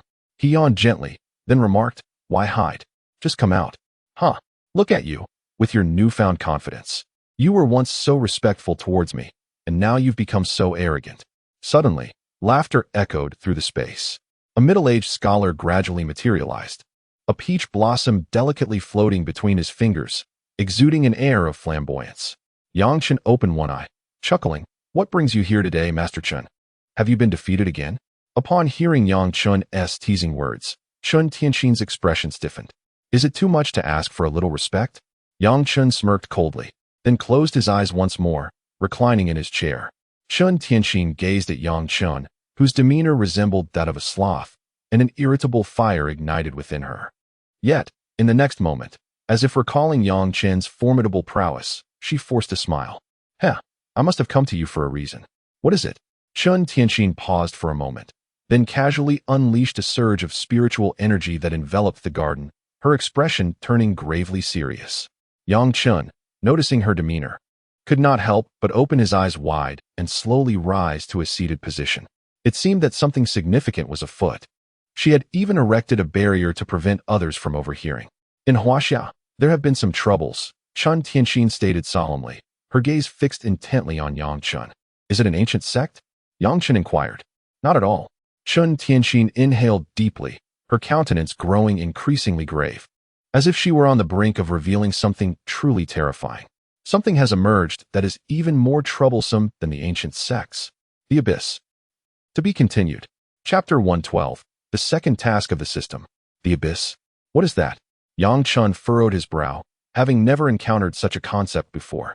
Chen Tianxin, somewhat exasperated, explained, "You may regard it as a sort of secret realm or relic. However, it is markedly more perilous than mere relics. Within the Abyss dwells a myriad of demons from other worlds, all of whom arrive here only when their own worlds face annihilation, seeking to invade a new realm. The Abyss serves as a sort of transit hub, linking other worlds with ours. Initially, during the first resurgence of spiritual energy, such phenomena did not exist. Yet, with the advent of the second resurgence, the Abyss manifested within Huaxia.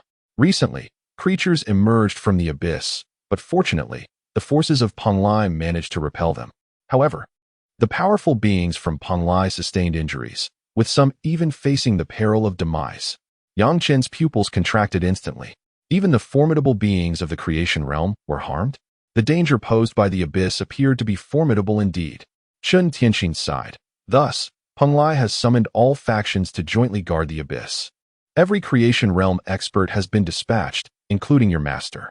However, relying solely on those of the creation realm proves insufficient, as there exist demons within the Abyss that rival their strength. Therefore, Those above the Grandmaster level must also proceed to safeguard the abyss. Chen frowned and spoke gravely. So, you intend for me to assist in guarding the abyss? He comprehended Chen Tianxin's intentions. Presently, the majority of Grandmaster-level experts in Huaxia were deployed to the abyss, for should the creatures within breach our realm, the entirety of Huaxia would face catastrophe. As a formidable member of the Heavenly Gate, he naturally represented a significant force. Yet, even the Heavenly Gate might not enjoy any advantage within the abyss. After all, if even the creation realm experts were injured, he, as a member of the Heavenly Gate, though deemed invincible, would still face a degree of peril. Chen fell into deep contemplation. Observing his pensive state, Chen Tianxin subtly shifted her approach. Actually, it is not about sending you into battle. Rather, it is merely a matter of standing guard. After all, Heavenly Gate experts are quite rare, and your presence is primarily needed to maintain a watchful eye. Fearing that Chen might decline, she softened her tone. After all, every powerful individual places great importance on their own life, and in Chen Tianxin's eyes, Chen was no exception. However, Chen's thoughts diverged from hers. He was unaware of the conditions within the abyss, yet he gleaned from Chen Tianxin's words that the combat strength therein was evidently formidable, to the extent that even an ancient sect could not contend with it. It is essential for the formidable warriors of the entire land of Huaxia to mobilize. This indicates that there exists a multitude of powerful beings within the depths of the abyss. The most effective means to enhance one's prowess is through combat.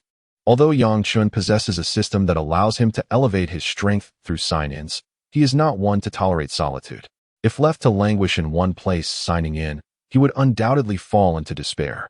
Thus, this abyss serves as an excellent opportunity for breakthroughs. Perhaps, it is amidst battle that he can transcend his cultivation limits. Throughout the past month, despite Chen's relentless training, his cultivation has stagnated at the mid-stage of the Heavenly Gate, unable to progress further. He recognizes that he has reached a bottleneck. To shatter this impasse, continual combat is imperative, and the abyss presents a superb chance. However, Chen Tianxin, unaware of Chen's thoughts, gazes at him lost in contemplation and sighs. Chen, I understand your desire to preserve this tranquil life.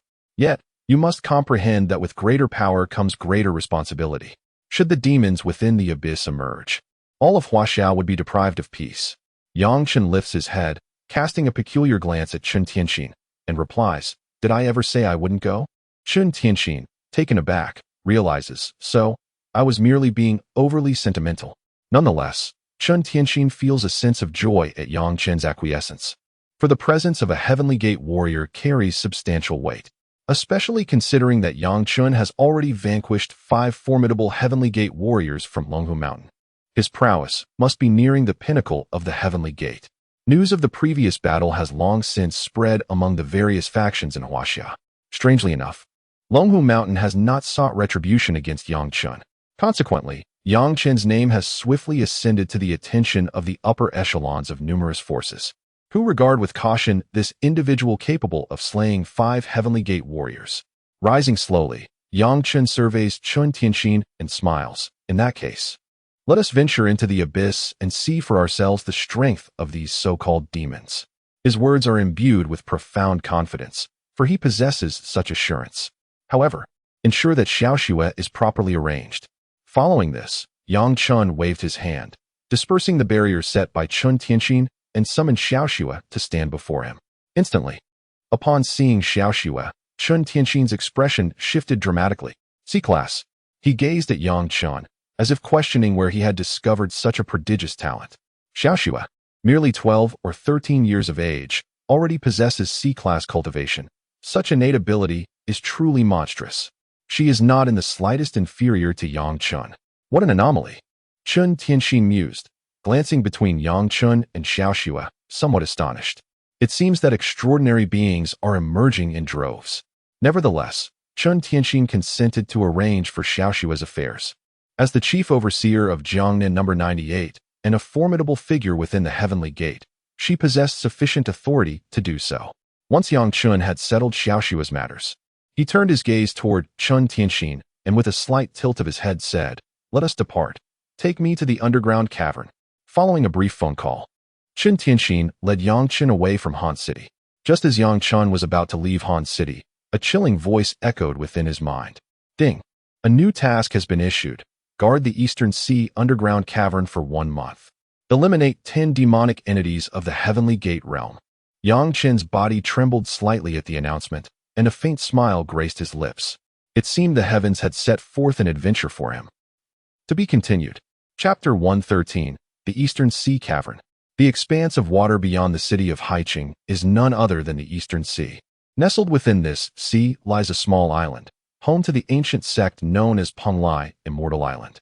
In ancient times, Penglai was one of the foremost powers, and even amidst the subsequent scarcity of spiritual energy, it retained formidable strength.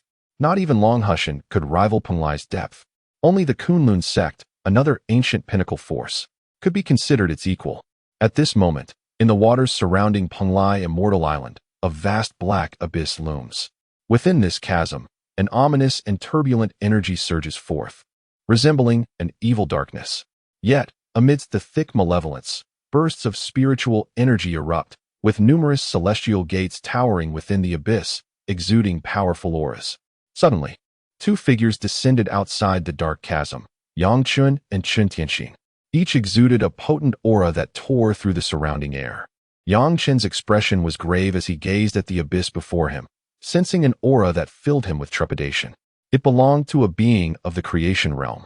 Clearly, there were formidable demons lurking within the cavern. However, as he pondered, Yang Chen's heart settled. The presence of a creation realm entity did not imply that they were without their own.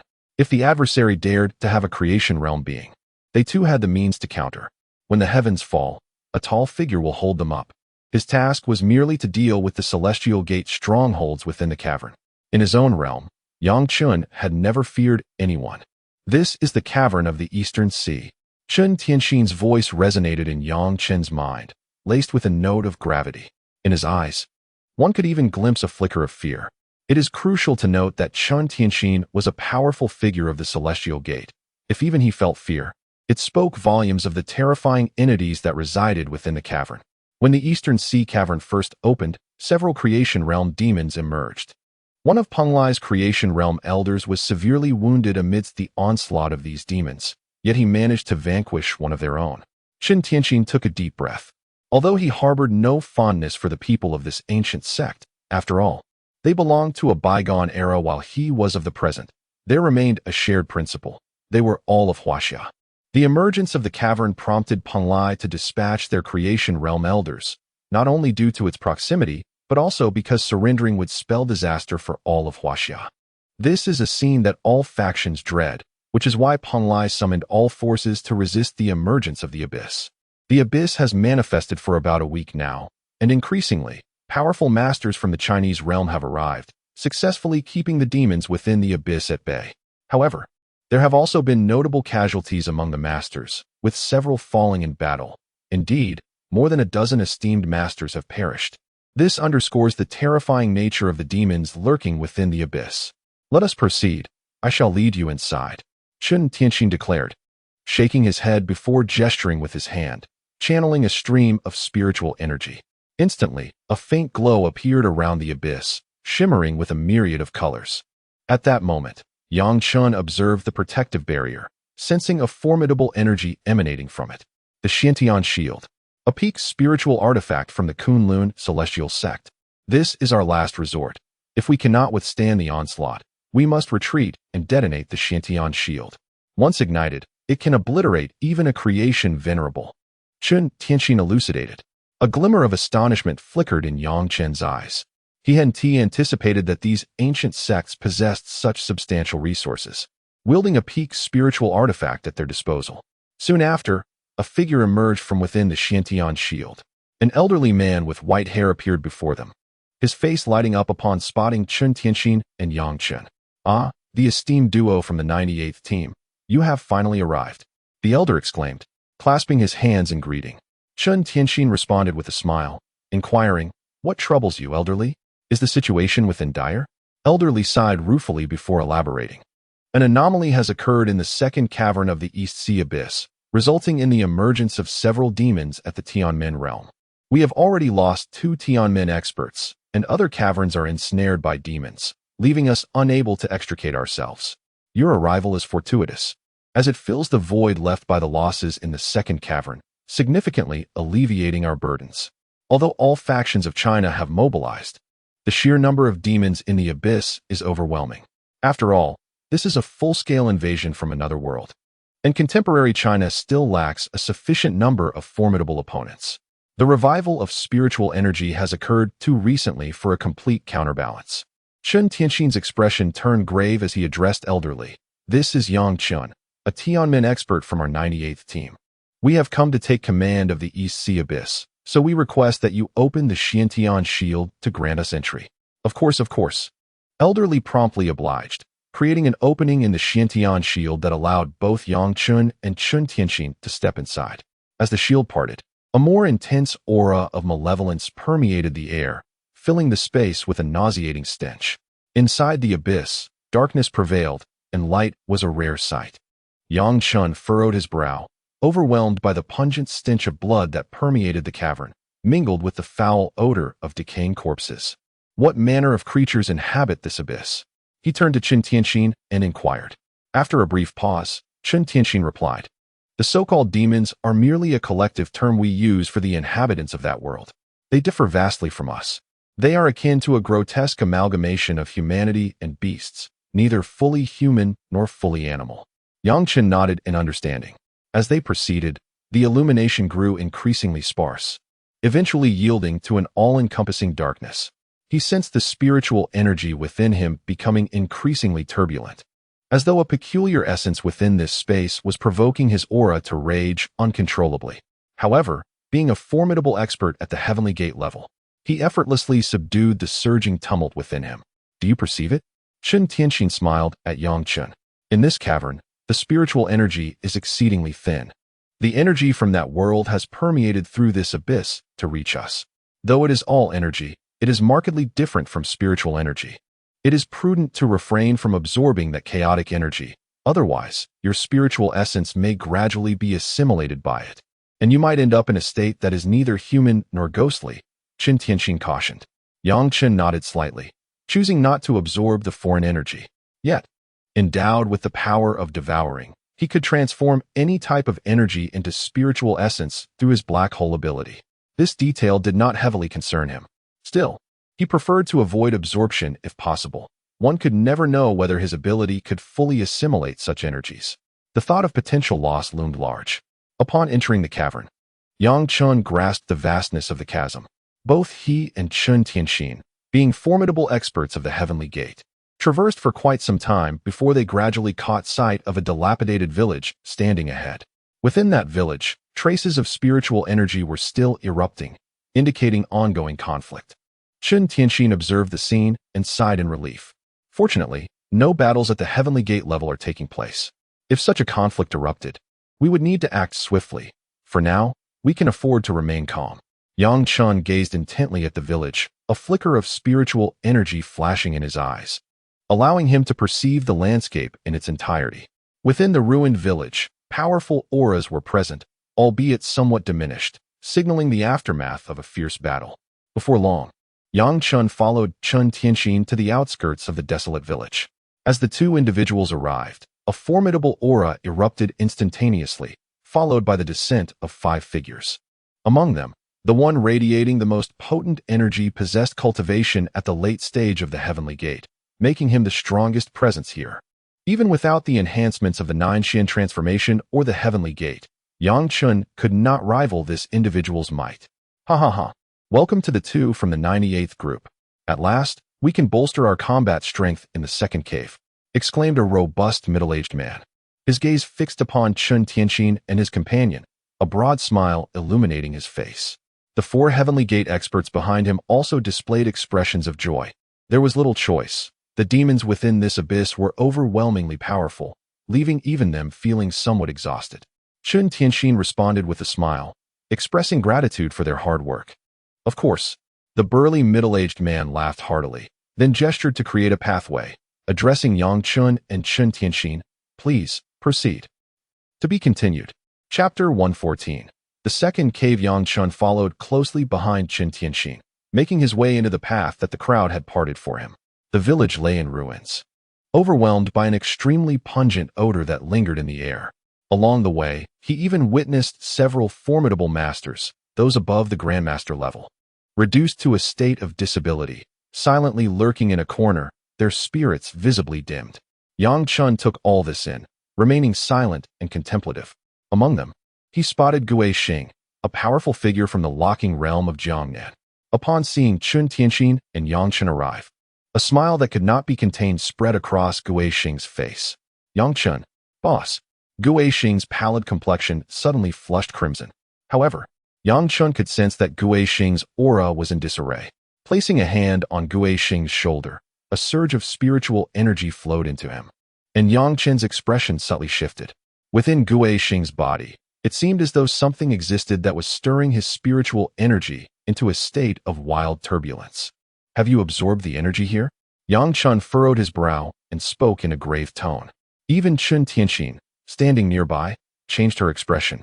Casting a cold glare at Gui Xing was momentarily taken aback, then managed a bitter smile. Previously, I was entangled by several demons of the locking realm. If I hadn't absorbed the energy here, I might have already perished. Although it poses significant risks, preserving my life is paramount. Yang Chen sighed inwardly. And then his black hole ability manifested instantaneously, a flash of dark light sweeping through as it devoured the chaotic energy within Gui Xing's body. Subsequently, Gui Xing felt a sense of calm wash over his internal energy, and a look of astonishment appeared on his face. Initially, he had planned to exit the cave and suppress this energy gradually before re-entering, as his locking realm cultivation could resolve this energy. However, this would require considerably more time and effort. With Yang Chen's assistance, the duration was significantly reduced. The several powerful figures from the Heavenly Gate, standing behind Yang Chen, were visibly pleased to witness his formidable capability. After all, during their time in the cave, many strong individuals had lost their combat prowess due to the energy present in that space, and some had even succumbed to madness. If Yang Chen could wield this energy effectively, it would alleviate considerable pressure on them. Nevertheless, these Heavenly Gate warriors refrained from voicing their thoughts immediately, choosing instead to wait until they reached a more suitable location to discuss further. Chen Tianxin also took note of Gui Xing's reaction, raising an eyebrow slightly as a smile graced her lips. Meanwhile, after utilizing his black hole ability to absorb the turbulent energy from Gui Xing, Yang Chen was astonished to discover that the energy feedback from the black hole had become exceedingly rich. The amplification of spiritual energy he experienced was indeed not inferior to that provided by a low-grade spirit stone. Although it must be acknowledged that the benefits derived from such a stone for Yang Chen were currently minimal, one must consider the vastness of this space. Yang Chen was certain that if he were to cultivate within this realm, the results would be remarkably efficient, yielding a significant enhancement to his cultivation level. He gently licked his lips, a glimmer of fervor igniting within his eyes. Truly, this was an extraordinary place. In a hushed tone, barely audible to anyone but himself, Yang Chen spoke softly. Shortly thereafter, Gui Xing bid farewell to both Yang Chen and Chen Tianxin. He recognized that Yang Chen had already ascended to the level of a Tianmen realm expert, a status far beyond his own, especially when he observed the formidable individuals standing behind Yang Chen. Yang Chen merely arched an eyebrow before continuing his forward march, considering the recent encounter merely a minor interlude. In a brief span, they arrived at the entrance of a vast cavern, surrounded by rudimentary structures, abodes for the formidable Tianmen experts. The nearer one dwelled to the cave, the more powerful they needed to be, otherwise, one could not hope to defend such a significant location. Subsequently, Yang Chen and Chen Tianxin entered one of the buildings under the watchful gaze of the esteemed Tianmen experts. Inside, Yang Chen found a place to settle, followed by the others who took their seats in succession. Moments later, a Tianmen late-stage expert spoke up. "Allow me to introduce myself. I am Wang Zhan, of the ancient Wang clan, and this is my younger cousin, Wang Xiao," he declared, gesturing towards a middle-aged man who bore a slight resemblance to him. Wang Xiao nodded slightly and smiled. "These four are formidable individuals hailing from Penglai Immortal Island: Jiran, Lin Hong, Zhuchang, and Li Yun." Wang Zhan continued, pointing out the remaining four with each introduction. Yang Chen acknowledged each with a nod. Notably, Both Wang Xiao and Ji Ran were mid-stage Tianmen experts, akin to himself, while Lin Hong, Zhou Chang, and Li Yun were early-stage Tianmen experts. Observing this, Yang Chun gradually rose and, with a respectful gesture, addressed the assembly, esteemed seniors. I am Yang Chun. It is an honor to meet you. You are Yang Chun. An astonished voice emerged. As the crowd turned to gaze, they discovered that it was Ji Ran from Penglai Immortal Island who had spoken. With an indifferent tone, Ji Ran remarked, "You possess the strength to slay 5 Tianmen experts from Longhu Mountain, which is impressive, yet do not forget. You have also dispatched 2 of our own from Penglai Immortal Island." A slight stirring occurred within Yang Chun, and a faint smile graced his lips. "Might I inquire, esteemed senior, do you seek retribution for the fallen?" It became clear to him that his actions in vanquishing their 2 Tianmen experts had not gone unnoticed. Hence the less than favorable reception. Jiran remained unfazed, calmly advising the younger generation not to be too reckless, lest their arrogance lead to their downfall. He then took a delicate sip of tea. In the second cave, many had met their demise unbeknownst to anyone. The smile on Yang Chen's lips gradually faded, replaced by a palpable aura of murderous intent as he solemnly remarked that he feared the elder might vanish before the younger one did. Yang Chen's gaze, sharp as a blade, fixed intently on Jiran. Jiran's hand, poised to drink, suddenly froze, and a flicker of irritation crossed his face. "Enough, let us speak less," Wang Zhan interjected, his voice laced with subtle authority, enveloping the others in an aura of pressure. Jiran's face flushed slightly. The presence of a late-stage Heavenly Gate Master was indeed formidable. In contrast, Yang Chun appeared unaffected, resuming his seat. Wang Zhan raised an eyebrow, surprised that Yang Chun remained unperturbed under his oppressive aura. This young man is no ordinary individual, he mused. After all, it was no small feat to have slain 5 Heavenly Gate Masters from Longhu Mountain. Wang Zhan then spoke. "Now that you 2 have arrived at our second cave, there are matters we must discuss." He stood, gravely addressing Yang Chun and Chen Tianxin. "The second cave is one of considerable significance among the various subterranean caverns. Within, there are known to be 10 Heavenly Gate demons. Fortunately, they cannot all emerge simultaneously, yet more than half of them can still make an appearance. Thus, we must prepare ourselves for their onslaught." Yang Chen nodded lightly, remaining still. The prospect of 10 Heavenly Gate demons did not seem particularly threatening to him. His curiosity lay in whether there were any creation realm demons within this cave. If such were the case, it would pose a serious problem. Wang Zhan seemed to sense Yang Chen's thoughts and continued, "Moreover, there exists a creation realm demon stationed within the second cave. However, due to the instability of the passage, this demon refrains from revealing its true aura. Otherwise, the passage could collapse, potentially erasing even the creation realm itself." Yang Chun raised an eyebrow, intrigued. "So, there exists a creation realm entity that can only exert Heavenly Gate strength? How fascinating." He began to tap his fingers thoughtfully, continuing to listen to Wang Zhan's words. Wang Zhan cleared his throat and looked at Yang Chun. "It has been a day since the last attack by the Heavenly Gate demons. According to their usual pattern, we can expect another assault shortly. Thus, I advise you both to remain vigilant. Otherwise, you may find yourselves caught unawares." Chen Tianxin and Yang Chun nodded solemnly, responding in unison, "Understood."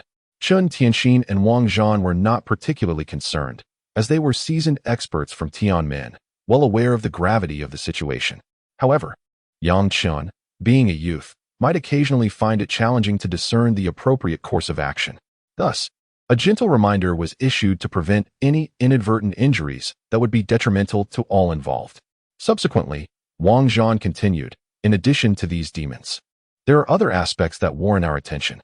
I trust both of you are aware that this area is also home to demons of the creation realm. It is not only within the cave that such formidable entities dwell. There are even creation realm beasts lurking in the vicinity." Yang Chun and Chen Tianxin exchanged glances, a trace of solemnity passing between them. Creation realm beasts? This was indeed new information to them. Wang Zhan explained, "However, these creation realm beasts possess considerable intelligence. As long as we do not provoke them, they are unlikely to attack us. Of course, exceptions exist. Beasts, after all, share a world with these demons. And should an alliance form between the demons and the beasts, we must be prepared for potential assaults from these creatures." To be continued. Chapter 115, A Show of Force. Listening to Wang Zhan's words, Yang Chun pondered deeply. The current situation in the underground cavern presents two primary concerns: the onslaught of the demons emerging from the abyss and the potential alliance between the demons and the beasts beyond the chasm. However, it appears that, for the moment, the beasts have yet to forge an agreement with the demons lurking within, thus posing no significant threat, merely requiring a modicum of vigilance. After Wang Zhan finished speaking, he turned his gaze towards Yang Chun, his eyes glimmering with a spark of fervor. Could it be that Brother Yang's spiritual roots possessed the ability to devour the rampant energies within this cavern? A hopeful glimmer filled Wang Zhan's eyes. And as his words echoed, the other formidable figures from the heavenly gate likewise fixed their attention upon Yang Chun. After all, among such an assembly of powerful beings, who could guarantee that they were free of those volatile energies? Having witnessed Yang Chun absorb the chaotic energies from the body of the ghostly entity, they had noted this with keen interest and were now compelled to inquire further. Perceiving the intensity of their gazes, Yang Chun felt a surge of understanding. With a slight movement of his lips, he gradually rose to his feet and softly affirmed, "Indeed." Instantly, expressions of excitement danced across the faces of Wang Zhan and the others. Yet, in the next moment, Yang Chen's voice resonated once more. "But why should I assist these individuals? Yang Chun, do not overstep your bounds. We are all here voluntarily to protect the realm of Huaxia from the encroachment of beings from other worlds. Do you truly believe that anyone desires to be here?" Ji Ran exclaimed, his anger igniting. His dissatisfaction had already been brewing due to Yang Chen's earlier slaying of a formidable figure from Penglai, and now, Yang Chen's words had provoked him further. Even Chun Tianxin, standing beside Yang Chun, was taken aback, perplexed as to why Yang Chun would utter such statements. However, observing Ji Ran's fierce demeanor, Chun Tianxin chose to silently position himself behind Yang Chun. "Ridiculous. I, number 98, fear none from Penglai," Chun Tianxin retorted defiantly. "What do you mean by this, Chun Tianxin? Is it possible that number 98 cannot even manage a mere junior? It seems that over the years, you've all become nothing but waste." Ji Ran mocked, his gaze fixed on Chun Tianxin's reaction. Yang Chun narrowed his eyes, fixing his steely gaze upon Ji Ran, a flicker of coldness illuminating his expression. "Seeking death? Come then, let us see who fears whom." As a seasoned mid-tier powerhouse of the Heavenly Gate, Ji Ran possessed his own hidden cards. Although he was unaware of how Yang Chun had managed to slay Mu Hua, he certainly did not believe that a mere child could accomplish such a feat alone. He was certain that a master from number 98 had intervened. Wang Zhan stood between the two, his brow furrowed in concern, yet he ultimately refrained from interjecting. If a faction were to be chosen, he would prefer to align with Xian Tian, for the inhabitants of the abyss desperately need a means to consume the rampant forces that dwell within. Yang Chun possesses such a method, yet it appears he is reluctant to part with it easily. Wang Zhan sighed, then slowly stepped aside. This was a signal, indicating that they would battle, and the victor would take command. Ji Ran observed Wang Zhan retreating, a hint of ferocity creeping onto his face, while behind him, Lin Hong, Zhua Chang, and Li Yun emanated their own formidable auras, 3 early-stage celestial gate cultivators. Chun Tianxin's expression shifted slightly as he glanced at Yang Chun, a bitter taste forming in his heart. "I hope you have a plan, or I shall be at a loss as well." In an instant, a sea of flowers blossomed forth, and the sweet scent of peach blossoms wafted through the air, enveloping the entire space in a rosy glow, exceedingly flamboyant. As Yang Chun sensed Chun Tianxin's aura, his lips twitched, and he smacked his lips, turning his gaze toward Ji Ran. In his hand, the Canglong Wuhu sword shimmered, a fleeting blue halo flashing by, and an overwhelming aura began to emanate from Yang Chen's being. Boom! A celestial gate materialized above Yang Chen's head, radiating a gentle light that cascaded downward. Thud! The structure crumbled instantly, rocks plummeting to create a massive pit in the ground. A low hum resonated through the heavens and earth, as faint sword energy tore through the fabric of space, causing the surroundings to emit mournful cries. The Canglong Wuhu sword in Yang Chen's grasp trembled, producing a melodious chime. The cultivation of the mid-stage celestial gate erupted forth in an instant. Yang Chun pointed his sword at Ji Ran, his brow slightly arched. "If you wish for me to serve you, then demonstrate some true skill." Ji Ran, filled with rage, unleashed his mid-stage celestial gate prowess without hesitation. Charge forth. Let this junior understand what it means to face a seasoned celestial gate expert. Boom, boom, boom. 3 resounding blasts echoed as celestial gates loomed high above. Masters of the shackled realm turned their gazes toward this scene. What transpired? Could it be that the demons from the abyss have emerged once more? Uncertain, they hastened to investigate. Swish, swish, swish. The sounds of slicing through the air echoed as figures swiftly approached. Yang Chen turned his head, smiling at Chen Tianxin. Little Chen, keep an eye on Wang Zhan and the others. The people from Penglai are mine to handle. All right, just be careful. Chen Tianxin had just nodded when he realized that Yang Chen's reference to him seemed somewhat off. Damn it, who are you calling Little Chen? Call me that again, and I'll make you regret it. Chen Tianxin, though somewhat exasperated, complied with Yang Chen's instructions, instantly channeling his energy to lock onto Wang Zhan. Yang Chen smiled, and in a fleeting moment, he transformed into a phantasmal apparition, leaving behind a series of afterimages that sliced through space at an astonishing velocity, surging towards Ji Ran and the others from the Penglai Immortal Island. Boom, boom, boom. Suddenly, the space around them began to wail in anguish. A fissure materialized, revealing the abyssal void within, where arcs of lightning and flames danced ominously, emanating a terrifying aura. Even the seasoned Heavenly Gate warriors, like Ji Ran, felt a chill run down their spines upon witnessing this void, a sense of dread rising within them. At that moment, a sharp voice echoed through the air. Songlong Fist. Roars of a colossal dragon erupted, enveloped in a pale yellow glow, as it surged forward with its massive form, intent on clashing with Ji Ran and his companions. Before it even approached, Ji Ran felt an overwhelming sense of impending doom, causing his expression to shift dramatically. From the array, Ji Ran bellowed, brandishing a long sword in his hand. Penglai Immortal Array. For beams of light erupted from their bodies, intertwining like a water pump, giving rise to a gentle flow of white energy. This energy seemed to possess unique properties, erupting into magnificent brilliance in an instant. Boom, boom, boom. In a heartbeat, the Songlong Fist crashed down upon the dense energy currents, stirring them violently.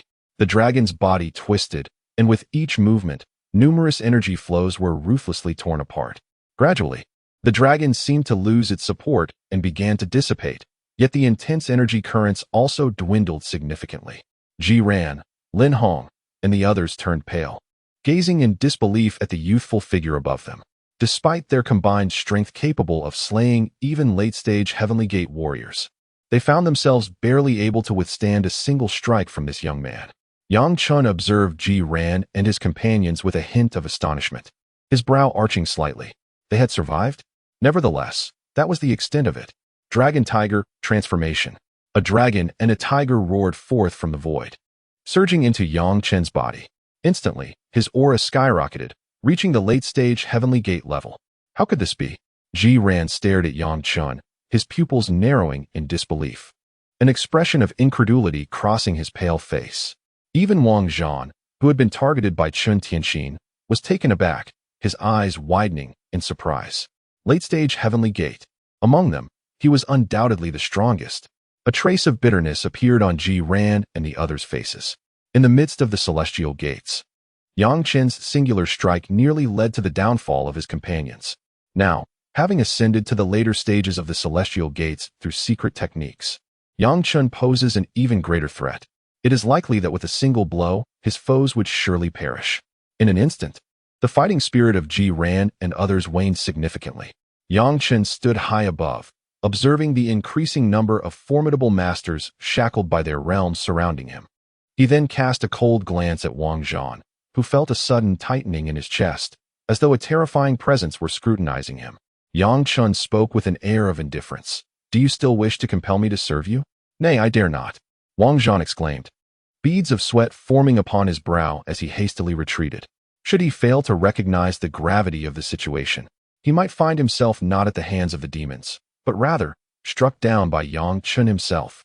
Yang Chen then turned his attention to the gathered crowd, proclaiming in a resounding voice, "Esteemed warriors of our great China, we fight for our homeland, and I am not one to be petty.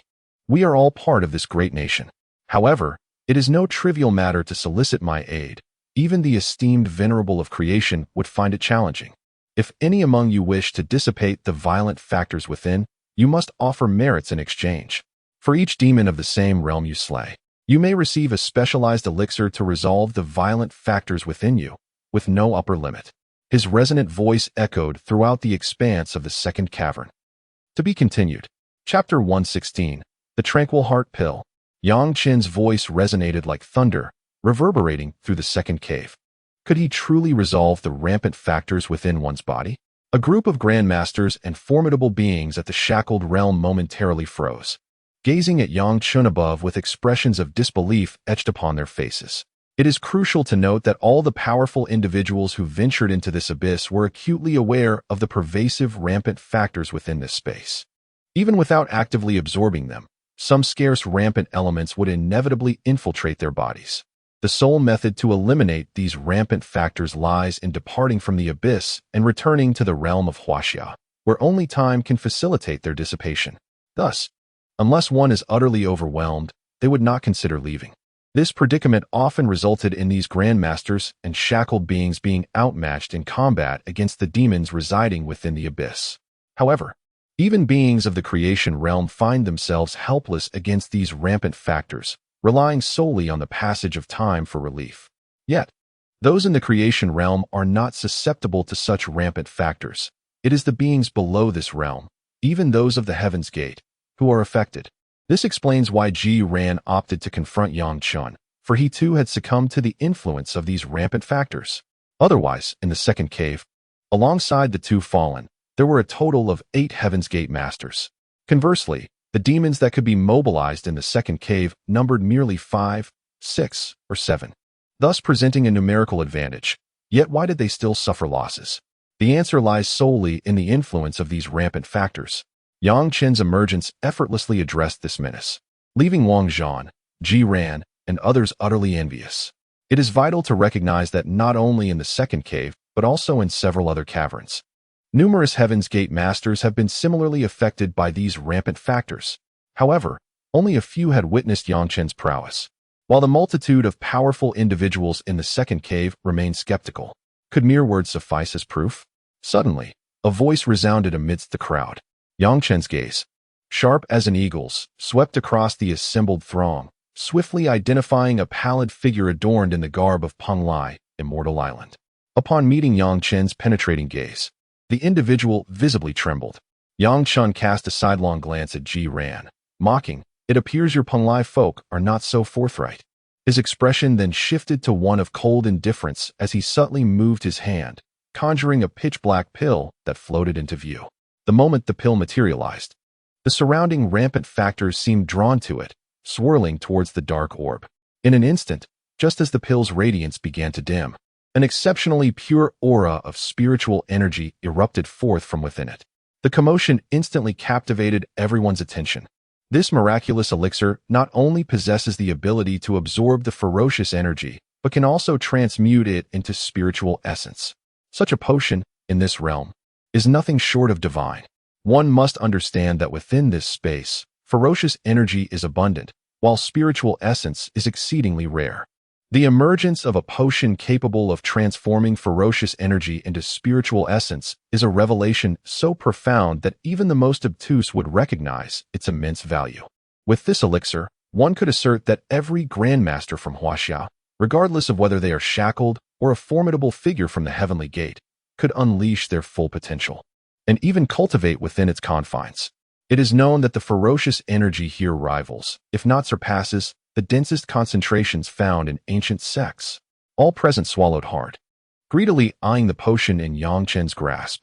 Had it not been for Yang Chen's formidable cultivation in the Heavenly Gate, some might have attempted to seize it. Yet, witnessing the defeat of Ji Ran and his companions at Yang Chen's hands rendered them hesitant. Observing the crowd's reaction, a smirk crept onto Yang Chen's lips. This elixir was composed merely of a fraction of the energy extracted from the black hole pearl within his dantian. Even if he possessed 100,000 of these potions, they would not affect the pearl within him in the slightest. Thus, Yang Chen was willing to part with it, for the sake of fighting for Huaxia. Once again, he held up the elixir and proclaimed, "This is the Tranquil Heart Pill, designed to effectively resolve the ferocious energy within you." even transforming it into spiritual essence for your cultivation. However, I must reiterate, this potion is not given freely. It must be exchanged for merit. For every demon of the same realm you slay, you may claim one of these pills from me, with no upper limit. Yang Chen reiterated the exchange rules before retracting the Tranquil Heart pill. A wave of disappointment echoed among the crowd. Yet, the prospect of acquiring the pill by vanquishing demons reignited their fervor. At that moment, a cautious Grandmaster carefully produced a blackened heart. Even severed, it pulsed with vitality, exuding an intense life force, albeit laced with ferocious energy. The Grandmaster approached Yang Chen and offered the heart, his eyes glimmering with hope. Could the heart of a demon at the Grandmaster level be considered merit? His gaze was urgent. He desperately needed the Tranquil Heart pill, as his body was on the brink of succumbing to the overwhelming ferocious energy. Yang Chen's divine sense swept over the heart, confirming it belonged to a Grandmaster-level demon. He then accepted the heart into his ring and produced a Tranquil Heart pill, placing it in the Grandmaster's hand. However, the man was suddenly filled with joy as he clutched the dark elixir, as if he had acquired a treasure of immense value. He hastily concealed it and swiftly made his escape. The onlookers, witnessing this spectacle, became agitated, each one clamoring to present their wares before Yang Chen. "My lord, I possess the horn of a Grandmaster-level demon. My lord, behold, I have the diminutive member of a shackled demon. Get lost. My lord, I even have 2 arms from a shackled demon." In an instant, chaos erupted. Yang Chen furrowed his brow slightly, and then commanded, "Silence." A formidable pressure enveloped the crowd. And in that moment, the powerful warriors fell into a quietude akin to obedient children. Yang Chen pinched the bridge of his nose, feeling somewhat vexed. He casually produced several jade vials and tossed them to Chen Tianxin, instructing, "This vial contains 50 clear heart pills. You shall be responsible for distributing them." Chen Tianxin promptly accepted the jade vials, his expression less than favorable. "Am I to become your subordinate now? Is it merely because I have joined the Heavenly Gate? I am still a member of the Heavenly Gate." Nonetheless, Chen Tianxin maintained a cheerful demeanor as he accepted the jade vials, stowing one away in his spatial ring before musing, "Is it unreasonable to expect a little remuneration for my assistance?" Although he had only recently arrived in the abyss, he intended to extract as much as possible, lest he feel a sense of injustice in his heart. Yang Chen, observing the scene, could only smile helplessly, choosing not to voice any objections. It was merely a small act of kindness. At this moment, everyone gazed expectantly at Yang Chen, some clutching various parts of demon bodies, eagerly awaiting their chance to exchange them for the clear heart pills. Yang Chen waved his hand and commanded, "Go on, let Chen Tianxin handle the exchanges." Instantly, a throng surged toward Chen Tianxin, reminiscent of an eager crowd awaiting the opening of a supermarket. Wang Zhan and Wang Xiao also felt a stir of desire. As powerful members of the Heavenly Gate, they possessed a strong resistance to the violent factors present, yet that did not imply they were entirely immune. Even they, having lingered here for so long, inevitably harbored some of these violent elements within their bodies. Exchanging glances, Wang Zhan cleared his throat. "What is going on here? This is quite unbecoming." His authoritative presence as a Heavenly Gate warrior commanded respect, and the crowd once again fell silent. However, the very next moment, both Wang Zhan and Wang Xiao produced 2 severed limbs from Heavenly Gate-level demons, approaching Chen Tianxin with grins on their faces. "Old Chen, do give me one." The crowd collectively thought, "How shameless." And soon, the frenzy resumed. Meanwhile, the 4 from Penglai Immortal Island found themselves in an awkward situation. Qi Ran's face fluctuated between shades of red and blue, struggling to maintain her composure. After all, having just been reprimanded by Yang Chen, how could he possibly show his face if he were to exchange again? However, after a considerable time had passed, and observing the dwindling supply of the Tranquil Heart pills, Qi Ran ultimately could not restrain himself. He took out the residual value of the Tianmen realm's demon spirits, preparing to make an exchange. Yet, as he approached Chen Tianxin, he was intercepted by Yang Chen. "Hold on. Those from the Penglai Immortal Island must pay double the merit points to exchange for the Tranquil Heart pills." Instantly, Qi Ran was incensed, exclaiming, "Yang Chen, you are being utterly unreasonable." Yang Chen shot him a sidelong glance, a cold sneer escaping his lips. "Indeed, I am unreasonable. Do you dare to fight?" Qi Ran found himself at a loss for words in the face of this challenge. yet he was powerless to retaliate. Meanwhile, Lin Hong tugged at Ji Ran's sleeve, exchanging a knowing glance. Ji Ran then composed himself and coldly addressed Yang Chen. I shall duly report this matter to the revered one of our Penglai, Immortal Island. I hope that by then, you will still possess such bravado.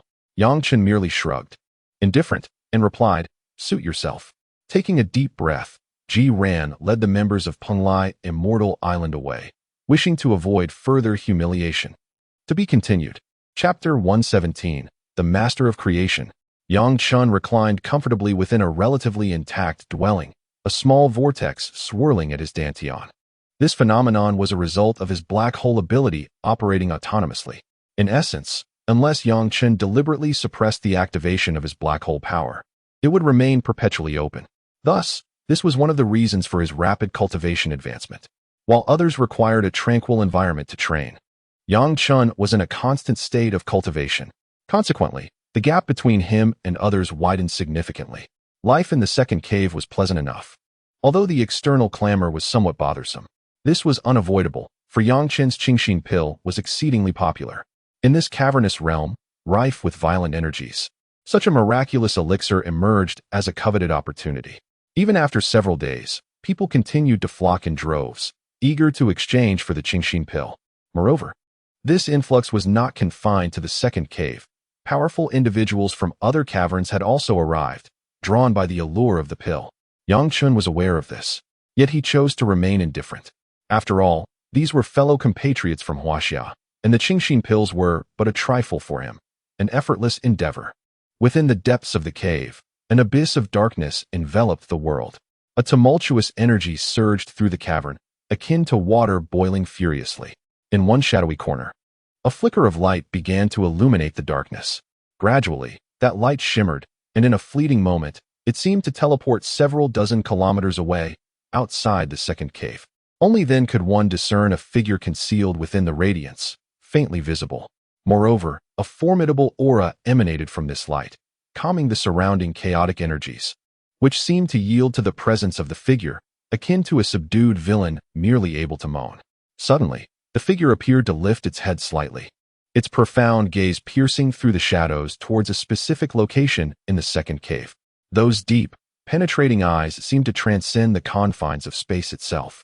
At that moment, Yang Chen, still resting in bed, was abruptly engulfed by a sense of impending danger. Goosebumps erupted across his body, and with a swift motion, he sprang to his feet. His gaze swept fiercely across the surroundings, abruptly halting as it locked onto a pair of deep, penetrating eyes. Boom, boom. A resounding roar seemed to explode within Yang Chen's mind, leaving even his mid-stage divine soul power in a state of chaos and confusion. He hastily averted his gaze, gasping for breath. The figure appeared to exclaim in awe, gradually emerging from the light. At this moment, it became apparent that this individual resembled a youthful boy. His delicate feet bore no adornments, clad only in a long robe that draped over him. Yet, those eyes, which should have been pure and flawless, appeared to encompass the entirety of life's experiences. The boy gasped in amazement, a smile gracing his lips as he took measured steps toward Yang Chen. Yang Chen swiftly ascended into the air, his expression one of vigilance as he regarded the boy who walked gracefully through the void. A look of wariness and gravity filled his eyes. His opponent was formidable. Meanwhile, the powerful figures around, who were exchanging for the tranquility pill, fell silent, their gazes directed skyward.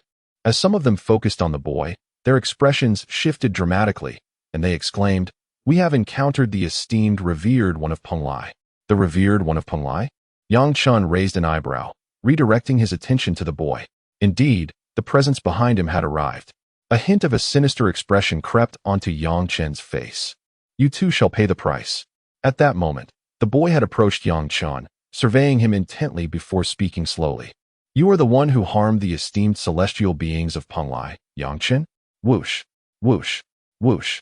The sound of air being sliced apart echoed as Ji Ran, Lin Hong, and others appeared. Upon seeing the boy, Ji Ran and the others were filled with joy, bowing in greeting. "We have met the revered one." A glance from Ji Ran towards Yang Chen revealed a flicker of malice in his eyes.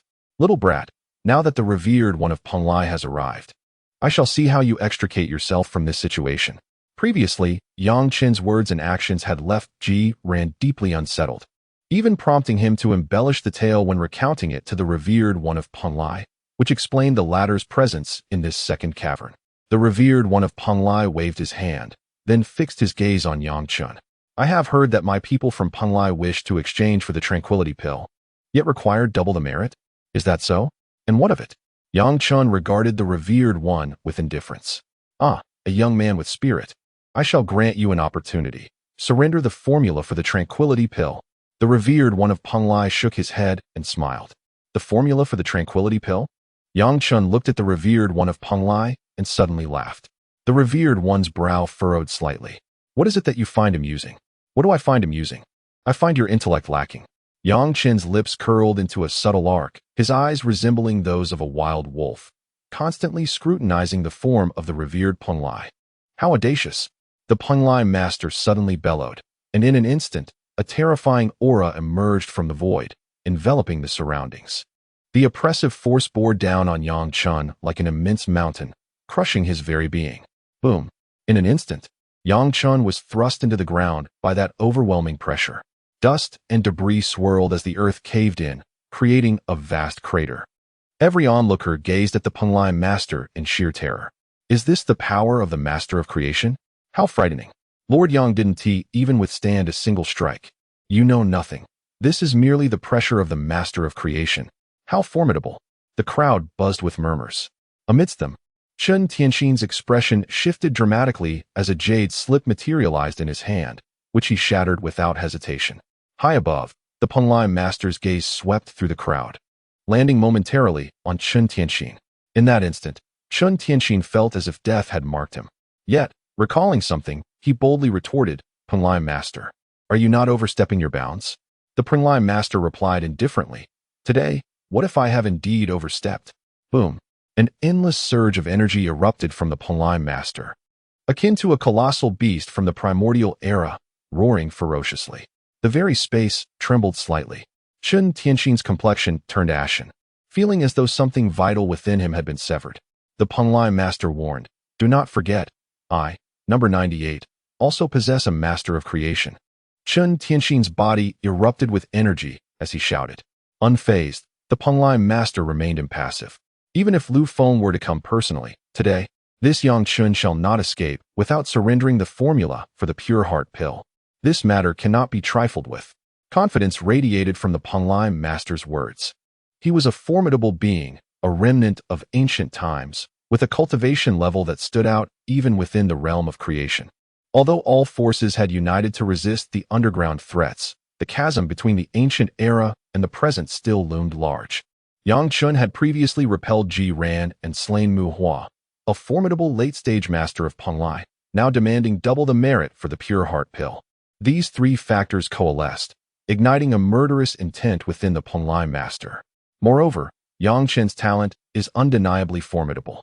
He has been investigated, and it is known that he ascended to become a mid-tier powerhouse of the Heavenly Gate in a remarkably short period. If left unchecked, he may well become another Lu Feng, or even surpass him in strength. Therefore, the request for the recipe of the Tranquil Heart Pill serves merely as a pretext. The primary objective remains to eliminate Yang Chen to prevent future troubles. Esteemed one, let us wait and see. Chen Tianxin's voice was hoarse, as if constricted. How noisy, the esteemed Penglai remarked nonchalantly, waving his hand lightly. Instantly, a tempestuous storm erupted in the heavens, sweeping furiously and crashing down upon Chen Tianxin, whose body was sent flying by the overwhelming force. Subsequently, the gaze of the Penglai elder fell into the depths of the pit. Come forth. I know you are not dead.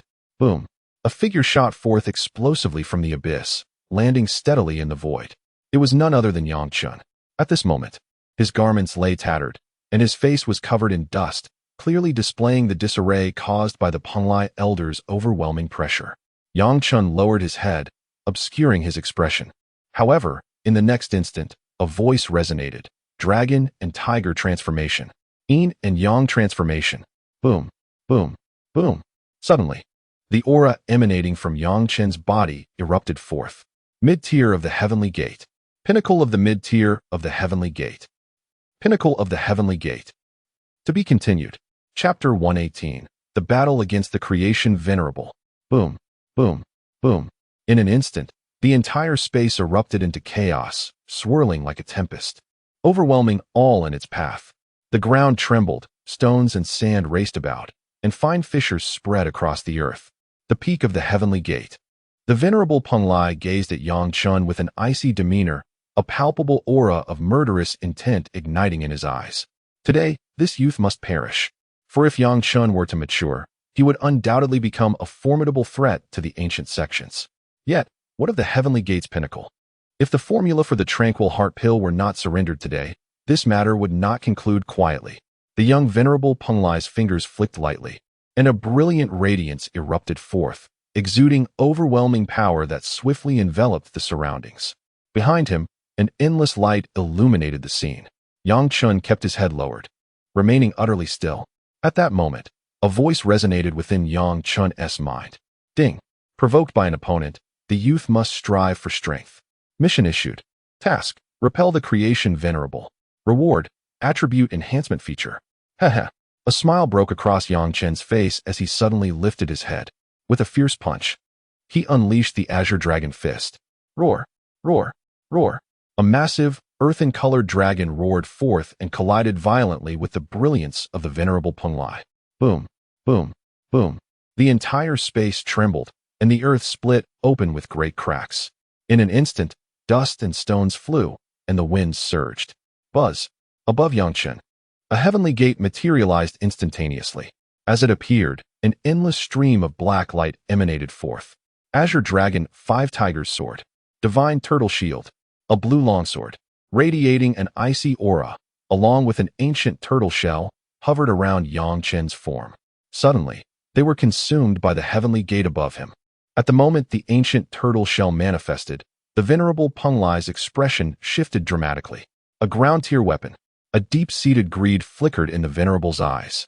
It was well known that even he lacked such an artifact. And yet, Yang Chen wielded a ground-tier weapon.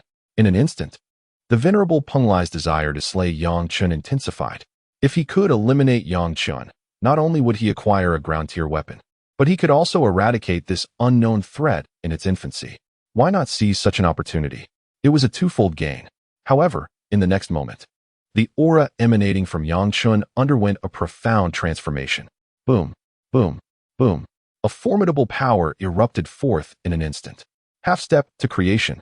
As I gazed upon the scene, the celestial gate above Yang Chen's head solidified with remarkable density, emanating an extraordinarily potent aura. The eyes of the esteemed Peng Lai elder slightly lifted, fixing upon Yang Chen. With a cultivation at the mid-stage of the celestial gate, he astonishingly managed to elevate himself to the threshold of creation through secret arts.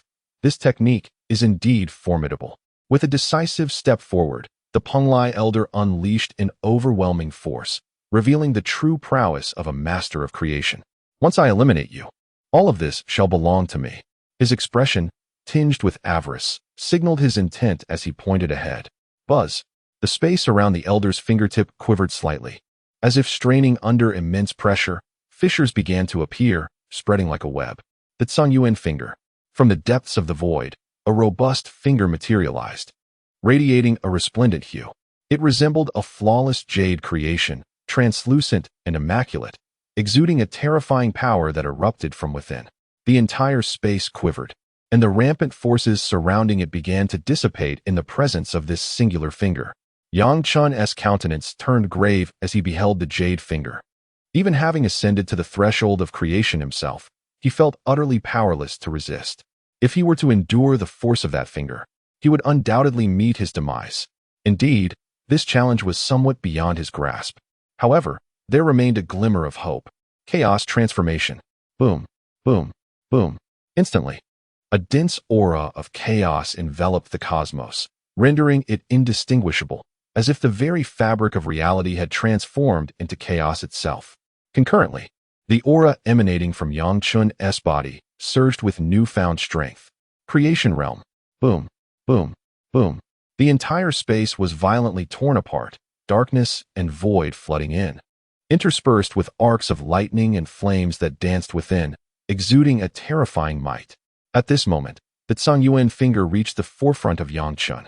Sensing the overwhelming power coursing through him, Yang Chen took a breath, then struck forth with a powerful palm, clashing fiercely with the Zhongyuan finger. Bang! The heavens and earth reverberated as if a colossal bomb had detonated, sending shockwaves rippling outward like ripples on a pond. Even the observing Grandmasters and those at the shackled realm were hurled away by the ensuing waves, while the Celestial Gate cultivators, like Jiran, struggled to maintain their footing. After all, the chasm between the creation realm and the Celestial Gate realm is no trifling matter. It is as vast as a chasm separating the heavens and the earth. Even the aftershocks were sufficient to cause them distress. An endless blaze of fire abruptly enveloped the surroundings, erupting instantaneously around Yang Chen. The terrifying might of the explosion completely consumed him, drawing him into its very epicenter. The Penglai elder narrowed his eyes slightly, directing his gaze towards the heart of the explosion. Instantly, a surge of spiritual energy enveloped him as he peered into the chaos. However, the moment the elder's spiritual force reached the center of the explosion, his countenance underwent a dramatic transformation. How could this be possible? A look of disbelief flickered across the elder's face, for, according to his spiritual perception, Yang Chen remained unharmed in the eye of the storm, astonishingly alive. To be continued. Chapter 119. Repelling the Honorable of Penglai. Impossible. The expression of the Honorable of Penglai shifted slightly. Although he had not exerted his full strength in that strike, it still bore a potency of 7 or 8 parts. It is crucial to note that while Yang Chen had forcibly elevated himself to the realm of creation through secret arts, he was ultimately not a true creation realm master. In contrast, the Honorable had already taken several steps within that domain. Not only had he failed to annihilate Yang Chen, but he had not even managed to defeat him. A fierce gale surged, revealing Yang Chen within. To his astonishment, Yang Chen emerged completely unscathed, with not a single thread of his garments marred. Yang Chen slowly lifted his head, inhaling deeply before breaking into a smile. It appears, Honorable, that your strength is lacking. Within Yang Chen's smile lay boundless mockery. Just moments ago, he had utilized a skill from the divine tortoise shield, Xuanwu Body, a peculiar ability capable of withstanding all physical attacks for a span of 10 breaths. And now, merely 4 seconds remained. Yang Chen's gaze gradually turned grave. In his hand, a spirit energy long sword erupted forth in a brilliant flash. He shot forth like a cannonball, soaring into the heavens and slicing through the darkness. Intense energy erupted instantaneously. Fire, wind, thunder, boom, boom, boom. The space around them ignited with flames, turbulent winds swirled, and thunder cracked. A pure white angel slowly materialized behind Yang Chen. Angelic radiance. The resplendent figure of the angel emanated a profound light, illuminating the entirety of the second cavern. What on earth? Is this not the supernatural ability of those birds from the church? From a distance, Chen Tianxin gazed at Yang Chen in utter bewilderment. When did Yang Chen acquire angelic powers? Could it be that he is of mixed heritage? Chen Tianxin's eyes gleamed with intrigue. As if he had stumbled upon something extraordinary. He seemed to have uncovered a momentous revelation. Chen Tianxin stroked his chin, grinning with a hint of mischief. Ha ha ha. Meanwhile, high above, Yang Chen had already engaged in a fierce struggle with the Honorable of Penglai. Waves of sword energy rained down upon the Honorable. The latter felt an urge to spit blood. Despite his continuous assaults on Yang Chen, inexplicably, Yang Chen appeared utterly fearless, employing a strategy of exchanging injury for injury. What was most perplexing was that no matter how he attacked, Yang Chen remained unharmed, displaying no reaction whatsoever. Conversely, although Yang Chen's strikes were formidable, they inflicted considerable damage upon himself. Moreover, his garments were on the verge of disintegration. You might say that if it were another powerful being of creation, it could be more tolerable, but the fact remains that Yang Chen is merely a mid-stage practitioner of the Heavenly Gate. Regardless, the esteemed Penglai felt an overwhelming sense of frustration. In the fleeting span of 4 seconds, the moment the Xuanwu Body vanished, Yang Chen felt the terrifying force of his opponent's attack. Taking a deep breath, he swiftly created distance. The Penglai elder raised an eyebrow, perplexed by Yang Chen's sudden retreat.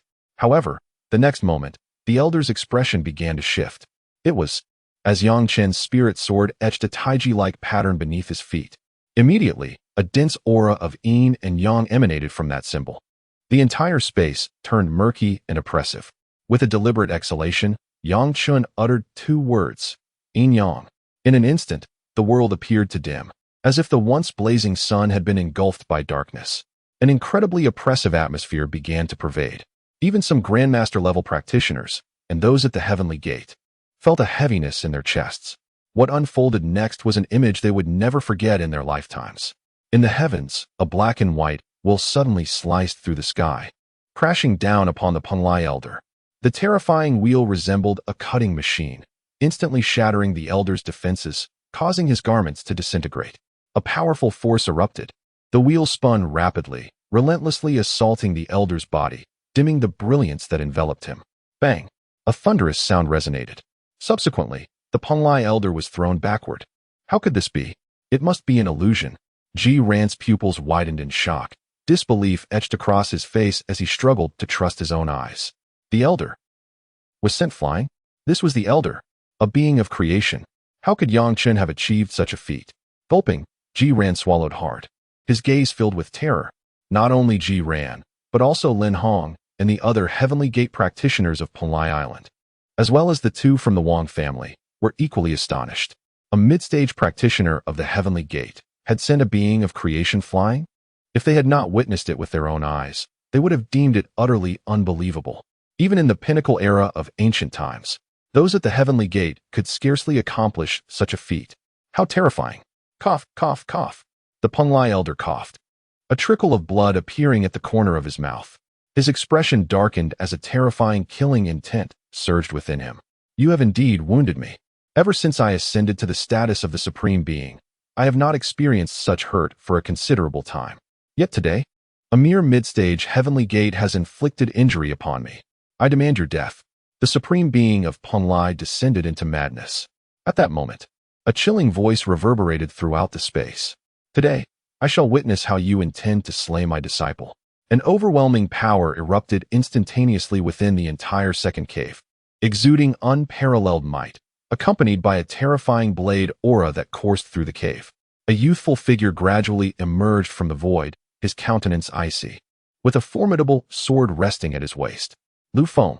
The expression of the Supreme Being of Penglai instantly darkened, revealing a moment of hesitation. Lu Feng's strength was formidable.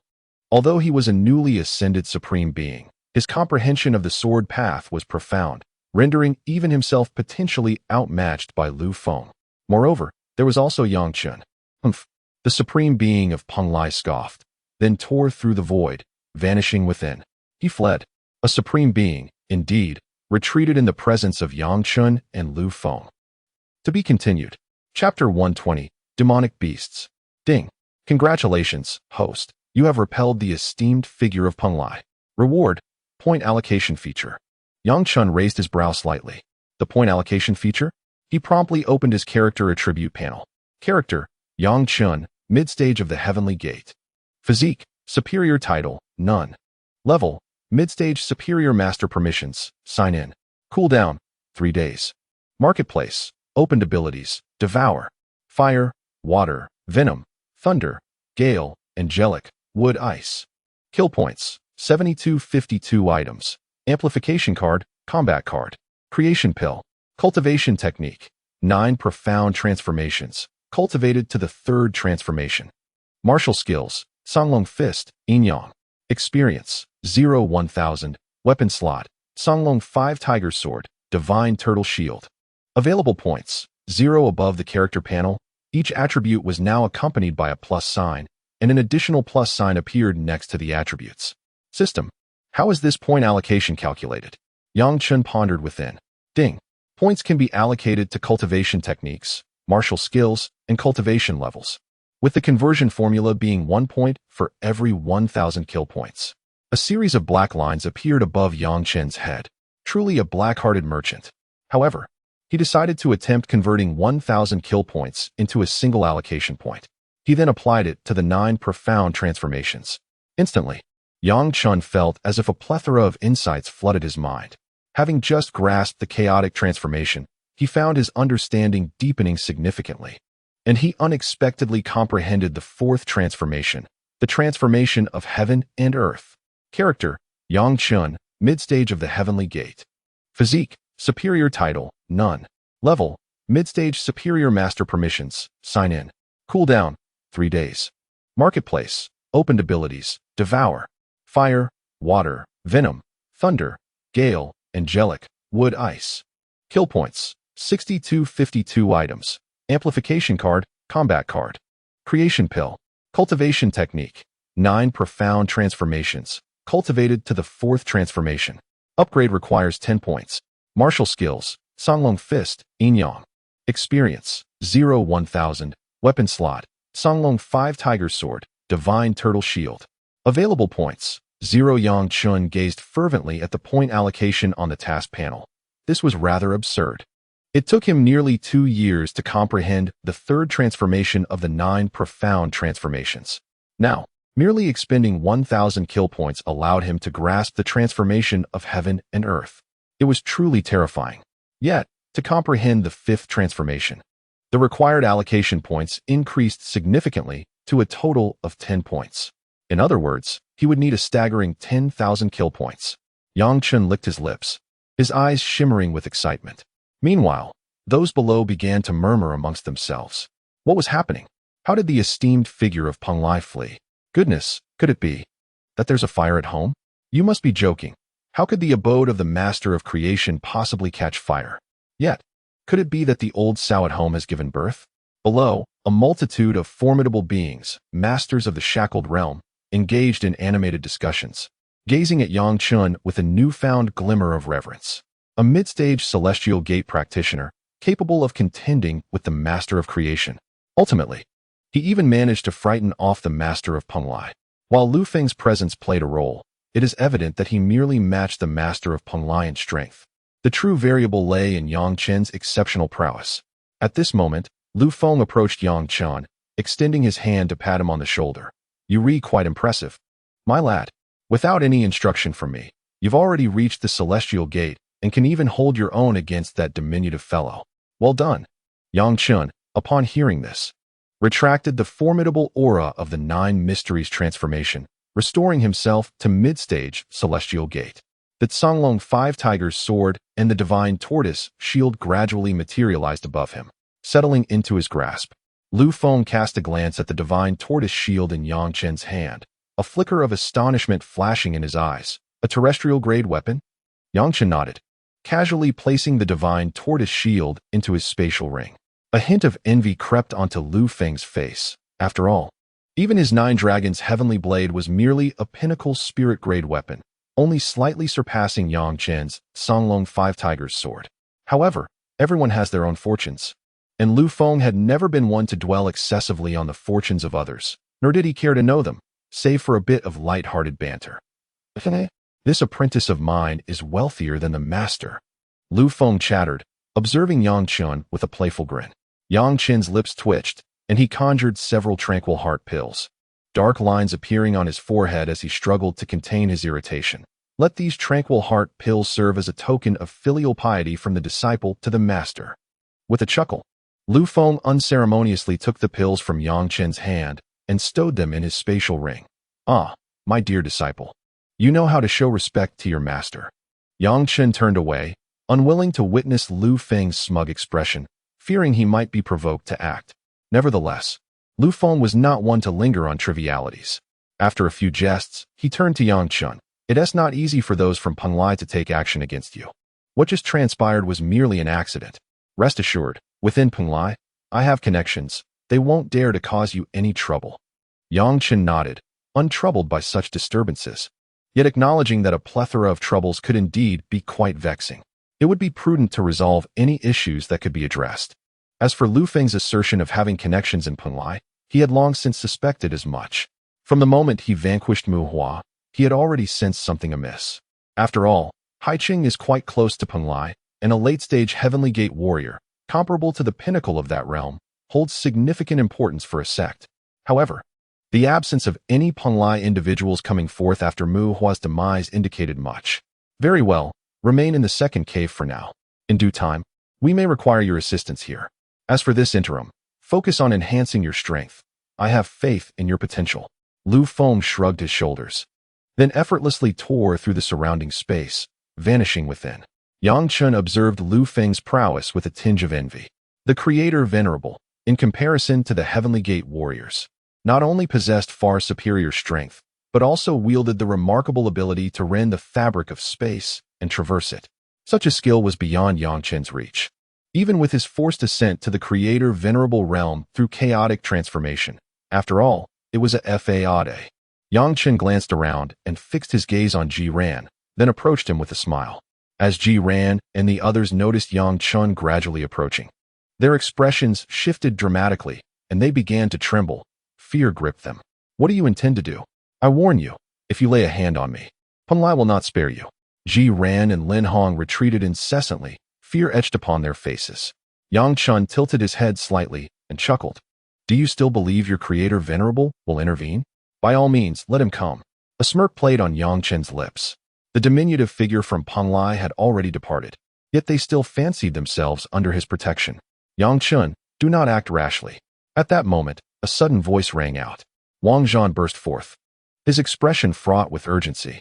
Yang Chen turned indifferently to face Wang Zhan, remarking coolly, do you think you can halt my advance? Wang Zhan felt an overwhelming pressure from Yang Chen's gaze, akin to a primordial beast fixing its stare upon him, evoking a sensation of impending doom. Cold sweat broke out in torrents, saturating his brow. Why, Yang Chen, this is not the time for such disputes. The entrance to the second cave has begun to stir.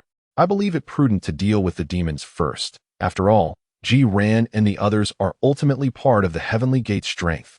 Sensing Yang Chen's lingering hesitation, Wang Zhan continued to elaborate, reinforcing our Heavenly Gate forces will only mitigate our losses. Yang Chen stroked his chin thoughtfully, and then his spiritual energy surged forth, sweeping towards the direction of the second cave. Indeed, as Yang Chen's spiritual force arrived at the location of the second cave, a tempestuous energy erupted violently at its entrance. Within, there existed a power so formidable that it sent a shiver down Yang Chen's spine. Demons. Yang Chen's expression grew solemn. He had never encountered a demon, nor had he ever glimpsed their form.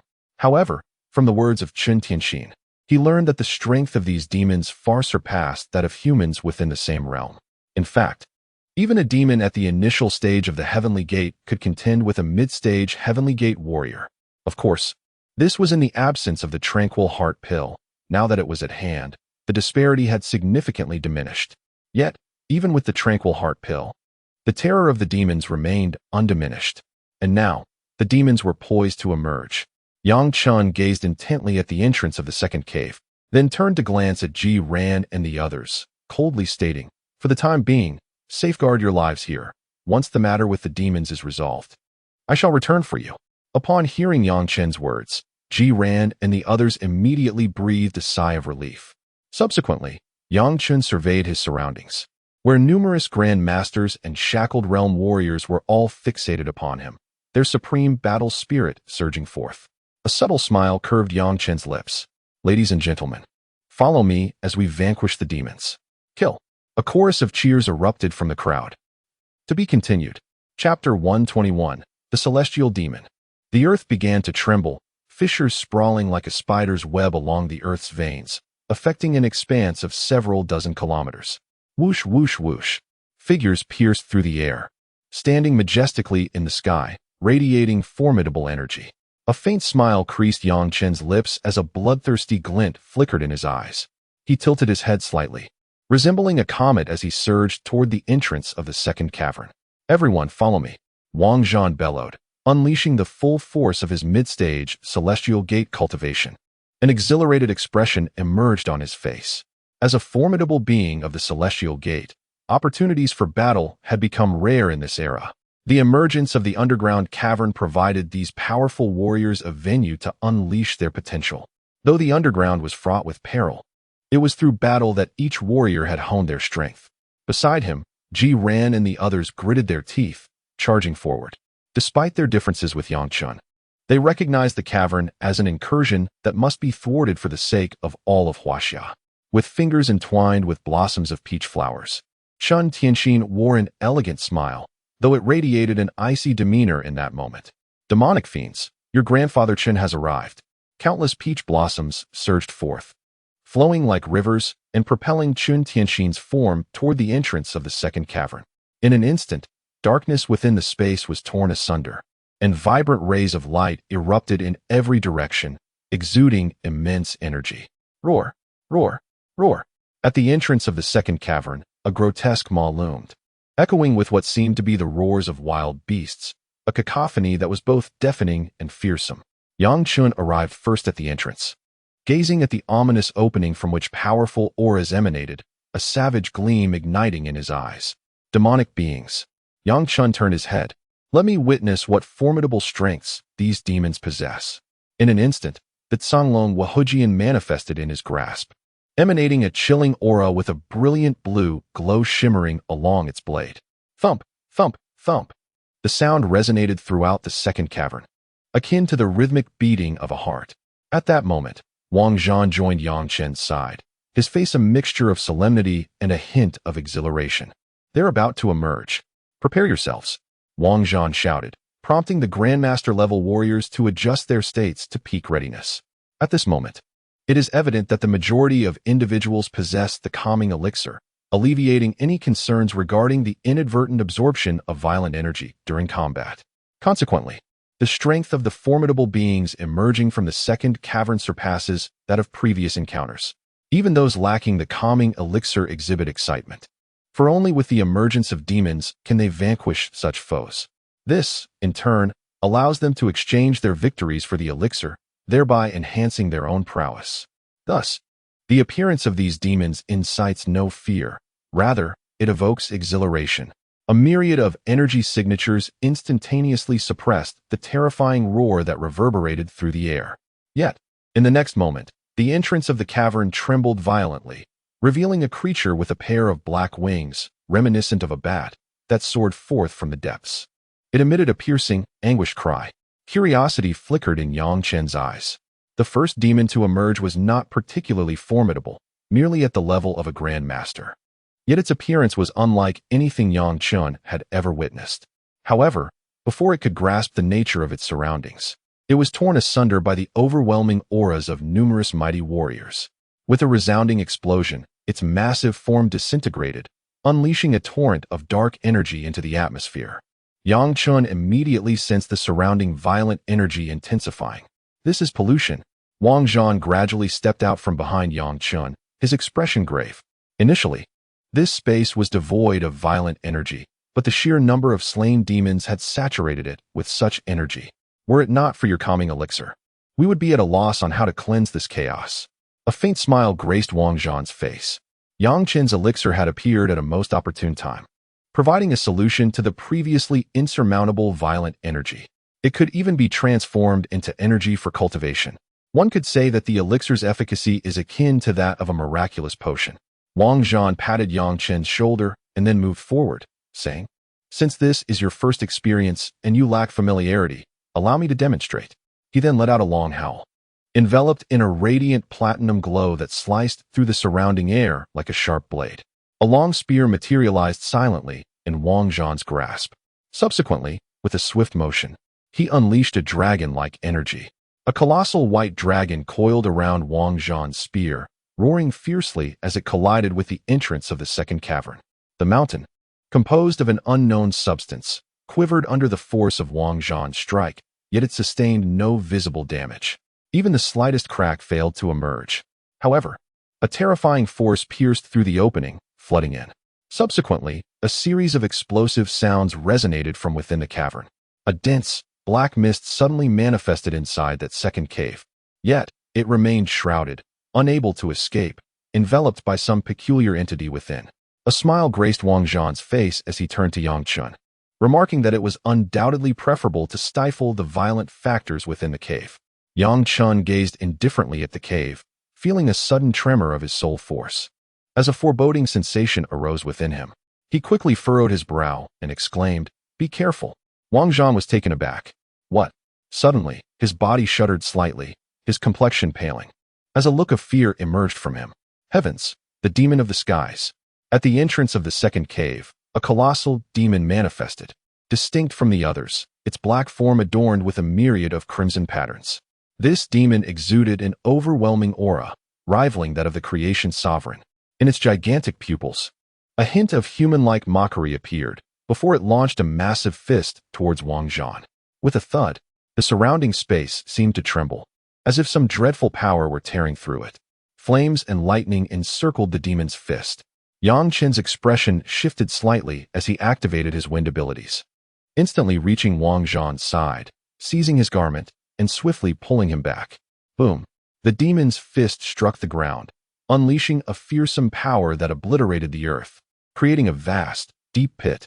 Within that pit, flames and thunder swirled ominously. Oh! The demon gradually retracted its fist, its eyes resembling those of a dragon, fixating on Yang Chen. At that moment, Yang Chen held Wang Zhan's clothing, standing several dozen meters away from the demon. Mid-stage of the heavenly gate, a flicker of confusion crossed the demon's gaze, as if pondering how such a minor figure at mid-stage could evade its might. Yang Chen sighed in relief, releasing his grip on Wang Zhan. At that instant, Wang Zhan appeared as though he had just survived a cataclysm, gasping heavily. How is this possible? How can a demon of the skies appear? It shouldn't be, Wang Zhan exclaimed, promptly explaining the existence of the demon of the skies to Yang Chen. The so-called heavenly gate is the manifestation of the demonic entities that dwell within the realm of creation. Among these demons, there exists a hierarchy: the ordinary demons, the inferior demons, the medium demons, the superior demons, and finally, the celestial demons. These classifications correspond to the ranks of humanity: Grandmaster, Lock Realm, Heavenly Gate Realm, and the Realm of Creation. However, it is widely understood that the spatial passage of the second cave is exceedingly unstable. The emergence of a celestial demon would render the entire passage vulnerable, potentially leading to its obliteration. Yet today, this celestial demon has indeed appeared. Upon hearing Wang Zhan's explanation, Yang Chen raised an eyebrow, his gaze shifting towards the celestial demon, his eyes brimming with a fierce combat spirit. He gestured with his hand and softly instructed, "Inform the revered beings of creation. This celestial demon is mine to confront, for I fear that a significant upheaval is imminent." Wang Zhan hesitated for a moment before nodding in agreement. The celestial demon was beyond the capabilities of their collective strength. Only Yang Chen possessed the power to contend with it. He swiftly retreated to locate the communication device, preparing to notify the revered beings of creation. Meanwhile, Yang Chen began to ascend slowly, his cultivation at the mid-stage of the heavenly gate realm suddenly surging forth. As he gazed upon the colossal celestial demon, a smile broke across his face. "Allow me to be your opponent, if you will." To be continued. Chapter 122, The Battle Against the Celestial Demon. The emergence of the celestial demon has wrought a profound transformation upon the battlefield, akin to a scale tipping dramatically. A formidable being of the creation realm possesses the ability to effortlessly extinguish the lives of those at the heavenly gate realm. Thus, the number of individuals reaching the creation realm loses its significance. This exemplifies the intimidation of high-tier combat power. At the entrance of the second cave, no other demons appeared aside from the celestial demon, save for the lowly master demon that had been utterly crushed by the collective aura of the others. However, this particular creature was merely a scout. Troublingly, the other caves have also come under sudden assault by demons, and the creation sovereign cannot arrive in a timely manner. At this juncture, Wang Zhan, with a grim expression, brought forth news that weighed heavily on Yang Chen's heart. Had the other caves also been attacked? It appears these demons were well prepared, intending to make the second cave their breach point. Yang Chen murmured, deep in thought. According to Yang Chen's knowledge, the Eastern Sea Abyss harbors 9 caves, each guarded by a creation sovereign, except for the first and second caves. Therefore, the second cave is highly likely to serve as a demon's point of incursion. The absence of a creation sovereign in these 2 caves was due to the fact that the passages could not withstand the entry of a celestial demon. Yet, inexplicably, the demons had found a way to fortify the passage of the second cave, allowing a celestial demon to emerge. Although this celestial demon might be considered weak among its kind, it nonetheless belongs to the creation realm. The term creation realm signifies a being that seizes the essence of creation from the heavens, transcending the mundane and ascending to an entirely different echelon. Such entities are indisputably the true sovereigns. Gazing upon the celestial demon before him, Yang Chen's expression hardened slightly as he commanded, "Step back. This is my battle. Wang Zhan's face reflected concern, yet recalling Yang Chen's prior encounters with the esteemed Penglai sovereign. He noticed that the aura of this celestial demon was even weaker than that of the Penglai sovereign. Gritting his teeth, he bellowed to the warriors behind him, "Everyone, retreat."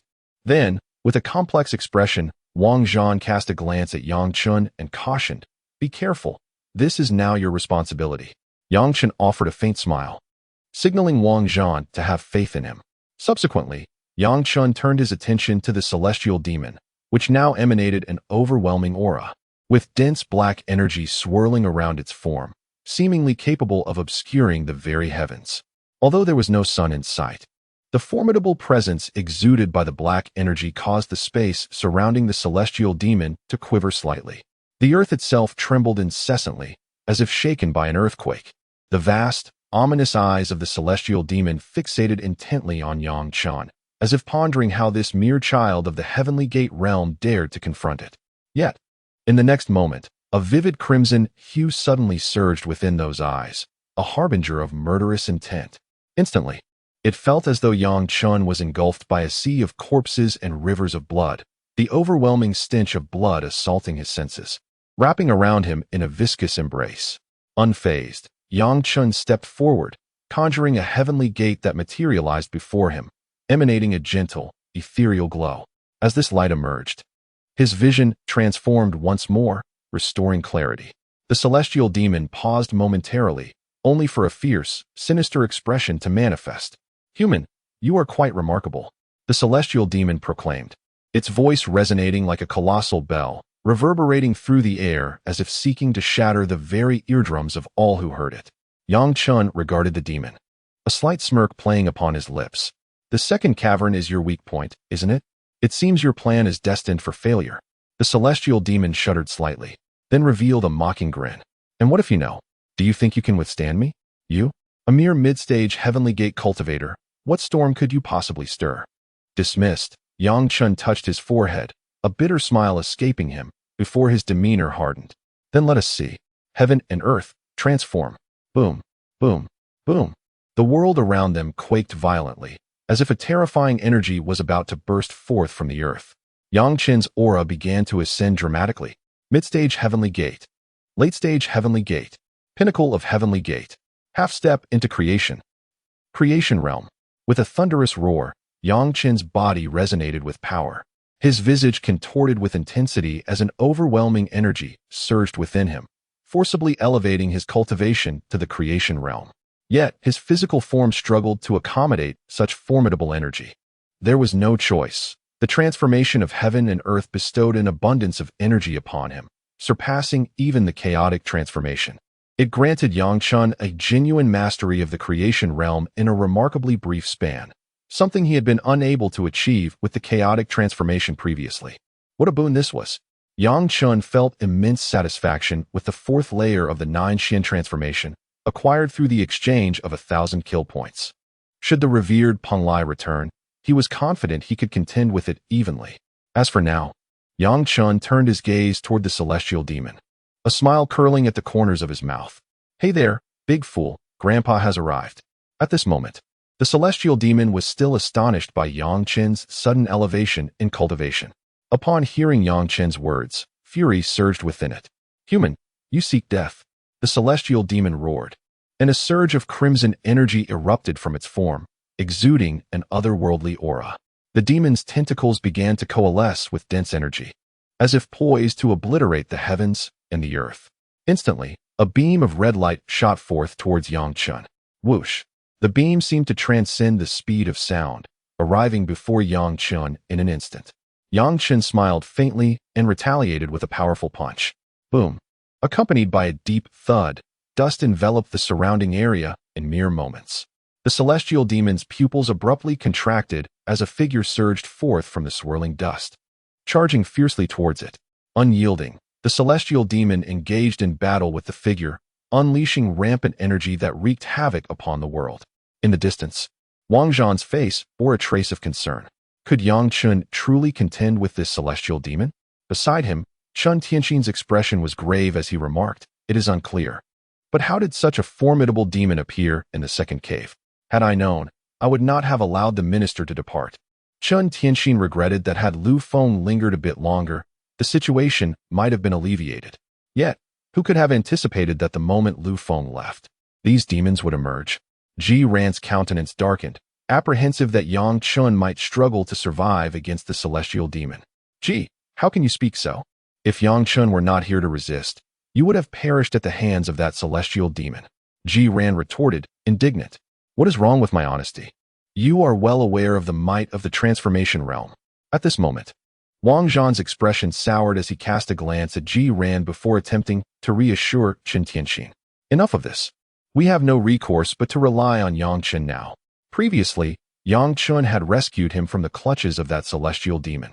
He could not bear to see Yang Chen fall to it. Chen Tianxin glared fiercely at Ji Ran, his gaze akin to that of a predator. Ji Ran, noticing the intensity of Chen Tianxin's stare, felt a flicker of discomfort but knew his previous words were inappropriate. Thus, he could only endure. All eyes turned once more to the fray above, filled with trepidation. Now, everyone could do nothing but watch Yang Chun. If even he were to be defeated, they would have no choice but to abandon the second cave. Yet, the thought of the repercussions from such an abandonment, along with its dire consequences, darkened the expressions of all present. Meanwhile, the celestial demon above was faring no better, despite Yang Chen's previous cultivation being merely at the mid-heaven gate level, a realm that I could easily surpass with a single hand. I found myself at a loss as this young man abruptly ascended to the level of creation. This unforeseen elevation rendered me somewhat overwhelmed. Moreover, it was evident that he had forcibly enhanced his power through secret techniques, yet astonishingly, this artificially augmented prowess was not inferior to my genuine mastery of the creation realm. In fact, it seemed to surpass it. Particularly during our confrontation, I found myself at a distinct disadvantage. Yang Chun unleashed a torrent of lethal strikes, each one landing on the body of the heavenly demon with remarkable ferocity. My own physique could scarcely endure the prolonged onslaught of creation realm energy, compelling me to continuously dissipate this overwhelming force in a bid for relief. However, the energy of the creation realm was exceedingly profound. Despite my frequent efforts, it remained a formidable challenge to expel the immense energy coursing through me. A shadow of concern crossed Yang Chen's face as the Canglong Wuhu sword materialized before him. With a flourish, he executed a sweeping motion, and then, with a decisive stroke, he invoked the essence of Yin and Yang. To be continued. Chapter 123. Vanquishing the Celestial Demon. Accompanied by Yang Chen's low command, a swirling tempest of black and white energy materialized throughout the heavens and the earth, exuding an overwhelming pressure that filled the atmosphere. A glimmer of light revealed itself amidst the chaos, as a modest yet formidable wheel quietly emerged within the celestial demon's line of sight. Though small in size, it emanated an immensely potent aura. The celestial demon's pupils abruptly contracted, causing its colossal form to tremble slightly, as if sensing an imminent threat. The crimson lines etched upon its body flickered with an ominous glow, akin to a creature on high alert. Its form coiled tightly, and layers of dark radiance enveloped it, shrouding the demon entirely. Boom, boom, boom. The diminutive wheel descended upon the celestial demon, unleashing a violent explosion that resonated across the battlefield, shrouding the area in a haze of smoke. Did Yang Chun truly vanquish the celestial demon? Ji Ran swallowed hard, a profound terror flickering in his eyes. He felt that he could barely withstand even the residual waves of Yang Chen's strike. Had it landed upon him, he would surely have met a grim fate. An overwhelming sense of dread permeated his gaze. Wang Zhan stood frozen, bewildered as he surveyed the battlefield. Had the celestial demon truly been felled? Was it really that simple?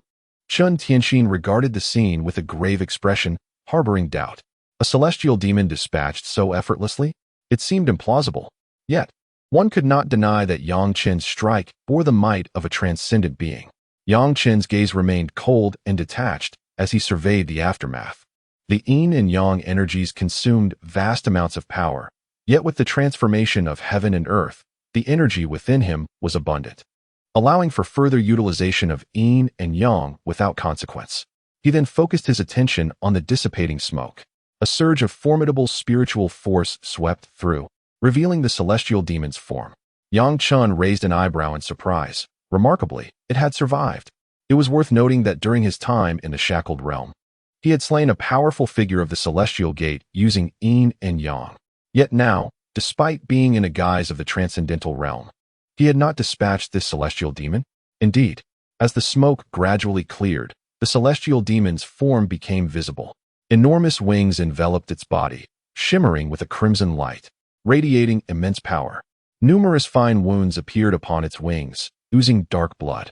Suddenly, the tightly shut eyes of the demon burst open, radiating a fierce brilliance. Humans! The demon slowly rose, its crimson pupils reflecting a shocking intensity. You have provoked me. You have enraged the mighty red-winged demon king. Its roar echoed throughout the cavern, reminiscent of a dragon's lament, causing the very earth to tremble. Even the once impassable mountains, steeped in dense energy, began to shed small stones as they quaked. Boom, boom, boom. The demon's aura surged violently, as if it had quietly reached its zenith in that very moment. The demon danced wildly. With a furious cry, legions of demonic apparitions materialized, charging towards Yang Chen in a sudden onslaught. Whoosh, whoosh, whoosh. The sound was akin to a cacophony of bats, resonating in the air. Countless shadows emerged amidst the chaos, imbued with formidable energy and a deadly intent, rushing towards Yang Chen. Yang Chen's brow arched slightly before he plunged into the throng of apparitions, engaging in a fierce battle. This is intriguing. With a single stroke of his sword, he cleaved through a shadow and turned his gaze towards the red-winged demon. These apparitions possessed the cultivation of the celestial gate realm, and there were so many of them. In a battlefield, they could easily rival dozens, if not hundreds, of celestial gate experts. Yet, was there no toll on the demon's body for summoning such a multitude of shadows? Yang Chen was skeptical. The act of conjuring so many apparitions must have consequences for the red-winged demon, however slight. After all, the sheer number of celestial gate-level shadows was no trivial matter. As he surveyed the scene, dozens of these shadows loomed before him. A sly smile crept across Yang Chen's lips. With renewed vigor, he charged at the red-winged demon, fending off the approaching celestial gate shadows with effortless strikes of his sword. Yang Chen had previously dispatched celestial gate warriors with ease. Now, as a cultivator of the creation realm, it was a mere child's play to vanquish one. A flicker of fear flashed in the demon's eyes, followed by a prolonged howl. Roar! Roar! Instantly, the shadows seemed to go berserk, rushing towards Yang Chen before exploding violently. Boom! Boom! Boom! The sound of thunder echoed, akin to a series of bombs detonating, unleashing a terrifying power. Mushroom clouds erupted into the air. Those shadowy demons are indeed formidable beings, comparable to those at the threshold of the celestial realm. The self-detonation of these demons is akin to that of the celestial powerhouses. Instantly, countless explosive mushroom clouds engulfed Yang Chen. The red-winged demon observed Yang Chen being consumed by the swirling clouds, and a hint of sardonic human emotion flickered in its enormous eyes. Yang Chen Tianxin's body suddenly soared, and the sea of peach blossoms materialized, propelling her fiercely towards the demon. You wretched beast, you seek death. Chen Tianxin seethed with rage, as petals of peach blossoms, sharp as blades, surged forth to pierce the demon. The red-winged demon merely glanced disdainfully and swatted her away with a hand. Bang! Chen Tianxin was sent crashing to the ground, blood seeping from her mouth. With a single strike, she was grievously injured. Wang Zhan's expression changed dramatically, and he hurried over to assist Chen Tianxin. Are you all right? Chen Tianxin coughed up blood, her face paling as she gazed towards Yang Chen, her fingers trembling slightly. Yang Chen. Wang Zhan's heart sank. The devastation wrought by the self-detonation of so many demons was utterly terrifying. Even he could scarcely endure the blast of a single shadow demon, let alone a multitude. The magnitude of such power was beyond imagination. Even a true master of transformation would likely be severely wounded. What of Yang Chen, a mere pretender to that realm? Wang Zhan's heart sank deeper. If Yang Chen were to falter, the second cave would be lost. At that moment, a glint of malice appeared in Ji Ran's eyes. Yes, let him perish. Let him perish. Ji Ran had long since offended Yang Chen, and once this ordeal concluded, he knew Yang Chen would not spare him. He feared for his life in the wake of Yang Chen's vengeance. However, if Yang Chen were to be killed by the demon, the scenario would shift drastically. With Yang Chen gone, he would be free from the specter of retribution. As he watched Yang Chen's figure engulfed by the mushroom clouds, Ji Ran felt a wave of exhilaration wash over him, akin to the refreshing delight of enjoying an ice pop on a sweltering summer day. Boom, boom. The heavens erupted once more in a cacophony of explosions, as more shadow demons detonated around Yang Chen, further fueling the fire against him. The red-winged demon slowly rose, its gaze suddenly fixated upon the onlookers, its maw gaping wide. Insects, become my sustenance. A fervor ignited in the demon's eyes. To it, Yang Chen had already succumbed to the explosions of the multitude of shadow demons. Though the cost to oneself was substantial, the advantages of vanquishing Yang Chen were undeniably considerable. However, in the next instant, a voice resonated abruptly. Rations? You wretched creature. Do you even require sustenance? With a thunderous roar, a fissure appeared within the flames, and Yang Chen emerged slowly, his expression devoid of emotion. How is this possible? You remain unscathed. The red-winged demon was instantly engulfed in terror. Yang Chen, with a frigid gaze, acknowledged that had it not been for the protective skill of the divine turtle shield, he might have indeed succumbed to the self-detonation of the red-winged demon's phantoms. Yet now, it was Yang Chen's turn to unleash his power. Azure Dragon Fist, Yin and Yang. In an instant, both martial techniques were unleashed, encompassing all of Yang Chen's might, surging forth to engage the red-winged demon in a fierce assault.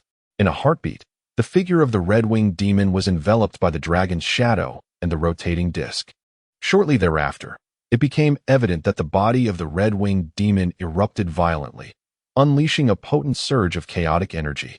Yang Chen, panting and pale, had exerted himself to the fullest, channeling all his internal energy into those two techniques. It was with this overwhelming force that he succeeded in slaying the red-winged demon. Ding!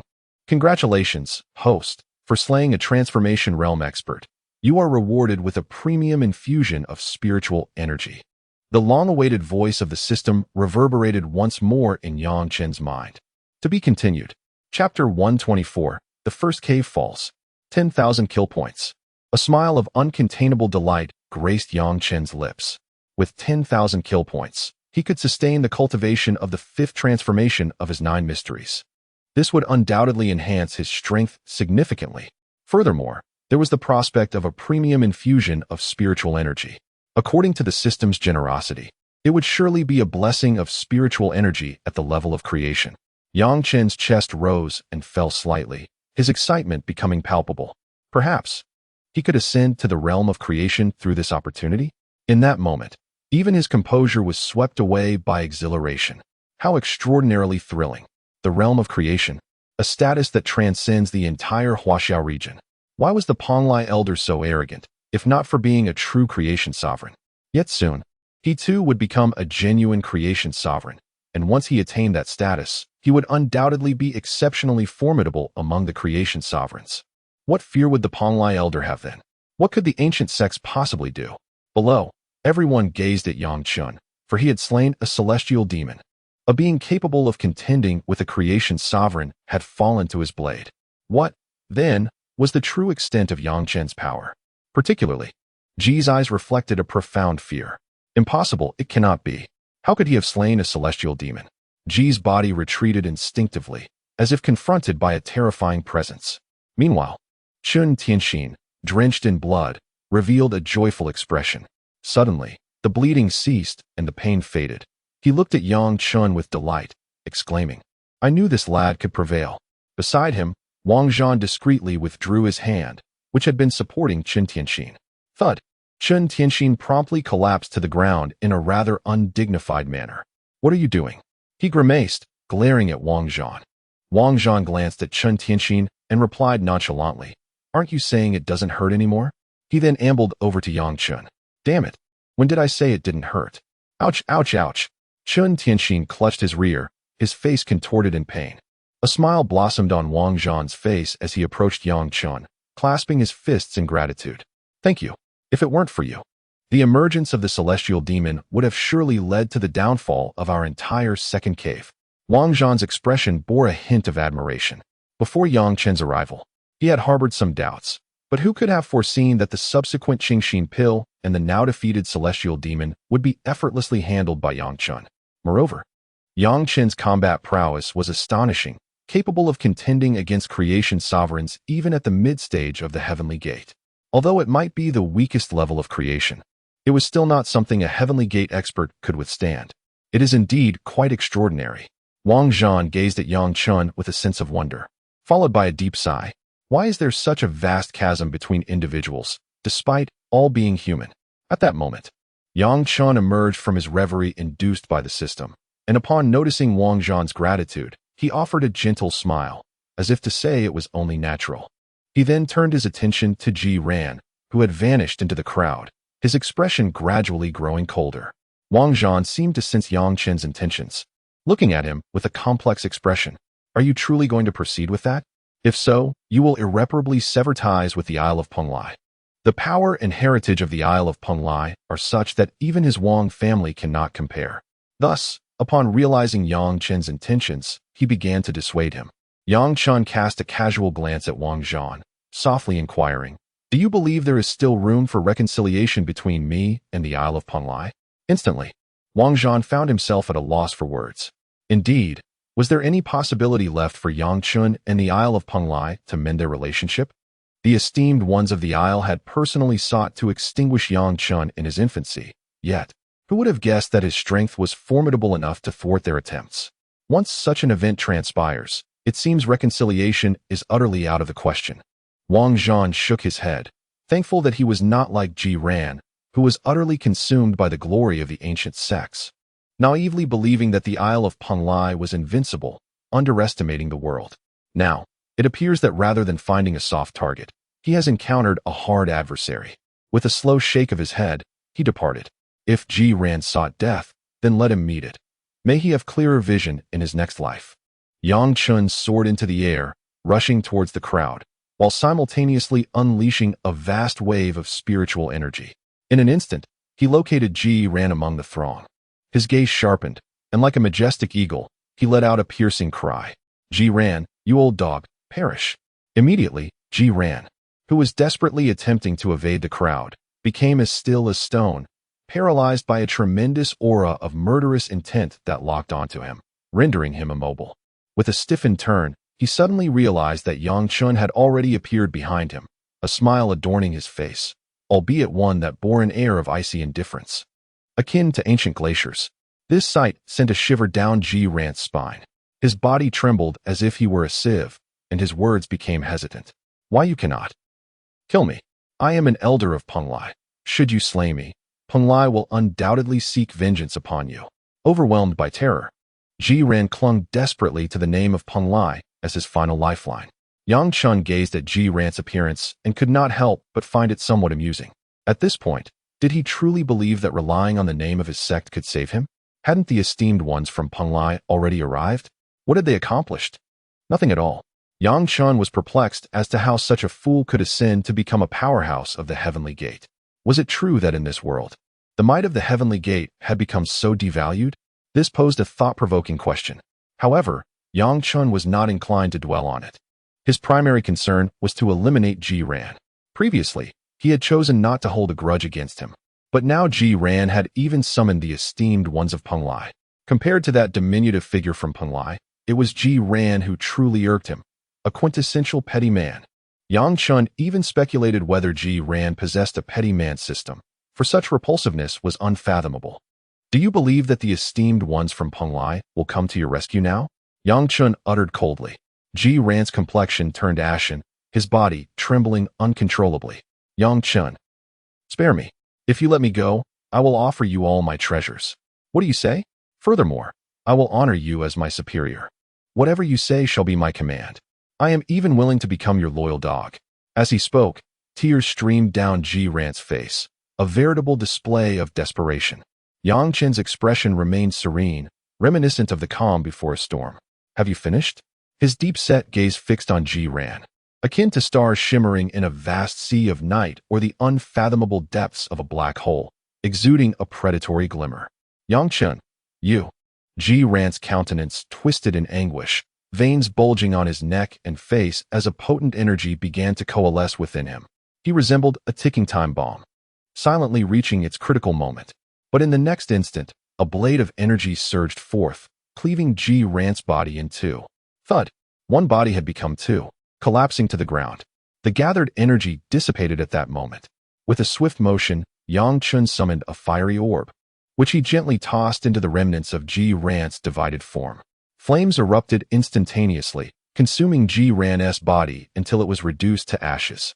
Yang Chen turned away indifferently, while the surrounding masters and even those at the Chains of Order realm gazed at him in astonishment. To have so effortlessly slain a cultivator of the Heavenly Gate without a trace of hesitation was astonishing. Yet, the memory of how Yang Chen had vanquished the demon lord filled their eyes with dread. In that moment, Yang Chen appeared to them as a veritable deity of death. In his hands, stained with blood, Yang Chen finally revealed a faint smile after all that had transpired. Looking at Chen Tianxin and the others, he remarked, "Ladies and gentlemen, it appears." However, before he could finish, a thunderous roar resounded through the air. Boom, boom, boom. The crowd's attention was drawn to the source of the tremendous noise. Wang Zhan and the others shifted their gazes towards the direction of the sound, their expressions shifting slightly. "That is, the direction of the first cave," Wang Zhan exclaimed. Hearing this, Yang Chen's eyes flickered momentarily. "The first cave, you say? It seems that the second cave is likely not the target of the demonic assault after all." Just then, Wang Zhan's communication wristband began to emit a sound. He hastily activated it, and a figure materialized before him. It was none other than Wang Qingtian, the patriarch of the Wang family, an existence of the creation realm.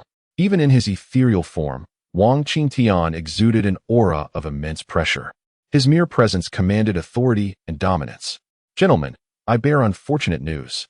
The first cave has been breached." To be continued. Chapter 125. The Schemes of the Demons, Part 1. In an instant, the inhabitants of the second cave were engulfed in shock. The first cave had been breached. It is worth noting that, although neither the first nor the second cave was under the direct protection of a celestial sovereign, the first cave boasted several formidable practitioners at the pinnacle of the Heavenly Gate, including a being at the threshold of the celestial realm. Such a formidable lineup, prior to Yang Chen's arrival, was incomparably stronger than that of the second cave. Logically speaking, even with the recent incursion of a newly emerged celestial demon at the celestial realm, the first cave should have been able to withstand the assault. After all, while there is a significant chasm between the half-step celestial realm and the full celestial realm, the combined might of numerous pinnacle practitioners should have sufficed to fend off the attack. Eventually, when the celestial practitioners from the Huaxiao region intervened, they would undoubtedly have been able to vanquish the celestial demons besieging the first cave. Yet, how could it be that the first cave fell so easily? Wang Zhan's face was etched with confusion, tinged with a hint of terror. The half-step celestial practitioner stationed at the first cave was none other than a member of the Wang family. This individual was deemed the most likely candidate to ascend to the celestial realm. The Wang family's strength was comparable to that of the 98th, with only one celestial realm practitioner to safeguard their interests. Originally, the half-step celestial practitioner was merely stationed there for defense. But who could have foreseen such a catastrophic turn of events? In that moment, both Wang Zhan and Wang Xiao displayed expressions of profound sorrow and indignation. The hopes of the Wang family had been extinguished. In the current landscape of Huaxia, a single celestial realm practitioner could wield immense influence. The number of such practitioners within a faction determined its standing and reputation across the region. With the demise of the Wang family's most promising half-step celestial practitioner, it seemed that the family would not see another celestial realm ascendant for a considerable time. In this era of emerging powers, lacking a celestial realm practitioner would render their voice significantly weaker. Yang Chen noted the expressions on Wang Zhan and Wang Xiao's faces. A trace of shared sorrow flickered across his own. The fallen did not belong to the 98th, and technically, Yang Chen had no obligation to grieve. Yet, what if the next casualty were one of the pinnacle practitioners from the 98th? What if it were Lu Feng?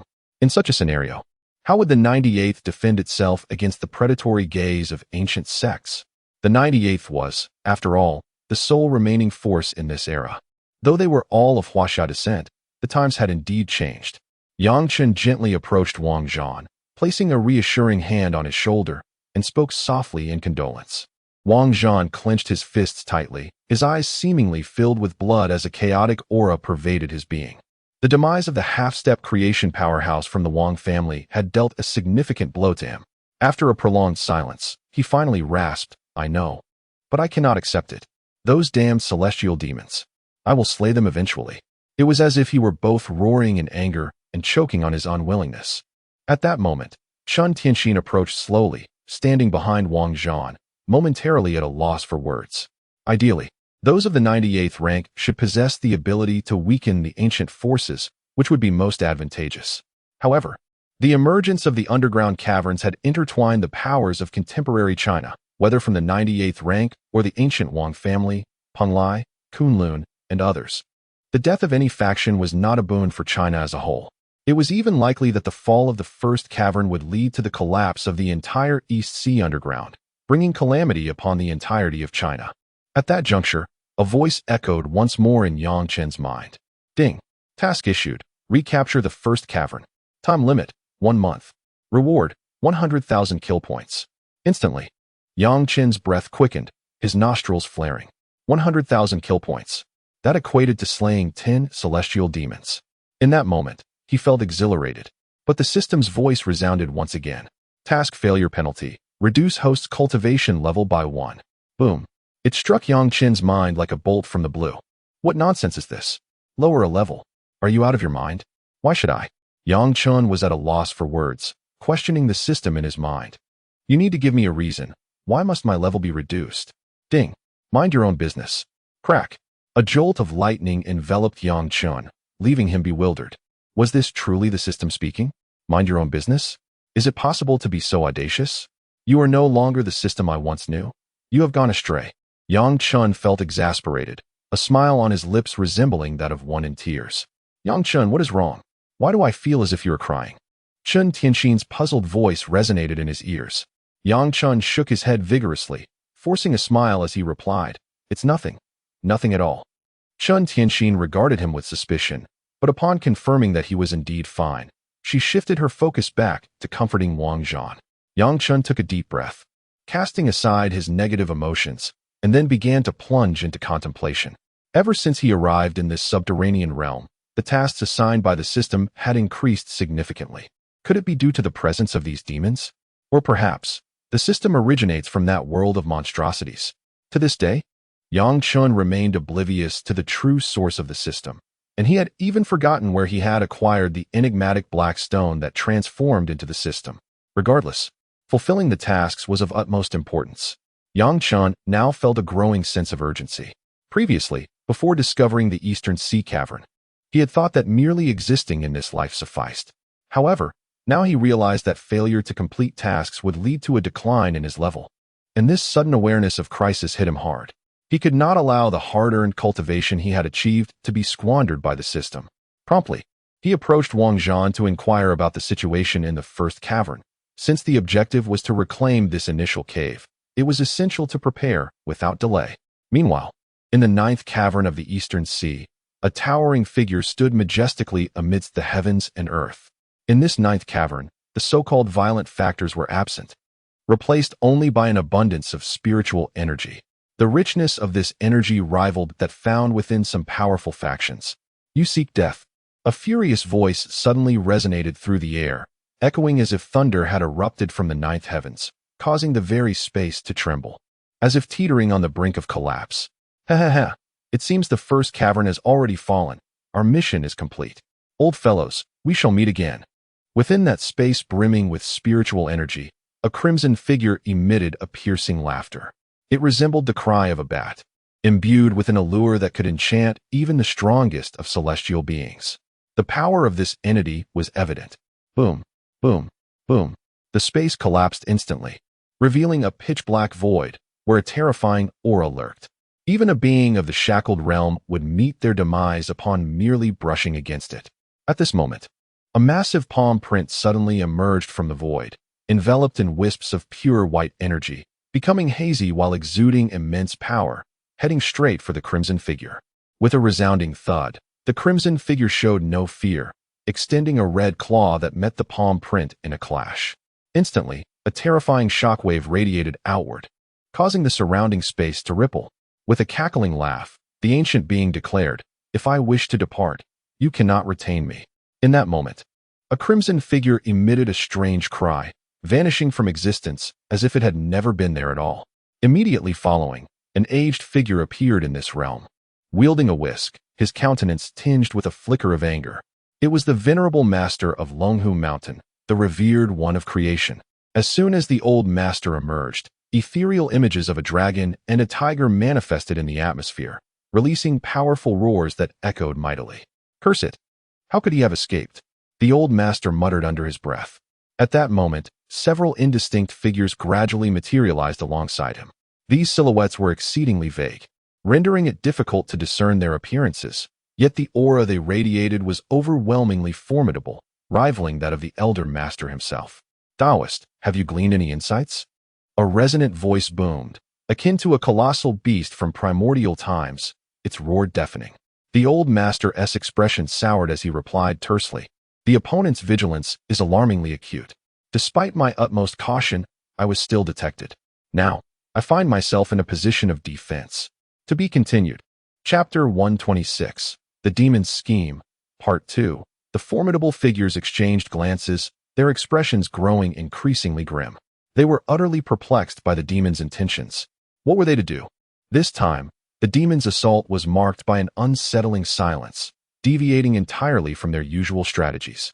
Although the number of demons remained consistent with past encounters, this time, they did not seem intent on recklessly breaching their defenses.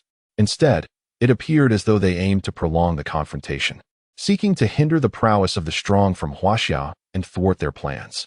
Yet, thus far, none of the assembled warriors understood the reason behind the demon's tactics. At that moment, the communication ring held by the venerable Tianshi of Longhu Mountain suddenly vibrated. Furrowing his brow, the old Tianshi activated the device, his movements somewhat clumsy. After all, he was a being from ancient times and was not entirely adept with the technologies of the present era. Before him, the figure of Wang Qingtian materialized. "Tianshi, the first cave has been breached." Wang Qingtian's expression was grave, his voice solemn. What? The revelation that the first cave had been compromised sent shockwaves through the assembly, their already troubled faces twisting into expressions of horror. The presence of several warriors surged violently, causing the surrounding spiritual energy to erupt like miniature whirlpools, tearing apart everything in their vicinity. The old Tianshi, brow knitted in concern, inquired, if I recall correctly. The guardian of the first cave is a half-step transformation expert from your Wang family. Logically, given the stability of the first cave's passage, the demons should not have been able to breach it. At most, only half-step demons akin to your family's guardian should have been able to enter, especially with several peak Heavenly Gate experts stationed there. It should have been impregnable. In that instant, the Tianshi's composure began to unravel. He felt an overwhelming urge to eliminate the Wang family's half-step transformation guardian. How could such a minor stronghold be so easily overrun? Utterly incompetent. Wang Qingtian replied with a bitter tone, "Tianshi, we do not yet comprehend the methods employed by the demons. They have somehow dispatched, what? Heavenly demons. How is that possible?" This revelation stirred up a tempest of emotions among the assembled warriors, leaving them momentarily speechless. The passage to the first cave had undergone rigorous testing. It should have been impenetrable to heavenly demons. They had previously sent a transformation-level expert through that passage, only for the individual to be engulfed by an overwhelming terror, as if some force could tear apart their very essence. If a transformation-level expert could not enter, then neither should the heavenly demons. Could it be that the demons had discovered a means to stabilize that passage? If this is indeed the case, then the defensive forces of the Eastern Sea Cavern must undergo a transformation. No. The old master pondered for a moment, then spoke in a deep voice. Since the first cavern has been breached by the heavenly demons, how is it that the second cavern, which also lacks a formidable being of transformative realm, has remained untouched? What about the second cavern? Wang Qingtian interjected. Although the second cavern lacks a guardian of transformative realm, it is noteworthy that. His expression grew peculiar as he glanced at the old master and the shadowy figure behind him, chuckling. That young Chen of number 98, with his celestial gate cultivation, has defied a heavenly demon. This revelation echoed like a tumultuous wave, resounding in the ears of many powerful beings. The celestial gate defying the transformative realm. Such an unprecedented event had indeed transpired. The old master's pupils suddenly constricted, his head bowed, his face shrouded in shadow. Meanwhile, another powerful figure beside the old master stepped forward with a faint smile, revealing his appearance at last. Number 98, indeed. He appeared as a middle-aged man clad in a blue robe, holding an ancient wooden fan, his long hair tied back, resembling an immortal. He exuded a handsome and graceful demeanor, like a figure that had stepped out of a painting. I have encountered the immortal master from Penglai. Wang Qingtian slightly bowed, expressing his respect. The Penglai immortal master smiled gently and remarked, "Speaking of Yang Chun, there are indeed some connections with my Penglai, the Jin Fengsword sect, and the old master S. Longhu Mountain." His gaze then fell upon the old master, his eyes reflecting an unusual glimmer. The old master slowly raised his head, his murky eyes colliding with the Penglai immortal master's gaze. He then spoke, "Indeed, there are some connections, so what?" The Penglai immortal master smiled lightly, as if he had anticipated the old master's response, gently fanning himself, and added that Yang Chun possesses such strength, being able to defy the celestial gate. If he continues to grow, it might pose a threat to our ancient sects. The old master's expression remained tranquil, as if he had foreseen the Penglai immortal master's words. He replied, "In this chaotic era of demons, if we still distinguish between different times, your narrow-mindedness truly enlightens me." The smile of the Penglai immortal master dimmed slightly, his eyes, clear as flowing water, reflecting a subtle light. What does the old master mean by this? The chaos of demons is a calamity for our China. If we do not unite, how can we resist? Let us not forget, the Eastern Sea Cavern is in turmoil. Your Penglai is at the forefront. Although the old master was aged, his words rang out with strength and conviction. However, a gentle voice echoed, emanating from one of the figures behind the venerable celestial master. The moment this individual spoke, a barely perceptible change flitted across the face of the Penglai immortal master, yet he swiftly concealed it, making it difficult to discern. Subsequently, the Penglai immortal master composed himself once more, gently suggesting, "Since all of you fellow cultivators have spoken thus, let us deliberate on how to address the first cave." He proposed that they should strike the first cave before the demons could fully establish themselves within, thereby seizing the opportunity to reorganize the cave's combat strength, ensuring that each cave would be fortified by a formidable presence at the level of creation.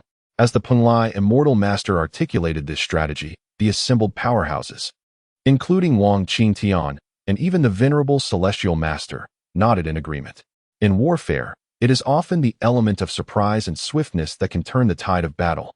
Moreover, the first cave had only recently fallen, and the demons' control over it was likely tenuous. The celestial demons stationed there were few, likely no more than one or two.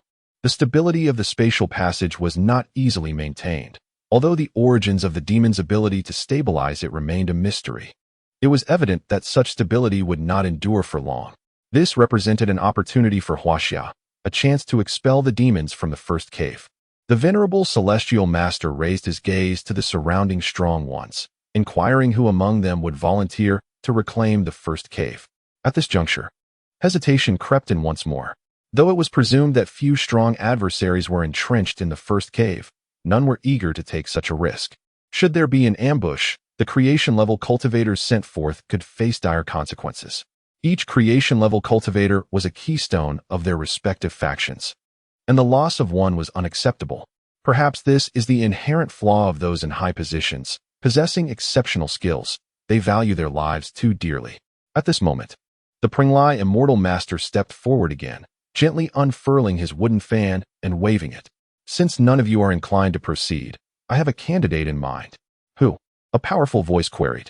The Penglai immortal master smiled faintly, glancing at the venerable celestial master, and declared, "Yang Chun."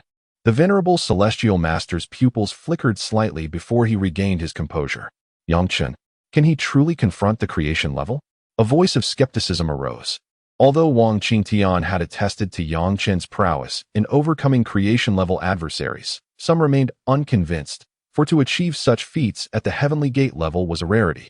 Even in the illustrious ancient era, Yang Chun, a prodigy of the New Age, faced a vastly different backdrop of spiritual energy compared to that of the ancient times.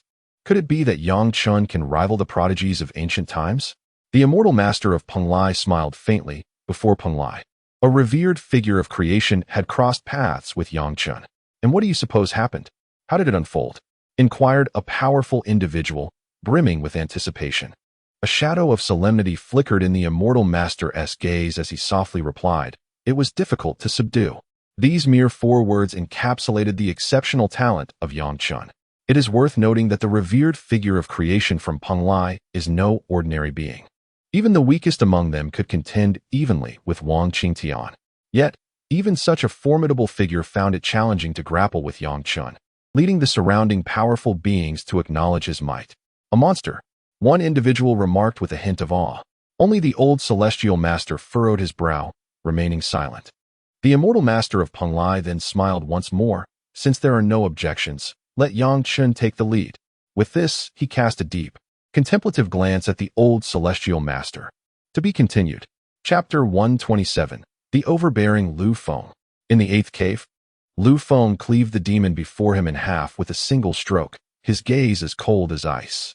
Around him, a terrifying blade aura permeated the air, causing the surrounding space to tremble slightly, as if it could scarcely bear the pressure. Lu Feng observed the demons around him, lost in contemplation. Having just departed from the 2nd cave, he found it peculiar that the demons had launched an attack so soon. He pondered the fate of the 2nd cave. Lu Feng silently gazed in that direction, momentarily entranced.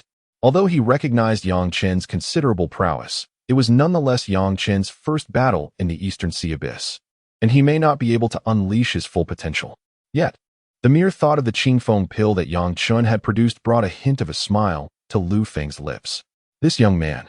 The Qingfeng pill held little value for those of their tier, the celestial realm, even deemed somewhat useless, yet it proved immensely beneficial for those below, particularly for the Grandmasters of the Bound Realm. How astonishing that such a miraculous creation came from his apprentice, despite having never formally taught him. Suddenly, a chorus of roars erupted from the demons surrounding him as they charged towards Lu Feng. "Beasts, dare you act so recklessly?" Lu Feng bellowed, and at once, the blade aura around him seemed to respond, transforming into swirling vortices that tore through everything in their path. One of the demons, a fledgling celestial demon, was instantly obliterated beneath the might of Lu Feng's 9-dragon celestial blade. A chill swept through the remaining demons, and one of the celestial demons hastily issued a retreat command. In its crimson eyes, the reflection of Lu Feng caused them to quiver. Such a being should not be found in the 8th cave. The intelligence had been incorrect.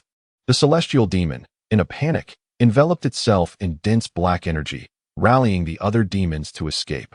Observing this, Lu Feng brandished his 9-dragon celestial blade, unleashing a golden cavernous dragon that roared forth, emanating a radiant golden light and exuding terrifying power.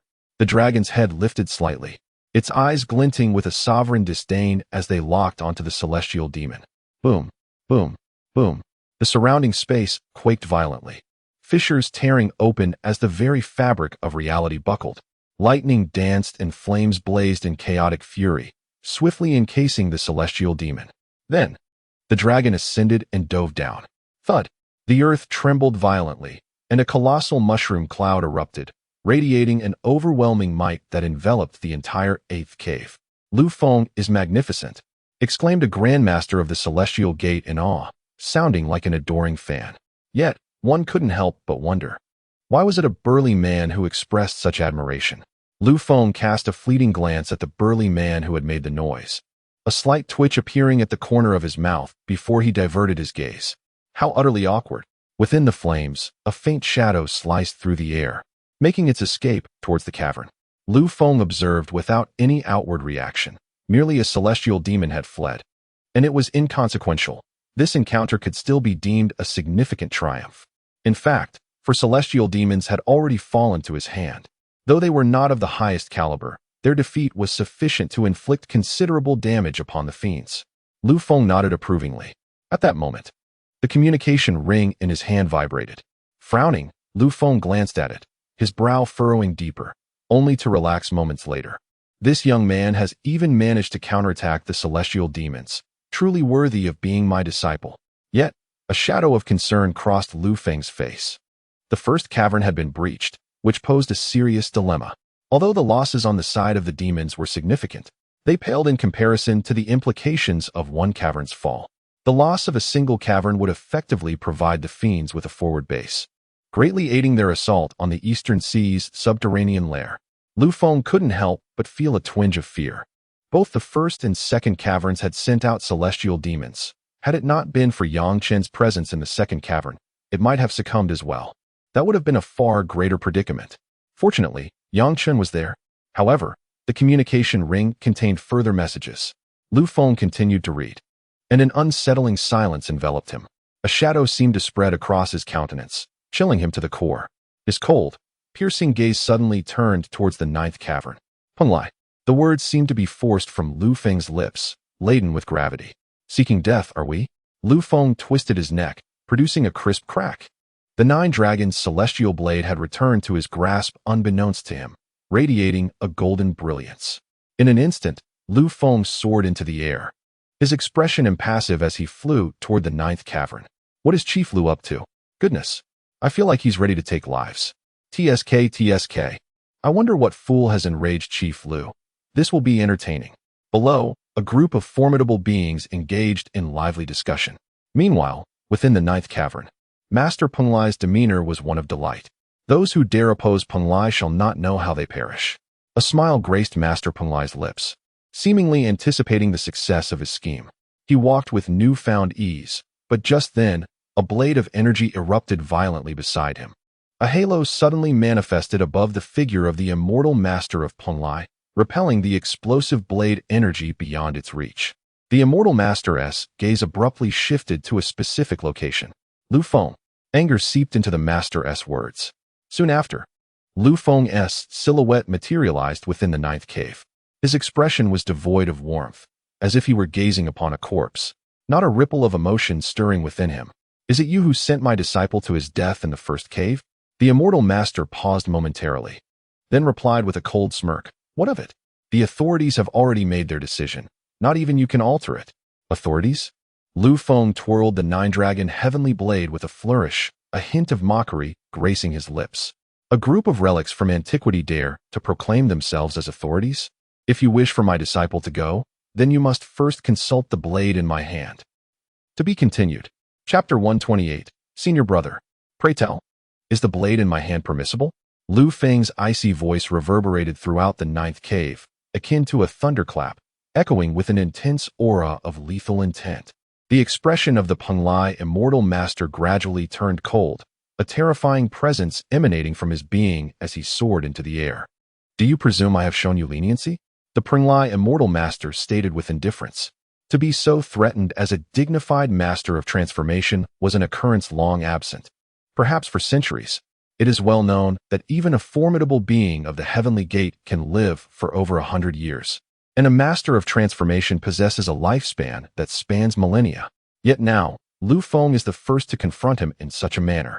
The Penglai immortal master felt compelled to impart to Lu Feng the essence of propriety. Even a master of transformation deserves respect. As an esteemed immortal of Penglai, he had traversed far within the realm of transformation. In contrast, Lu Feng, who had only recently entered this realm, dared to act so presumptuously. The wooden fan in the Penglai immortal master's hand gently unfurled, releasing an ambience reminiscent of an ink wash painting that swirled throughout the space. Do not presume that merely entering the realm of transformation grants you the audacity to act with impunity before us. In terms of experience, you remain quite juvenile. The smile at the corners of the Penglai immortal master's mouth gradually faded, replaced by a flicker of murderous intent. He was resolute in his intent to kill. Lu Feng glanced at the blade in his hand, and then cast a disdainful look at the Penglai immortal master, a smile forming on his lips. Senior brother, you remain ever so predictable. Upon uttering these words, a tumultuous uproar erupted, revealing that the Penglai immortal master was indeed Lu Feng's senior brother. The Penglai immortal master maintained an unchanging, tranquil demeanor, as if this revelation were of little consequence. You are aware that I am your senior brother? He remarked coldly, his clear pupils reflecting Lu Feng's image, yet within those profound depths, a hint of jealousy emerged. Huh, do you still harbor thoughts of killing me, senior brother? Do not forget, our master would not wish to witness disciples turning against one another. A trace of mockery graced Lu Feng's face as he teased the Penglai immortal master. The Penglai immortal master, with a frosty tone, replied, since killing is not an option, I, as your senior brother, shall impart some teachings to my junior." With that, the Penglai immortal master ascended instantaneously, and behind him, an ink wash painting unfurled, enveloping Lu Feng entirely. The world within the painting. The signature technique of the Penglai immortal master. Lu Feng allowed himself to be ensconced within the realm of the painting. While the nine-dragon heavenly blade in his grasp emitted a faint rumble, and a delicate golden dragon silhouette materialized, swirling around him. Even though Lu Feng was enveloped, the might of the painted world could not taint him in the slightest. At this moment, the figure of the immortal from Penglai appeared within the realm of the painting. A world reminiscent of a utopian paradise, where the hustle and bustle of life flowed seamlessly. Shadows emerged, each adorned with a smile. However, to Lu Feng, that smile bore a hint of coldness. Lu Feng nodded slightly before remarking, "It seems my senior brother is determined to tread this path to the very end." Suddenly, Lu Feng's eye sharpened. "Then I shall diligently clear the way for my master." To be continued. Chapter 129. Yang Chen's reaction. Yang Chen sat upon a chair, his head bowed, lost in contemplation. Just moments ago, his communication device had delivered an unexpected message, indicating the fall of the first cave, and urging him to join a venerable being of creation to reclaim it. However, Yang Chen found himself perplexed. Why would such a matter involve him? It was well known that his apparent strength was merely at the mid-stage of the celestial gate. Although he possessed secret techniques that allowed him to contend against beings of creation, he was ultimately still confined to the initial stage of creation, akin to a novice in that realm. Even a slight elevation in power would render him only capable of resisting a few adversaries, far from achieving any substantial reversal. Moreover, several days had elapsed since the first cave's fall, and who could say whether the demons had dispatched more celestial fiends within its depths? After all, the first cave was the sole bastion of the demons. Should more celestial fiends infiltrate, his venture would undoubtedly become perilous. Although he would be accompanied by a venerable being of creation, how could he ascertain the benevolence of this Naga? He was, after all, unfamiliar with these ancient beings. These venerables hailed from a bygone era, and in this age, apart from Lu Feng, no other venerables existed. The collision of two different epochs. Would it prove fortuitous? Yang Chen's mind was clouded with uncertainty. The message had originated from his master, Lu Feng, and could not be a fabrication. If his master was convinced of its validity, then he pondered the reliability of this information. Although it was conveyed by his master, there were aspects he might remain unaware of, particularly concerning the disputes among the venerable beings. Yang Chen was confident that his master held some influence in these matters. Yet this decision, whether for himself or for the 98th number, was far from favorable. After all, the only individuals of strength within the 98th number were himself and Lu Feng. Being summoned to the first cave was indeed an ominous signal. At that moment, Chen Tianxin entered, her expression grave. She regarded Yang Chen seated in his chair, hesitated for a moment, and then spoke. "A venerable being has arrived outside, requesting to see you." Yang Chen lifted his head, his countenance serene, his dark eyes gazing intently at Chen Tianxin, resembling a black hole that startled her profoundly. His gaze was imbued with an icy coldness, as unyielding as ancient glaciers. Yang Chen slightly raised his brow and remarked, "Has he arrived so soon?" Chen Tianxin, perplexed by Yang Chen's words, found herself at a loss. "You knew he was coming?" Instantly, Yang Chen conveyed the intelligence he had gathered from Lu Feng to Chen Tianxin. At once, Chen Tianxin became visibly agitated, nearly leaping from her seat. "What is this? This is clearly aimed at us, the 98th Division. Why should you be the one to go? This minister is truly something else, allowing you to participate." Chen Tianxin, feeling indignant, muttered her grievances, standing up for Yang Chen. A warmth surged within Yang Chen's heart, and a slight smile graced his lips as he softly replied, "Since my master has consented, there must be a reason behind it. I shall go." To be honest, Yang Chen had yet to fully comprehend the depths of his seemingly inconspicuous master. Though a person of this era, he had dealings with individuals from ancient times. Remarkably, his master, despite having just entered the transformative realm, could stand toe-to-toe with seasoned experts of that same level. Just like the venerable Penglai, who was certainly not a novice in the transformative realm. At that time, Yang Chen had yet to grasp the nuances of the world, and his own strength was comparatively weaker. Yet, he, alongside the freshly initiated Lu Feng, managed to intimidate the venerable Penglai, which indeed struck him as peculiar. Clearly, it was not due to his own prowess. Thus, the only other possible explanation lay with his enigmatic master. If one were to suggest that his master harbored no secrets, Yang Chen would find that utterly implausible. As for the nature of those secrets, he could only speculate. Observing Chen Tianxin lamenting about Lu Feng, he smiled faintly, rose from his chair, and approached her, saying, "Let us proceed and see what this respected one desires." A glimmer of determination shone in Yang Chen's eyes. He hoped that this venerable one would refrain from provoking him. Otherwise, he possessed a substantial pool of 10,000 kill points. Should he convert them all into insights of the 9 Xian transformation, mastering the 5th transformation might enable him to turn the tables. This, indeed, was Yang Chen's trump card, one he preferred to reserve for dire circumstances. After all, 10,000 kill points were quite significant, and he would rather invest them in enhancing other areas. With a sigh, Chen Tianxin led Yang Chen towards another chamber where the venerable one awaited. Inside the room, a burly elder sat prominently, exuding an imposing presence. Beneath him were 2 representatives from the Wang family and several formidable members from Penglai. Although the elder refrained from unleashing his terrifying aura, even a mere fraction of it was enough to exert pressure on the elite members present. Wang Zhan gazed at the elder with fervor, then inquired, "Patriarch, do you have confidence in reclaiming the first cave?" The one who arrived was none other than Wang Qingtian, the esteemed master of the Wang family, a genuine figure of transformation. It was he who had imparted the news of the first cave to the denizens of the other caves. This time, he accompanied Yang Chen to investigate the intelligence regarding the first cave, a formidable being of the transformation realm. Originally, his presence was not anticipated. However, it remains a mystery how Lu Feng managed to involve him in this endeavor. Despite having lingered in the transformation realm for an extended period, he was still among the weaker contingent within that domain. Venturing alone to the first cave would undoubtedly prove challenging. Although Yang Chen was set to accompany him, it would make little difference for Yang Chen himself.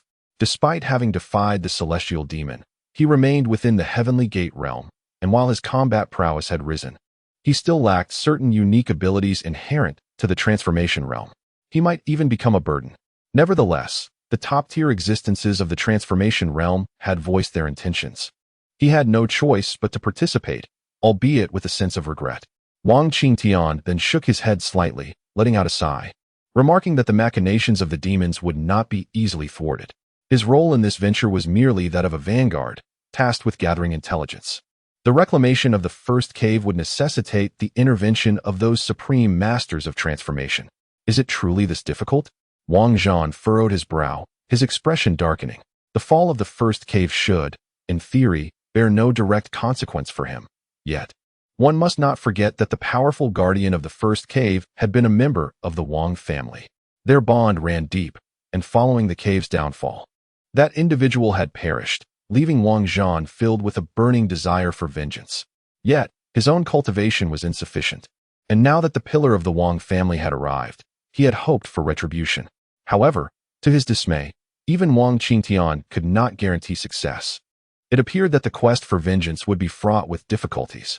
Wang Zhan clenched his fists tightly, his head bowed in contemplation. Wang Qingtian observed this silently, his heart heavy with understanding. The half-step transformation guardian of the first cave was not devoid of significance to him. He was his son. The hope of the Wang family had been shattered by the demons.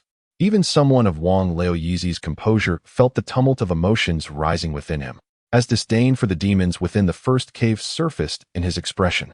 Those wretched scoundrels. At that moment, the wooden door creaked open, and Yang Chen slowly entered the room, followed closely by Chen Tianxin. Yang Chen's arrival instantly enlivened the atmosphere within the chamber. Wang Qingtian's fierce eyes, akin to those of a tiger, roamed over Yang Chen, as if assessing him.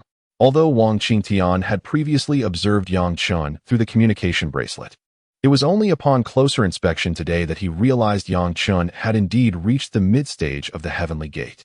Nevertheless, the undeniable fact of Yang Chen's defiance against the celestial demons stood prominently before him. This compelled Wang Qingtian to marvel at Yang Chen's extraordinary talent. In this age, it is truly remarkable to witness the emergence of such a prodigy. You are aware of what comes next, are you not? With a sigh of admiration, Wang Qingtian rose and approached Yang Chen, speaking softly. Yang Chen glanced at him and responded with a quiet acknowledgement. In that case, let us prepare to embark for the first cave, Wang Qingtian suggested, giving Yang Chen a reassuring pat on the shoulder. Just as he turned to take his seat, a voice interrupted the moment. When did I ever express a desire to go to the first cave? Wang Qingtian stiffened momentarily, then fixed his gaze intensely upon Yang Chen. What are you insinuating? Anger began to seep into his words. The individual before him displayed an audacity that was astonishing. Yang Chen's eyes locked onto Wang Qingtian's, and a faint smile curved upon his lips. If you wish for my presence there, let those in power come to me personally. To be continued.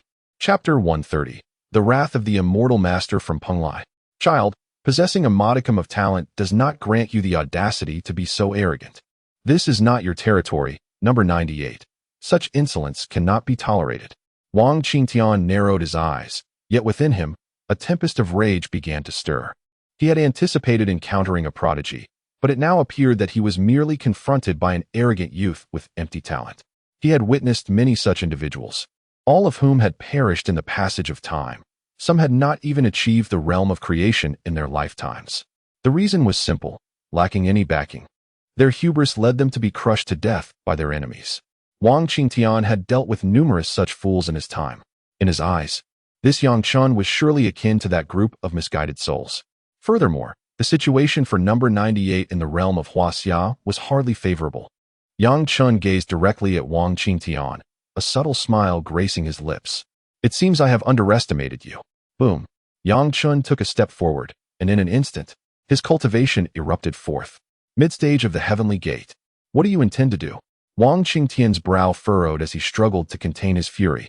For Lu Feng was not to be trifled with. Yet, in the next moment, his expression shifted dramatically. Before him, Yang Chen's cultivation was surging uncontrollably. Peak mid-stage of the heavenly gate. Late stage of the heavenly gate. Peak of the heavenly gate. Within mere breaths, Yang Chen's cultivation soared to the pinnacle of the heavenly gate.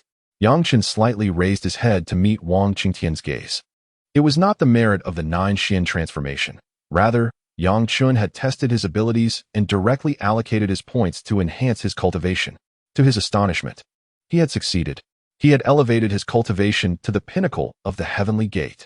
Character, Yang Chen, pinnacle of the heavenly gate. Physique, superior quality title, none. Level, pinnacle of the superior quality master. Authority, sign in.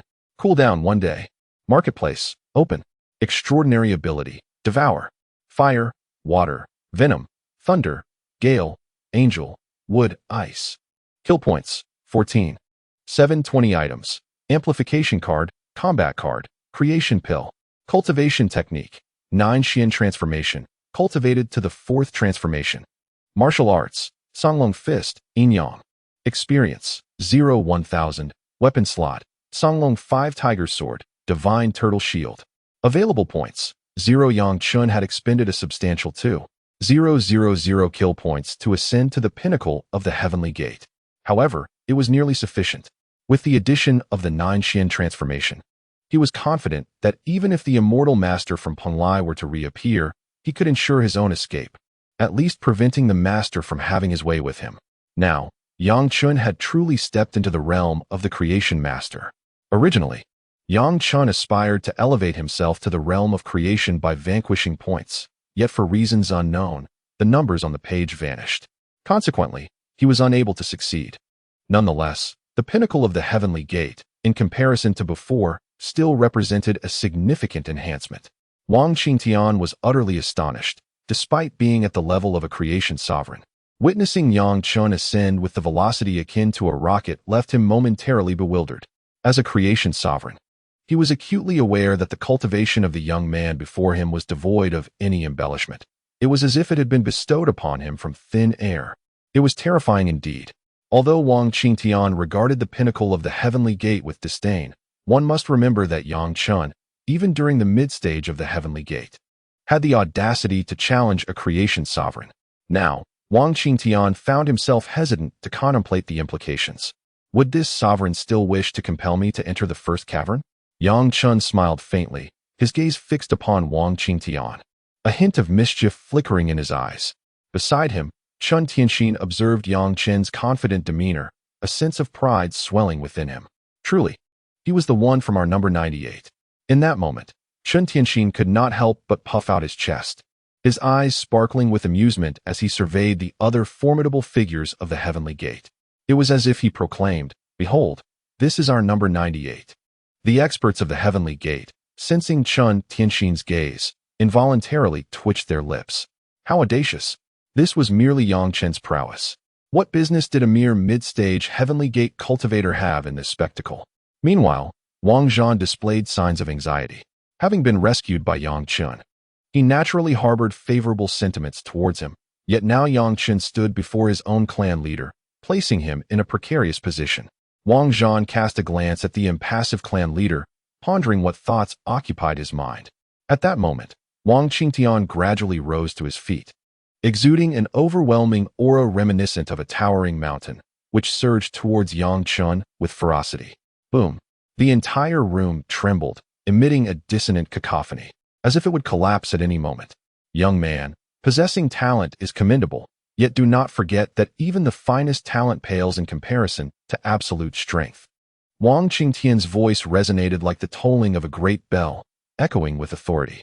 In the unseen realm, it felt as though an iron hammer descended upon Yang Chen, laden with immense weight. Unfazed, Yang Chen stood with arms crossed behind his back, unleashing a torrent of formidable spiritual energy, akin to a relentless tide, crashing against the invisible hammer. However, Yang Chen's spiritual force was ultimately of the heavenly gate caliber, falling short when compared to Wang Qingtian's refined and polished prowess. However, Yang Chen remained utterly untroubled, a faint smile gracing his lips. Subsequently, he began to allocate his remaining 4,720 kill points entirely towards enhancing his physical constitution. Boom! With a thunderous roar, a formidable energy erupted from within Yang Chen, akin to a primordial behemoth bellowing forth. The potent vitality surged around his form, manifesting as crimson tendrils that enveloped him. The transformation of his physical body into the realm of creation was complete. This physique surpassed his cultivation level, a testament to Yang Chen's experience. Indeed, when he initially commenced his journey, he had directly elevated his body to the level of a Grandmaster, despite being devoid of any spiritual energy at that time. Now, under the pinnacle of the heavenly gate, he had ascended his body to the realm of creation without any discomfort. However, it seemed that the enhancement of his cultivation had reached its zenith. The kill points could not further elevate his prowess. Clearly, the path to ascension within the realm of creation still lay ahead, fraught with challenges. Yet, for now it sufficed. Boom! From his slender form surged a terrifying energy, colliding violently with the invisible hammer wielded by Wang Qingtian. Thud! Wang Qingtian's expression shifted slightly. The enhancement of one's physique to the realm of creation was no trivial feat, particularly as one advanced further. Some formidable beings within this realm could not even attain such physical strength. Yet, Yang Chen's body had achieved this caliber, enabling him to combat some early-stage experts of the creation realm. This signified that Yang Chen had indeed stepped into the circle of creation sovereigns. He could now be considered one of them. Moreover, with Yang Chen's prodigious talent, once his cultivation and physical prowess harmonized within the realm of creation, he would undoubtedly rank among the elite within this domain. Reflecting on this, a smile involuntarily appeared on Wang Qingtian's face. Truly, he was a child of destiny. Wang Qingtian had merely been testing the waters with the young friend. There was no need to take it to heart, and he promptly decided to relay the young friend's requests to those in power. Yang Chen's talent was so astonishing that even now, in direct confrontation, Wang Qingtian was uncertain of his ability to defeat him. Such extraordinary talent warranted a favorable alliance. Wang Qingtian was no fool. Otherwise, he would not have secured his position as the patriarch of the Wang family. Yang Chen, observing Wang Qingtian's demeanor, offered a slight smile before turning to depart without uttering another word. Beside him, Chen Tianxin hastily followed suit, eager to accompany Yang Chen. Wang Qingtian silently watched Yang Chen's retreat, remaining wordless for a time. Eventually, he dismissed Wang Zhan and the others before settling down with a deep breath. After a considerable pause, Wang Qingtian activated his communication bracelet, sending a holographic message to the immortal master of Penglai. At this moment, within the ninth cave, The countenance of the Penglai immortal teacher darkened as he gazed upon the ethereal visage of Wang Qingtian. Thus it was that Yang Chun had proclaimed, "Should he wish for his presence, it would be you who must converse with him directly." As Wang Qingtian's words reached the ears of the Penglai immortal teacher, his already somber expression became increasingly foreboding. Yang Chun, the Penglai immortal teacher, seethed through clenched teeth. With a swift motion, he crushed the communication ring in his grasp, then abruptly turned his gaze towards the direction of the second cave. Yang Chun, Lu Feng, number 98. Surrounding the Penglai immortal teacher, dark tendrils of energy began to materialize, reminiscent of malevolent spirits, emitting a cacophony of unsettling sounds from within the obsidian mist. "I shall ensure that you meet a gruesome end." A fierce expression emerged upon the handsome visage of the Penglai immortal teacher, his body trembling with rage, while the very fabric of the surrounding space seemed to resonate with his fury, quaking in response. The earth itself fractured, revealing immense fissures that spread like cracks across the terrain. At that moment, towering figures began to materialize, one of whom regarded the Penglai immortal teacher with a look of confusion. "Teacher, what troubles you? Has the demon returned?" The Penglai immortal teacher swiftly regained his composure, his expression calming as he adjusted his attire. "It is nothing." He then cast his clear, penetrating gaze towards the second cave, murmuring continuously, "You too are courting death." To be continued. Chapter 131, Holistic Enhancement. In the second cave, Yang Chun sat quietly on a mat, his mind immersed in the pages of his thoughts. Character: Yang Chun, Peak of Heaven's Gate. Physique: Supreme Title: None. Level: Peak of Upper Grade Master. Permissions: Sign in, cooldown, available for sign in. Marketplace: Opened abilities: Devour, Fire, Water, Venom, Thunder. Gale, Angel, Wood, Ice. Lower grade. Kill points: 10,000 items. Amplification card, Combat card, Creation pill. Techniques: 9 mysterious transformations, cultivated to the 4th transformation. Martial skills: Songlong Fist. Inyang. Experience: 0-1000. Weapon slot: Songlong 5 Tiger's Sword, Divine Turtle Shield. Available points: 0. At present, his physique had reached its zenith, yet his cultivation lagged behind. Unfortunately, relying solely on allocated points would not elevate Yang Chun to the realm of creation. After a moment of contemplation, he queried the system within his mind. "How can I ascend to the realm of creation?" Yang Chun was perplexed, if not for the inability to allocate points. He would have considered directly enhancing his cultivation to that level. At such heights, even if the esteemed figure from Penglai were to appear, he would possess the confidence to vanquish them. Since the arrival of that Penglai venerable, Yang Chun's yearning for power had intensified immensely. In this world, weakness equated to impotence. To establish oneself, one must ascend to the pinnacle. Ding. The realm of creation represents the seizing of the heaven's essence. Only by elevating one's abilities to the extent of claiming the essence of creation can the host hope for advancement. Yang Chun comprehended the message. At that moment, he noticed a number accompanying his abilities, with the addition of the term lower grade. Contemplating the significance of those two words, he pondered whether he needed to elevate his abilities to upper grade or even supreme grade. A glimmer of light sparked in his eyes. He promptly exchanged 1,000 kill points, equivalent to 10 allocated points, and applied them all to his abilities. Instantly, he felt a profound change within his dantian, as the black hole pearl expanded significantly, seemingly brimming with formidable power.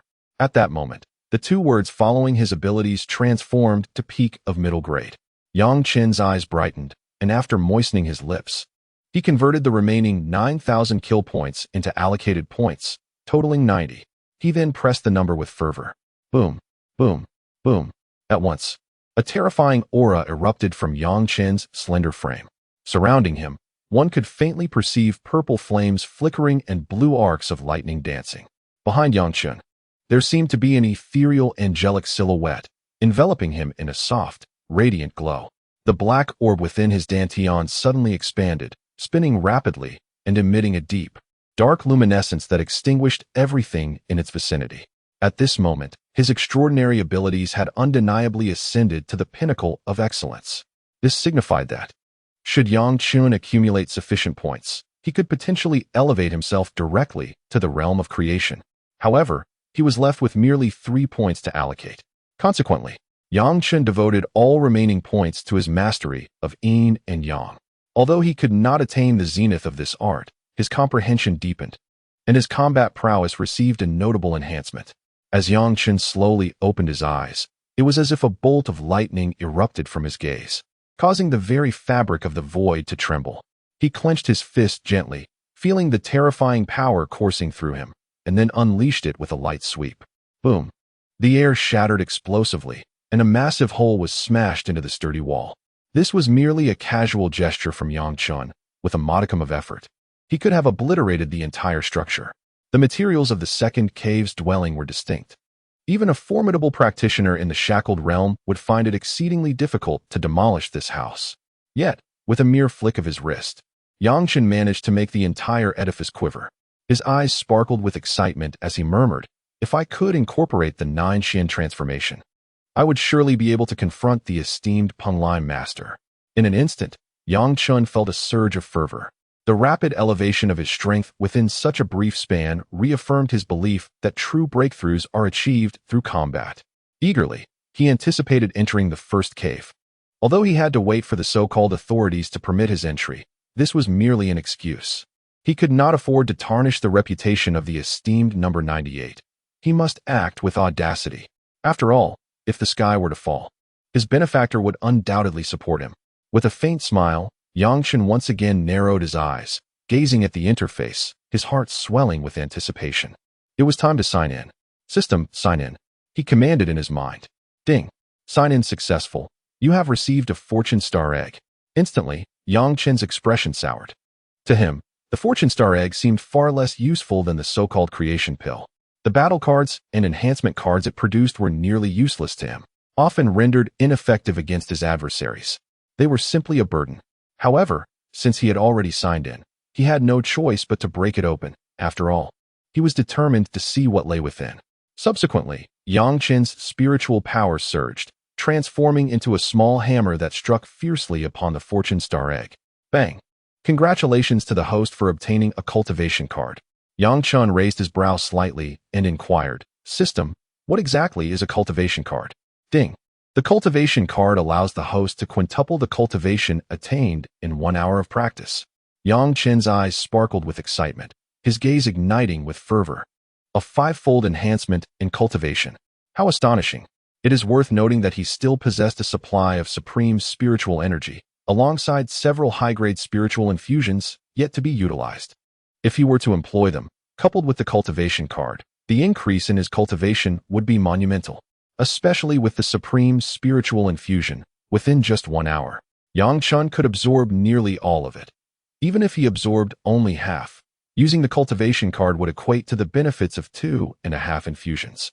Such a formidable card is truly extraordinary. In an instant, Yang Chen seemed to grasp what he needed to do. The enhancement of his abilities could also be achieved through diligent practice, although he had yet to elevate his powers to the highest tier. With the aid of the high-grade spiritual infusions, he was confident in pushing his abilities to their utmost potential. Taking a deep breath, Yang Chen closed his eyes. Then, "System, activate the high-grade spiritual infusion." Ding! Activation successful. Boom, boom, boom. The familiar spiritual energy surged forth, flooding into Yang Chen's dantian, and under his command, it rushed toward the black hole orb within. Presently, Yang Chen not only possessed spiritual cultivation at the pinnacle of the heavenly gate, but also had reached the transformative realm with his physical form. The degree of high-grade spiritual infusion was such that even if he were to receive a dozen more, he could withstand it. Swish, swish. The torrent of spiritual energy abruptly surged into the black hole orb. At this moment, the orb emitted a dazzling brilliance, as if a miniature black hole had manifested around it. Instantly, the spiritual energy flowed into the black holes, which greedily absorbed the influx as if they were insatiable gluttons, causing no ripples to surface. Yang Chen furrowed his brow, taken aback by the immense appetite of this black hole ability. In that case, let it feast to its heart's content. With a determined expression, Yang Chen commanded the system, utilize all high-grade spiritual infusions. Ding! Activation successful. Boom, boom, boom. The surging spiritual energy once again erupted, crashing against Yang Chen's dantian like a tempestuous wave.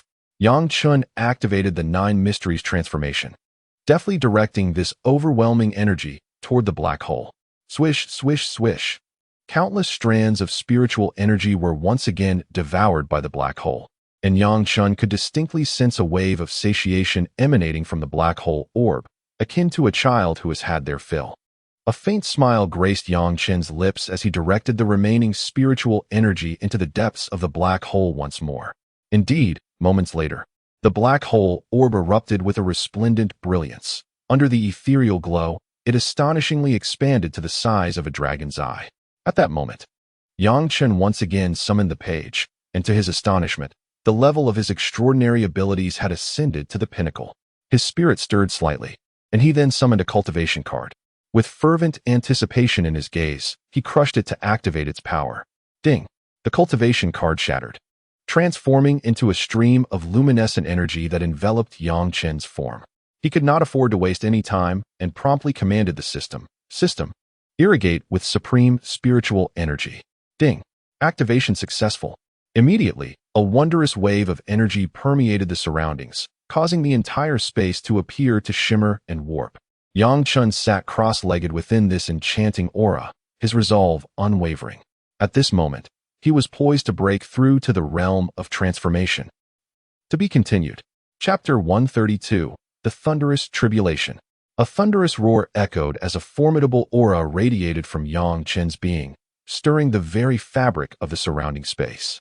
It was as if a tranquil lake had been disrupted by a surge of molten lava, boiling and tumultuous. Dense spiritual energy continuously converged around Yang Chen, where a black vortex resided within his dantian, drawing in an endless stream of this ethereal essence into his body. This state persisted for a full hour. After an hour had passed, Yang Chen's tightly shut eyes suddenly flung open, revealing a brilliance akin to countless stars swirling within, captivating the soul. An oppressive aura then enveloped his body, rendering the atmosphere stifling. The space around him trembled slightly. Furrowing his brow, Yang Chen gazed upwards, and then he relaxed. A heavenly tribulation, indeed. A flicker of excitement ignited in Yang Chen's eyes. He was no stranger to such trials, having witnessed Lu Feng's tribulation previously. He possessed a fair understanding of what lay ahead. In an instant, Yang Chen transformed into a streak of light, darting swiftly towards the cave's entrance. Presently, the second cave remained unassailed by demons, allowing him to exit with peace of mind to face the tribulation. The decision to avoid undergoing the tribulation within the cave stemmed from the instability of the surrounding space. Should the heavenly tribulation be invoked here, it could lead to a catastrophic collapse of the area, endangering both demons and humans alike. Such a scenario would be mutually destructive. However, it was not yet necessary to resort to such drastic measures. Thus, seeking refuge outside for the tribulation appeared to be the most prudent choice.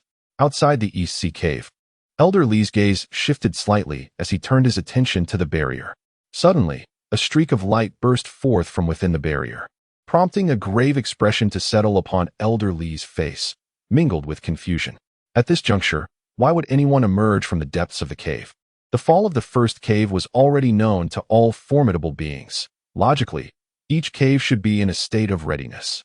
How could someone be exiting the cave at this moment? Who goes there? Elder Li bellowed, unleashing his formidable presence in that instant. Could it be the demons? A sense of urgency seized him, for if the demons had emerged, the situation would become precarious. In that moment, Elder Li's celestial realm cultivation erupted, manifesting a resplendent celestial gate in the heavens.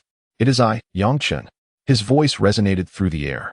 Elder Li's imposing aura momentarily faltered, followed by a hesitant inquiry. Yang Chen.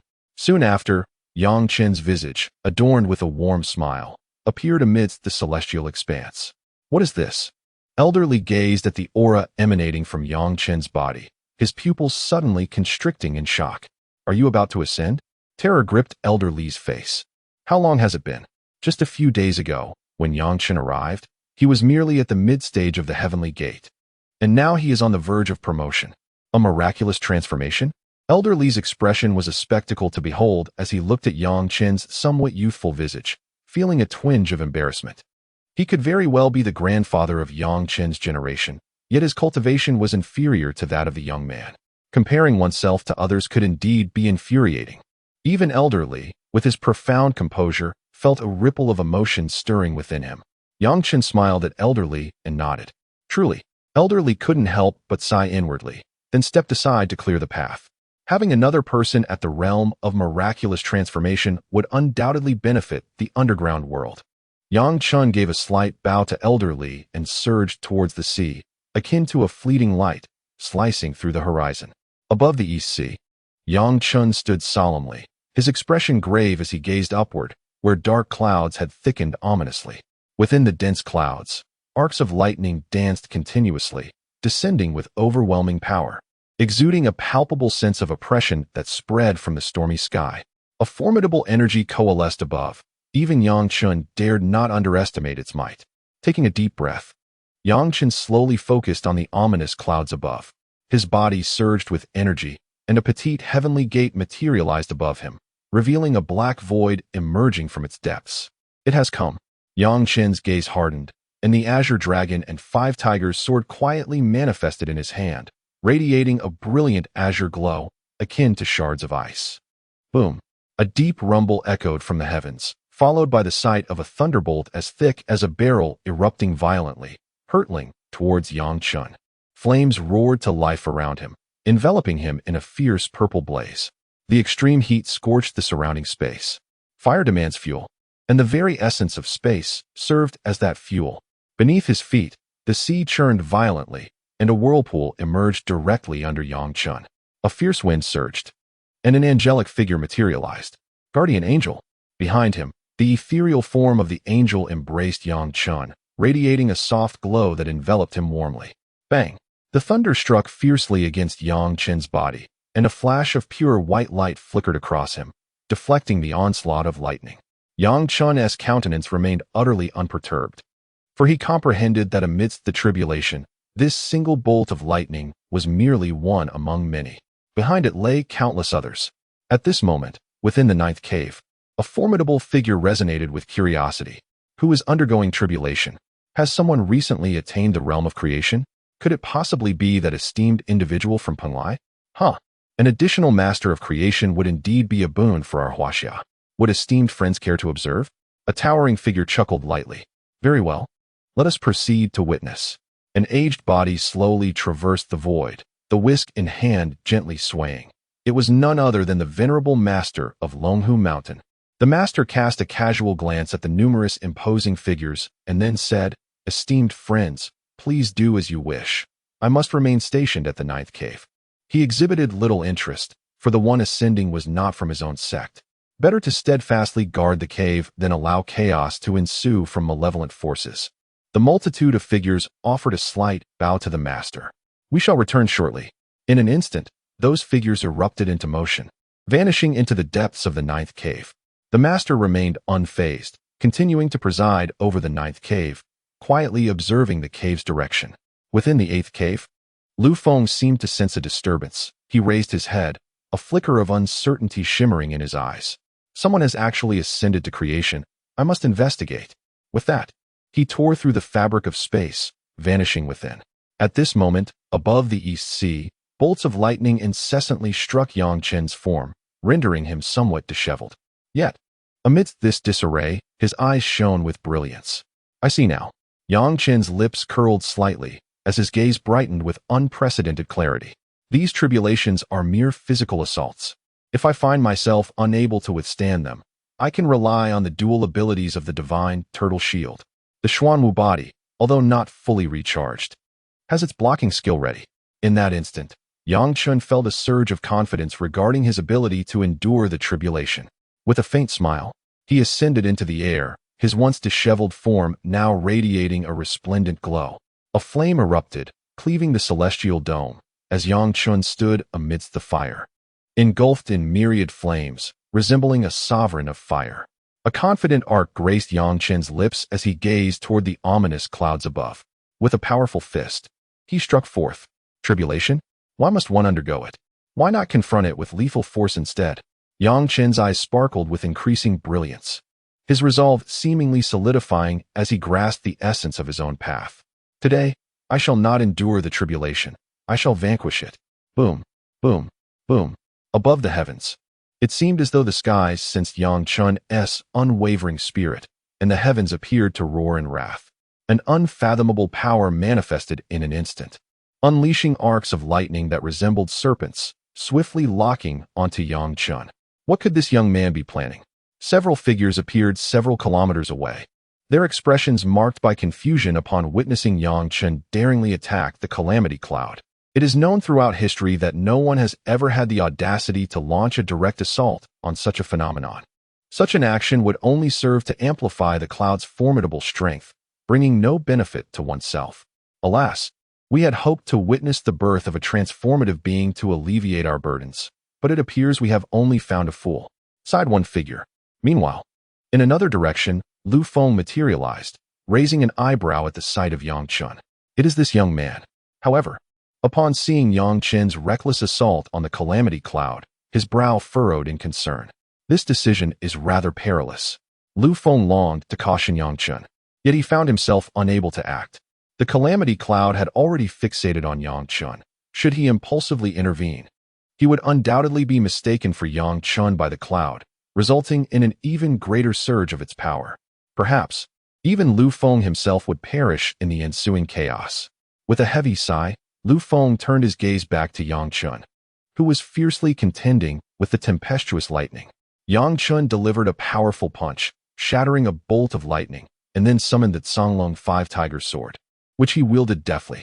Instantly, a flurry of icy shards erupted, cascading around him and dismantling the remaining bolts of lightning. Then, Yang Chun directed his attention to the tumultuous storm cloud gathering above, a faint smile gracing his lips. It is time to shatter the calamity cloud. To be continued. Chapter 133. The Creation of Transformation. Above the vast firmament, thick clouds swirled heavily, within which countless arcs of lightning converged. Faintly, one could perceive a myriad of colors of thunder intermingling, cascading with formidable pressure. Yang Chun lifted his head, his gaze firmly fixed upon the ominous storm clouds. An overwhelming power emanated from within him. This was the embodiment of a physical form in the creation realm, the pinnacle of the heavenly gate, and an extraordinary ability. Such was Yang Chen's cultivation, laid bare in this moment. As if sensing Yang Chen's prowess, the storm clouds responded with an even more terrifying force that enveloped the surroundings, reaching the very essence of creation realm power. In the distance, Lu Feng's pupils constricted slightly. He had previously endured tribulations, yet he had never encountered such a fearsome thunderstorm. Yang Chen's tribulation was at least several times more formidable than his own.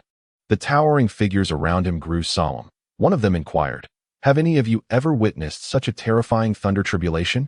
"I have not," came the chorus of responses from the other formidable beings, all shaking their heads in disbelief. "This thunder tribulation nearly rivals our own strength. This youth is indeed a prodigy," another strong figure exclaimed. "No wonder he dares to defy the creation realm. I am convinced merely by the sheer terror of this thunder tribulation." The intensity of the thunder tribulation is inherently tied to one's innate talent. Those with lesser gifts find their trials easier, while those with exceptional gifts face unparalleled horrors. However, there remains a threshold. Otherwise, no one could succeed in transcending the tribulations. For a youth like Yang Chun to endure a tribulation comparable to the might of a creation realm expert is exceedingly rare. Perhaps something even these powerful beings have never witnessed. "Do you reckon this youth possesses the potential to ascend to the heavens?" One figure laughed. As soon as these words were spoken, most of the powerful beings fell silent. The potential to ascend to the heavens, indeed, signifies a realm beyond creation. If this youth possesses such potential, it could spell trouble for our ancient sects. What a pity, if he were not undergoing tribulation. I would not hesitate to eliminate him in his cradle. A powerful figure remarked darkly. The emergence of a genius in this new era poses a significant threat to the ancient sects. Only by quelling it in its infancy can they hope to restore their former glory. Yang Chun will undoubtedly become a stumbling block on the path to that restoration. Fortunately, even though this youth has just entered the creation realm, we still have our means. As long as we deny him the time to grow, our forces can continue to thrive. A strong figure stated calmly, with a hint of murderous intent emanating from his words. All the powerful beings exchanged glances, comprehending the unspoken understanding in each other's eyes. Then let us bide our time once more. Instantly, the gaze of the crowd fell upon Yang Chen. They awaited the moment he overcame the tribulation, ready to unleash a frenzied assault upon him. At this moment, Yang Chen raised the Songlong Wahujian, the sword shimmering faintly with a chilling brilliance. The surrounding air transformed into frost, cascading into the depths of the ocean. Suddenly, Yang Chen surged into the storm clouds of tribulation, his figure morphing into a streak of light, surrounded by a myriad of sword energies that radiated from his blade. Meanwhile, the dark clouds unleashed bolts of thunder, aiming to obliterate this audacious human. Yet, those countless sword energies instantly enveloped the surrounding thunder, devouring them one by one. In but a fleeting moment, Yang Chen approached the tempest of clouds. It was only now that he could distinctly perceive the oppressive force emanating from within the tribulation clouds, akin to an apocalyptic force intent on extinguishing all life. A wave of dread washed over Yang Chen, making him feel as insignificant as an ant confronting a colossal being, a primal sense of oppression.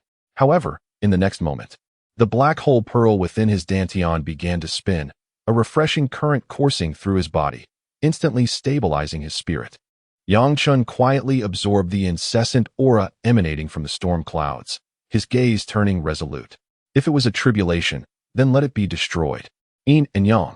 A thunderous roar filled the heavens and earth, dimming the surroundings as black and white energies emerged from the cosmos, converging upon the Songlong Wahujian. Soon, the sword in Yang Chen's hand was thrust forward, unleashing a black and white disc that tore through the air with a ferocious howl, charging towards the storm clouds. The terrifying cutting force erupted forth. Countless bolts of thunder fell upon the disc, seemingly intent on obliterating it, yet they were extinguished one after another, leaving desolation in their wake. Then, Yang Chen unleashed a powerful punch, and a colossal yellow dragon roared forth, its massive head rearing up as it charged directly towards the storm clouds. The three forces collided in an instant: thunder, the disc, and the dragon. The resulting eruption of energy sent violent ripples across the air, reminiscent of waves on the sea. In a brief moment, the thunder was silently consumed by the dragon, while the disc shattered the defensive barrier of the thunder, plunging into the thick storm clouds. It cleaved through the clouds, dispersing the darkness, allowing sunlight to cascade down upon the ocean's surface. Following the storm clouds, auspicious clouds drifted in, radiating a gentle glow that enveloped Yang Chen entirely. A warm power permeated through his being. With a smile, Yang Chen turned the page. Character: Yang Chen, Step of Creation. Physique: Supreme Title, None Level. Supreme Master Permission. Sign in, cooldown, 15 days. Marketplace: Opened abilities: Devour, Fire, Water, Venom, Thunder, Gale, Angel, Wood. Ice Supreme. Kill points: 0 items. Amplification card, Battle card. Creation Pills Cultivation Technique. 9 mysterious transformations, cultivated to the 4th transformation. Martial Arts, Songlong Fist. Yin Yang Experience, 0-1000. Weapon slot, Songlong 5 Tiger Sword. Divine Turtle Shield. Available points, 0. Promotion, successful. In the distance, Lu Feng watched with a smile as Yang Chen broke through the calamity clouds. Good job, Oz, truly worthy of being my disciple. He then slapped his thigh. But in the next moment, his expression changed dramatically as his gaze shot towards a certain direction. Oh no, I forgot about that. To be continued. Chapter 135, Shamelessness. Yang Chen was enveloped in the radiant glow of auspicious clouds, with dappled sunlight cascading upon his form. Within his being, it seemed as though a terrifying power was gestating, poised to erupt with a force capable of annihilating the heavens and the earth. The terror was palpable. Clenching his fist, Yang Chen could distinctly sense the latent power concealed within, as if a single strike from him could cause the very fabric of space ahead to collapse. Is this the might of the creation realm? He mused, still immersed in the ecstasy of his ascension in power. Why is the creation realm referred to as the realm of creation? It is because, in contrast to the Heaven's Gate realm, the creation realm can harness the very forces of the universe. To create is to seize the world's essence, drawing upon the celestial energies for one's own use. This embodies the prowess of the realm of creation. Within the creation realm, there exist 10 stages, denoted as the first step of creation, the second step of creation, and so forth, culminating in the 10th step of creation. As for the realms beyond the 10th step, even Yang Chen remained unaware. What he did know was that transcending the 10th step would allow one to attain immortality and ascend to the status of an immortal. Moreover, the creation realm is also known by another name, the path to ascendancy. Each step is a staircase. After 10 steps, one witnesses the scenery that belongs solely to the immortals. The so-called aptitude for ascension refers to those who harbor the hope of traversing the path to ascendancy. A faint smile gradually graced Yang Chen's lips, when suddenly, the figure of Lu Feng appeared beside him. Lu Feng's expression was notably grave. "Master?" Yang Chen gazed at Lu Feng in surprise, but Lu Feng softly whispered in his ear, "Hurry." Without waiting for Yang Chen to prepare, he seized the fabric of Yang Chen's clothing and tore through space, ready to escape. At that moment, a thunderous voice resonated through the air. "Director Lu, why leave so soon? Can't we have a proper discussion?" Swish, swish, swish. A torrent of spiritual energy cascaded down, enveloping both Lu Feng and Yang Chen, causing the torn space to rapidly mend and stabilize. Lu Feng's expression darkened as he fiercely swung the nine-dragon celestial blade forward, unleashing two roaring dragons. Yet, it was as though they collided with an impenetrable barrier, shattering instantly. "Director Lu, why not stay and converse? Such eagerness cannot lead to a favorable outcome." A light-hearted laugh echoed. Following this, blurred figures materialized around Lu Feng and Yang Chen, each radiating a formidable presence. Among them, one or two figures emanated an aura so potent that it distorted the surrounding space. At this moment, Yang Chen finally comprehended the gravity of the situation. He leaned closer to Lu Feng and whispered, "Master, are these individuals from the ancient sects?" Lu Feng's expression grew somber as he nodded affirmatively. Yang Chen felt a sense of relief, yet was still somewhat astonished. The presence of so many powerful beings at the transformation realm revealed the formidable depth of these ancient sections. Curiosity piqued. Yang Chen wondered what allowed Lu Feng to maintain an advantage over so many formidable adversaries. "Why have you all abandoned your watch over the demons in the 9th cave to come here?" Lu Feng's eyes, sharp as a lone wolf's, scanned the multitude of figures, gleaming with intensity as if attempting to unveil their true identities. "Ha ha, Director Lu, the 9th cave is under the protection of the Grandmaster. We truly feel at ease." A powerful figure chuckled softly, speaking leisurely. "Have you come here to bless this unworthy disciple of mine on his ascension to the transformation realm?" Lu Feng replied coldly, showing no courtesy. "Blessing is certainly warranted, as witnessing such a young transformation realm cultivator is nothing short of witnessing a miracle, is it not?" The same figure continued, with others smiling in agreement. Lu Feng scoffed, tightening his grip on the nine-dragon skyblade, stating, "What are your intentions? We both know the truth. Why beat around the bush? Since Director Lu is aware, then let us keep your disciple here. We assure you that within 3 years, we shall not interfere with your 98th, the powerful figure said, stepping forward with hands clasped behind his back, looking down upon Lu Feng. "I believe you understand this reasoning better than we do. In 3 years, your 98th will have ample time to develop." Lu Feng smiled slightly. "This condition does intrigue me." However, he suddenly erupted with a formidable aura, resembling a celestial deity, as a tempestuous and domineering blade energy surged around him, instantly igniting into a frenzy. The terrifying force relentlessly tore apart everything in its vicinity. The figure's brow furrowed slightly as he waved a hand, dispersing the surrounding blade energy. "Lu Feng, do not mistake courtesy for weakness. Get lost." Lu Feng cursed vehemently, and with a swift motion, he unleashed a blade strike, a crescent-shaped blade light descending upon the figure. In an instant, the space before him was torn asunder. Anger manifested on Lu Feng's face. "If you push me too far, I will self-destruct right here. And then let us see how you can stop those demons." At these words, the expressions of all present darkened, turning grim. The proximity to the Eastern Sea's cave posed a significant threat. Should Lu Feng self-destruct, it could weaken the spatial integrity of the Eastern Sea cave, allowing the demons to exploit other passages to invade Huaxia, which would spell disaster. After all, amidst the myriad of demons, there exists a presence that instills trepidation in them all. In that instant, the individual who stepped forward found himself caught in a web of hesitation. He could not ascertain whether Lu Feng would dare to self-destruct, Yet even the slightest possibility was too great a risk to take. In comparison to the entity designated as number 98, the demons were of paramount importance. Let them go. At that moment, a resonant voice reverberated through the air. The man furrowed his brow slightly and reluctantly stepped aside. Yang Chen regarded him and inquired boldly, "Would you be so kind as to disclose your name?"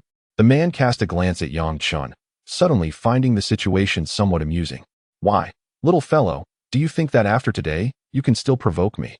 Yang Chen's expression remained composed as he replied, "Do you dare?"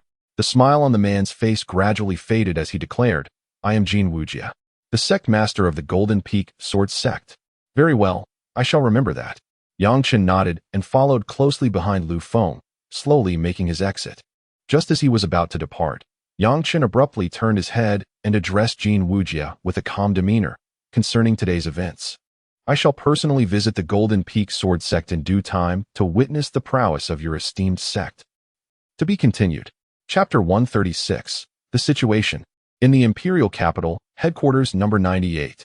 Yang Chen and Lu Feng sat on the sofa, engaged in a discussion.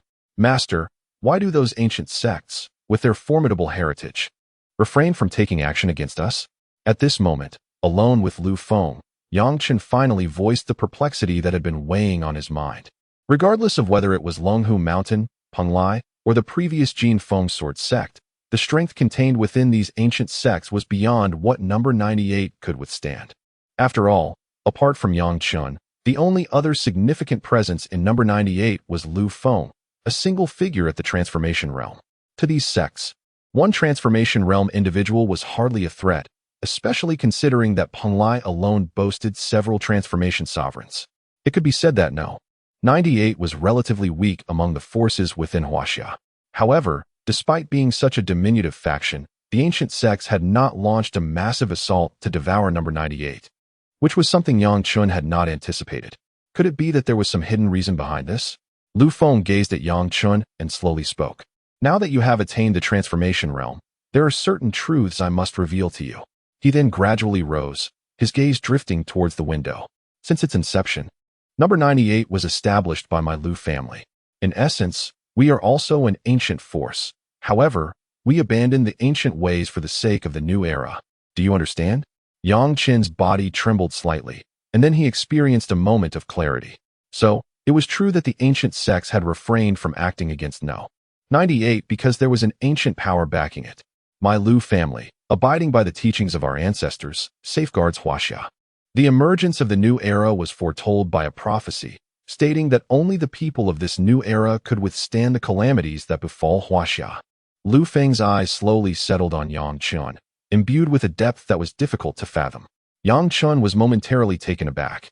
As if he understood the implication in Lu Feng's gaze, he incredulously remarked, "Master, you can't possibly believe that I am that person." Yang Chen felt a sense of discomfort, particularly under Lu Feng's watchful gaze. Was it possible that Lu Feng believed he could save the world? What a ludicrous notion, although he possessed a system. Suddenly, Yang Chen's mind jolted. Could the emergence of the system be related to Huaxia's impending doom? Were demons involved? A multitude of questions surged through Yang Chen's mind. Lu Feng observed Yang Chen with a knowing smile, and then slightly shifted the topic. My Lu family has safeguarded Huaxia for generations, and even these ancient forces do not dare to take action against us lightly. 4. Lu Feng pointed towards the heavens, looking at Yang Chen. "Heaven?" Yang Chen inquired, puzzled. "There are those above," Lu Feng stated calmly. Yang Chen's body trembled once more, and his gaze pierced the horizon, seemingly attempting to break through the heavy clouds to glimpse the scenery beyond. Setting aside these thoughts, the Lu family is guarded by an existence that transcends the realm of creation. Do you believe that even with numerous beings of the creation realm among those ancient powers, they would dare to act recklessly under the watchful eye of our Lu family's protector? Lu Feng chuckled, his words dripping with sarcasm aimed at those ancient forces. However, Yang Chen remained somewhat perplexed. If the Lu family possesses an existence beyond the creation realm, why then do those ancient powers maintain such an aggressive stance towards the 98th? Are they not fearful of that transcendent presence intervening? Yet before Yang Chen could articulate his thoughts, he was interrupted by Lu Feng. The protector of the Lu family will not reveal themselves until the 98th is obliterated, which explains why these individuals dare to take action. After all, Lu Feng's tone gradually grew more somber. That being's time is limited. Yang Chun fell into contemplation. Currently, the 98th is still under the protection of a transcendent existence. However, once the time arrives and that figure departs this world, the 98th will become an irresistible target for many ancient forces. Thus, even achieving the creation realm now seems somewhat inadequate. Not only are the demons lurking within the Eastern Sea caverns a hindrance, but the ancient powers also pose significant challenges to the 98th. In an instant, the joy Yang Chun felt at attaining the creation realm began to fade. Even though he had reached this stage, it remained merely the first step, with many more minor realms yet to traverse, and the gaps between these realms were substantial. The disparity between minor realms is akin to the chasm between the celestial gates and the realm of creation, if not greater. This explains why those who have journeyed far in the creation realm can serve as the cornerstone of their respective forces. To put it succinctly, an individual at the second step of creation can single-handedly confront 10 at the first step and emerge unscathed. Those at the ninth step of creation are even more formidable. Yang Chun gazed out the window, feeling the weight of immense pressure. As a person of this new era, regardless of his affiliation with the 98th, he has become a threat in the eyes of the ancient powers. Especially during the time of his recent ascension, numerous venerable beings of creation sought to corner him. Were it not for Lu Feng's self-destructive threat, he might not have emerged unscathed. Presently, he is merely at the first step of creation. Even with the aid of the 9 Shen transformation, he could only reach the second step at most, and should he encounter a formidable opponent beyond the third step, he would find himself at a loss. Furthermore, those at the third step can still be considered weak within the creation realm. In places like Penglai, there are certainly powerful beings at the 7th step of creation or higher, not to mention the formidable forces of Longhu Mountain and Kunlun, which stand on par with Penglai. Lu Feng gazed at Yang Chun, gently patting him on the shoulder. He then slowly spoke, "It's fine to put pressure on yourself, but do not overburden yourself.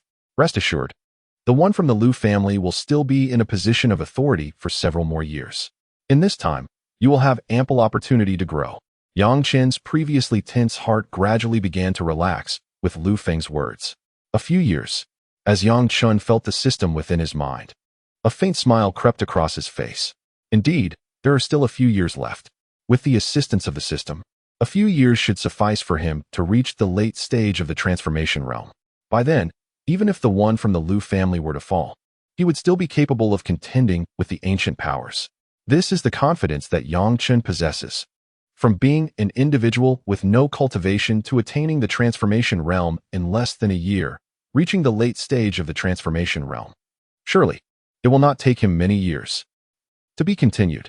Chapter 137. The Jin Feng Sword Sect. Well, the Jin Feng Sword Sect. Yang Chun lifted his gaze and glanced at Lu Feng, hesitating. Although it was true that the Lu family's transcendent existence presided over the number 98, if he were to provoke the Jin Feng Sword Sect, it would be troublesome if that individual chose not to intervene. The sect's master was at least a figure beyond the 5th step of transformation, not someone to be trifled with. Should that person disregard all consequences and come seeking trouble with number 98, the repercussions of his past actions would be severe. Lu Feng merely smiled faintly, patting Yang Chen's shoulder, and spoke softly, "I understand your intentions. What I wish to convey is this. Pursue your desires. Should the heavens collapse, I shall bear the weight for you." Though his words lacked the forceful resonance, they possessed a magical charm that instantly put Yang Chen's anxious heart at ease. Gradually, a smile began to grace Yang Chen's lips. Disciple, understood. In the southwestern region of Huaxia, there stood an ancient, unadorned peak. This mountain bore no name on the map, yet its slopes echoed with the sounds of chirping insects and singing birds. A gentle mist, infused with ethereal energy, wafted through the mountain. The entire peak resembled a sharp sword, piercing the heavens. Surrounding it were fierce and piercing sword energies, rending asunder all in their vicinity. However, within the mountain's interior, an abundance of vitality thrived, as if countless lives were converging within. It was indeed peculiar, a place that exuded lethal intent on the outside, yet teemed with life on the inside. Such a phenomenon was quite rare throughout Huaxia. Nestled within the mountain were ancient courtyards located at its midsection, each suffused with astonishing sword energies. Within each courtyard sat a solitary swordsman, quietly meditating, with a precious sword levitating above their legs. The formidable sword energies emanated directly from those swords. At the summit of the peak stood a stone gate, upon which were inscribed 4 prominent characters, Jin Feng's sword sect. Within those 4 characters seemed to be concealed an endless torrent of sword energy. Any ordinary person who cast even a fleeting glance would find themselves scorched by the essence contained therein. The consequences could be fatal, or at the very least, result in blindness. Only those who had surpassed the rank of master could traverse that sword energy with nonchalance, while those beneath that level were deemed unworthy. Beyond the stone gate lay a grand, palatial structure, vast enough to encompass the entire mountain. Within this palatial edifice, figures hurried to and fro, their auras radiating the presence of grandmasters, and above. The sheer number of such figures within this palace was staggering, crowded, and overwhelming. The palace is also known as the Golden Peak Hall. Within the depths of the Golden Peak Hall resides a formidable figure, exuding an overwhelming aura of power. This is the revered Transformation Master. Alongside the sect leader Jin Wuji of the Golden Peak Sword Sect is the other esteemed Transformation Master, Elder Jin Shilong. A being of the second step in transformation, he stands as a paramount authority within the Golden Peak Sword Sect, second only to one. At this moment, beneath Elder Jin Shilong, there are numerous formidable presences, each a powerful entity of the Heavenly Gate realm. Among them, 3 stand at the pinnacle of the Heavenly Gate, while the rest are formidable figures in the latter stages of the realm, 5 in total. Within the Golden Peak Sword Sect, only those in the latter stages of the Heavenly Gate may ascend to the position of Sect Elder. This exemplifies the profound heritage of the ancient sections. However, has anyone caught wind of Yang Chen's movements? A hint of irritation crossed Jin Shilong's austere visage. The previous day's message from Jin Wuji urged him to monitor Yang Chen's movements, lest the latter launch an attack against the Golden Peak Sword Sect. Yet, Jin Shilong regarded this with indifference. After all, Yang Chen was merely a novice in the realm of transformation, while Jin Shilong himself had attained the second step. As long as Lu Feng did not intervene, Jin Shilong believed that Yang Chen's arrival would only lead to his own demise. The disparity between realms is substantial. Thus, while tasked by Jin Wuji, Jin Shilong delegated the responsibility to other elders, for how could a transformation master of his stature personally engage in surveillance? At most, he would simply await news. At that moment, an elder from the latter stages of the Heavenly Gate stepped forth and respectfully addressed Jin Shilong, reporting to the Grand Elder. Yang Chen has remained at the headquarters of number 98 in the imperial capital without making any movements. Jin Shilong nodded in satisfaction, smiling. Yang Chen has merely stumbled into the realm of transformation by luck. I fail to comprehend why the sect leader is so cautious. Are we, the esteemed Golden Peak Sword Sect, truly afraid of this fledgling? Indeed, even with the sect leader suppressing the demons in the East Sea Abyss, the Grand Elder remains vigilant. We need not fear this youth. An elder flattered. Ha ha, well said. Jin Shilong laughed heartily, appreciating the flattery. Even if this boy dares to come, I shall assuredly slay him. At that moment, a faint voice echoed from beyond the Golden Peak Hall, reverberating throughout the Golden Peak Sword Sect. Yang Chen of No. 98 has come to seek guidance from the Golden Peak Sword Sect. Instantly, Jin Shilong's expression darkened.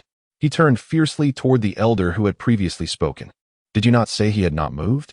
The elder was instantly petrified by Jin Shilong's gaze, trembling and paling.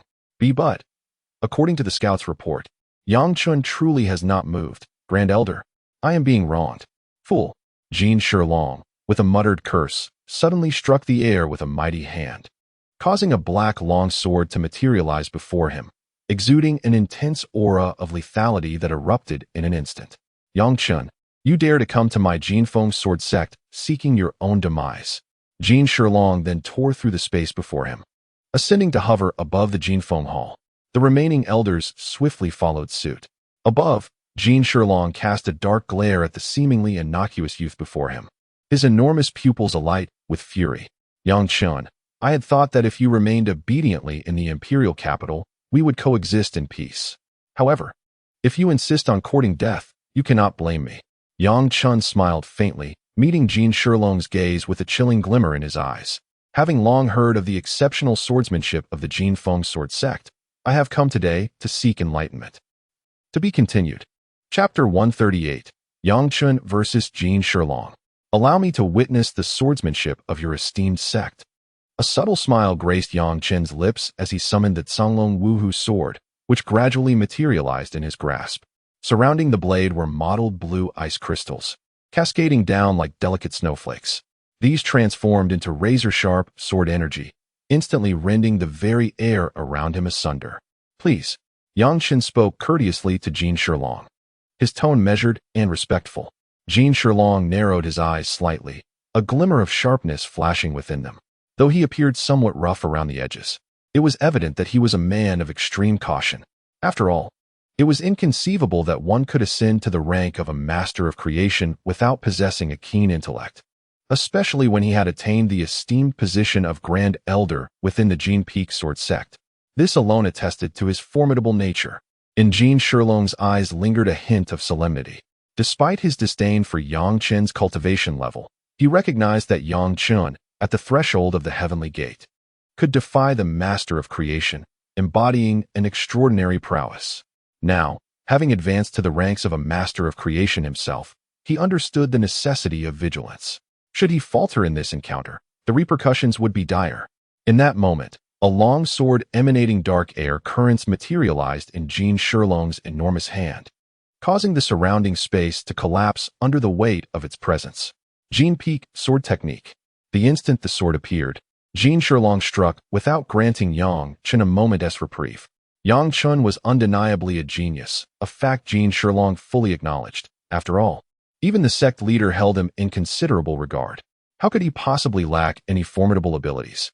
Suddenly, the heavens above erupted with fierce sword energy, as if countless sharp blades manifested in the expanse. The dense clouds were torn asunder in an instant, and the sunlight itself appeared to warp under the strain. The power of Jin Gang surged forth. This was the Grand Elder's signature technique. It was astonishing that he unleashed it at the very outset. This young man was surely doomed. A Peak Elder of the Heavenly Gate stroked his beard and chuckled.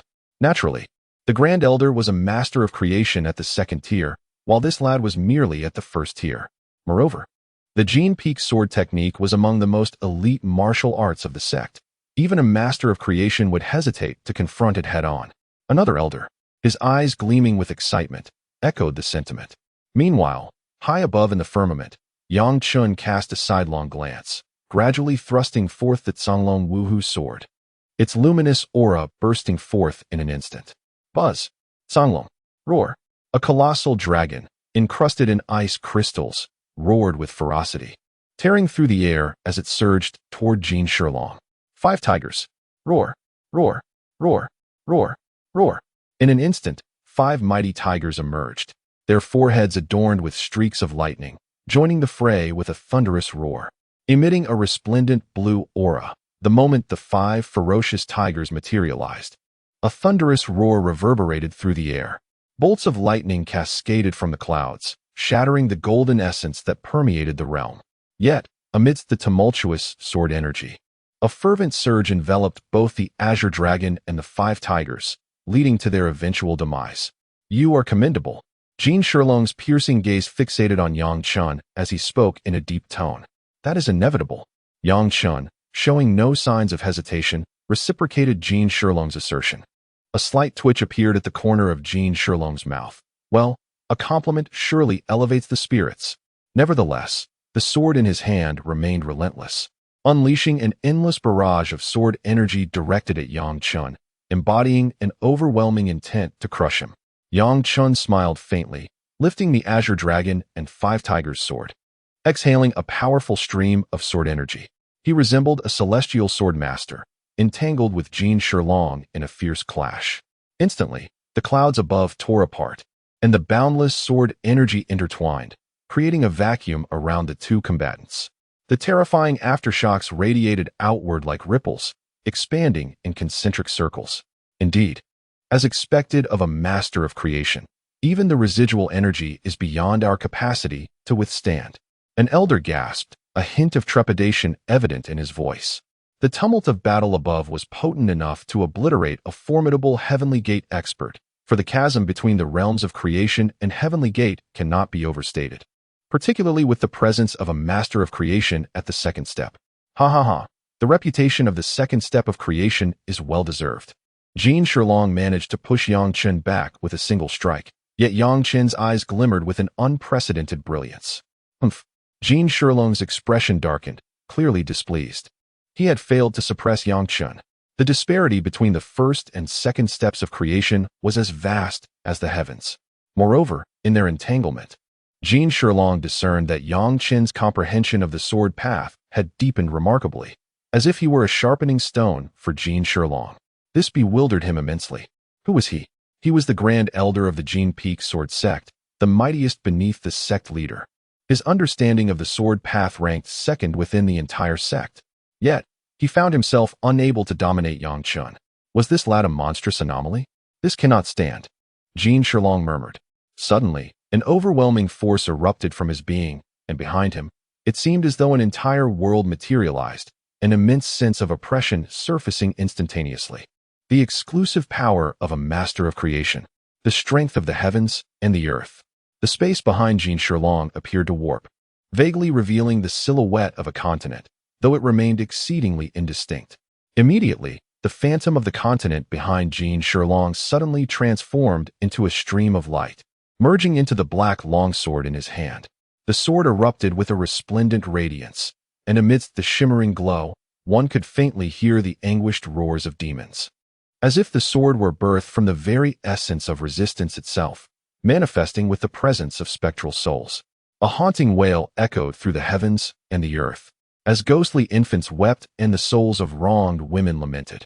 10,000 ghosts soared. Jin Shilong bellowed, and in an instant, the endless specters surged forth, enveloped in a terrifying might, striking down with ferocity. The sound of thunderous explosions resonated throughout the air. The sword's radiance swiftly consumed Yang Chen. 10,000 ghosts soared. This is the ultimate trump card of the Grand Elder. It was astonishing that it had been forced into play. Legend has it that the Grand Elder once repelled a formidable opponent at the third step of transformation with this very technique, earning him great renown. Oh, for this young man to perish beneath the Grand Elder's 10,000 ghost sword would indeed be a point of pride. An elder commented on the battle unfolding above. Another elder nodded in agreement, sensing the battle was nearing its conclusion, and suggested they extend their congratulations to the Grand Elder. With that, he exchanged knowing glances with the surrounding elders, who all wore expressions of understanding. Above, Jin Shilong felt a slight relief wash over him, and he exhaled deeply. It was over. A faint smile crept onto his lips. Being struck by this move would severely injure even a third-step transformation expert, let alone Yang Chen, who was merely at the first step. However, in the next moment, Jin Shilong's expression abruptly shifted as he gazed toward the epicenter of the explosion. The heavens trembled. A low voice reverberated through the air. Following this, a terrifying aura erupted from the center of the blast, piercing through the sky like a radiant beam. Boom. Then, a young man clad in black emerged slowly from the explosion, untouched by flames, a smile gracing his lips. In his hand, he wielded a cerulean longsword, exuding a chilling aura. Within the boy's form, it seemed a formidable power was coalescing. Pinnacle of the second step of transformation. How is this possible? Jin Shilong exclaimed, unable to believe his eyes. How could someone who was clearly at the first step of transformation suddenly ascend to the pinnacle of the second step? Even with extraordinary secret techniques, it was inconceivable. Unless, celestial techniques. A fleeting glimmer of greed flickered in Jin Shilong's eyes, but was quickly suppressed, for Yang Chen, now at the pinnacle of the second step, was indeed more formidable than himself. This was troublesome. Yang Chen twirled his sword, casting a glance at Jin Shilong, disappointment evident in his eyes. Initially, I presumed that a formidable figure like Jin Wuji would command a multitude of exceptional talents under his banner. However, upon closer inspection today, I find myself rather disenchanted. Yang Chen's gaze slowly traversed the expanse of the Golden Peak Sword Sect, shaking his head in disappointment. This Golden Peak Sword Sect truly falls short of my expectations. Perhaps it would be better to obliterate it. A soft yet resonant voice echoed throughout the Golden Peak Sword Sect. Countless disciples emerged, gazing upward in astonishment at the audacious youth making such brazen declarations. How preposterous! Like the thunderous roar of a storm, Jin Shilong bellowed fiercely. Gritting his teeth, he seized his black sword, preparing to engage Yang Chen in battle once more. Meanwhile, the elders of the Golden Peak Sword sect paled visibly, some trembling in fear, their cultivation levels evidently insufficient to confront the looming threat. Yang Chen regarded the advancing Jin Shilong with palpable disdain, and then, with a sudden motion, he pointed towards the sky with the Canglong Five-Tiger Sword. Yin and Yang. The heavens and earth dimmed, shrouded in an unsettling twilight. In the ensuing silence, a colossal black and white wheel materialized, spinning ominously and exuding an aura of dread. This wheel obscured the sun, casting its shadow over the entire Golden Peak Sword sect. To be continued. Chapter 139. The Fury of Jin Wuji. Days later, a tempest swept across the entirety of Huaxia. The Jin Feng Sword sect was annihilated. Every member of the Jin Feng Sword sect, from the elder at the creation realm to the newly initiated disciples, was mercilessly slaughtered overnight, leaving no survivors. Oh, except for Jin Wuji, who remained stationed in the East Sea Cavern. At this moment, within the ninth cave, Jin Wuji, having just received the news, felt an explosive surge of energy coursing through him. His cultivation at the fifth step of the creation realm erupted suddenly, causing the very cave to tremble slightly. His eyes glowed with a fierce crimson light, and his visage twisted into a ghastly expression, his aura becoming chaotic. Yang Chen, a low growl, akin to that of a wild beast, resounded through the chamber. Jin Wuji clenched his teeth, as if the opportunity had been forcibly extracted from the depths of despair. He took a deliberate step forward, and instantly, the space around him began to collapse. Boom! It was as though a bomb had silently descended beside him, causing the surrounding air to ripple outward in a swift expansion. The ground cracked beneath him, revealing a network of fissures. Friend, do not be agitated. This place is not suitable for wrath. A voice, as soothing as a spring breeze, echoed in Jin Wuji's ears, causing his turbulent energy to subside slightly. The voice seemed to possess a peculiar charm, calming the enraged Jin Wuji somewhat. At this juncture, reason began to reclaim a semblance of control in Jin Wuji's mind. A figure, ethereal and radiant, gradually materialized before him. She possessed an exquisite beauty, with skin as smooth as ice and a visage crafted by the heavens, reminiscent of a lotus flower in bloom. Her delicate waist swayed gracefully, and her bare feet adorned the void. It was she who had spoken moments before. Her expression bore no hint of worldly concerns, yet she emanated an aura of profound intimacy. Truly, she was breathtaking. Even in his fury, Jin Wuji felt an uncontrollable desire stirring within him upon seeing her.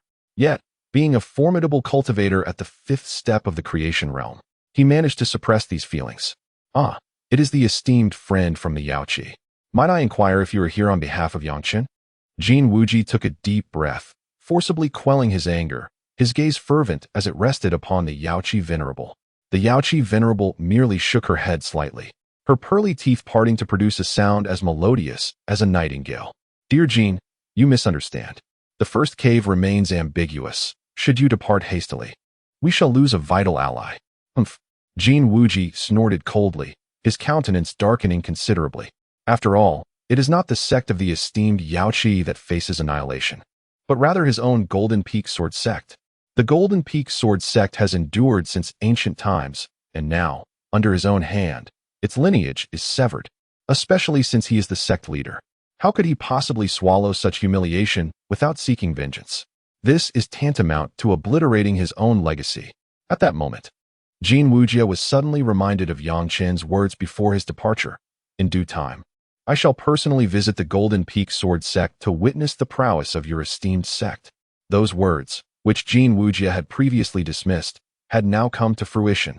Even now, he could vividly recall the indifferent gaze Yang Chen had cast upon him before leaving, as frigid as a millennium of ice, piercing to the bone. Unconsciously, Jin Wuji, a master of the fifth step of transformation, shuddered. Yet, he quickly regained his composure.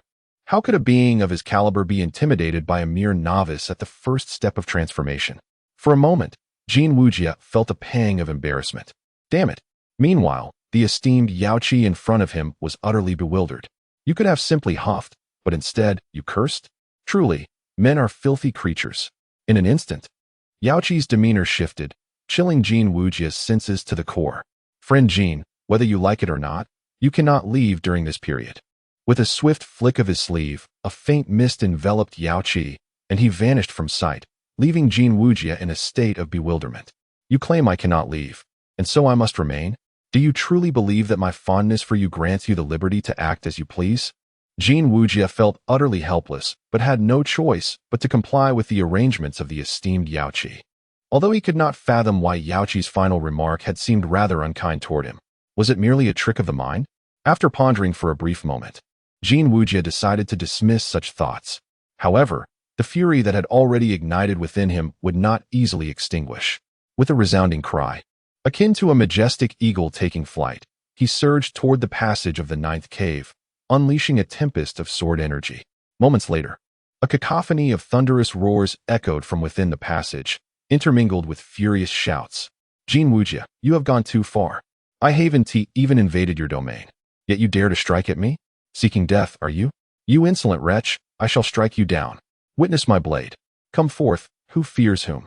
Accompanied by a chorus of invectives, the passage trembled, and a terrifying storm of spiritual energy surged forth, as if the very heavens would be shattered by the conflict brewing within. Within the depths of the ninth cavern, a series of indistinct figures gazed intently at the passageway, one of which spoke softly. Might this lead to trouble? Another figure responded, it should not. Perhaps we should allow him a measure of freedom. After all, the Golden Peak Sword sect has just been annihilated by Yang Chun. If we were to intervene, we might find ourselves in his crosshairs.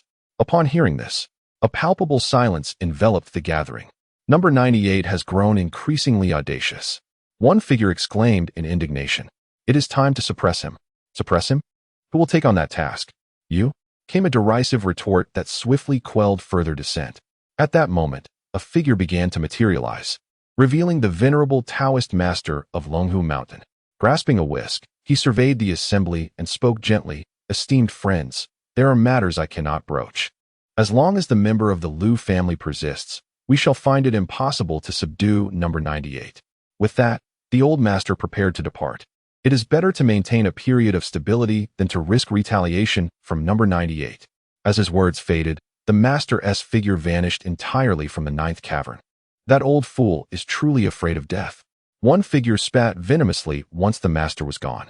Suddenly, a multitude of white threads erupted from the void, striking the speaker's face with tremendous force, unleashing a powerful backlash. Slap! Echoed the ancient voice of the master throughout the cavern. The individual stared in shock at the surrounding emptiness, his complexion paling. The other figures watched with glee, mocking him.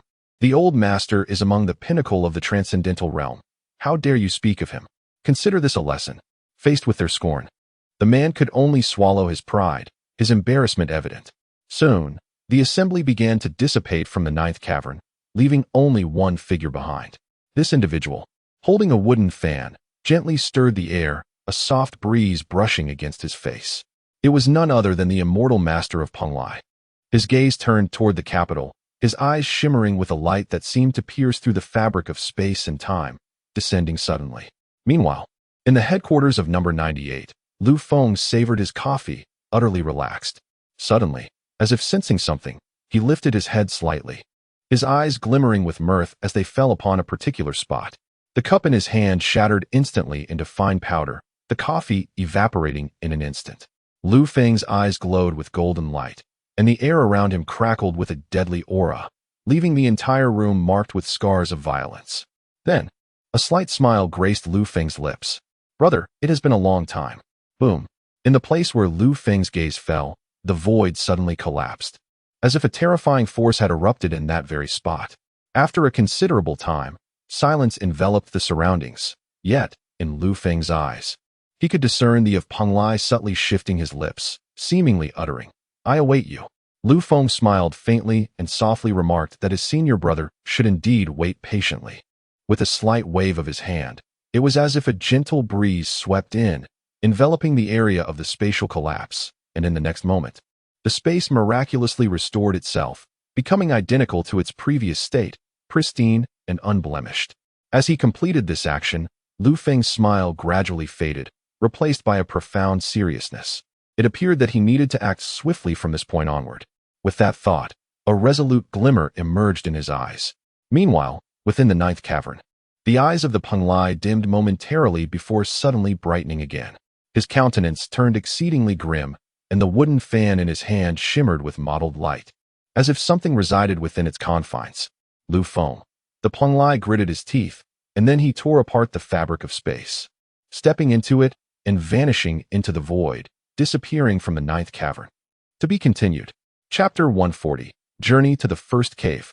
A few days later, Yang Chen lay within a room at the headquarters of number 98 in the imperial capital, where a character panel materialized before him. Character: Yang Chen. First step of creation. Physique: Supreme title: None. Level: Supreme Master. Authority: Sign in. Cooldown: 10 days.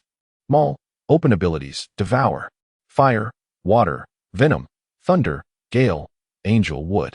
Ice. Supreme. Kill points: 24, 522 items. Amplification card, Combat card, Creation pill. Cultivation technique: 9 profound transformations, cultivated to the 4th transformation. Martial skills: Songlong Fist, Yin-Yang. Experience: 0-1000. Weapon slot: Songlong 5 Tiger's Sword, Divine Turtle Shield. After annihilating the entire Golden Peak Sword sect, his kill points surged to over 20,000. Yang Chen felt a surge of excitement and promptly allocated all of his kill points towards enhancing his cultivation. Over 20,000 kill points translated to an increase of more than 200 points. In an instant, a terrifying energy began to coalesce within the room, as if the earth itself resonated subtly in response to Yang Chen. A heavy aura enveloped the entire chamber. Moments later, Yang Chen slowly opened his eyes, a brilliant light shooting forth from them as a smile graced his lips. Third step of creation. Remarkably, the 20,000 kill points had propelled Yang Chen's cultivation up by 2 minor realms, elevating him from the first step of creation to the 3rd step of creation. He pondered what level he might now achieve with the 9 profound transformations. Heaven and earth transform. Boom, boom, boom. The entire building of number 98 shook violently, reminiscent of a dragon stirring, as a terrifying aura erupted forth. What was happening? Was there an earthquake? The powerful figures of number 98 rushed out in unison, their expressions filled with shock as they gazed upon the headquarters building. Following the second revival of spiritual energy, number 98 had witnessed an increasing number of Grandmasters emerge. Alongside the birth of many locked realms, even a few from the Heaven Gate, mighty figures hovered in the air, their attention drawn to the terrifying energy emanating from within the building. A moment of astonishment washed over them. Is that the esteemed master cultivating? How formidable. Could it be the minister? It seems the minister has made further advancements in his cultivation. The gathering of powerful beings felt a surge of excitement. After all, as Lu Feng's prowess strengthened, so too did number 98's influence grow amidst the ancient sects that eyed them with envy. Their authority expanded. At this moment, Lu Feng stepped gracefully through the void, his gaze piercing as he focused on Yang Chen's room. His lips twitched slightly, a hint of frustration surfacing. Could this young man possibly be the reincarnation of a Grandmaster? How astonishingly one's cultivation can surge. Lu Feng gazed at Yang Chen's room, momentarily bewildered. The aura emanating from within was nearly comparable to his own. It is worth noting that he had relied on the resources of the Lu family to ascend so rapidly within the realm of transformation. While Yang Chen possessed no such advantageous tools, did he truly massacre the Jin Feng Sword sect and return only to break through? Could it be that slaying those ancient sects yields benefits? Lu Feng pondered thoughtfully, then nodded. Perhaps I shall endeavor to try this next time. At this juncture, Yang Chen was somewhat disheartened. With the elevation of his cultivation, bolstered by over 20,000 kill points, he had advanced to the 3rd step of the transformation realm, nearing its pinnacle. However, upon employing the 9 Xian transformation, he discovered that it had only elevated him to the early stage of the 4th step of transformation. It appeared that as one's cultivation increased, the enhancement provided by the 9 Xian transformation diminished. Yang Chen felt a tinge of disappointment. To have only ascended a minor realm, alas, what a waste. Were this sentiment overheard by others, they would surely voice their scorn. How ungrateful can one be? In the realm of transformation, the gap between minor realms is akin to an insurmountable chasm, and to be dissatisfied after such progress is truly shameless. With that thought, Yang Chen reined in his aura, slowly rising to his feet. As he walked, a peculiar wave of energy emanated from him, as if he had merged with the very essence of the universe. Yet, this was not overtly apparent.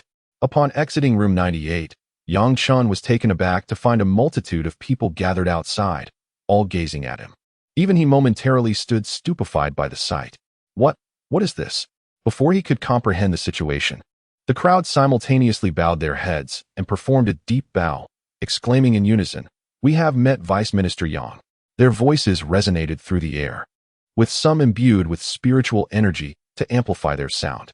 Lu Feng approached Yang Chen with a smile, patting him on the shoulder, and softly remarked, "I am quite curious to dissect how you have progressed so swiftly." As he spoke, his eyes gleamed with the ferocity of a beast scenting blood. Casting a fierce glance at Yang Chen, under Lu Feng's gaze, Yang Chen couldn't help but shudder. "Please, no, Master." He retreated a step, forcing a smile as he sought to change the subject. "By the way, why do they refer to me as Vice Minister?" Lu Feng rolled his eyes at Yang Chen before explaining, "Oh, I just conferred that title upon you. Henceforth, you shall be the Vice Minister of Room 98, the one who stands above all others." "Master, I have treated you well, haven't I?" Yang Chen's lips twitched slightly. To be honest, he found little allure in the position of Vice Minister at this moment. Even now, Yang Chen could establish his own sect. However, he had no desire to do so. Being the Deputy Minister was sufficient. He was indifferent to the title. "Oh, that's right." Yang Chen seemed to have recalled something and summoned a formidable figure from the heavenly gate, whispering a few instructions into his ear. "What is going on?" Lu Feng inquired with curiosity. Yang Chen explained, "I previously took in a younger sister, but she was later taken by Chun Tianxin to the EC Abyss. I left her in Hansheng without any oversight, and now I wish to bring her to the imperial capital." Lu Feng nodded in understanding. "Bringing her to the imperial capital is wise. It is relatively safer there, especially after you decimated the Jin Feng sword sect. I cannot believe those ancient sects will not seek revenge on you." Yang Chen solemnly nodded in agreement, then proceeded to inquire about the first abyss. Lu Feng pondered for a moment, and then led Yang Chen into a chamber within headquarters number 98, setting up a barrier. "The situation regarding the first abyss is complex. Previously, when they sent you, you ascended to the creation stage, so they dispatched another creation realm expert to accompany Wang Qingtian. Both of them are formidable. Even a celestial demon of the fourth step in creation would struggle against them. However, they returned severely injured." Lu Feng's expression was grave. Logically speaking, such a powerful celestial demon should not be able to emerge from the first abyss. This is indeed perplexing. Yang Chen listened intently, deep in thought. Lu Feng continued, "Currently, the assessment for the first abyss is that it is guarded by a celestial demon of the fifth step in creation. Such a being is rare even in the sixth abyss. The strength of celestial demons varies significantly from the first to the ninth abyss. The ninth abyss is the most perilous, with celestial demons of the eighth or even ninth step appearing. The instability of the first abyss is precisely why I previously stated that a fifth step celestial demon could not manifest there. This has become a pressing concern among the powerful in China. Thus, the situation in the EC abyss is indeed precarious. Should the celestial demon from the first abyss emerge, the second, third, and even fourth abyss could fall victim." Lu Feng sighed deeply. As a family tasked with safeguarding China, the Lu family was acutely aware of this danger. Yang Chen lifted his gaze slightly. There were still 20 days remaining for the mission assigned by the system. Yet he had yet to clarify the circumstances surrounding the first abyss. This posed a significant dilemma. Even he felt a headache coming on. A celestial demon of the fifth step in creation would be a daunting opponent, even if he managed to elevate himself to the fourth step through the Nine Xian transformation. Unless he could master the fifth transformation of the Nine Xian, the star transformation, or ascend another realm, there would be little hope. However, where could he possibly find enough points to achieve such feats? With the downfall of the Golden Peak Sword sect, many ancient sects are likely to bolster their strength in anticipation of Yang Chen's moves, especially those factions that have clashed with the 98th. Suddenly, a glimmer of excitement sparked in Yang Chen's eyes. While the people of Huaxia cannot be harmed, the celestial demons are fair game. He could indiscriminately slay within the first cave, as long as he remains cautious of the celestial demon at the fifth step of creation. He can secure kills in the first cave to augment his own power. Upon this realization, a faint smile crept upon Yang Chen's lips. Lu Feng, observing Yang Chen's expression, was momentarily taken aback, feeling that Yang Chen's smile was rather repulsive. With a hint of disdain, Lu Feng inquired, "What are you planning?" Yang Chen gazed at Lu Feng with a slow grin. "Master, I wish to explore the first cave." "Absolutely not. Although you have reached the third step of creation, it remains perilous for you inside." Lu Feng shook his head in denial. Yang Chen chuckled softly and declared, "Heaven and earth, transform." Boom, boom, boom. Instantly, the entire 98th building began to tremble. Yang Chen smiled at Lu Feng. "What about now?" Meanwhile, outside the 98th building, numerous grandmasters at the shackled realm silently stared at the structure. Perhaps the headquarters should undergo renovations. To be continued. Chapter 141. Reactions from all sides. Beyond the East Sea's cavern, Yang Chun's silhouette suddenly materialized atop the waves, his presence radiating an undeniable energy. Ripples began to expand outward from his feet. With a profound gaze, he fixed his eyes upon an island beyond the barrier. Lo and behold, it was the fabled Penglai Island. A delicate mist enveloped the island, shrouding it as if cloaked in a gossamer veil. Within this ethereal shroud, it seemed as though a singular gaze collided with Yang Chun's own. Boom! In the void, an invisible wave surged, akin to atoms colliding and resulting in a cataclysmic explosion. Yang Chun. A low murmur resonated from within Penglai Island. Yang Chun's lips curled slightly, casting a glance as energy surged restlessly within him. Thud! At his feet, the seawater evaporated instantaneously, transforming into layers of steam that wafted around him. "Are you the one in charge of Penglai Island?" Yang Chun whispered softly, then revealed a smile, showcasing his pearly whites. With a decisive sweep of his hand, a fissure appeared in the barrier. He cast one last penetrating look towards the direction of Penglai Island before slowly advancing towards the breach. With a lingering voice, he declared, "Should Penglai fail to recognize its fortune, the Golden Peak Sword Sect shall be your fate." For a moment, the entire space fell into silence, before boundless fury began to radiate from within Penglai Island. The island itself quivered slightly, reminiscent of a volcano on the brink of eruption. "Yang Chun," a voice of wrath echoed, tearing through the mist that surrounded the island, revealing the grand structures hidden beneath. Each edifice emanated a formidable aura, standing majestically on Penglai. At the heart of the island, a particularly resplendent building resembled a royal palace, exuding a volcanic energy that rose and fell like the rhythm of breath. Within this palace stood a middle-aged man, resembling a scholar, his countenance marked by a rising ire. This was the Penglai Immortal Master. Fury burned within the Penglai Immortal Master. He had been provoked by Yang Chun. A mere trifling figure of the third step of transformation dared to challenge him. Wait, the third step of transformation. That young man had indeed reached the third step. Instantly, the Penglai Immortal Master sensed an unsettling shift in the situation. How much time had passed? It had barely been a few days since Yang Chun's advancement in transformation. Moreover, just a few days prior, during the massacre of the Jin Feng Sword Sect, it was merely a step in the grand design. At that moment, as the Immortal Master of Penglai pondered, a vortex materialized before him, from which emerged the figure of a child. The esteemed Penglai Master. He was the one who had harbored murderous intent towards Yang Chen earlier. The expression on the Penglai Master's face darkened as he cast a penetrating glance at the esteemed Penglai Master before finally speaking. Within the guise of a youthful form, a hoarse voice emanated, as though it bore the weight of time itself. "Immortal Master, regarding Yang Chun." The words of the esteemed Penglai Master carried an air of inquiry. The Immortal Master fell into silence. Having lived for ages, he slowly lifted his head, his profound eyes locking onto the esteemed Penglai Master. With a somewhat hoarse voice, he inquired, "What do you believe is the outcome between you and Yang Chen at present?" The esteemed Penglai Master paused for a moment, then gradually responded, "The odds are about even." As he spoke this, the esteemed Penglai Master's expression twitched slightly. Just a few days ago, the Yang Chun from the Heavenly Gate could now contend with him on equal footing. Hearing these words, a trace of derision appeared at the corners of the Immortal Master's mouth. "Even, you certainly overestimate yourself, Immortal Master." The esteemed Penglai Master felt his composure slipping. After all, he was a being who had transcended 3 phases of creation, while Yang Chun's cultivation was merely at the same level. Furthermore, he had been entrenched in the 3rd phase for a considerable time, being but a small step away from the 4th phase.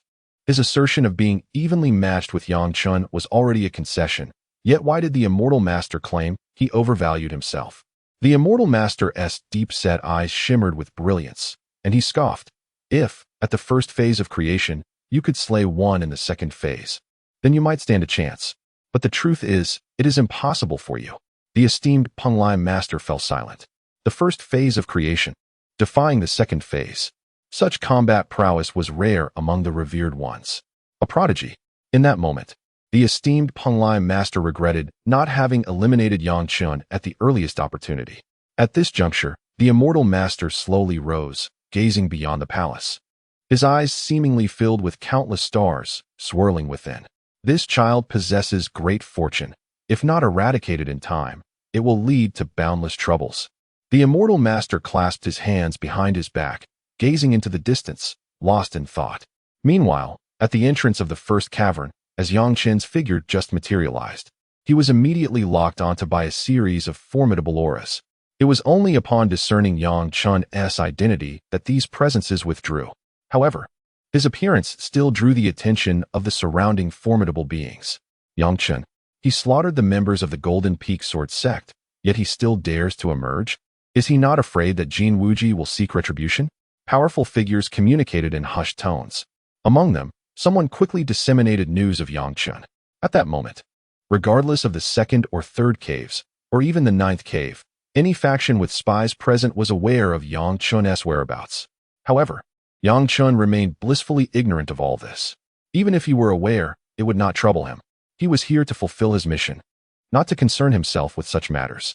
As for Jin Wuji, since Lu Feng had assured him that he would assist in fending off any threats, Yang Chen had faith that he would manage. All he needed to do was focus on his cultivation.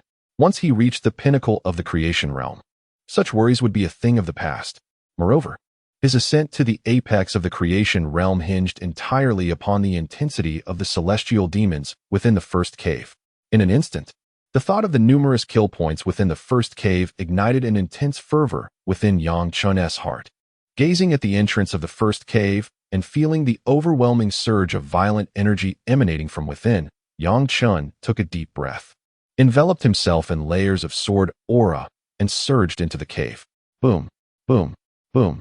The space trembled as the ferocious sword energy instantly tore through the surrounding chaotic forces, transforming them into zones of vacuum. And then his body vanished into the first cave. What is he doing? He actually went in? Those observing Yang Chen's entry into the first cave were momentarily bewildered. The first cave was home to at least 5-step celestial demons of the creation realm. Even if one had ascended to the creation realm, such arrogance was unwarranted. Quickly, informed sect leader Jin. Someone's mind raced as they spoke urgently. Instantly, within the ninth cave, a formidable aura surged forth at the entrance. Boom, boom, boom. Sword energy crisscrossed, and demonic energy permeated the air. It was as if an exhilarating battle was underway. Time seemed to stretch as the fluctuations gradually subsided. Subsequently, a figure emerged slowly from the cave. Weariness was etched on the person's face, and he resembled a sharp long sword, exuding an astonishing aura. Surrounding him was a multitude of sword energy enveloping his form. Yet, it was evident that he had endured something harrowing, as he appeared battered and tattered, looking as though he had fallen into destitution. At that moment, the individual's brow furrowed slightly as he retrieved a communication wristband from his spatial ring.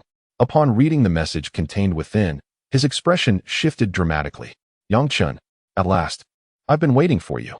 The man's face contorted into a frenzied expression, resembling a beast that had just spotted its prey.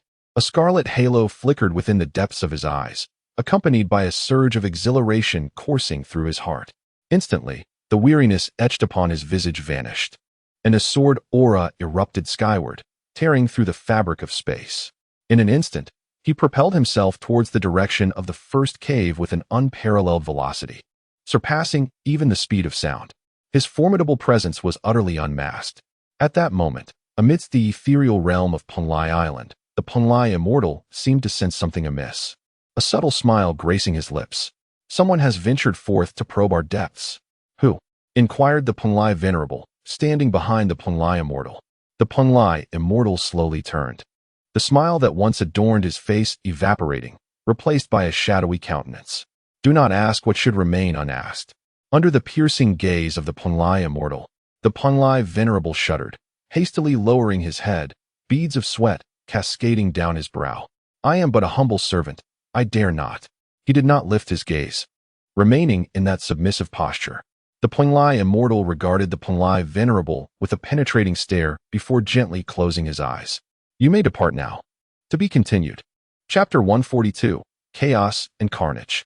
Within the first cavern, an endless surge of chaotic energies spread across the expanse, resembling dense, swirling black mists that enveloped the entire realm. Wherever one gazed, there was nothing but an all-consuming darkness. At that moment, a radiant light suddenly illuminated the first cavern. Within this brilliance, myriad sword energies crisscrossed, directly obliterating the surrounding chaotic forces. A figure emerged from the luminous glow, none other than Yang Chen. As Yang Chen appeared, the surrounding chaotic energies surged forth, as if drawn by an irresistible feast. Yang Chen slightly furrowed his brow, only to soon relax again. At his dantian, the black hole orb began to whirl vigorously, emitting a rich, dark radiance. The chaotic energies, which had rushed forth, were instantly enveloped by the light radiated from the black hole orb, subsequently devoured whole. The tranquilizing elixir he created could consume those chaotic forces, and this elixir was derived from the black hole orb itself. Beneath the black hole orb, these chaotic energies became mere prey. Soon after, under the refining power of the black hole orb, the chaotic energies transformed into pure spiritual essence, flowing into Yang Chen's dantian. Instantly, a wave of comfort spread throughout his being. Ah, delightful. Yang Chen felt as if he had savored the most exquisite delicacy, a sensation akin to ecstasy. At that moment, a shadow suddenly flickered into existence, enveloped in a dense aura of murderous intent, hurtling toward Yang Chen. Yang Chen raised an eyebrow and then unleashed a soft yet forceful palm strike. Boom. The shadow was instantly cleaved by Yang Chen's palm strike, reduced to mere dust. Ding. Congratulations to the host for slaying a shackled realm entity, rewarding a medium-grade spiritual essence infusion and 100 kill points. The system's voice resounded within Yang Chen's mind. A smile crept across Yang Chen's face. Indeed, this is where my strength can most swiftly ascend. Yang Chen chose not to hastily utilize the medium-grade spiritual essence infusion, opting instead to conserve it. Firstly, the infusion would not significantly enhance his current abilities. Secondly, the first cavern was under the dominion of formidable celestial demons of the 5th stage of creation. Retaining some spiritual essence could prove invaluable for survival. In the event of an encounter with a 6th stage creation entity, Yang Chen surmised that apart from relying on the skills of the divine turtle shield, he would likely face a grim fate. Luck, surely it cannot be so dire? Yang Chen murmured to himself, then transformed into a streak of light, boldly advancing deeper into the cavern, unabashedly visible, akin to a landowner surveying his domain with utmost arrogance. Boom, boom, boom. Moments later, a multitude of monstrous beings surged toward Yang Chen, and if he had yet to be noticed by these creatures despite his ostentatious display, it would indeed reflect a certain level of folly on their part. However, these demons could hardly inflict any harm upon him, whether they were of the Grandmaster realm, the Shackled realm, or even the formidable Heavenly Gate realm. They all fell before Yang Chen with a mere single strike. With a gentle flourish of the Azure Dragon 5 Tiger Sword, he summoned the forces of heaven and earth, and in an instant, sword energy erupted, sweeping through every corner around him. It resembled a tempest of sword aura, mercilessly ravaging all in its path. Any demon that ventured too close, even just a whisper of the sword energy, was ensnared and drawn into the vortex of this storm, torn asunder by its razor-sharp fury. The very fabric of space trembled, akin to a cataclysmic force, and ripples of distortion radiated outward. Yang Chen furrowed his brow slightly. It was indeed evident that the space within the first cave could not withstand the might of a being at the level of transformation. Yet he pondered how these demons had arrived. His mind was clouded with questions, but his hands continued their relentless assault, the system's voice echoing incessantly in his mind. Finding the cacophony overly distracting, Yang Chen opted to silence it, intending to re-engage once the slaughter was complete. Now, the first cave had entirely devolved into a haven for these malevolent beings. In truth, The spiritual energy here was non-existent, replaced solely by a pervasive, violent essence. It was clear that the demons had invested considerable effort in claiming this domain. Yet, the rationale behind their occupation of the first cave and their failed attempt at the second cave remained a mystery to Yang Chen. Nevertheless, he found little need to ponder these matters. He merely needed to fulfill the tasks assigned by the system, which would concurrently enhance his own cultivation, a win-win scenario. In this world, one's cultivation ultimately remained paramount. Raising the Azure Dragon 5 Tiger Sword, he swung it down with precision. With each motion, lives of demons extinguished beneath his blade. Yang Chen became akin to a relentless meat grinder. Amidst the endless darkness, he could perceive the profound depths of the abyss, speckled with crimson stains adorning the earth. These were remnants of the demon's flesh and blood. His demeanor remained tranquil, unaffected by the excessive bloodshed that surrounded him. He exhibited no signs of exhilaration or bloodlust. Instead, within him resided an unparalleled serenity, as he sensed his mastery of the sword path steadily ascending. Much like the moments spent drawing his sword in the secret realm of the Heavenly Sword sect, he was now unleashing that drawn blade. A cycle of repetition continued. Yang Chen was deeply immersed in that realm, completely oblivious to the formidable auras approaching him from several kilometers away. These were undeniably the signatures of the celestial demons. One by one, the celestial demons surged forth, enveloped in an overwhelming presence, their attention inevitably drawn to Yang Chen's relentless slaughter. Among them, the foremost demon radiated a hue reminiscent of molten lava, his aura the most potent among the celestial demons. In the boundless darkness, he stood as an exceedingly brilliant entity, akin to a beacon amidst the night. A savage glint flickered in the depths of the demoness eyes. Humanity, perish. To be continued. Chapter 143. The realm of swordsmanship. Suddenly, a tempestuous wind surged through the heavens and the earth, akin to a malevolent gale, sweeping forth with ferocity, stirring countless violent energies into a frenzy. It was as if one could behold the fervent majesty of an emperor, evoking profound reverence. In that instant, several figures materialized around Yang Chen. With every movement, an overwhelming aura emanated from them. There were no fewer than 4 in total. All were celestial demons, beings of the creation realm. Among them, the one with the most formidable presence fixated his crimson eyes upon Yang Chen, his breath billowing forth like steam from boiling water. Who is this individual? Why does he seem so unfamiliar? A flicker of confusion appeared in the celestial demon's eyes as he turned to the others, querying them. The other celestial demons shared his bewilderment. They had never encountered this person before. All information regarding human beings of the creation realm was known to them. How could there be such an unfamiliar figure? The red-eyed celestial demon furrowed his brow, gazing at Yang Chen as he immersed himself in the comprehension of swordsmanship, a glimmer of murderous intent surfacing in his gaze. Having slain so many of my kin, he shall surely perish today. With a sudden, forceful gesture, the celestial demons unleashed their formidable auras, charging towards Yang Chen. Each of them was a being of the creation realm, with the mightiest among them at the 3rd step of creation. The remaining 2 were also celestial demons at the 2nd step. Such a formidable assembly would make even a 4th step creation expert wary, let alone the fact that an even more powerful red celestial demon had yet to make his move. The 3 celestial demons exuded a dense aura of malevolence, materializing like a heavy mist, imbued with boundless destructive power as they descended upon Yang Chen. They unleashed their full strength for the human before them. At the 3rd step of creation, radiated a certain intimidation they dared not underestimate. At that moment, Yang Chen found himself enveloped in an ethereal void.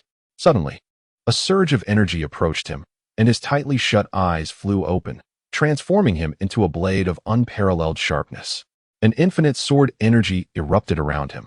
Within his core, a mass of sword energy coiled around, entwined like threads around the Azure Dragon and 5 Tiger Sword. Yin and Yang, he murmured softly. In an instant, a glimmer of light emerged in the cosmos. A black and white wheel materialized, spinning rapidly, generating a fierce wind that engulfed the streams of dark energy. Slice. After crushing those energy streams, the wheel did not cease but continued at an exhilarating pace, sweeping toward the 3 celestial demons. Be cautious.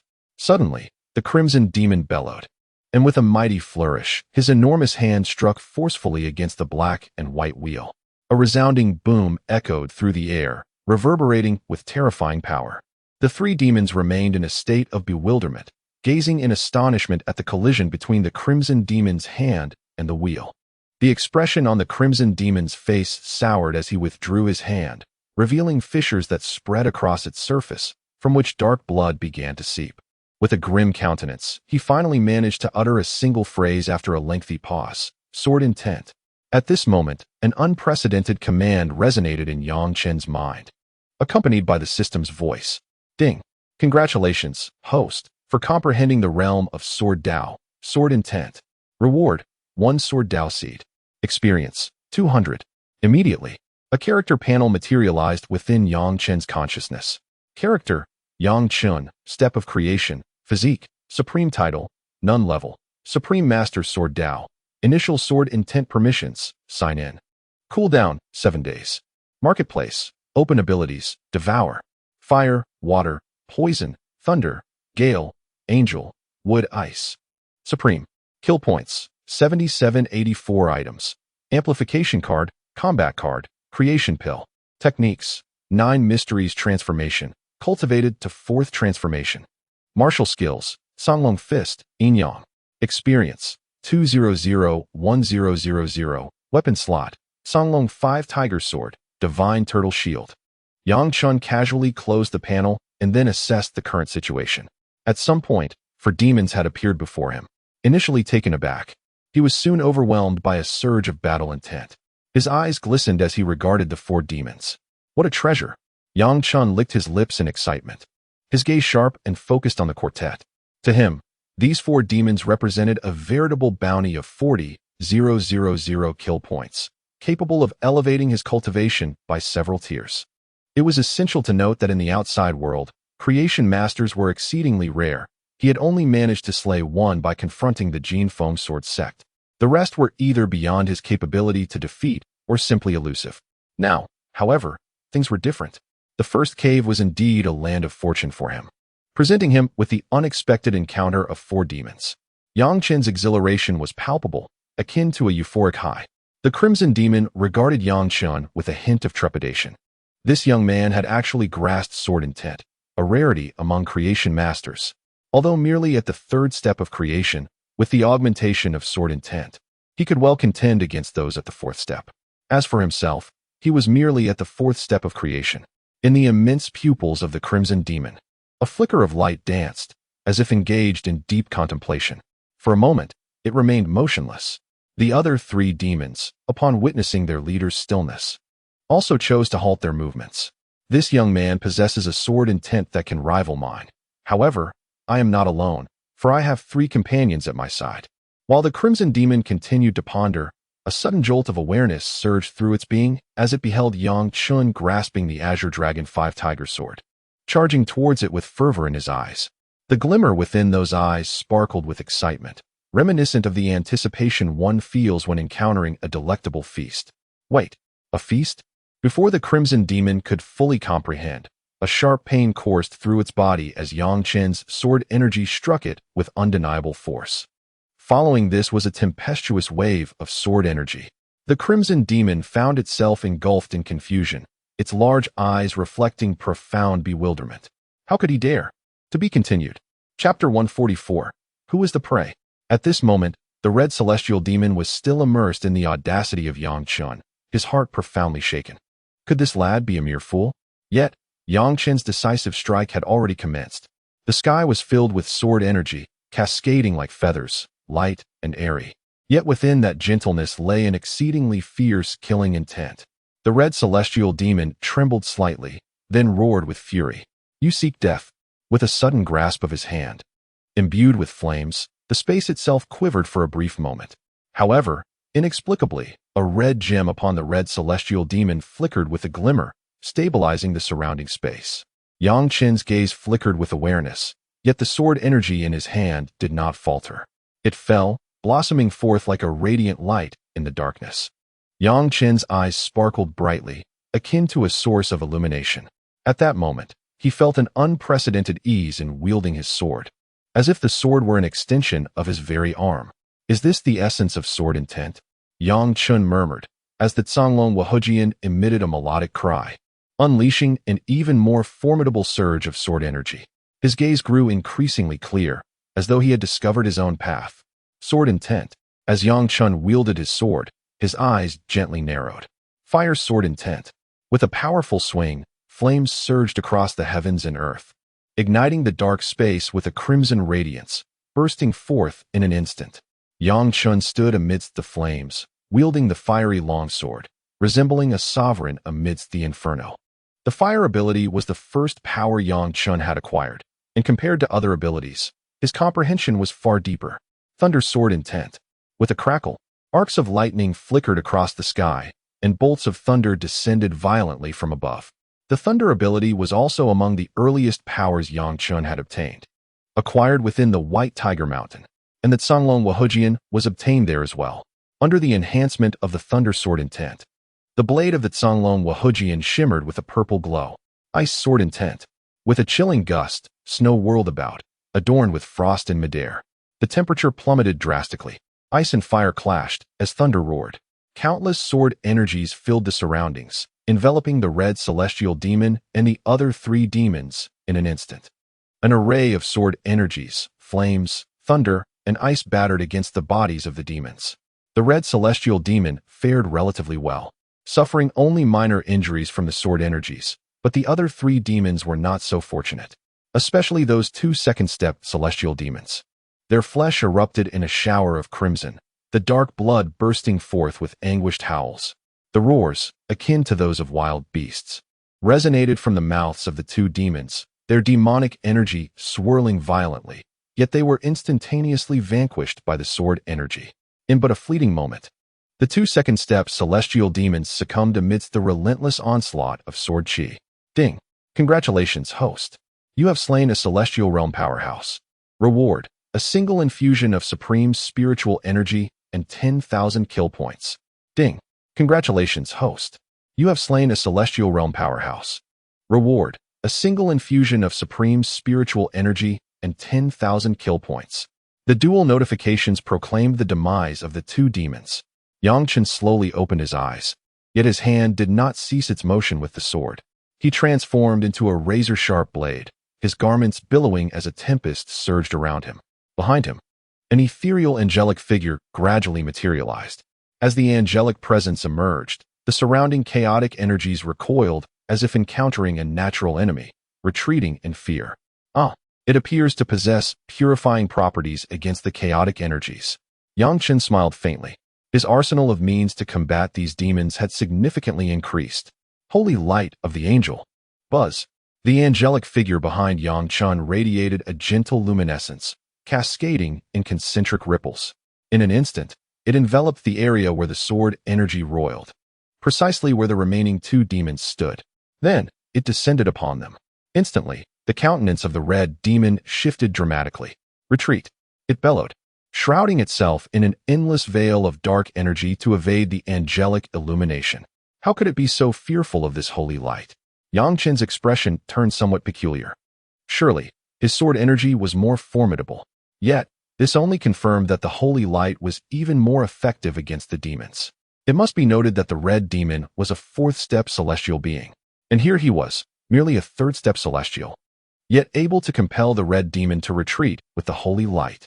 The red demon fled, but the remaining third-step celestial demon was not so fortunate.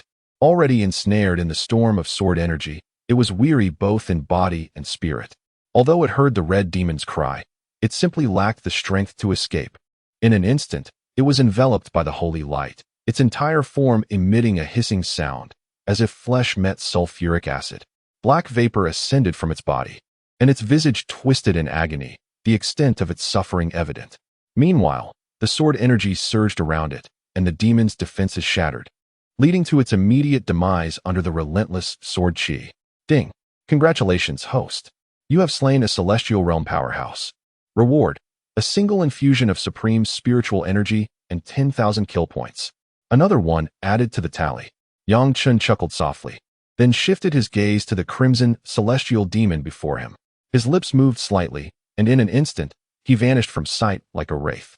The crimson celestial demon's pupils constricted sharply.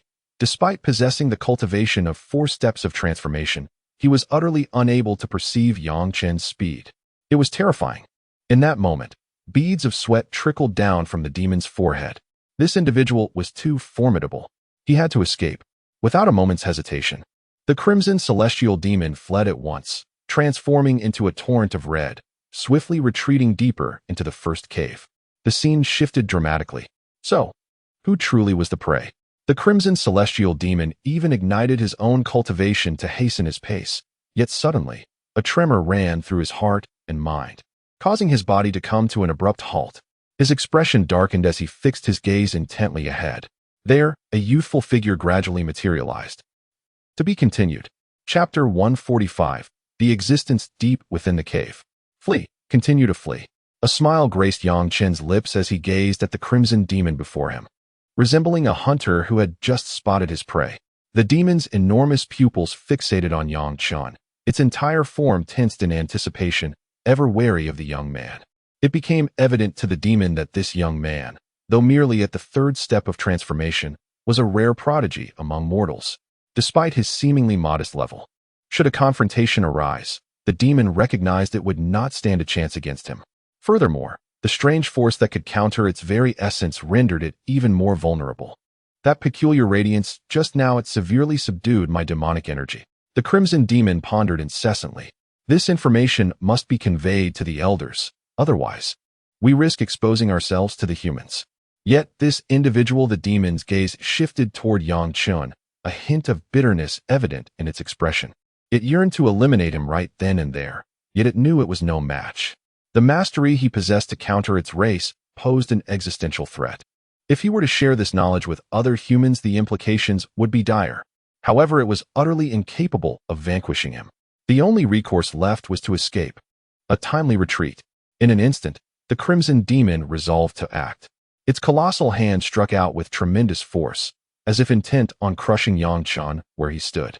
Yang Chen merely raised his celestial dragon 5 tiger sword slightly, and in an instant, sword energy surged forth, shattering the demon's hand with ease. Something is amiss.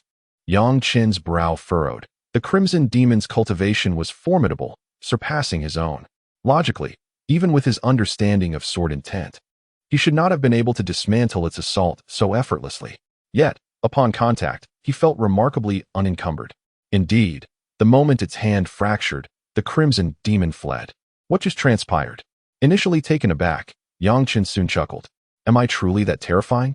Shaking his head, Yang Chen's expression grew increasingly indifferent as he transformed into a streak of light, swiftly pursuing the direction in which the crimson demon had escaped. Along the way, Yang Chen's sword energy surged. Wherever he passed, all volatile elements were consumed by the black hole orb within his dantian.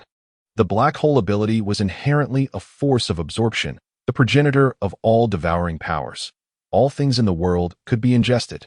Whether it was spiritual energy or the ferocious elements, they were entirely absorbed by Yang Chen, transforming into his nourishment. Consequently, his cultivation experienced a slight enhancement. The black hole orb within his dantian gleamed more brightly, now a lustrous black. Yang Chen gazed ahead at the fleeing crimson demon, his brows knitting in contemplation. He was perplexed by the means through which his adversary had seemingly multiplied its speed several-fold, making it impossible for him to close the distance. As the entrance to the cavern loomed ever closer, an unforeseen sense of foreboding crept into Yang Chen's heart. With resolve, he declared, "The heavens and earth shall transform." Boom, boom, boom. The very fabric of reality trembled and resonated. An arcane energy surged into Yang Chen's being, and in an instant, his cultivation soared, propelling him from the 3rd step of creation to the 4th. His velocity surged dramatically. Impossible. The crimson demon, which had maintained a tether of spiritual power to Yang Chen, wore an expression of disbelief as the distance between them diminished. Just a few kilometers remained, and the demon could feel the threat of pursuit. Cursed be this speed. Fear etched across the demon's features as it grappled with the realization that its life hung in the balance. In a moment of desperation, it ignited its own lifespan, accelerating its pace further still. Wrinkles etched deeper upon its visage. a testament to the perilous choice of sacrificing longevity, a last resort only to be employed in the direst of circumstances. Yet now, it was clear that without such a sacrifice, there might be no life left to preserve. The Crimson Demon was a fierce entity, and it made its decision with alarming swiftness. Yang Chen observed the demon's renewed speed, falling silent for a moment before channeling his energy, his gaze steely. Tempest, elemental fury. In an instant, a howling wind erupted, propelling Yang Chen forward and narrowing the gap with the Crimson Demon once more. No, this cannot be. The demon cried out in anguish, its heart racing in terror. Despite having burned its lifespan, it was still outpaced by Yang Chen. Who are you? A sense of despair enveloped the Crimson Demon as it felt so close to the cavern's safety, yet thwarted by an unseen force. The cavern itself seemed to resonate with the demon's essence, trembling as though it sensed an impending arrival. Yet, inexplicably, those energies could not draw near. Buzz! A blade song echoed, slicing through the air as a beam of sword light arced toward the Crimson Demon. Halt! A roar reminiscent of an ancient beast reverberated, rich with potent waves of energy. The sword's radiance momentarily stiffened, yet Yang Chen appeared oblivious to it, striking once more. With a resounding thud, the blade cleaved through the form of the Crimson Celestial Demon, delivering a swift execution. In an instant, the demon's body erupted, blood and flesh scattering in all directions. Amidst the carnage, a stone emanating a crimson glow gently hovered in midair. Before Yang Chen could discern its true appearance, a formidable aura surged forth from the depths of the first cavern. A thunderous roar reverberated through the air. An unrelenting gale suddenly howled, a suffocating presence enveloping the entire cavern. The space trembled incessantly, reminiscent of a building quaking in an earthquake, on the verge of shattering and collapsing. Yang Chen's expression turned grave as he gazed into the depths of the cavern. What lay in the abyss? To be continued. Chapter 146, The Shattering of Space. Yang Chen's countenance was exceedingly grave, his gaze fixed intently upon the depths of the cavern. Although nothing materialized before him, an aura wafted forth that sent tremors through his very soul. His entire being felt as though it were rendered somewhat unresponsive, akin to being ensnared in a paralysis. Deep within the cave, the ominous presence continued to diffuse, reminiscent of a volcano poised to erupt, an omen of impending doom. Yang Chen's peripheral vision swept across his surroundings. Landing upon the crimson stone, he vividly recalled that when the red celestial demon manifested, the fabric of space grew unstable. Yet, with a mere flicker of light from this stone, equilibrium was restored. This stone possessed the remarkable ability to stabilize space. A flicker of determination ignited in Yang Chen's eyes, and he swiftly stowed the red stone within his spatial ring. This was indeed a valuable artifact. Upon his escape, it would merit further investigation, perhaps unveiling its secrets. However, no sooner had Yang Chen secured the stone than a terrifying consciousness awakened from the depths of the cavern. Young one, surrender the spatial stone. The voice surged forth with the fury of an incensed being. Instantly, the entire space quaked, a formidable force descending upon Yang Chen like a tempest. Boom! Yang Chen's form suddenly buckled, as if a mountain had been thrust upon his back. The weight of an immense gravity bore down upon him, rendering his face crimson and veins bulging threateningly upon his neck, as though on the verge of rupture. The atmosphere crackled with energy as Yang Chen activated the 9 transformations, pushing the transformation of the heavens and earth to its utmost limits, supplemented by the infusion of spiritual energy from the system. Yet, it felt as futile as a drop of water against a raging inferno, ineffectual. Surrender the spatial stone. The voice bellowed once more, amplifying the pressure that enveloped the realm. Boom, boom, boom. The space emitted mournful cries, fissures appearing and spreading throughout the void. Through these cracks, an abyss of endless nothingness could be glimpsed. Gritting his teeth, Yang Chen summoned all his accumulated killing points to bolster his cultivation. Boom, boom, boom. A cacophony resounded within his being, and his cultivation soared. In an instant, he transcended the 5th step of transformation, reaching the zenith of that stage. Yet, for reasons unknown, he could not breach the 6th step of transformation. Although bolstered by the transformation of the heavens and earth, his true cultivation had indeed reached the 5th step, attaining its pinnacle solely through the power of the heavenly transformation. Yet, for reasons unknown, he found himself unable to transcend the sixth step of transformation. However, Yang Chen's thoughts were not fixated on this predicament. Upon his eventual breakthrough, the forces around him seemed to lighten, revealing a fleeting gap. Yang Chen's expression shifted abruptly, and he wielded the Zonglong Five-Tiger sword, striking into the void, producing a crisp sound akin to shattering glass. The overwhelming pressure, akin to a tidal wave, momentarily paused. Seizing the opportunity, Yang Chen swiftly evaded, transforming into a streak of light that surged toward the cave's periphery. Along the way, a multitude of frenzied elements, as if driven mad, surged toward Yang Chen, exerting immense pressure in an attempt to crush him. Yet, the black hole pearl within Yang Chen's dantian merely rotated slightly, devouring these chaotic forces, converting them into his sustenance. Although his spiritual energy was replenished, Yang Chen did not dare to relax. The will residing within the cave was far too terrifying. Merely a single utterance from it had rendered him immobile, had he not allocated all his attributes to his cultivation. Achieving the fifth step of transformation, he might have already been lost. As the will from deep within the cave sensed Yang Chen's retreat, its roar seemed to intensify. A thunderous bellow echoed, and a formidable figure obscured the heavens, manifesting above the cave. It bore the visage of a celestial demon, crowned with a glimmering red diadem. "Child, prepare to meet your demise."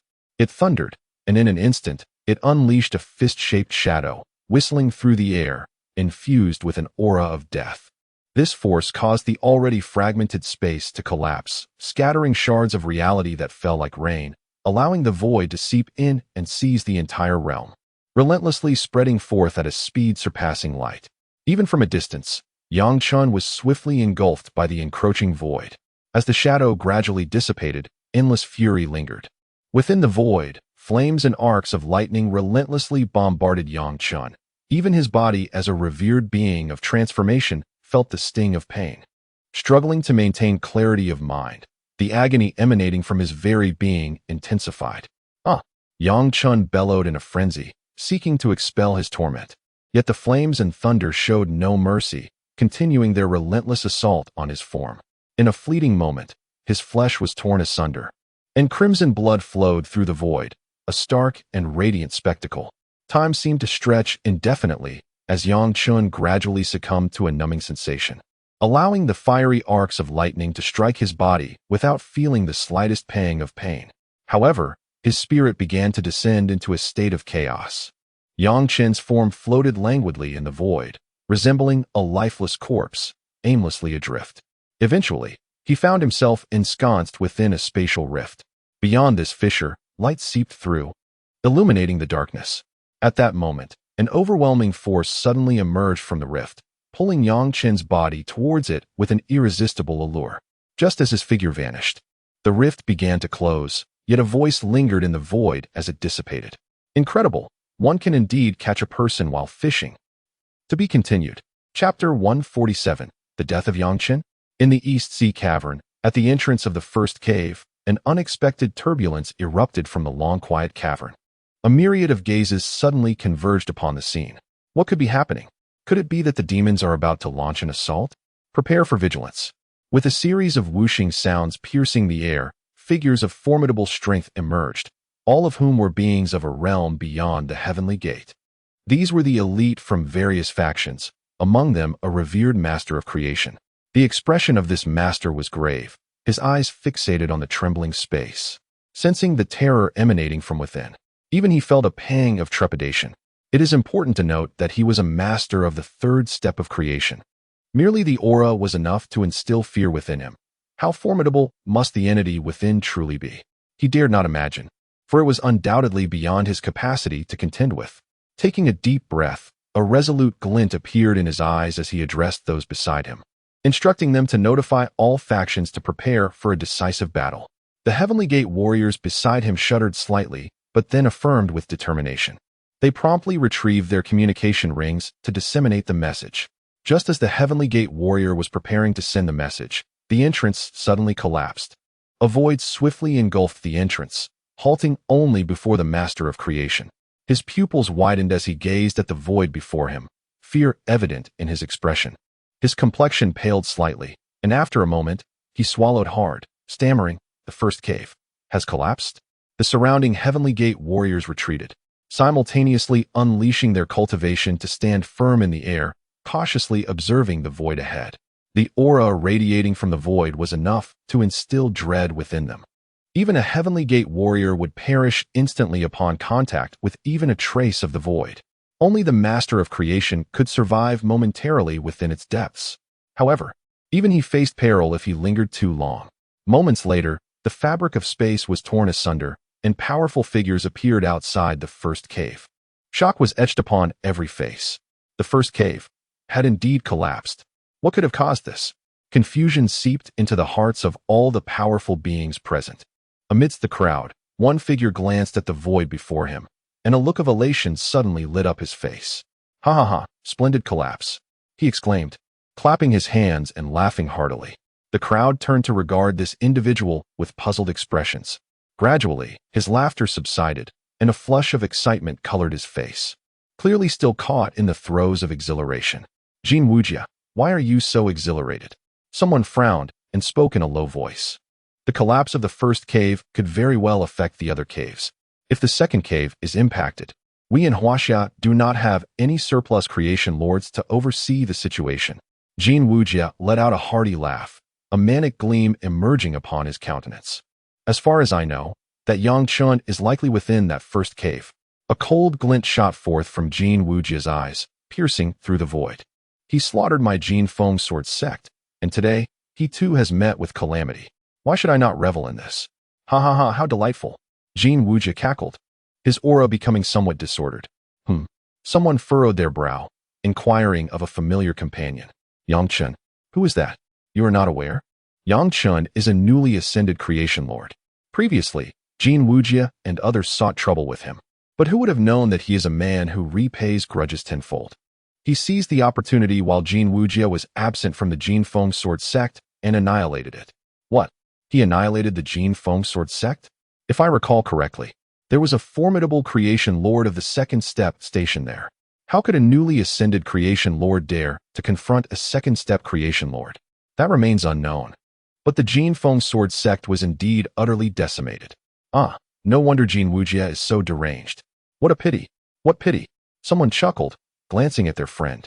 The friend, with hands clasped behind his back, displayed a melancholic expression. What a pity that such a young prodigy has fallen into the void. It is indeed a loss for our Huaxia. A loss. Not necessarily. Yang Chen is the one from the 98th lineage. Do you think we, the remnants of ancient times, would not seek to eliminate such a talent? Indeed. Jin Wujia gazed into the void, sneering. "I intended to personally slay you. Who would have thought you would benefit instead?" He then drew forth his flying sword and ascended, the sword energy surging forth as he flew into the distance. He came merely to ascertain Yang Chen's fate. The rest was not his concern. Within the Prenglai Immortal Island, the Prenglai Immortal Master reclined comfortably in a grand chair, basking in the sun, when suddenly he slightly raised an eyebrow, his eyes slowly opening. His eyes, akin to crystal gems, were remarkably clear. A faint smile graced his lips. He has fallen into the void. This saves me some of my plans." Afterward, the Prenglai Immortal Master narrowed his eyes once more, humming a tune, comfortably swaying in his grand chair. In the imperial capital, at the headquarters of the 98th lineage, Lu Feng sat cross-legged in a secret chamber when, for reasons unknown, a sense of restlessness began to stir within him, prompting him to open his eyes. A look of confusion appeared on his face. "What is going on today? Why am I so unsettled?" Lu Feng gently opened the secret chamber and prepared a cup of coffee. Just as he was about to take a sip, the communication bracelet in his hand suddenly vibrated violently. Out of sheer boredom, Lu Feng activated the bracelet to check the message. In the next moment, his pupils widened in shock. The message read, "The first cave has collapsed, consumed by the void. Deputy Minister Yang has vanished into the abyss, whereabouts unknown." With a sharp crack, Lu Feng crushed the communication bracelet in his hand, and a fierce blade aura surged within him, manifesting in an instant. From his waist, the Nine Dragons' heavenly blade emitted a resonant roar. A dragon spirit slowly materialized from the blade. With an impassive expression, Lu Feng stepped onto the dragon spirit, and with a thunderous roar, the dragon surged forth, propelling Lu Feng towards the East Sea. Those familiar with Lu Feng would recognize the unmistakable truth. Lu Feng was enraged. To be continued.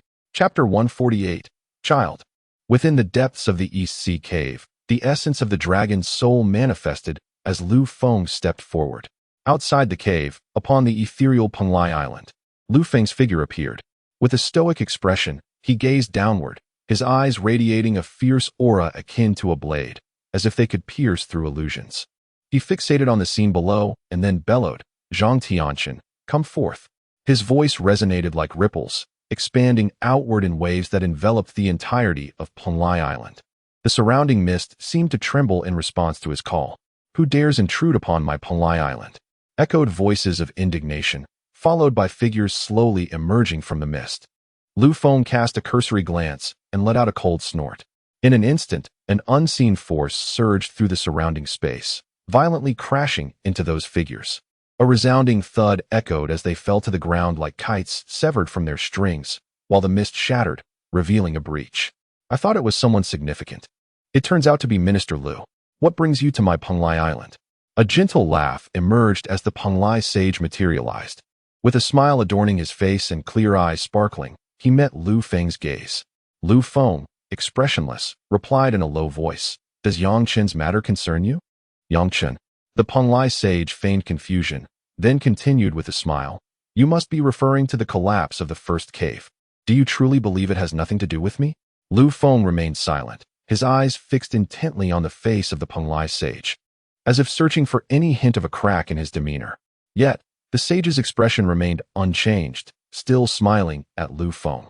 After a moment, Lu Feng slowly averted his gaze, casting one last deep look at the sage before turning to leave. "Minister Lu, take care," the Penglai sage called out, though his smile gradually faded. At that moment, a formidable blade aura suddenly materialized from the surrounding space, cleaving down upon Penglai Island. Boom! A massive fissure appeared on the island, and several disciples of Penglai met their demise beneath the onslaught of the blade aura. The expression of the Penglai sage shifted dramatically. "Lu Feng," he roared, his aura erupting with intensity. Yet, Lu Feng's voice drifted back through the air. "Since you have come, allow me to present you with a grand gift." Upon hearing this, the sage's face flushed crimson, and he spat a mouthful of blood. Yang Chen felt as though he had been in a deep slumber for an eternity, unaware of the passage of time. At last, a flicker of consciousness began to gradually return. However, with the resurgence of awareness, an overwhelming wave of pain ensued, engulfing his entire being. "Ah!" Yang Chen let out a pained cry once more. His tightly shut eyes slowly opened, but apart from his gaze, every attempt to move proved excruciatingly difficult. Even within his dantian, not a trace of spiritual energy could be found, resembling a parched creek devoid of life. The once vibrant black hole orb in his dantian had dimmed, losing its luster. With great effort, Yang Chen collected his consciousness amidst the relentless agony and addressed the system. "System, irrigate with spiritual energy." Ding. Successful activation. Upon hearing the system's cold, mechanical voice, Yang Chen felt a slight relief wash over him. Instantly, streams of spiritual energy emerged within his body, coursing throughout him. Some of the injured areas began to heal slowly under the nurturing embrace of this energy. Yang Chen sensed strength returning to his form. Gradually, he propped himself up, only to wince in pain as he inadvertently strained his wounds. In that moment, he observed his surroundings. He found himself in a small room, lying on a bed. "Where am I?" Yang Chen pondered in confusion. Hadn't he just been in the void? How did he end up in a room? No matter. First, he must regain his strength. Shaking his head, he opened the marketplace interface. Upon seeing that he had only a few hundred kill points left, a grimace crossed his face. Previously, he had escaped and allocated most of his kill points towards enhancing his cultivation, leaving him with a mere handful now. Subsequently, he navigated to the elixir section. Human Spirit Pill. Restores all injuries of the Grandmaster realm. Requires kill points. 10 Earth Spirit Pill. Restores all injuries of the Shackled realm.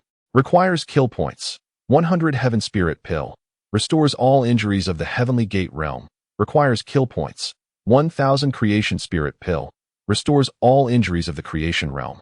Requires kill points. 10,000 Reading the descriptions of the elixirs, Yang Chen felt a pang of frustration. To recover completely, he needed a staggering 10,000 kill points. yet he barely had a few hundred. In resignation, he decided to exchange all his kill points for 3 Earth Spirit pills. Though they were only beneficial for the shackled realm, they would at least aid in his recovery. In this unfamiliar place, any restoration he could achieve would grant him a greater sense of security. In an instant, Chen swallowed 3 Earth Spirit pills. As the elixirs entered his mouth, they transformed into pure medicinal energy, gradually coursing through his body. A warm sensation enveloped him. After a considerable time, Chen slowly opened his eyes, a brilliant light bursting forth from within.